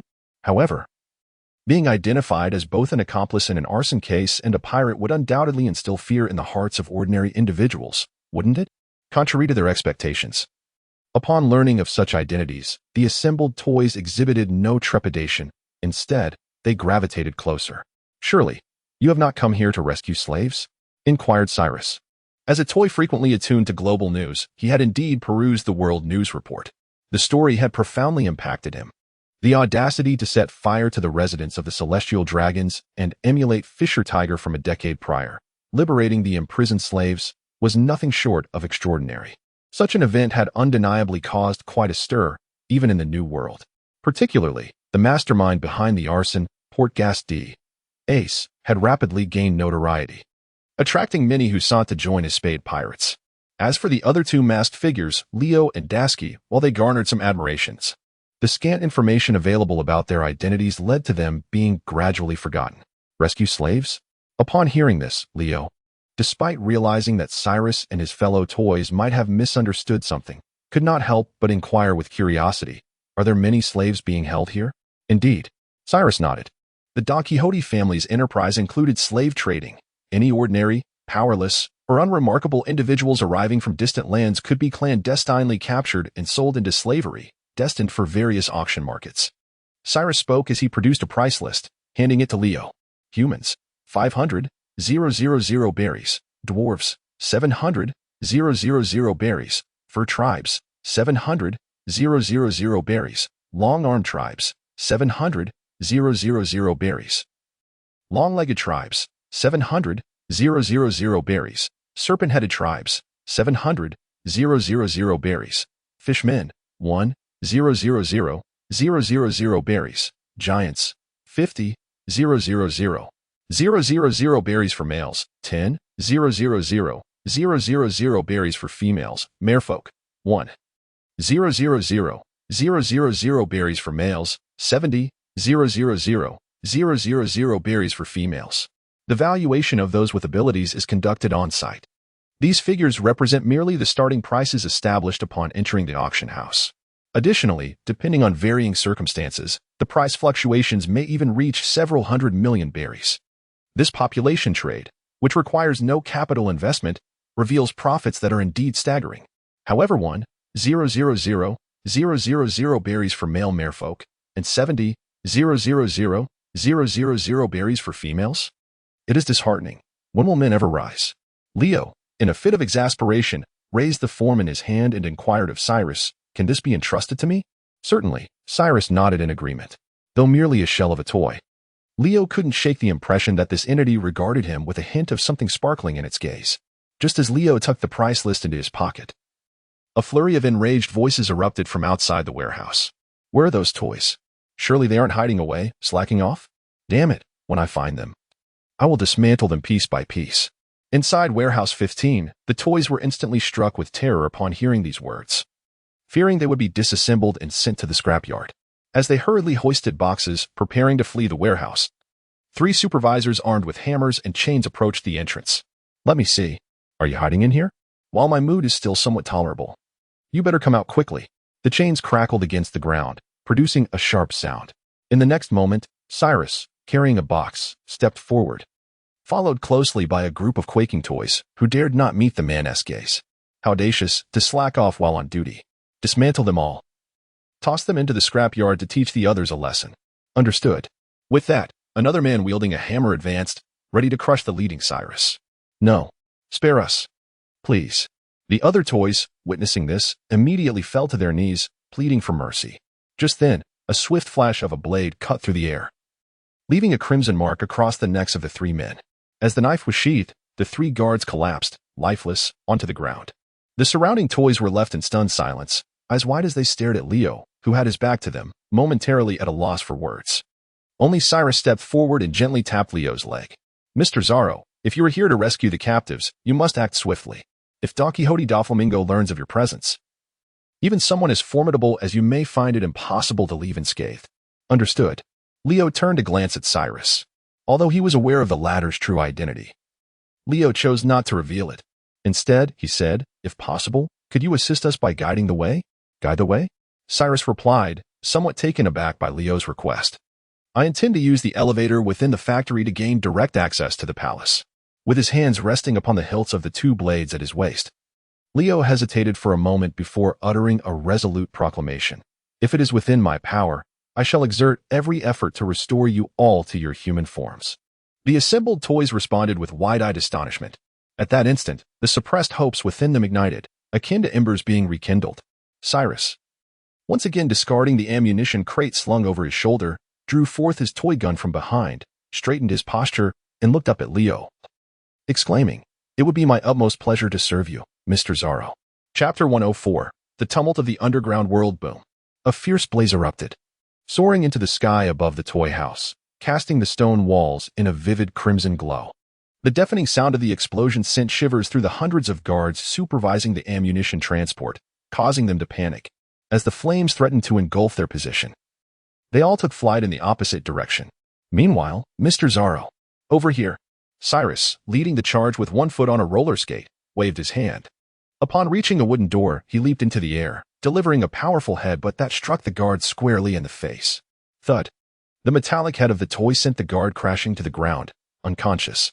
Seizing the opportunity, Leo executed a swift draw and slash, cleaving through a swarm of adversaries who attempted to obstruct their path.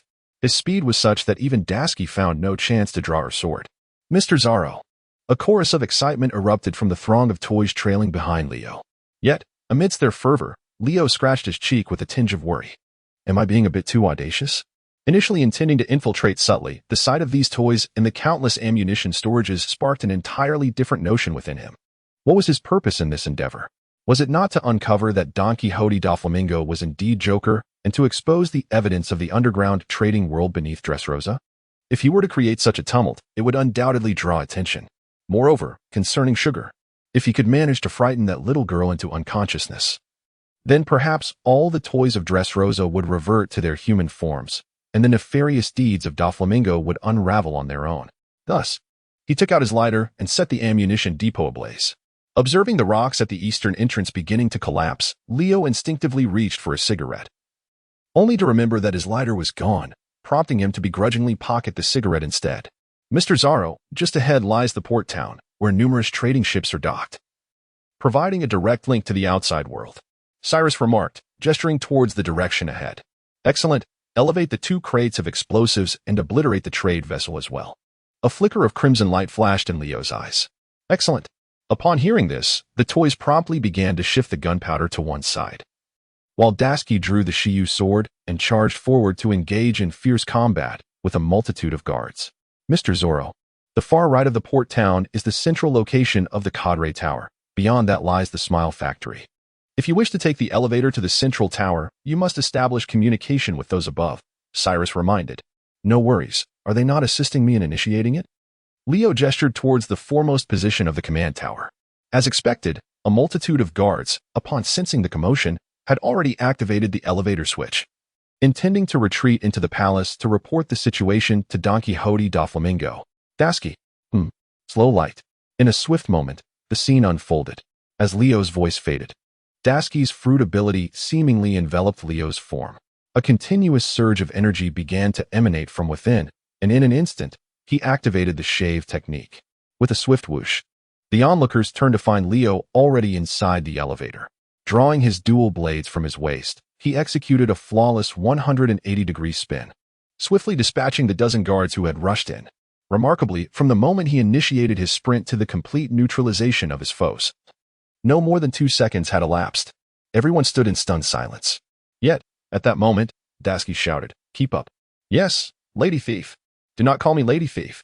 Dasky, running ahead, expressed her displeasure. Then what should we call you? Call me Guena. Yes, that name will suffice. Guena?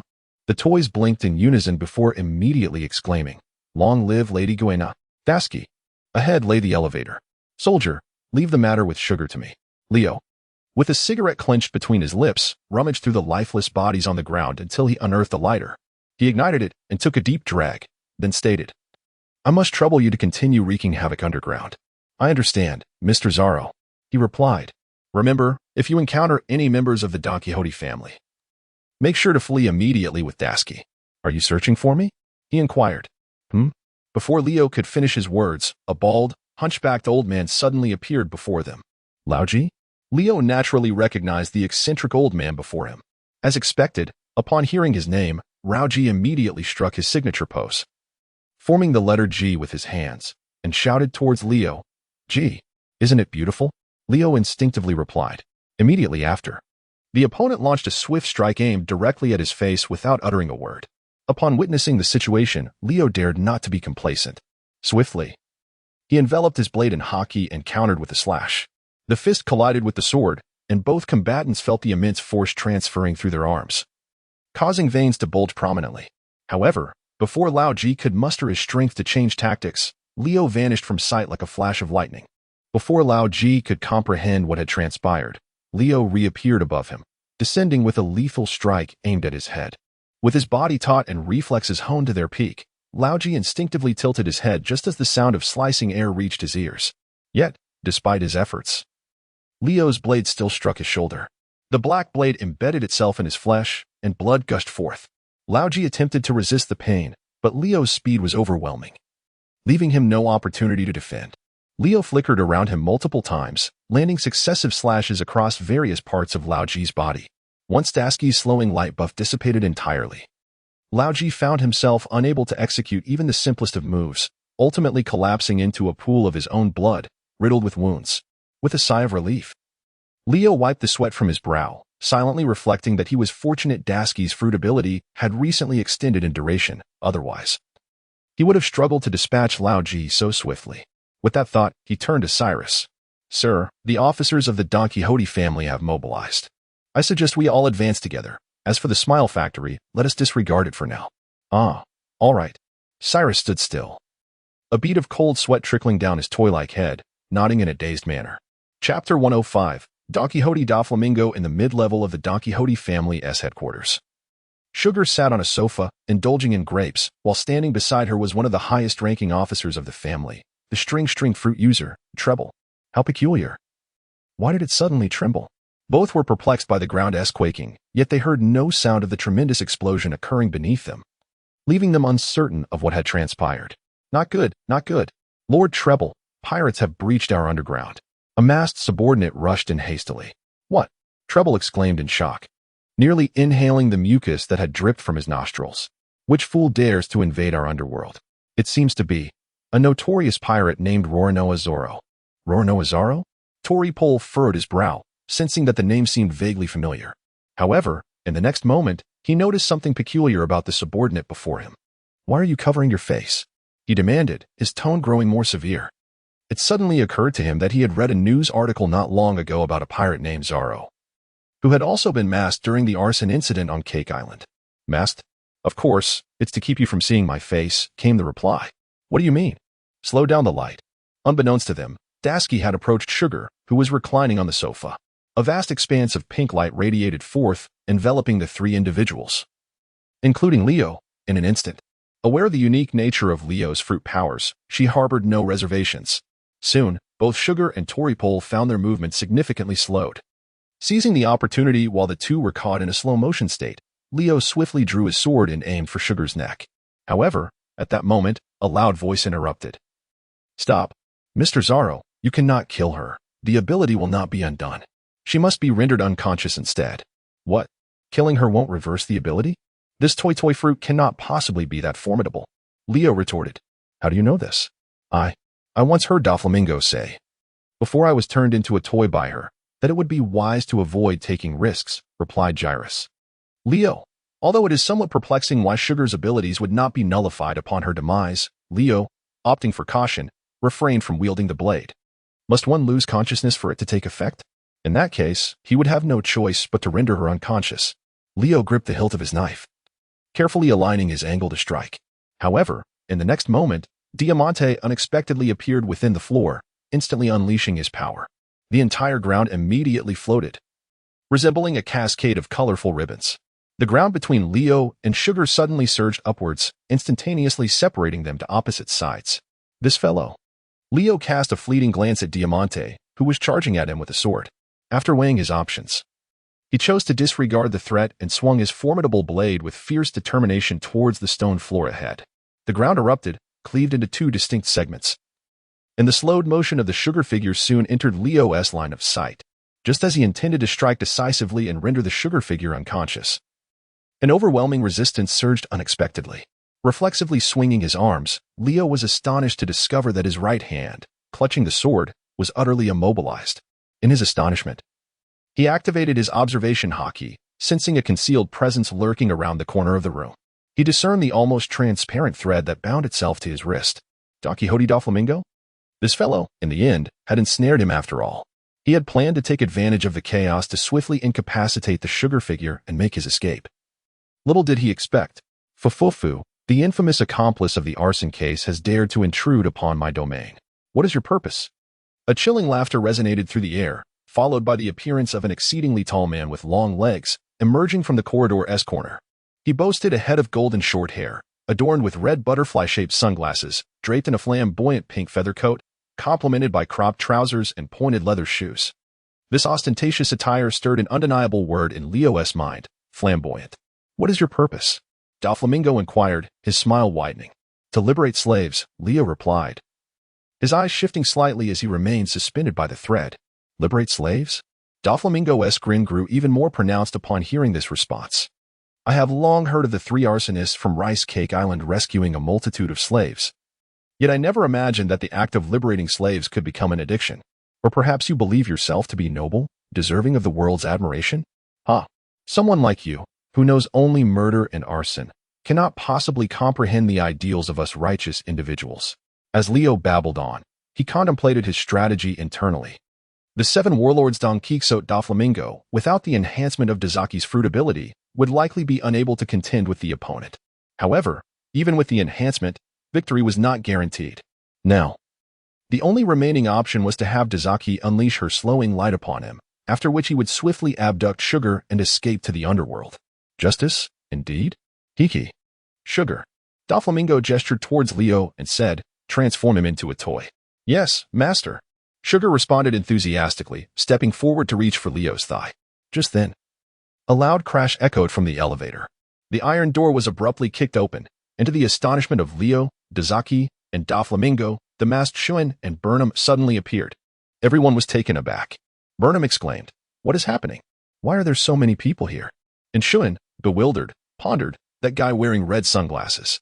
Why does he look so much like the seven warlords Doflamingo? Shuin was left dumbfounded. Leo was equally bewildered. How did these two imbeciles end up here? The two locked eyes. 5 seconds later, Shuin? Chapter 106, Overwhelm. Leo versus the Seven Warlords. Part 1, The Stagnant Light. Before anyone could regain their composure, Dasky, whose limbs were similarly restrained by Doflamingo, once again unleashed a wave of pink light from her eyes.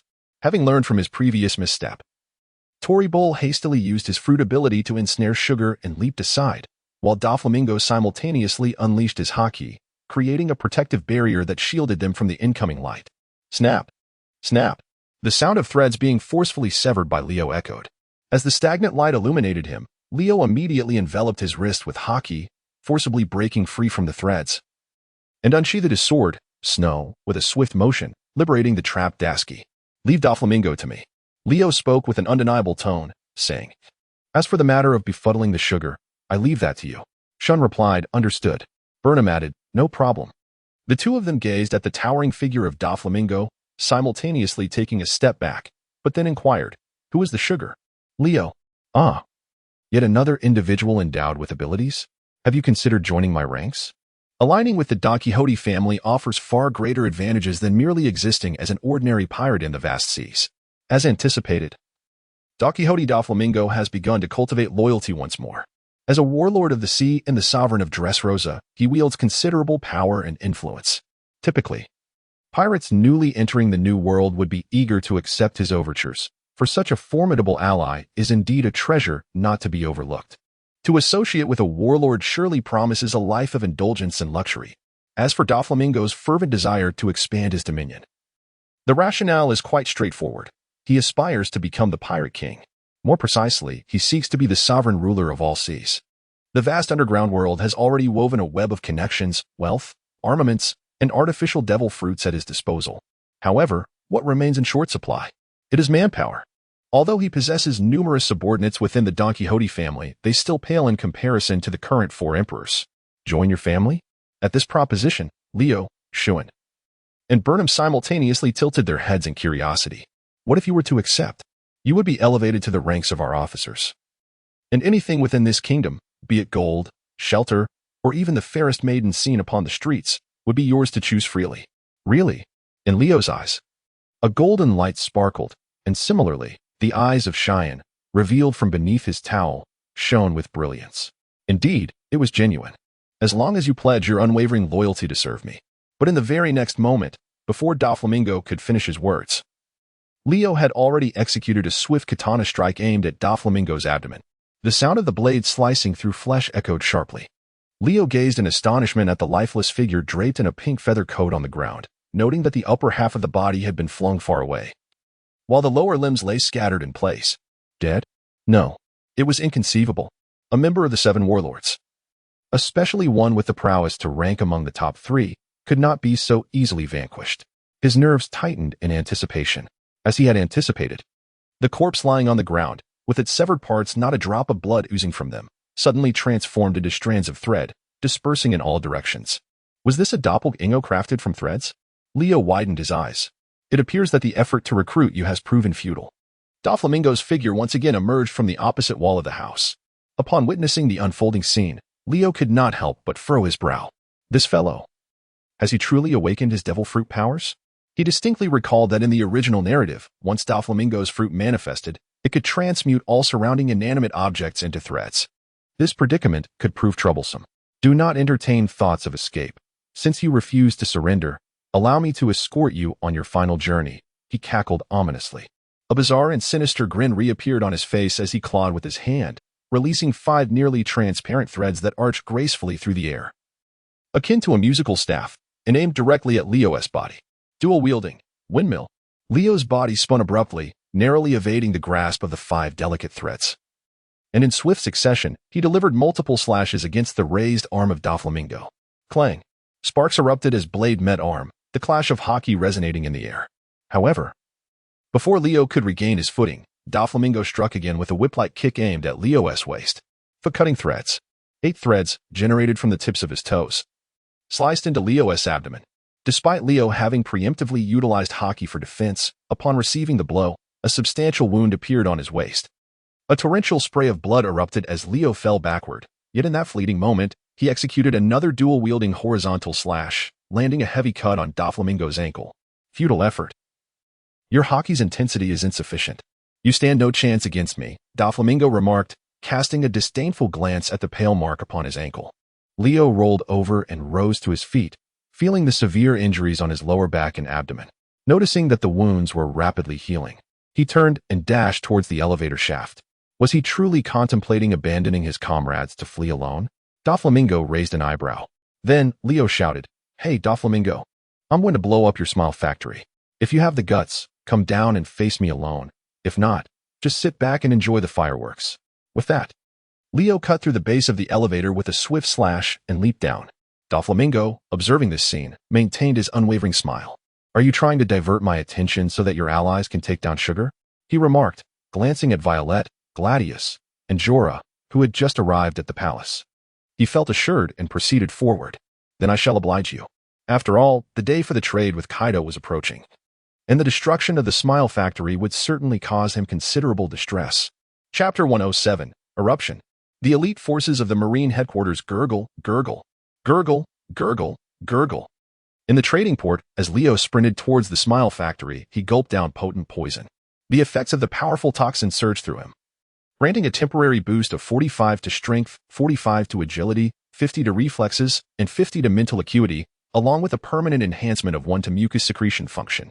To avoid the potential embarrassment of being without a formidable poison, Leo always kept some on hand. At this moment, having consumed 2 vials of purple liquid, Leo felt a wave of exhilaration wash over him, entering a state of sustained poisoning. Health 5. 5.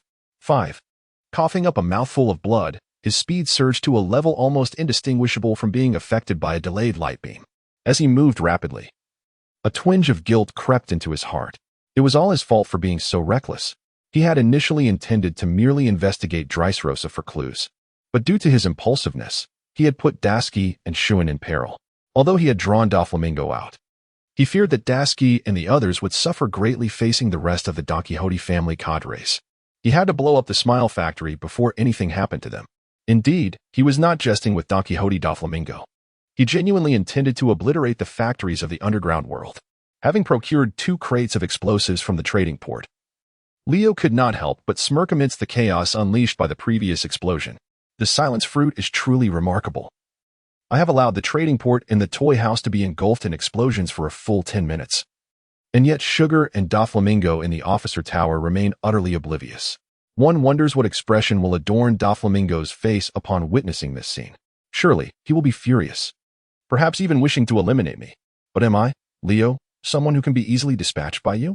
To capture me now that my speed has been enhanced is an utterly futile endeavor.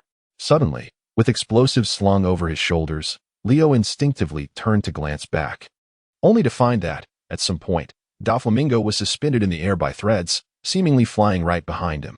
Goodness, how can he move so swiftly? I am running, and he is flying. Is he cheating? This is perilous. With maximum effort, Leo propelled himself forward, his legs spinning like wheels, darting through the chaos of the port town, leaving a blur in his wake. Before long, Leo had navigated through the tumultuous port and entered the Smile Factory. The Smile Factory, the site of artificial devil fruit manufacturing and processing in the underground world, had once utilized the sad produced by the Navy scientist Caesar Clown as raw material, resulting in a frenzied mass production, all sold to Kaido, one of the 4 emperors. Doflamingo had amassed a fortune through this venture. However, should the Smile Factory be destroyed at this juncture without the artificial fruit business, Kaido's Beast Pirates plan would be thwarted, and undoubtedly, Kaido would unleash his wrath upon Doflamingo. In such a scenario, even if Sugar remained unharmed, offending one of the 4 emperors would render the Don Quixote family virtually without a foothold in the New World. As for Leo, he now bore the title of accomplice in arson, the righteous dual-wielding swordsman, Roronoa Zoro. Where could Kaido possibly seek him? It would be absurd to venture to East Blue's Frostmoon Village and confront that green-haired, 3-sword-wielding novice yet to set sail. He wielded 3 blades, while I wield 2. It should be rather difficult to confuse us, he murmured as he paused, lifting his gaze to the sky above the factory. There, colossal iron canisters were arranged, each emblazoned with the capital letters SAD. Leo cast a swift glance around, immediately spotting the flourishing orchard near the iron pipes. Without a moment's hesitation, he charged towards it, explosives in hand. Meanwhile, the special operative Tar, a mid-level officer, found the doll Cyrus firmly adhered to the wall by Torpal's viscous grasp. Despite his formidable prowess as a human, having once achieved an unprecedented 3,000 consecutive victories, his current form as a toy rendered him incapable of even a fraction of his former strength. Frustrated, Cyrus writhed in his toy body, his gaze fixated on the sugar behind Torpal, as memories of his past life with his wife Scarlet and daughter Rebecca began to resurface. Rebecca, wait for me. Father will surely return to his human form. With a swift motion, Shuin delivered a powerful kick, striking Diamante with a flying slash that sent him crashing to the ground. As Diamante quickly rolled to his feet, a flicker of astonishment crossed his eyes. Had he not seen that move somewhere before? Could this individual be an envoy from the Navy? Meanwhile, Burnham concentrated his power on his index finger, launching a series of precise jabs at Gladiolus, each one surpassing the speed and force of a flintlock bullet. In an instant, Gladiolus found himself unable to utilize his fruit abilities, sustaining multiple puncture wounds and retreating, bloodied, towards the corner of the corridor. It became evident that Leo had underestimated the capabilities of Shuin and Burnham. Both were elite graduates from the headquarters training program, part of an upper echelon of naval officers. Under the rigorous tutelage of formidable commanders like Zephyr, They had undergone relentless training for years, their strength now incomparable to before. After all, the elite class was groomed as potential candidates for the rank of Admiral. In such a dire situation, there was no room for concealing their combat styles. Shave. With a swift exclamation, Shun and Burnham vanished from their original positions, instantly reappearing behind Diamante and Gladiolus. Finger pistol, Yellow Lotus. Finger pistol, 10-finger pistol. At nearly the same moment, the two individuals unleashed their advanced techniques of the sixth style, their 10 fingers imbued with a ferocious power slicing through the air, and then striking violently against the enemy's back. Blood erupted from their mouths and noses. As one attack concluded, both swiftly leaped into the air again, their bodies twisting rapidly before delivering a powerful kick. Stormfoot, Spiral Blade. The swirling air generated a spiral shape. A deafening sound of air explosion reverberated throughout the entire corridor. Meanwhile, on the other side, Delayed Light once more activated its devil fruit ability. Dash Key. Tightly gripping the Shiyu in her hand, sported a fierce expression on her delicate face as she charged fiercely towards the two officers, Violet and Jorah. Chapter 108. Overwhelming? Leo versus the Seven Warlords. Smile Factory. Lynn Garden. What are you doing? A multitude of small humanoids gazed in astonishment at Leo, who was recklessly barging into the orchard with 2 crates of explosives, momentarily taken aback. Oh, good evening, Leo. The little people? The little people, in the realm of piracy, are more commonly referred to as the Tontada tribe. Averaging around 20 centimeters in height, one might underestimate their diminutive stature, however. Their strength and agility are remarkably astonishing, surpassing that of an ordinary adult human male by several folds. Yet, it is precisely this extraordinary prowess that has led Doflamingo to enslave these little beings, confining them within the Smile Factory to toil ceaselessly in the production of devil fruits. Who are you? Inquired the leader of the little ones, tilting his head upward with a face full of curiosity as he addressed Leo. Are you a new guard? Certainly not. Leo shook his head and declared, I am here to rescue you. Rescue us? The little folk of the Dongtada tribe exchanged puzzled glances upon hearing this. But why would you want to save us? Leo was momentarily taken aback by the question. You are imprisoned here, toiling away each day. Do you not feel a sense of anger? Anger? The little ones fell into deep contemplation at this. After a lengthy pause, their leader responded, While we do feel weary, we do not harbor any anger. The guards have assured us that as long as we work diligently, they will assist in treating Princess Mancheli's peculiar ailment. Indeed, if it were not for their willingness to help, Princess Mancheli might have already succumbed to her illness. Moreover, they bring us meals daily and show genuine concern for our well-being. They truly are rare gems of kindness in this world. Leo, good heavens, I had long witnessed the innocence and kindness of the Dongtada clan in anime, yet I never anticipated that witnessing it firsthand would be so absurd. They are truly counting the coins for those who have betrayed them. He recalled that Princess Mancheli of the Dongtada kingdom had never suffered from any peculiar ailment. It was merely that Doflamingo had orchestrated her abduction and then spun a web of deceit, compelling the Dongtada clan to toil tirelessly without compensation. And should one ponder why such an easily debunked falsehood could be believed by the Dongtada clan, it is simply an age-old tradition of theirs. In truth, there are no malevolent beings within the Dongtada kingdom. Their entire lineage is born devoid of the capacity to lie, and thus, in their perception, the very notion of falsehood does not exist. They believe everything they are told, unconditionally, no matter how clumsy the lie may be. Even if one were to declare themselves their long-lost father before their very eyes, they would accept it with unwavering conviction. Such is their incredibility. After a brief moment of contemplation, Leo promptly declared, You have all been deceived. Deceived? The Dongtada clan widened their eyes in astonishment, directing their collective gaze towards Leo. Your princess is not ill. She is merely imprisoned by the Don Quixote family, enduring torment in this underground world. What? Upon hearing this, the little ones became agitated, frantically scurrying about in disbelief. How could this be? We have been duped. What shall we do now? Naturally, we must rescue the princess. Leo addressed their query and retrieved a spare piece of black cloth from his pocket, tearing it into numerous small fragments, which he distributed among the members of the Dongtada tribe. Plug these into your ears. If you cannot hear, you will not be deceived by the malevolent with their falsehoods. A revelation dawned upon the entire Dongtada clan. Leo, what on earth is wrong with these individuals? Are they excessively kind-hearted or simply lacking in intellect? Thank you for revealing the truth to us. May I inquire about your name? The leader of the group, filled with gratitude, turned to Leo and asked. Upon hearing this, Leo once again hoisted the explosives onto his shoulder and turned his back. Rorinoa Zoro, the man destined to become the world's greatest swordsman. Where has that guy run off to? Below the Smile Factory, Don Quixote Doflamingo dangled in midair, suspended by threads, peering downwards as his observation hockey enveloped the surrounding area.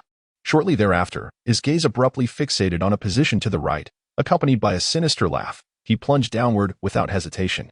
A minute later, Leo, who was scattering gunpowder around the trees and preparing to light a cigarette with his matchbox, was suddenly startled by the emergence of Doflamingo above him, causing his body to tense up, and he hastily flicked the cigarette but to the ground.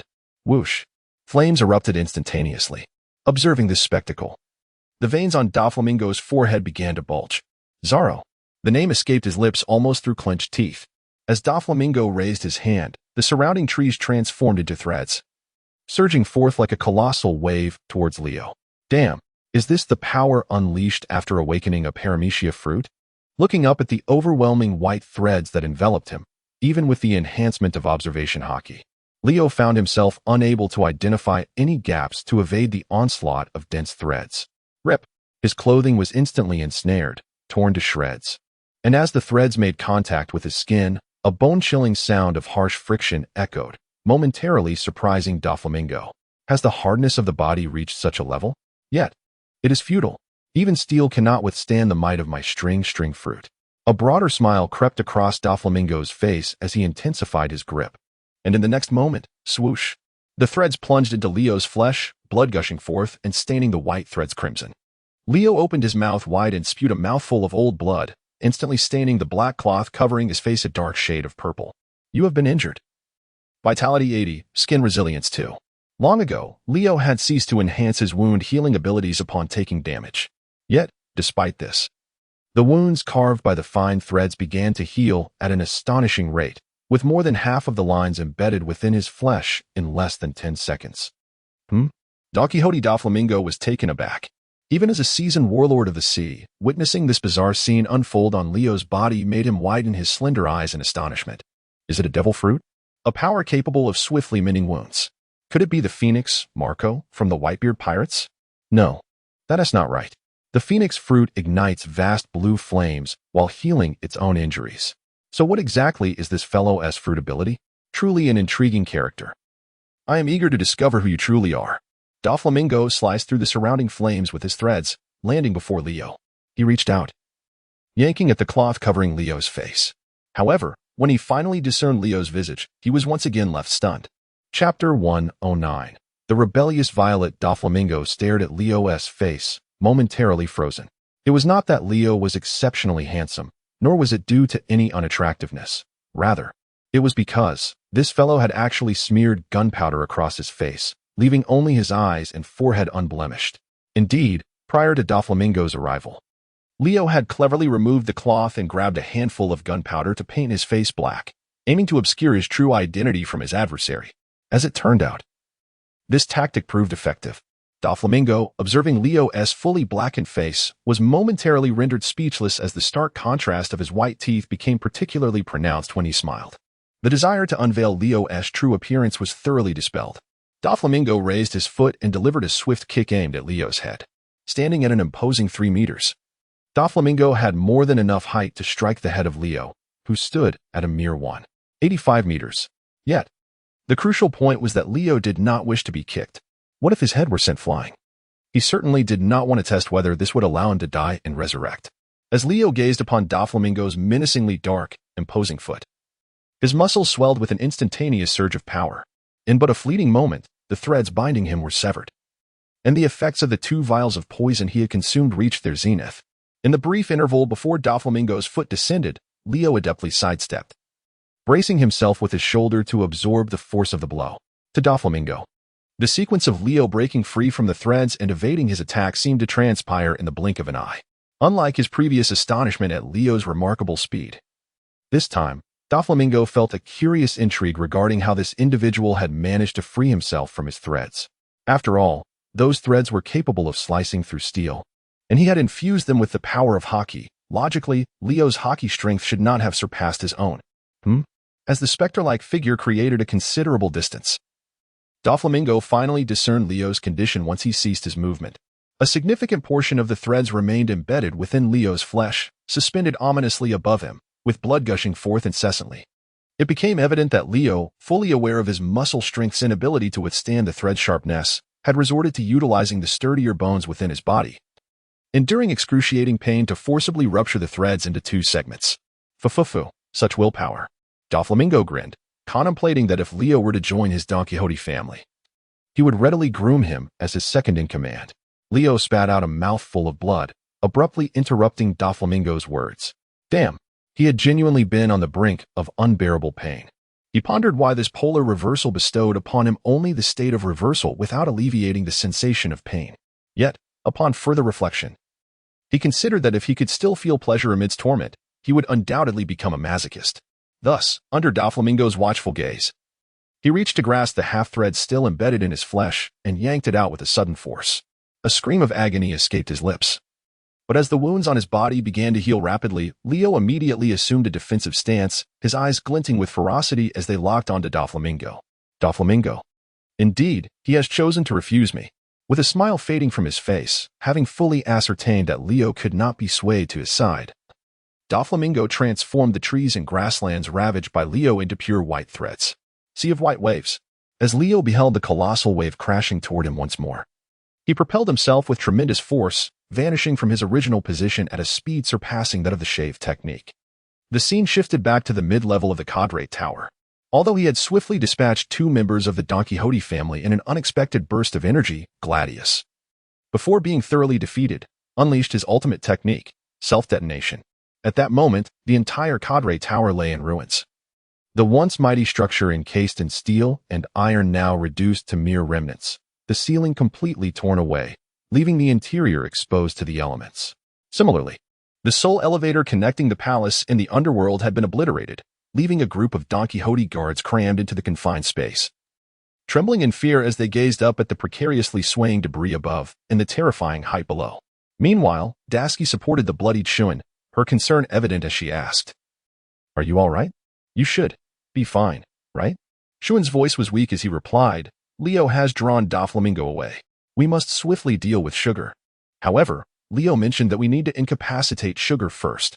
As Dasky spoke, she glanced at Torpole, who was shielding Sugar, and the approaching Jorah, her expression shifting to one of distress. Just then, Violet, following closely behind Jorah, suddenly struck. She swung the iron rod in her hand with great force, striking Jorah on the back of the head. Caught off guard, Jorah's mouth fell open, and his eyes bulged as he collapsed to the ground. "Dasky? Shuan? Burnham. Oh, it is indeed challenging for me to elucidate the situation to you all at this moment, but rest assured, I am not allied with the Don Quixote family," Violetta began to explain. Dasky, Shuan, it is evident.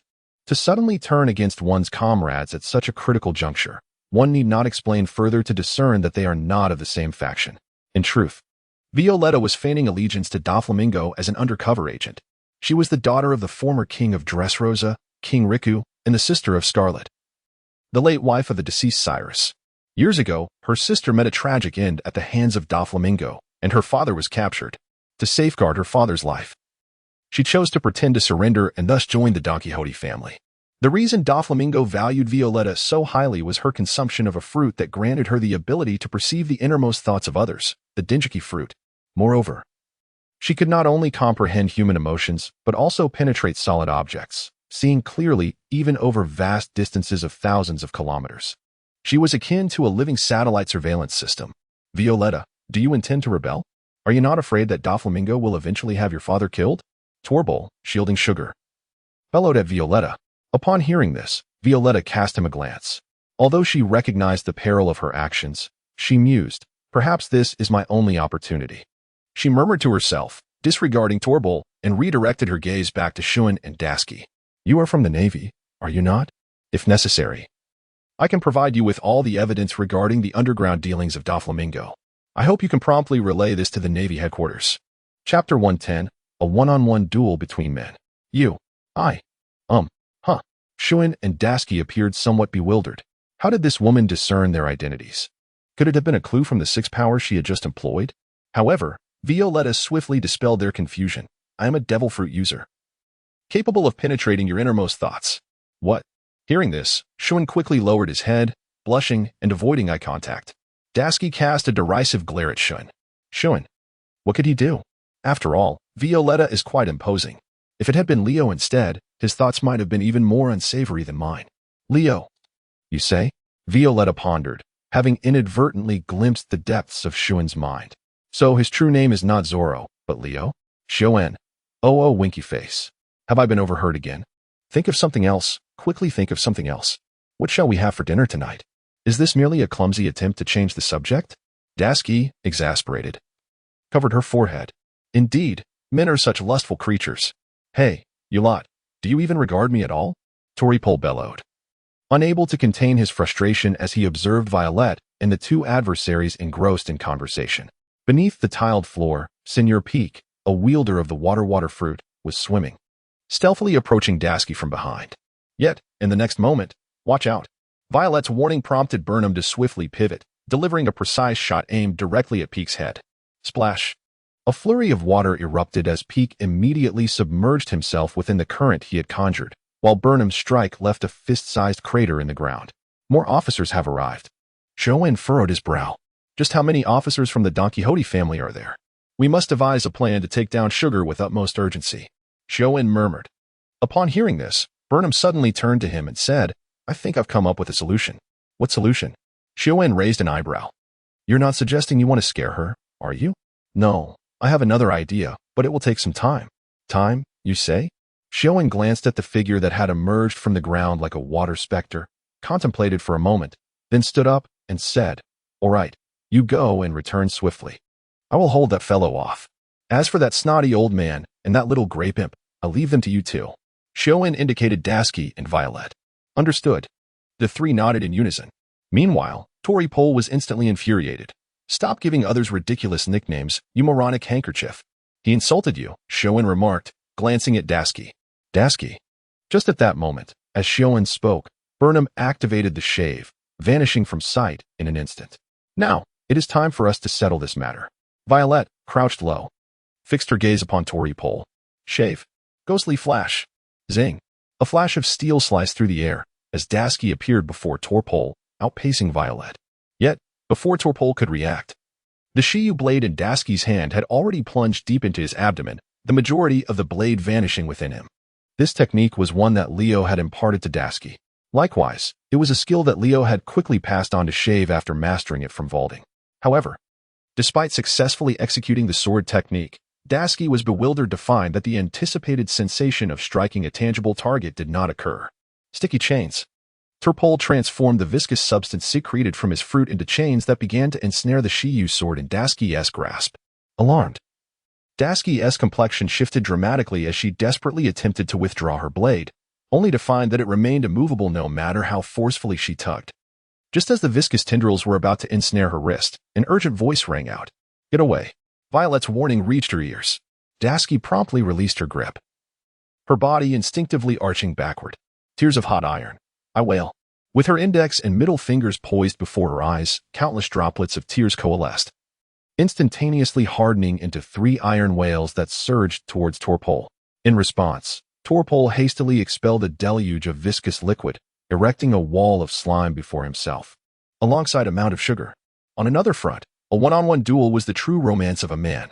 Pick, clad in a baby outfit and sucking on a pacifier, erupted from the water's surface, his eyes blazing with fierce determination beneath his sunglasses.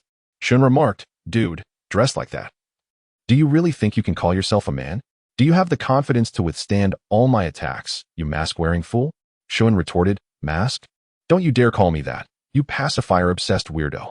Upon hearing the nickname his opponent had just bestowed upon him, Shun promptly assumed a martial stance, challenging. Come at me if you dare. Pick thought to himself, I knew I was right about you. Now, prepare to receive my deadliest move, cat ear fist. Submerging once more into the water, he swam towards Shun in a backstroke, his back facing forward. In that moment, Shun gathered strength in his fingers, unleashing his most powerful extension of the finger gun technique. Finger gun, Wolfang charge. Boom. The two attacks collided. In the next heartbeat, both combatants stood their ground for barely 10 seconds before collapsing in unison. Smile Factory. Artificial Devil Fruit Garden. Boom. Boom. Countless waves of white lines surged, crashing against the ground with a deafening explosion. Leo, however, sprinted at full speed within the encirclement of these white lines, evading numerous attacks from Doflamingo with astonishing agility. Yet, this could not continue indefinitely. Although his stamina remained unyielding, Leo sensed his speed beginning to wane. He was acutely aware that the poison coursing through his veins was gradually dissipating. His gaze lingered near Doflamingo for a fleeting moment. In the next instant, he drew both blades, executing 3 swift movements to position himself behind his adversary, while simultaneously employing the moonwalk technique to leap upward. Two-sword style, annihilation slash. The silent strike stirred a gentle breeze in the air. Doflamingo instinctively turned to block, but in that fleeting moment, he beheld 2 blades spinning in the atmosphere. His peripheral vision caught a glimpse to the right. Still, it was eerily silent, as if the world had fallen into a deathly hush. As both long swords descended simultaneously toward his head, Washinai, Leo silently intoned the 2 syllables. Chapter 111, The Deep Yellow Explosion of Burnham. The battle between Leo and Doflamingo raged fiercely. Meanwhile, within the confines of the cabin, a soft sound echoed. In an instant, Shun was transformed into a brown toy dog by Sugar. Damn it! Cyrus, stuck to the wall, bellowed in frustration. In the next moment, Shun, filled with terror, opened his eyes to find his surroundings had suddenly shrunk and narrowed. With great difficulty, he raised his furry hands. Am I a doll now? From this moment onward, you shall obey me and become my slave, Sugar said with a smile, looking down at Shun. What nonsense! There's no way I could ever. However, before Shun could finish his thought, he was horrified to discover that he could not utter a single sound. His body, no longer under his control, began to stand up automatically. At that moment, Dasky, engaged in battle with Toribol, froze upon seeing Shun transformed into a toy dog. Huh? What just happened? Strange. Why has a toy suddenly appeared? In that instant, all memories of Shun were utterly erased from Dasky's mind. She had completely forgotten Shun's existence. Every trace of him replaced with thoughts of others. Miss Kuina, your companion has been turned into a toy. Remember, do not let that little girl touch him. Cyrus shouted urgently. Transformed into a toy? Dasky glanced at the crawling toy dog on the ground. Could this fellow possibly be a Navy comrade who came with me? Realizing the gravity of the situation, Dasky quickly picked up the fallen Shigur sword and charged once more toward Toribol. As for Sugar, seeing that Toribol had firmly glued Violet's feet, she quickly approached, intending to turn this traitor of their family into a toy as well. But just as she was contemplating what type of toy to make of this woman, Burnham, who had been absent for some time, re-entered the scene, gliding gracefully back into view. Burnham, I'm here, right here. Shun, spinning in circles before Burnham, raised his paw, attempting to speak. But no matter how wide he opened his mouth, no sound emerged. Huh? Burnham glanced down at Shun, who was trotting around his feet, tilting his head in confusion for a moment before extending his foot and kicking him away. Shun, I can't believe this. Hey, woman, get out of the way. Burnham shouted at Violet, whose feet were stuck. Instinctively, Violet immediately dropped to the ground. In the next moment, he exclaimed, flying finger gun, deep yellow explosion. As soon as the words left his lips, Burnham produced a large plastic bag from behind him and hurled it into the air, simultaneously firing several air bullets with his fingers, striking the expanding surface of the bag. With a loud pop, the bag burst open, releasing a torrent of beige liquid that splashed down towards Sugar's position. In an instant, the entire mid-level of the cadre tower was engulfed in a nauseating stench, compelling everyone present to instinctively cover their noses and gag. What is this? Sugar cried out, her face splattered with the yellow liquid. It's sewage, Burnham declared proudly, hands on his hips. How do you like that? I dug it up from the restroom downstairs after quite some time, and it's still warm. The aroma should be delightful. Don't you think? An agonizing scream erupted as Sugar instinctively licked her lips upon hearing sewage. Ugh. With a dull thud, she collapsed backward, overwhelmed by the foulness that exceeded her capacity for tolerance, losing consciousness entirely. The crowd stood in shock, bewildered. What the hell? How is this even possible? Darskai and Violet, both retching, shot Burnham death glares. Flying finger gun, deep yellow explosion. Couldn't you just have thrown the bag at Sugar's face? Toss it up and burst it open, letting it rain down? Is this truly a strategy one could conceive? You must be doing this on purpose. Misinterpreting their expressions as admiration, Burnham, feeling quite pleased with himself, casually scratched his nose. Wait, why is it so smelly? In the next moment, a familiar voice echoed, prompting Burnham to turn instinctively. He saw Cheyenne, now reverted to human form, launching a kick aimed directly at his face. Meanwhile, In the town of Dressrosa, the sun rose. Countless bewildered individuals stood rooted to the spot, gazing at their suddenly restored limbs, expressions of disbelief etched across their faces. Have we finally returned to human form? Is this not a dream? Tears of joy glistened in their eyes. Daddy? Honey? In a quaint breakfast establishment, a mother and daughter gazed in astonishment as a man, who had abruptly transformed from a doll back into human form, trembled with emotion. In the next moment, the three of them embraced tightly, tears of joy streaming down their faces. Beyond this intimate scene, on bustling streets and in residential neighborhoods, individuals wept openly, all united in the shared exhilaration of reunion. Nearly 6 long years had passed, family so close yet unrecognizable. Merely contemplating such a sensation was enough to drive anyone to madness. Meanwhile, in the shadowy underworld of the Smile Factory, Leo, bloodied yet resolute, maneuvered swiftly to evade the seemingly infinite string clones conjured by Doflamingo. Moments earlier, he had unleashed his utmost strength in a devastating strike known as the Annihilation Slash, which had evidently struck true against Doflamingo's neck. Yet, curiously, it seemed as though Doflamingo had anticipated this, effortlessly creating another clone, rendering Leo's swordsmanship futile once more. Doubts began to gnaw at Leo. Was the being before him truly Doflamingo, or merely another of his puppets? The ability to perpetually generate clones from strings was exceedingly unnerving. Doflamingo, with a sinister grin, mused to himself about Leo's resilience. After having mercilessly beaten him, it was bewildering to witness Leo, despite spitting blood, springing back to life with such vigor. Who truly was the abnormal one here? Doflamingo had already engaged in combat with Leo for over 2 hours and had noted a gradual deceleration in Leo's speed, though the cause remained elusive. He felt confident that if Leo's pace diminished even slightly, he could ensnare him within his strings. However, at that moment, commotion erupted in the vicinity of the factory and the trading port, diverting both their attentions. Chapter 112. The Birdcage emerges. Is the Leo Quartet trapped in a dead end? It appears that the empire you built with such effort is on the verge of collapse. With a smile, Leo turned to Doflamingo and said, "Did you hear that?" The furious cries of the people of Dressrosa. He could certainly deduce that it was a sign of success for Dasky and the others, as he observed the former toys, now transformed back into humans, battling against their captors in the trading port. Doflamingo could not help but furrow his brow. Doflamingo, cease your struggles. You cannot withstand the wrath of so many. They are merely a rabble. Can they truly make a difference? Doflamingo quickly masked his displeasure, once again revealing his signature sinister grin as he spoke. Leo, you can keep being stubborn. Once today passes and everything you've done in Dressrosa is revealed, don't say you won't be able to hold on to your title as king. Even your position as a warlord will surely be stripped from you. By then, it won't just be about returning to the South Sea to resume your old profession. If you aren't languishing and impelled down for the rest of your days, then I, Leo, would gladly eat dirt. Under the awakening of his powers, the surrounding lines continuously entwined around him, while Doflamingo simultaneously raised his hand to unleash another barrage of colorful strings, accurately targeting Leo's escape route. Unlike previous occasions when he narrowly evaded capture, this time Leo was struck by the threads, the sharpness of which sliced into his thigh. Blood erupted violently from the gaping wound. The hardness comparable to iron crumbled beneath Doflamingo's advanced haki, as fragile as tofu. So, can you not run anymore? Doflamingo licked his lips. The crimson aura emanating from Leo brought a semblance of calm to his previously furious demeanor. This fellow was finally beginning to feel pain again.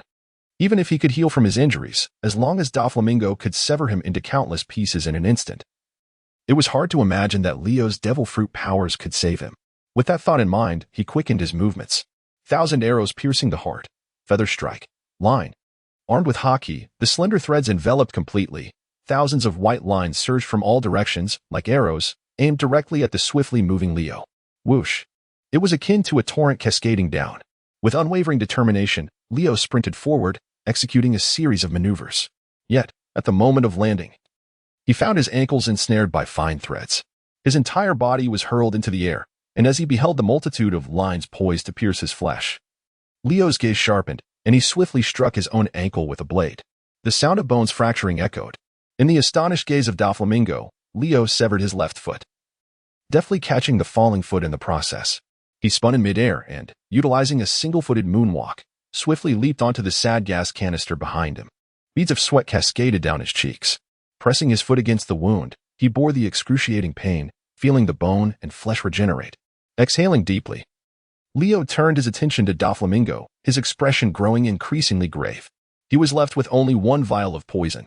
If he were to consume it now, it would merely restore him to his original state, allowing him to evade and flee for just over an hour, repeating the same desperate escape.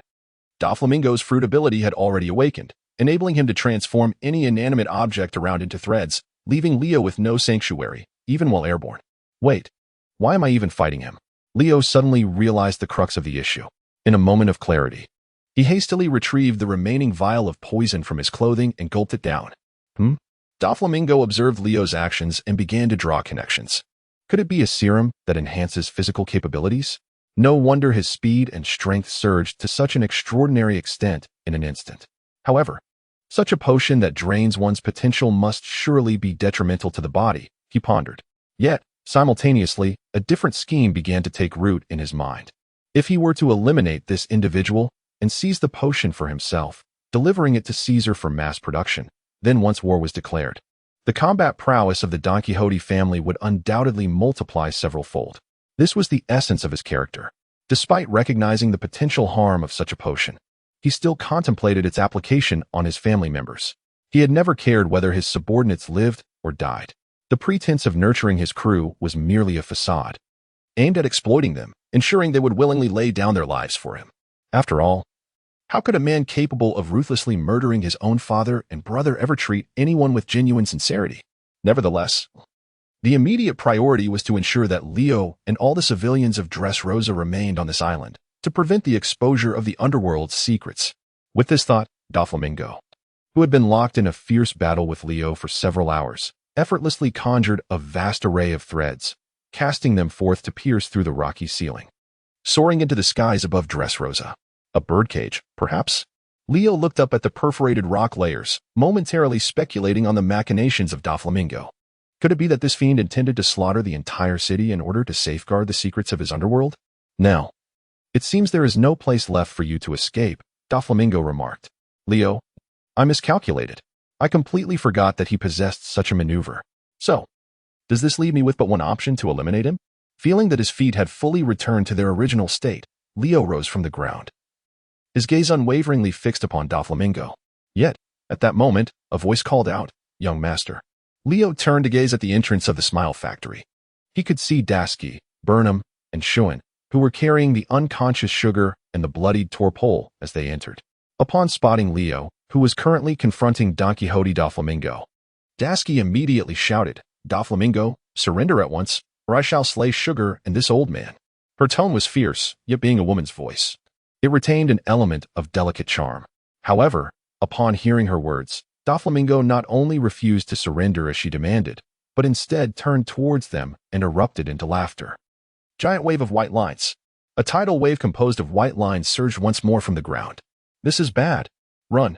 Leo, witnessing the unfolding chaos, spoke up in desperation. Yet, in the next moment, the wave surged higher, crashing mercilessly toward Dasky and the others. Chapter 113. The Outbreak of Chaos. Leo's desperate struggle. In an instant, Dasky and her companions, sensing an acute threat, swiftly made their way toward the trading port. Meanwhile, Torpole remained rooted in place, kneeling in disbelief, his eyes wide with terror as he gazed at the advancing lines. "Doflamingo! Doflamingo!" he shouted, but his feet remained immobile, as if ensnared by his own sticky fruit powers. He could hardly fathom that Doflamingo would so easily disregard their years of camaraderie and launch an attack against him. His frail, skeletal form trembled on the ground. It became evident that Torpole's earlier imposing stature was merely an illusion created by the sticky substance he had wrapped around his coat, which had allowed Dasky to miss striking his true form. However, such details now held no significance. The threads unhesitatingly sliced through Torpole, reducing him to countless fragments that fell to the ground, much like a toppled bucket, splattering blood that instantly stained the earth crimson.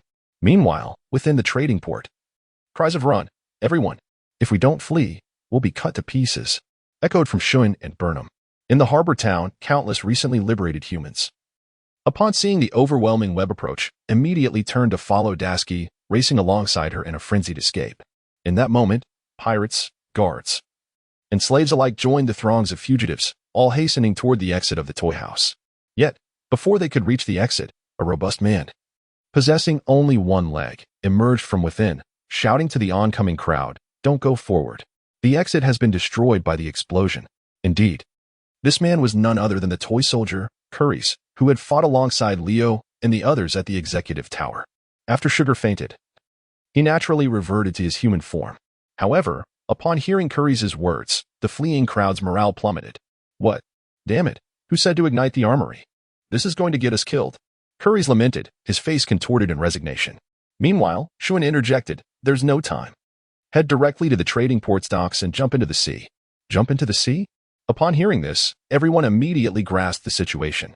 Indeed, those who possess the powers of the devil fruit harbor a profound fear of seawater. It is conceivable that the abilities they unleash may vanish upon contact with it. With this thought, the crowd swiftly redirected their course, racing towards the waters of the harbor. Meanwhile, in the town of Dressrosa, a birdcage descended abruptly, plunging the citizens into a state of sheer panic.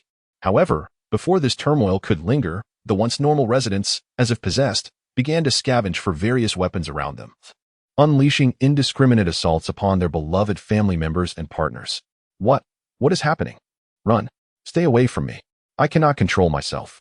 The air was filled with screams and cries, resonating throughout every corner of the kingdom.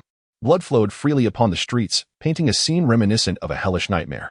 A woman collapsed to the ground, eyes wide with horror as she beheld her father, who once cherished her dearly, approaching her with a machete in hand, each step deliberate and stiff. "Daddy." In the next heartbeat, a chilling sound echoed snap. The blade fell, and a head soared into the heavens. The middle-aged man, who had just severed the life from his own kin, now cried out in anguish, his eyes rolling back as he succumbed to unconsciousness. His body was once again dragged away, manipulated like a marionette, mechanically seeking out another prey. The scene then shifted back to the Smile Factory. Leo and Doflamingo remain locked in a tense standoff.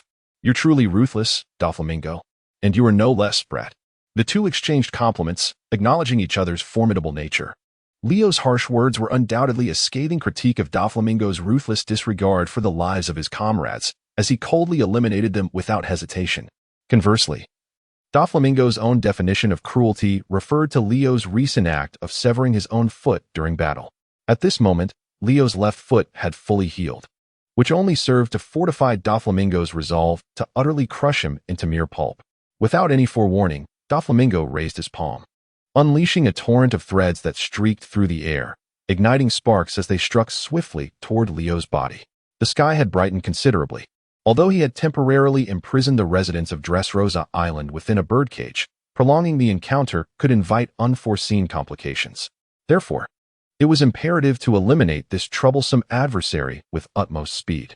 In a near-miraculous evasion that barely grazed his scalp, Leo, whose reflexes were at their peak, once again propelled himself forward with astonishing agility, darting through the garden like a flash of lightning.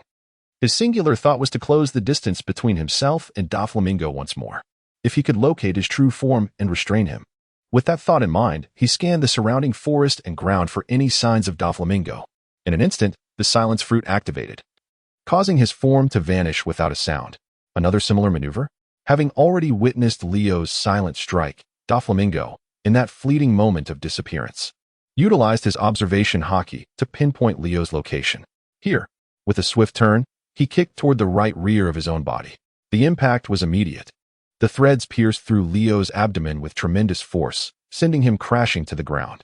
Yet, despite the success of his attack, a look of confusion crossed Doflamingo's face.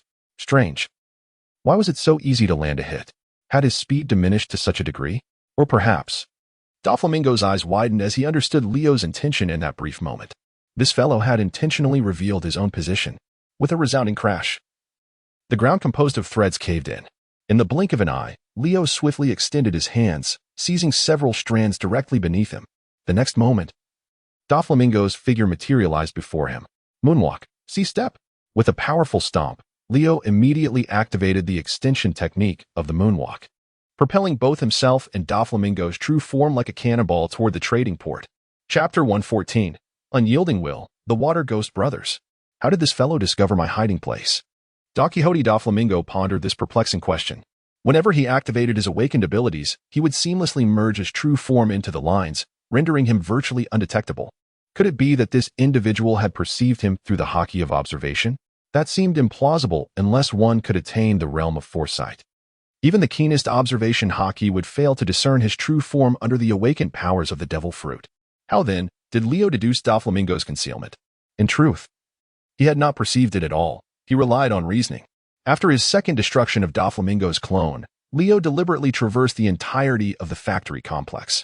Naturally, Doflamingo transformed all available inanimate objects into lines and unleashed them upon Leo, yet there remained one particular area that had exhibited no activity whatsoever. If his true form was not hidden there, where else could it be? Sometimes, one must engage their intellect in battle, unlike Luffy, who charges in heedlessly. After all, he lacks the protagonist's halo. However, just as the two soared towards the trading port, the perplexed Doflamingo activated his devil fruit ability once more. 16 sacred death bullets. 16 torrents of tightly coiled, high-density hockey exploded forth from Doflamingo's body. Simultaneously, Leo, who had ensnared Doflamingo's arms by wrapping his own beneath Doflamingo's armpits, felt an overwhelming aura of death envelop him. Before he could react, the black lines erupted from various parts of his body, violently thrashing his organs. Countless wounds opened upon him, and as the thread severed within, Leo frantically twisted his body into an unusual posture to shield his heart. Injured, health 200. Blood gushed from his mouth, splattering against the back of Doflamingo's head. This was the first instance Leo had witnessed such a high health figure within the system. Equally, he was uncertain whether the ability to reverse polarity would allow him to reconstruct his heart if the threads were shredded. Yet, in the next moment, he felt his other organs, which had been torn apart, rapidly begin to coalesce and regrow. Cardiac and pulmonary health 8, resilience of various organs 10. Leo, goodness, can this thing truly enhance resilience? However, well, the amount of blood loss is simply outrageous, isn't it? At present, he feels as though his mouth has transformed into a fountain. Conversely, Doflamingo, whose head is being drenched in Leo's blood, is far from cheerful. Is this fellow truly a monster? That recent move, the Holy Death Bullet, is one of his most formidable techniques, yet even so, it failed to eliminate Leo outright. Catching a glimpse of the wound on Leo's body, which oscillates between expanding and healing, Doflamingo is almost amused to the point of laughter. Transforming the pink feathers draped across his back into fine threads, Doflamingo now aims to ensnare Leo's neck. With a swift motion, empowered by high-level armament hockey, he plunges deep into the flesh, severing Leo's artery in an instant and ruthlessly advancing towards his windpipe. Sustaining the injury, vitality 120, vascular dilation 3, vascular elasticity 3. Carotid artery pressure resistance 5. Leo, enduring the excruciating pain that threatened to tear him asunder, executed a series of 3 swift shave techniques as he ran upon landing. Before long, propelled by his remarkable speed, the two of them found themselves in close proximity to the docks of the trading port. What was that? I am unsure. But it seems a gust of wind has swept through. Meanwhile, the civilians who had narrowly evaded the net and the water surface just in time to witness Leo and Doflamingo approaching, their expressions a mix of bewilderment and confusion. Utterly unaware of the unfolding events. Young master. At that moment, Burnham recognized the faces of Leo and his companion. Despite Leo's visage being as dark as coal, his facial contours and physique were unmistakable to Burnham. Young master? Similarly, Cheyenne, who had just emerged from the water, realized that Burnham was referring to the title Leo had instructed them to use upon his arrival on the island. However, he couldn't help but wonder. Was Leo truly unharmed? Observing that Leo's throat had been brutally slashed, both Cheyenne and Burnham could no longer remain passive. In unison, they leapt from the water, initiating their own shave to close the distance. On the shore, a sudden spray of blood erupted from Leo's mouth, feeling as if his throat was shattering. He was reluctantly contemplating surrender until the unexpected appearance of his 2 comrades dispelled that notion. Damn it! If death was imminent, then so be it. If his head were to be severed, he might as well see if it could be reattached. And now, this was the singular opportunity to eliminate Doflamingo. He chose to place his faith in his companions. Let us drag this scoundrel into the depths of the sea. Leo opened his mouth wide, spewing forth blood as he shouted at the 2 men. Upon witnessing Leo's distressing condition, Cheyenne and Burnham were immediately taken aback. However, recognizing the urgency of the situation, they understood that hesitation was not an option. With resolute determination, they planted their feet firmly on the ground and, one to the left and one to the right, charged forward to assist Leo in encircling Don Quixote Doflamingo's waist. The trio clung to Doflamingo's towering frame, which reached a staggering height of 3 meters, resembling 3 sloths. Together, they summoned their strength and leaped towards the harbor. A pack of cursed monkeys. Doflamingo bellowed, his veins bulging, as the threads emanating from his body ensnared Shuin and Burnham's arms in an instant. "Hey!" Leo shouted loudly. "Iron block. Armament hockey." In that fleeting moment, both individuals immediately maximized their defenses. The next instant, a sharp sound pierced the air as the silk thread penetrated flesh. The 3 of them gritted their teeth, refusing to relent, exerting every ounce of strength, dragging Doflamingo towards the unfathomable depths of the sea. 5 meters, 3 meters, 2 meters. Splash. The melodious sound of entry resonated. The crimson hue of blood swiftly stained the nearby waters. As the ripples gradually subsided into tranquility, the onlookers who had witnessed the entire spectacle began to emerge from their shock, converging forward in curiosity. Please take a day off, for in recent years, the Western pop music scene has produced few outstanding songs. It is rare for such an exceptional piece to emerge, and music enthusiasts will savor it with insatiable eagerness. With his spear's length as an advantage, Dan Xiongxin had not yet approached when the Zhiyang spear was already swung toward him. The moment Dashtin's gaze met Mao Chui rose. His eyes softened to the point of almost shedding tears. However, as he slightly averted his gaze, catching a glimpse of the subtle allure from the open clasp of Mao Chui Ro's attire, his breath became heavy. Of course, in the realm of reality, nothing is absolute. Some exceptionally powerful students, brimming with self-assurance, may engage in preparatory training courses ahead of time. By 2007, the company had been dismantled, having sold 450,000 acres and raised $1.3 billion.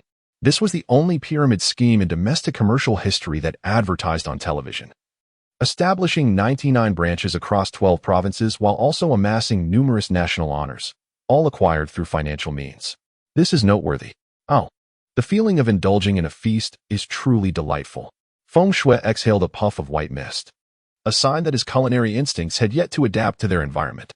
However, it mattered little, as Feng Shui had never trained in extreme conditions. It was only natural for a culinary demon to exhibit such flaws. Essentials like bowls, household items, bedding, and curtains were unnecessary. Instead, he prepared a mural, eschewing clocks and opting for a pair of porcelain dolls, as the sentiment was what truly mattered. The first actor he expressed gratitude to was Zhang Guang, who portrayed the malevolent principal and director's twin brother in the play. The individuals left behind by Leopard for monitoring sent word that Zhang Qingxian remained unchanged. The 4 individuals assigned to oversee him, arranged by Zhang Zhiying, had not increased in number, indicating they were unaware that information had leaked. Hence, neither the personnel nor defenses had been bolstered. Turning back, he found a room full of onlookers, and Mu Qingran's cheeks flushed instantly, while Prince Chen's expression darkened. As if to validate her honesty, as soon as Lan Jini finished speaking, her stomach audibly grumbled in response. Indeed, yesterday was her wedding day, and the person lying beside her was her husband, Ouyang Shicha. Meanwhile, the dagger in her right hand had embedded itself inch by inch into her heart. With each deeper penetration, blood flowed forth. When Xian Yanao returned, the guards at the city gate did not impede him, even leading his horse away as he dismounted. Being confined, regardless of the quality of food, without anyone to converse with, could truly drive one to madness. Nearby, a blond youth responded affirmatively, his tone and gaze conveying an unwavering determination not to lose. The scent of blood lingered, and Ling Long was the first to return, catching a whiff of it before even entering the courtyard.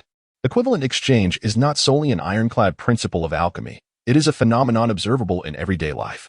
The Qin state excelled not in the battles of yore, such as Sima Qiu's effortless conquest of Bashu, or by Qi's strategic water diversion against Chu, nor in the might of its formidable armies conquering Wei territory. Rather, it relied on the enduring and grueling combat experience of the steadfast Qin, employing tactics of attrition to level the playing field with adversaries, subsequently leveraging their extensive experience to claim victory. Upon seeing the newcomer, Liu recognized Tai Wuhuan, while the military attire of another indicated a rank significantly higher than Tai's. The visage seemed familiar, yet Liu could not recall where he had encountered this person before.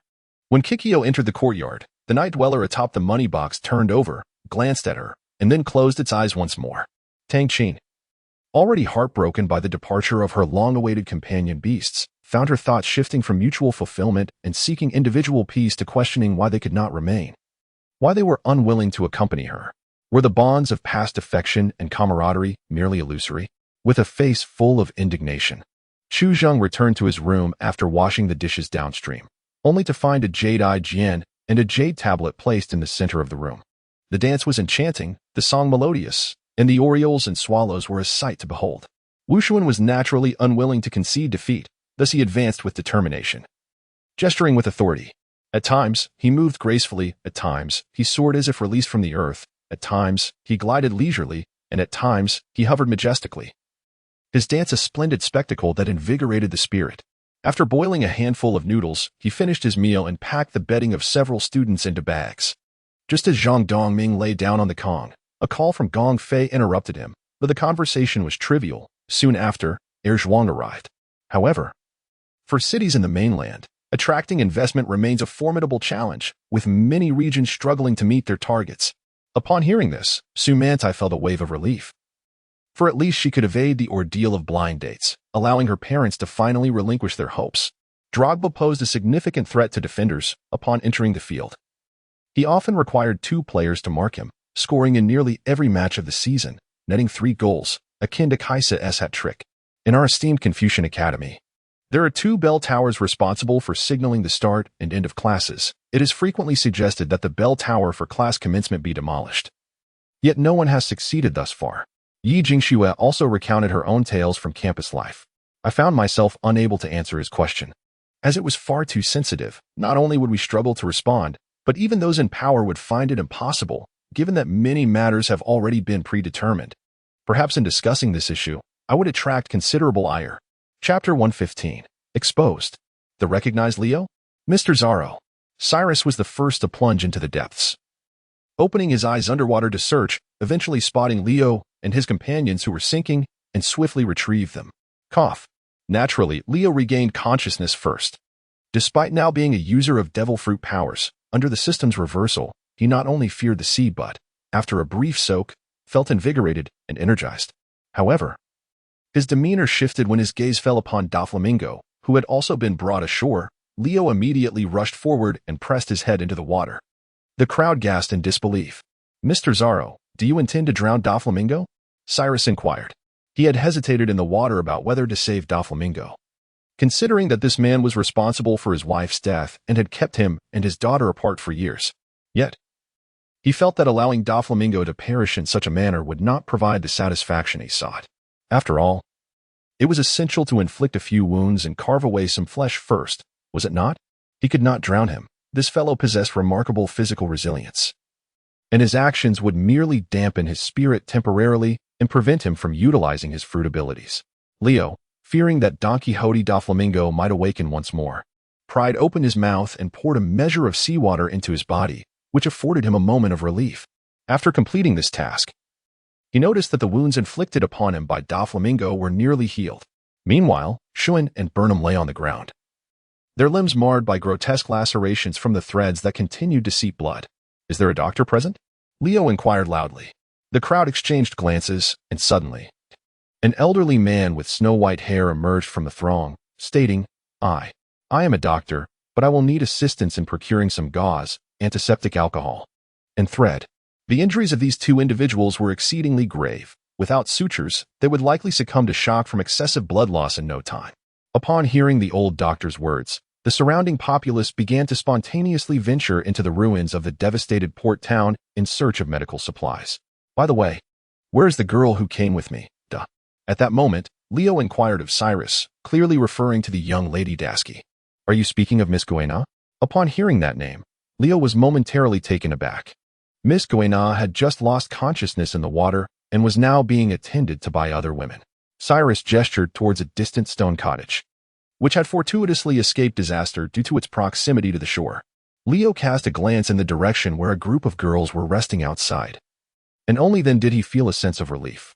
While holding down Doflamingo's head, he observed the injuries sustained by Cheyenne and his companion. However, Cyrus's gaze towards him grew increasingly peculiar.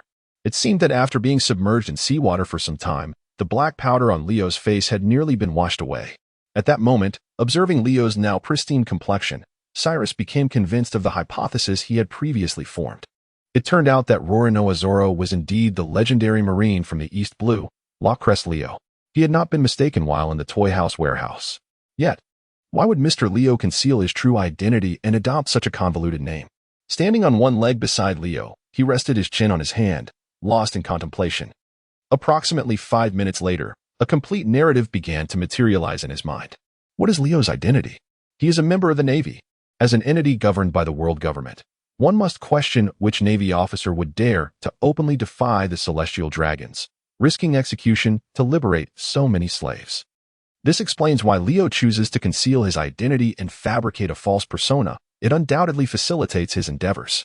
Additionally, the biography of notable figures from the seas that he previously perused depicted Leo as a character embodying justice, selflessness, and a lack of desire for fame or fortune. He must be intolerant of the aristocracy's conduct, yearning to rescue those ensnared in dire circumstances, thus taking such perilous risks. Should his superiors discover his actions, his naval career would certainly be jeopardized, yet he persists resolutely in his quest to save others. Such actions, such character, if only all within the Navy were akin to him. Cyrus wiped away the few tears that had unconsciously escaped the corners of his eyes. Mr. Leo, you shall forever remain my most esteemed benefactor, Cyrus. Huh? Sensing a scorching gaze from behind, Leo instinctively turned to glance back, only to find Cyrus fervently rubbing the corners of his eyes, which struck him as rather peculiar. Could it be that he was overwhelmed with joy, shedding tears after finally transforming back into a human? After a little more than 10 minutes had passed, the old doctor commenced treating Shuan and Burnham's wounds, and an increasing number of onlookers began to gather once again. It was then that Leo realized his countenance had seemingly been fully revealed, aside from the group of Don Quixote's subordinates who had already been bound by Cyrus. Many of the citizens who had transformed back from toys were now able to clearly discern Leo's true appearance. Is this the true visage of Mr. Zorro? My benefactor is indeed extraordinarily handsome. A group of women clasped their hands in rapture, their eyes sparkling with adoration. Meanwhile, Leo wore an expression of utter despair. Hastily picking up a piece of white cloth from the ground and wrapping it around his face in a haphazard manner. This is disastrous, he mused to himself. If Akainu were to discover that I am the dual-wielding swordsman Zorro who infiltrated the Iron Fortress that day, he would undoubtedly slay me himself, right? Ladies and gentlemen. At that moment, however, Cyrus suddenly spoke up. The face of my benefactor Zorro. Anyone present who has seen it today must not disclose it under any circumstances. Understood? Of course, we understand. Without your prompting, we would uphold this vow. Indeed, Mr. Zorro is a benefactor to us all present, even if it meant death. We would never reveal it to anyone. Their rebirth was undoubtedly due to the efforts of Leo and Dasky at this moment. It would not be an exaggeration to regard these two as their reborn parents. That one-legged uncle, why does he seem so familiar? Someone suddenly pointed at Cyrus. It's him, the statue from the bullfighting arena. Cyrus, the former captain of the Liku King's army, holder of an unblemished record of 3,000 victories. Is he truly still alive? However, upon realizing that the crowd had recognized his identity, Cyrus made no response. Instead, before the gaze of all, he knelt before Leo. You? Leo, his face shrouded in a white cloth, gazed at Cyrus with a hint of surprise. Soon, one by one, hundreds upon thousands of individuals present knelt in unison, bowing deeply to Leo, reminiscent of that day on Rice Cake Island. Unlike his previous reaction of bewilderment, Leo chose not to intervene this time. Instead, he observed in silence. Once the crowd had collectively expressed their pent-up emotions, he finally offered a smile and said, "Let us not dwell on anything else. We should swiftly make our escape from this place." In the trading port, besides slaves, arms, and artificial devil fruits, the sea stone handcuffs, a bane to those with powers, were also abundantly available. After securing 3 pairs of sea stone handcuffs around Doflamingo's wrists, ankles, and neck, Leo felt a modicum of reassurance. The group boarded a vessel from the trading port and began their journey to the outside world. It is worth mentioning that despite the underground world being hidden deep beneath Dressrosa, there remained a transport passage leading to the outside. Otherwise, what would justify the name of a trading port? As expected, the ship sailed for less than 10 minutes, and within the confines of the underground cavern. The narrow walls gradually widened, revealing a massive stone door before them. Le gazed up at the stone gate and inquired of Cyrus, "Do you know where the switch is?" "The switch?" "Just a moment," Cyrus replied, promptly shedding his shirt and plunging back into the water. Having spent over 5 years at the toy house, he was well acquainted with the scenes of cargo transactions at the trading port, even having participated in the transport of goods. Thus, he was intimately familiar with the location of the switch. Before long, he exerted himself to pull down a lever submerged in the water, and the great gate creaked open. As all the vessels sailed out, the onlookers realized that the exit of the gate was situated at the bottom rear of Dressrosa Island. The exterior of the gate seamlessly blended with the surrounding rocks, and once the door was fully shut, the sight of the stone wall, indistinguishable from any ordinary island, made La finally comprehend why the underground world of the Don Quixote family had remained concealed for so many years. What an exquisite hiding place. No wonder no one could find us, the crowd of civilians marveled. Had it not been for Mr. Zorro's timely intervention to rescue them, they might have languished in this lightless abyss as mere laborers for Don Quixote da Flamingo for the rest of their lives. I wonder if my daughter still remembers me as her father, a middle-aged man murmured anxiously. 5 years and 4 months. So much time had passed. Would his family and beloved still recall who he was? Daughter?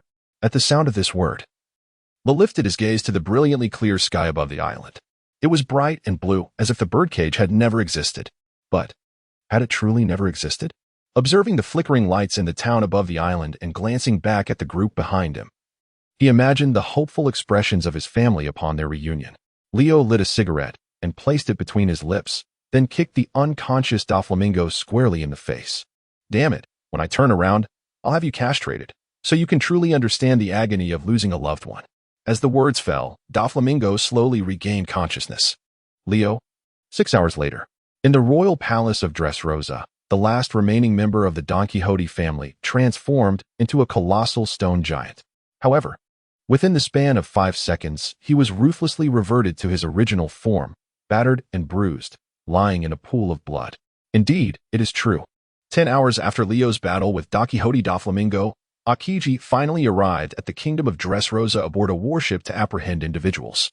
Exhaling a breath of icy air, he cast his gaze to the other side, where several injured personnel were being carried away on stretchers by Navy medics.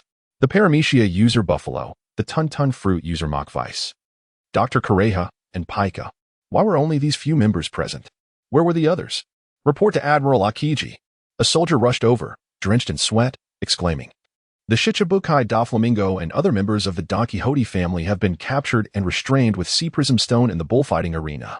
Huh? Akiji tilted his head in confusion, a look of bewilderment crossing his face. 10 minutes later, gazing at the dark passage beneath the medical treatment room in the bullfighting arena, along with the bound Doflamingo and others, Akiji rubbed his eyes in perplexity. Now, could someone please explain to him what exactly was happening? He had previously received a call from Daz Bones, stating that they had discovered the entrance to the underground world and urged him to hurry. Yet, why was Doflamingo tied up? Where are Leo and Dasky? Report to Admiral Akiji. I have just heard rumors among the civilians that the dual-wielding swordsman Roranoa Zorro has arrived on the island. Don Quixote da Flamingo and several members of the Don Quixote family have all been defeated by him, a naval soldier reported once more. Upon hearing this, Akiji was once again engulfed in confusion. Roranoa Zorro? That fellow again? It seems improbable that he has defeated not only Da Flamingo but the entire Don Quixote family. Could it be that he concealed his true strength while engaging with me on Cake Island? The more he pondered, the more incredulous it seemed. Touching the eye mask in his pocket and gazing at the fallen individuals on the ground, Akiji found himself unexpectedly drowsy. Admiral Akiji, this should be the entrance to the underworld. You all go in first and search the area. I shall take a brief nap before entering. With that, a contingent of Navy personnel immediately followed orders and surged into the passage. Akiji then approached, crouching beside Diamante and Gladius to assess their wounds. These wounds, they unmistakably resemble those inflicted by a gun. Meanwhile, on the other side, Doflamingo grinned widely, revealing a row of teeth. Ah, Kazan, what a clever strategy. Having your subordinates disguise themselves as pirates to gather intelligence on my Don Quixote family. But do not rejoice too soon. After all, the world government may very well side with me. Akiji, what on earth is this guy talking about? Akiji was utterly baffled. Soon after, a bold hypothesis began to take shape in his mind. Meanwhile, on a small cargo ship at the western harbor of Dressrosa Kingdom, a woman clad in a maid outfit similar to that worn by Dasky, with one foot raised high and a flushed face, was awkwardly grasping her skirt with one hand while hoisting a rocket launcher with the other as she questioned Leo. Are you implying that you need me? Leo, indeed. It is not solely my need for you. Our entire naval base is equally reliant upon your presence. Leo gazed at the ominous barrel of the cannon, unable to suppress a gulp as he fervently nodded. Thus, do you wish to join our navy? Chapter 117, Aftermath. Naval Headquarters, Marineford. Allow me to elucidate what transpired during this operation. Inside the conference room, Leo, Shuen, and Burnham stood rigidly before the table, their bodies enveloped in bandages. Similarly, Dasky, as one of the participants in this operation, found herself in the conference room. However, Crane had thoughtfully arranged for a chair to be brought for her, and she sat upright upon it, not daring to move an inch. What transpired? Shuen and Burnham simultaneously turned their gaze towards Leo. To be fair, they too were oblivious to what had occurred after Leo lured Doflamingo away. We received intelligence from Doflamingo indicating that the pirate Zaro, who had appeared in Dressrosa, is indeed one of our own from the Navy. How could this be? Sengoku inquired, his eyes glinting sharply behind his glasses. Meanwhile, sitting beside him, Carp cheerfully munched on Senbei, a smile plastered across his face. Leo could not restrain his curiosity and cast a glance at the old man, feeling compelled to do so. After all, it was his first time witnessing this character, who had only existed in anime and naval legends, in the flesh. The fleet admiral is addressing you, Akiji remarked. Oh. Leo then came to his senses and said, I believe Doflamingo must have misunderstood something. Misunderstood? Indeed, misunderstood. Leo nodded once more. At that time, Admiral Akiji and I had obtained crucial intelligence within the confines of Impel Down, revealing that Don Quixote Doflamingo, one of the 7 warlords, was indeed the notorious figure known as the Joker in the underworld. Consequently, Admiral Akiji assigned me to investigate the veracity of this information. Upon hearing this, Akiji did not contest the claim, while Leo continued, I immediately conceived an ingenious plan. Subsequently, I joined forces with Dazbones, Burnham, and Shuen, and together we disguised ourselves as arms dealers, infiltrating the casino of Dressrosa.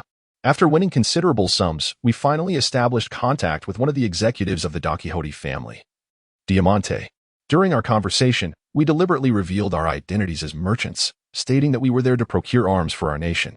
Diamante was intrigued and promised to assist us in reaching the Joker, instructing us to return the following afternoon at the same time for further news. And then, suddenly, Akainu, who had remained silent until now, spoke up. Upon hearing this, Leo cast a glance at the stern old man adorned with a military cap, whose demeanor exuded an unwavering aura of ironclad severity. The palpable atmosphere of ruthless determination compelled him to forego further preamble and promptly address the crux of the matter. As anticipated, that very evening, we ventured to the most dubious toy house in the kingdom of Dressrosa for an investigation. Inside, we discovered an alarming accumulation of weaponry, alongside a substantial number of toys laboriously transporting boxes. The slave trade was rampant in the bustling port. While the Dongtada clan had been deceived into cultivating fruit trees for Don Quixote Doflamingo, leading to the mass production of artificial devil fruits. Furthermore, the former king had been wrongfully implicated and imprisoned within the kingdom's dungeons. Leo recounted all these revelations in detail. The attendees in the conference room, upon absorbing this information, knitted their brows in collective disapproval of Doflamingo's nefarious deeds. I have long argued that the Shichibukai system should be abolished. Akainu boldly expressed his views. How can one justify the coexistence of the Navy and pirates? Those who are heinous pirates deserve execution or imprisonment in Impel Down.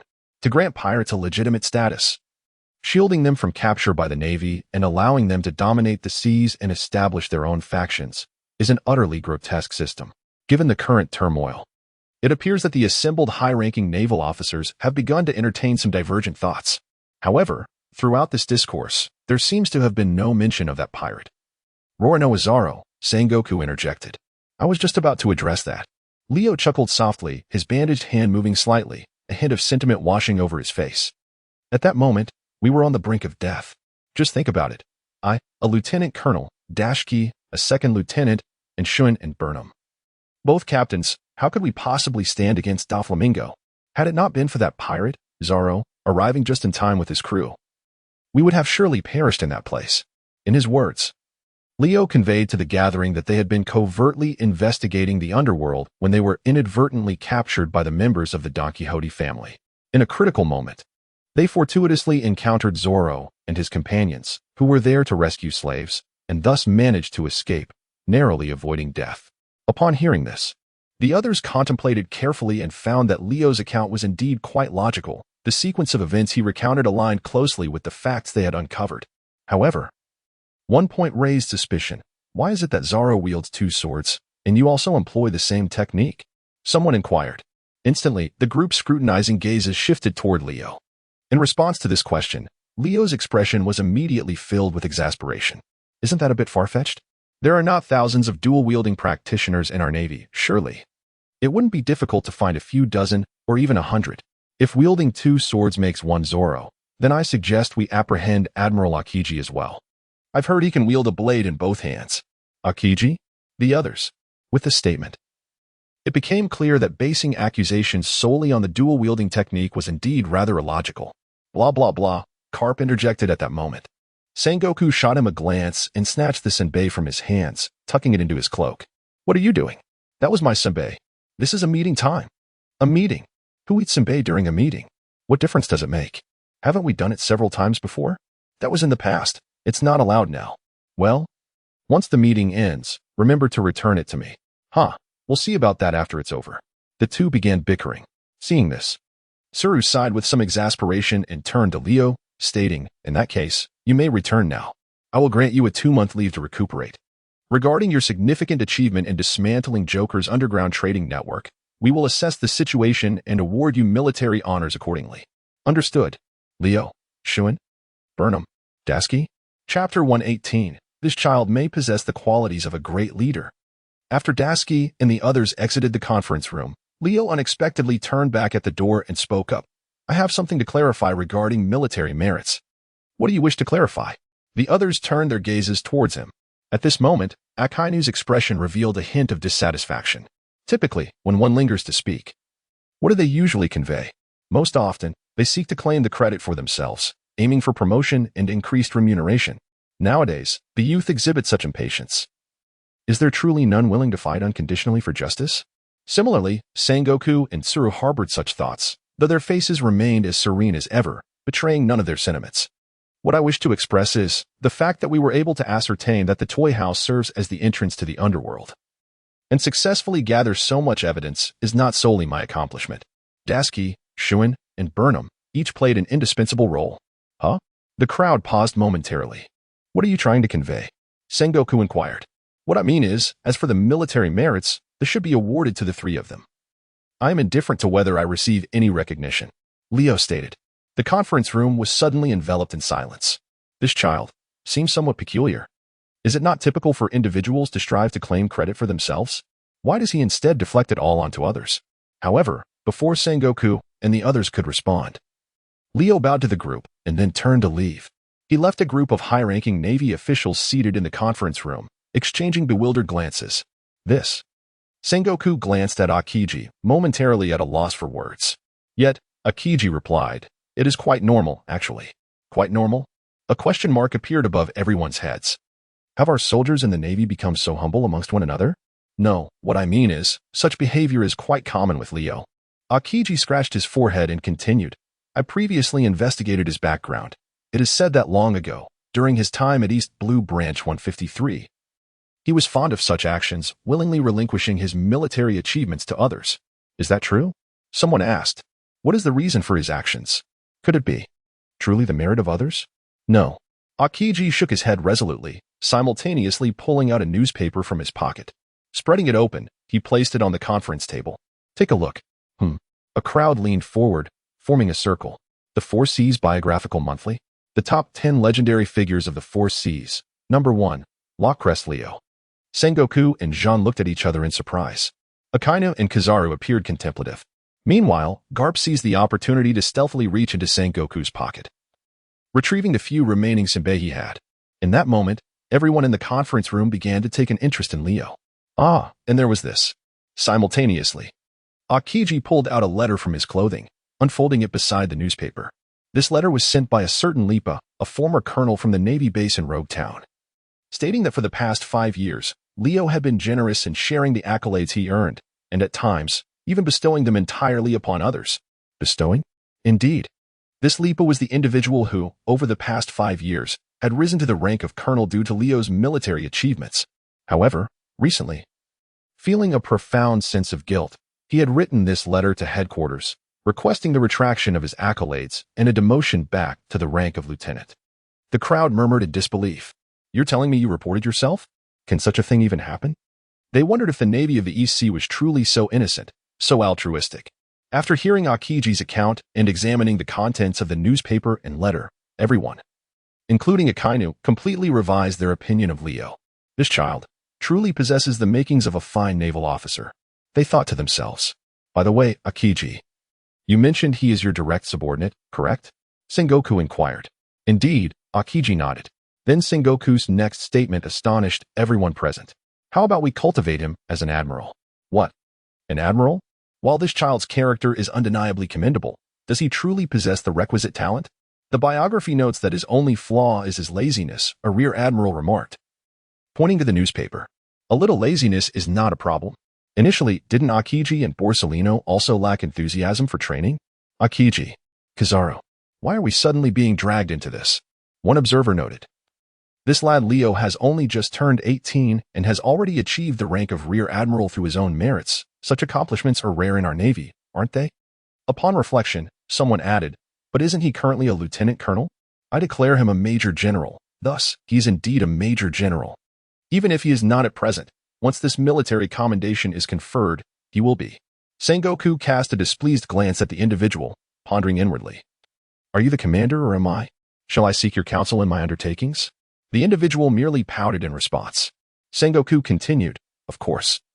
If his abilities truly fall short, then I have no further remarks to make.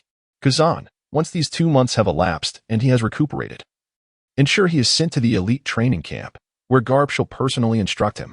At that moment, Garp, who had been stealthily nibbling on some bay, suddenly emerged from beneath the table upon hearing his name. The onlookers were left speechless. Sengoku, with a scowl, declared, rest assured, I shall take care of it. Garp promptly concealed the senbei behind him, stepping forward while heartily slapping Sengoku on the shoulder and laughing boisterously. Meanwhile, a sense of exhilaration filled the air. Vacation time.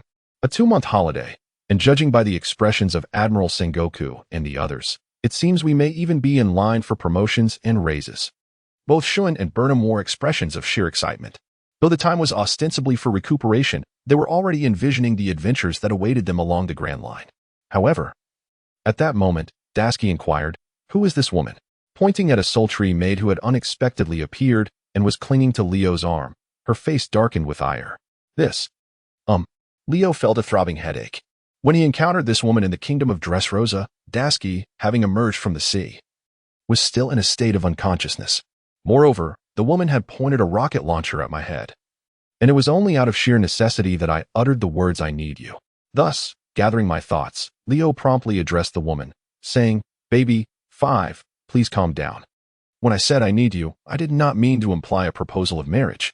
Rather, I was suggesting that you contemplate the possibility of joining our navy to assist me in apprehending pirates. Indeed, it was true. The very woman who had stormed aboard the cargo ship, brandishing a cannon at Leo's head and claiming vengeance for Don Quixote da Flamingo, was none other than Baby, 5, a wielder of the weapon fruit and a member of the Don Quixote family. Chapter 119, 3 years later. The mastermind behind the incident on Cake Island, Fire Fist Ace, has successfully entered the New World via the Sabaody archipelago. The bounty has risen to 230 million. Leo reclined in the single dormitory of the headquarters, perusing a newspaper while nibbling on an apple. Beside him, assisting in organizing his clothes, was Dasky, clad in a naval uniform. I must inquire, on such a rare day off, why do you still don your uniform? Leo cast a peculiar glance at the busy figure of Dasky. In response to his words, Dasky remained silent, continuing to meticulously fold Leo's clothes and trousers, placing them within the confines of the bag. In the next moment, she inquired, Master Leo, would you care for a cup of my newly learned Obaka fruit tea? Clad in a slightly smaller maid outfit, her graceful form became even more alluring and enchanting. Baby, 5 approached Leo, holding the drink, and with a playful smile, leaned down to offer the straw to his lips. Leo, Baby, 5 of the mud, are you wishing for my demise? Do you not see that Dashki is still present? As expected, upon witnessing Baby 5's intimate gesture, Dashki, who had her back turned to the two, began to clench her fists tightly. Seeing the situation, Leo promptly shifted the topic. Well, Baby 5, whose clothes are these? They seem rather small. Oh, it appears these belong to Miss Dasky. My clothes got soiled, so I took them for cleaning and happened to come across this outfit. Hence I decided to wear it. However, I can't quite fathom why it feels so snug, particularly around the chest area. Leo, Is this a veiled attempt to boast that my chest surpasses that of Dashki? Beside him, Dashki interjected, "Step aside, we are about to embark on a journey. Do not obstruct our path." With that, Dashki seized Leo by the arm and began to lead him toward the door, luggage in tow. However, to their surprise, maybe, Five followed closely behind, exclaiming, "Traveling? I wish to join as well." "Absolutely not," Dashki retorted vehemently. "Why not?" "No reason." "Baby," Five asserted, "I am but Master Leo's maid. And soon I shall become a member of the Navy." "Become a member of the Navy?" Dashki looked at Leo with a hint of astonishment. She pondered. For one with a pirate's past, the likelihood of joining the Navy seemed nearly impossible. "Oh, I submitted a written application on her behalf, after all. I am a lieutenant colonel at headquarters and have recently accomplished a significant feat, so the approval came swiftly." He himself was baffled by the rapidity of the approval. Could it be that his influence truly held such weight? Yet, he found himself curious as to why Baby Five had not raised any suspicion among the higher-ups. It was because this woman had never been a target of a bounty. He speculated, perhaps during past battles, others had merely regarded Baby Five as a genuine maid of the Don Quixote family, and later, when Doflamingo ascended to the position of a warlord, it was only natural that the government would not pursue her. If this were indeed the case, Leo could easily portray Baby Five as a victim who had suffered under Doflamingo's cruelty should any superior inquire in the future. For the Navy would not reject those who had once been enslaved. Thus, "Are you truly intent on bringing her along?" Dashki inquired. "Well," Leo cast a sidelong glance at his Baby Five, who wore an expression brimming with hope, while he pondered how to respond. Suddenly, the door swung open, and a woman with vibrant orange hair, clad in light attire, rushed in, dragging a large suitcase. With her lively charm and pure beauty, it could only be Nami. "Are we all set? When do we depart?" Nami inquired eagerly. Desbones, perplexed, paused momentarily. Rorano Azaro, the dual-wielding swordsman, suspected user of a paramecia-type devil fruit, had defeated one of the 7 warlords, Don Quixote Doflamingo, 5 days prior, liberating countless civilians once more. Observing the headline on the news, Akiji stroked his chin and extracted 2 bounty posters. Rorano Azaro, 465 million berries. Kuina, 170 million berries. Kuina? Gazing at the image of the veiled woman, whose familiar pair of eyes peered out from a black scarf, Akiji closed his eyes in recollection and promptly made his way to the medical room of the headquarters.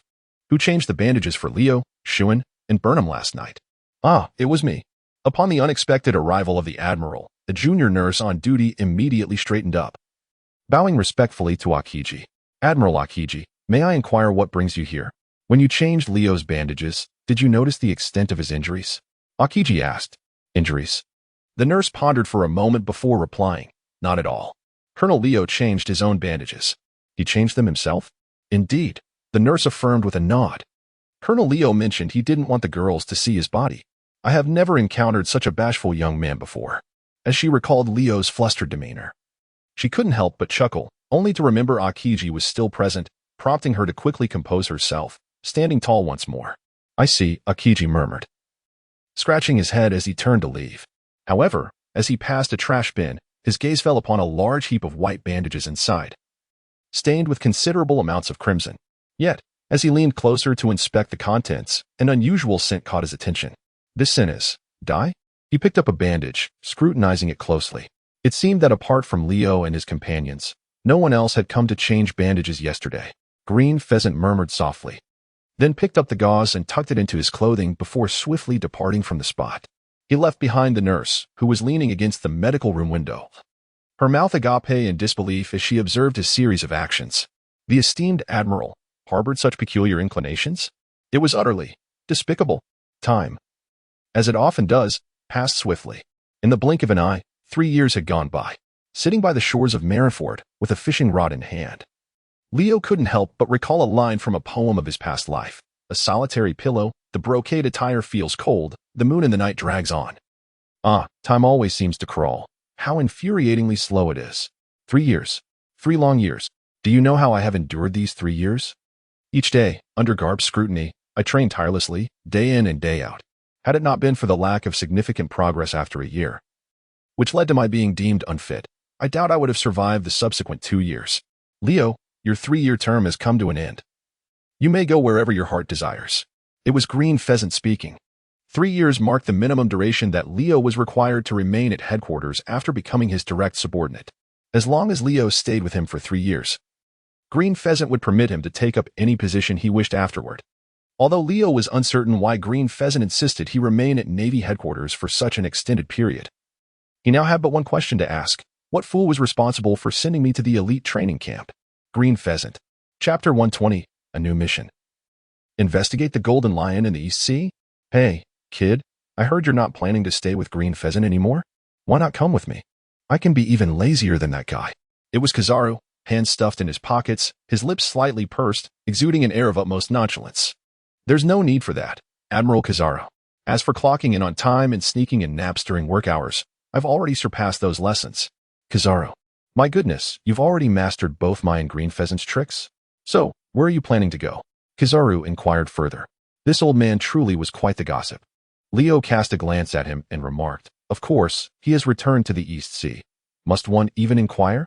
The East Sea? The one among the 4 seas? Indeed, it is a splendid place to while away the days, Huang Yuan sighed. Leo. Indeed, he truly lives up to the moniker of a naval bureaucrat.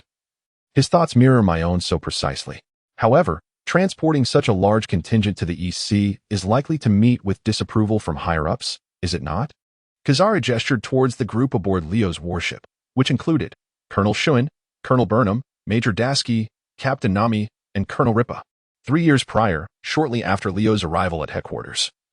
During a brief interlude of 2 months, Ripa had actively sought a transfer to Marineford. Not only that, but he had advanced from a demoted lieutenant, repeatedly proving his mettle over the subsequent 3 years, ultimately reclaiming the rank of colonel. As for why Leo remains merely a rear admiral, it is attributable to his indolence. He not only slacks off during training, but also, when encountering pirate vessels while on patrol, delegates the task to Ripa and Shuin, reclining on the deck with an assortment of snacks, treating the entire affair as if he were watching a film. Consequently, over time, the naval headquarters has affectionately dubbed him Sloth. What can one do? His lethargy in performing tasks is simply undeniable.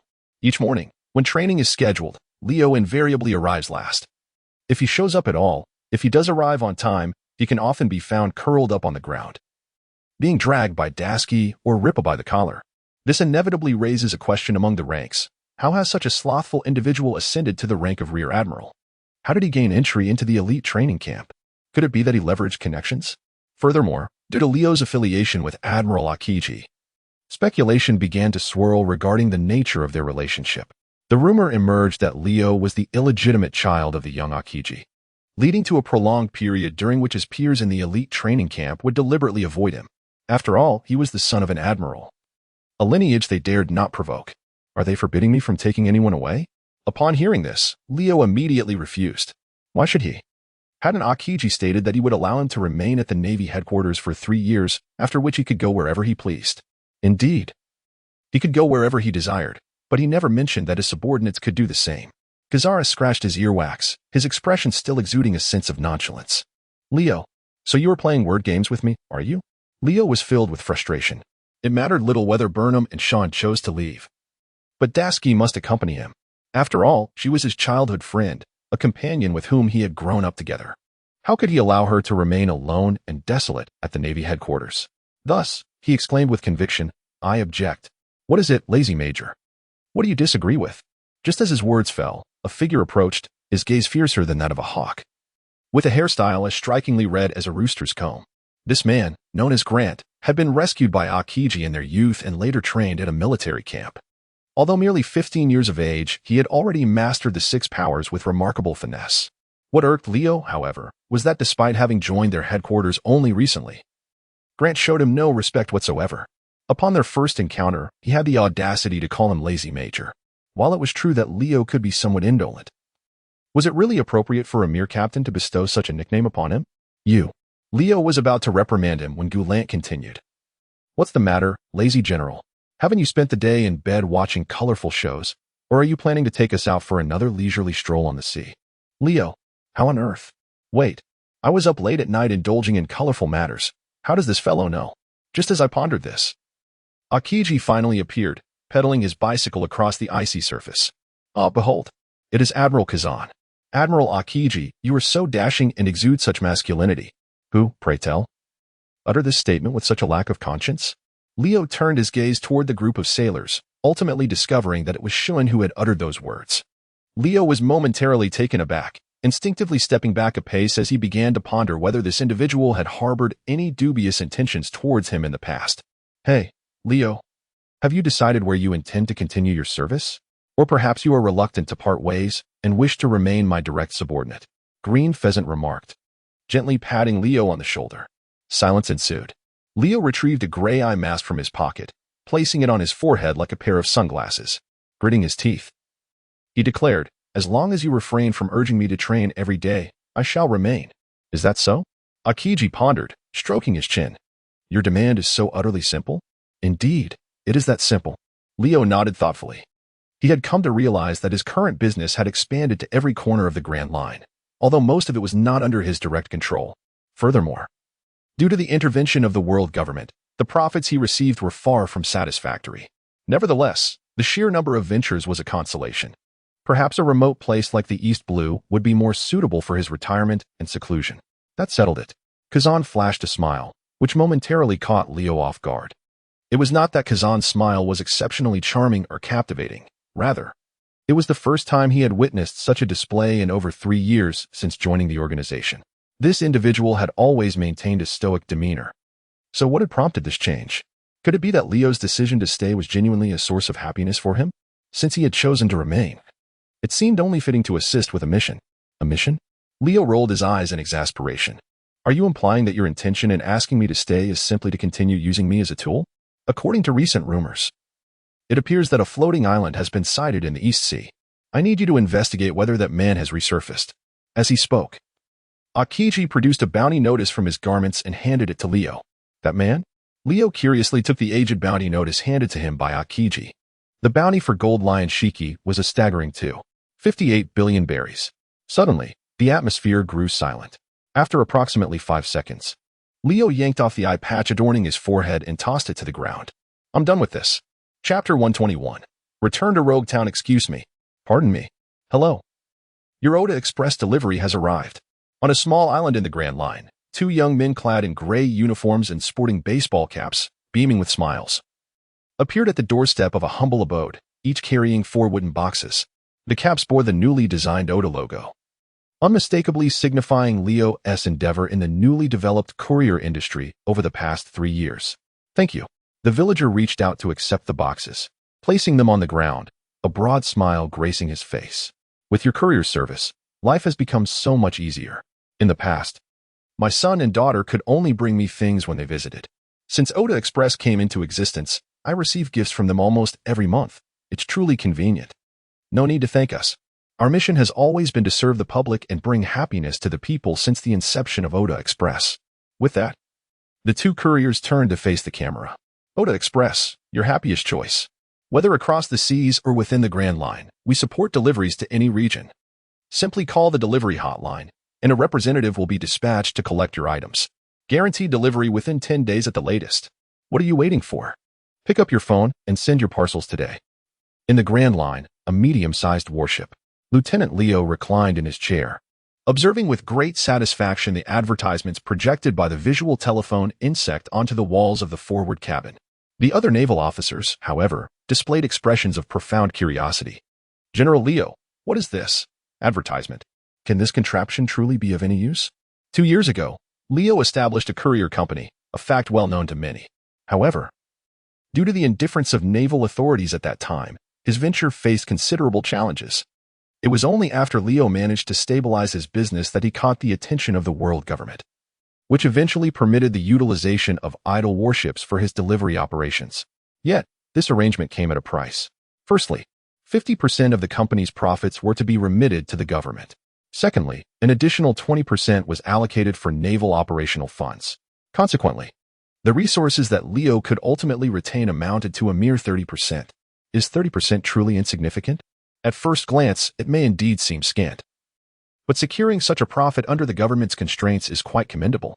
Moreover, the introduction of warships into the delivery process significantly accelerated delivery times, far surpassing previous capabilities. With the government also investing substantial resources in promoting the service via visual telecommunication technology, The profits derived from this collaboration had multiplied compared to his previous solo endeavors. Recently, Leo even conducted a comparison between the total profits he once retained alone and the 30% he now receives in partnership with the world government, discovering that there was scarcely any difference, and at times, he even earned more than before. Thus, Leo found himself devoid of any discontent.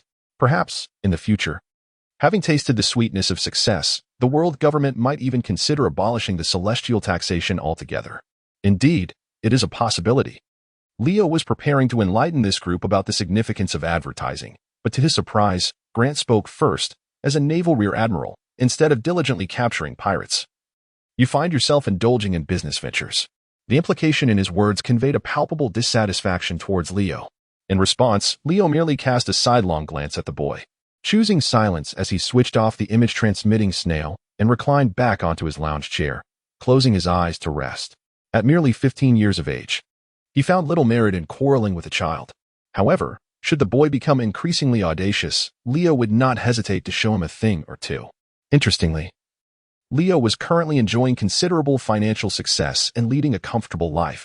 It was puzzling why he had suddenly taken on the task of investigating the Golden Lion.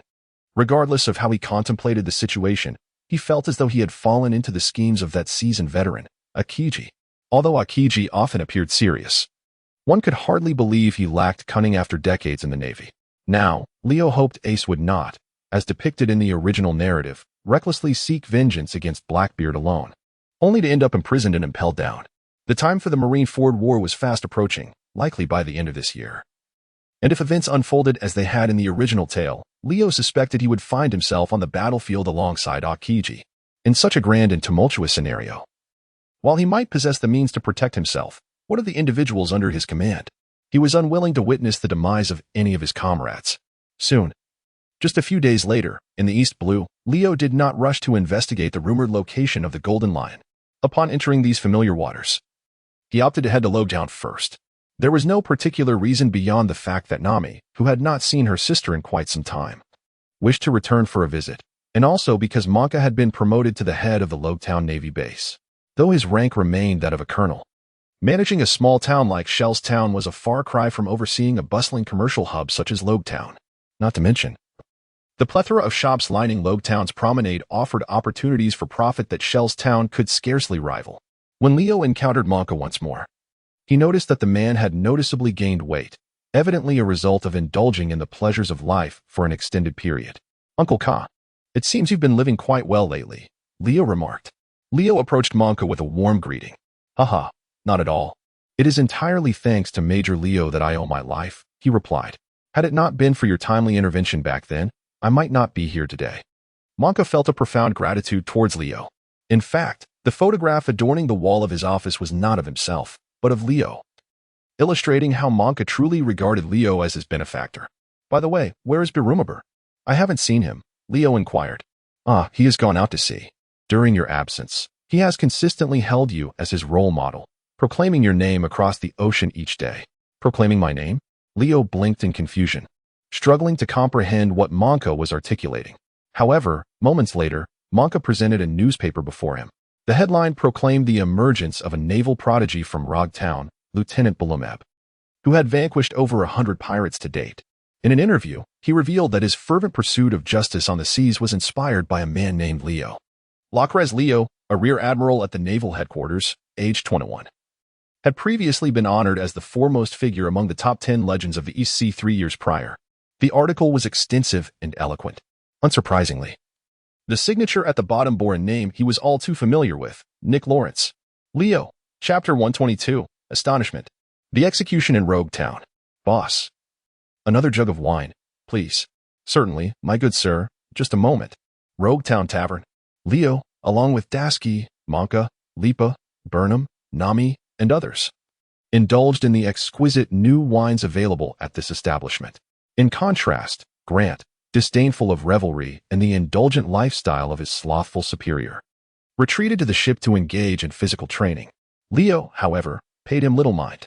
Yet, after several rounds of libations, a sudden wave of nostalgia washed over him, prompting thoughts of Master Walding and Brother Xiong. Since his arrival at the naval headquarters, he had only returned to visit them once. He recalled that Walding remained his old self, hastily safeguarding his cigarettes upon Leo's arrival, wary of his propensity to borrow them. Nurse Mia, on the other hand, had settled on the training camp island with her husband. Leo had seen the man. He was quite youthful and handsome, only marginally inferior in appearance to himself. However, witnessing the tender care he bestowed upon Mia quelled any thoughts Leo might have had about confronting him. As for Brother Xiong and his son, they had been intermittently visited by Mia and Walding since Leo's departure. This made him ponder how splendid it would be to bring those two back to the naval headquarters, especially since the area behind Marineford was adorned with a vast forest, making it a perfect haven for daily excursions to commune with bears. Just as he was engrossed in these musings, a sudden commotion erupted outside the tavern. Look over there. It appears to be pirates. The moment the term pirates was uttered, the naval personnel within the tavern swiftly armed themselves with standard-issue sabers and rushed outside. Shortly thereafter, Leo emerged, wielding two blades, and ambled out at a leisurely pace. He raised his gaze in the direction of the crowd's attention and beheld a man wearing a straw hat, currently restrained on a guillotine by Barumab. Leo rubbed his eyes in disbelief. Good heavens! The attire! Could that truly be Luffy? Uncle Ka, why is your son up there? Leo turned to Monka, pondering how Barumabur was said to be on a patrol at sea, yet now seemed to have taken on the role of Buggy from the original narrative, preparing to execute Luffy on the guillotine. I have no idea, Monka replied, equally bewildered. Just at that moment, as Barumabur's blade was poised to descend upon Luffy's neck, a thunderous shout erupted, reverberating throughout the entire plaza of Rogue Town. I am the man destined to become the Pirate King. The crowd's collective gasp was palpable, their astonishment evident on their faces. Who is this person? How dare he? This is Rogue Town, home to no less than 1,000 stationed Navy soldiers. He boldly proclaims his ambition to become the Pirate King before so many naval officers? And why is he smiling? Does he truly fear no death? At that critical juncture, a deafening thunderclap resounded, striking Barumabur's raised blade. With a crackle, electricity surged, causing Barumabur's body to convulse violently before collapsing to the ground, unconscious. Barumabur! Monka shouted in alarm, sprinting toward the execution platform. Almost simultaneously with the lightning strike, Leo turned to glance at a shadowy corner of the porch alleyway. Such a formidable presence. Is Monkey D. Dragon truly within? This man has indeed come to Rogue Town to rescue his son. It was as if fate had orchestrated this very scene. Meanwhile, Luffy, momentarily stunned, suddenly broke into laughter, exclaiming, "Ha ha ha, sorry, but it seems I'm not dead after all." The crowd was left speechless. This guy is unbelievably audacious. Quick, apprehend that man, Monka shouted as he charged forward. At the same time, another voice echoed from not far off the execution platform. Luffy. Leo's attention was captivated by the sound, and upon catching sight of the figure beneath the execution platform, he was momentarily stunned. Zoro? Ah, it makes sense. Given that Luffy is already here, Zoro must have arrived in Rogue Town as well.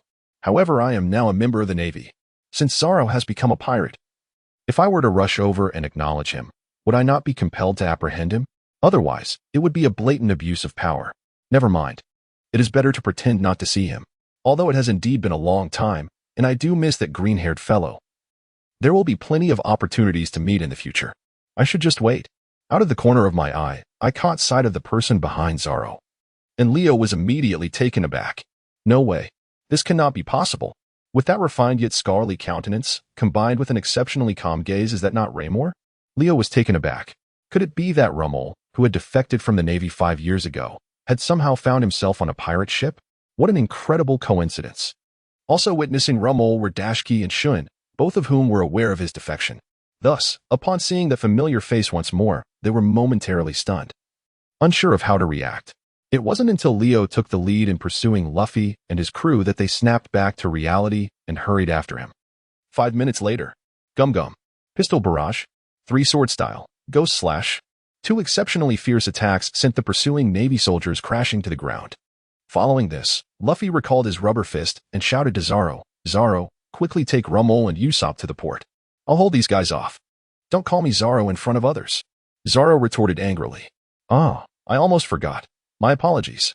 Luffy earnestly offered a contrite apology to Zoro. Yet, in the next moment, a realization struck. What? That guy in the straw had just referred to the swordsman with green hair as Zoro? Roronoa Zoro, the super pirate who defeated the warlord Doflamingo 3 years ago. What is he doing in the East Blue? A group of Navy soldiers who had just caught up gasped in astonishment. Quick, Report to Colonel Monka and request reinforcements. Send an emergency alert and evacuate the area. Yes. Zaro. Luffy. Oh, I knew it. Zaro's expression darkened with indignation. I swear. If I find out who's causing a ruckus in my name on the Grand Line, I'll ensure that they meet their end. As he pondered this, the next moment unfolded. Quick, capture them. Leo, wielding a snow-covered sword, charged forward, appearing before them all. Chapter 123, The Man with a Bounty of 465 million, Rummel and Zoro widened their eyes in unison, staring at Leo as he rushed toward them, both momentarily engulfed in astonishment. When did this guy arrive in Log Town? Rummel, who had defected from the Navy years ago, was unaware of Leo's subsequent transfers. As for Zoro, he had not seen Leo since he left the East Blue for the Grand Line 3 years ago. Now, suddenly confronted with that familiar face, his mind struggled to comprehend the situation. Who was this person? Luffy, perplexed, turned to Zoro and the others. The Navy, a formidable force indeed. Raymore responded first. 8 years ago, he single-handedly defeated pirates with bounties exceeding several million berries. At that time, Leo was barely 14. Given the passage of 8 years, it was inconceivable for him to believe that Leo had made no progress in strength. However, now that Leo had defected and become a pirate, seeing his former friend stirred a tumult of emotions within him. Has this day finally come? He murmured softly. Zoro, upon hearing Raymore's assertion of Leo's prowess, nodded in agreement. Indeed, that fellow has always been my desired rival. I see, Luffy replied earnestly, nodding. If he is that strong, then I shall defeat him. With that declaration, he immediately rolled up his sleeves, seemingly preparing for a fierce battle with Leo. Both Zoro and Raymore were taken aback, thinking to themselves, are you even listening to us? Our captain is still such a fool. Rubber, rocket, Luffy exclaimed, extending his arms backward and, utilizing the elasticity of his rubber body, propelled a powerful strike towards Leo, who was charging towards them. In the next moment, to everyone's astonishment, Leo was sent flying as if launched by a catapult, soaring in a parabolic arc. Yet, in no time, he rose from the ground, wiping an imaginary trace of blood from the corner of his mouth, and once again brandished his weapon, charging towards Luffy and the others. We, the Navy, shall never yield. Dasky and Shun exchanged glances, a bead of sweat appearing on their brows. They both recognized that Leo was merely putting on an act. Yet, the performance was so exaggerated that even the guard dog stationed at their base could likely do better. However, in that fleeting moment of inner critique, the other Navy personnel witnessing the scene suddenly began to tremble, as if inspired by Leo's declaration. Their eyes glistened with emotion, and their fists clenched tightly in resolve. Charge alongside Major Leo. We, the Navy, shall never yield. Let us fight for a brighter tomorrow. The roar and shout suddenly pierced the air. The once demoralized pursuers, on the brink of collapse, now united fervently behind Leo, their spirits ignited. Dashki, Cheyenne, is this really happening? The two of them were left utterly dumbfounded. Could it be that Leo had consumed some sort of devil fruit that swayed the hearts of men? Meanwhile, as they stood there in shock, Leo himself was equally bewildered, wondering what was happening. Why were they following him? He was merely putting on a show, pretending to act. With their enthusiasm, how could he possibly slack off? Were they out of their minds?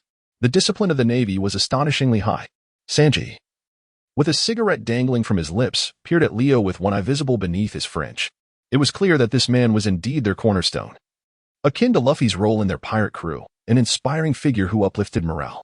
Whenever their captain took a stand, it always brought immense reassurance to the crew. Such a person would undoubtedly prove to be a formidable adversary. Sanji thought resolutely, preparing to tell Luffy that he would stay back to fight alongside him against Leo. However, in the next moment, his gaze briefly drifted to Dashki, Nami, and Baby, 5, who were not far from Leo. What stunning ladies they were. I think I might be in love. Enormous hearts appeared in his eyes.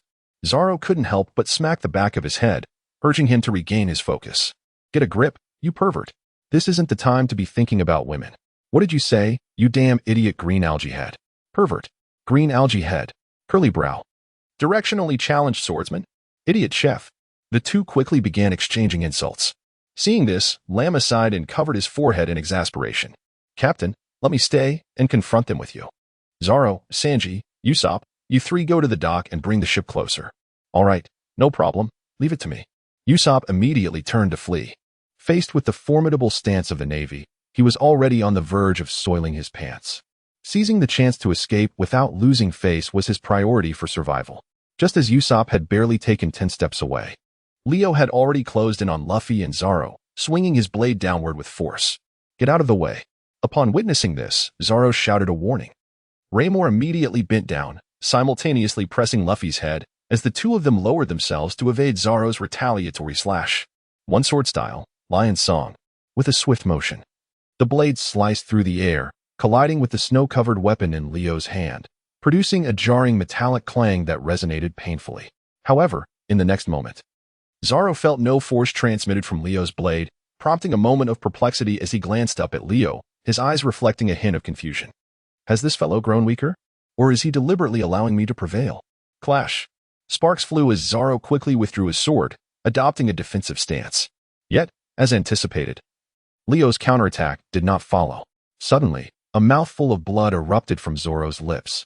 Leo was propelled backward in an exceedingly dramatic manner, ultimately landing amidst the crowd. General Leo, are you unharmed? Concerned glances were cast upon him by the surrounding naval officers who had caught him. I am fine, he replied. Leo waved his hand and, with the assistance of those around him, slowly rose to his feet. He gazed at Zoro with a grave expression and remarked, Indeed, you are the renowned dual-wielding swordsman of the Grand Line, Roronoa Zoro. With just a single strike, you have left me gravely injured. Is this the man with a bounty of 465 million berries? Zoro, taken aback, thought to himself, did I even hit Leo with that last attack? It seems I did not at all. Why is he putting on such a dramatic display of near death? Is he unwell? At that moment, even with a muddled mind, Zoro began to discern Leo's intentions. This fellow seems to intend to leverage the fame of the imposter who resembles me to instill fear in those other Navy members. Leo, my dear friend, you remain as kind-hearted as ever, unchanged in your essence. As this thought crossed his mind, Zoro instinctively tightened his grip on the Sandai Katetsu, the blade bestowed upon him by Leo all those years ago. This sword embodies the bond they share and a verbal promise made, though it was unilaterally declared by Zoro, while Leo has long since forgotten it. Leo, although I owe you yet another debt of gratitude, should you challenge me in the future, I shall give it my utmost effort. Such were the thoughts that occupied his mind. Meanwhile, on the other side, Major Leo. What troubles you, Major? Please, say something. If you keep swaying like that, I fear I may not survive your antics. Leo cast a piercing glance at the man, then rose once more to address the assembly. Ladies and gentlemen, I implore you, do not act rashly. As you have all witnessed, that individual is none other than Zoro. Roronoa Zoro. You stand no chance against him. Yet, you have just proclaimed that we, as Navy personnel, must never retreat easily. Leo suddenly became speechless. Did I just utter those words? You certainly do talk a lot. Being brave and fearless is one thing. Knowing full well that you cannot win yet charging forward to meet your demise is quite another. Leo turned to the crowd and remarked, Have you not heard the saying, a true man can bend and stretch? In life, one must possess the wisdom to retreat when faced with adversity and have self-awareness. Therefore, until reinforcements are dispatched from headquarters, let us observe the situation quietly for now. Dasky, Shun, what peculiar reasoning is this? Yet, the naval officers seemed to grasp the essence. It became clear that Major Leo was conveying to us that in the face of such formidable foes, one should avoid reckless sacrifice, as such prudence would preserve our naval strength. Truly, Major Leo's words are imbued with profound philosophy. I vow to follow Major Leo to the ends of the earth. Dasky, Shun. The two began to increasingly doubt the intellect of their fellow naval officers. However, Leo had managed to enchant the soldiers, creating a situation they found quite agreeable. After all, it was Raymore, a dear friend from their training days, who had defected from the Navy for reasons that were not entirely condemnable. If they could turn a blind eye, they were more than willing to do so. Just as everyone remained captivated by Leo's rhetoric, hesitant to approach and instead observing from a distance, Glant, upon hearing news of the Navy's infiltration in Rog Town, suddenly leaped from the crowd, executing a moonwalk before descending upon the leader, Luffy. Raging step, white thunder. His body spun in midair, delivering a powerful strike with a blue arc nearly 3 meters in diameter, aimed directly at Luffy's head.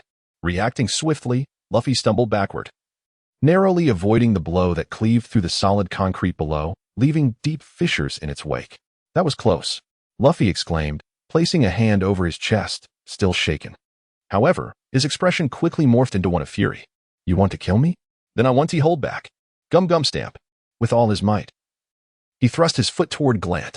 Yet, as his foot made contact with Glant's arm, it was effortlessly seized by the ankle and hurled toward the nearby shops. Crash. His body collided with a stone building, instantly reducing the two-story restaurant to rubble. Luffy! Usopp shouted in alarm. But in the next moment, as Luffy, now covered in debris, attempted to rise, Glant was upon him once more, moving with incredible speed. His fingers traced the air, creating several streams of pressure that struck Luffy with force. Finger gun, Yellow Lotus. Tap, tap, tap, tap, tap, tap, tap. The sound echoed like a barrage from a machine gun. Luffy's body was repeatedly struck by Grant's rapid-fire bullets, leaving gaping holes in the stone wall behind him. A devil fruit user, perhaps? After a succession of attacks, noticing that Luffy bore no particularly visible injuries, a deep black aura suddenly enveloped Grant's 5 fingers. Luffy! Usopp's cries continued to resonate. In the distance, Leo remained a mere onlooker, showing no inclination to assist, although he had once admired Luffy and his 2 companions before his journey through time. It was utterly absurd to expect him to openly defy the Navy and aid Luffy in front of so many. Furthermore, Leo cast his gaze to the other side. That fellow should take action, shouldn't he? Is he truly going to watch his son being mercilessly beaten? As expected, in the next moment, a fierce wind suddenly surged. Torrential rain descended upon Rogtown in an instant. Except for Grant, Shuin, and Burnham, all the sailors and nearby residents were abruptly swept into the air. What the hell is happening now? Shuin shielded his eyes from the swirling dust while his mouth, covered by a mask, continued to speak. Is a tornado forming? What a joke. Everything was just fine a moment ago. Something felt off. This wind seemed peculiar. Hey, where did those pirates go? Burnham exclaimed. In the next instant, hey, where's Leo? He couldn't have been swept away by the wind, could he? The scene shifted to the docks of Rogtown. Goodness, this devil fruit power is something else. As the fierce winds unleashed by the dragon lifted him into the sky, Leo gazed down upon the entirety of Rogtown, momentarily experiencing a sensation akin to riding a roller coaster. The panicked screams of the civilians, who were also being tossed about like him, quickly captured his attention. That fool, does he really intend to slay all these people? No sooner had he thought this than a rush of wind swept by again. However, this time, in contrast to the previous tempest, it felt remarkably gentle. Ah, I knew it.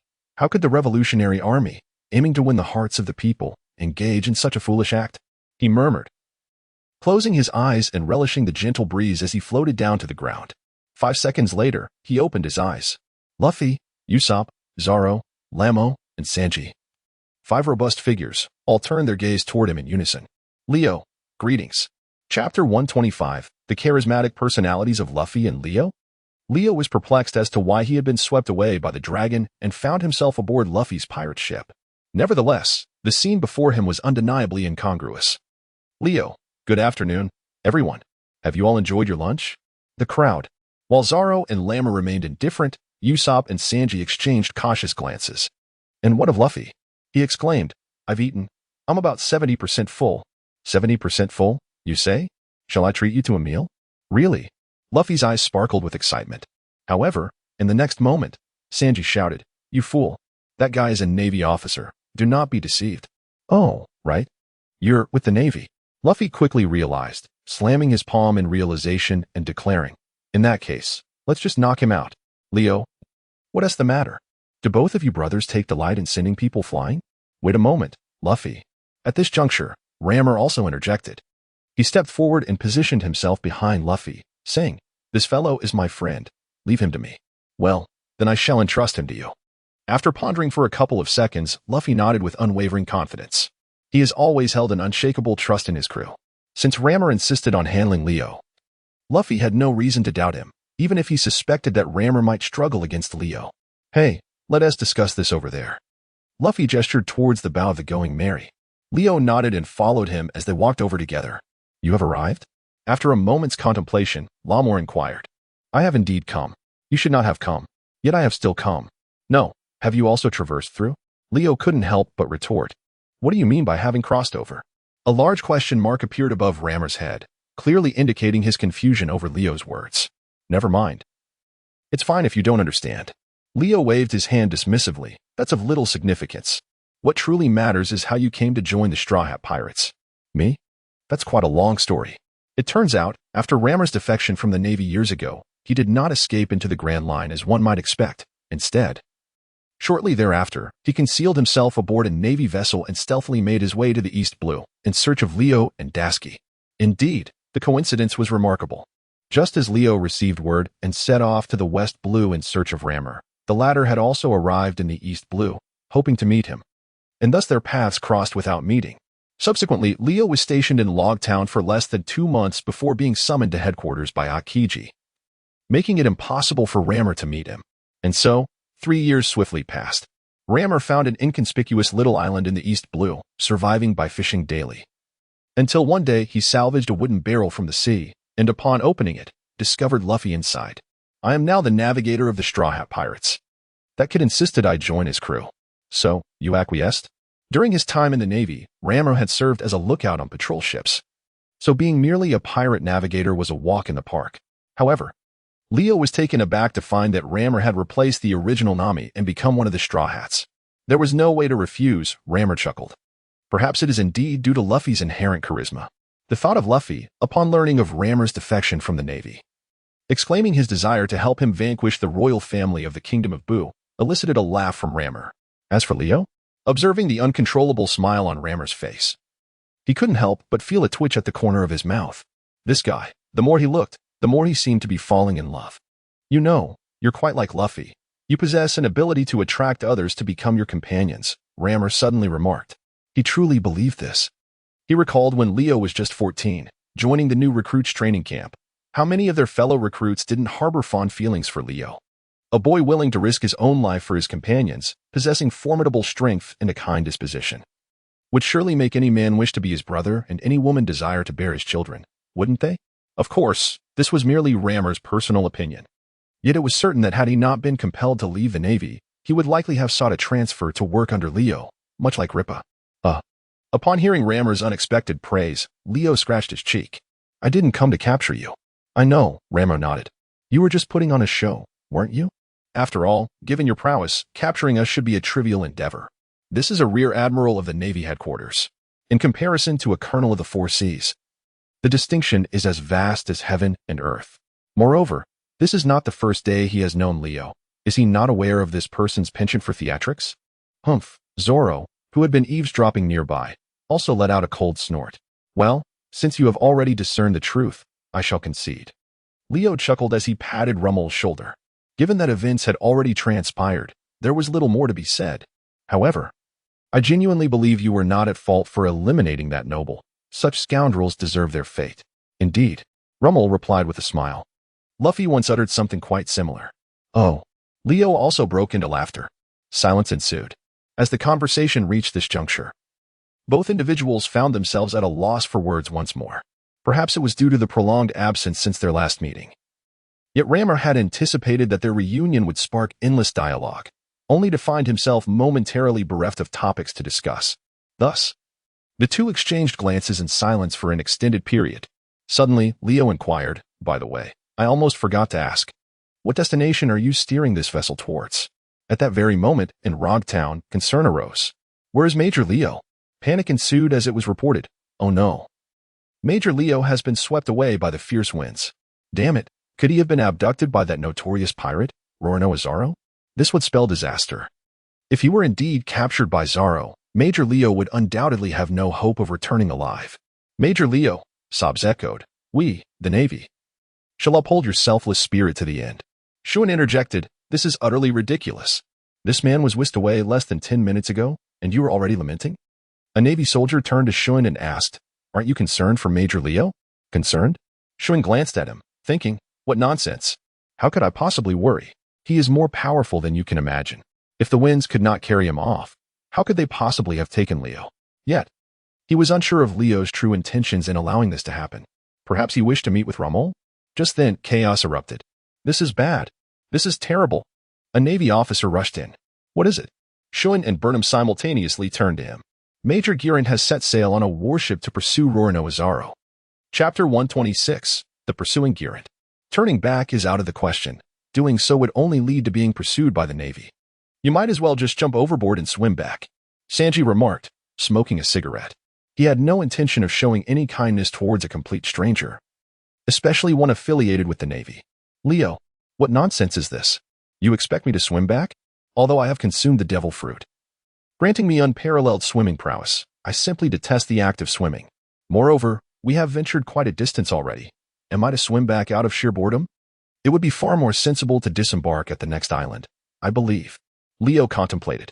However, there is no next island. Ahead lies Reverse Mountain. And we are preparing to enter the Grand Line directly, Sanji added. Leo. Rammer cast a glance at Leo and suggested, why not join us as we venture into the Grand Line, and then we can head to the base to find a warship for your return? Leo pondered for a moment and suggested, perhaps I should swim back instead? He thought to himself, damn it. Do you really expect me to traverse the upside-down mountain with you? If I linger on your ship for even a second, I can only imagine the suspicions that would arise. With that, Leo stepped onto the ship's railing, preparing to leap into the water. Just then, a thunderous explosion erupted at the very spot where Leo intended to enter the sea, as a cannonball plunged into the ocean, sending forth a cascade of waves. The crew aboard the ship immediately turned to see a warship ominously appearing behind them, barreling towards the Mary with alarming speed. Usopp, witnessing this, panicked and exclaimed, we're doomed. I don't want to die. Rubber balloon. With a swift maneuver, Luffy inflated his body into a giant rubber balloon, launching himself into the air to deflect two cannonballs that were about to strike the mast. Zoro and Ramo also refused to be outdone, swiftly executing their own attacks, slicing at the descending cannonballs from afar. Two-sword style, 72, Troubling Phoenix. Storm Foot. Boom. The cannonballs detonated mid-air. Meanwhile, the warship had closed in on the Sunny Mary. The imminent clash was palpable, and Leo, catching sight of Grant atop the warship, dashed towards the ship's cabin. Sanji and Usopp, who were nearby, were taken aback by Leo's sudden appearance. Could he possibly intend to damage the internal structure of our pirate ship? Usopp wondered. You stay here and assist them. I'm going to check it out, Sanji instructed Usopp before rushing into the cabin. However, what he encountered left him utterly bewildered. There stood Leo at the storeroom entrance, hurriedly binding himself with a length of rope. Sanji exclaimed, what is the meaning of this? Tying yourself up, does that bring you joy? Just in time, lend me a hand. Buddy. Leo spotted Sanji entering and immediately shouted at him. Sanji, feeling somewhat wary, took a step back, a hint of skepticism glimmering in his eyes. Leo, exasperated, exclaimed, what are you doing? Hurry up and tie me up as a hostage. That guy named Grant who is pursuing us is quite formidable. At this stage, he could likely take on all four of those on the deck single-handedly. If you intend to flee, come and assist me swiftly. Upon hearing this, Sanji hesitated for a moment. Meanwhile, Leo simply sat there observing him. After a while, Sanji finally approached and bound Leo tightly, then grasped his clothing and began to drag him upward. On the deck of the Thousand Sunny, Zoro and Grant clashed fiercely. Three-sword style, demon slash, finger pistol, 10-finger shot. The two attacks collided with tremendous force. Zoro's figure momentarily froze behind Grant before he lowered his head to glance at his abdomen, where two bloody streaks were now evident. Blood dripped onto the wooden deck.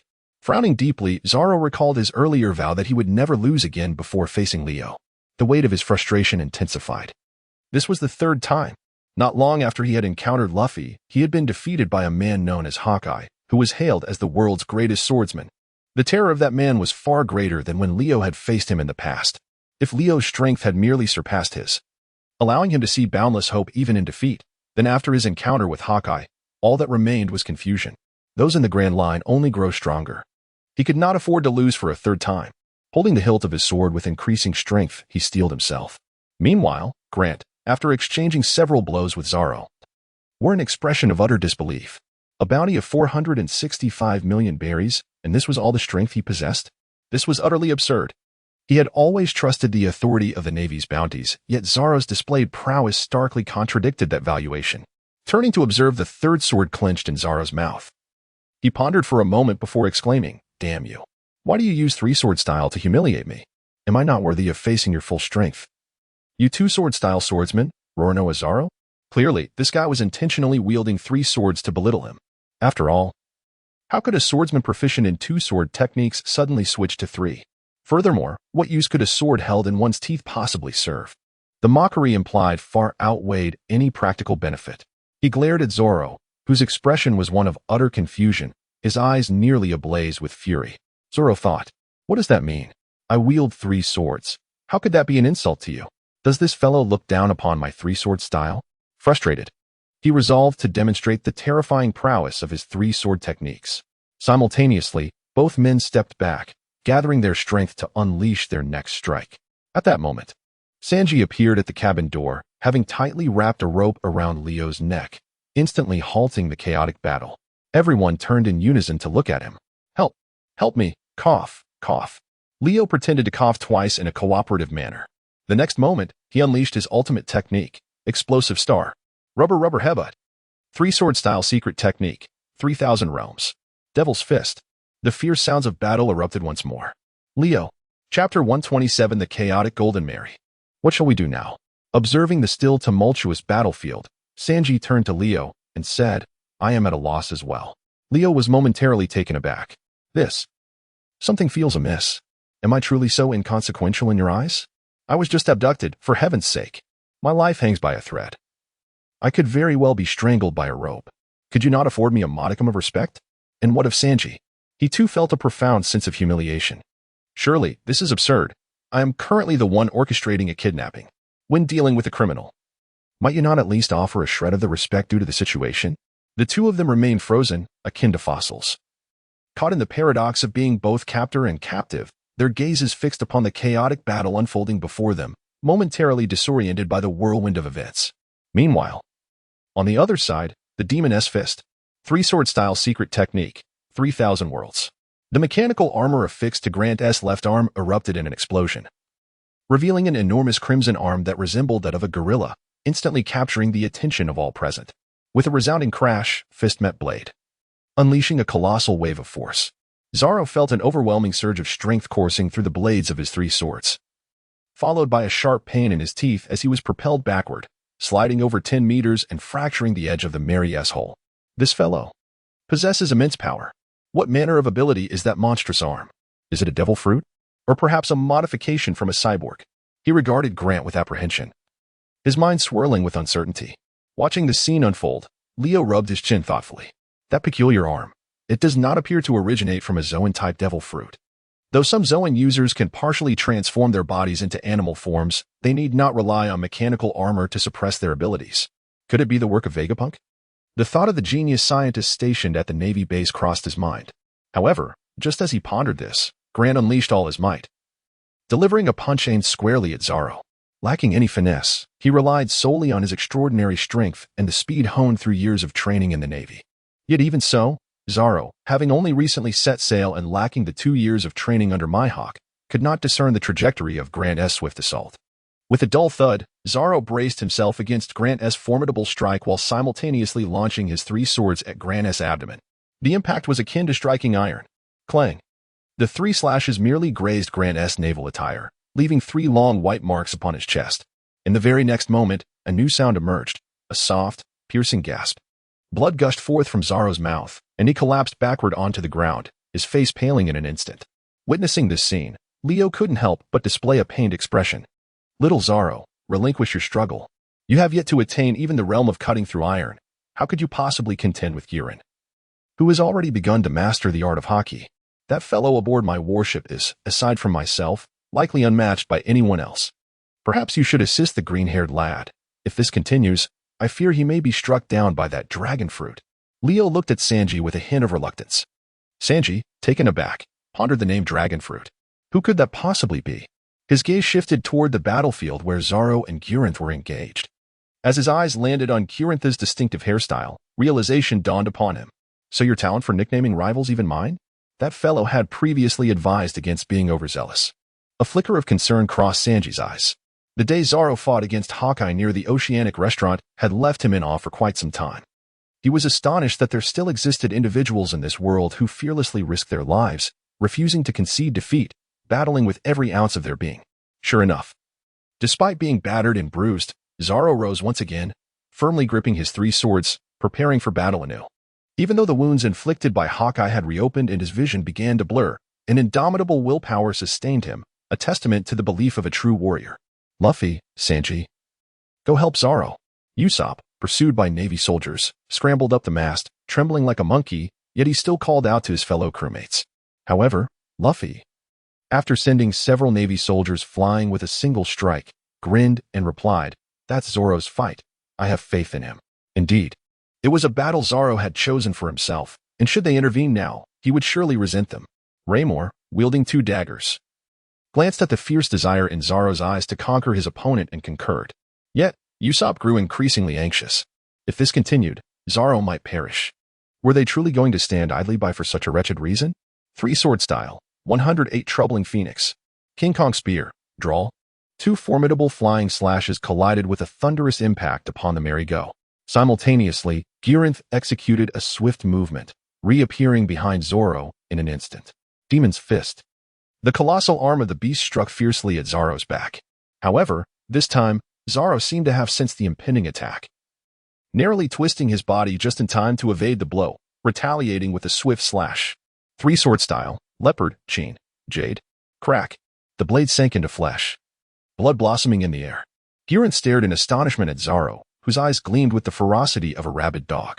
This fellow had actually grasped the art of cutting through steel in such a short span of time. Feeling the excruciating pain radiating from his abdomen, Grant was evidently consumed by a profound fury. His enhanced left hand seized Zoro by the throat, just as he was about to exert his strength to crush Zoro's windpipe. An immense tsunami suddenly surged forth. Gazing at the overwhelming tidal wave, everyone engaged in the brawl aboard the ship was momentarily stunned, instinctively halting their actions. What on earth is happening? Goodness. Leo also tilted his head back, instinctively swallowing a mouthful of saliva. In the very next moment, a thunderous crash resounded.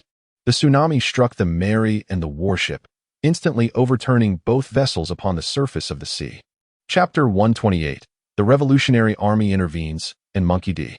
Dragon makes his entrance. Gurgle, gurgle, gurgle. Faintly, Leo, who had been hurled into the water, heard the sound of choking. As he opened his eyes wide in the depths of the ocean, he caught sight of Luffy and Usopp not far ahead, rolling their eyes, bubbles incessantly escaping from their gaping mouths. Leo marveled silently, pondering the absurdity of Luffy's antics, while questioning Usopp's folly in floundering in the water, given that he possessed no devil fruit abilities. As he swam towards the two, he was astonished to realize that he had been holding his breath in the depths of the ocean for an unexpectedly lengthy duration without experiencing any discomfort. Coupled with his remarkable swimming speed, this peculiar sensation led him to believe that he was on the verge of transforming into a fishman. Grasping the arms of both companions, he propelled himself upward, only to surface and discover, within the distant horizon, an unfamiliar large vessel approaching their direction. This imposing ship was adorned with the image of a colossal dragon, its elongated form encircling the entirety of the vessel. Upon catching sight of the vessel, Leo immediately realized that it was most likely the ship of the Revolutionary Army. After all, who is the leader of the Revolutionary Army? It is none other than Monkey D. Dragon. The emblem of the dragon could not be more conspicuous. Furthermore, the sudden tsunami that erupted on what had just been a placid sea could hardly be dismissed as a mere coincidence. It was undoubtedly the work of the dragon. Yet, the ability to manipulate thunder and lightning, to command fierce winds, and now even to conjure tsunamis. What kind of fruit could grant such extraordinary powers? Perhaps it is the natural disaster fruit? Truly, it is no wonder that the leader of the Revolutionary Army possesses such formidable strength. As he pondered this, he was suddenly taken aback as the dragon ship accelerated swiftly, rapidly approaching the military vessel that Grant had arrived on. Goodness! Witnessing this scene left Leo astonished. The Revolutionary Army has seemingly mastered the technology of propulsion? Wasn't he had said that only our Navy possessed such technology? How perplexing. Meanwhile, Grant, who had just emerged from the water, immediately launched himself towards the approaching ship with a moonwalk. The outcome was, of course, inevitable. Grant was swiftly eliminated by 2 officers aboard the revolutionary ship, with Dragon himself not even needing to intervene. Leo stood there, his grip on the semi-conscious Luffy and Usopp, who had quenched their thirst, tightening as they floated on the water's surface. He gazed pensively at Monkey D. Dragon aboard the revolutionary ship, momentarily lost in contemplation. This fellow, despite our differing stances, surely he wouldn't resort to indiscriminate killing, would he? 2 minutes later, aboard the revolutionary ship, dripping wet, Leo gently set Luffy and Usopp down. He cast a glance at the comrades sprawled on the deck, Kazan, Zoro, Sanji, and Lammer, and spoke up. Are you the leader of the Revolutionary Army? Dressed in a deep green coat, with a large red tattoo adorning the left side of his face, Dragon sported slick-back hair and lacked eyebrows. His expressionless visage exuded an intimidating aura. Leo mused that any ordinary child who merely glimpsed this man's face might very well be haunted by nightmares that night. Yet, To his astonishment, Dragon's next words left Leo momentarily speechless. You are Lockress Leo? Huh? Something feels amiss. How does this man know my name? It must be Ivankov or Kuma who informed him about a talented young lad in the Navy who could potentially become a stumbling block for our revolutionary endeavors. Silence enveloped the air. Leo twitched the corner of his mouth. Nima, so it is you too. In truth, they are not as extraordinary as they claim to be. Leo chuckled softly, his humble hands resting modestly upon his abdomen. In truth, I am rather inept. Among my peers in the elite training camp, I have made the slowest progress over the past 3 years. At that moment, he felt utterly defeated. Am I perhaps overestimating my own capabilities? How could I possibly possess such prowess?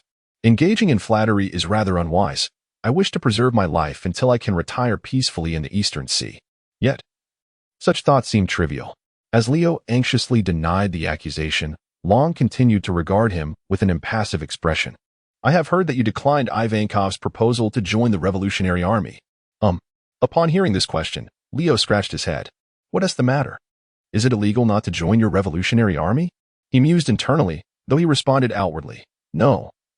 Ivankov suggested that I serve as both a Navy officer and a member of the Revolutionary Army, but I felt that was inappropriate. Is it due to loyalty? Do you believe an organization like the world government is worthy of your dedication? Well, at least in terms of compensation, it seems rather worthwhile. Leo responded with a remark that left little room for misinterpretation. The implication was abundantly clear. Could the welfare of the Revolutionary Army possibly compare to that of the Navy? Do you, the Revolutionary Army, provide me with a monthly salary? Clearly, you do not. So why on earth would I consider joining the Revolutionary Army? It would be a futile endeavor, wouldn't it? Presently, I am doing quite well within the Navy. If you wish to instigate a revolution, then by all means, proceed. At worst, I could simply find a place to hide and feign illness until your conflict subsides. After all, irrespective of who holds power, it does not impede my pursuit of a 9-to-5 job to earn a living. In a world where the oceans comprise over 90% of the surface, the profession of a sailor is undeniably indispensable. Is that truly the rationale?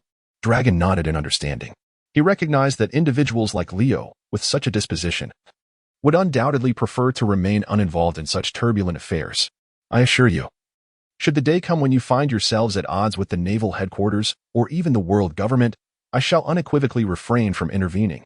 Therefore, the notion of being a stumbling block seems rather unfounded to me.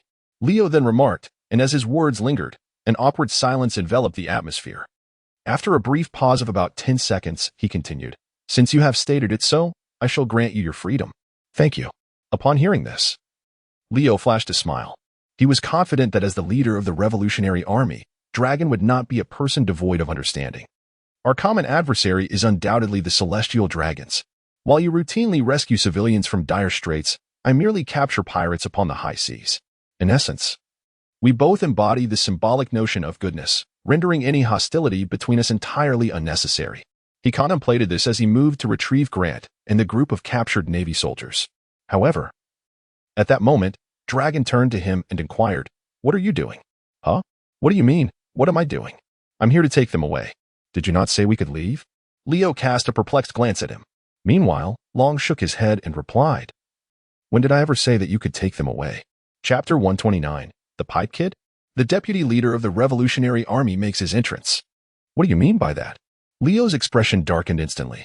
Mr. Long's implication was clear. You must depart alone. Standing beside Long, a revolutionary officer adorned with a brown top hat, whose appearance bore a striking resemblance to that of a squirrel, spoke directly. At this point, the message was unmistakably evident. Leo may depart, yet the remainder of the Navy, including Quran, must remain. Ultimately, what is the purpose of the Revolutionary Army? It is to win the hearts of the people and resist the government. As the most formidable military force under the world government, the Navy also stands as an adversary to the Revolutionary Army. There is no justification for the Revolutionary Army to release their enemy once they have captured them. As for why Dragon would let Leo go, firstly, it is out of respect for Ivankov and Kuma. Secondly, Leo had just rescued Luffy from the water. Leo cast a glance at the bound Gulanter and others, then turned his attention to Dragon and the formidable Revolutionary Army officers standing beside him.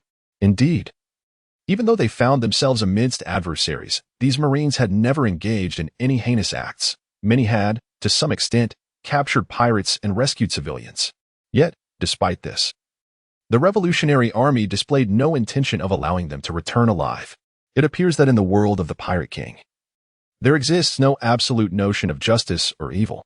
For the greater good, one may forsake the lesser. This is, after all, a necessity for those vying for victory in tumultuous times, is it not? It is laughable that in a previous life, individuals would criticize and analyze the moral complexities of such narratives through the lens of contemporary societal standards. Such behavior is, in essence, exceedingly childish. I shall not abandon my comrades to depart alone. After contemplating for a while, Leo, who had steadfastly refrained from taking a step towards solitary departure, finally spoke up. Dragon fixed his gaze upon him, along with the cadre of the Revolutionary Army. The Marines, sprawled on the ground, also stared at him. Yet, only Gulanter wore an expression of disbelief, questioning whether his ears were playing tricks on him.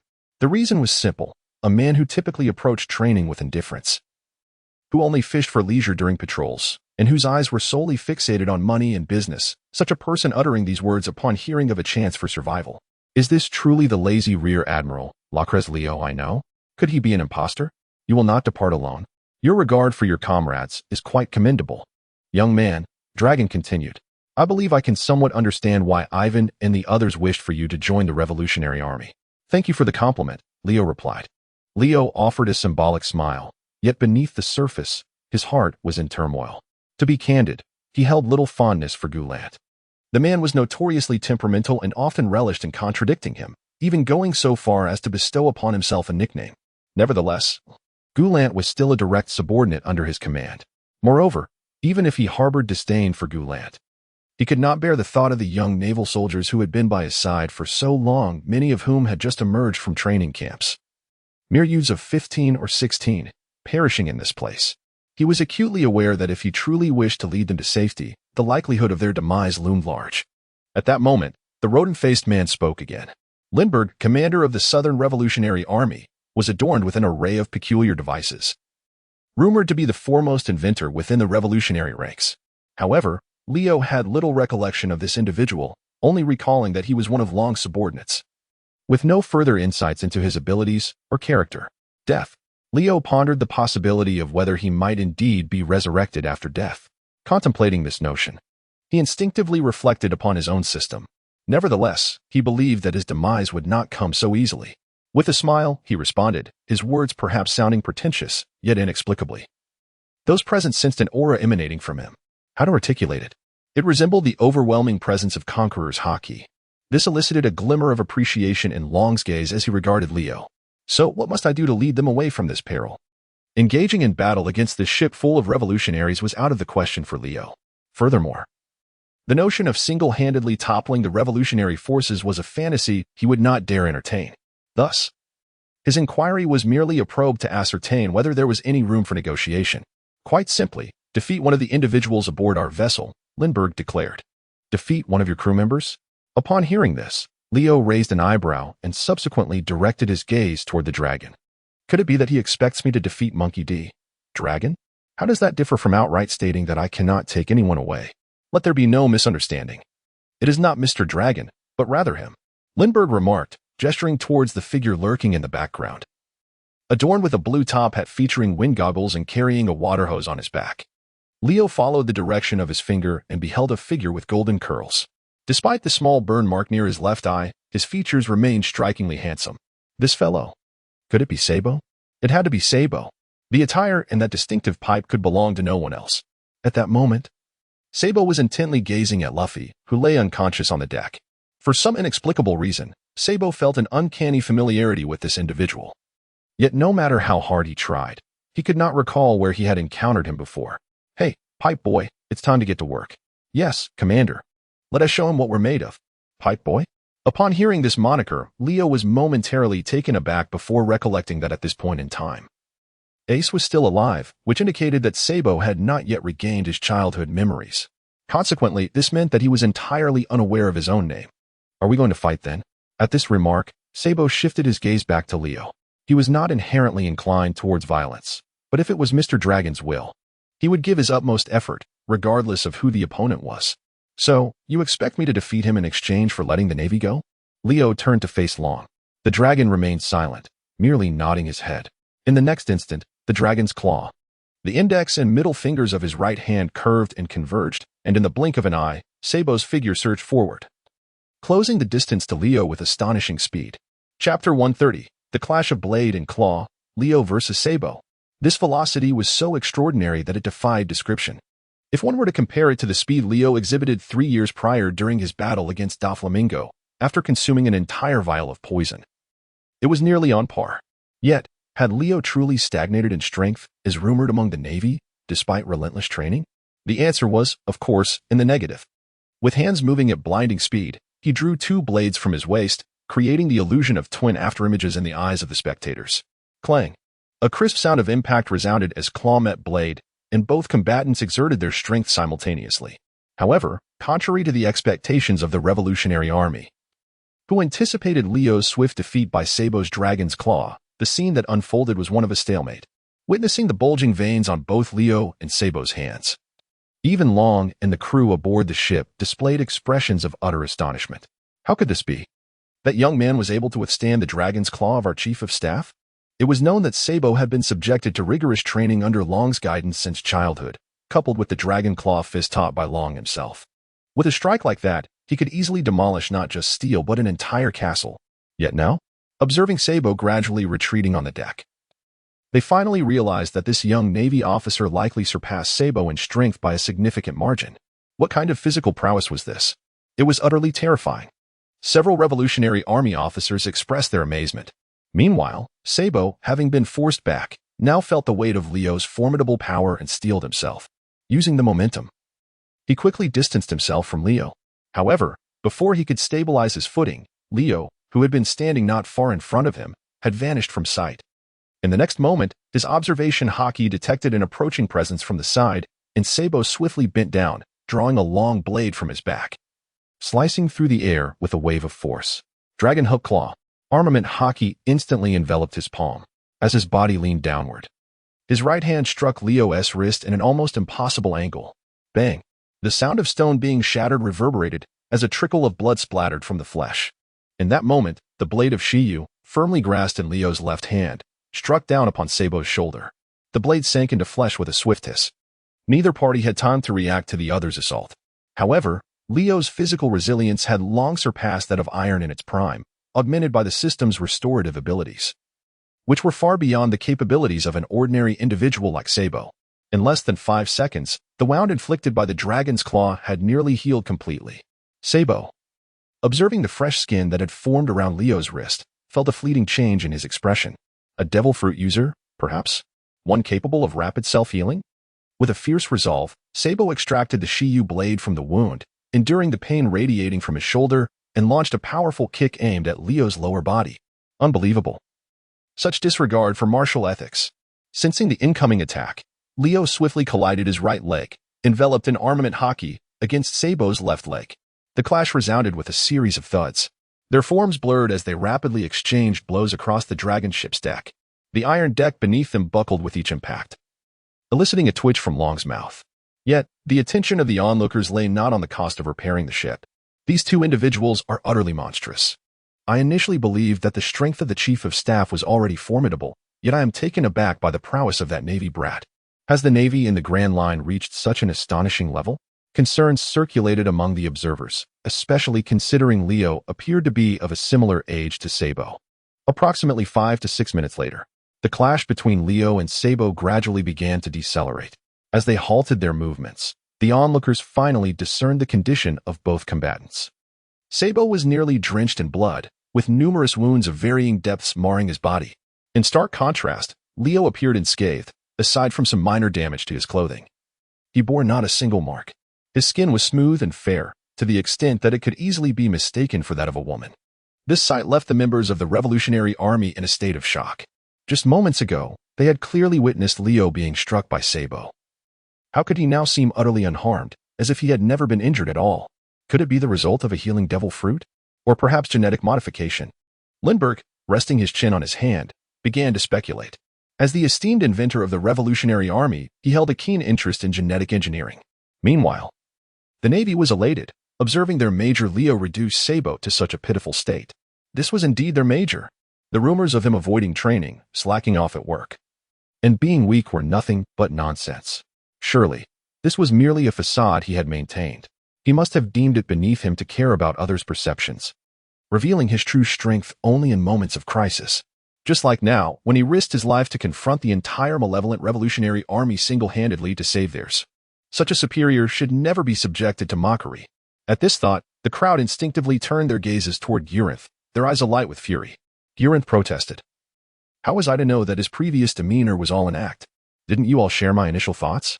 Despite his words, the disdain and contempt he had harbored transformed into profound respect.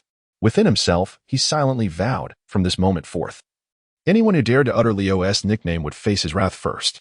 Simultaneously, the morale of the revolutionary army plummeted, while that of the Navy soared to unprecedented heights. Leo's dual blades were stained with the crimson droplets of Sabo's blood, falling steadily to the ground. Are you ready to concede? He inquired. Sabo, born into nobility, had somehow managed to remain unassimilated in such an environment, evolving into the formidable figure he was now. While reading the original text, Leo had harbored a certain fondness for him. Yet, witnessing Sabo's battered state, he felt a pang of compassion and hesitated to continue the battle. But unexpectedly, Dragon's breath, came a powerful command. With armed hockey enveloping his forearms once more, Sabo prepared to unleash a devastating strike to the ground.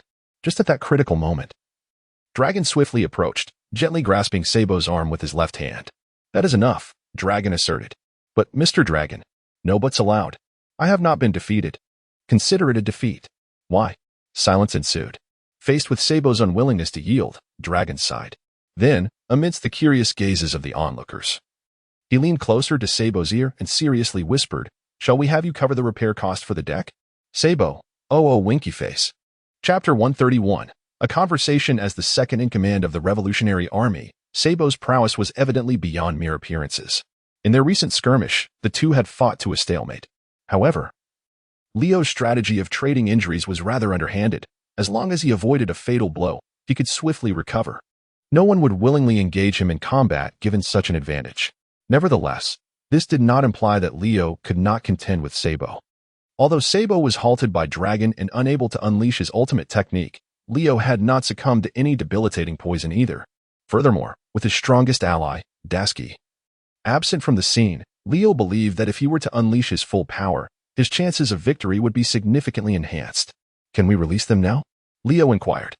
Yes, Dragon nodded, gesturing to a nearby officer. In the next moment, the Revolutionary Army members indeed honored their word and untied the ropes binding the Navy personnel. Major Leo. Sir Major. The Navy personnel, realizing that the Revolutionary Army truly intended to let them go, could no longer contain their emotions. They rushed to Leo's side. Resembling a group of children who had been bullied, clinging to his arms and legs, their faces reflecting sheer indignation. Leo. 2 minutes later. After finally calming the spirits of these individuals who had narrowly escaped disaster, Leo turned to Longdow and inquired, Shall we depart now? Before we leave, do you not wish to engage in a conversation with me, the most notorious criminal in this world? Longdow. Leo.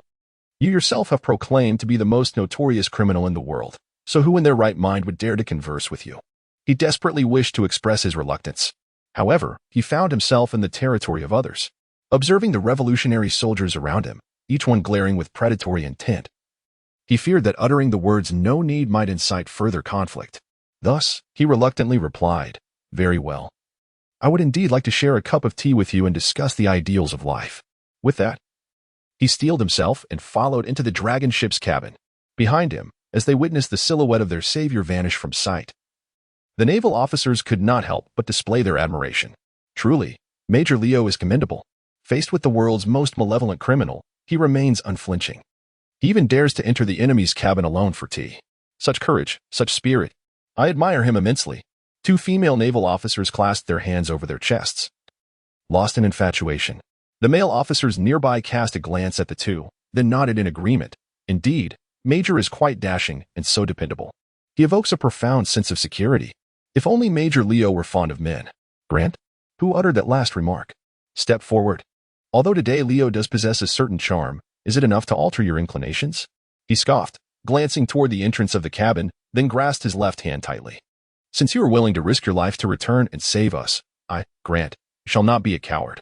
Brothers, keep a watchful eye, should anything happen inside. We will confront them.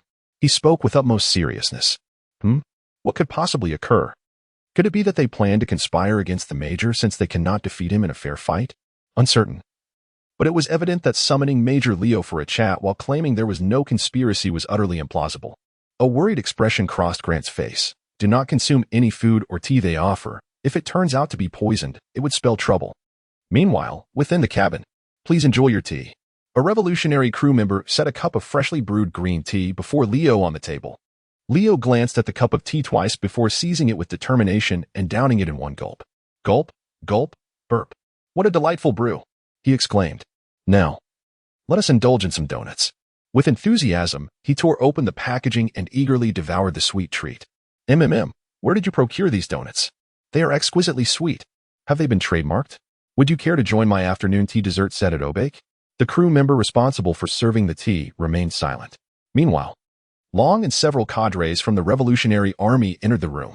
Upon noticing Leo voraciously stuffing donuts into his mouth, Long couldn't help but smile, albeit rarely, and remarked, "Aren't you concerned about the quality of your tea and food?" Upon hearing this, Leo was momentarily taken aback. To be candid, he had never contemplated this issue. However, as long as there were no extraordinary supplements surreptitiously infused into his food, he presumed his body would remain unscathed. Truly commendable indeed. I have yet to encounter a naval officer who piques my interest as you do. The speaker was a rat-faced man accompanied by a woman adorned with a striking red hat. Yet, upon hearing those words, Leo found himself less than pleased. Please, do refrain from suggesting that I am of any interest to you. I am currently disinterested in forging any connection with you. I implore you, release me at once. I merely wish to languidly await my retirement in the East Sea, living a life of leisure. He had already begun saving for that purpose. After all, even in the world of pirates, one must eventually provide for a family. So, what exactly do you wish to discuss with me? Please, be direct. Though if your intention is to recruit me as an undercover agent for your revolutionary army, then let us not even broach the subject. After all, it is the Navy that pays my wages, not the revolutionaries. I could never commit such an act of betrayal. Rest assured, my intention in bringing you here is merely to engage in a straightforward conversation. Dragon took a seat directly opposite Leo. Is this matter of great confidentiality? Leo inquired. It could be considered confidential, but you need not respond. Simply listen. Oh. Upon hearing this, Leo contemplated for a moment before enveloping the cabin's room with the power of the silence fruit. Why does it suddenly feel a bit different? One of the officers inquired. It's merely a soundproof barrier, a fruit ability that prevents eavesdropping. There's no need for concern. A soundproof barrier? The crowd looked around with curiosity. Yet after a prolonged gaze, they found no sign of such a barrier. However, the rat-faced man, Lindbergh, pulled out a notebook from his pocket, jotting down notes as he remarked. So, when you were fighting that water pipe kid on the deck, your body's automatic healing ability was modified by the world government? And the soundproof barrier you are using now is your original fruit ability? Watching Lindbergh adjust his glasses, his face a mixture of seriousness and excitement, Leo found himself at a loss for how to respond. Should he revert to the explanations he had previously shared with Ripa and Dashki? As he pondered this, he heard Dragon continue. So, your body has been modified by Dr. Vegapunk, hasn't it? Chapter 132, The Brainwashing Package from the Revolutionary Army. Vegapunk? Leo was undoubtedly aware of the identity of this individual, the most enigmatic scientist within the naval headquarters, endowed with intellect that surpasses humanity by 5 centuries. For instance, the pacifista, the propulsion systems aboard naval vessels, and the very first artificial devil fruit, among a myriad of astonishing technological marvels, are all attributed to this remarkable figure. However, what perplexed Leo was this. Given that this individual could devise the pacifista and laser beams, why on earth did the Navy still arm themselves with flintlock pistols? Could they not produce a few automatic rifles instead? Was the trajectory of their technological advancement somewhat askew? Have you not heard of the name Vegapunk? Dragon inquired. Of course. I have, came the reply. Leo scratched his head, but I have never actually seen him. Never seen him? What about your body? The crowd looked at him with curiosity. My body's recovery ability is also a power derived from a devil fruit. Another devil fruit. At this, everyone began to feel bewildered. Healing wounds and silencing sounds seemed to be 2 abilities that had nothing in common. This takes me back to my childhood when I was kidnapped by pirates. His words were nearly identical to what he had spoken 3 years ago in Rogue Town. except that he had not divulged the fabricated reverse fruit to the members of the Revolutionary Army. After all, they were strangers. And one must always keep a trump card close to the chest. These individuals were not like Dasky or Ripa, whom he trusted. Revealing the ability of his reverse fruit could lead to someone plotting against him with a caretaker's guise. Naturally, this was also the reason he had never intended to disclose his ability to reverse states as a devil fruit power to anyone. If his enemies were to learn of it, would it not become his Achilles heel? Would anyone still dare to poison him or enhance his abilities? Could he still catch others off guard? Thus, aside from a few trusted confidants, he had never revealed this reverse ability to the Revolutionary Army, nor to Karp or Akiji, who had trained him for 3 years. He managed to endure without revealing anything. Upon hearing the term copy fruit, the Revolutionary Army officers were taken aback, pondering the existence of such a formidable fruit in this world. If it could copy abilities unconditionally, as the number of powers grew, wouldn't Leo become invincible? At this thought, the crowd's gaze towards Leo grew peculiar once more. Of course, the conditions for copying someone else's fruit are exceedingly strict and come with side effects. Leo immediately discerned the thoughts of the group and promptly elucidated, for instance. My frequent bouts of coughing up blood are a consequence of having replicated other fruits using this ability. As he spoke, he was suddenly overtaken by a fit of coughs, leaving the onlookers utterly perplexed. However, at that moment, Lindbergh adjusted his glasses and, clutching his notebook, stepped forward, exclaiming, "I understand. The side effects of the fruit have rendered your body increasingly frail, impairing your physiological functions. Consequently, your blood is unable to circulate properly within your veins, leading to its extravasation and the resultant hemorrhaging. Am I correct?" Leo, what? What does that mean? So, the side effect of the copy fruit is a reduction in your lifespan. With each copy produced, your life will be diminished to some extent. And if too many copies are made, you may find yourself on the brink of death. Am I correct in my understanding? Leo, is there really such a matter? However, upon observing Lindbergh's expression, which was filled with unwavering confidence in his reasoning, Leo blinked and instinctively nodded. There was no way around it, since this person had already prepared the pillow for him. Not to take the initiative to lean in and rest would seem exceedingly ungracious. As expected, upon seeing Leo nod, the cadre members of the Revolutionary Army transitioned from envy to overwhelming sympathy. Surely, you must be feeling quite unwell at the moment? The female cadre who had previously remarked that Leo was quite to her taste suddenly grasped his hand, expressing her sincere regret. Indeed. What use is great power if one cannot endure for long? Alas, the copy fruit, while formidable, bears terrifying side effects. The crowd collectively shook their heads and sighed in unison. Leo, why do I suddenly feel as though I have been cursed? Thank you for your concern, he replied with a forced smile. Immediately after, Long added, regarding the matter of your lifespan, I must express my profound regret upon hearing it. Leo, do not lament, for I myself am nearly convinced that I am afflicted with a terminal illness. Nevertheless, there are certain matters I must convey to you. What matters? It was only then that Leo perked up, setting aside the crumbs of the donut he had been holding. As Long was finally about to address the crux of the issue. Are you aware of the experiments on human gigantism and genetic factors conducted by the world government? I have heard whispers, yet I remain rather uninformed about the specifics. Leo responded ambiguously. The notion of human gigantification merely refers to the aspiration to transform ordinary humans into giants, does it not? And the bloodline factor signifies the experiments conducted by the Vinsmoke family from North Blue, which aim to metamorphose humans into merciless killing machines, correct? He was certainly aware of this. However, he feigned ignorance, as he was uncertain of Dragon's motive for inquiring about this matter. Subsequently, Dragon meticulously elucidated the specifics of these 2 experiments and the series of inhumane actions undertaken by the world government to facilitate them. Although Leo had already gleaned much of this information, he gradually comprehended the underlying reason for Dragon's discourse.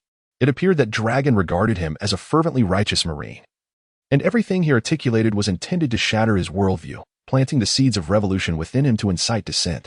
As he pondered this, another speculation emerged within him. Could there be undercover revolutionaries within the ranks of the Marines?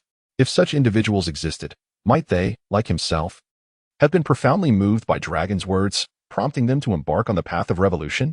The more he contemplated, the more plausible this notion seemed.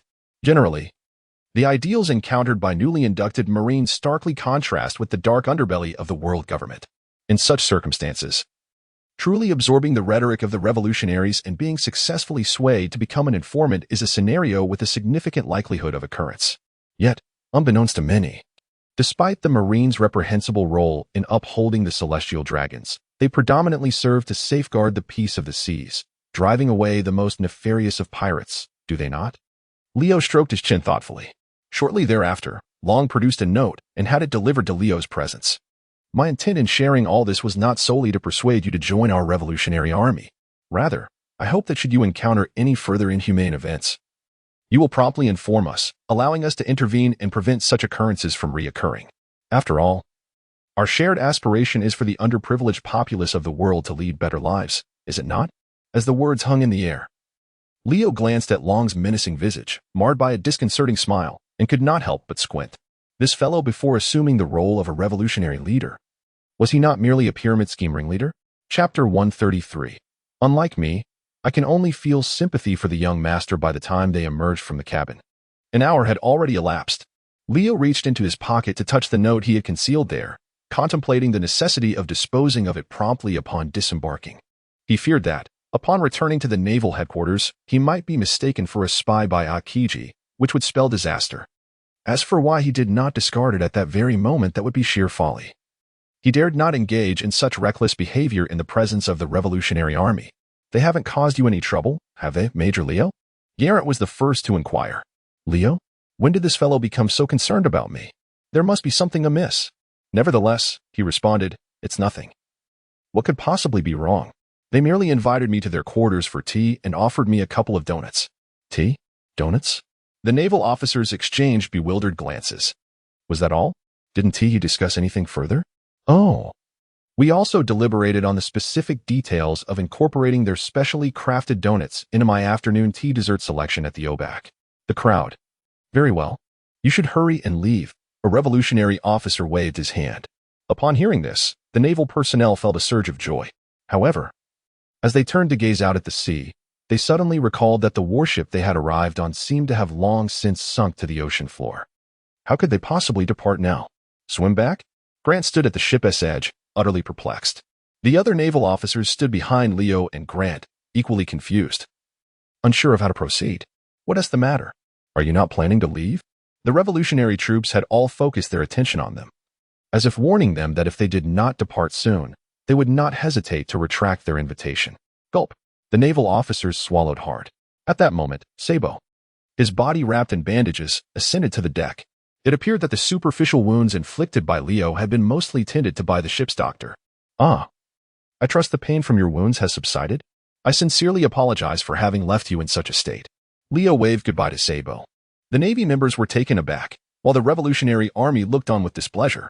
However, to their surprise, Sabo, upon hearing these words, not only remained unperturbed but also smiled and said, Indeed, you are quite formidable, and I acknowledge that.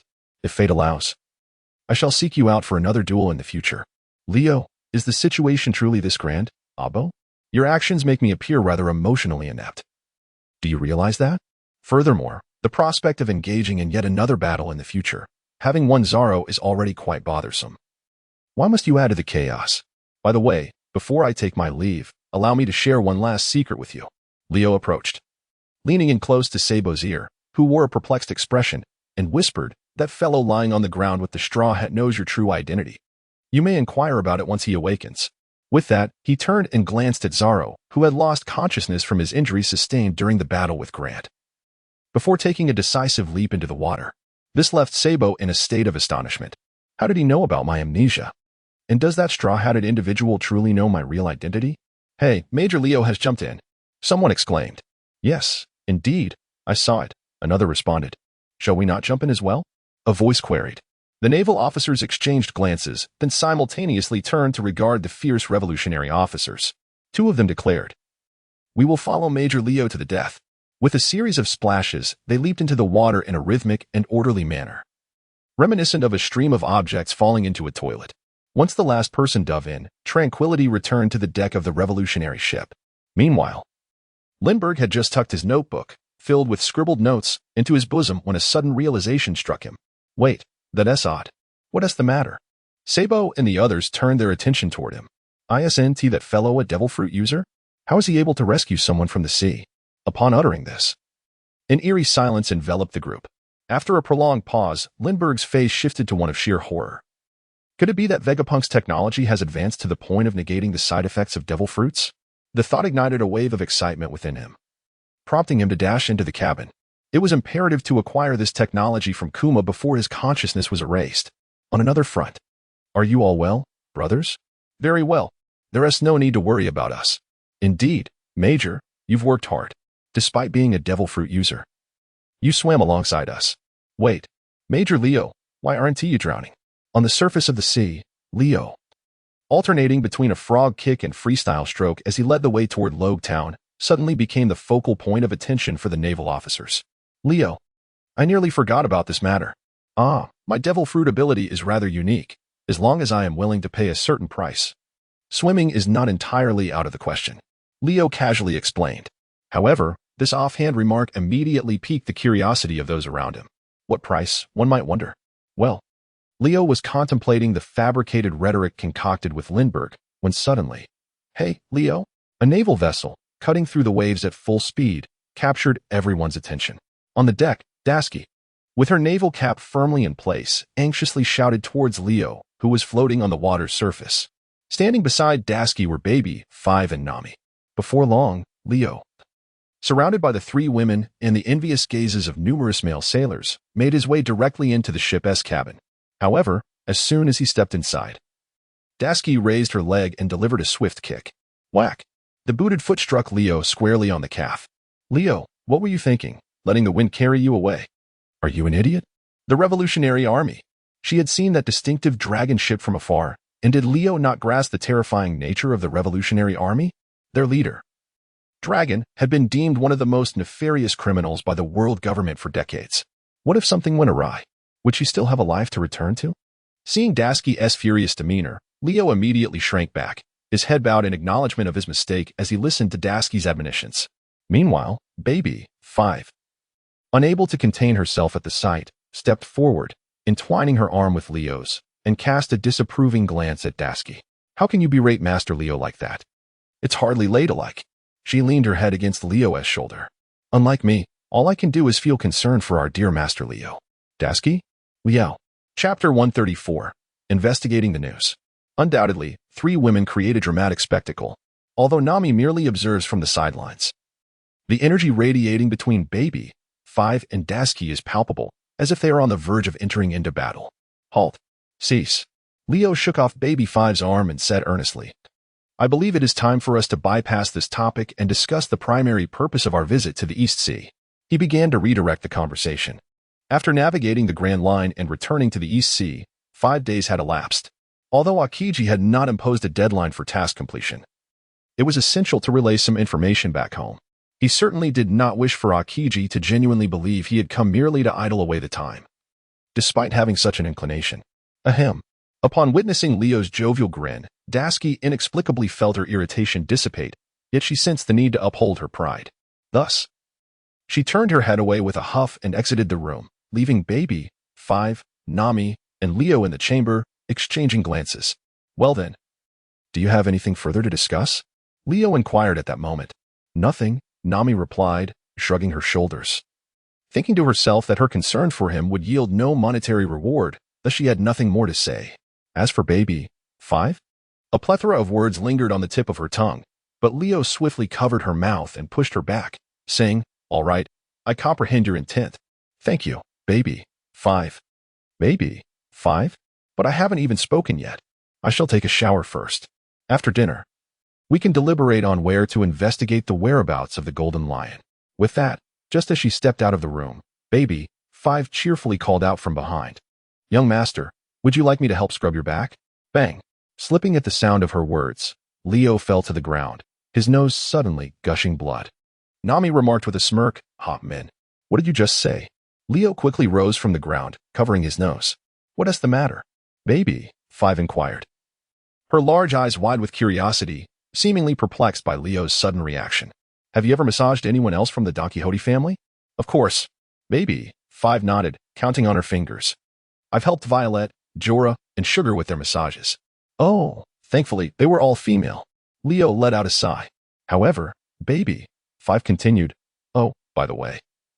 There's also Master Doflamingo. Whenever he feels fatigued, he always asks me to help him with his back. Huh. Leo's eyes widened in disbelief. This despicable Doflamingo. How old is baby? 5 this year. Just over 20, perhaps? Doflamingo is nearly 40, and yet he dares to pursue a girl nearly 20 years his junior. Is he even human? He sighed and cautiously inquired. When you assist Doflamingo with his bathing, do you remove your clothing? Remove my clothing? Baby, 5 was momentarily taken aback. Why would one need to undress to help someone else with their back? Hearing this, Leo scratched his head. Indeed. Why would one need to strip for back scrubbing? Just rolling up one's sleeves would suffice. What was I even thinking? That Doflamingo, on the other hand, seems to have an odd penchant for having girls watch him bathe. It's utterly absurd. Just as Leo was about to decline, baby, 5 continued, however, if it pleases you. Young Master Leo, I could remove my clothing to assist you as well. Leo? Oh, the blood that had just receded from his nose immediately flowed forth once more. He pondered how the young ladies of today seemed so liberated. Even if she were baby, 5, was her demeanor not a tad too casual? The very thought of the past 3 years, wherein merely expressing a need for baby, 5 would compel her to assist him unconditionally, rendered Leo's expression grave. In the past, sheltered by a cadre of colleagues at the Marine headquarters in Mariford, he had encountered little trouble. Yet now, having brought baby, 5 out with him, he could no longer allow her to continue in such a lax manner, beyond ensuring that someone kept a vigilant watch over her. Her unfortunate tendency to heed every word spoken around her must be rectified. Nami, what is it? Upon hearing Leo call her, Nami, who had been on the verge of dozing off, opened her eyes and glanced at him. From now on, please keep an eye on baby, 5. Do not let her be deceived. No. Nami promptly declined, incredulous. Are you jesting? You expect me to monitor such an eccentric individual all day? What about my navigational charts? Absolutely not. Even if I were to leap into the ocean and battle sea kings for 300 rounds, I shall not. An additional 200. 000 berries to your monthly salary. What did you say? Nami rose from the sofa and approached Leo, extending a finger and declaring, 1 million berries. 1 million? Hiss. Leo inhaled sharply, internally reflecting on the audacity of the demands. 300,000, 900,000, 400,000, 800,000, 500,000. Let us not push it. Deal. Nami embraced Leo tightly, playfully squeezing his head as she exclaimed, Oh Leo, I absolutely adore you. Ha ha ha. Feeling the sensation from his head, Leo awkwardly chuckled heartily. 3 days later. Is the rumored location nearby? The military vessel borrowed from Logtown was anchored beside a lush, verdant island. As Leo disembarked, he let out a lament. What a misfortune. That wretched Gurant took the military ship and was overturned by the Revolutionary Army's dragon. I wonder if he can get reimbursed upon returning to headquarters. However, even if he can't, the blame lies entirely with Gurant. As long as I report truthfully, they should only deduct from his wages, right? Lost in thought, Gurant, who had just stepped off the ship behind him, suddenly sneezed. Odd. He glanced around, feeling an unsettling premonition. According to prior reports, it was said that a week ago, someone spotted a colossal island floating in the sky near this maritime region. Yet, the skies were somewhat dim at the time, and the informant was unsure if they had misidentified what they saw. Nami, holding a nautical chart, scribbled notes while addressing Leo. A gigantic island suspended in the air? In the East Blue, such floating islands should not exist. If that person was not lying, then the likelihood of it being an island controlled by the Golden Lion exceeds 99%. Leo stroked his chin thoughtfully. Half an hour later, after surveying the conditions on the island and confirming that it was indeed an uninhabited isle, the group found themselves engulfed in confusion once more. There were absolutely no clues to be found. How were they to investigate the whereabouts of the Golden Lion? Were they to simply wait on this island? As they pondered this, they noticed a merchant ship suddenly approaching them from the horizon where the sea met the sky. Chapter 135. The town reduced to ashes. Hello there. May I inquire if you have recently seen any floating islands in this vicinity? Shun called out to the approaching cargo vessel. Within 10 seconds, the ship swiftly drew closer to them. It was the Navy. Indeed, it was the Navy. Their fears began to dissipate.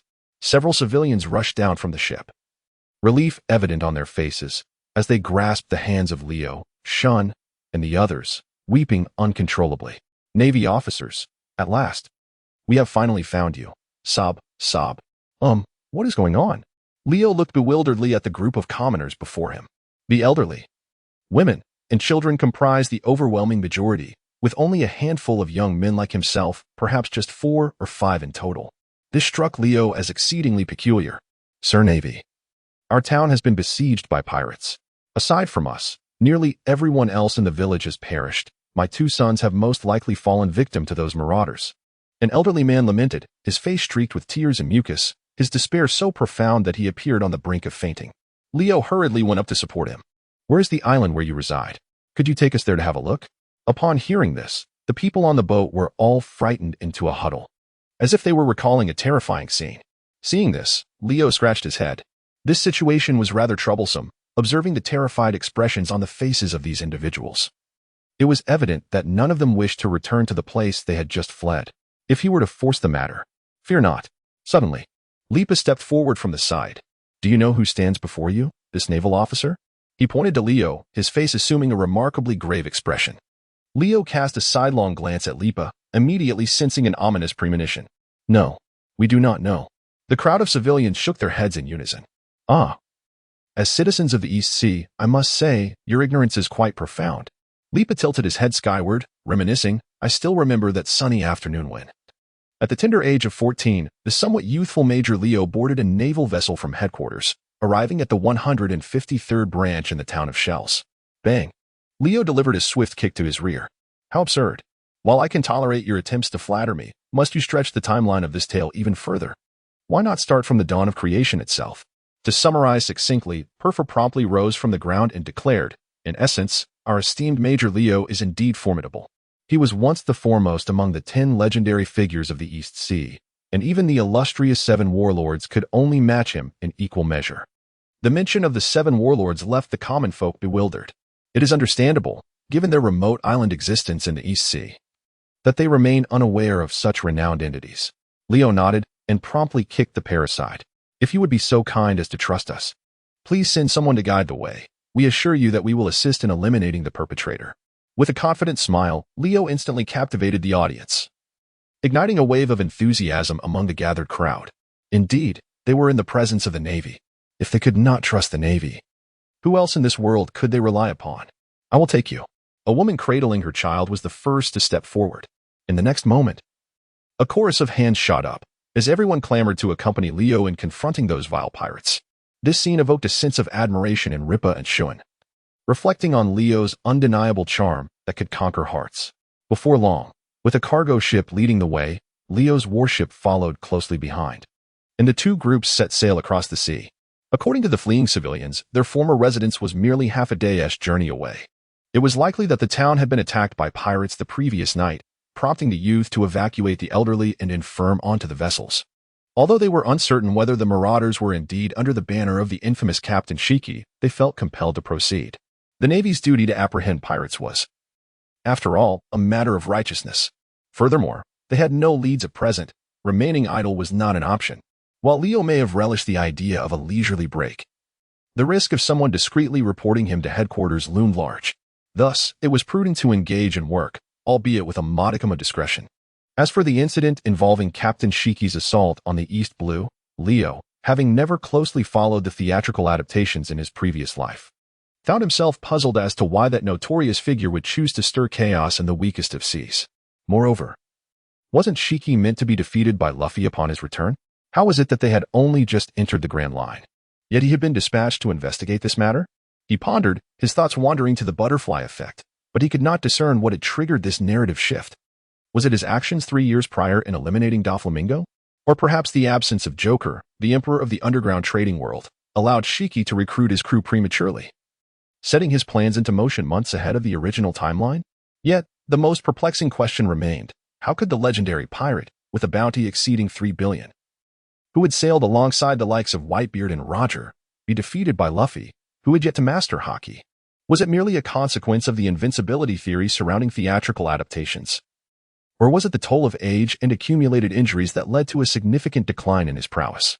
As he lay on the deck, lost in contemplation, he felt a surge of vitality. "We have arrived," came Nami's voice from ahead. Upon hearing this, Leo rose to his feet, instructing Baby 5 to cease her fan-like gestures. Immediately, their gaze was captured by an island still shrouded in billowing black smoke.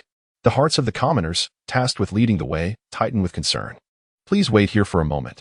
We shall ascend to assess the situation. Leo somewhat soothed the crowd's emotions before hastily leading a group of naval soldiers towards the town center of the island. Approximately 6 or 7 minutes later, the sight that met their eyes was undeniably that of a desolate city, consumed by flames. Scorched corpses lay scattered everywhere, and the acrid stench of charred flesh mingled with the metallic scent of blood, compelling one to instinctively pinch their nose.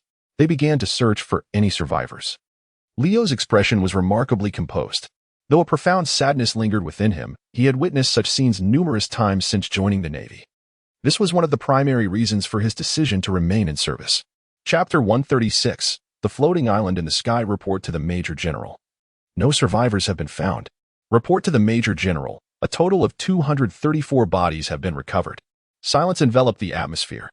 As Leo gazed upon the charred corpses covered by white cloth, he silently lit a cigarette and placed it between his lips. Not a single survivor left behind? These damn pirates better not let me catch them. His eyes narrowed slightly. An invisible aura of menace emanated from him, causing the Navy soldiers standing nearby to instinctively shudder. Major General Leo, what is the matter? A soldier inquired, fear evident in his voice. Witnessing such a scene has indeed stirred his anger once again. Shun and Lipa stood nearby, wearing expressions of familiarity with the situation. Meanwhile, Grant observed Leo's silhouette with a faint smile. This fellow certainly exudes a formidable presence. It seems that what I previously perceived was merely an illusion. Major General, the civilians on the ship are clamoring to disembark onto the island. What should we do? At that moment, a second-class soldier, tasked with keeping watch, hurriedly approached. Leo removed his cigarette and exhaled a ring of smoke, contemplating for a moment before responding. Let them come up. Also, find some individuals to assist with the burial after they have mourned, to prevent the spread of disease. Though his words may have sounded callous, what alternative could there possibly be? As for the remaining individuals, they should search the vicinity for any clues. We shall remain here for the night. The hour was late, and darkness had descended, with the nearest island being at least 5 or 6 hours away. Thus, resting in place for a night was most advantageous. Of course, Leo himself could endure a day or two without rest without succumbing to fatigue. At worst, he would merely feel a bit more energized the following day. Before long, the island was filled with the sound of weeping. Dasky and Nami, unable to bear the sight, retreated to the warship early. This left Leo, Grant, Ripa, Burnham, and Shun to assist with the task of digging and transporting the bodies. Time passed, though it was hard to tell how long. Once all the bodies had been buried, Leo exhaled a sigh of relief, only to turn and see Burnham lying on the grass, staring wide-eyed at the sky. Hey, Burnham. Leo walked over and delivered a resounding slap to his abdomen. Well, after 3 years of following me, it seems you have mastered the art of laziness, if nothing else. Leo, too, was incensed. Although he had contemplated lying nearby and indulging in idleness, upon further reflection, he deemed such behavior profoundly disrespectful to the deceased.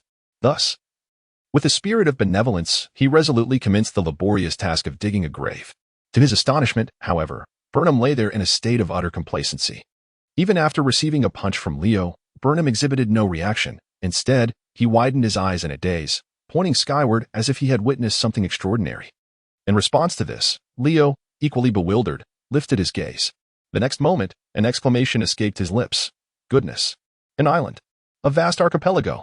Floating islands! The colossal landmasses revealed their grandeur under the moonlight, had it not been for their position directly beneath the moon. The onlookers might have remained oblivious to their existence from such a distance. Surely, it was the floating island of the Golden Lion. It was evident that such an aerial island would not resemble this one. What should we do now? Shall we ascend and confront that pirate known as the Golden Lion? Burnham inquired. Upon hearing these words, Leo immediately rolled his eyes in response. Do you even hear yourself? Eliminate the Golden Lion? Do you think you are Luffy? And let us not forget that Luffy is from the movie version. Do you really believe that just the few of us could take on the Golden Lion? Leo promptly resumed his task, wielding the shovel to continue excavating the earth. What are you doing? Burnham inquired with curiosity. Digging a hole for myself. So I can bury myself later, Leo replied. Burnham paused, speechless. 2 minutes later, Burnham remarked, the island seems to be drifting further away. Indeed, Leo acknowledged. What shall we do about it? All eyes turned toward Leo, the highest-ranking officer among them, and naturally, they awaited his command. Contact headquarters using the communicator and report to that old rascal, Akiji. The rest of the matters are of no concern to us. Leo proposed after a moment of contemplation. The Golden Lion, a bounty exceeding 2.5 billion. And that S from over 20 years ago, Leo continued. Who would dare to confront him? Yet, a pressing question lingered. How would they report the location? The island keeps drifting, does it not? Dasky adjusted her glasses and pondered aloud. Upon hearing this, the group found themselves in a quandary. Surely, they couldn't pursue the island with a warship, not to mention the difficulties of keeping pace in the inky darkness. Soon, they would likely lose sight of it altogether. Perhaps we should stealthily board and take a look? Shun suggested. As he spoke, Leo was already dialing Akiji's communicator number. Beep, beep, beep. No one is answering? Leo exclaimed in frustration. Are you telling me that no one is picking up? That scoundrel Akiji is actually sleeping at a time like this.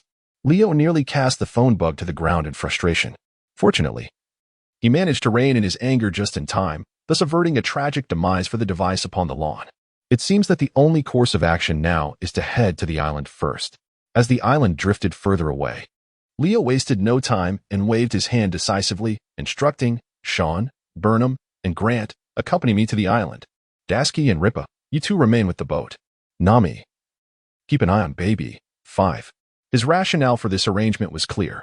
Among those who traveled together, only Sean, Burnham, Grant, and himself were proficient in the 6 styles. The others, including Ripa and Dasky, had merely mastered 2 or 3 techniques. Consequently, it was prudent to refrain from placing the remaining individuals in perilous situations.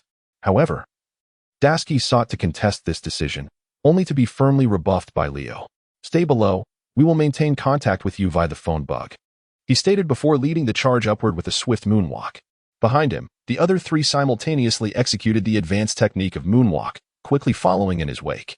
Within seconds, those still on land could no longer discern the whereabouts of the 4. What a grand island! In the lofty heights, the 3, who had exerted considerable effort to ascend via moonwalk, observed Leo, who had already landed at the edge of one of the smaller islands. They promptly altered their course, hastening towards him. It seemed they had arrived in a tropical jungle. Leo murmured softly. Although it was night, the sweltering heat enveloping the forest was palpable. Turning his gaze towards a distant island, he was captivated by a colossal iceberg, towering hundreds of meters in height, at its center. The 4 companions were struck with a sense of wonder. Where could the residence of the Golden Lion be? Perhaps amidst these islands?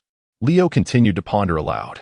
However, scarcely had his words escaped his lips when a thunderous roar erupted, heralding the emergence of a titanic figure from the entrance of the forest ahead. Chapter 137. The village nestled on the island. What is this? A beast? It resembles an insect. The other 3 companions also raised their heads to behold the sudden apparition. The 4 of them stood in silence, intently scrutinizing the creature before them. It appeared to be a rhinoceros beetle, but have you ever encountered a rhinoceros beetle that stands 8 meters tall? No, they shook their heads in unison. Leo pondered. Could this be a product of experiments akin to gigantism? Just as he was lost in thought, a tremendous horn suddenly lunged towards their position with ferocity. Leo sprang into action at the first opportunity, while the other 3 lagged slightly behind, retreating several paces. In the very next moment, Leo, having leaped onto the back of the colossal stag beetle, swiftly grasped the hilts of both Shiyu and Shueizhou's blades, executing a graceful descent. Dual sword technique. Cherry blossom slash. With a swift motion, it resembled petals cascading to the ground, as a gentle breeze swept through. Shun and the others had barely regained their footing when they beheld the immense beetle, its shell cleaved apart by Leo's strike, now sprawled on the ground. Lifeless and utterly defeated. Phew, that was close. I nearly fell victim to this beast's assault. Leo fell from the sky, exhaling deeply. The 3 individuals remarked, come on now. What a joke. You're just pretending to be weak and slacking off, aren't you? However, why is this insect so enormous? This is rather peculiar, isn't it? Leo was murmuring to himself when suddenly, a cacophony of shrill cries erupted, followed closely by a multitude of creatures, each varying in form. Emerging from the depths of the forest. Leo? Burnham? Oh, Grant? Winky Face? Sean? Is this so many? Have we disturbed a nest of monsters? Run! Leo suddenly shouted. However, to his astonishment, when he turned around, the 3 individuals who had been standing behind him had already dashed away, having taken off at great speed. Leo, half an hour later. On one of the islands, Shoin and his companions stood atop a peak, drenched in sweat, gazing down at the verdant landscape and the meandering streams below. their faces finally illuminated by the joy of rediscovery. Meanwhile, Leo, having run for so long, appeared utterly unfazed by fatigue. "It seems there are signs of habitation down there," he remarked. Upon hearing this, the trio immediately adopted a serious demeanor. Could it be the crew of the Golden Lion? Uncertain, they concluded that they must ascend to investigate. Leo ignited a cigarette, subsequently directing his gaze towards the naval uniform adorning his form. This could prove troublesome. In his haste to arrive, he had forgotten to change into a different outfit before coming up. At this rate, they would be utterly conspicuous, wouldn't they? Shun also recognized the predicament and spoke up from the side. "Then take it off, just wear the trousers and head down." Leo exhaled a puff of smoke, forming delicate rings in the air. The naval uniforms were standardized for the upper body, while the trousers had always been a matter of personal choice. Currently, Leo donned a pair of practical black trousers. Thus, if he were to remove his shirt, revealing his bare torso, it was unlikely anyone would suspect him. Indeed, the sudden appearance of 4 naked men would likely garner far more attention than 4 individuals in naval attire, Grant remarked, unable to contain himself. "Leo, you certainly have a lot to say. Do you have a better solution?" "No," Grant shrugged. After a brief interval of over 10 minutes, Shun, bare-chested yet still veiled, suddenly shivered. In the next moment, the 4 of them found themselves at the edge of a dock near a village below. Gazing from a distance at the villagers engaged in washing clothes, airing bedding, and gathering firewood, Leo was momentarily taken aback. "Hey, have you noticed something quite peculiar?" Grant was the first to nod. "There are hardly any young people here. It's all the elderly and children. And besides that, didn't you see? They have feathers growing on their hands." Leo reminded them once again. It was only then that the trio noticed the white feathers adorning the arms of these individuals, resembling diminutive wings at first glance. Upon seeing this, Burnham's expression brightened immediately. This island floated in the heavens, and these beings possessed wings. Could they possibly be the fabled angels of lore? As the thought lingered, the other 3 fell into a contemplative silence. Angels? How could this fellow's train of thought always be so refreshingly unconventional? "Let us approach and inquire," he suggested.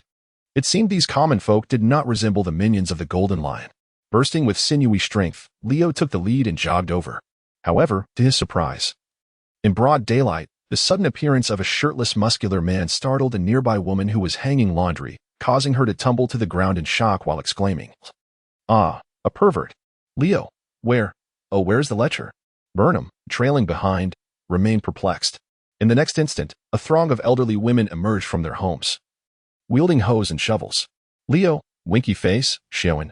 Oh, winky face. Jubilant. Burnham, are you implying that you hail from the land beneath?" A plump woman in a frilled apron blinked in surprise, retorting, "Indeed, we do." Leo nodded. "So, how did you ascend? Did you fly up?" A little girl with wine-red hair suddenly appeared from nowhere, curiously observing the shirtless Leo and his companions.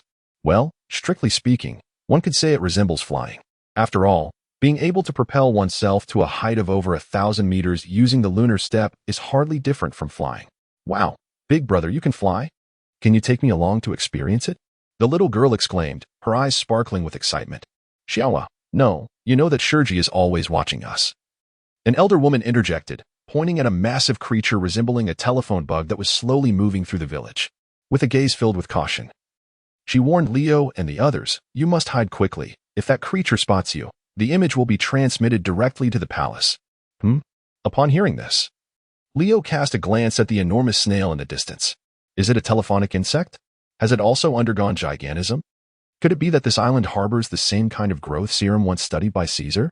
His mind was awash with uncertainties as he stepped through the doorway. Suddenly, his gaze fell upon an elderly woman lying in bed, her face adorned with green splotches. Turning to the little girl named Shavo, he inquired, "What has happened to her?" "Grandma, she has inhaled too much daff green and has been infected with the virus. Without the IQ, it won't be long before she can no longer move." The little girl's eyes welled with tears upon hearing this. Meanwhile, Leo, having listened to her account, wore an expression akin to that of a bewildered elder. Daft? Green? Foolish green? IQ? Intelligence quotient? What a jumble of nonsensical terms. Is this a test of my English? Such baffling jargon suddenly left him at a loss. Chapter 138. To Rule the World? The Movements of the Golden Lion. In summary, your grandmother has been infected due to inhaling excessive daff green, which has led to her viral infection, and the sole remedy for this affliction is a flower known as IQ. Leo synthesized Shavo's words thus. Indeed, Shavo nodded, though her face remained clouded with sorrow. And we will need many, many more. A single IQ flower is utterly insufficient to extract enough substance for the antidote. I see. Leo has come to a realization. The plight of the common folk on this island of emotions bears a striking resemblance to his own experiences on Rice Cake Island. The hallucinogenic leaves and this daft green indeed share an uncanny similarity. However, while the hallucinogenic leaves are addictive, this substance renders one paralyzed and utterly incapacitated. Yet, one must ponder whether this daft green is somehow related to the gigantism observed in those animals. Leo pondered. As he descended the mountain moments ago, he had been enveloped by an unusual and pungent aroma emanating from the forest, uncertain whether it was indeed the scent released by that daft green. Hey, big brother. Chavo suddenly approached, seizing Leo's hand and shaking it gently. What is the matter? Leo gazed at her, somewhat perplexed. Big brother, can you help me find IQ and cure Grandma and the others in the village? Shawa looked up, her large eyes shimmering with tears. Upon hearing this plea, Leo appeared somewhat lost in thought. He pondered, haven't I already shed my naval uniform? Why would anyone still seek my assistance? Am I truly wearing the face of a good person? With such thoughts, Leo crouched down, revealing a gentle smile as he spoke to Shawa. Do not worry. Big brother is here to defeat the Golden Lion. Just wait, we will surely find the antidote and help the villagers through this hardship. As he finished speaking, Shawa's eyes widened. The trust and hope reflected in her gaze once again solidified Leo's resolve. That evening, after sharing a meager meal of rice and thin porridge at Shawa's home, Leo found himself squatting by the dock at the village entrance, gazing at the distant, towering mountains that seemed to stretch endlessly. He fell into deep contemplation. Should we truly confront the Golden Lion? At that moment, Cheyenne expressed his concerns. The Golden Lion's might, though not personally witnessed, was well known even within the naval headquarters. After all, they had unrestricted access to the archives and the data room. It was common knowledge that Golden Lion Shiki was the only pirate in history to have escaped from Impel Down since its establishment. Who in the naval headquarters was unaware of this? However, despite this knowledge, no one would dare to speak of it publicly, as it pertained to the Navy's reputation and the potential for salary increases. Engagement was inevitable, yet it would not be us who would undertake it. Leo extinguished his cigarette and discarded it onto the ground. It had been nearly an entire day, yet that scoundrel Akiji had not answered the phone. The three companions were taken aback as Leo abruptly began to berate Akiji. Although they had heard such outbursts from him before, they still hesitated to interject. It was Grant who informed him that Akiji had indeed answered the call just moments ago. However, he mentioned that he was currently occupied in the restroom and found it inconvenient to talk. He assured that once he had finished, taken a shower, and rested, he would come over with his team to deal with the Golden Lion by the following morning. Leo, what on earth is this? Defecating? Bathing? And do you really need to take a nap? Why don't you just go and perish? Surely you cannot be a spy sent by the pirates to infiltrate the Navy. Can you? Leo was instantly infuriated, lighting 2 more cigarettes and placing them between his lips. With only these last 2 remaining, he resolved to find the antidote for Daft Green before dawn. Do you understand? Daft Green.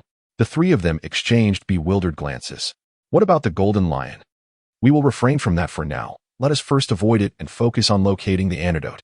Leo exhaled a ring of smoke, his voice dripping with menace as he declared, if that old coot fails to answer my call by tomorrow morning, I shall cast aside my military uniform, retire on the spot, and retreat to the wilderness.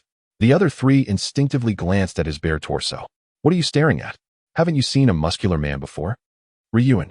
Grant. Burnham? In the sky, an island. At the heart of the archipelago, nestled between the desert and the frigid icebergs. The 4 of them gazed at the winding path that seemed to ascend into the clouds, leading to the mountains and the town nestled within. For a moment, silence enveloped them.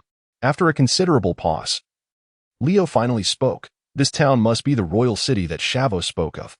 It is likely inhabited by pirate crews that have been gathered under the banner of the Golden Lion. This year, it appears that Shiki has recruited numerous pirates along the Grand Line. No one knows whether his ambition is to become the pirate king or to wage war against the world government. However, there is no doubt that his intentions are far from benevolent. Do you have any plans? Asked Shun. No specific plans, he replied. We shall enter under the cover of darkness and assess the situation first. Leo spoke as he enveloped the other 3 in a layer of soundproofing. As long as they remained within a distance of 1,000 meters from me, this shield would remain effective. Understood. The 3 nodded in unison, their gazes drawn to the delicate lavender substance that adhered to their skin. Is this the capability of the silent fruit? 3 years had elapsed, and it seemed that Leo's mastery over this ability had ascended to new heights. Even Ripa, who also possessed the powers of the silent fruit, appeared unable to maintain a soundproof barrier over others at a distance, as Leo could. Before long, the four of them stealthily infiltrated the highest point of the town. They found themselves in an enormous tavern, so vast that it could only be described as terrifying, occupying an area that Leo estimated to be at least 1,000 square meters or more. As anticipated by the quartet, the tavern was currently teeming with pirates, all indulging in hearty feasts, eating and drinking with unrestrained delight, their faces alight with an uncontrollable excitement. "Hey, have you heard? It seems that the full-scale attack is about to commence in a few days," one pirate remarked. "Indeed, we've been stuck on this island for so long. My arms are practically rusting," another chimed in. "I actually think it would be better to remain here indefinitely. After all, we have nothing to do. And there is food and drink every day. It feels just like paradise, ha ha ha." A group of pirates engaged in lively discussion.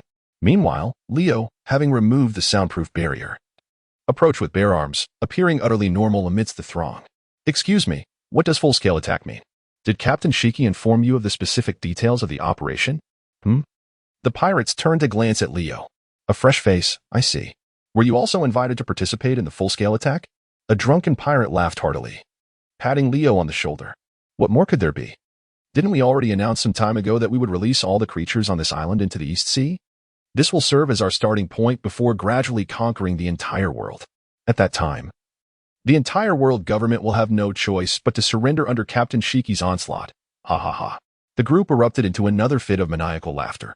However, upon hearing these words, Leo, along with Shun and the others, simultaneously fell into a state of shock. To rule the world? What an ambitious aspiration indeed. Leo murmured with a hint of sentimentality. Chapter 139, The Malicious Ship's Doctor and the Colorful Gorilla. To dominate the world? In his previous life, when Leo was merely a primary school student, he harbored similar dreams. However, as he matured and grasped the meaning of shame, he ultimately dispelled such notions. As for the ambitious Golden Lion Shiki, one can only say that his aspirations have soared beyond reason, setting aside the world government. Do you dare to claim dominion over the world without consulting the four emperors? Among the throng of nameless pirates gathered here, despite their considerable numbers, in the heat of battle, are they not all mere cannon fodder? It appears that being imprisoned and impelled down for so many years has indeed dulled the wits of that old fellow. Leo harbored silent disdain within.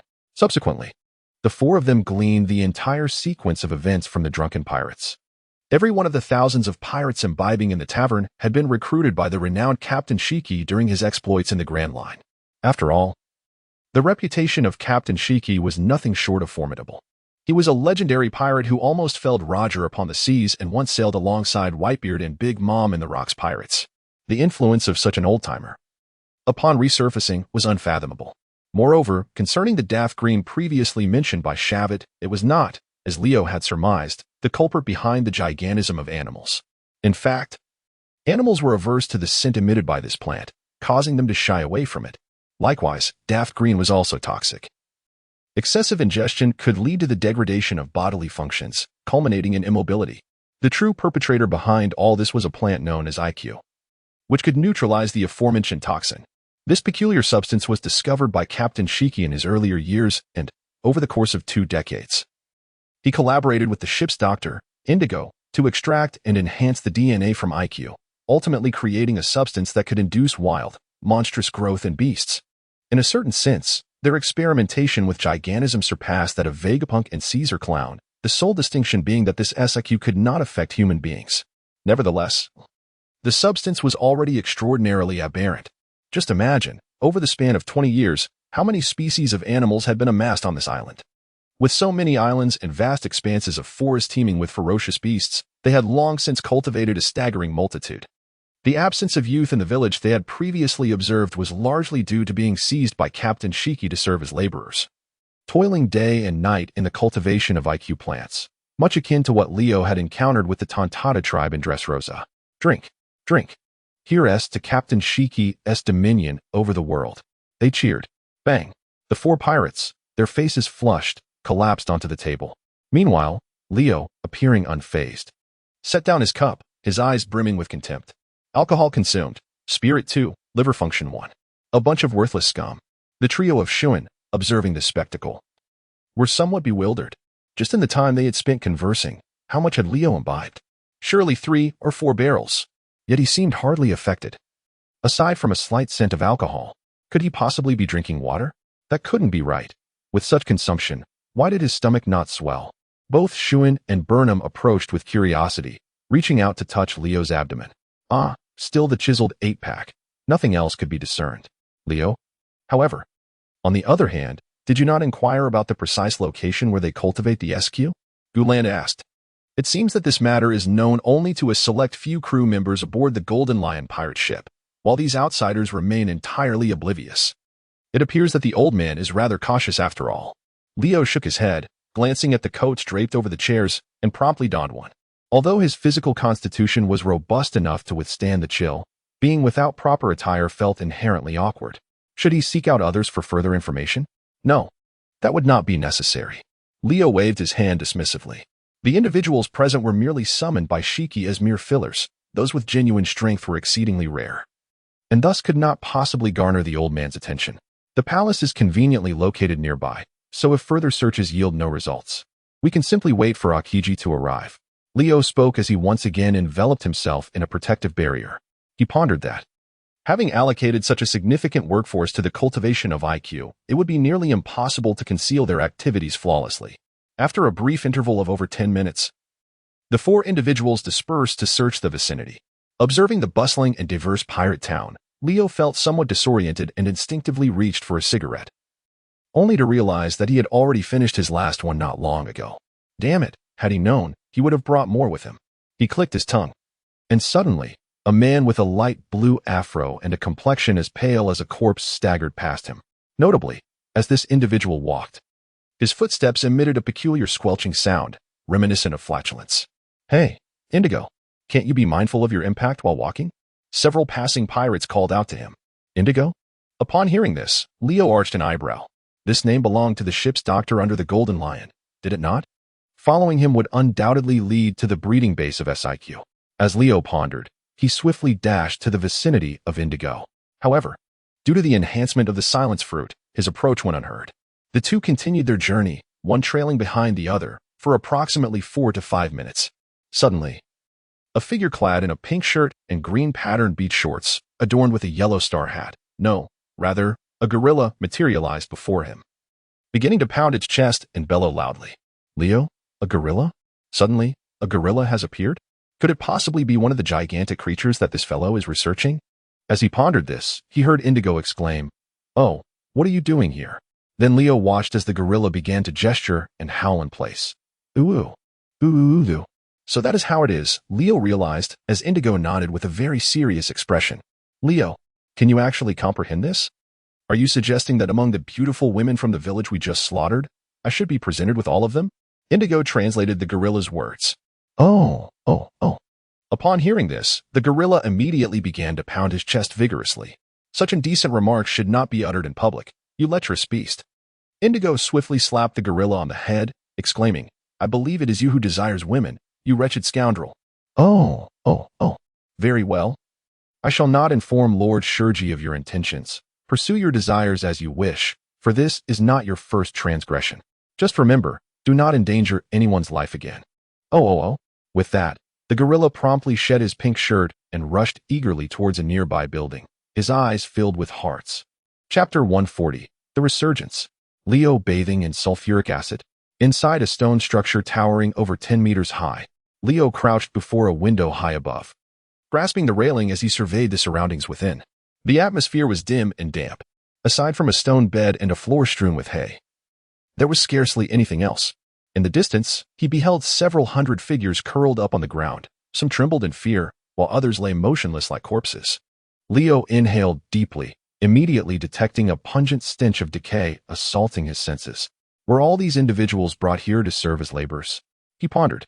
Simultaneously, the shirtless gorilla had already pushed through the door, its gaze beginning to scan the crowd of commoners. Before long, its attention fixated on several women, seemingly in their early 20s, possessing remarkably alluring figures. Oh my! As if provoked, the gorilla charged towards the women, seizing them in a display witnessed by all. What is that gorilla exclaiming? Leo instinctively glanced at Burnham, who had inconspicuously joined him at some point. He proclaimed his intention to take these women as his wives.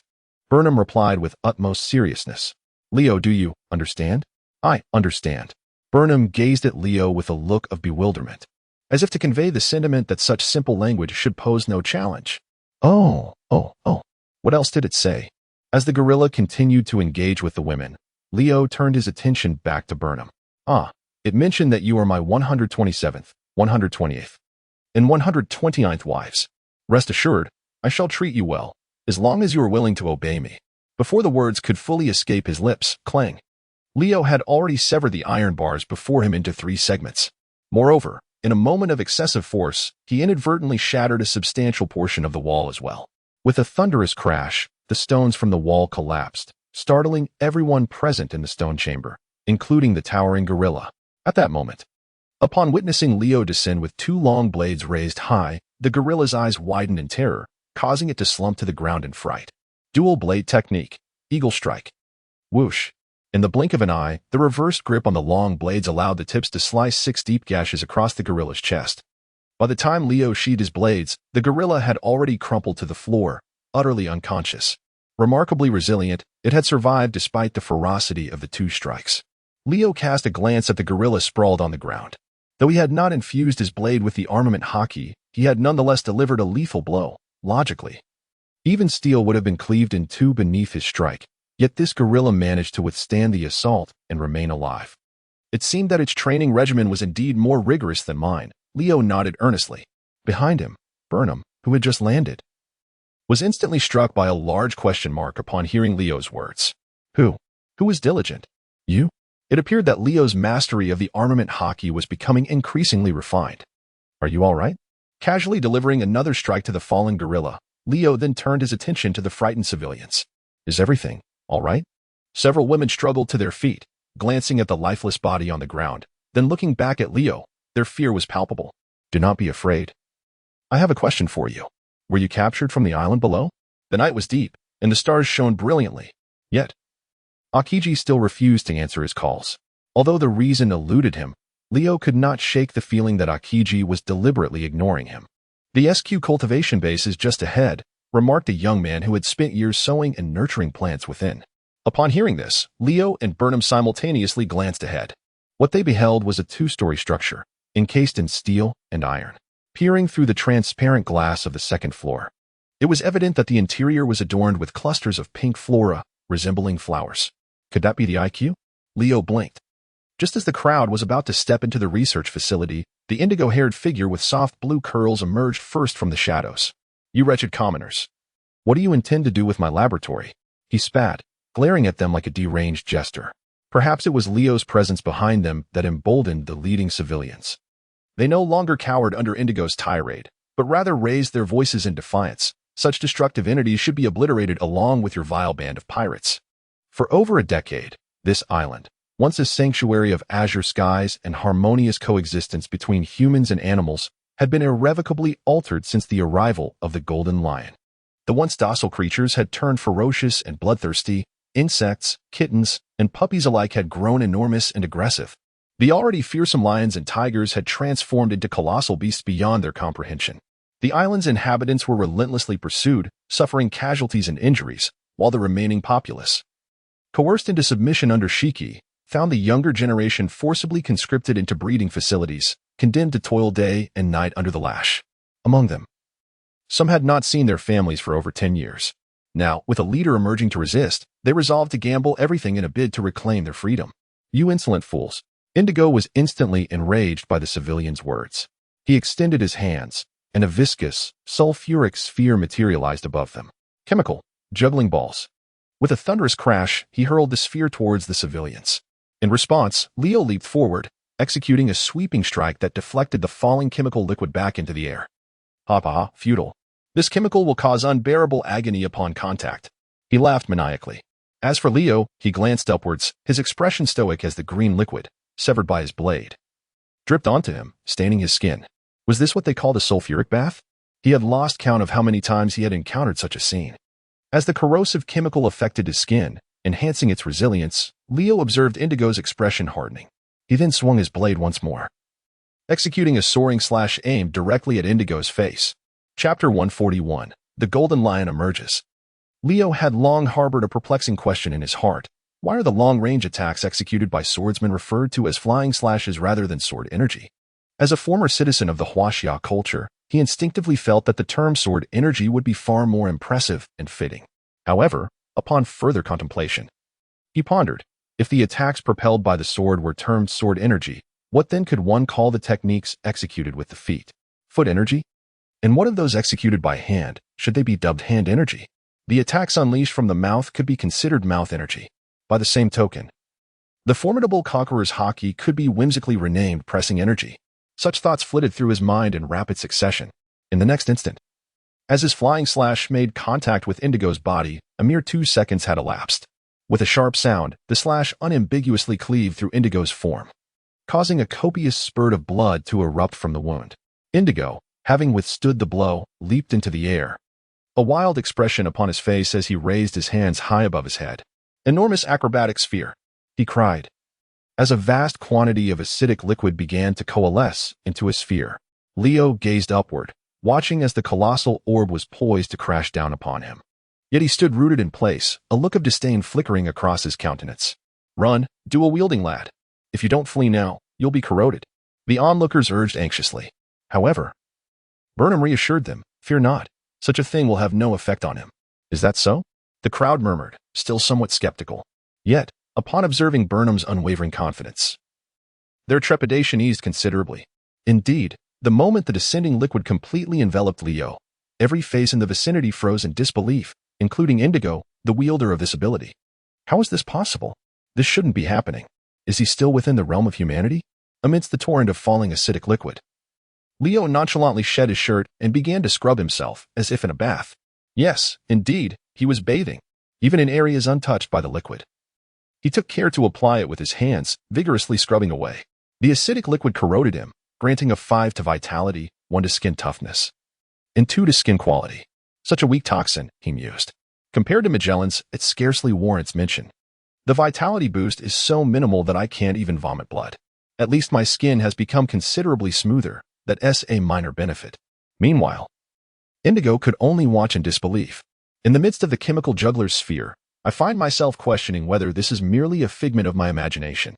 My expression, initially dominated by astonishment, becomes contorted with pain from the wound inflicted by Leo.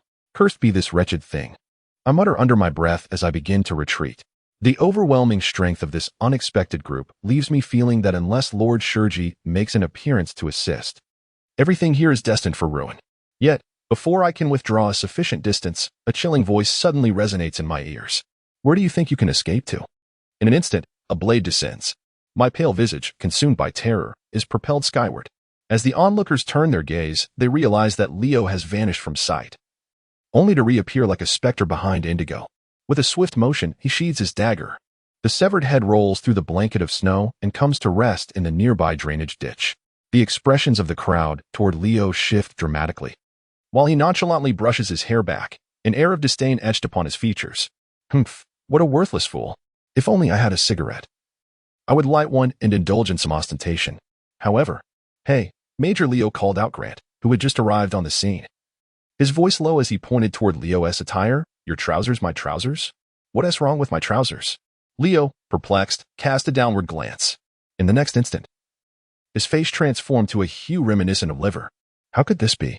Merely shedding his garments, yet his trousers had been corroded by that very liquid. At this moment, feeling a chill beneath him, Leo turned away, presenting his back to the onlookers. Why do I always feel the need to put on such airs? He pondered. Although this place was designated for the cultivation of SIQ, there ought to be a substantial reserve of IQ plants as raw materials. Leo charged into the cultivation base with great fervor, gesturing towards several doors around him, declaring, as long as we locate the warehouse, we shall have the hope of producing a sufficient quantity of the antidote to heal everyone on the island. Let us rally behind the dual-wielding young man in pursuit of the remedy. By the way, young sir, I am yet unaware of your name. Upon hearing this inquiry, all eyes turned towards Leo. Well, regarding that, he began, clad in a top while draping a piece of cloth around his lower half. He earnestly replied, I am called Lipa, hailing from the Eastern Sea, aged 43, with a fondness for libations. Xiaoen, Burnham. Jubilant. This fellow is truly a piece of work. Look over there. Could it be what those pirates mentioned? Q? At that moment, Xiaowen pointed towards a stack of shelves on the second floor. The other three immediately followed the direction of his finger, gazing upon the neatly arranged glass bottles filled with a verdant liquid. What else could they be but the legendary SIQ remedy? So many. Leo estimated that there were at least several thousand bottles. How many ferocious creatures does that old man intend to create on this island before he is satisfied? Xiaowen clenched his fists in frustration. However, Leo let out a cold laugh and remarked, "Satisfied? I doubt he will ever find satisfaction. For beings of this nature, the Golden Lion, whose ambition is to dominate the world, would only desire more. As long as he can incite chaos with these creatures, he cares not for the lives of the common folk. His only concern is to unleash these beasts upon the land. The more devastation they wreak, the better.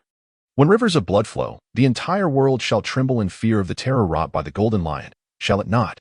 In the next moment, just as Leo finished speaking, a booming voice echoed, "Ha ha ha. You speak the truth, little brat. What say you? Are you interested in joining my pirate crew and toppling this entire world?" Who? Xiaowen and Grant simultaneously raised their heads to gaze at the top of the base. There, hovering within the transparent glass dome, was an old man with a ship's wheel embedded in his head, his legs poised upon a formidable sword. It was none other than the legendary pirate, the Golden Lion. Chapter 142, The Living Legend.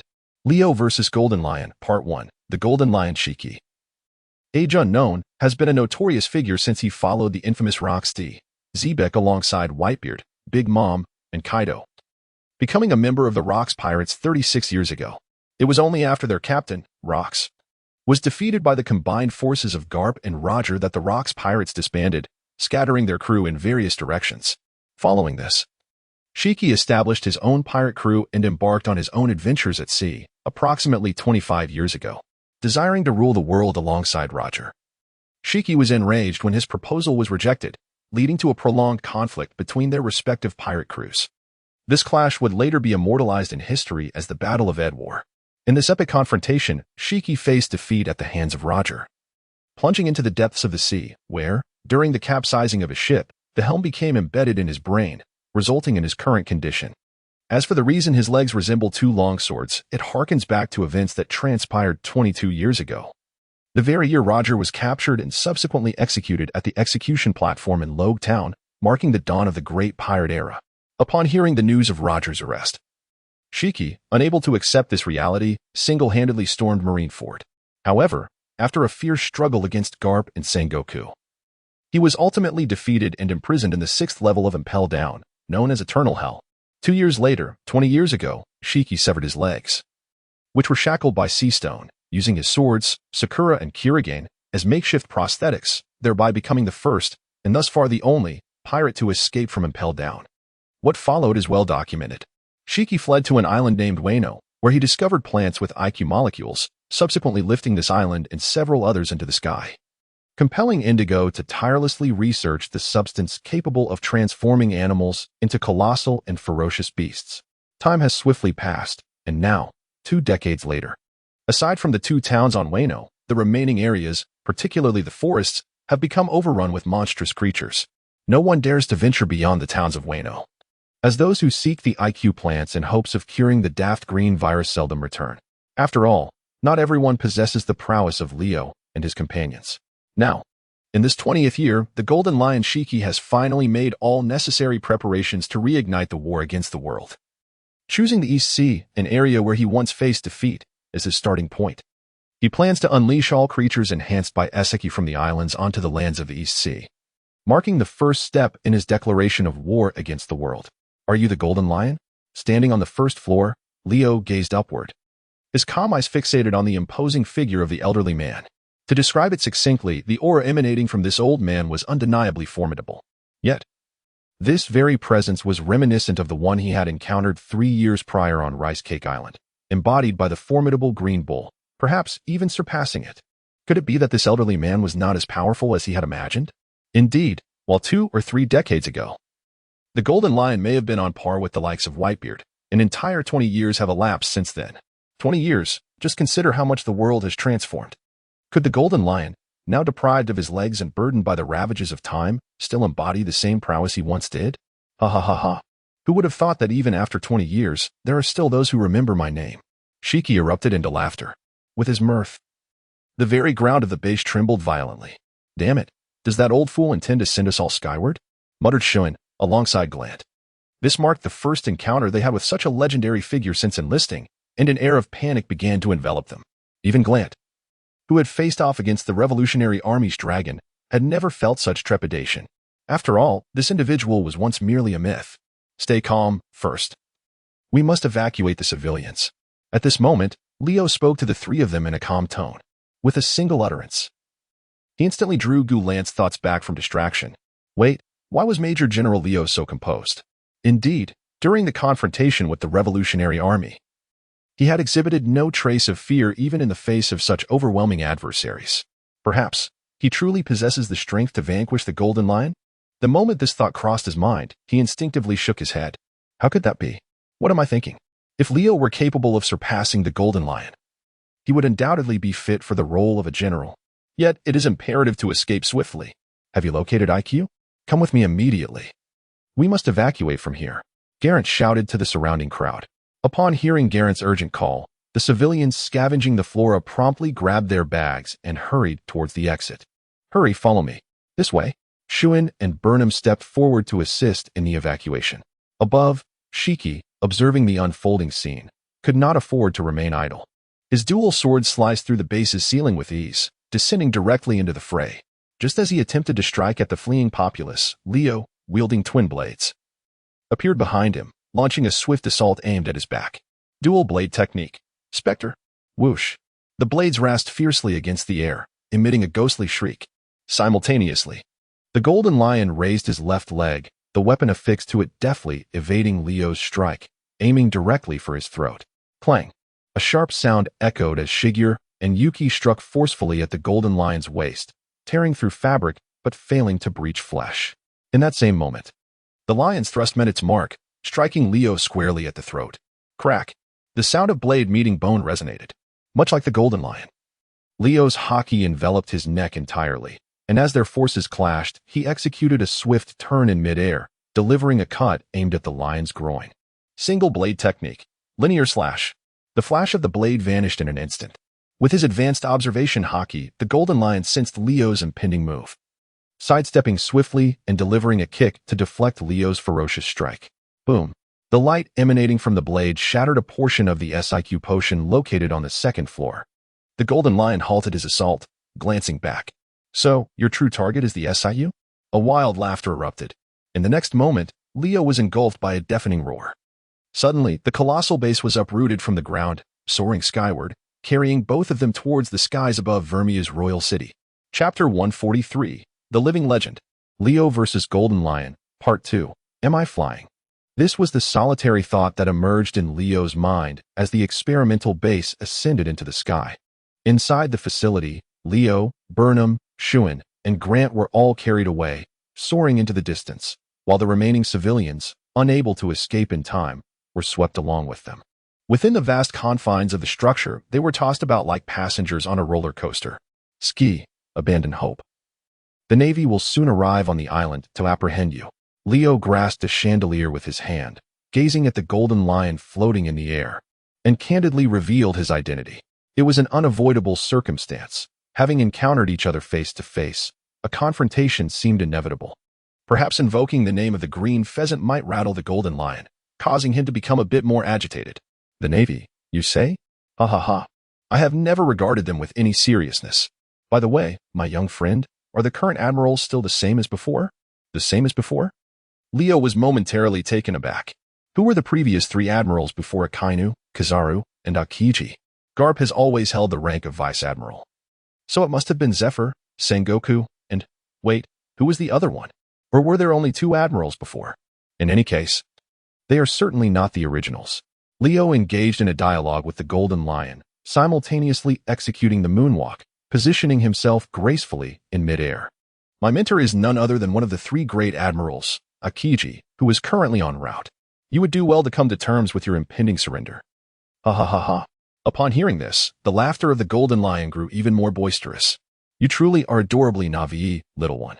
However, since you have proclaimed yourself a student of a Marine Admiral, I find myself with no reason to let you escape." As his words fell, his gaze sharpened, and a formidable aura erupted once more from his aged frame.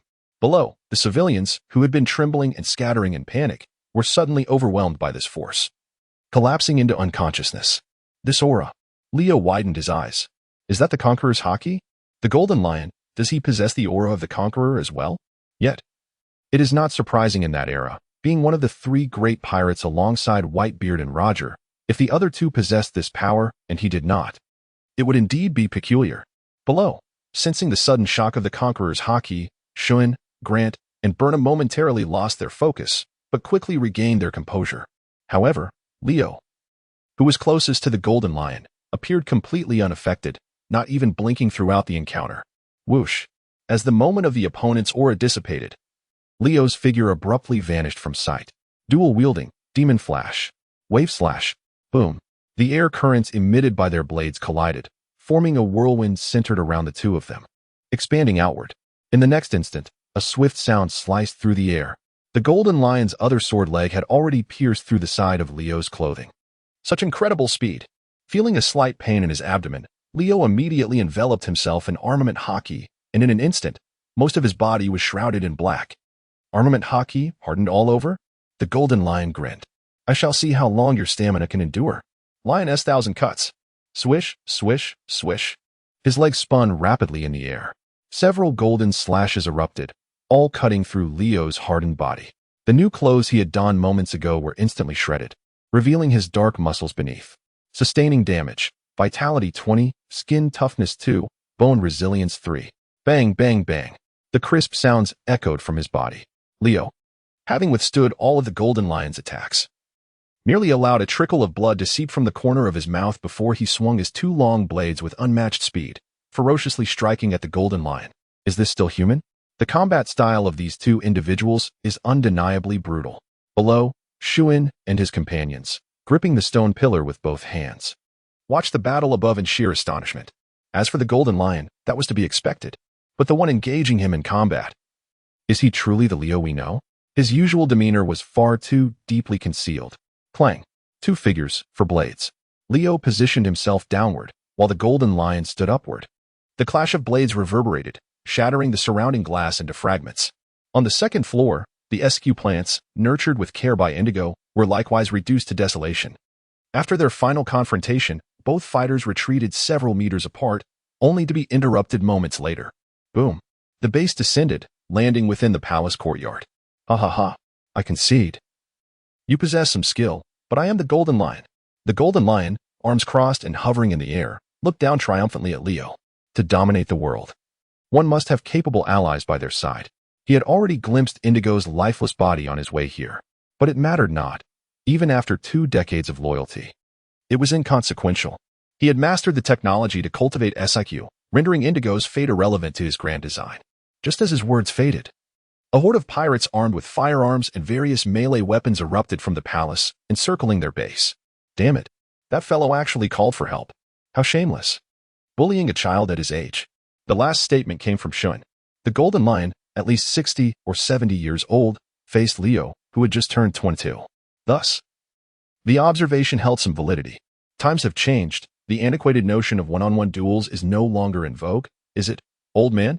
Leo chimed in from below, retrieving a vial of deep purple poison from his pocket and downing it in one gulp. The Golden Lion watched this scene without interference, instead laughing heartily. You speak the truth, kid. In the end, winning is all that matters. Whether one acts with honor or deceit is secondary. After all, only the victors are entitled to inscribe the annals of history. Perhaps time had dulled his edges. After being captured by the Navy and imprisoned and impelled down, he had come to this realization over the past 2 decades. However, before he could finish his thought, a deafening roar erupted as a horde of beasts, infused with the essence of SIQ, emerged from the forest surrounding the palace, converging toward their base. Chapter 144, The Legend Lives On. Leo vs. Golden Lion, Part 2. On Vermilion Island, within the royal city, snowflakes danced through the air, the atmosphere saturated with cold. Yet, the thousands of pirates standing in the palace were filled with fervor. Eliminate these damned Navy scum. Announce to the world the return of Lord Shiki. Kill. Kill. The weapon was raised high above the head. Yet Leo did not divert his gaze from the golden lion for even a moment, as if the others were non-existent. "Hey, Burnham, Shuan, I leave those fellows to you," he commanded without turning his head. "Yes, Major General Leo," they replied in unison. "Giran, it's up to you to deal with those monsters." "Yes, Major General Leo." Before the enemy lines, the three of them saluted solemnly upon hearing Leo's orders. "Ha ha ha. What a bunch of confidently spirited little fellows," the golden lion couldn't help but chuckle. They reminded him of his first encounter with Roger.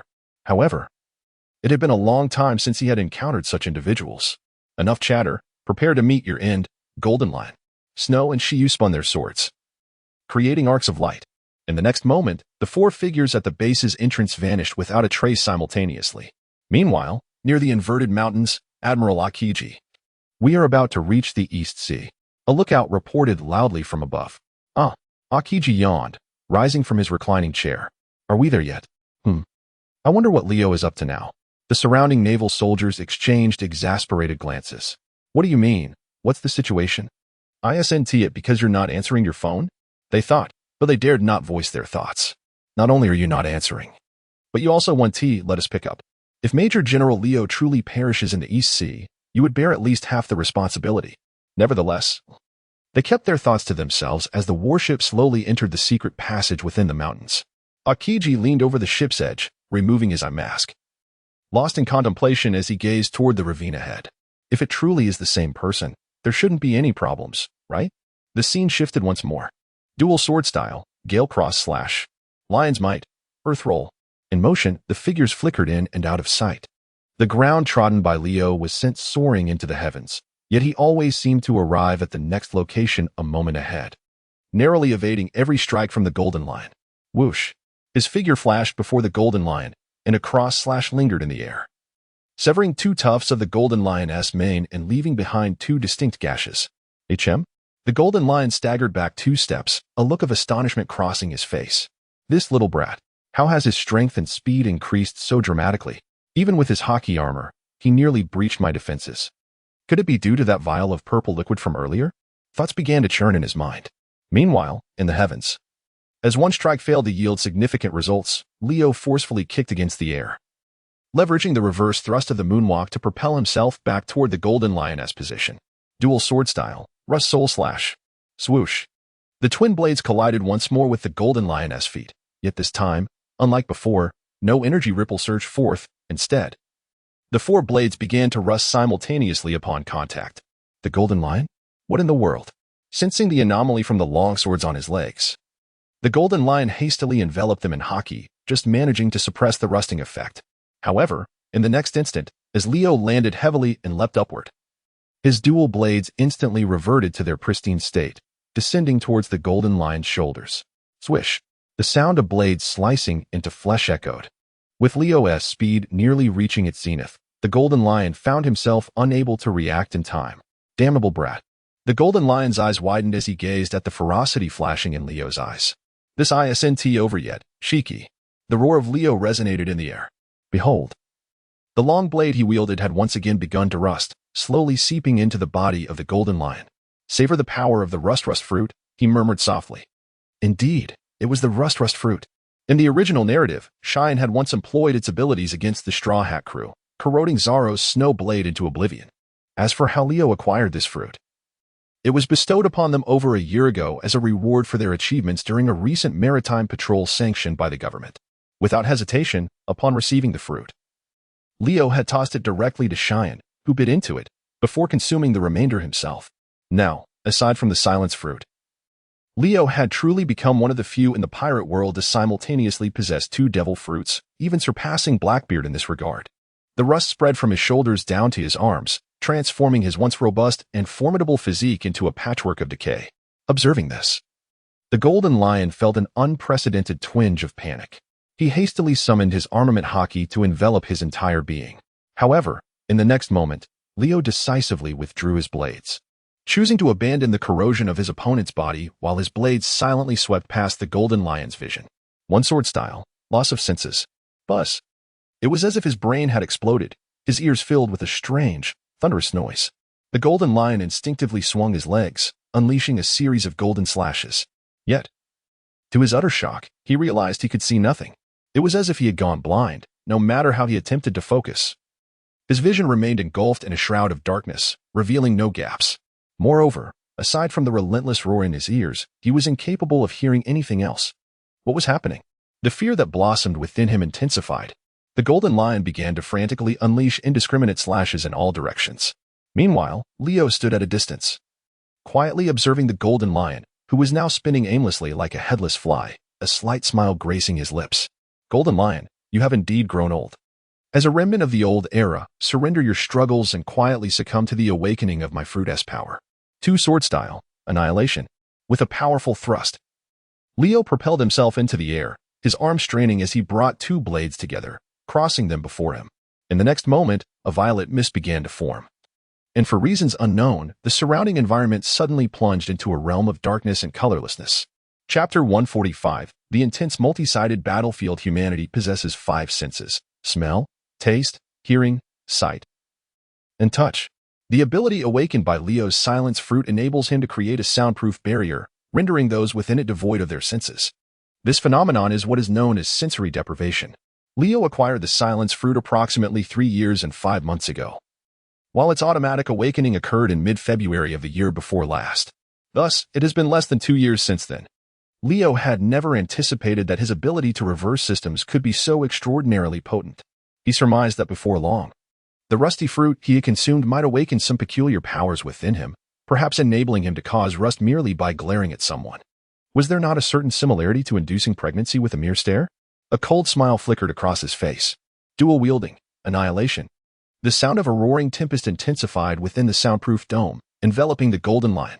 Damn it, little brat, don't think you can defeat me this easily. Although his voice was inaudible, the golden lion let out a fierce roar. At the moment Leo's strike was about to connect, the lion suddenly pivoted, launching a golden counterattack aimed directly at Leo's position. Can you maintain such intense concentration, old man? Leo mocked, observing the situation with a furrowed brow. Top-tier observation hockey, huh? Seems I may have underestimated you. However, annihilation was not merely a straightforward slash, dancing with the grace of moonlight to evade the attack. A triumphant smile once again graced Leo's face. Beneath the veil of shadows, his previously avoided purple slash reversed in an instant, silently slicing toward the lion's vulnerable back. Will you choose to endure this relentless onslaught or be worn down to nothing? Leo taunted, standing directly opposite the golden lion. As long as the barrier holds. Under this energy dome that completely shields the senses, my strikes will never cease. I am quite eager to see how you, the legendary pirate, will respond. The battle between Leo and the golden lion rages on. Meanwhile, the situation for Shun and Burnham has become decidedly less perilous. Boom. A missile exploded nearby. Seizing the momentum of the blast, Shun swiftly leaped to the palace rooftop, gazing down at the throng of pirates below. He promptly retrieved a metallic shard from his pocket and channeled his abilities into it. The rust virus. The metal piece rapidly corroded into powder before cascading down to the crowd below. What is that? The pirates looked up, bewildered by the barely perceptible deep yellow dust. Confusion flickered across their faces. Yet, in the next instant, horrific screams erupted. The faces of several pirates at the forefront began to grotesquely decay without warning. A devil fruit user? Damn it, scatter. Don't cluster together. Someone shouted. But before the warning could fully escape his lips, 1 to 10 hundreds of pirates, gathered at the palace entrance, found their exposed skin corroding to varying degrees, the affliction spreading with alarming rapidity. Fear seized their hearts, prompting them to discard their weapons and flee in all directions. What kind of technique is this, so ruthless? Burnham, also leaping with the moonwalk, observed the scene in astonishment. Just a mere application of the rust fruit. Compared to Leo, I am still far from his level. Shun clapped his hands, brushing off the remnants of rust powder. He deemed the group before him woefully weak, questioning why the golden lion would gather such trash. If it were a different cadre of New World pirates, not only would they possess the ability to use hockey, but even a slight agility or keen eyesight would likely allow them to evade such an attack. However, having dispatched hundreds of insignificant foes, the remaining pirates would prove far more formidable. As he noticed a new wave of evidently stronger and more menacing pirates closing in, Shun prepared to draw his sword, only to see Burnham step forward to intercept him. Allow me, please proceed. Shun made a gesture as he requested. He was undoubtedly pleased to remain uninvolved. Perhaps it was due to his prolonged association with Leo, but he found himself rather indifferent towards opportunities that could accrue military merit. Now a colonel, earning 800,000 burly per month, along with the bounty shares and year-end bonuses accumulated from the previous year. His monthly income exceeded $1.5 million. Moreover, with his investment in the OBAC business facilitated by Leo, he had more than enough funds. What, then, was the purpose of seeking further promotion? Higher ranks entailed greater responsibilities, and he had no desire to be perpetually tasked with investigating individuals of the Golden Lion's caliber. With 80 of his thoughts aligned with Leo, Shoen contemplated the pros and cons of advancement. Meanwhile, Burnham had already soared into the sky, gathering strength in his hands, and unleashed his most potent technique upon the throng of pirates below, the flying finger gun, Yellow Lotus, Infinite Barrage. This advanced version, a fusion of the flying finger gun, draw, and the finger gun, Yellow Lotus, released countless air bullets from his fingertips at a velocity surpassing that of a flintlock. The projectiles mercilessly struck the advancing pirates, resulting in a gruesome spectacle of bloodshed.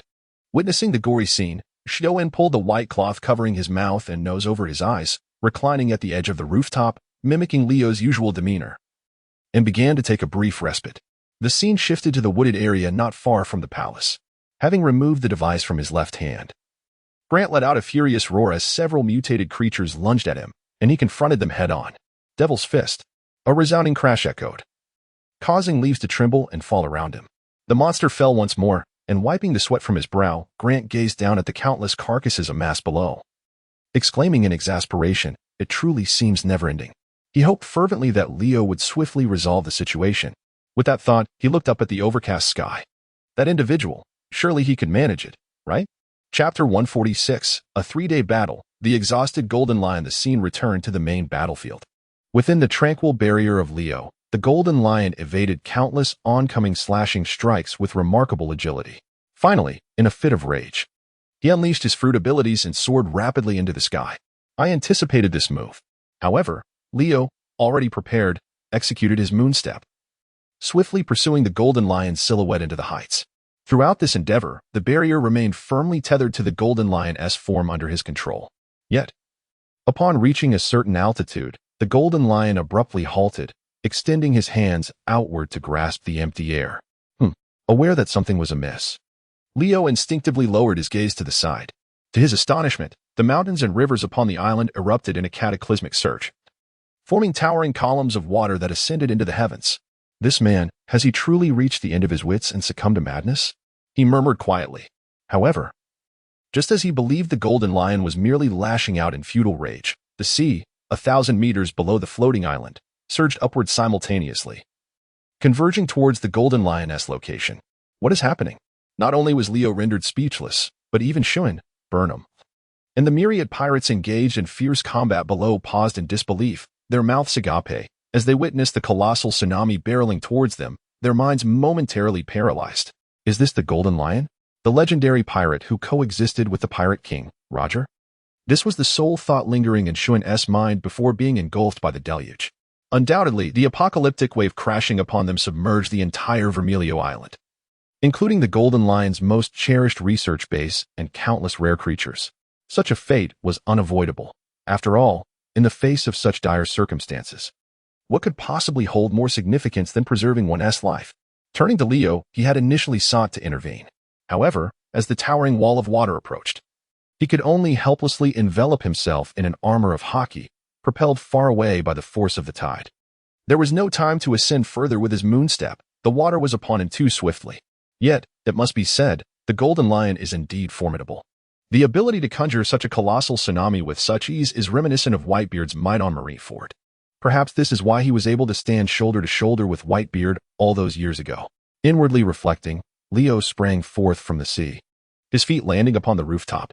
Simultaneously, the Golden Lion descended from above, his eyes regaining their former brilliance, transforming from an initial expression of disdainful amusement to one of palpable caution.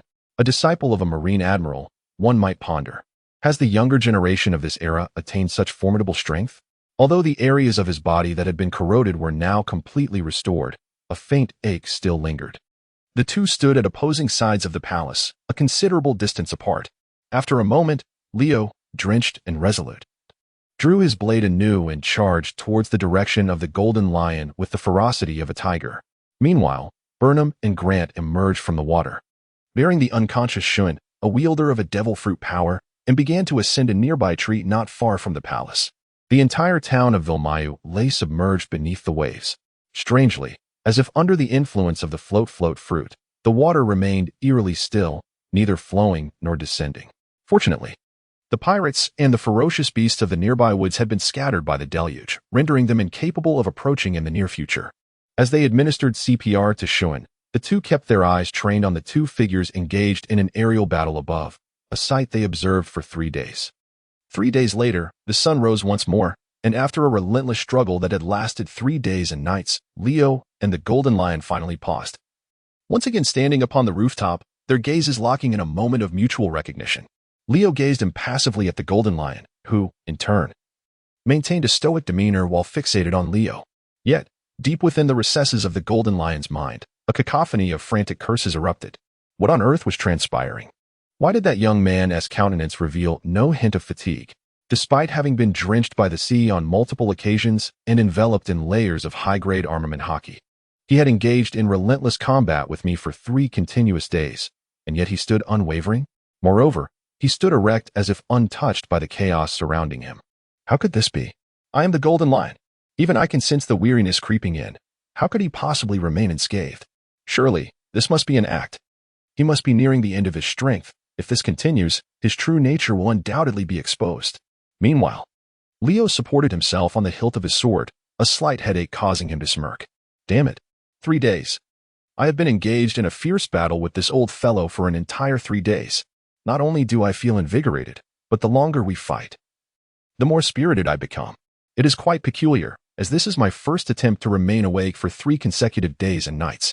In the past, even when I aimed to push through the night to enhance my metabolism and fortify my physical condition, I would only manage to last 2 days at most. By the 3rd day, I would retreat for a brief respite to avoid becoming overly energized, which could lead to a mental collapse. Yet now, it seems that 3 days has not yet reached my limits. Given my current state of mind, I could likely continue this duel for another 5, 6, or even 7 days. However, the discomfort of having not relieved myself or consumed any sustenance for 3 days is rather unsettling. Just then, a voice echoed from ahead. Hey, kid, stop pretending to be strong. If you wish to avoid demise, I can offer you a chance to escape. Upon hearing this, Leo was momentarily stunned. In the next second, he suddenly doubled over, expelling a copious amount of fresh blood. Golden Lion? Indeed, just as I suspected. This young man is on the verge of collapse. I knew it. How could there possibly be a youth of such terrifying strength within the Navy? His current frailty presents me with an excellent opportunity to eliminate him. With this thought in mind, Golden Lion took a deep breath and enveloped his long sword with armament hockey once more. Damn brat, let me, Golden Lion, consign you to your grave within the East Sea. Chapter 147, Thousand Cuts Valley vs. Cross/Hay. How long have they been fighting? Below, atop a giant tree, Shun and his companions lay on 3 different branches, observing the intense battle above that had been ongoing for what felt like an eternity, and they all simultaneously stifled yawns. Shun, smiley face, Geraint, smiley face, Burnham. I have no idea. It seems like it's been 3 days, right? How much longer do you think they will continue? I believe we should soon see a victor, Geraint said earnestly. At that moment, Burnham exclaimed, Hey, more fish are coming. Where? Shun quickly leaned in, submerging his head into the sea. However, the moment he did, his entire demeanor shifted to one of lethargy. Seeing this, Geraint hurriedly pulled him back. Don't forget you're a devil fruit user just because you heard there were fish. Oh, Shun, smiley face, let me catch this time, Burnham said, taking aim at the large fish's location and launching a finger pistol towards it. 2 seconds later, the fish floated belly up, blood seeping from its body. And Burnham promptly retrieved it, settling on the tree to prepare a fire for cooking. What? You ask where the fire will come from? With branches and leaves all around. And with Burnham's extraordinary strength, how could he possibly fail to ignite a fire? In truth, during this 3-day span, the trio had engaged in such antics more than once. Their activities, eating, drinking, and attending to nature's call, were all conducted in the embrace of this tree, presenting quite the peculiar scene. Before long, a fire was ignited. Observing the upper half of the colossal tree engulfed in flames, Burnham gracefully shifted his stance, gliding over to another tree. Shun, Geraint. The 3 continued to roast fish while watching the fierce battle above. Initially, they had entertained thoughts of joining the fray. But upon witnessing the terrifying prowess of the two combatants, those notions were swiftly extinguished. Alas, with their current abilities, venturing into the fray would be tantamount to courting death. They were simply outmatched. Aside from causing trouble for Leo, they felt utterly impotent. A sense of defeat began to creep into their hearts. After all, Leo was younger than both of them.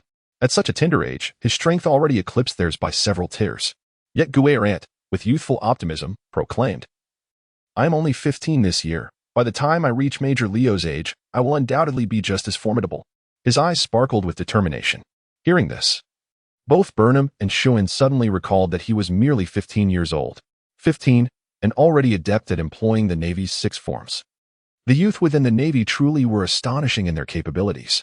It was hard for them to fathom just how competitive the future elite class of the Navy would become. Just as they were lost in contemplation, the battle between Leo and the Golden Lion abruptly ceased. What was happening? Were they no longer fighting? Schuin and Burnham craned their necks for a better view. Guerrant remarked, "I told you, today we shall determine a victor." Yet, scarcely had his words left his lips when poof, Leo spat out a mouthful of blood. Upon witnessing this, Burnham and Guerrant's expressions shifted subtly. Only Schuin maintained a calm demeanor, saying, "Relax, relax. Don't be too tense, just enjoy the spectacle." He jested, for Leo's bloodshed was hardly a rarity to him. That fellow, whenever blood was spilled, it was undoubtedly a feigned act. He had already gleaned insights from past experiences. Die Brat, Lion, Sankyagada, dual wield, annihilation cross slash, clang. The blades clashed. The golden slash intertwined with the black sword aura, then vanished in a flash. As both combatants steadied themselves, they instinctively lowered their gazes to their abdomens. With a sudden rip, two wounds emerged on their skin, as if delayed, starkly manifesting. Blood gushed forth relentlessly from within. They turned to face each other once more, their eyes locking in a fierce gaze. The prolonged battle over these 3 days had evidently drained their stamina to the brink, rendering it difficult to maintain their haki to fend off one another's assaults. One could only ponder how, in the original tale, Akiji and Akainu managed to endure 10 days and nights of combat. Leo couldn't help but feel a sense of perplexity within. Those two fellows, it seemed, had merely been probing from the outset, without truly exerting their full strength, did they?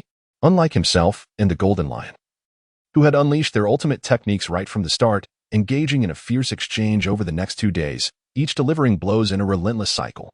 Meanwhile, the Golden Lion gently touched the wound at his waist, and as he turned his gaze toward Leo, a wave of confusion washed over him once more.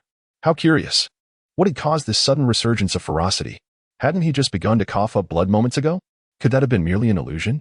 Yet, in the very next instant after such thoughts crossed his mind, a sudden sound erupted. Leo bit down once more, blood spilling from his lips. Below, Schuin observed the scene, his thoughts racing. For heaven's sake, how many times will you employ the same move? Do you think your opponent is a fool? He silently lamented. Yet, what of the Golden Lion? Upon witnessing Leo's renewed bloodshed, he momentarily froze, only to have his smile blossom anew. Ha ha ha ha. Little brat. You truly cannot hold on any longer, can you? Allow me to offer you a piece of advice. Do not force yourself any further. I shall never yield to pirates. Cough. Splendid. I admire your spirit. However, it is a pity we are adversaries. With that, the golden slash was unleashed, swiftly closing in once more. The two figures collided in a blur. As the Golden Lion beheld the fresh gashes on his chest, a flicker of confusion passed through his eyes. This should not be. Having lost so much blood, how could he still muster the strength to retaliate? How peculiar. Could it be that the earlier display was but an illusion? And then, in the next instant, cough. Leo, die, you little brat. Thousand Cuts Valley. Cross slash. Stab. How peculiar. Phew. Perish. Thousand Cuts Valley. Cross slash. How. Phew. Golden Lion. The atmosphere suddenly fell silent. Gazing at the numerous wounds that had inexplicably appeared on his body, the Golden Lion was momentarily plunged into a state of silence. What exactly went awry? How could this fellow, having bled so profusely, still persist? Why? For the first time in his long life, the Golden Lion found himself engulfed by a fleeting sense of existential doubt. Chapter 148. The battle concludes. Die, you little brat. Lion's Thousand Cuts Valley. Dual wield. Annihilation cross slash. Clang. The clash of blades resounded. The golden slash intertwined with the black sword aura, then swiftly passed by. As both combatants came to a halt, they instinctively lowered their gazes to their abdominal regions. Suddenly, two wounds appeared on their abdomens as if delayed, starkly manifesting upon the surface of their skin. Following this, blood gushed forth relentlessly. They turned to face each other again, their eyes locking once more.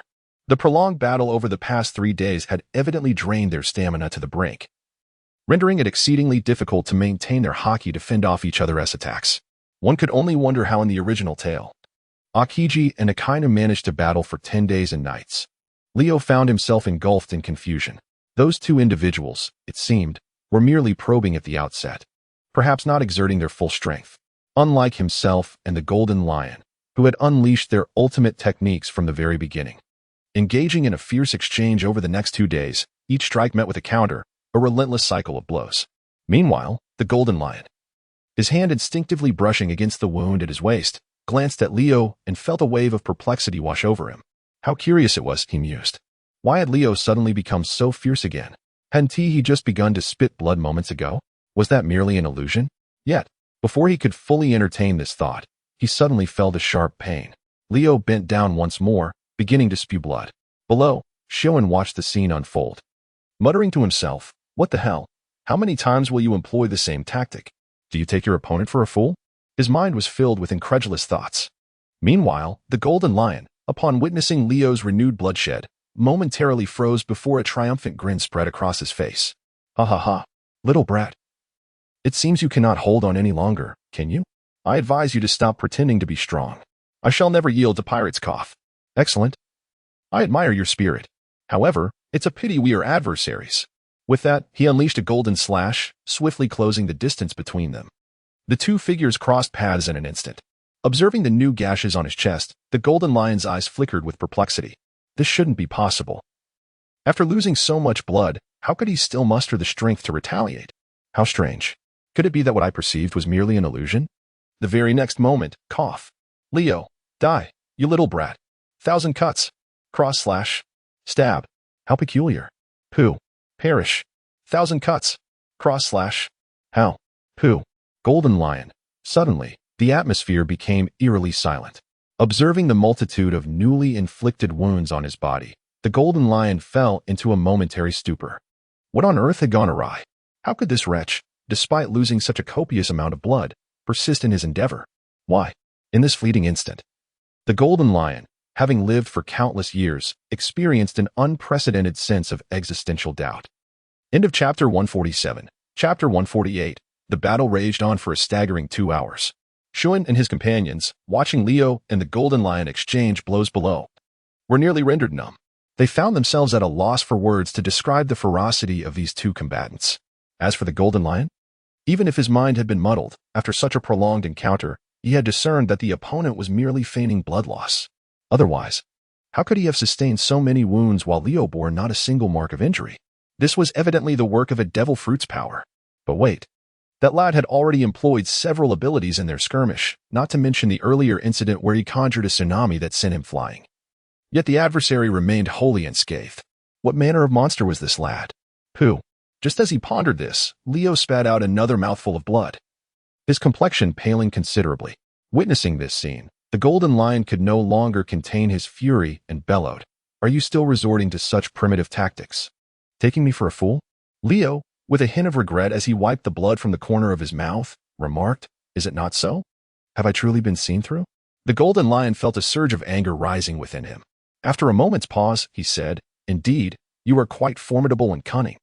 He regarded Leo with a serious expression, the wounds on his body ceasing to bleed at that moment. "It seems you have successfully shattered a plan I have meticulously crafted over the past 20 years. But do not forget, I am the Golden Lion. 20 years ago, even in the face of the warring states and Carp, and over 30 years ago, even when confronting the peak of Roger's era, I, Shiki, have never shown an ounce of fear. Before me stands merely a green naval brat. How could I allow myself to be easily defeated in such a place? Plans may fail, but my reputation must never be tarnished upon these East Blue waters." With a fierce howl, the two renowned swords, Sakura-ten and Mokuke, which he had fashioned into prosthetic limbs at his thighs, fell away and flew into his hands. As a swordsman, how could he claim to engage in true combat without a sword? "Alas, my ambitions can never be realized again," he thought, a glimmer of regret flashing in his eyes. "Reveal your true name, naval brat." His expression was grave, his gaze suddenly resolute, leaving no room for retreat. Those who had once sailed with him, or the likes of Whitebeard, would recognize this as the countenance the golden lion displayed only in the presence of what he deemed a worthy opponent. Upon hearing the question posed by the golden lion, Leo had initially intended to respond with either Roronoa or Luffy's name. Yet, upon encountering the golden lion's earnest gaze, he inexplicably abandoned that notion. With one sword held upright and the other reversed, he assumed an offensive stance. For the first time, Leo earnestly proclaimed his name in the face of his adversaries. Lockress Leo, a naval officer.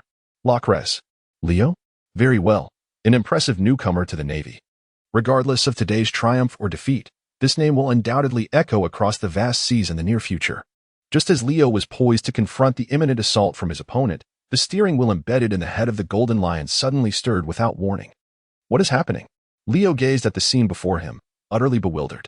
In the next moment, with a soft crack, the enormous ship's wheel lifted effortlessly from the head of the golden lion. Remarkably, he had utilized his own fruit abilities to extract the helm that had been embedded in his skull for an astonishing 27 years. Could this truly be happening?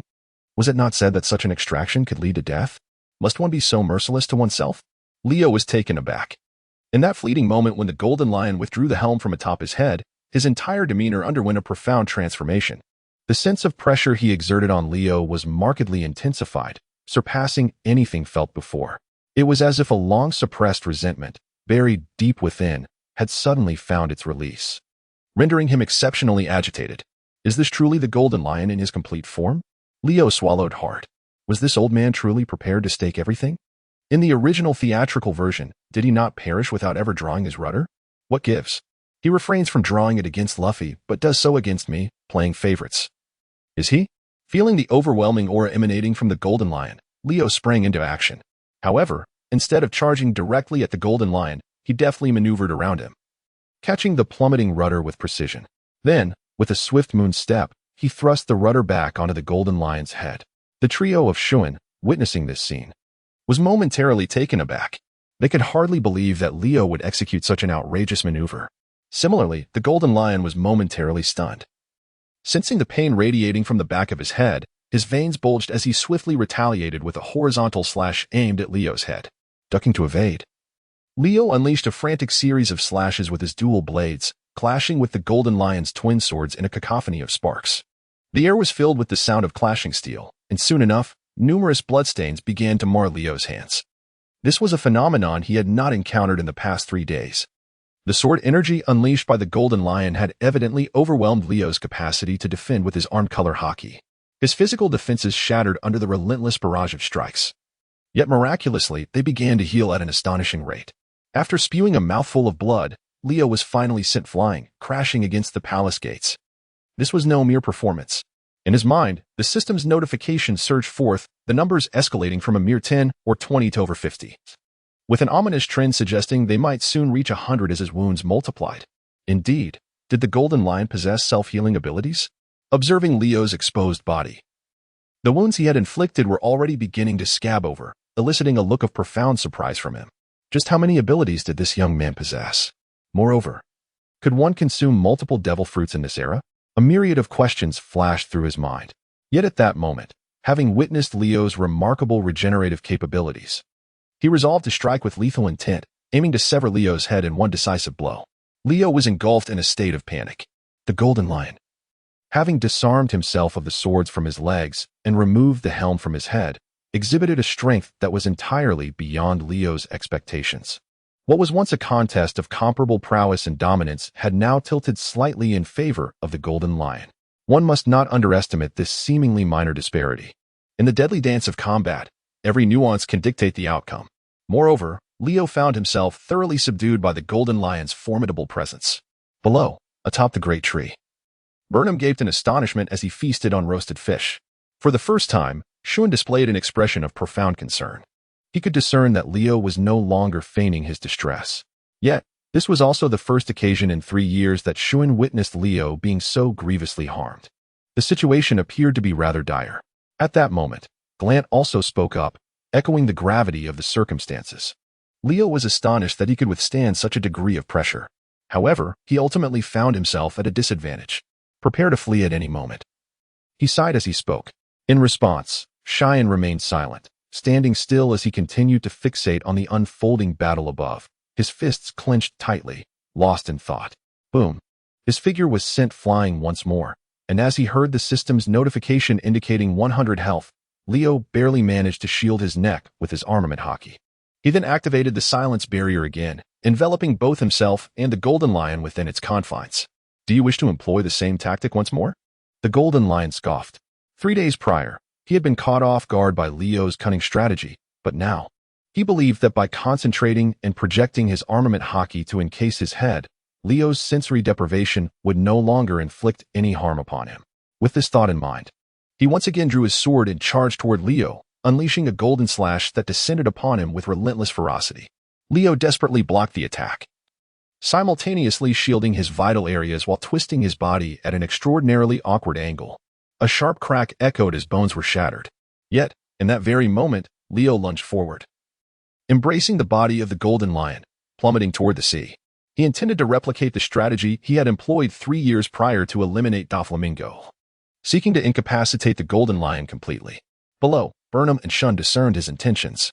However, the golden lion, having regained his peak strength, would not be so easily dragged into the depths of the ocean. With renewed vigor, the float fruit activated once more, and the golden lion, pulling Leo along, ascended back into the sky. Awaken, Lockress Leo. Any attempt to thwart my man will inevitably result in your defeat beneath my blade. The lion's ferocious slashes rained down upon Leo, blood erupting like a fountain. Leo clenched his teeth, enduring the excruciating sensation of his flesh being torn apart. Yet his hands remained steadfastly gripping his twin blades. Thousand Cuts wave. Now is the moment. Dual sword style, annihilation of souls. The pent-up fury within him erupted in that fleeting instant, as a hauntingly piercing shriek reverberated through the shadowy barrier. Both Leo and the golden lion were instantaneously propelled backward, plummeting into the depths of the ocean. Had they reached their limits? That thought flashed through their minds simultaneously. In the next heartbeat, the Ice Age commenced. A chilling aura enveloped the waters of Vermal, transforming them into solid blocks of ice. Shortly thereafter, a towering figure adorned with a mask materialized, gliding gracefully through the night sky above the royal city. Chapter 149. Unmasked. Leo's hidden identity bang. His body collided forcefully with the icy surface. Leo suddenly spat out a mouthful of blood, then stretched his arms wide and lay flat, forming a shape reminiscent of the character. He had indeed reached his limit. Although due to the system's reversal, he felt no fatigue from his efforts, the crux of the matter lay in his emotional exhaustion. Engaging in a relentless battle for 3 days and nights, with his nerves taut, would undoubtedly take a toll on anyone. However, relief was at hand. That old, unyielding figure had finally arrived, allowing him to relax and rest for a moment. Admittedly, accustomed to a more languid lifestyle, he found it somewhat challenging to adapt to such intense, all-consuming combat. Just as he stared blankly at the sky, lost in thought, the voice of Akiji echoed in his ears. "It's really you, isn't it?"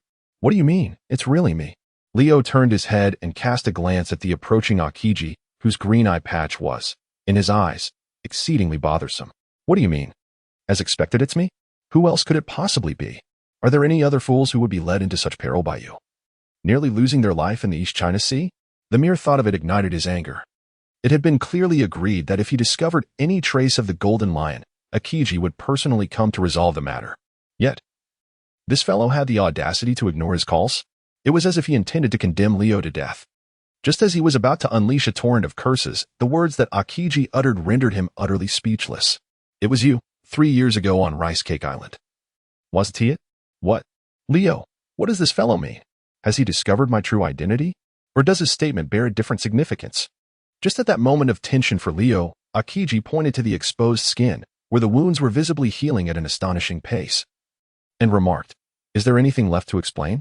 3 years prior, Leo had been pierced in the arm by his ice blade, yet upon his return, there was not a single trace left behind, causing Akiji to temporarily cast aside his suspicions about Leo.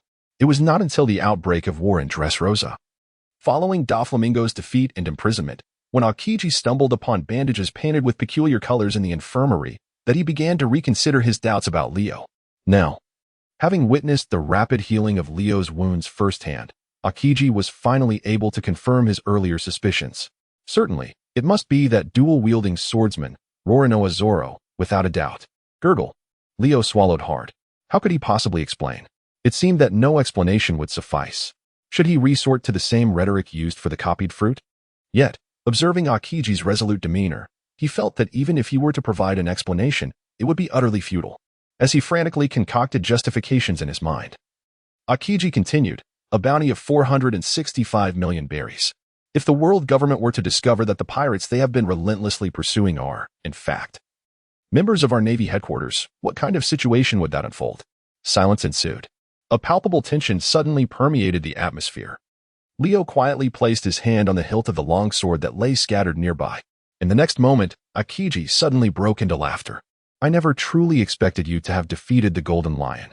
He had initially believed that Leo would only be able to hold on until his arrival. Yet to his astonishment, the legendary sky pirate had indeed met his demise in such a place as the East Blue. Defeated? What do you mean? Upon hearing Akiji's words, Leo instantly sat upright, gazing in the opposite direction of his descent. There, he beheld the imposing figure of the Golden Lion. Standing upon the icy surface, his hands firmly gripping his twin swords plunged into the ice, maintaining an unwavering stance, while his eyes were already tightly shut. He resembled a statue, utterly motionless. Only his golden mane, reminiscent of a lion's fur, gently swayed in the breeze. He is dead? The Golden Lion is dead? I defeated him? Leo remained somewhat bewildered. However, after a brief moment of contemplation, he regained his composure. Indeed, the Golden Lion had just removed the sword from his foot and the helm from his head, clearly indicating his intention to engage in a life-and-death struggle. This signified that, regardless of the outcome of their recent battle, the Golden Lion had forfeited any chance of survival. Is this what you call pride? As one of the legendary three great pirates, even at the cost of his life, he mustered every ounce of his strength to defend his reputation. Is it not said that only the victors can inscribe history? It seems, in the end, you have succumbed to forces beyond mere ambition. Just as Whitebeard articulated before his demise, the pirates of the old era have found no vessel to carry them into the new age. Whitebeard met this fate. And so too does the Golden Lion. Perhaps he awaited the outcome of facing a worthy adversary, unleashing his full power and perishing in the process? Admiral Akiji. Meanwhile, Gurrent, Shun, and Burnham leaped down from the tree, sprinting across the ice until they reached Leo and his companion. Admiral Akiji, you have finally arrived. Are you unharmed, Leo? Shun glanced at Leo's wounds, and upon assuring himself that they were nearly healed, he let out a sigh of relief, delivering a hearty slap to Leo's back. I thought for certain you would meet your end alongside that scoundrel, the Golden Lion. Leo, are you implying that I am cursed? However, has the Golden Lion truly perished? Grant turned his head, his expression still tinged with apprehension as he gazed at the lifeless form of the Golden Lion standing on the ice. He is dead, utterly devoid of life, Akiji remarked. Yet, if he is indeed deceased, then logically, his fruit's powers should have dissipated as well. So why does the island upon which we stand continue to float in the air? Shun promptly raised his own question. Just as his words fell, a thunderous rumble echoed through the air. What is happening? This is bad. The Golden Lion's fruit power has vanished, and the island is about to plummet. A shout rang out, and all four gazes turned to Shun. Shun, why are you all looking at me? You wretched harbinger of doom. Leo let out a complaint, and in the very next moment, a resounding crash echoed. The island of Vilmu, suspended 1,000 meters above the surface of the sea, along with several surrounding islands, plummeted rapidly towards the water below. Chapter 150, I have a small wish. Damn it. At this rate, the islands are bound to sink to the ocean floor, aren't they? Given their vast expanse and the weight accelerating their descent, it is likely that the majority of the civilians on the island will meet their demise beneath the waves. What should I do? Should I attempt to rescue those innocents? Burnham, in a state of panic, ran frantically in circles, clutching his head. There is no time left. Once the powers are completely relinquished, the island will plunge into the sea in mere seconds. Within such a brief span, it is nearly an impossible task to save all the inhabitants of the island, unless someone among them can inherit Shiki's devil fruit abilities. Unavoidably, his thoughts turned to the likes of Shavo and the others on the island. If only I had prepared the fruit beforehand. Perhaps there would still be a glimmer of hope. Leo clenched his fists, his expression reflecting deep remorse. At that moment, a deafening roar erupted as the island began its rapid descent. Leo, Burnham, Shun, Jubilant, and Green Bull executed the moonwalk almost simultaneously, detaching themselves from the icy surface and hovering in midair. However, as the five cast their gazes downward, they were astonished to discover a vast throng of individuals, equally suspended in the air, mirroring their own state. Leo was momentarily taken aback, then led the way, stepping down with a graceful moonwalk. Before long, as the five approached the throng of people, their faces simultaneously revealed an expression of utter astonishment. This, goodness, could it be that these individuals are none other than the indigenous inhabitants of the Isle of Vermal? Observing them flapping their arms and soaring freely through the air, Burnham and Shun couldn't help but rub their eyes in disbelief. They can fly? They truly can fly? It appears that in this world, birdmen genuinely exist. Burnham exclaimed in a loud voice. Leo, why do you suddenly start cursing at people? Big brother. Among the crowd, the exuberant Shavo, soaring through the air, caught sight of Leo and his companions and immediately exclaimed, Big brother, did you slay the golden lion Shiki? The golden lion, a wielder of the float fruit, loses his powers upon death, a fact they had all heard of to some extent. Thus, as the island plummeted, they realized it was highly likely that the golden lion had been slain, resulting in the current situation. Yes, the golden lion is dead. From this moment forth, you are all free. Really? Yay. The crowd soaring in the sky erupted into jubilant cheers. The suppressed fury that had lingered in their hearts for 2 decades finally dissipated. It felt as though even the air had turned sweet, a taste of freedom. Some waved their hands, blissfully inhaling deeply. In the next moment, everyone followed suit, slowly gliding towards a nearby island. Big brother, could you tell me your name? With the daft green virus lifted, Shavo, accompanied by his mother and grandmother, flapped his wings while turning to Leo, his large eyes seemingly brimming with anticipation. My name? Upon hearing this, Leo did not hesitate any longer and promptly introduced himself. I am Leo, Lockress Leo, and I serve in the Navy. The Navy? Shavo exclaimed, breaking into a wide smile. It was the Navy that saved us. If possible, when I grow up, could I become an exceptional Navy officer like you, brother Leo? Shavo's eyes were fixed intently on Leo, his lips slightly parted, yearning to voice his question, yet for reasons unknown, he ultimately kept it bottled within. Farewell, brother Leo. Goodbye. Leo gently waved his arm, watching as the figures of Shao and his companions gradually faded into the air. He let out a sigh and turned to exchange a glance with Akiji. Yet, neither spoke a word. The 5 of them silently advanced towards the warship that Akiji had arrived on, as if nothing had transpired. The Golden Lion has been utterly vanquished. His remains now rest in the unfathomable depths of the ocean, perhaps to be consumed by the denizens of the sea, or perhaps to sink to the seabed, slowly decaying into bones, awaiting centuries or millennia until discovered by future generations, serving as a human specimen for historical study. However, this all seems rather inconsequential. What truly matters is to whom the credit for the Golden Lion's demise should be attributed. I believe this mission was assigned to you by the government, Admiral Akiji, and thus, the accolades rightly belong to you. Inside the warship's cabin, in the conference room, Leo spoke earnestly, gazing at Akiji. Upon hearing this, Akiji glanced at Leo and waved his hand, dismissing Shun and Current, leaving only the 2 of them in the room. In this intimate setting, their eyes met. Before Akiji could utter a word, Leo had already established a soundproof barrier within the space to prevent eavesdroppers from outside. If you intend to use this achievement to dissuade me from revealing your identity as Roranoa Zoro, then I believe that is entirely unnecessary, Akiji stated first. At this, Leo sprang to his feet, bowing deeply to Akiji. I sincerely apologize. I did not intend to conceal the events from 3 years ago. The atmosphere grew tense once more.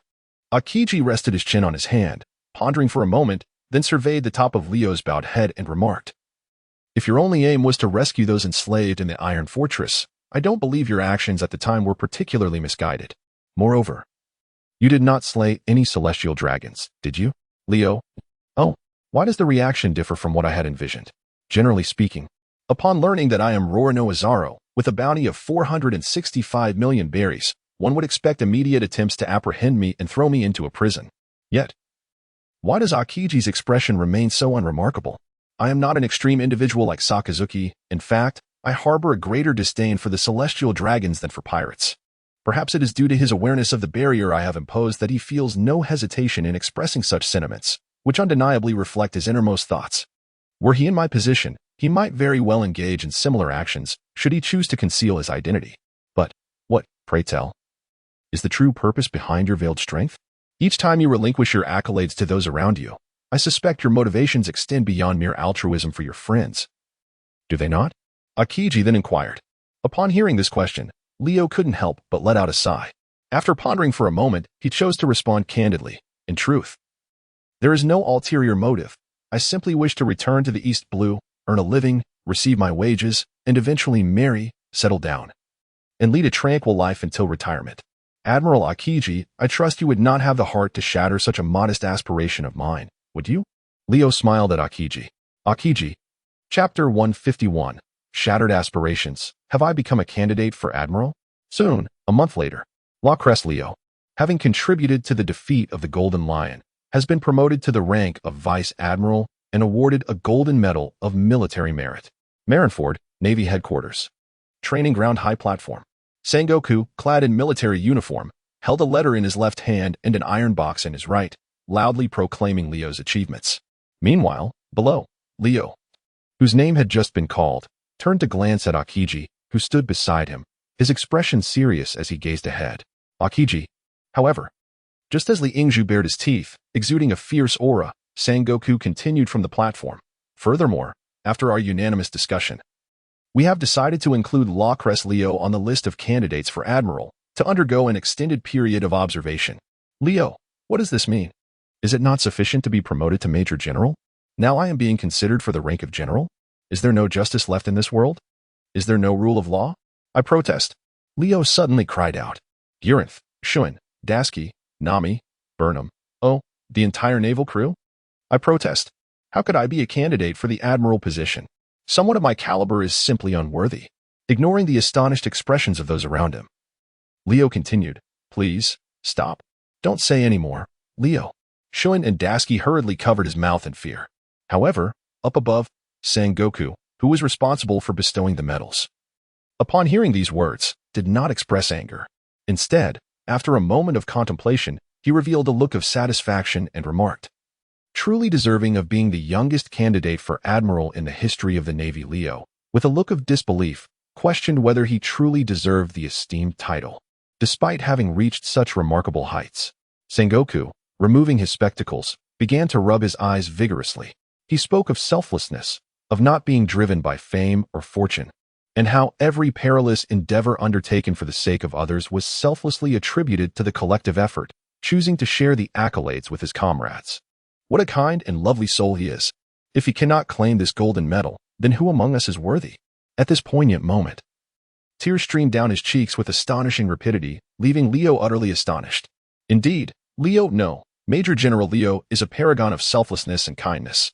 Behind him, the Navy soldiers who had accompanied him since the East Sea, moved by Sengoku's heartfelt words, could no longer contain their emotions and began to weep openly. We, the Navy, pledge our lives to follow Major General Leo. Long live Major General Leo, the youngest candidate for Admiral in history. Long live. Leo, this is utterly absurd. You all. No, I do not wish to. Leo, come forth and claim the medal that rightfully belongs to you. Leo, hurry up. Shun nudged him. Indeed, General Leo, do ascend. Yet, General Leo remained rooted in place, presumably still burdened by the injuries sustained in his recent fierce confrontation with the Golden Lion. At that moment, another soldier suddenly came to his senses and exclaimed. As his words echoed, a throng of sailors swiftly converged, seizing Leo by both hands and feet. What on earth is happening? With great trepidation, Leo exclaimed. You are weary, General Leo. Allow us to assist you in ascending. Indeed, General Leo, feel free to recline as you usually do. Leo, very well. Do as you please. I am weary. Let the destruction commence without delay. Leo opened his arms wide, wearing a resigned expression, and was lifted high before the formidable Sengoku. Lockress Leo, may you remain steadfast in your duties and strive to become an even more exceptional naval officer in the days to come. Salute. Clap. Sengoku? Kizaru. The Navy. Leo, I am truly at my wit's end. After the award ceremony, within the base, in the Warring States office, Warring States sat expressionless in a chair, using a handkerchief to wipe away the traces of tears at the corners of his eyes. Behind him, a plaque emblazoned with the grand words ruling the world hung prominently on the wall, standing out vividly. Knock, knock, knock. Come in. The door swung open, and Akiji entered, wearing an eye mask on his forehead. Marshal Warring States, I have arrived. Warring States continued to polish his glasses without lifting his gaze. The child's background is indeed without issue, correct? There are no problems. However, the only point of concern is that during his recent visit to Loketown, It seems he had some interaction with the Revolutionary Army, Akiji replied. This information, of course, was divulged by the naval personnel accompanying Leo. Among those individuals, not all were as loyal to Leo as the likes of Ripa and Shuan. The Revolutionary Army. At the mention of this term, Warring States instinctively furrowed his brow. Indeed, Akiji nodded. It is said that on that day aboard the ship, Leo engaged in a confrontation with the Chief of Staff of the Revolutionary Army, which enabled him to rescue those naval soldiers. The Revolutionary Army. After capturing the Navy, they did not eliminate them directly, but instead sent their own people to confront Leo, ultimately releasing them. What could be the underlying motive? Warring States pondered. Akiji continued, moreover, following the duel, the leader of the Revolutionary Army, Monkey D. Dragon, invited Leo into his cabin for a conversation that lasted around an hour. As for the content of their discussion, aside from Leo and the revolutionary personnel, no one from the Navy is aware. Upon hearing this, Warring States' expression remained unchanged, yet the motion of polishing his glasses had ceased. An hour's conversation before he emerged? This could pose a significant dilemma. He set down his glasses and pressed his temples. However, I believe this does not necessarily indicate that Leo has been indoctrinated by the Revolutionary Army. Akiji, in a rare display, expressed his opinion. What do you mean? Warring States inquired, turning his attention to him. Perhaps, after their clash, they discovered Leo's hidden potential, and thus intentionally brought him into the cabin to create a FAA for us. This would sow seeds of doubt within the Navy regarding Leo, rendering them unable to trust him fully. Warring States grasped Akiji's implication. But what if Leo truly has been swayed? For now, one could only hope that the child had not been swayed by their mere words. Chapter 152. The Demon Slaying Order? Leo's next mission. Oh, isn't this the candidate for the general? Good morning. The following morning, Shun stepped out of the dormitory, and upon catching sight of Leo, he immediately smiled and waved in greeting. No blade style, here's a punch for you. Bang. Leo swiftly delivered a punch directly to Shun's abdomen. Shun, stop pretending, get up. That punch I threw just now was hardly exerted. Leo kicked him with his leg again. Only then did Shun rise and say, come on, lighten up. While I understand your fondness for your position in the East Sea, upon closer reflection, there are indeed numerous advantages to remaining on the Grand Line. For instance, Leo gazed at him, pondering the security of the naval headquarters.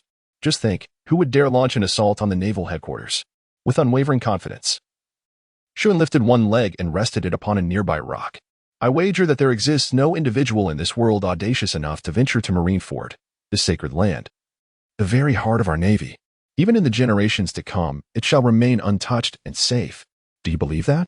Leo remained silent for approximately 5 seconds. Leo immediately emptied all the pouches of money from his clothes and asked, come on, how much are we betting?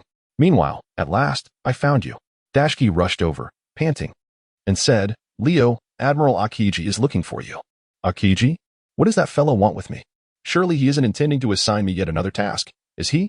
Leo instinctively recoiled slightly, adopting a posture of defense. I cannot ascertain the reasons, yet it is evident that they are all beckoning you to approach. They? Upon hearing this, Leo tilted his head slightly. Although he sensed that it was unlikely to be anything favorable, being part of the naval organization left him with no choice but to comply. Thus, he obediently followed behind Dashki and arrived at the entrance of the base. As soon as he reached the scene, he was met by a middle-aged man. A cigar clenched between his teeth, his eyes squinting into mere slits, greeting him with a smile. So, you are the candidate for the Admiral position? And who might you be? Leo scrutinized the individual before him. Clad in a gray suit, he wore a shirt adorned with yellow spots, with only the collar visible. A rather incongruous choice for his fashion sensibilities. Allow me to introduce myself. I am Fire Mountain, and like you, I hold the rank of Vice Admiral within the Navy headquarters. Fire Mountain? The name seemed vaguely familiar to Leo, prompting him to sift through his memories for any relevant associations. Just then, another figure emerged, a middle-aged man dressed in a black and blue suit. With a prominent mustache and a red mohawk, his waist adorned with a distinguished sword. A subtle smile graced his lips as he addressed Leo, remarking, as rumored. You appear remarkably youthful. And you are? Leo cast a glance at the individual, instantly feeling a sense of familiarity with his visage. Meanwhile, Shun stepped forward and whispered in Leo's ear, this man is called Squirrel, a vice admiral in the Navy headquarters, and like me, he is a disciple of Master Zephyr. In terms of seniority, I ought to address him as senior brother. Squirrel? Upon hearing this name, Leo's memory was swiftly jogged. Wasn't this the very group of vice admirals who made their appearance at Judicial Island in the original narrative?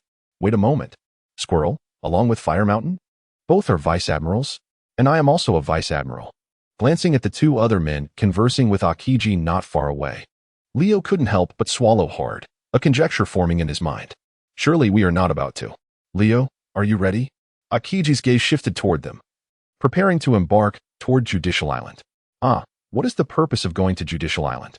Upon hearing this, Leo instinctively leaned back in a tactical manner. Spandam from CP9. Having unleashed the Demon Slayer order using a golden transponder snail on Judicial Island, prompted the headquarters to deploy 10 warships and 5 elite vice admirals for execution. Akiji remarked with an expressionless demeanor, the Demon Slayer order. Leo's voice suddenly ascended an octave. What nonsense is this? The Demon Slaying Order of Judicial Island? You expect me to follow and execute it? Are you out of your mind? What about the 5 individuals from the original story? Who is missing? Why must I serve as a substitute? Is there any way I can avoid going? Leo tentatively inquired. After all, I have only recently been promoted to the rank of Major General. I hardly qualify as an elite. If a candidate for general cannot be considered an elite Major General, then are we not all merely worthless Major Generals? At that moment, a man, his face marred by numerous scars and bearing a countenance far more fearsome than that of a wild beast, spoke up. Leo, I never uttered such words. Who would berate themselves as worthless? Enough of the idle chatter. Prepare yourself swiftly. In 10 minutes, we shall embark for Justice Island. Akiji disregarded Leo's pleading gaze, casually strolling away with his hands behind his back. Judging by his direction, he was likely hurrying to the mess hall for lunch. That wretched old man. His days consist solely of eating and sleeping, akin to a swine, leaving all the tasks to us subordinates, only to arrive leisurely at the last moment on his bicycle. Is this the pinnacle of slacking off? I wonder which of these two old fellows, Kizaru or Akiji, is the greater slacker. Lost in thought, he heard the weasel speak. General Leo, are you not going to make any preparations? Preparations? What preparations? Leo inquired.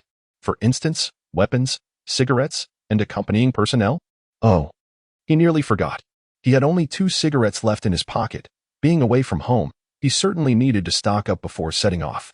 Turning around, as he intended to return to his dormitory, his gaze suddenly fixated on the half-exposed cigar box in the pocket of Fire Mountain.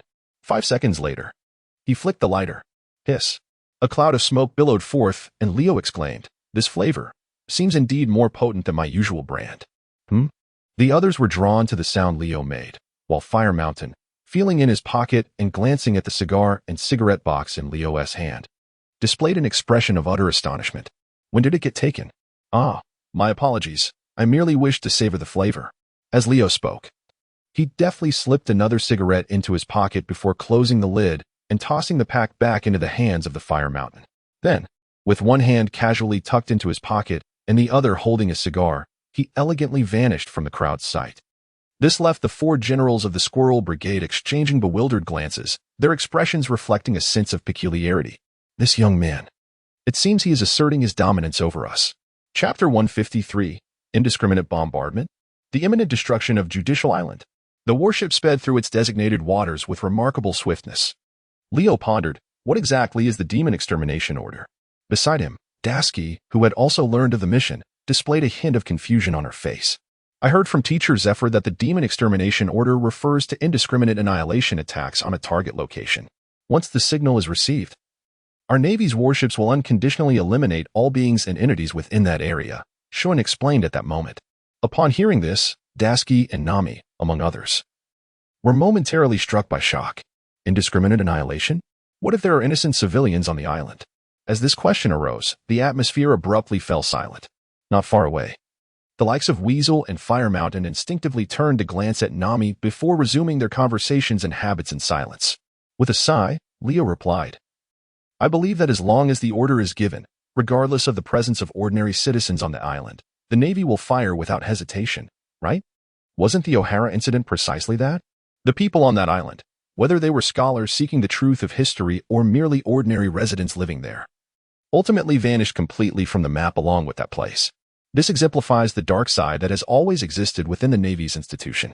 It is also the reason Leo feels an immense aversion towards the execution of the Demon Extermination Order.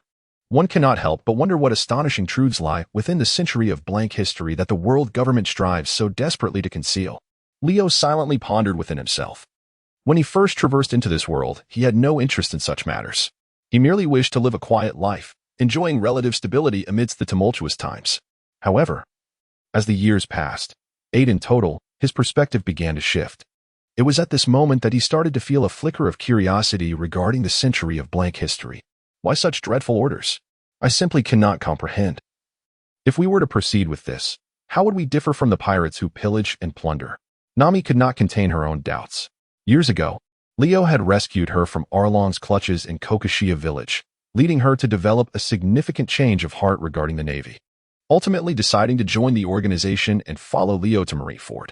Yet, as she delved deeper into the Navy's regulations and systems, she increasingly questioned her decision. Was joining the Navy truly the right choice? Hey, the gates of justice have been opened. We are about to enter Judicial Island. All Navy personnel, pay attention and await my command. Prepare to fire, shouted Squirrel at the forefront. In the next moment, 10 warships adjusted their cannons, all aimed at the land of Judicial Island. Is this it? Ripa exclaimed, peering ahead in surprise. A special maritime route existed between Judicial Island, Impel Down, and Marineford. By following the current through the gates of justice, one could reach these locations in a remarkably short time. Leo explained that their journey from Marineford had taken merely 3 to 4 hours. At that moment, Luffy and his crew might still be engaged in a struggle with CP9. With a blast of the ship's horn, the gates of justice swung wide open. The 10 Navy vessels sailed through. Soon, the bridge of hesitation at the rear of Judicial Island came into view for Leo and his companions, gazing at the densely packed houses on the island. A fleeting look of pity crossed the eyes of Dasky and Nami, only to be followed by boom. The sound of cannon fire echoed among the 5 Navy vice admirals. Doberman had ignited the cannon fire first, launching a shell directly towards the island of Judicial Island. How could this be they truly firing? Nami covered her mouth in shock as a thunderous roar echoed, causing several buildings to collapse in an instant. Witnessing the flames suddenly erupt, Leo placed his cigar between his lips, momentarily pausing his hand that had been poised to ignite it. Boom, boom, boom. Cannonballs were fired in rapid succession. A large number of guilty jurors, positioned just behind Judicial Island, along with hundreds of soldiers directly under the world government, frantically waved their arms, crying out for help towards the warship they occupied. Cease fire. We are allies. Please, rescue us. The demon-slaying order had been issued, and the destruction of Judicial Island was inevitable. Those still on the island were desperate to avoid being dragged down to the depths of the sea. Yet, upon hearing these cries for help, the 4 vice admirals chose to ignore them, resembling merciless artillery machines, their eyes fixed ahead as they continued to ignite the cannon fire. Leo, what on earth are you all doing? Are those individuals not our colleagues? Why are they being prevented from approaching? At this moment, Ripa could not help but voice her doubts as well. Upon hearing her words, Huashishin turned to glance at Ripa, maintaining that ever-present smile. How can you ensure that no disguised pirates have infiltrated their ranks? Silence. Ripa froze, momentarily paralyzed by that response. Leo, too, could not suppress the furrow of his brow. Better to mistakenly slay 1,000 than to let even one escape. Is this the fundamental principle behind the demon slaughter order? Boom. A barrage of cannonballs was unleashed once more. In an instant, the skies above Judicial Island were nearly shrouded by the flying projectiles. Just when everyone, except for Leo, believed that the inhabitants of Judicial Island were surely doomed, a cannonball detonated atop the Judicial Tower, causing the walls to collapse with a thunderous roar, and 2 figures abruptly materialized before the crowd. Who are they? On several warships, the lookout personnel, tasked with surveying the distant situation, all raised their telescopes to gaze into the tower. A leopard? No, that's not right. It is Rob Lucci from CP9. Someone recognized him instantly. At this moment, Leo gazed intently at the center of the Judicial Tower. Rob Lucci. Within this time frame, the member of CP9 who consumed the Zoan-type cat fruit could only be Rob Lucci, could it not? Simultaneously, standing opposite Rob Lucci was a man whose skin glowed red and exuded steam. Who else could it be but Luffy? Chapter 154. Zoro? You cannot defeat him. Allow me to take over, Luffy. We are all fine, Luffy. Do not worry about us. Robin has also been rescued from those ruffians. Everyone is still alive. Therefore, fight with all your might without reservation. Go for it, Luffy. Defeat that man. Eliminate him, and let us all escape together from here. Upon the trembling bridge, Zoro, Lamo, Sanji, Usopp, Frankie, and Chopper stood steadfast, fervently cheering for Luffy. Observing this spectacle, Leo could not help but marvel at the swift passage of time. How long has it been? Perhaps just over a month? Chopper, Robin, Frankie. Have 3 members rejoined so swiftly? Oh no, according to the narrative. It appears that Robin and Frankie are still in the process of joining. Bring the ship closer, the Weasel commanded at that moment. Aye, Captain. The warship promptly advanced another step. Meanwhile, the bombardment continued unabated, within the span of over 10 minutes. The colossal judicial island had been reduced to a scene of utter devastation. The town had become a raging inferno. Countless corpses lay strewn in the craters left by the cannon fire. Dazuki and Nami had even turned their backs and entered the ship's cabin, unable to bear another glance. All ships, heed the command, immediately form a formation around the trembling bridge. Moments later, 10 warships encircled, slowly advancing toward both sides of the trembling bridge. A voice from a naval soldier echoed once more through the ship's loudspeakers, according to the intelligence received. There are 9 pirates on the bridge and the escort ship, including the dual-wielding swordsman Rorano Azaro and the demon child Nico Robin. It can be inferred that they are indeed the pirates who breached the main forces of CP9 within the judicial tower. The dual-wielding swordsman, Rorano Azaro, that notorious criminal with a bounty of 465 million, who once attacked the Celestial Dragon's mansion on Cake Island and subsequently eliminated the warlord Don Quixote da Flamingo. Why would such a figure choose to join the Straw Hat Pirates? The flying squirrel gazed in bewilderment at the bounty notice in his hand. Monkey D. Luffy. With a bounty of 100 million berries. They share the same surname as Admiral Carp. Yet, it is rare for a captain of a pirate crew to have a bounty lower than that of their own crew members. At that moment, Fire Mountain and Stalaberry interjected their thoughts. Meanwhile, the Navy soldiers in the rear, upon hearing this news, found themselves enlightened. No wonder CP9 could not prevail against them. After all, it was CP9. Over the past 800 years, countless pirates from the Grand Line have attempted to assault Judicial Island, only to meet their demise in these waters. A fate attributed to the formidable strength of CP9 through generations. However, this invincible myth has now been shattered. The defeat of CP9 at the hands of a swordsman even stronger than the 7 warlords seems only logical. Yet, is that individual named Rorano Azaro truly that powerful? The crowd murmured among themselves, casting their gazes towards the bridge, hoping to identify someone whose eyes resembled those in the bounty notice. Yet, no matter how they looked, they could not discern who the so-called Rorano Azaro was. Zaro himself, upon hearing the name blared through the loudspeaker, could not help but roll his eyes again. I've already stated that the 2-sword style Zoro is not related to me. I am a 3-sword style user, a 3-sword style. Can't you people recognize who I am, you fools? After uttering this, the Navy soldiers aboard the warship, momentarily stunned, began to whisper among themselves, what is this person's issue? He seems to have lost his nerve, even refusing to acknowledge his own identity. Indeed. Does the mere presence of 5 admirals from our Navy headquarters instill such fear in him? Pirates truly are creatures that fear death and prey upon the weak. Zaro. He was so infuriated that he felt his blood pressure rising. With his hands resting on the hilts of his swords, he could hardly contain himself and was about to launch an attack, only to be swiftly restrained by Usopp and Chopper beside him. Don't act impulsively, Zoro. We all know that person is not you. Yes, indeed. That individual can take down the 7 warlords and has a bounty of 400 million. If you can't even defeat Luffy, how could you possibly be him? Exactly. Zaro, don't hold me back. If you do, I will slash you all too. On the other side, hey, do you intend to act on your own, Admiral Leo? Wushout Mountain and the Flying Squirrel, along with others, simultaneously turned their gazes toward Leo, who had just leapt onto the small boat. For a moment, they were all perplexed, wondering what on earth this fellow intended to do. He set down the rope and began to maneuver the oars. Leo stood upon the small vessel, gazing upwards at the figures on the warship, and declared, since you are all aware that this individual is a pirate with a bounty of 465 million berries, I dare say it would be impossible for you few to contend with him, wouldn't it? What did you say? Doberman tilted his head back, his face once again contorting into a menacing expression that could frighten a child into submission. Literally speaking, allow me to handle that fellow. Leo turned his back, seemingly dismissive of any further discourse with Dugman and the others. Just as Dugman was about to erupt in anger, Hiwashishin interjected, stating, it matters not. We too are eager to witness the prowess of the youngest candidate for Admiral. Indeed, it is likely only such a monster would be worthy of facing an Admiral's candidate. Stalaberry, his expression inscrutable, concurred. With that, The crowd observed as Leo's vessel gracefully approached the bridge of hesitation, including Shun, Lipa, and Glant, among others, particularly Glant, who had previously clashed with the Straw Hats, now regarded Leo's silhouette with a contemplative demeanor.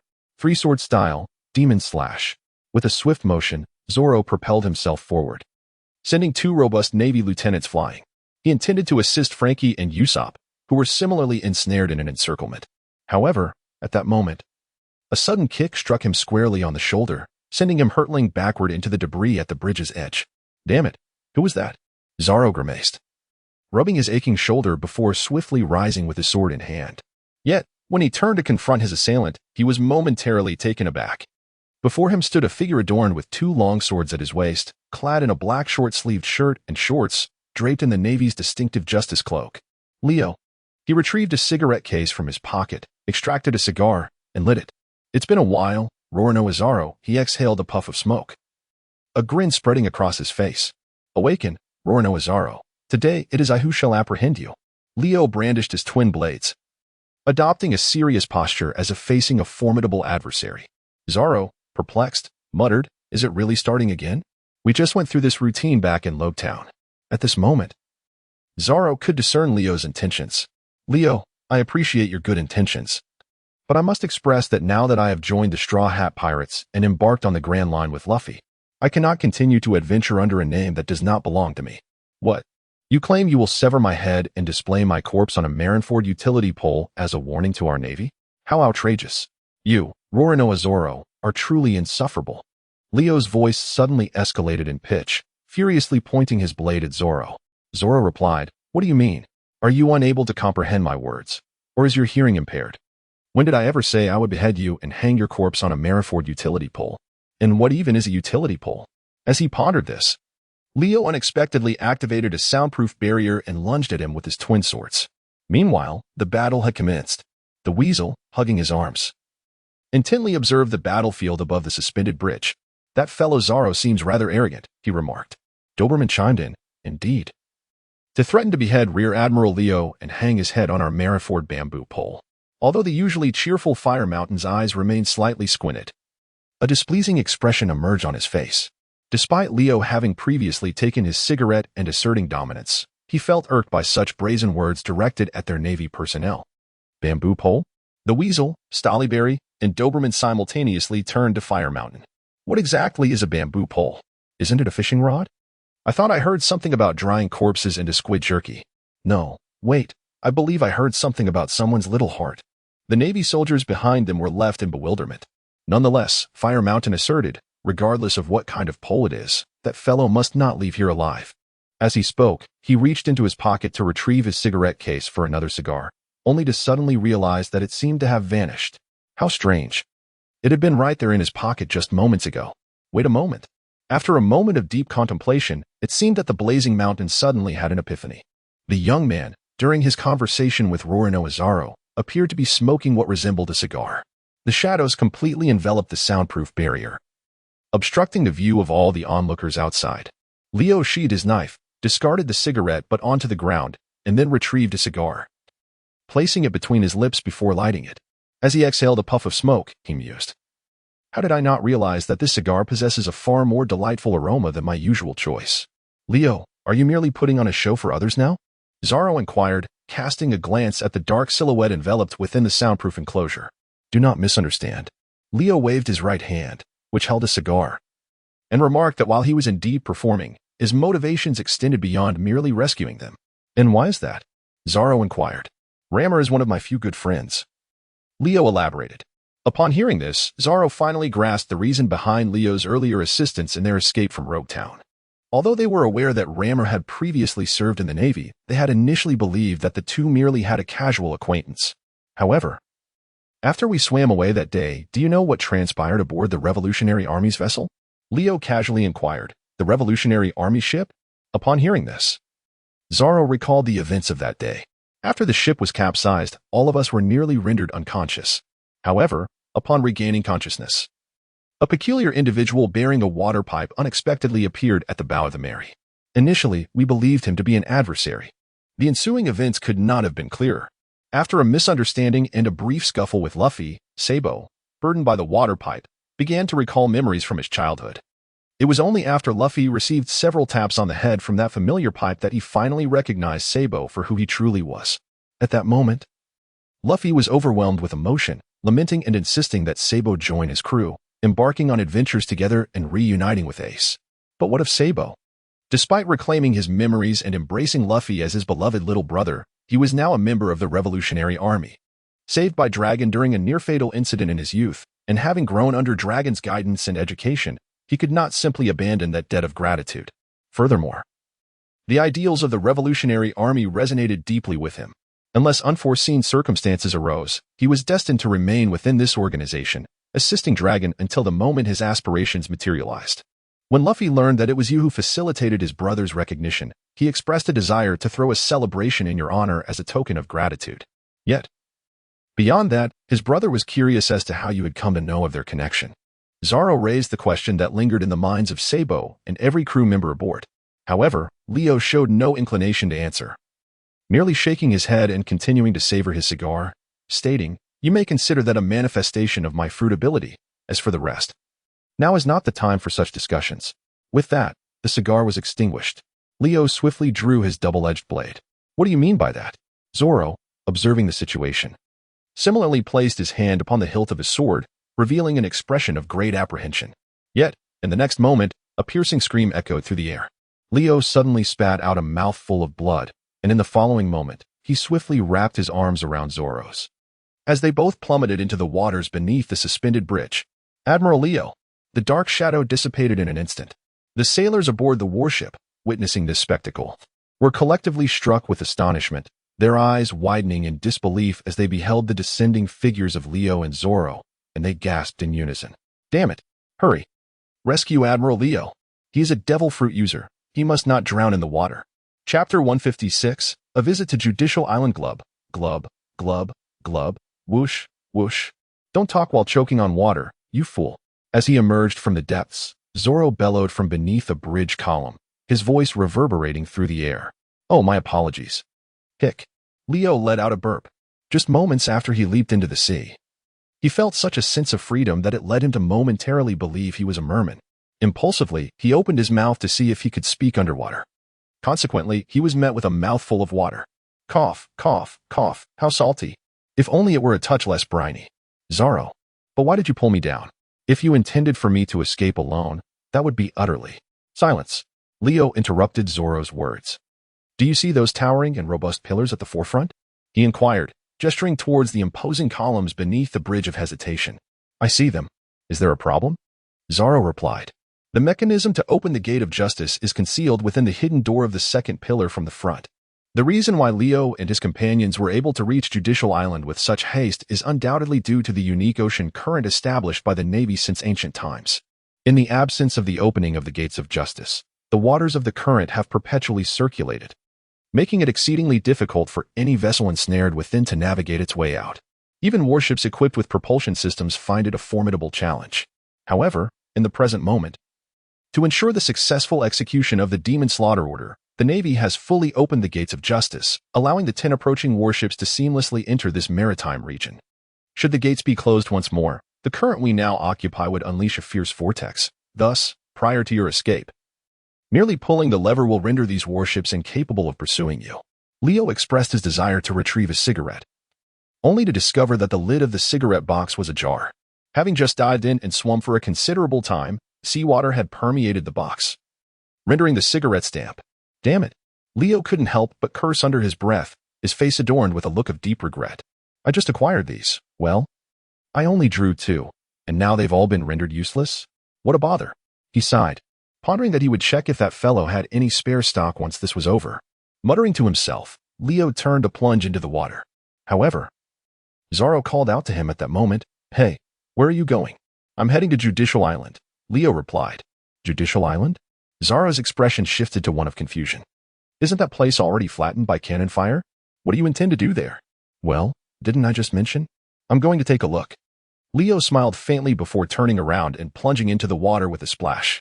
This left Zoro standing alone by the stone pillar, gazing at the splashes rising from the sea and the naval forces slowly approaching in the distance. In an instant, He pivoted and sprinted towards the second stone pillar of the Bridge of Hesitation. Approximately 10 minutes later, in the town of Judicial Island. Is there no escape? A soldier, stationed on the island for years, slumped to the ground, his face etched with profound despair. Why? What is the reason for this? We are all part of the Navy. Yet, why must I perish at the hands of my own comrades?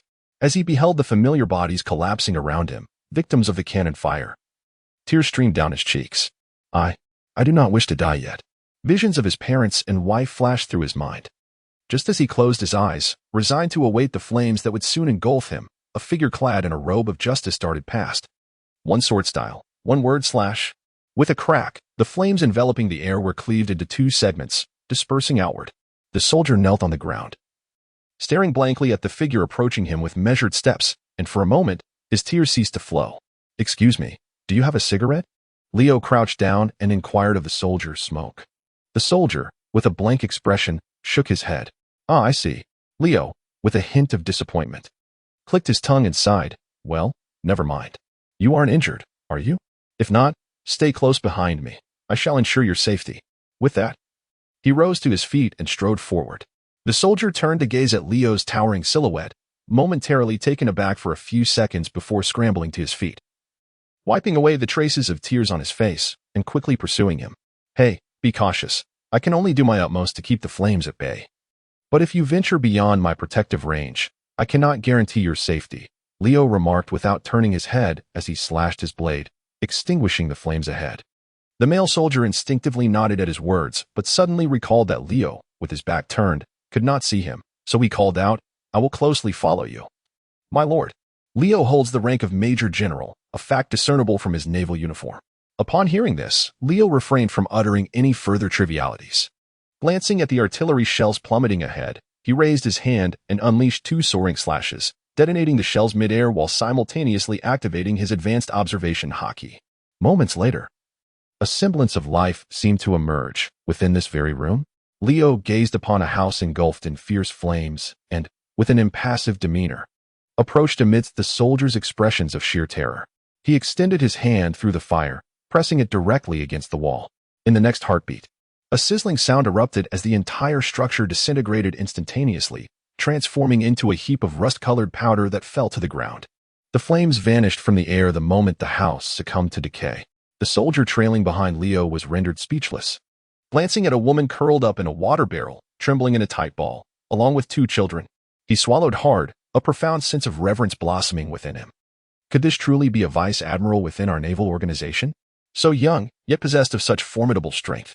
Could he possibly be the youngest candidate for admiral, whose name has recently been fervently circulated in the news? Overwhelmed by such thoughts, he remained momentarily stunned. In the next instant, Leo commanded, What are you dawdling for? Bring the people along and continue following my lead. Leo's voice resonated from ahead.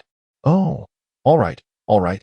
Upon hearing this, the soldiers swiftly moved forward to lift the woman from the water tank, cradling her along with her two children, and then hurriedly followed suit. Chapter 157. The sudden appearance of the cargo ship Help. Is there anyone to rescue us?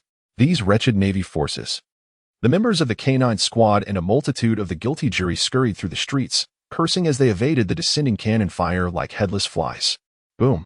A thunderous explosion reverberated, and the ground instantaneously bore a gigantic crater. Chunks of mangled flesh were flung into the air, inciting even more terrified screams from those who still clung to life. Meanwhile, Leo, wielding his blade, was accompanied by no fewer than 40 or 50 surviving members of the Judicial Island's garrison, Navy personnel, and a few family members. What was the purpose of these individuals? The crowd quickly took notice of this incongruous scene. How had this group managed to survive? Was the one leading them a vice admiral of the Navy? Had he come to save them? Someone shouted. In the next moment, several shells once again plummeted from the sky. A wave of screams erupted from the crowd. Except for a few Navy soldiers, the rest instinctively shut their eyes. Boom.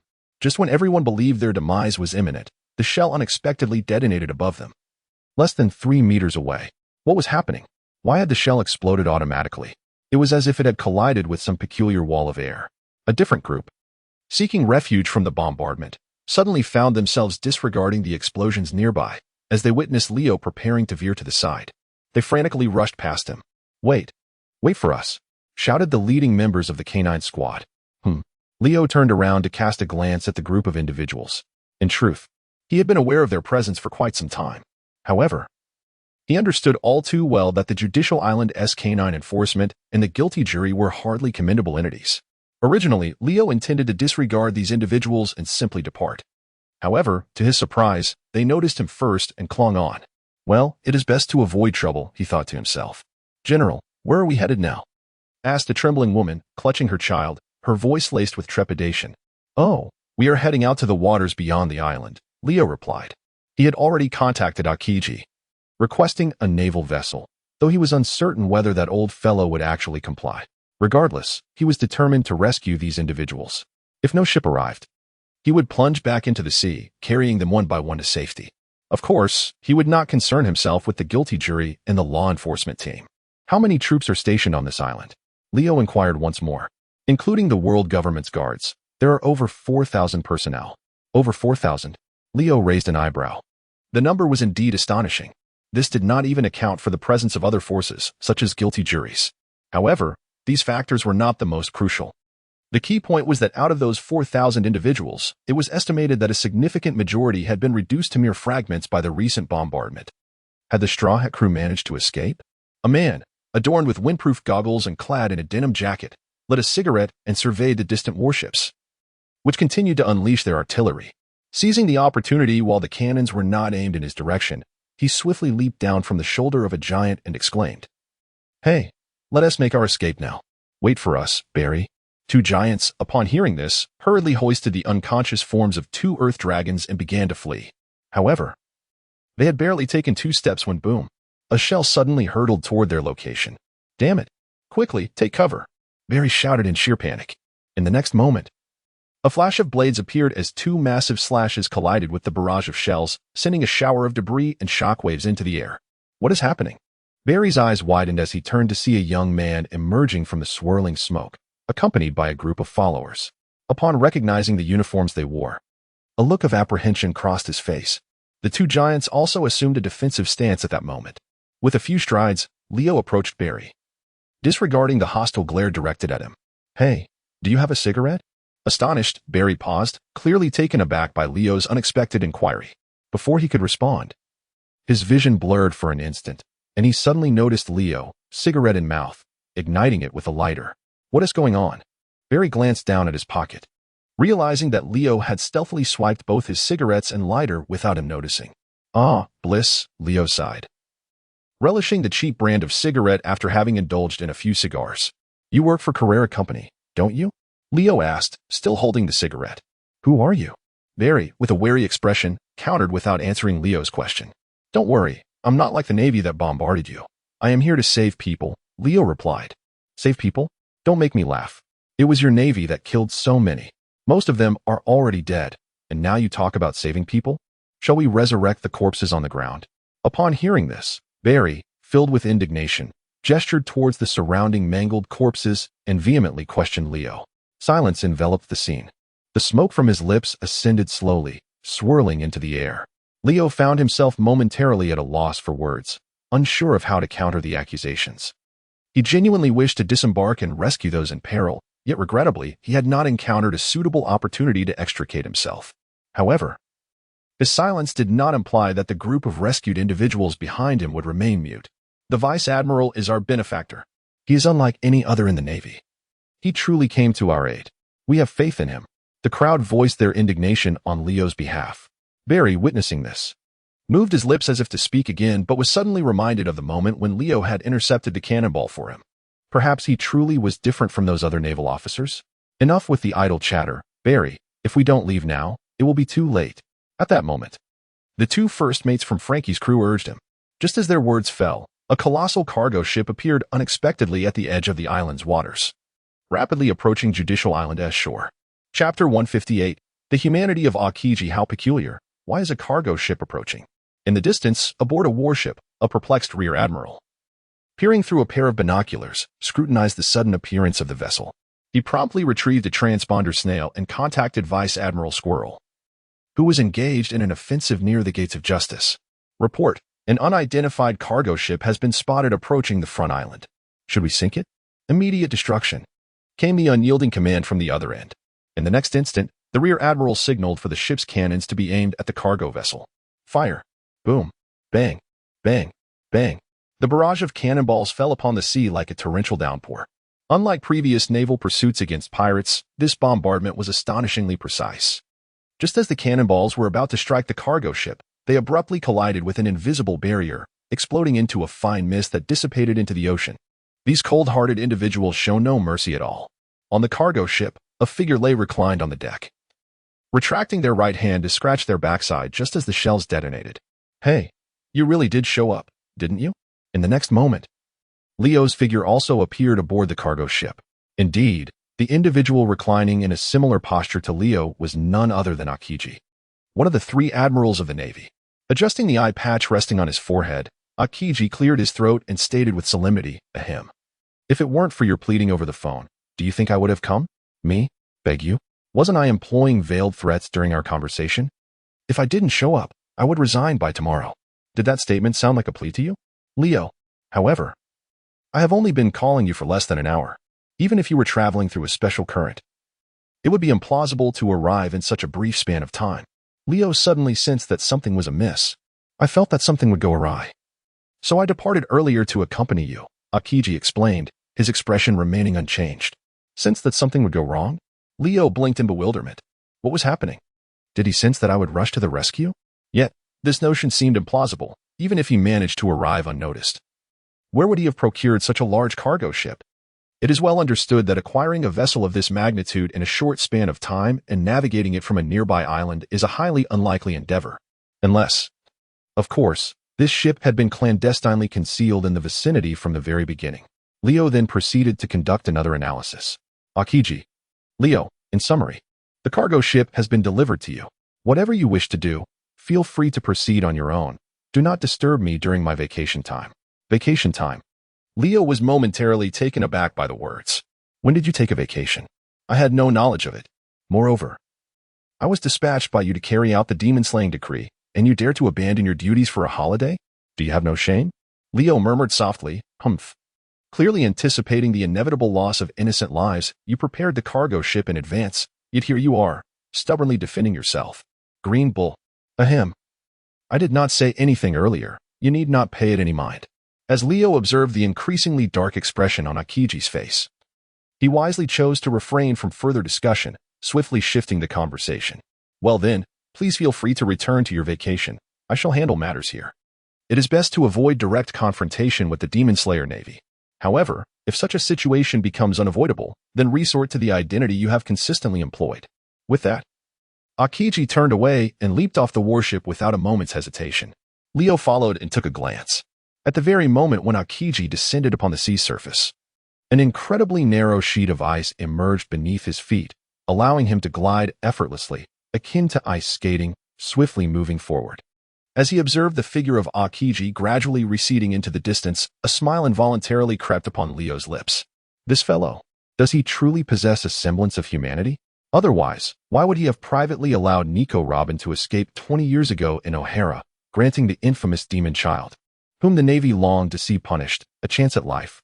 Contemplating this, Leo turned to glance at the 2 warships drawing closer to him, and he hurried to the bow, deftly maneuvering the helm to steer the ship swiftly towards the cliff on the western side of Justice Island. Hey, is this height too much? He pondered. If one were to leap down, they might not only be obliterated by cannon fire from the Navy, but could also perish from the fall. Observing Leo beckoning them from below, the survivors gathered at the cliff's edge hesitated. They were, after all, merely ordinary individuals. The cliff on the western side soared over 50 to 60 meters. With tumultuous currents below, even a fall onto the deck would be perilous, let alone plunging into the churning sea, where survival seemed unlikely. Yet, in that fleeting moment of indecision, Leo shouted, "Do not hesitate. Just jump. I will catch you." Catch us? The crowd exchanged glances, swallowing hard. Could he truly catch them? Then, may I jump? One soldier tentatively inched forward. Unexpectedly, the woman who had initially followed Leo was the first to embrace her 2 children and plummet downwards. She really jumped. All eyes were drawn to the 3 figures descending through the air. In that instant, Leo unsheathed his blade and with a swift motion, conjured a gust of wind that gently cradled the mother and her children, setting them down softly upon the deck. Witnessing this, the crowd exchanged glances once more. Then, in the next moment, a resounding cheer erupted as nearly 60 individuals eagerly leaped into the air simultaneously. Leo was utterly astonished by the scene unfolding before him. What on earth? Why did you all jump at the same time? He thought frantically. I can't possibly catch so many people. In a fit of desperation, he drew both of his blades from his waist, one held upright and the other reversed, assuming a combat stance. Dual blade technique. Great tornado. With that, a tempest far more ferocious than before erupted as he swung his swords, enveloping the 60 falling survivors within its chaotic embrace. Just as he intended to utilize his swordsmanship to safely lower them, 2 demon-slaying warships arrived at the edge of the island. They adjusted their cannons and once again unleashed cannon fire towards the cargo ship he occupied. Chapter 159. An unforeseen turn of events. The eruption of Rammer. The battle on the side of Leo has only just begun. Meanwhile, the confrontation between Luffy and Rob Lucci is drawing to a close. As the final barrage of the second Gears jet machine gun relentlessly pummels Lucci's body, both combatants simultaneously collapse onto the ground. Is it over? Luffy gazes up at the sky, his face etched with exhaustion, his wounds more grievous than those he suffered 8 years ago when the wolf pack tore into him. Yet, he wears a smile, summoning every ounce of strength to call out to the heavens, Robin, let us go back together. The echo lingers in the air above the bridge of hesitation. In the midst of her arduous struggle against the Navy, Nico Robin cannot help but shed tears of emotion upon hearing his cry. On the other side, Luffy's voice reaches the ears of Squirrel and Fire Mountain, among others. The demon child, Nico Robin. This mission to eliminate demons is primarily aimed at her, whispers Doberman. Meanwhile, Fire Mountain, Stolo Berry, and Squirrel exhibit a slight unease upon hearing her name. This is not their first involvement in such a mission. Indeed, they participated in the O'Hara incident 2 decades ago. They vividly recall the 5 generals dispatched for the bombardment, including Sakazuki and Kazan, who have since ascended to the rank of Admiral, while they remain mere vice admirals. A rather awkward predicament, especially since the newly promoted Admiral Jean has only spent 3 years at Navy headquarters, making their situation all the more uncomfortable. Continue the bombardment. Obliterate the bridge of hesitation. Remember, Nico Robin is the primary target, far more than the Straw Hat crew. Squirrel commands, moving towards the edge of the warship. Are you planning to take action personally? Doberman inquires. We cannot allow that young brat to steal the spotlight again. Squirrel, without looking back, employs the moonwalk to ascend into the air. Will Leo be drowned by the sea? Clearly, that is not a possibility. As one of the generals at headquarters, Leo is well aware that his copy fruit renders him impervious to the sea, although he cannot fathom why a devil fruit user would not fear the ocean. The fact that he is part of the Navy leaves little room for further inquiry. Conversely, should Leo ever betray the Navy, it is likely that the world government would not easily forgive him. After all, an individual capable of copying the abilities of others and remaining unaffected by seawater possesses immense research value. Luffy, get up. Luffy, stand up. Let us leave this place together. Usopp, Chopper, and the others urge Luffy, who lay helplessly on the crumbling bridge. Yet no matter how hard he tried, Luffy found himself unable to move even an inch. Could it be that escape was impossible? A sense of despair began to creep into his thoughts, and his expression grew increasingly anxious.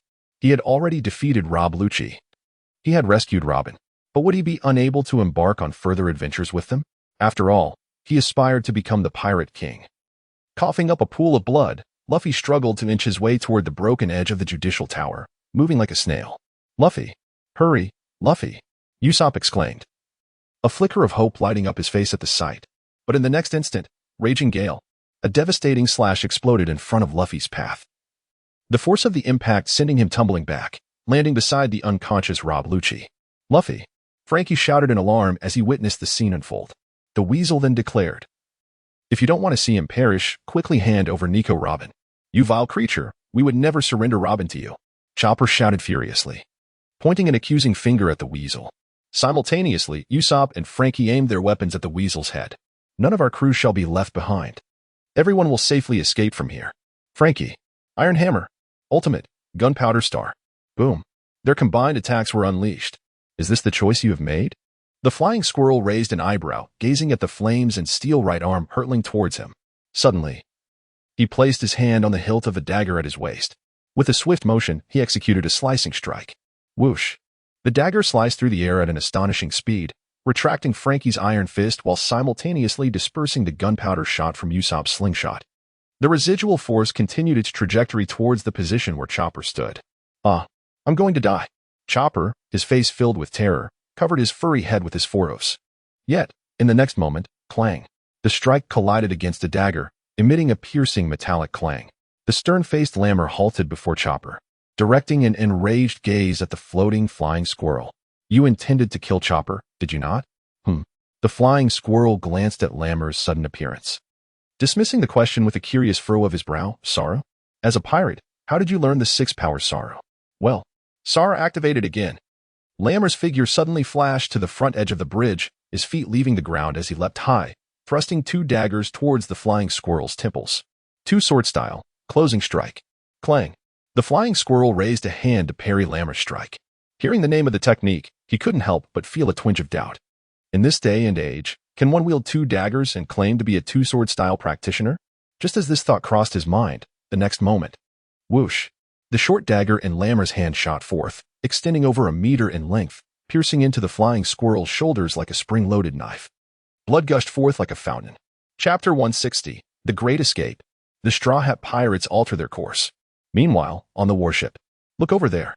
A sharp-eyed Navy soldier pointed towards the direction of the gates of justice. The gates of justice have seemingly been shut? What is happening? Has someone discovered the switch? Boom. Wave after wave crashed from the front, causing the massive warship, capable of holding over 1,000 men, to be pushed back relentlessly. Seeing this, Doberman swiftly issued commands. Everyone cease fire, activate the propulsion system, and converge at full speed towards the bridge. Damn it. Once the gates of justice are closed, if a whirlpool emerges in this sea region, they will find themselves in dire straits. Conservatively estimating, it would take no less than 4 to 5 hours to extricate themselves from the vortex. Meanwhile, onlookers witnessed the towering waves approaching, and Hiwashishin, eager to calm his nerves with a cigarette, suddenly recalled that his smokes had long been pilfered. Curse be it.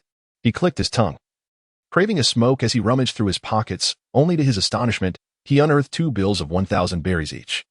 Washan pondered, is this a token left behind after my cigarettes were swiped? Yet, why does it feel like a greater irritation? A box of 12 cigars cost a whopping 10,000 berries. 2,000? Is this some kind of jest? At that moment, a soldier's voice echoed from the front. Sir, the pillars of the bridge of hesitation have been destroyed. What? Doberman's eyes widened in disbelief as he snatched a telescope from the soldier's grasp, gazing at the second pillar of the aforementioned bridge. As expected, the stout stone had been severed into several segments, the smooth and pristine cut surface betraying the technique of a master swordsman. It must be Roronoazaro's doing, without a doubt. Hiwashishin carefully tucked the 2,000 berries back into his pocket and remarked, aside from that fellow, no pirate possesses the skill to slice the pillar in such a manner. That despicable Roronoazaro. Is he unharmed? What about Lieutenant Leo? Where has he gone? A significant question mark loomed over everyone's heads, simultaneously, amidst the chaos. Leo, having safely transported the survivors from Judicial Island onto the cargo ship while fending off cannon attacks, found himself nearing his limit. After unleashing a string of expletives, he leaped to the stern of the ship, and before the gaze of all, sheathed his twin blades back into their scabbards. Leaning slightly forward, he closed his eyes, entering a state of profound concentration. In the instant before the cannon fire roared anew, he unleashed his technique, 2-sword style, Rashomon. No one could discern the manner in which he wielded his blade. Everyone merely felt a fleeting blur before their eyes, and when they refocused upon the battleship ahead, they were astounded to find that the massive vessel had been cleaved into 3 segments by Leo's strike, slowly succumbing to the depths of the sea. The Navy personnel aboard the ship, seemingly unscathed, were momentarily taken aback, but the sudden tilt of the ship swiftly jolted them back to reality, prompting them to hold their breath and leap into the water.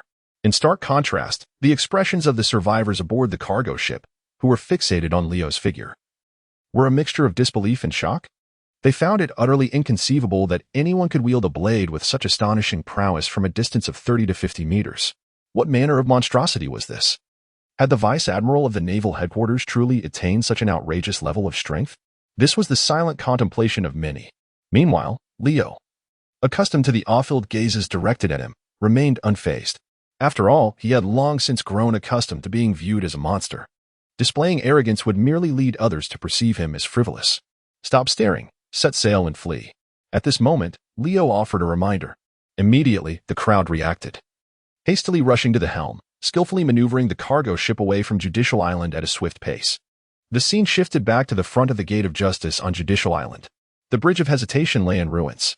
Meanwhile, with the assistance of Robin, Frankie, and others, Luffy was flung back onto his beloved ship, the Mary. The ship spirit of the Mary, despite its battered form, courageously ventured into the waters surrounding Judicial Island, ultimately burning its life until the very last moment. As for Rammer, kid, no matter who you are, today you shall not leave Judicial Island alive. With two slender blades in hand, Rammer distanced himself from the weasel with a powerful kick, then transformed his long sword back into the shape of a dagger. He advanced towards the Mary with a graceful moonwalk. This guy, has he mastered all 6 forms? Who exactly is he? The weasel's mind raced with questions. It was known that, while the secrecy surrounding the Navy's 6 forms was not as stringent as one might expect, it was exceedingly rare for anyone outside the Navy to master all 6. This was the first time he had witnessed such a phenomenon. Why does it feel like I've seen this guy somewhere before? Observing Rammer's retreating figure, the weasel dared not hesitate, quickly following suit with his own moonwalk. Mary. Haha. I almost thought I was going to be killed by the Navy. Luffy lay on the deck of the Mary, grinning widely, utterly elated. Hey, Robin. Thank you for saving me. However, just as he intended to express his gratitude for Robin's use of her devil fruit power to bring him down from the Tower of Justice, she preemptively covered his mouth. The one who should be thanked is me, Robin stated, wiping away the dried tears from the corners of her eyes, beaming at everyone aboard the Mary. Luffy, and everyone. Thank you for coming to rescue me. Upon hearing this, Sanji's face lit up with joy. Yet Usopp interjected, Hey, what about Rammer and Zoro? Why haven't they returned? The group fell silent at his words. Meanwhile, Luffy, who lay on the ground, struggled to turn his head, gazing toward the sky behind him. Rammer, hurry up and get on board. Usopp raised his voice and shouted. However, just as his cry echoed, Lammer was already pursued by the weasel behind him, and the two once again became entangled in a fierce aerial battle. Damn it. Lammer seems unable to hold his own against that Vice Admiral, Frankie remarked gravely, gazing upward at the unfolding situation. We must hurry to assist. Chopper exclaimed anxiously. But we can't fly. How can we get up there? Usopp inquired. At his words, the group fell into a contemplative silence once more. Meanwhile, a sense of confusion enveloped Zoro as he pondered. Strange. It was clearly here. But where is Judicial Island? Could it have been obliterated to oblivion? Amidst the boundless sea, Zoro, having severed the second stone pillar, rested 3 swords upon his back, gazing into the endless expanse of the ocean, momentarily lost in thought. Chapter 161. The seaweed moving rapidly on the surface report. Vice Admiral.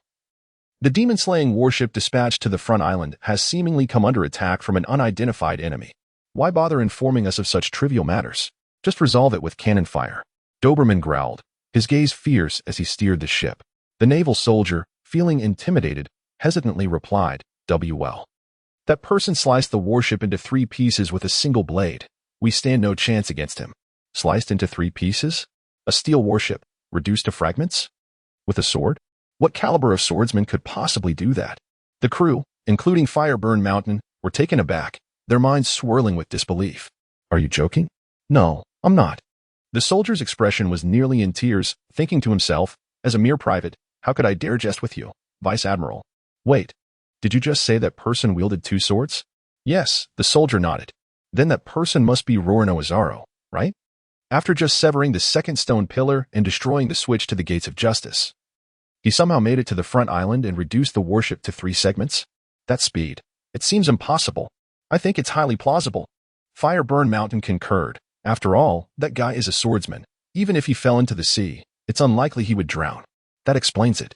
Stalob, standing expressionlessly at the bow of the warship, lowered his telescope and remarked, a swordsman capable of effortlessly destroying a large warship must be of the caliber akin to Mihawk, I presume.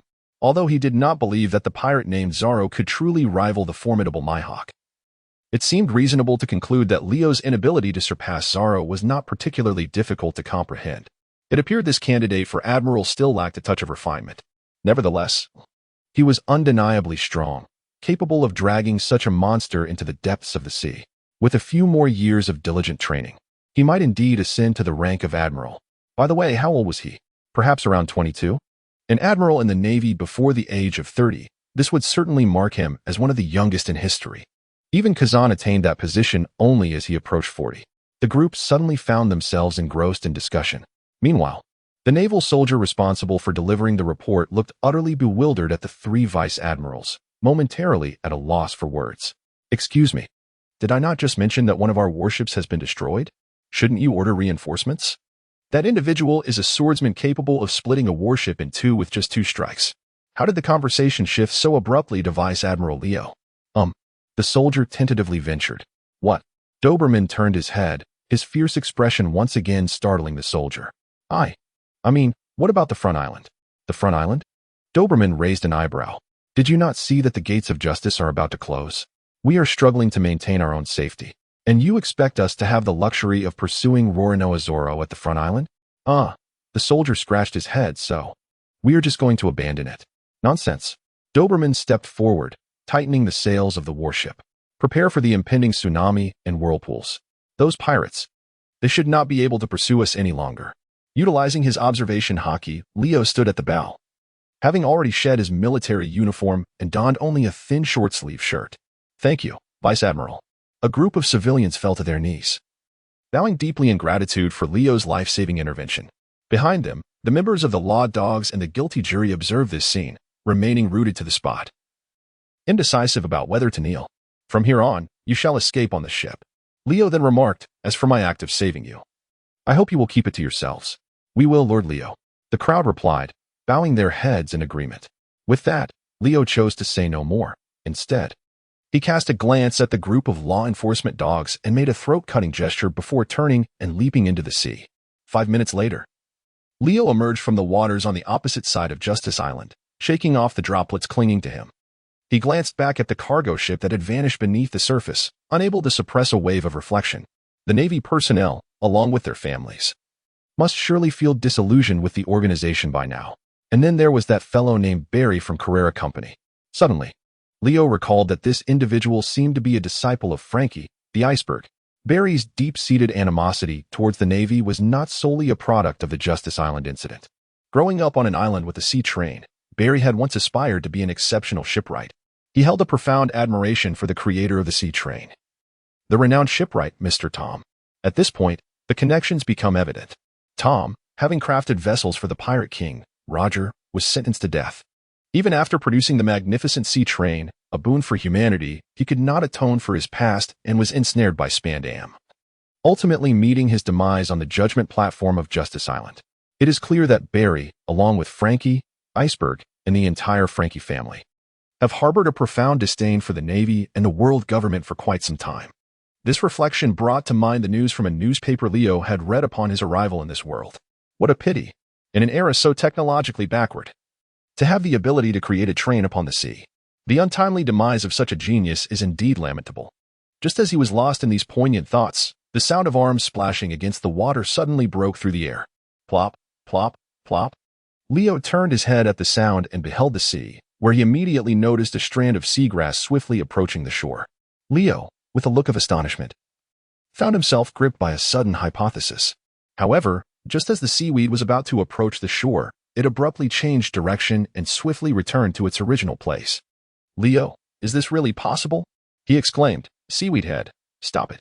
As he watched the seaweed about to vanish without a trace, Leo hurriedly called out. Chapter 162. The rushing little boat indeed. It's you, Seaweed head. Observing the figure leaping from the water's surface, Leo remarked with a frown. Ah, we meet again. Zorro greeted with a raised hand, while water sprayed from his ears. Leo, what brings you here? Leo inquired. Zorro. Oh, it is evident from Zorro's expression that he himself is perplexed as to why he has found his way here. Leo, never mind. You should hurry back. I suspect that by now, Luffy and the others have already set sail on the Mary. Zorro, winky face. All right, I will head back immediately. With that said, he swiftly turned around, ready to leap into the sea once more. Seeing this, Leo quickly grabbed him and said, Never mind, let me take you there. Why? Zorro asked, somewhat curious. Upon hearing this question, Leo couldn't help but twitch the corner of his mouth. Why? Don't you have any inkling in your heart? In any case, just stick close to me. Leo earnestly instructed Zorro. 10 minutes later, near the Gate of Justice, Zorro gazed at the completely sealed Gate of Justice and the several Navy ships being tossed about in the whirlpool, a look of joy blossoming on his face. This means Luffy and the others must have successfully escaped, right? He remarked. No, They have not yet eluded the Navy's pursuit, came the reply. Leo gestured towards the expanse of the sea on the opposite side. There, amidst the waves, a small vessel was being relentlessly pursued by 2 warships. Could it be that the ship escaping ahead was none other than the Going Merry, belonging to Luffy and his crew? That rascal, Squirrel, had the audacity to navigate out of the whirlpool zone ahead of time and follow them to that very spot. Leo scratched the back of his head, pondering the peculiar situation. How strange it was. In the original narrative, this character did not seem to exhibit such fervent determination. Was there someone who had provoked him? As these thoughts crossed his mind, the next moment unfolded above the 2 ships. Rammer, gliding gracefully as if traversing the moonlit path, was suddenly pierced in the abdomen by a knife wielded by the Weasel, plummeting downwards. Rammer! The cries of Luffy, Usopp, and the others aboard the Merry echoed through the air. Witnessing this, Zoro immediately drew his sword, eager to rush in for a rescue. However, as he approached the edge of the island, he found himself at a loss on how to navigate the turbulent whirlpools that churned the sea. Hey, grab my shoulder. At that moment, Leo suddenly spoke up. Upon hearing him, Zoro turned his gaze towards Leo, and without a moment's hesitation, sheathed his sword and placed his hands firmly on Leo's shoulders. In the next instant, the 2 ascended into the air, with Leo's feet rhythmically striking down, propelling them at a speed exponentially greater than that of the Weasel or Lammer, soaring above the Merry. Hey, General Weasel. Just as Zoro was prepared to press his advantage after striking his opponent, he was taken aback by Leo's desperate cry from behind. Help me, General Weasel. This guy is simply too formidable. As Leo shouted, he forcefully tugged Zoro's arms downward, compelling him to choke his own neck. Just then, as the Weasel turned his head, a loud thud echoed as the 3 collided head-on, producing a dull sound. Hiss. Both Zoro and the Weasel gasped in pain simultaneously. Meanwhile, Leo spat out a mouthful of blood and, along with Zoro, plummeted swiftly towards the Merry. Damn it! The Weasel cursed inwardly upon witnessing this. With a powerful thrust of his legs into the air, he intended to shift his body downward when suddenly, 3-sword style, 108 troubling phoenix. Whoosh! 3 waves of pale blue slashes swiftly surged towards the Weasel, sealing off his path and striking directly at his legs. Clash! The sound of metal rang out as 2 of the strikes were blocked by Haki, while one found its mark on his calf, tearing through his trousers and leaving a noticeable trail of blood. In the next moment, when he cast his gaze downward, he found that Zoro had already plummeted alongside Leo onto the Merry. Zoro! Lying on the ground, Luffy exclaimed with excitement. Meanwhile, Frankie, Robin, and Chopper, standing nearby, displayed expressions of deep apprehension as they glanced at Leo, who lay beside Zoro. It was no surprise, during their time in Logtown, the 3 had never encountered Leo, and upon seeing the uniform he wore, they instinctively regarded him as an adversary. However, Luffy and Sanji showed no signs of concern upon seeing Leo. Instead, Luffy flashed a broad smile and greeted, "Good to see you again, Leo." Leo. This fellow, it's quite rare for him to actually remember his name. Oh. Leo propped himself up and greeted Luffy. Just as Frankie wore a puzzled expression, Chopper dashed over to the bloodied Rummel, inspecting his wounds. This is serious. Rummel's abdomen has been pierced. He requires immediate surgical intervention. I'll assist you, Chopper. Frankie, quickly, let's carry him inside, Robin interjected at that moment. Frankie nodded in response, setting aside his curiosity about Leo's identity, and hurriedly lifted Rummel, joining Chopper as they all entered the cabin. Meanwhile, Zoro, Usopp, Sanji, Luffy, and Leo remained on the deck, the atmosphere thick with awkwardness. It wasn't until a minute later that Luffy broke the silence. Thank you, Leo. If you're referring to my suggestion of introducing you to Sabo, it was merely a casual remark. Is that so? Luffy chuckled. Nonetheless, I must express my gratitude. Aren't you curious as to how I know about your connection with Sabo? Leo inquired, a hint of intrigue in his voice.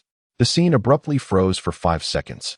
Luffy exclaimed, "Oh right, how do you know Sabo is my brother?" Leo, emotions. I forgot to ask. However, in that fleeting moment of their conversation, the naval vessel, propelled by its engines, once again pursued the Merry from behind. Those detestable Navy forces. Sanji cast a glance at the warship, which had once more aimed its cannons at them, and a surge of anger emerged on his face. The Navy ships are equipped with propulsion systems. Merely sailing like this, there is no way for your little ragtag vessel to shake them off. At this point, Leo added, "What shall we do?" Usopp instinctively turned his gaze towards him. Well, let me ponder this for a moment. Leo suddenly stood up and turned to Zoro. Hey, take off your clothes. Zoro? Chapter 163. Do you still remember me? Aboard the Mary, a young man clad in a white short-sleeve shirt, dark green trousers, and a matching turban that obscured one eye stood at the stern of the ship, gazing at the approaching warship, his hands resting lightly on the hilt of his sword. Look, it appears to be Roanoa Zaro. On the warship, a group of naval officers stood beside the Weasel, all exhibiting expressions of utter confusion. What does that guy intend to do? Is he planning to attack our vessel? Steer. Steer. Quickly evade. We must not let that fellow succeed. The Weasel suddenly shouted anxiously. The surrounding naval personnel, upon hearing this, felt even more bewildered. At such a distance, even if the opponent could launch a flying slash, would it truly warrant such a level of panic? Nevertheless, despite their thoughts, they knew they had to comply with the orders of the Admiral. Just as they began to turn the ship's wheel, intending to maneuver the warship away, the next moment two-sword style 1080 troublesome phoenix. Boom. Accompanied by a howling wind from all directions, two colossal slashing waves erupted from Leo's dual swords, sweeping across the sea in an instant, conjuring a violent tsunami rivaling that near the gates of justice. Witnessing the two unfathomable chasms that appeared on either side of the warship, everyone was left in shock. He actually split the sea into 3 sections with a sword? How is this possible?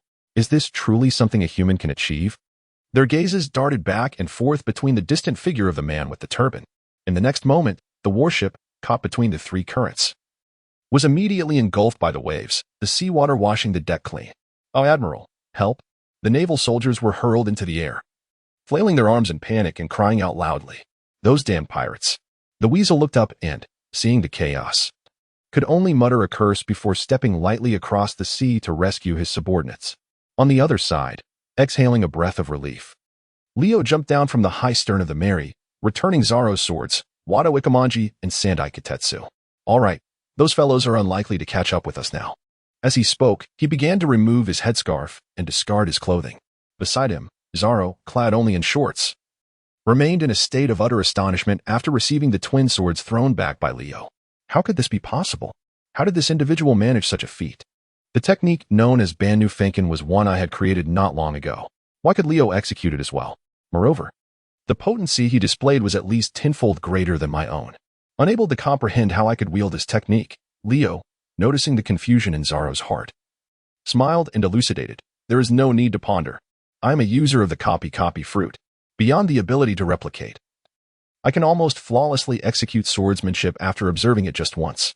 Earlier on the Bridge of Hesitation, Zaro had indeed employed the sword technique of Banu Fenken, which is why Leo fabricated such a narrative. In reality, he had mastered this move 4 to 5 years prior, not through formal instruction, but through his own insights gained during the act of tossing swords. The dual-wielding technique, known as Rashomon, was no different. Unlike other swordsmen, Leo never exerted himself to study sword techniques painstakingly. Each day, he would simply toss his swords and then lie back, allowing his mind to wander. In due course, new insights would manifest. Perhaps it was due to the deep impression left on him by watching the anime One Piece in a previous life, particularly regarding Zaro's 2 techniques, that he unknowingly grasped Banu Fenken and Rashomon while practicing. With the addition of various other sword techniques, Leo had developed a formidable swordsmanship capable of overwhelming the Marine headquarters vice admirals he had just faced. This is the nature of Leo's system. A reversal of extremes? That notion is unfounded. As time passes, the longer he reclines, the stronger he becomes. In about 10 years, he might even find himself capable of trading blows with the 4 emperors of the sea or kicking against the admirals of the navy. Yet, while this may be the case at present, should he confront one of the 4 emperors, he would likely still fall short. Could it truly be that one can directly execute a technique after just one observation, and with such formidable power exceeding the original? Is this the chasm of strength that exists? Listening to Leo's response, Zaro, clad only in a pair of shorts, fell into a deep reverie. At that moment, Leo had just finished removing Zaro's clothes and was about to don his own attire. Meanwhile, at the entrance of the cabin, Robin and Chopper emerged. Their gazes met with Leo and Zoro's in an instant. Robin instinctively turned her head away, while Sanji, unable to contain himself, shouted with veins bulging on his forehead. Hey, you 2 perverts. Don't you see there's a beautiful lady on this ship? Are you planning to go for a swim dressed in nothing but your underwear? Leo, this is hardly underwear. It is clearly shorts. You, with your curled eyebrows. It was only then that Zaro, slightly embarrassed, began to retort loudly. Shorts? Do you have other trousers underneath? If not, then it's underwear. You. With your green algae hair. Nonsense. If I were only wearing the outer trousers without anything beneath, would that make my outer trousers underwear as well? You colorfully foolish. Directionally challenged swordsman. Dim-witted cook. The two immediately fell into another quarrel. Meanwhile, Leo quietly put on his own clothes, then, after surveying Robin intently, suddenly smiled and asked, It's been a while, do you still remember me, Nico Robin? Upon hearing this, everyone turned their attention toward him. Miss Robin, did you know him before?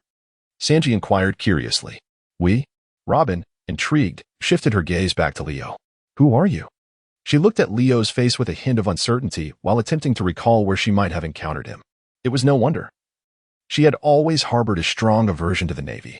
If there was any connection with them, it would likely be one of animosity. Yet this young man before her appeared to be no older than in his early 20s.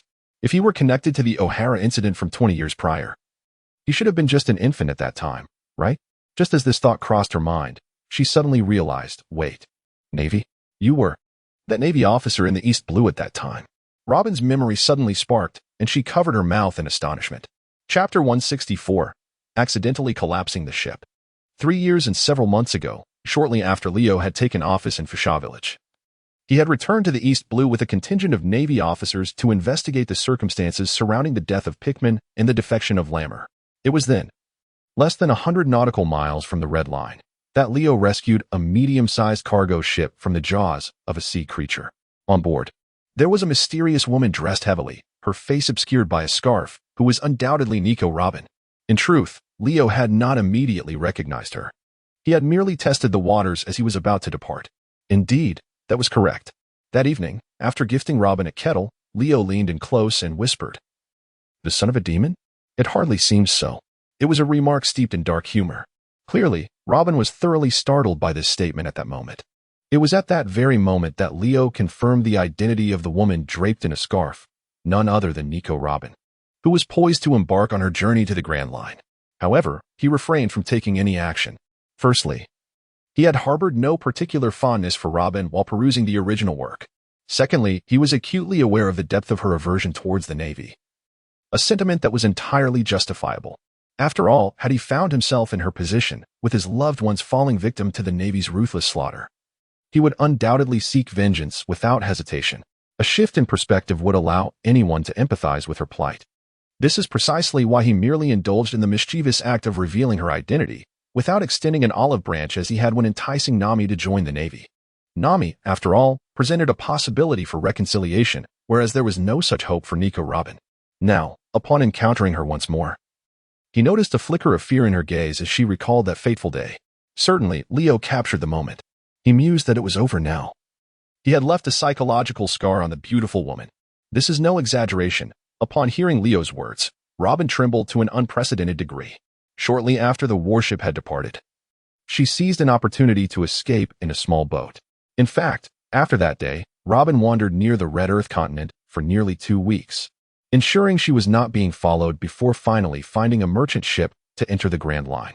However, over 3 years have passed since then, and as time gradually dulled the memories, upon seeing Leo's face again, Robin inexplicably felt a flicker of anger. You exposed my identity in the East Blue, but why did you not capture me? Robin inquired. How much does the Navy value Robin's existence? Today's display of the demon-slaying order makes it abundantly clear. Yet, Leo allowed her, a fugitive worth 77 million berries, to slip away right under his nose. What does this mean? Is he truly a member of the Navy? Or does he possess some other undisclosed identity? She was profoundly curious, especially after observing his close ties with Zaro, Luffy, and others, which intensified her intrigue. Regarding the words I spoke 3 years ago, if they frightened you, I sincerely apologize. Leo politely stepped back, bowing solemnly to Robin as he remarked, As for the reason I do not apprehend you, perhaps it is simply because you are too enchanting. Silence enveloped the deck, abruptly transforming the atmosphere. 5 seconds passed. Damn it.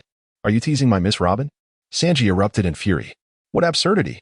To have an unspeakable past with such an exquisite beauty as Robin? From his words, it was evident that this scoundrel had once offended her. He could not tolerate anyone mistreating his goddess. With that thought, Sanji immediately rolled up his sleeves, ready to confront Leo. Meanwhile, Usopp, witnessing the scene, hurriedly seized him, his face a mask of terror. "Don't be rash, Sanji. This man could cleave the very sea. I care not. Anyone who dares to bully Miss Robin shall be sent flying today. No, Sanji. Let go of me. Sanji." Thus, once again, two individuals found themselves embroiled in a scuffle. Leo, nevertheless, let us regard the past as though it never transpired. Ignoring Sanji, who was being pulled by Usopp and was incessantly attempting to kick into the void towards him, Leo leaped onto the bow of the ship, adorned with the cloak of justice. "Since it has been confirmed that that fellow rammer is unharmed, I shall not linger any longer. I wish you a prosperous journey ahead." As he spoke, he prepared to dive into the sea. However, at that moment, a sharp crack echoed through the air, followed by an inexplicable tremor that shook the entire vessel. Leo stood at the bow of the ship, and suddenly, his entire being lurched forward. When he turned to gaze back, he was met with the alarming sight of the Mary, its hull visibly fractured at the center, on the verge of splitting entirely into two halves. In the next moment, all eyes on the ship were fixated upon Leo. "Curse you! What have you done to the Mary?" Sanji bellowed. "Leo, no, what does this have to do with me? I had just stepped onto the bow, preparing to leap, when this vessel suddenly cracked open on its own. I had done nothing at all." The Mary, at this point in the original tale, was essentially rendered completely unseaworthy due to prior damage.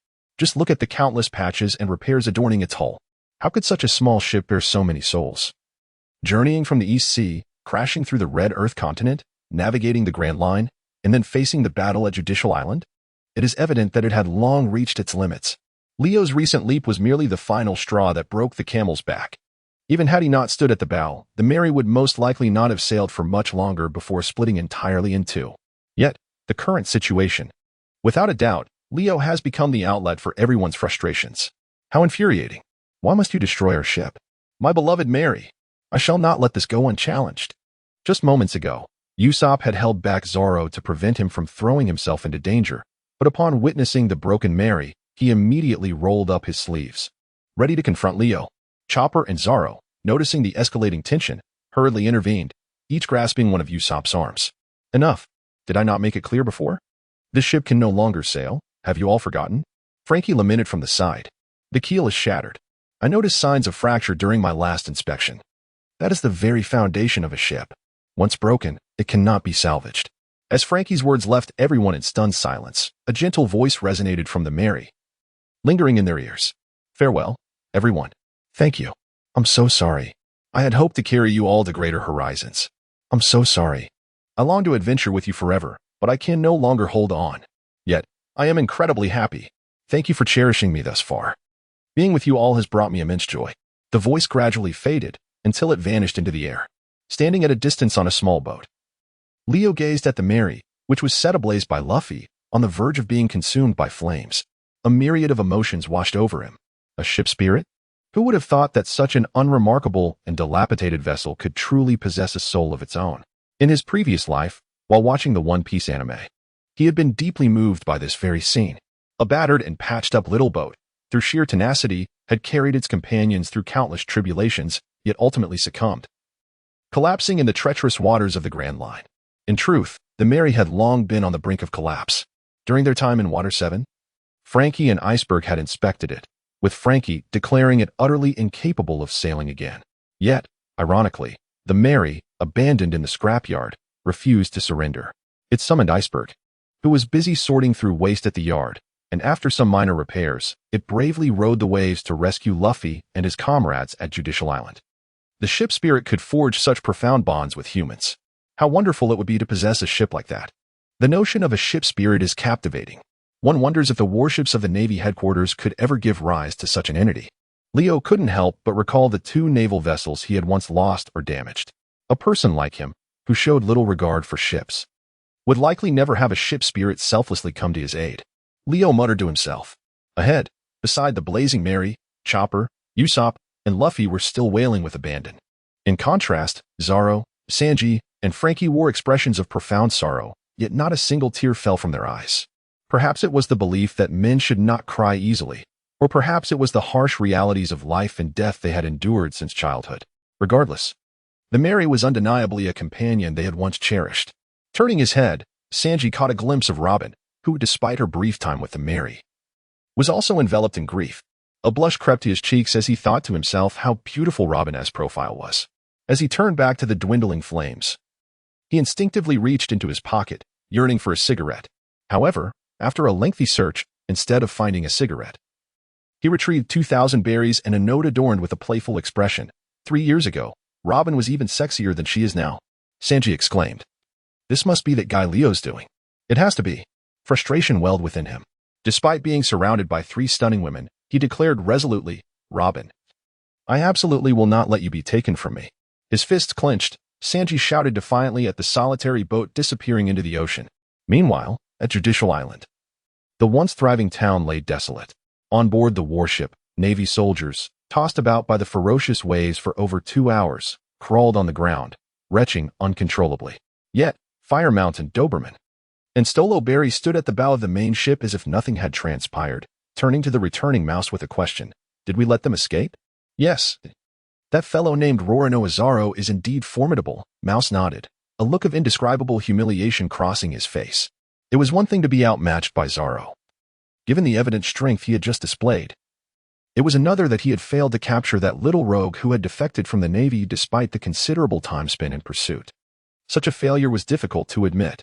Roronoa, the one capable of cleaving a warship in 2, is not surprising. But what of Rear Admiral Leo? Did he also fall to that man? Mouse pondered, recalling how evenly matched they had appeared during their earlier encounter on the Bridge of Hesitation. Leo has also been captured. Mouse sighed, massaging his temples. At that moment, as I was pursuing the Straw Hat crew, Roronoa appeared and took Rear Admiral Leo hostage. Taken hostage? The 3 individuals were taken aback. This situation could prove to be quite troublesome. Although there had been instances in the past where the Navy personnel were taken hostage by pirates, this case was distinctly different. The individual captured by the pirates was none other than their candidate for the position of Admiral, the youngest candidate in history. Moreover, this was the same individual whose name had just been splashed across the newspapers, heralded to the world. Merely a few days had passed since he was defeated by the dual-sword master Roronoa, and now, where would that leave the Navy's reputation? The shock was palpable. The once esteemed candidate for Admiral had become a mere laughingstock. To think that the youngest candidate in the Navy's history could be captured by pirates, with his life now hanging in the balance. They had even concocted a headline for the news. If this were to be published, coupled with the escape of Nico Robin and the Straw Hat crew, those who had embarked on this mission to eradicate the demons would undoubtedly face dire consequences. Upon realizing this, the Weasel promptly retrieved a transponder snail, intending to contact headquarters, hoping to leverage connections within the world government to suppress the news temporarily. However, at that moment, Leo, drenched in water, appeared at the edge of the warship. The group stared in disbelief, exclaiming, "You actually returned. What on earth is going on?" The trio from Fire Mountain exchanged puzzled glances with the Weasel. Hadn't Zoro captured Leo? Wasn't he meant to be held as a hostage? Who then was the person standing before them? Is he Leo's twin brother? The Dormouse remarked, "No, please do not look at me. I am as bewildered as you are." He turned to Leo and inquired, "How did you manage to escape?" Oh, I set their ship ablaze and then made my escape," Leo replied with utmost seriousness. Set the ship on fire? Indeed. They had more than one devil fruit user aboard their vessel. Leo revealed 2 rows of gleaming teeth and proudly remarked, "Good morning." "Morning." "Good day." 3 days later, in Marineford, Leo emerged from the War Office, hands clasped behind his back, sporting a relaxed and joyful expression, as if he had just encountered delightful news. "What's the matter, Leo? Why such a cheerful demeanor?" Dasky inquired, her curiosity piqued. This was the first time she had witnessed Leo exhibit such exuberance in quite a while. "Oh, it's nothing. That old, Marshal Sengoku just mentioned that due to my somewhat embarrassing performance during my recent mission on Judicial Island, my title will be temporarily suspended, and 2 additional candidates will be placed under observation." "Title?" she asked. "Indeed. Kizaru, Akiji, Akainu, aren't they all admiral titles? Normally, candidates are assigned a codename in advance. I heard that the higher-ups had already come up with a name for me, something like Grey Wolf or Grey Tiger. Thankfully, my unsatisfactory performance led to its cancellation. Otherwise, being called such a name would have been rather awkward." "Wolf and Tiger?" He pondered. What if Fujitora hears that? Furthermore, why must the code names consist of a color followed by an animal? Does the person who conceived this nomenclature perhaps suffer from obsessive-compulsive disorder? I see. Dasky chuckled at his words. While others would eagerly anticipate their promotions, Only Leo seemed genuinely pleased upon learning that his title had been temporarily revoked. "You truly are one of a kind," she murmured softly. "Huh, what did you say?" Leo turned his head to look at her. "Nothing." Dasky shook her head. "Who are the two additional candidates? Do I know them?"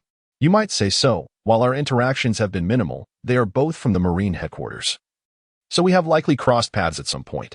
Leo pondered for a moment and remarked, "Well, the man seems to be named Khaki, with the codename T-Pig, while the woman is called Guillaume, known as Peach Rabbit. They both appear to be around 30. He recalled that these two characters were indeed depicted in the original work. "Oh." Upon hearing this, Dashki nodded in agreement. She held little interest in the candidates for the position of general. Her earlier inquiry had merely been a ploy to divert the conversation. As long as she could remain by Leo's side, that was sufficient for her. Should there come a day when Leo truly wished to resign, she would gladly relinquish her uniform and accompany him to any destination of his choosing. As for collecting the renowned swords unjustly taken by villains, one need not necessarily be a naval officer to achieve that. Following someone as upright and kind-hearted as Leo, she believed she could still fulfill her own dreams. Such thoughts quietly blossomed within her. Not far off, Shuin and Ripa hurriedly approached at the same time. "Hey, Leo, what's going on?" Leo turned his gaze towards Lipa and the others. "I heard you have been removed from the alternate list of generals by the Warring States Marshal?" Lipa inquired, a subtle fury still flickering in her brow, clearly expressing her profound indignation over Leo's disqualification. "Not at all." Leo waved his hand dismissively, clarifying that he had not been expelled, but rather that his title had merely been temporarily rescinded, pending a review of his future performance.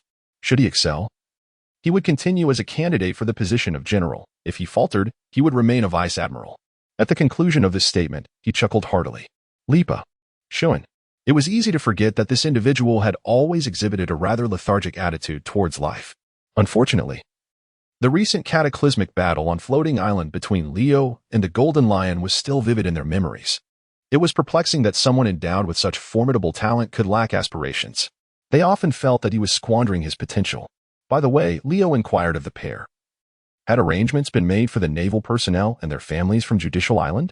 3 days prior, after rescuing individuals and while en route back to the vicinity of the Bridge of Hesitation, Leo had utilized a snail phone to instruct Lipa and Shuin to assist in the proper resettlement of the survivors from Judicial Island. This revealed yet another dark facet of the Navy and the world government. The destruction wrought by the demon-slaying order left the soldiers on the island subjected to indiscriminate bombardment, resulting in their official records reflecting them as deceased.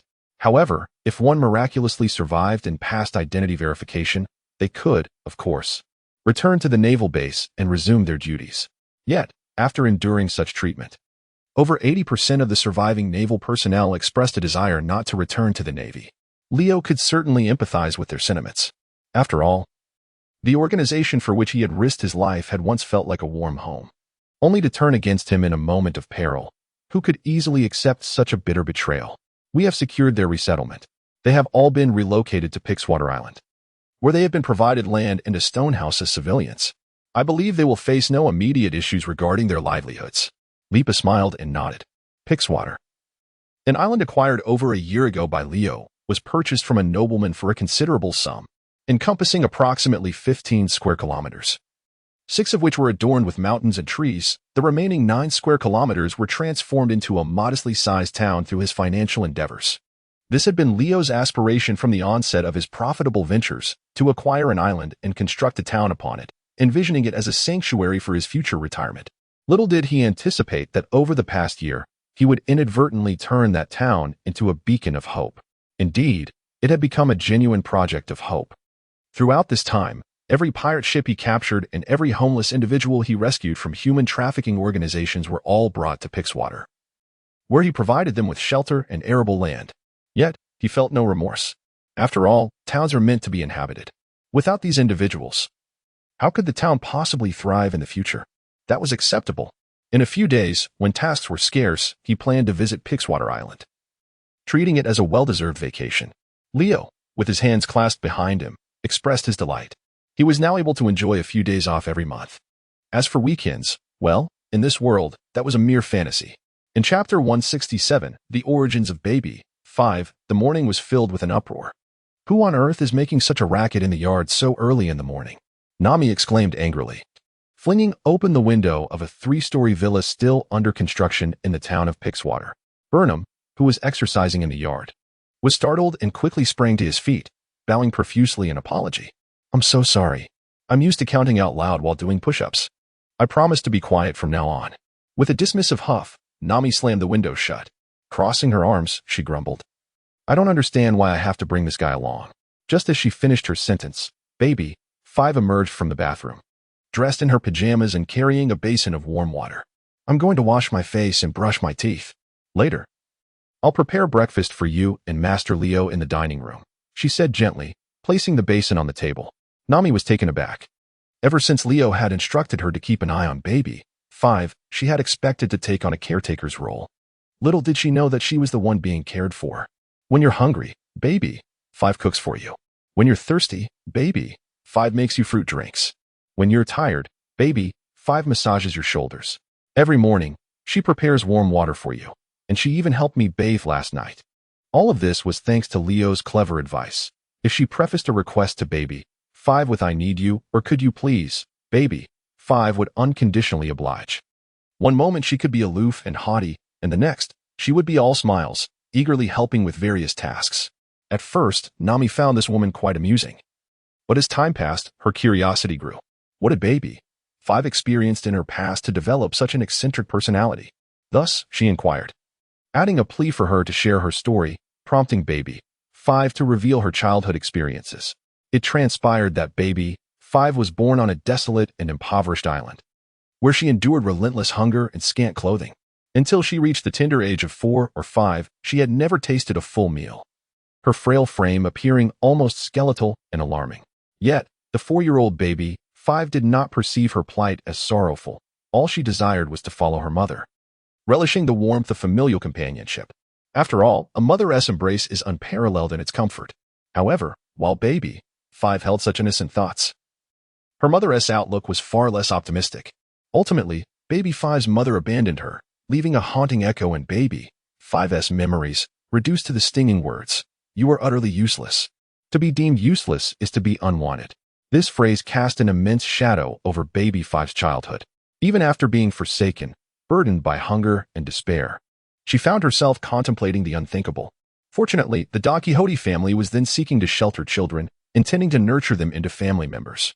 By a stroke of fate, Baby 5 was brought to Don Quixote da Flamingo, where she finally experienced a semblance of normalcy. Nevertheless, despite the outward appearance of a stable life, the inner scars remained indelible. She feared abandonment, dreaded the thought of solitude. Consequently, whenever someone expressed a need for her, an overwhelming joy would envelop her. She believed her happiness was intrinsically tied to being needed.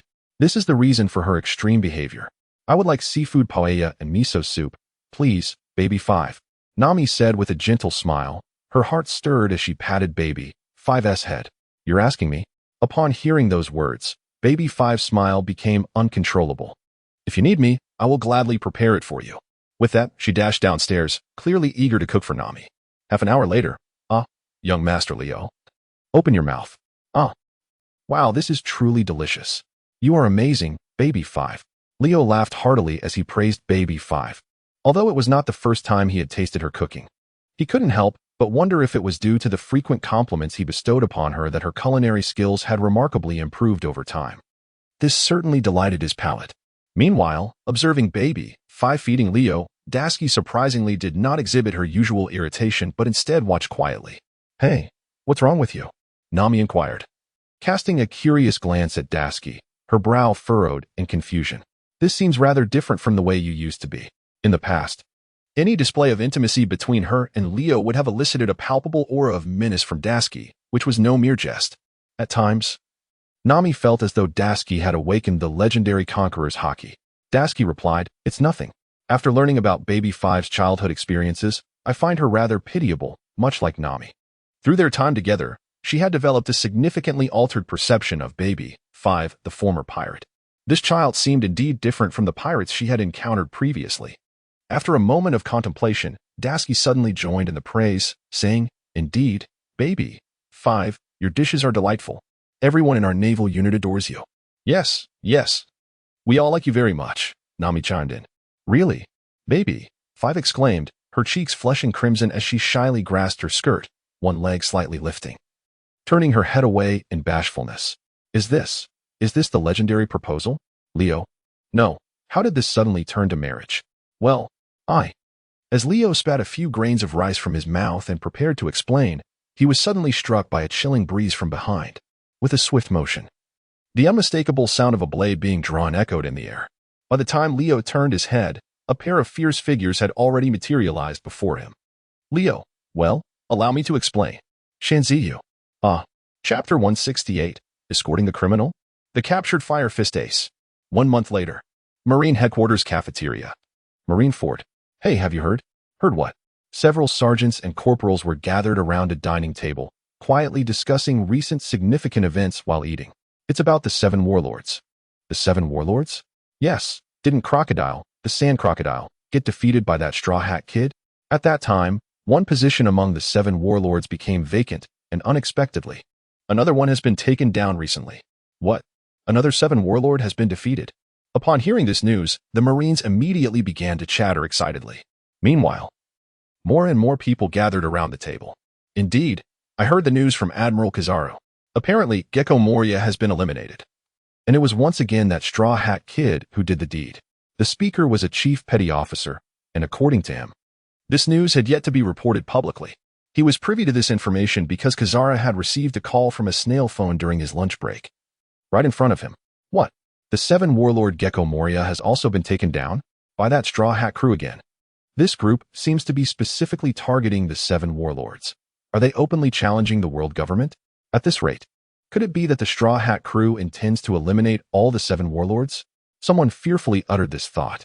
Upon hearing this, the others couldn't help but feel a tinge of concern.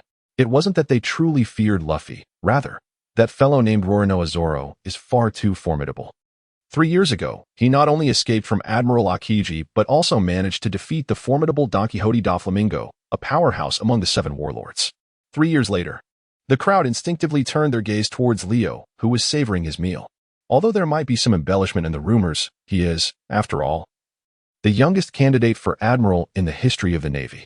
Even Leo had been thoroughly bested by that Zoro fellow, it seems without deploying an Admiral. The Navy truly has no means to contend with Zoro. This current generation of pirate supernovas is far stronger than the last. Someone remarked with a sense of resignation.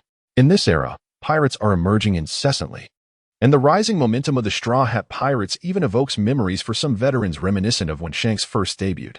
Could it be that another Emperor of the Sea is about to arise? Cough.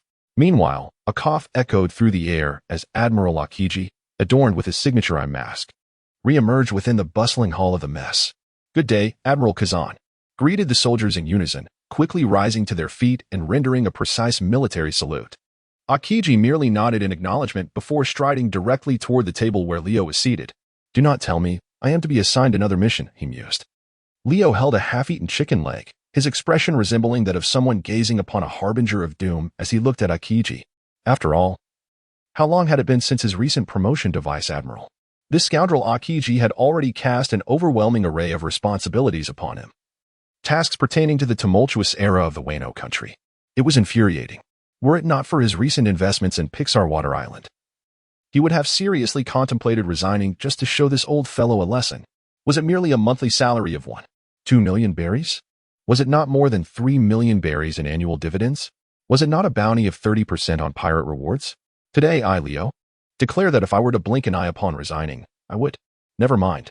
Let everything I just said be regarded as mere folly. So, what is it this time? A mission to photograph and survey the front lines in the New World? Leo inquired. It wouldn't be a matter of visiting every month. Akiji shook his head. As an admiral, I am not so leisurely. Huh. Upon hearing this, Leo rolled his eyes. Are you still at leisure? When have I ever departed without finding you napping in some peculiar spot? Your audacity is quite remarkable, nearly rivaling that of Kizaru. Ignoring Leo's mocking smile, Akiji continued. This time, you are tasked with the covert escort of a prisoner to impel down. The warship will set sail in half an hour, so make sure to prepare promptly after your meal. Escort a prisoner? Leo placed the chicken leg he had been holding back onto the plate. His expression tinged with curiosity as he inquired, what kind of criminal warrants the escort of a vice admiral? Is it a New World pirate with a bounty reaching billions? Indeed, Akiji nodded. He could be considered a significant figure, though I'll elaborate on the specifics once we board the ship. Are you going as well? Yes, Akiji replied, turning his back and heading towards the door, leaving Leo to gaze at his retreating figure, a bewildered expression overtaking his face. What is happening? The Marine Admiral is personally escorting someone? Who on earth could this be? A Yonko? Or perhaps a legendary pirate akin to Shiki from the past? The more he pondered, the greater his curiosity grew. Dismissing his meal, he tossed the plate aside and promptly followed suit, rushing out. 20 minutes later, aboard a large warship capable of accommodating over 1,000 individuals, Akiji leaned against the bow, his back to Leo, unabashedly stating, "You needn't speculate any further. The person we are escorting is Port-Asti, Ace, the captain of the 2nd Division of the Whitebeard Pirates." Port-Asti, Ace. The revelation startled Leo, momentarily rendering him speechless. Wait, didn't Team Moonlight Moria fall to Luffy? At this juncture, ISNT precisely when Kuma arrives at Thriller Bark to convey the news of Blackbeard's ascension to Warlord of the Sea. This is disastrous. He distinctly recalled that during his viewing of the anime, it seemed to take Luffy nearly half a year to transition from the events of Enies Lobby to the conclusion of the Thriller Bark arc. Yet, in reality, merely over a month had elapsed between these monumental events. This feels exceedingly swift. As he inwardly lamented the anime's pacing, Akiji continued. Do you not wish to inquire why a mere captain of a Yonko's 2nd Division is worthy of such a significant mobilization on our part? Why? Leo, with a knowing smile, posed a seemingly rhetorical question. Could it be that he is the culprit behind the infamous Rice Cake Island arson case from 3 years ago? Certainly not. At that moment, Akiji turned around, his expression grave as he fixed his gaze upon Leo. For the truth was that the young man in question was none other than the flesh and blood of the former pirate king, Roger. Leo? Chapter 169. Can you kill me? A plea from Ace. What? How could that guy possibly be the son of the pirate king? Upon hearing this, Leo immediately exclaimed, drawing the attention of the other sailors on deck. The son of the pirate king? Is that possible? Could it be that the prisoner we are escorting is a descendant of Gold? Roger? No way. That person is the child of a devil? Whispers began to circulate swiftly among the crew. Meanwhile, Akiji's gaze towards Leo softened imperceptibly. It appeared that this fellow was indeed unaware of Ace's true identity. Now that you grasp the gravity of the situation, you must comprehend the significance of this escort mission. If it is such an important task, why not summon an additional 10 or 8 vice admirals to accompany us? Leo raised his concerns. There were too many people summoned, making it easy for information to leak. Leak information? Upon hearing this, Leo blinked and then turned his head to point at the others on the ship. But it seems everyone is already aware, isn't it? Akiji remarked. And whose fault is that? How can you still speak so brazenly? In any case, he advised Leo to maintain his spirits during the escort process and to avoid any mistakes. As he spoke, Akiji placed a reassuring hand on Leo's shoulder, the implication of which was rather evident. After all, Akiji was well aware of Leo's connection to Zoro. Perhaps Leo had even played a part in the incident on Cake Island where the celestial dragons were dealt with. He could not ascertain whether a friendship had blossomed between Leo and Ace, nor could he gauge the depth of such a bond. Yet, it was surprising that old man Sengoku would think to use this escort mission as a means of assessment. Did he possess confidence in me? Or was it in Leo? Akiji found himself perplexed, as this did not seem to align with Sengoku's usual demeanor. Nevertheless, since he had been assigned the task of escorting Leo, he had no choice but to comply. Let us prepare for departure. By the way, where is the prisoner? Leo glanced around and inquired, is it in the cabin? No, it isn't. Akiji unfolded the lounge chair he had brought and placed it on the deck, stating, the prisoner has just been handed over to us and is currently in the waters near Bonero Island. We intend to head there to retrieve the individual. I see. Leo responded. Upon hearing this, Leo nodded. Bonero Island. This island was not unfamiliar to him. In the original narrative, Ace pursued Blackbeard here, engaging in a fierce battle that ultimately led to his capture and defeat. Interestingly, Blackbeard initially harbored no intention of handing Ace over to the Navy. He sought to recruit Ace into his crew, hoping to make him his second-in-command. However, given Ace's steadfast character, it was inconceivable that he would acquiesce, ultimately, in desperation. When Ace remained resolute, Blackbeard revealed Ace's lineage as the son of the Pirate King, surrendering him to the Navy in exchange for the title of Warlord of the Sea, thereby establishing his renown in the New World. Blackbeard's rise was evidently the swiftest among the 4 emperors. Within a mere 2 months, He transitioned from a warlord to one of the four emperors, outpacing even Shanks by several folds. Yet, can one merely attribute this to fortune? That individual masqueraded as a benevolent figure aboard Whitebeard's ship for over 2 decades. How many could achieve such a feat? It can be said that had the Yami Yami no Mi not appeared, he might have continued this charade for his entire life, perhaps even dying without ever revealing his true self. Such a person is indeed the most formidable. The warship soon set sail, propelled at full speed towards its destination. As for Das Bones and the others, Leo had chosen not to bring anyone along on this journey, a stipulation communicated to him by Akiji. Although it was stated verbally that this was for the confidentiality of the escort mission, Leo felt it was not entirely as it seemed. Half a day later, Kongri Port, a coastal town situated merely 60 to 70 nautical miles from Bonero Island. Leo was tasked with escorting a man whose hands and feet were shackled with sea stone, his upper body exposed, and wearing a hood. The moment Leo laid eyes on him, he immediately recognized the tattoos that adorned the man's body. There was no doubt that this was Ace himself. "Hey, long time no see, Ace," he remarked, glancing around to ensure no one else was present. Ace, upon hearing Leo's voice, slightly trembled and halted his steps. "Is that you, Leo?" he inquired. Ace had certainly not forgotten Leo's name. Despite the fact that Leo had previously caused quite a commotion on Rice Cake Island and had since adopted an exceedingly convoluted name, what was it again?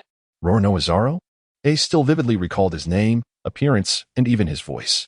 "Indeed," Leo replied, nodding, though Ace could not see him. "You, of all people, ended up getting captured." Ace fell silent at this remark. Yes, ultimately he had been apprehended. But why was it a former brother from the Whitebeard pirates who had captured him? "Are you here to rescue me?" Ace then asked. "Certainly not." Leo twitched the corner of his mouth, thinking to himself how naive this fellow was. "I am here to escort you," he stated. It turned out that he was not here to rescue me. A hint of disappointment crept into Ace's voice. However, that disappointment quickly dissipated. "Well, you are a Navy officer, and I am a pirate. If you were to let me go, you would undoubtedly face severe punishment, wouldn't you?" He did not wish for Leo to suffer the consequences, nor did he want to end up like him, captured by the Navy and imprisoned. After all, Leo was one of the few individuals he encountered after setting sail who truly resonated with him. "So, are you prepared for this journey?" Leo inquired, pulling a cigar from his pocket, placing it between his lips, and lighting it. Ever since his previous encounter at Judicial Island, where he had smoked a cigar from the burning mountain, he seemed to have developed a fondness for it, though it was rather expensive. The tobacco from the Navy base was usually offered at a discounted price. "Prepared?" Ace straightened his hunched posture, the expression hidden behind his hood obscuring his true feelings. "Hey, Leo." "Yes? Do you think I will die this time?" "Under normal circumstances, that would be likely." "I see." Upon hearing this response, Ace suddenly smiled. "Hey, Leo." "Yes? Could you just kill me right here?" Chapter 170. You won't hold it against me, will you? Ace had actually anticipated this. Perhaps he had been reckless when he came here. He wanted to seek justice for his fallen comrades and believed that Blackbeard Teach, being a member of his 2nd Division, bore more than half the responsibility for the matter. Thus, even if he were to die, he was determined to uncover the truth behind it all. But now, he no longer held that conviction. He felt like a fool, an utter fool. Teach had already revealed his intentions and ambitions before handing him over to the Navy. Under normal circumstances, the members of the Whitebeard pirates would surely come to his rescue. At that point, how many lives would be lost in the battle between the Navy and Whitebeard in their attempt to save him? That was why he made such a request. "Leo, just kill me. Execute me here on the spot. Consider it my final wish," Ace said earnestly. "Leo, come now. Do you truly believe I am oblivious to your thoughts? If I were to end your life, you would find solace, while Whitebeard and Luffy's crew would no longer need to risk their lives to rescue you. But what of my fate? Would I even survive until the following noon? Not to mention the grave responsibility of executing such a significant prisoner without authorization, that old fool Carp would likely be the first to deliver a fatal blow to himself. Wouldn't he? I have no desire to sacrifice my naval career and my very existence for the sake of the Whitebeard pirates. I must firmly refuse." Leo decisively pushed Ace's shoulder, urging him to move forward. "Are you truly not going to reconsider? I am, after all, the son of the former pirate king, Roger, and the captain of the 2nd Division of the Whitebeard pirates, with a bounty exceeding 800 million. Should you take my life, you would undoubtedly earn the admiration of the world, becoming a hero in the eyes of many. Furthermore, if the Navy were to place blame upon you, You could easily assert that I unexpectedly launched an attack against you, and in the course of defending myself, you inadvertently caused my demise. Just silence yourself. Leo delivered a sharp slap to Ace's nape. Do not think you can intimidate me with such words. Your grandfather is Garp, isn't he? Though not by blood. I certainly do not wish to provoke such a formidable old monster. Silence ensued. A fleeting shadow of disappointment crossed Ace's face. How infuriating. I actually overlooked this detail. Yet, how did the fact that I am Garp's god-grandson manage to leak out? Could it be that the old fellow himself let it slip? Ace's mind began to whirl with thoughts. Moreover, do not attempt to persuade me further. Firstly, I regard you as a friend. To lay my hands upon a friend is something I absolutely cannot do. Secondly, to take your life would be tantamount to incurring a deep-seated vendetta with the entire Whitebeard pirates. Therefore, under no circumstances will I ever consider harming you. Do you comprehend this? Noticing Ace's sudden silence, Leo, who was trailing behind, added, A friend, you say? Upon hearing this, Ace abruptly interrupted his contemplation. You consider me a friend. Then when a friend's life is in jeopardy, can you truly bear to stand idly by? Leo nodded once more. How could he not feel compassion? Yet, he could indeed endure it. If tasked with taking Ace's life, he would undoubtedly refuse. However, to witness Ace's demise without intervention? That seemed far less daunting. Nevertheless, he had resolutely made a vow.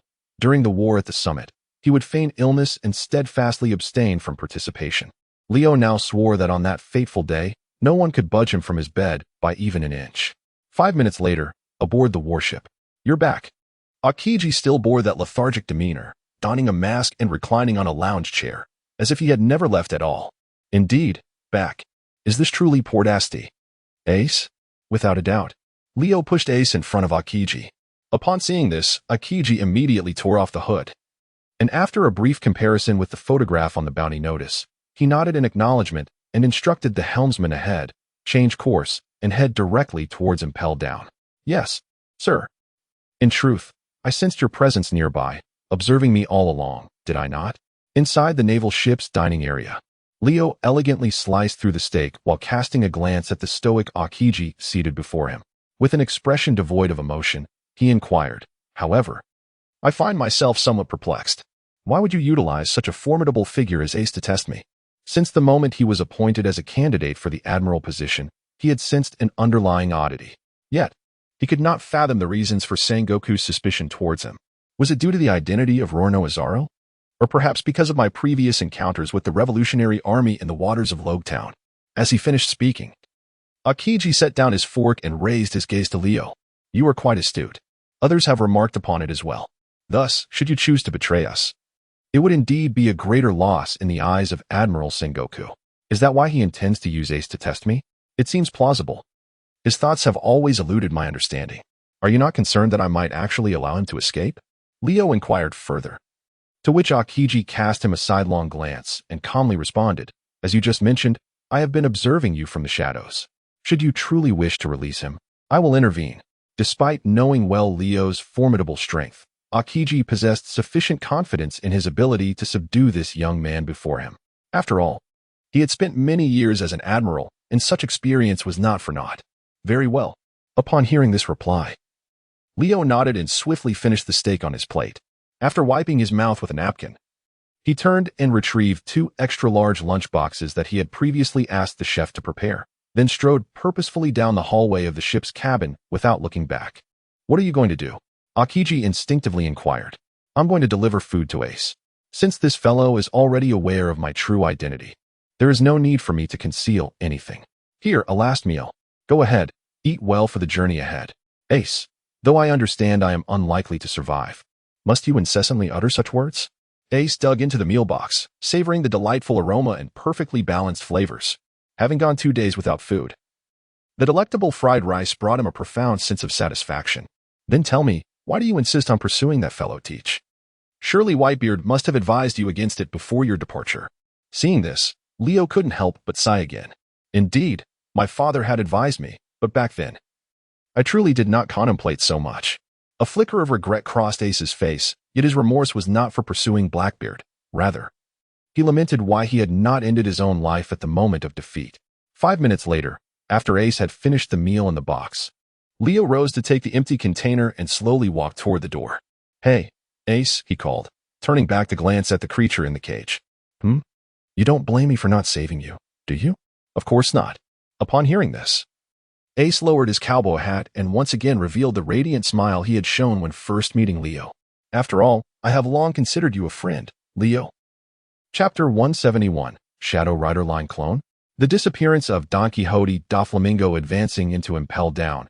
Ace was escorted by Leo to the 6th level of the Infinite Hell. This place had previously housed the Golden Lion, and notably, as Leo passed several cells, he unexpectedly encountered many familiar faces. For instance, Don Quixote Doflamingo, Sir Crocodile, and Shiryu. The first was well known to both, while the latter two were familiar to Leo, though they did not recognize him. One thing that puzzled Leo was how Doflamingo had managed to stay here for 3 years without being assassinated by the world government. This was simply absurd. He remembered that in the original story, Doflamingo had been eliminated shortly after entering Impel Down. Although he suspected that the man who had lost his head at that time was also a clone created from Doflamingo's string fruit. Wait, a string fruit clone? After escorting Ace to the prison, Leo summoned Akiji to find Magellan on the 4th floor. And the three of them opened Doflamingo's cell and entered. Keek. Akiji, is that you again? Have you come to see me for a reason? Doflamingo grinned, emitting his trademark laughter. You suspect he might be a clone? Ignoring Doflamingo's words, Akiji turned directly to Leo. Indeed, when I previously battled him, I experienced his fruit ability, one of which is called Shadow Rider Line, which creates a lifelike puppet clone of oneself. Leo nodded. Shadow Rider Line, huh? But if he had escaped long ago, could anyone truly maintain control over such a distant clone? I'm not entirely certain. Perhaps after awakening the fruit, it is indeed possible, Leo mused. Faced with Akiji's confusion, Leo shrugged his shoulders. Meanwhile, as the two engaged in conversation, Doflamingo, overhearing their exchange, instinctively furrowed his brow. Have we crossed paths before? Your voice. Could it be that you were the one who imprisoned me 3 years ago? Indeed, I am the very individual who sent you to prison 3 years ago. Leo directly interrupted Doflamingo's words. Akiji had long been aware of his true identity, so there was no need for him to be discreet. As for Magellan, despite his perpetually stern countenance that exuded an air of menace, his character was surprisingly amiable. Not long ago, during Leo's assignment to escort prisoners, the two of them had shared several drinks in Magellan's office on the 4th level. In the course of their conversation, Leo had even revealed his true identity as Zorro. This disclosure was not prompted by inebriation. Thanks to the system's ability to counteract intoxication, he was incapable of becoming drunk. He was merely curious about Magellan's reaction. As anticipated, upon learning this revelation, the inebriated Magellan expressed his admiration for Leo's actions with fervent enthusiasm. To be candid, as the warden of Impel Down, Magellan had encountered countless pirates. Yet, he genuinely believed that even the most vicious pirate could not compare to the disdain he felt towards the celestial dragons. However, there was little he could do. For the world government was governed by the celestial dragons, and the navy was merely their subordinate. What could he do in such a situation? Thus, upon hearing that Leo was one of the culprits behind the arson incident on Cake Island, he did not send anyone to apprehend him. Instead, he displayed a look of genuine appreciation. This was to Leo's liking, despite Magellan's tendency to excuse himself to the restroom after only a few drinks. Are you Rorno Azaro? Doflamingo's eyes, concealed behind his sunglasses, narrowed slightly, emanating a glimmer of cold malice. Oh, do you seek revenge? Leo revealed a seemingly harmless smile. Revenge? The day of reckoning should not be far off. Doflamingo retracted his murderous aura and continued with a sinister grin. However, I suspected from the very beginning that you were most likely affiliated with the Navy. Is that so? Then you were quite astute, indeed. Leo offered a perfunctory compliment, then, under the watchful eyes of Akiji and the others, approached the shackled Doflamingo, restrained by sea stone. How do you intend to verify this? Akiji inquired. Yet, before his words could fully escape his lips, Leo unsheathed the snow blade from his waist and delivered a swift cut to Doflamingo's left ankle. The sound of the blade slicing through flesh echoed ominously. Magellan, taken aback, moved to intervene, only to witness the severed part of Doflamingo transform into a multitude of white threads cascading to the ground. What? Magellan gasped in astonishment, his mouth agape. How could this be?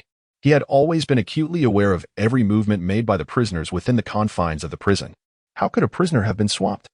Confusion flooded his mind. Meanwhile, Doflamingo, after enduring the strike, grinned menacingly, his gaze fixed on Leo. You have indeed exceeded my expectations, Zorro. Have you already left behind an illusion? Leo pondered while stroking his chin, muttering to himself. Surely, your true name cannot be Rorinoa Zoro, can it? Doflamingo inquired further. Of course not. However, I have no intention of revealing my name to you. If you truly seek vengeance, I shall disclose it when your true form manifests before me. He replied, Ha ha ha, what an intriguing young man. Suddenly, a swift slash severed Doflamingo's neck from his body, and as Leo sheathed his sword, only a heap of threads remained on the ground. The atmosphere instantly turned awkward as the three exchanged glances. How should they report this to their superiors? Magellan pondered for a moment, gazing at the threads on the ground. Meanwhile, Leo shrugged nonchalantly, whistling as he casually exited the cell. Who knows? Who knows? Wait. You were the one who came to inspect the prisoner, Magellan exclaimed. And now you've reduced this crucial inmate to threads and merely walked away? Well, Admiral Kazan. Magellan turned to Akiji, only to find him scratching his ear, seemingly oblivious, and following Leo out of the cell. Did someone just speak? I'm not sure. It seems like no one did. That's good. It appears your age is catching up with you, and your hearing is not what it used to be. Indeed. Once we return, I ought to rest a bit longer. Yes, I share that sentiment. Please be sure to take me along for a rest. Their conversation faded into the distance, leaving Magellan to observe the retreating figures of the elderly and the youth clad in naval justice uniforms. For a moment, his lips twitched, and he could not help but start cursing under his breath. Chapter 172. The eve of battle, have they left? Just like that? Are we not to witness the spectacle that has become the hallmark of Impel Down this year? At the entrance of Impel Down, Hannibal approached enthusiastically, asking Leo, By the way, did Miss Nami and Miss Desbones not accompany you in escorting the prisoners? No. Leo cast a glance at the lecherous old man. How dare you harbor such impure thoughts about my people? Have you never felt the sting of a dual-edged blade? Upon hearing this, Hannibal immediately fell into a state of despondency. Very well, let us depart. It is better to leave early. Perhaps, if we encounter misfortune upon the sea, Miss Dasky and Miss Nami might find their affections redirected towards me. Leo, hey, did you just voice your innermost thoughts? Huh? Did I? Hannibal was taken aback, realizing he had inadvertently revealed his thoughts. Leo, fortunately, I refrained from voicing my desire to usurp Captain Magellan's position as warden. Otherwise, the situation would have been far more dire. Yet, I inadvertently let it slip. Leo bellowed. Nevertheless, Hannibal continued to murmur in his own world. If I were to ascend to the role of warden, I would propose to Miss Dasky and Miss Nami at headquarters. After all, with Admiral Leo having met his untimely demise at sea, they would likely acquiesce to my affections. Leo, my goodness. Has it already been assumed that I will encounter a shipwreck? Damn it. Bang. Unable to restrain himself any longer at the sight of Hannibal lost in his own ramblings, Leo unleashed a kick, sending him flying 100 meters into the sea. Let us return. Yes, sir. Gulp. The sound of swallowed saliva. The naval officers watched as Hannibal shot away like lightning, beads of sweat forming on their foreheads. 2 weeks later, Naval Headquarters. Have the orders been dispatched to the 7 warlords? Yes, Commander-in-Chief. A solemn colonel reported to Sengoku, who sat behind his desk. All 7 have received the message, but what? It seems that the fishman warlord Jinbei is inclined to resist. Jinbei? Sengoku's brow furrowed. That fishman pirate has exhibited a certain disobedience since the moment he joined the 7 warlords. However, the other 6 did not show any dissent upon receiving their orders. Dracule Mihawk, Bartholomew Kuma, Don Quixote Doflamingo, Gecko Moria, Marshal D. Teach, and the Empress, Boa Hancock. Notably, Gecko Moria, despite being defeated by Luffy, did not fade into obscurity. Unlike Crocodile, he has not committed any unforgivable crimes. Thus the Navy has not yet stripped him of his title as a warlord. Have you apprehended Jinbei? He is currently under temporary surveillance. However, according to reports from the monitoring personnel, Jinbei appears to be vehemently opposed to this war and has expressed readiness to accept the loss of his warlord title. Truly obstinate. Upon hearing this, Sengoku's gaze turned icy. Send him to Impel Down. Yes, Commander-in-Chief. Just as the naval colonel was about to turn to leave, he was met by another officer bursting through the door. This is not good, Commander Sengoku. What has happened? Sengoku suppressed the rapid beating of his eyelids, an unsettling premonition creeping over him. All 23 surveillance ships tasked with monitoring the Whitebeard pirates have suddenly lost contact. What did you say? Another colonel's face paled in shock. All 23 surveillance ships, just like that, have been wiped out? Damn that Whitebeard. The other pirate crews in the New World have also begun to stir restlessly. With surveillance lost, the Whitebeard pirates, along with other rescuers, could strike at any moment, leaving us utterly unaware of their intentions. The situation appears quite dire. Sengoku, his face etched with worry, paced back and forth in the conference room. After a moment, he finally paused to inquire, "Where is that old rascal, Garp?" "Vice Admiral Garp has already arrived at Impel Down," came the response. Meanwhile, in the depths of Impel Down, Garp, clad in his military uniform, strolled leisurely down the corridor of the 6th level. After 2 minutes, he came to a halt before a cell nestled in the farthest corner. "You look rather disheveled," Garp sighed, his gaze falling upon the man shrouded in shadows within the cell, his voice tinged with a somber tone. "Are you still alive, Ace?" Hearing this, Ace instinctively lifted his head to glance at Garp. At that moment, he was a mass of bruises and wounds, making it hard to imagine the severe torture he had endured over the past 2 weeks since his incarceration. Yet, faced with the man who had once been his mentor and nominal grandfather, Ace found himself at a loss for words, staring blankly at Garp. "Hey, I've heard about your exploits 3 years ago, how you not only liberated a multitude of slaves, but also gave a good thrashing to a celestial dragon," Garp said, seating himself on the ground opposite Ace. "And so?" Ace replied, a hint of disdain curling his lips. Had it not been for Leo intervening at the time, he might have dispatched that guy on the spot. "So what?" Garp chuckled in response. "Indeed, you are truly my grandson. You did what I never could. Those damned celestial dragons deserved every bit of it." "Ha ha." Garp's laughter echoed throughout the 6th level of Impel Down. Ace looked at him in surprise, having expected the old man to berate him fiercely, questioning why he had ignored his advice and joined the Navy instead. However, to his astonishment, Garp continued, "I have always held disdain for those fellows. You accomplished what I had failed to do on that front. You surpassed me. But," Garp's tone shifted here, "soon you will face a public execution at the hands of the Navy, and I assure you, Whitebeard will undoubtedly rally his crew to rescue you. As for that young lad, Luffy," Garp found himself utterly at a loss. On one side stood his cherished grandsons, and on the other, the Navy and the world government to which he had devoted his loyalty. He was unwilling to witness the impending cataclysmic battle, yet he felt powerless to avert it. However, at that moment, Garp suddenly inquired, "The one who set fire with you on Cake Island, Roronoa, can you enlighten me as to who he truly is?" Chapter 173, The Tumultuous Sabaody Archipelago. "Why on earth am I here with you? Am I not a direct subordinate of Aokiji? Your actions have nothing to do with Leo and me." Sabaody Archipelago. Leo trailed behind Kizaru and Bartolomeo, his hands resting behind his head, grumbling in dissatisfaction. "You shouldn't be so disrespectful to the old man," Bartolomeo remarked, glancing at Leo. "Disrespectful, you say?" Upon hearing this, Leo scratched his cheek and then inquired, "Esteemed Elder Huang, might I ask why I am obliged to accompany you to the Sabaody Archipelago?" "I am but a direct subordinate of Admiral Aokiji. Your mission has no bearing on me." There was an unmistakable hint of resentment in his tone, reminiscent of Wano country. Huang blinked, then, with his hands tucked into his pockets, regarded Leo with a mischievous glint in his eyes. "Awaken to the reality, young lad. That fellow Kazan has taken a leave of absence for the past few days. Before he departed, he anticipated you might indulge in idleness, thus he entrusted you to my care for the time being." "I curse Aokiji's mother," Huang exclaimed. "That's quite terrifying," remarked Waritomo. "To use such foul language to insult Kazan." Huang feigned a frightened expression as he turned to Leo. "Leo, filth? Is this truly filth? I could easily conjure up even more vulgar insults. That wretched Kazan, not only did he neglect to bring me along during his leave, but he also cast me into your laborious grasp. Were it not for my inability to best him, I would be at his throat in an instant.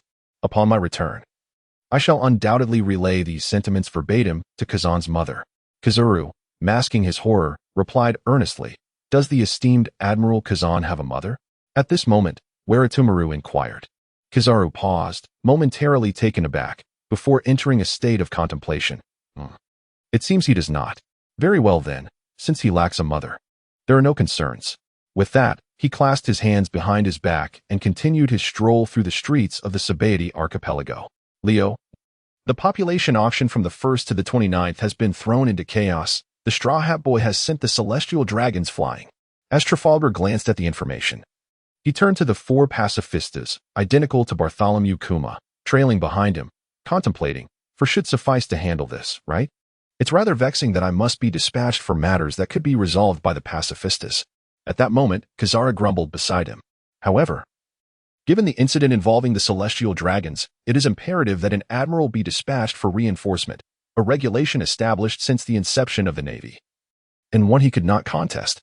The Straw Hat crew certainly possesses an audacity that is unparalleled, he mused. Suddenly, a voice in the street cried out, "Run! An admiral is coming. This island will surely be surrounded by the Navy. If we don't leave now, we will perish here." A tumult erupted in the district as countless pirates, who had gathered to attempt their passage through Fishman Island into the New World, began to flee in a frenzy. No one wished to confront the terror of a Navy admiral. Yet, before they could escape too far, Kizaru's figure appeared amidst the throngs of fleeing individuals. "My apologies. But I have already been waiting," he said. With a swift motion, a flash of golden light erupted. Kizaru lifted his right leg. It seemed as though he had kicked. Yet it also appeared that he had not. In the next instant, a thunderous explosion resonated as a multitude of pirates were sent hurtling backward by the force of that singular kick, obliterating the structures in their path. As the dust began to settle, a gruesome scene unfolded before the eyes of the onlookers, revealing a dozen mangled corpses. Everyone stood in stunned silence, transfixed by the spectacle, their legs trembling uncontrollably. The sheer power. Is this truly the might of a Navy admiral? We absolutely cannot allow ourselves to be captured by that man. Run! A voice rang out, urging the pirates in the square, who were still in shock from Kizaru's earlier display, to scatter in every direction. This has become quite a conundrum, Kizaru thought, observing the multitude of pirates fleeing in disarray. Can the pacifistas manage to clear out all of this riffraff? Trafalgar. Where is Trafalgar? Kizaru turned to Leo and the empty space beside him. He left long ago. Leo stated nonchalantly, lighting a cigar. Pirates are everywhere. But what does it matter to him? This ancient yellow monkey before me will surely handle them all. Has he left? Where could he have gone? Inquired Kizaru. I don't know. Perhaps he has gone to hunt down the Straw Hat crew, he replied, hissing with intrigue. Leo took a deep draw from his cigar and murmured softly to himself, This cigar is surprisingly more potent than the last, granting me an additional 3 points of Conqueror's hockey. However, I must ponder, after indulging in smoking for over 8 years. Why does my mastery of this hockey remain at such a rudimentary level? How many more years must I smoke to attain the mastery akin to that of Kizaru and Akainu? Furthermore, does one truly possess no innate Conqueror's hockey? He contemplated within his mind. Has the Straw Hat crew been pursued?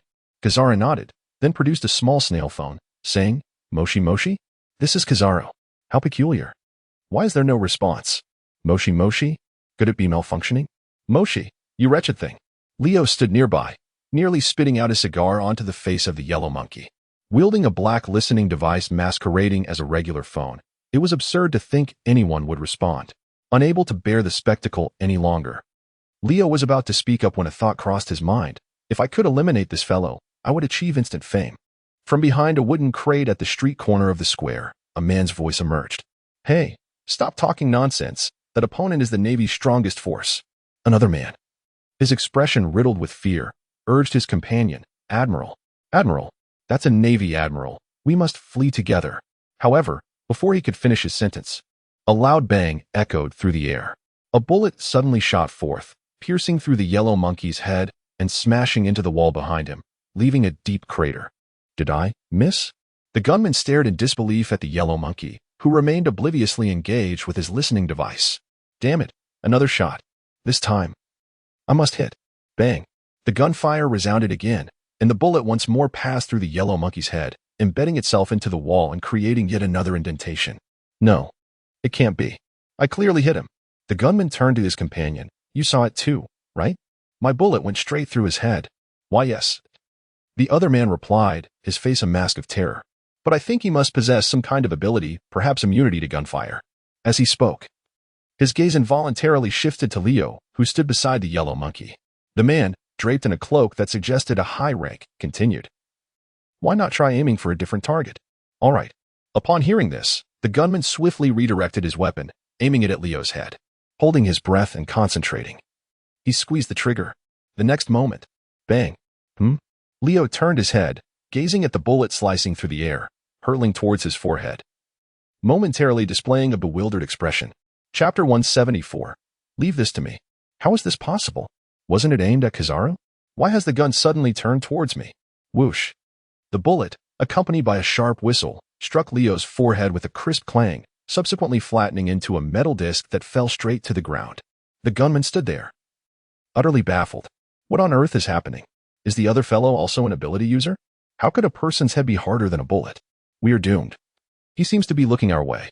Run, the man shouted. Yet, in the next moment, just as I was about to inquire about something, Kizaru's towering figure, exceeding 3 meters in height, suddenly appeared before the two, his expression warm as he said, I am in search of a man named Bartolomeo. He is one of my subordinates. You. He teleported. Run. Upon seeing Kizaru's lecherous visage, the two were so frightened that they immediately turned to flee. However, they had barely taken 2 steps when Leo had already blocked the path, looking at the two with a friendly demeanor and asking, Hey, are you the two who just shot at my head? Due to not always being in a state of observation, he had indeed failed to react when the bullet struck him. Fortunately, through years of sustaining injuries, the resilience of his skin and bones had long surpassed that of ordinary steel, rendering such conventional firearms incapable of inflicting any harm upon him. No, it wasn't me, it was him. One of the men pointed a finger at the other gunman. Leo, I beg your pardon. Upon witnessing the expression on Leo's face, the armed man immediately knelt on the ground, prostrating himself in apologies. Honestly, I merely inquired about the whereabouts of Sanji. So why must you resort to such intimidation? Meanwhile, Kizaru had already made his way over. If you wish to know Sanji's location, why not use a regular din-din mushi? Employing a listening device, who would heed your call? Leo could not help but roar at Kizaru. Ah, I see now. Kizaru, upon hearing this, suddenly displayed an expression of enlightenment. So, it turns out I was using a listening device. After saying this, he began rummaging through his pockets for a standard din-din mushi. In the next moment, a multitude of Navy soldiers had converged from all directions, commencing their apprehension of the Navy on Sabaody Archipelago. Has the operation finally begun? Leo turned to glance at the bustling square. In such chaotic surroundings, it would certainly be much easier for him to indulge in some leisure time, wouldn't it? Hey, Admiral Kizaru, I'll leave these folks to you. I'm going to find a place to lie down. With a swift kick, he soared into action. Boom. His leg lifted high. A streak of golden light zipped past Leo's ear, instantly obliterating the 2 formidable pirates who were ruthlessly slaughtering the Navy behind him, reducing them to mere pulp. Leo swallowed the words that lingered on the tip of his tongue, reinserted the cigar between his lips, and then burst into laughter, exclaiming, Well then, leave the matter over there to me. All right, let's get to work. Once it's done, I am looking forward to clocking out, Huang Yuan replied, waving his hand dismissively before turning away and striding in another direction. Captain, we must flee. Before the fountain in the park, a group of pirates clustered around a blond man, their expressions filled with anxiety as they observed the chaos unfolding around them. If we don't leave soon, we will surely be killed by the Admiral. Do not panic. I am not destined to perish today. The blond man, upon hearing this, retrieved a peculiar deck of cards from his clothing and sat by the fountain, engrossed in shuffling and divining. The probability of defeat in today's battle is 100%. Excuse me for interrupting. Huang Yuan's voice suddenly resonated. The success rate of escape is 12%. I am searching for someone named Tanjiro. Huang Yuan fixed his gaze upon the blond man, continuing to inquire about his quest. The defense evasion rate is 76%. Huang Yuan. Why do I feel as though I am being disregarded? Tanjiro? I am unfamiliar with that individual. If possible, I implore you to inquire with others, the blond man replied, putting down his cards and seemingly concluding his divination. Is that so? If you do not know him, then so be it. Huang Yuan sighed, pouting slightly, appearing somewhat disappointed. However, just as the pirates assumed he would take his leave, Huang Yuan suddenly shifted his tone, saying, But I find myself quite idle at the moment. It would hardly seem appropriate to let you, a bounty criminal, slip away. Do you not agree? A bounty of 249 million, the magician Basil Hawkins. Speed is weight. Have you ever experienced the sensation of being struck by light? With a gentle lift of his right foot, the tip glimmering with golden light, he swiftly sent Hawkins flying. Yet, as the smoke from the demolished buildings dissipated, Hawkins rose unscathed from the ground. Is this the might of a marine admiral? To think. Merely using 10 straw men has left me feeling somewhat unsettled, Hawkins murmured to himself as 2 straw dolls emerged from his arms, falling straight to the ground. Just as he was about to continue divining his fortunes for the day. Aye, one sword slash. Swish. A blade abruptly emerged from the ruins behind, cleaving Hawkins' body in 2. In an instant, his form was severed and flung aside, landing beside the pool. The next moment, Leo's silhouette emerged from the debris, his expression radiating indignation. Damn it, I merely wish to indulge in a brief respite here. Yet you, yellow ape, find it necessary to target me like this? He exclaimed. Oh, Leo, what brings you to this place? Were you not dispatched to deal with the fleeing pirates over there? Yellow ape greeted Leo upon noticing him. Leo, oh, come now. Do you truly believe I am oblivious to your intentions? However, not wanting to engage with Kizaru, Leo abruptly turned his gaze towards Hawkins, who had been cleaved in two by his blade. Though his body lay severed, not a single drop of blood emerged. Is this the power of the Strawman fruit? I can only surmise that somewhere, another individual has met their demise in his stead. With these thoughts in mind, he lit a cigar and placed it between his lips. Ah, Kizaru, my esteemed senior, please venture elsewhere. I shall take it upon myself to deal with this fellow.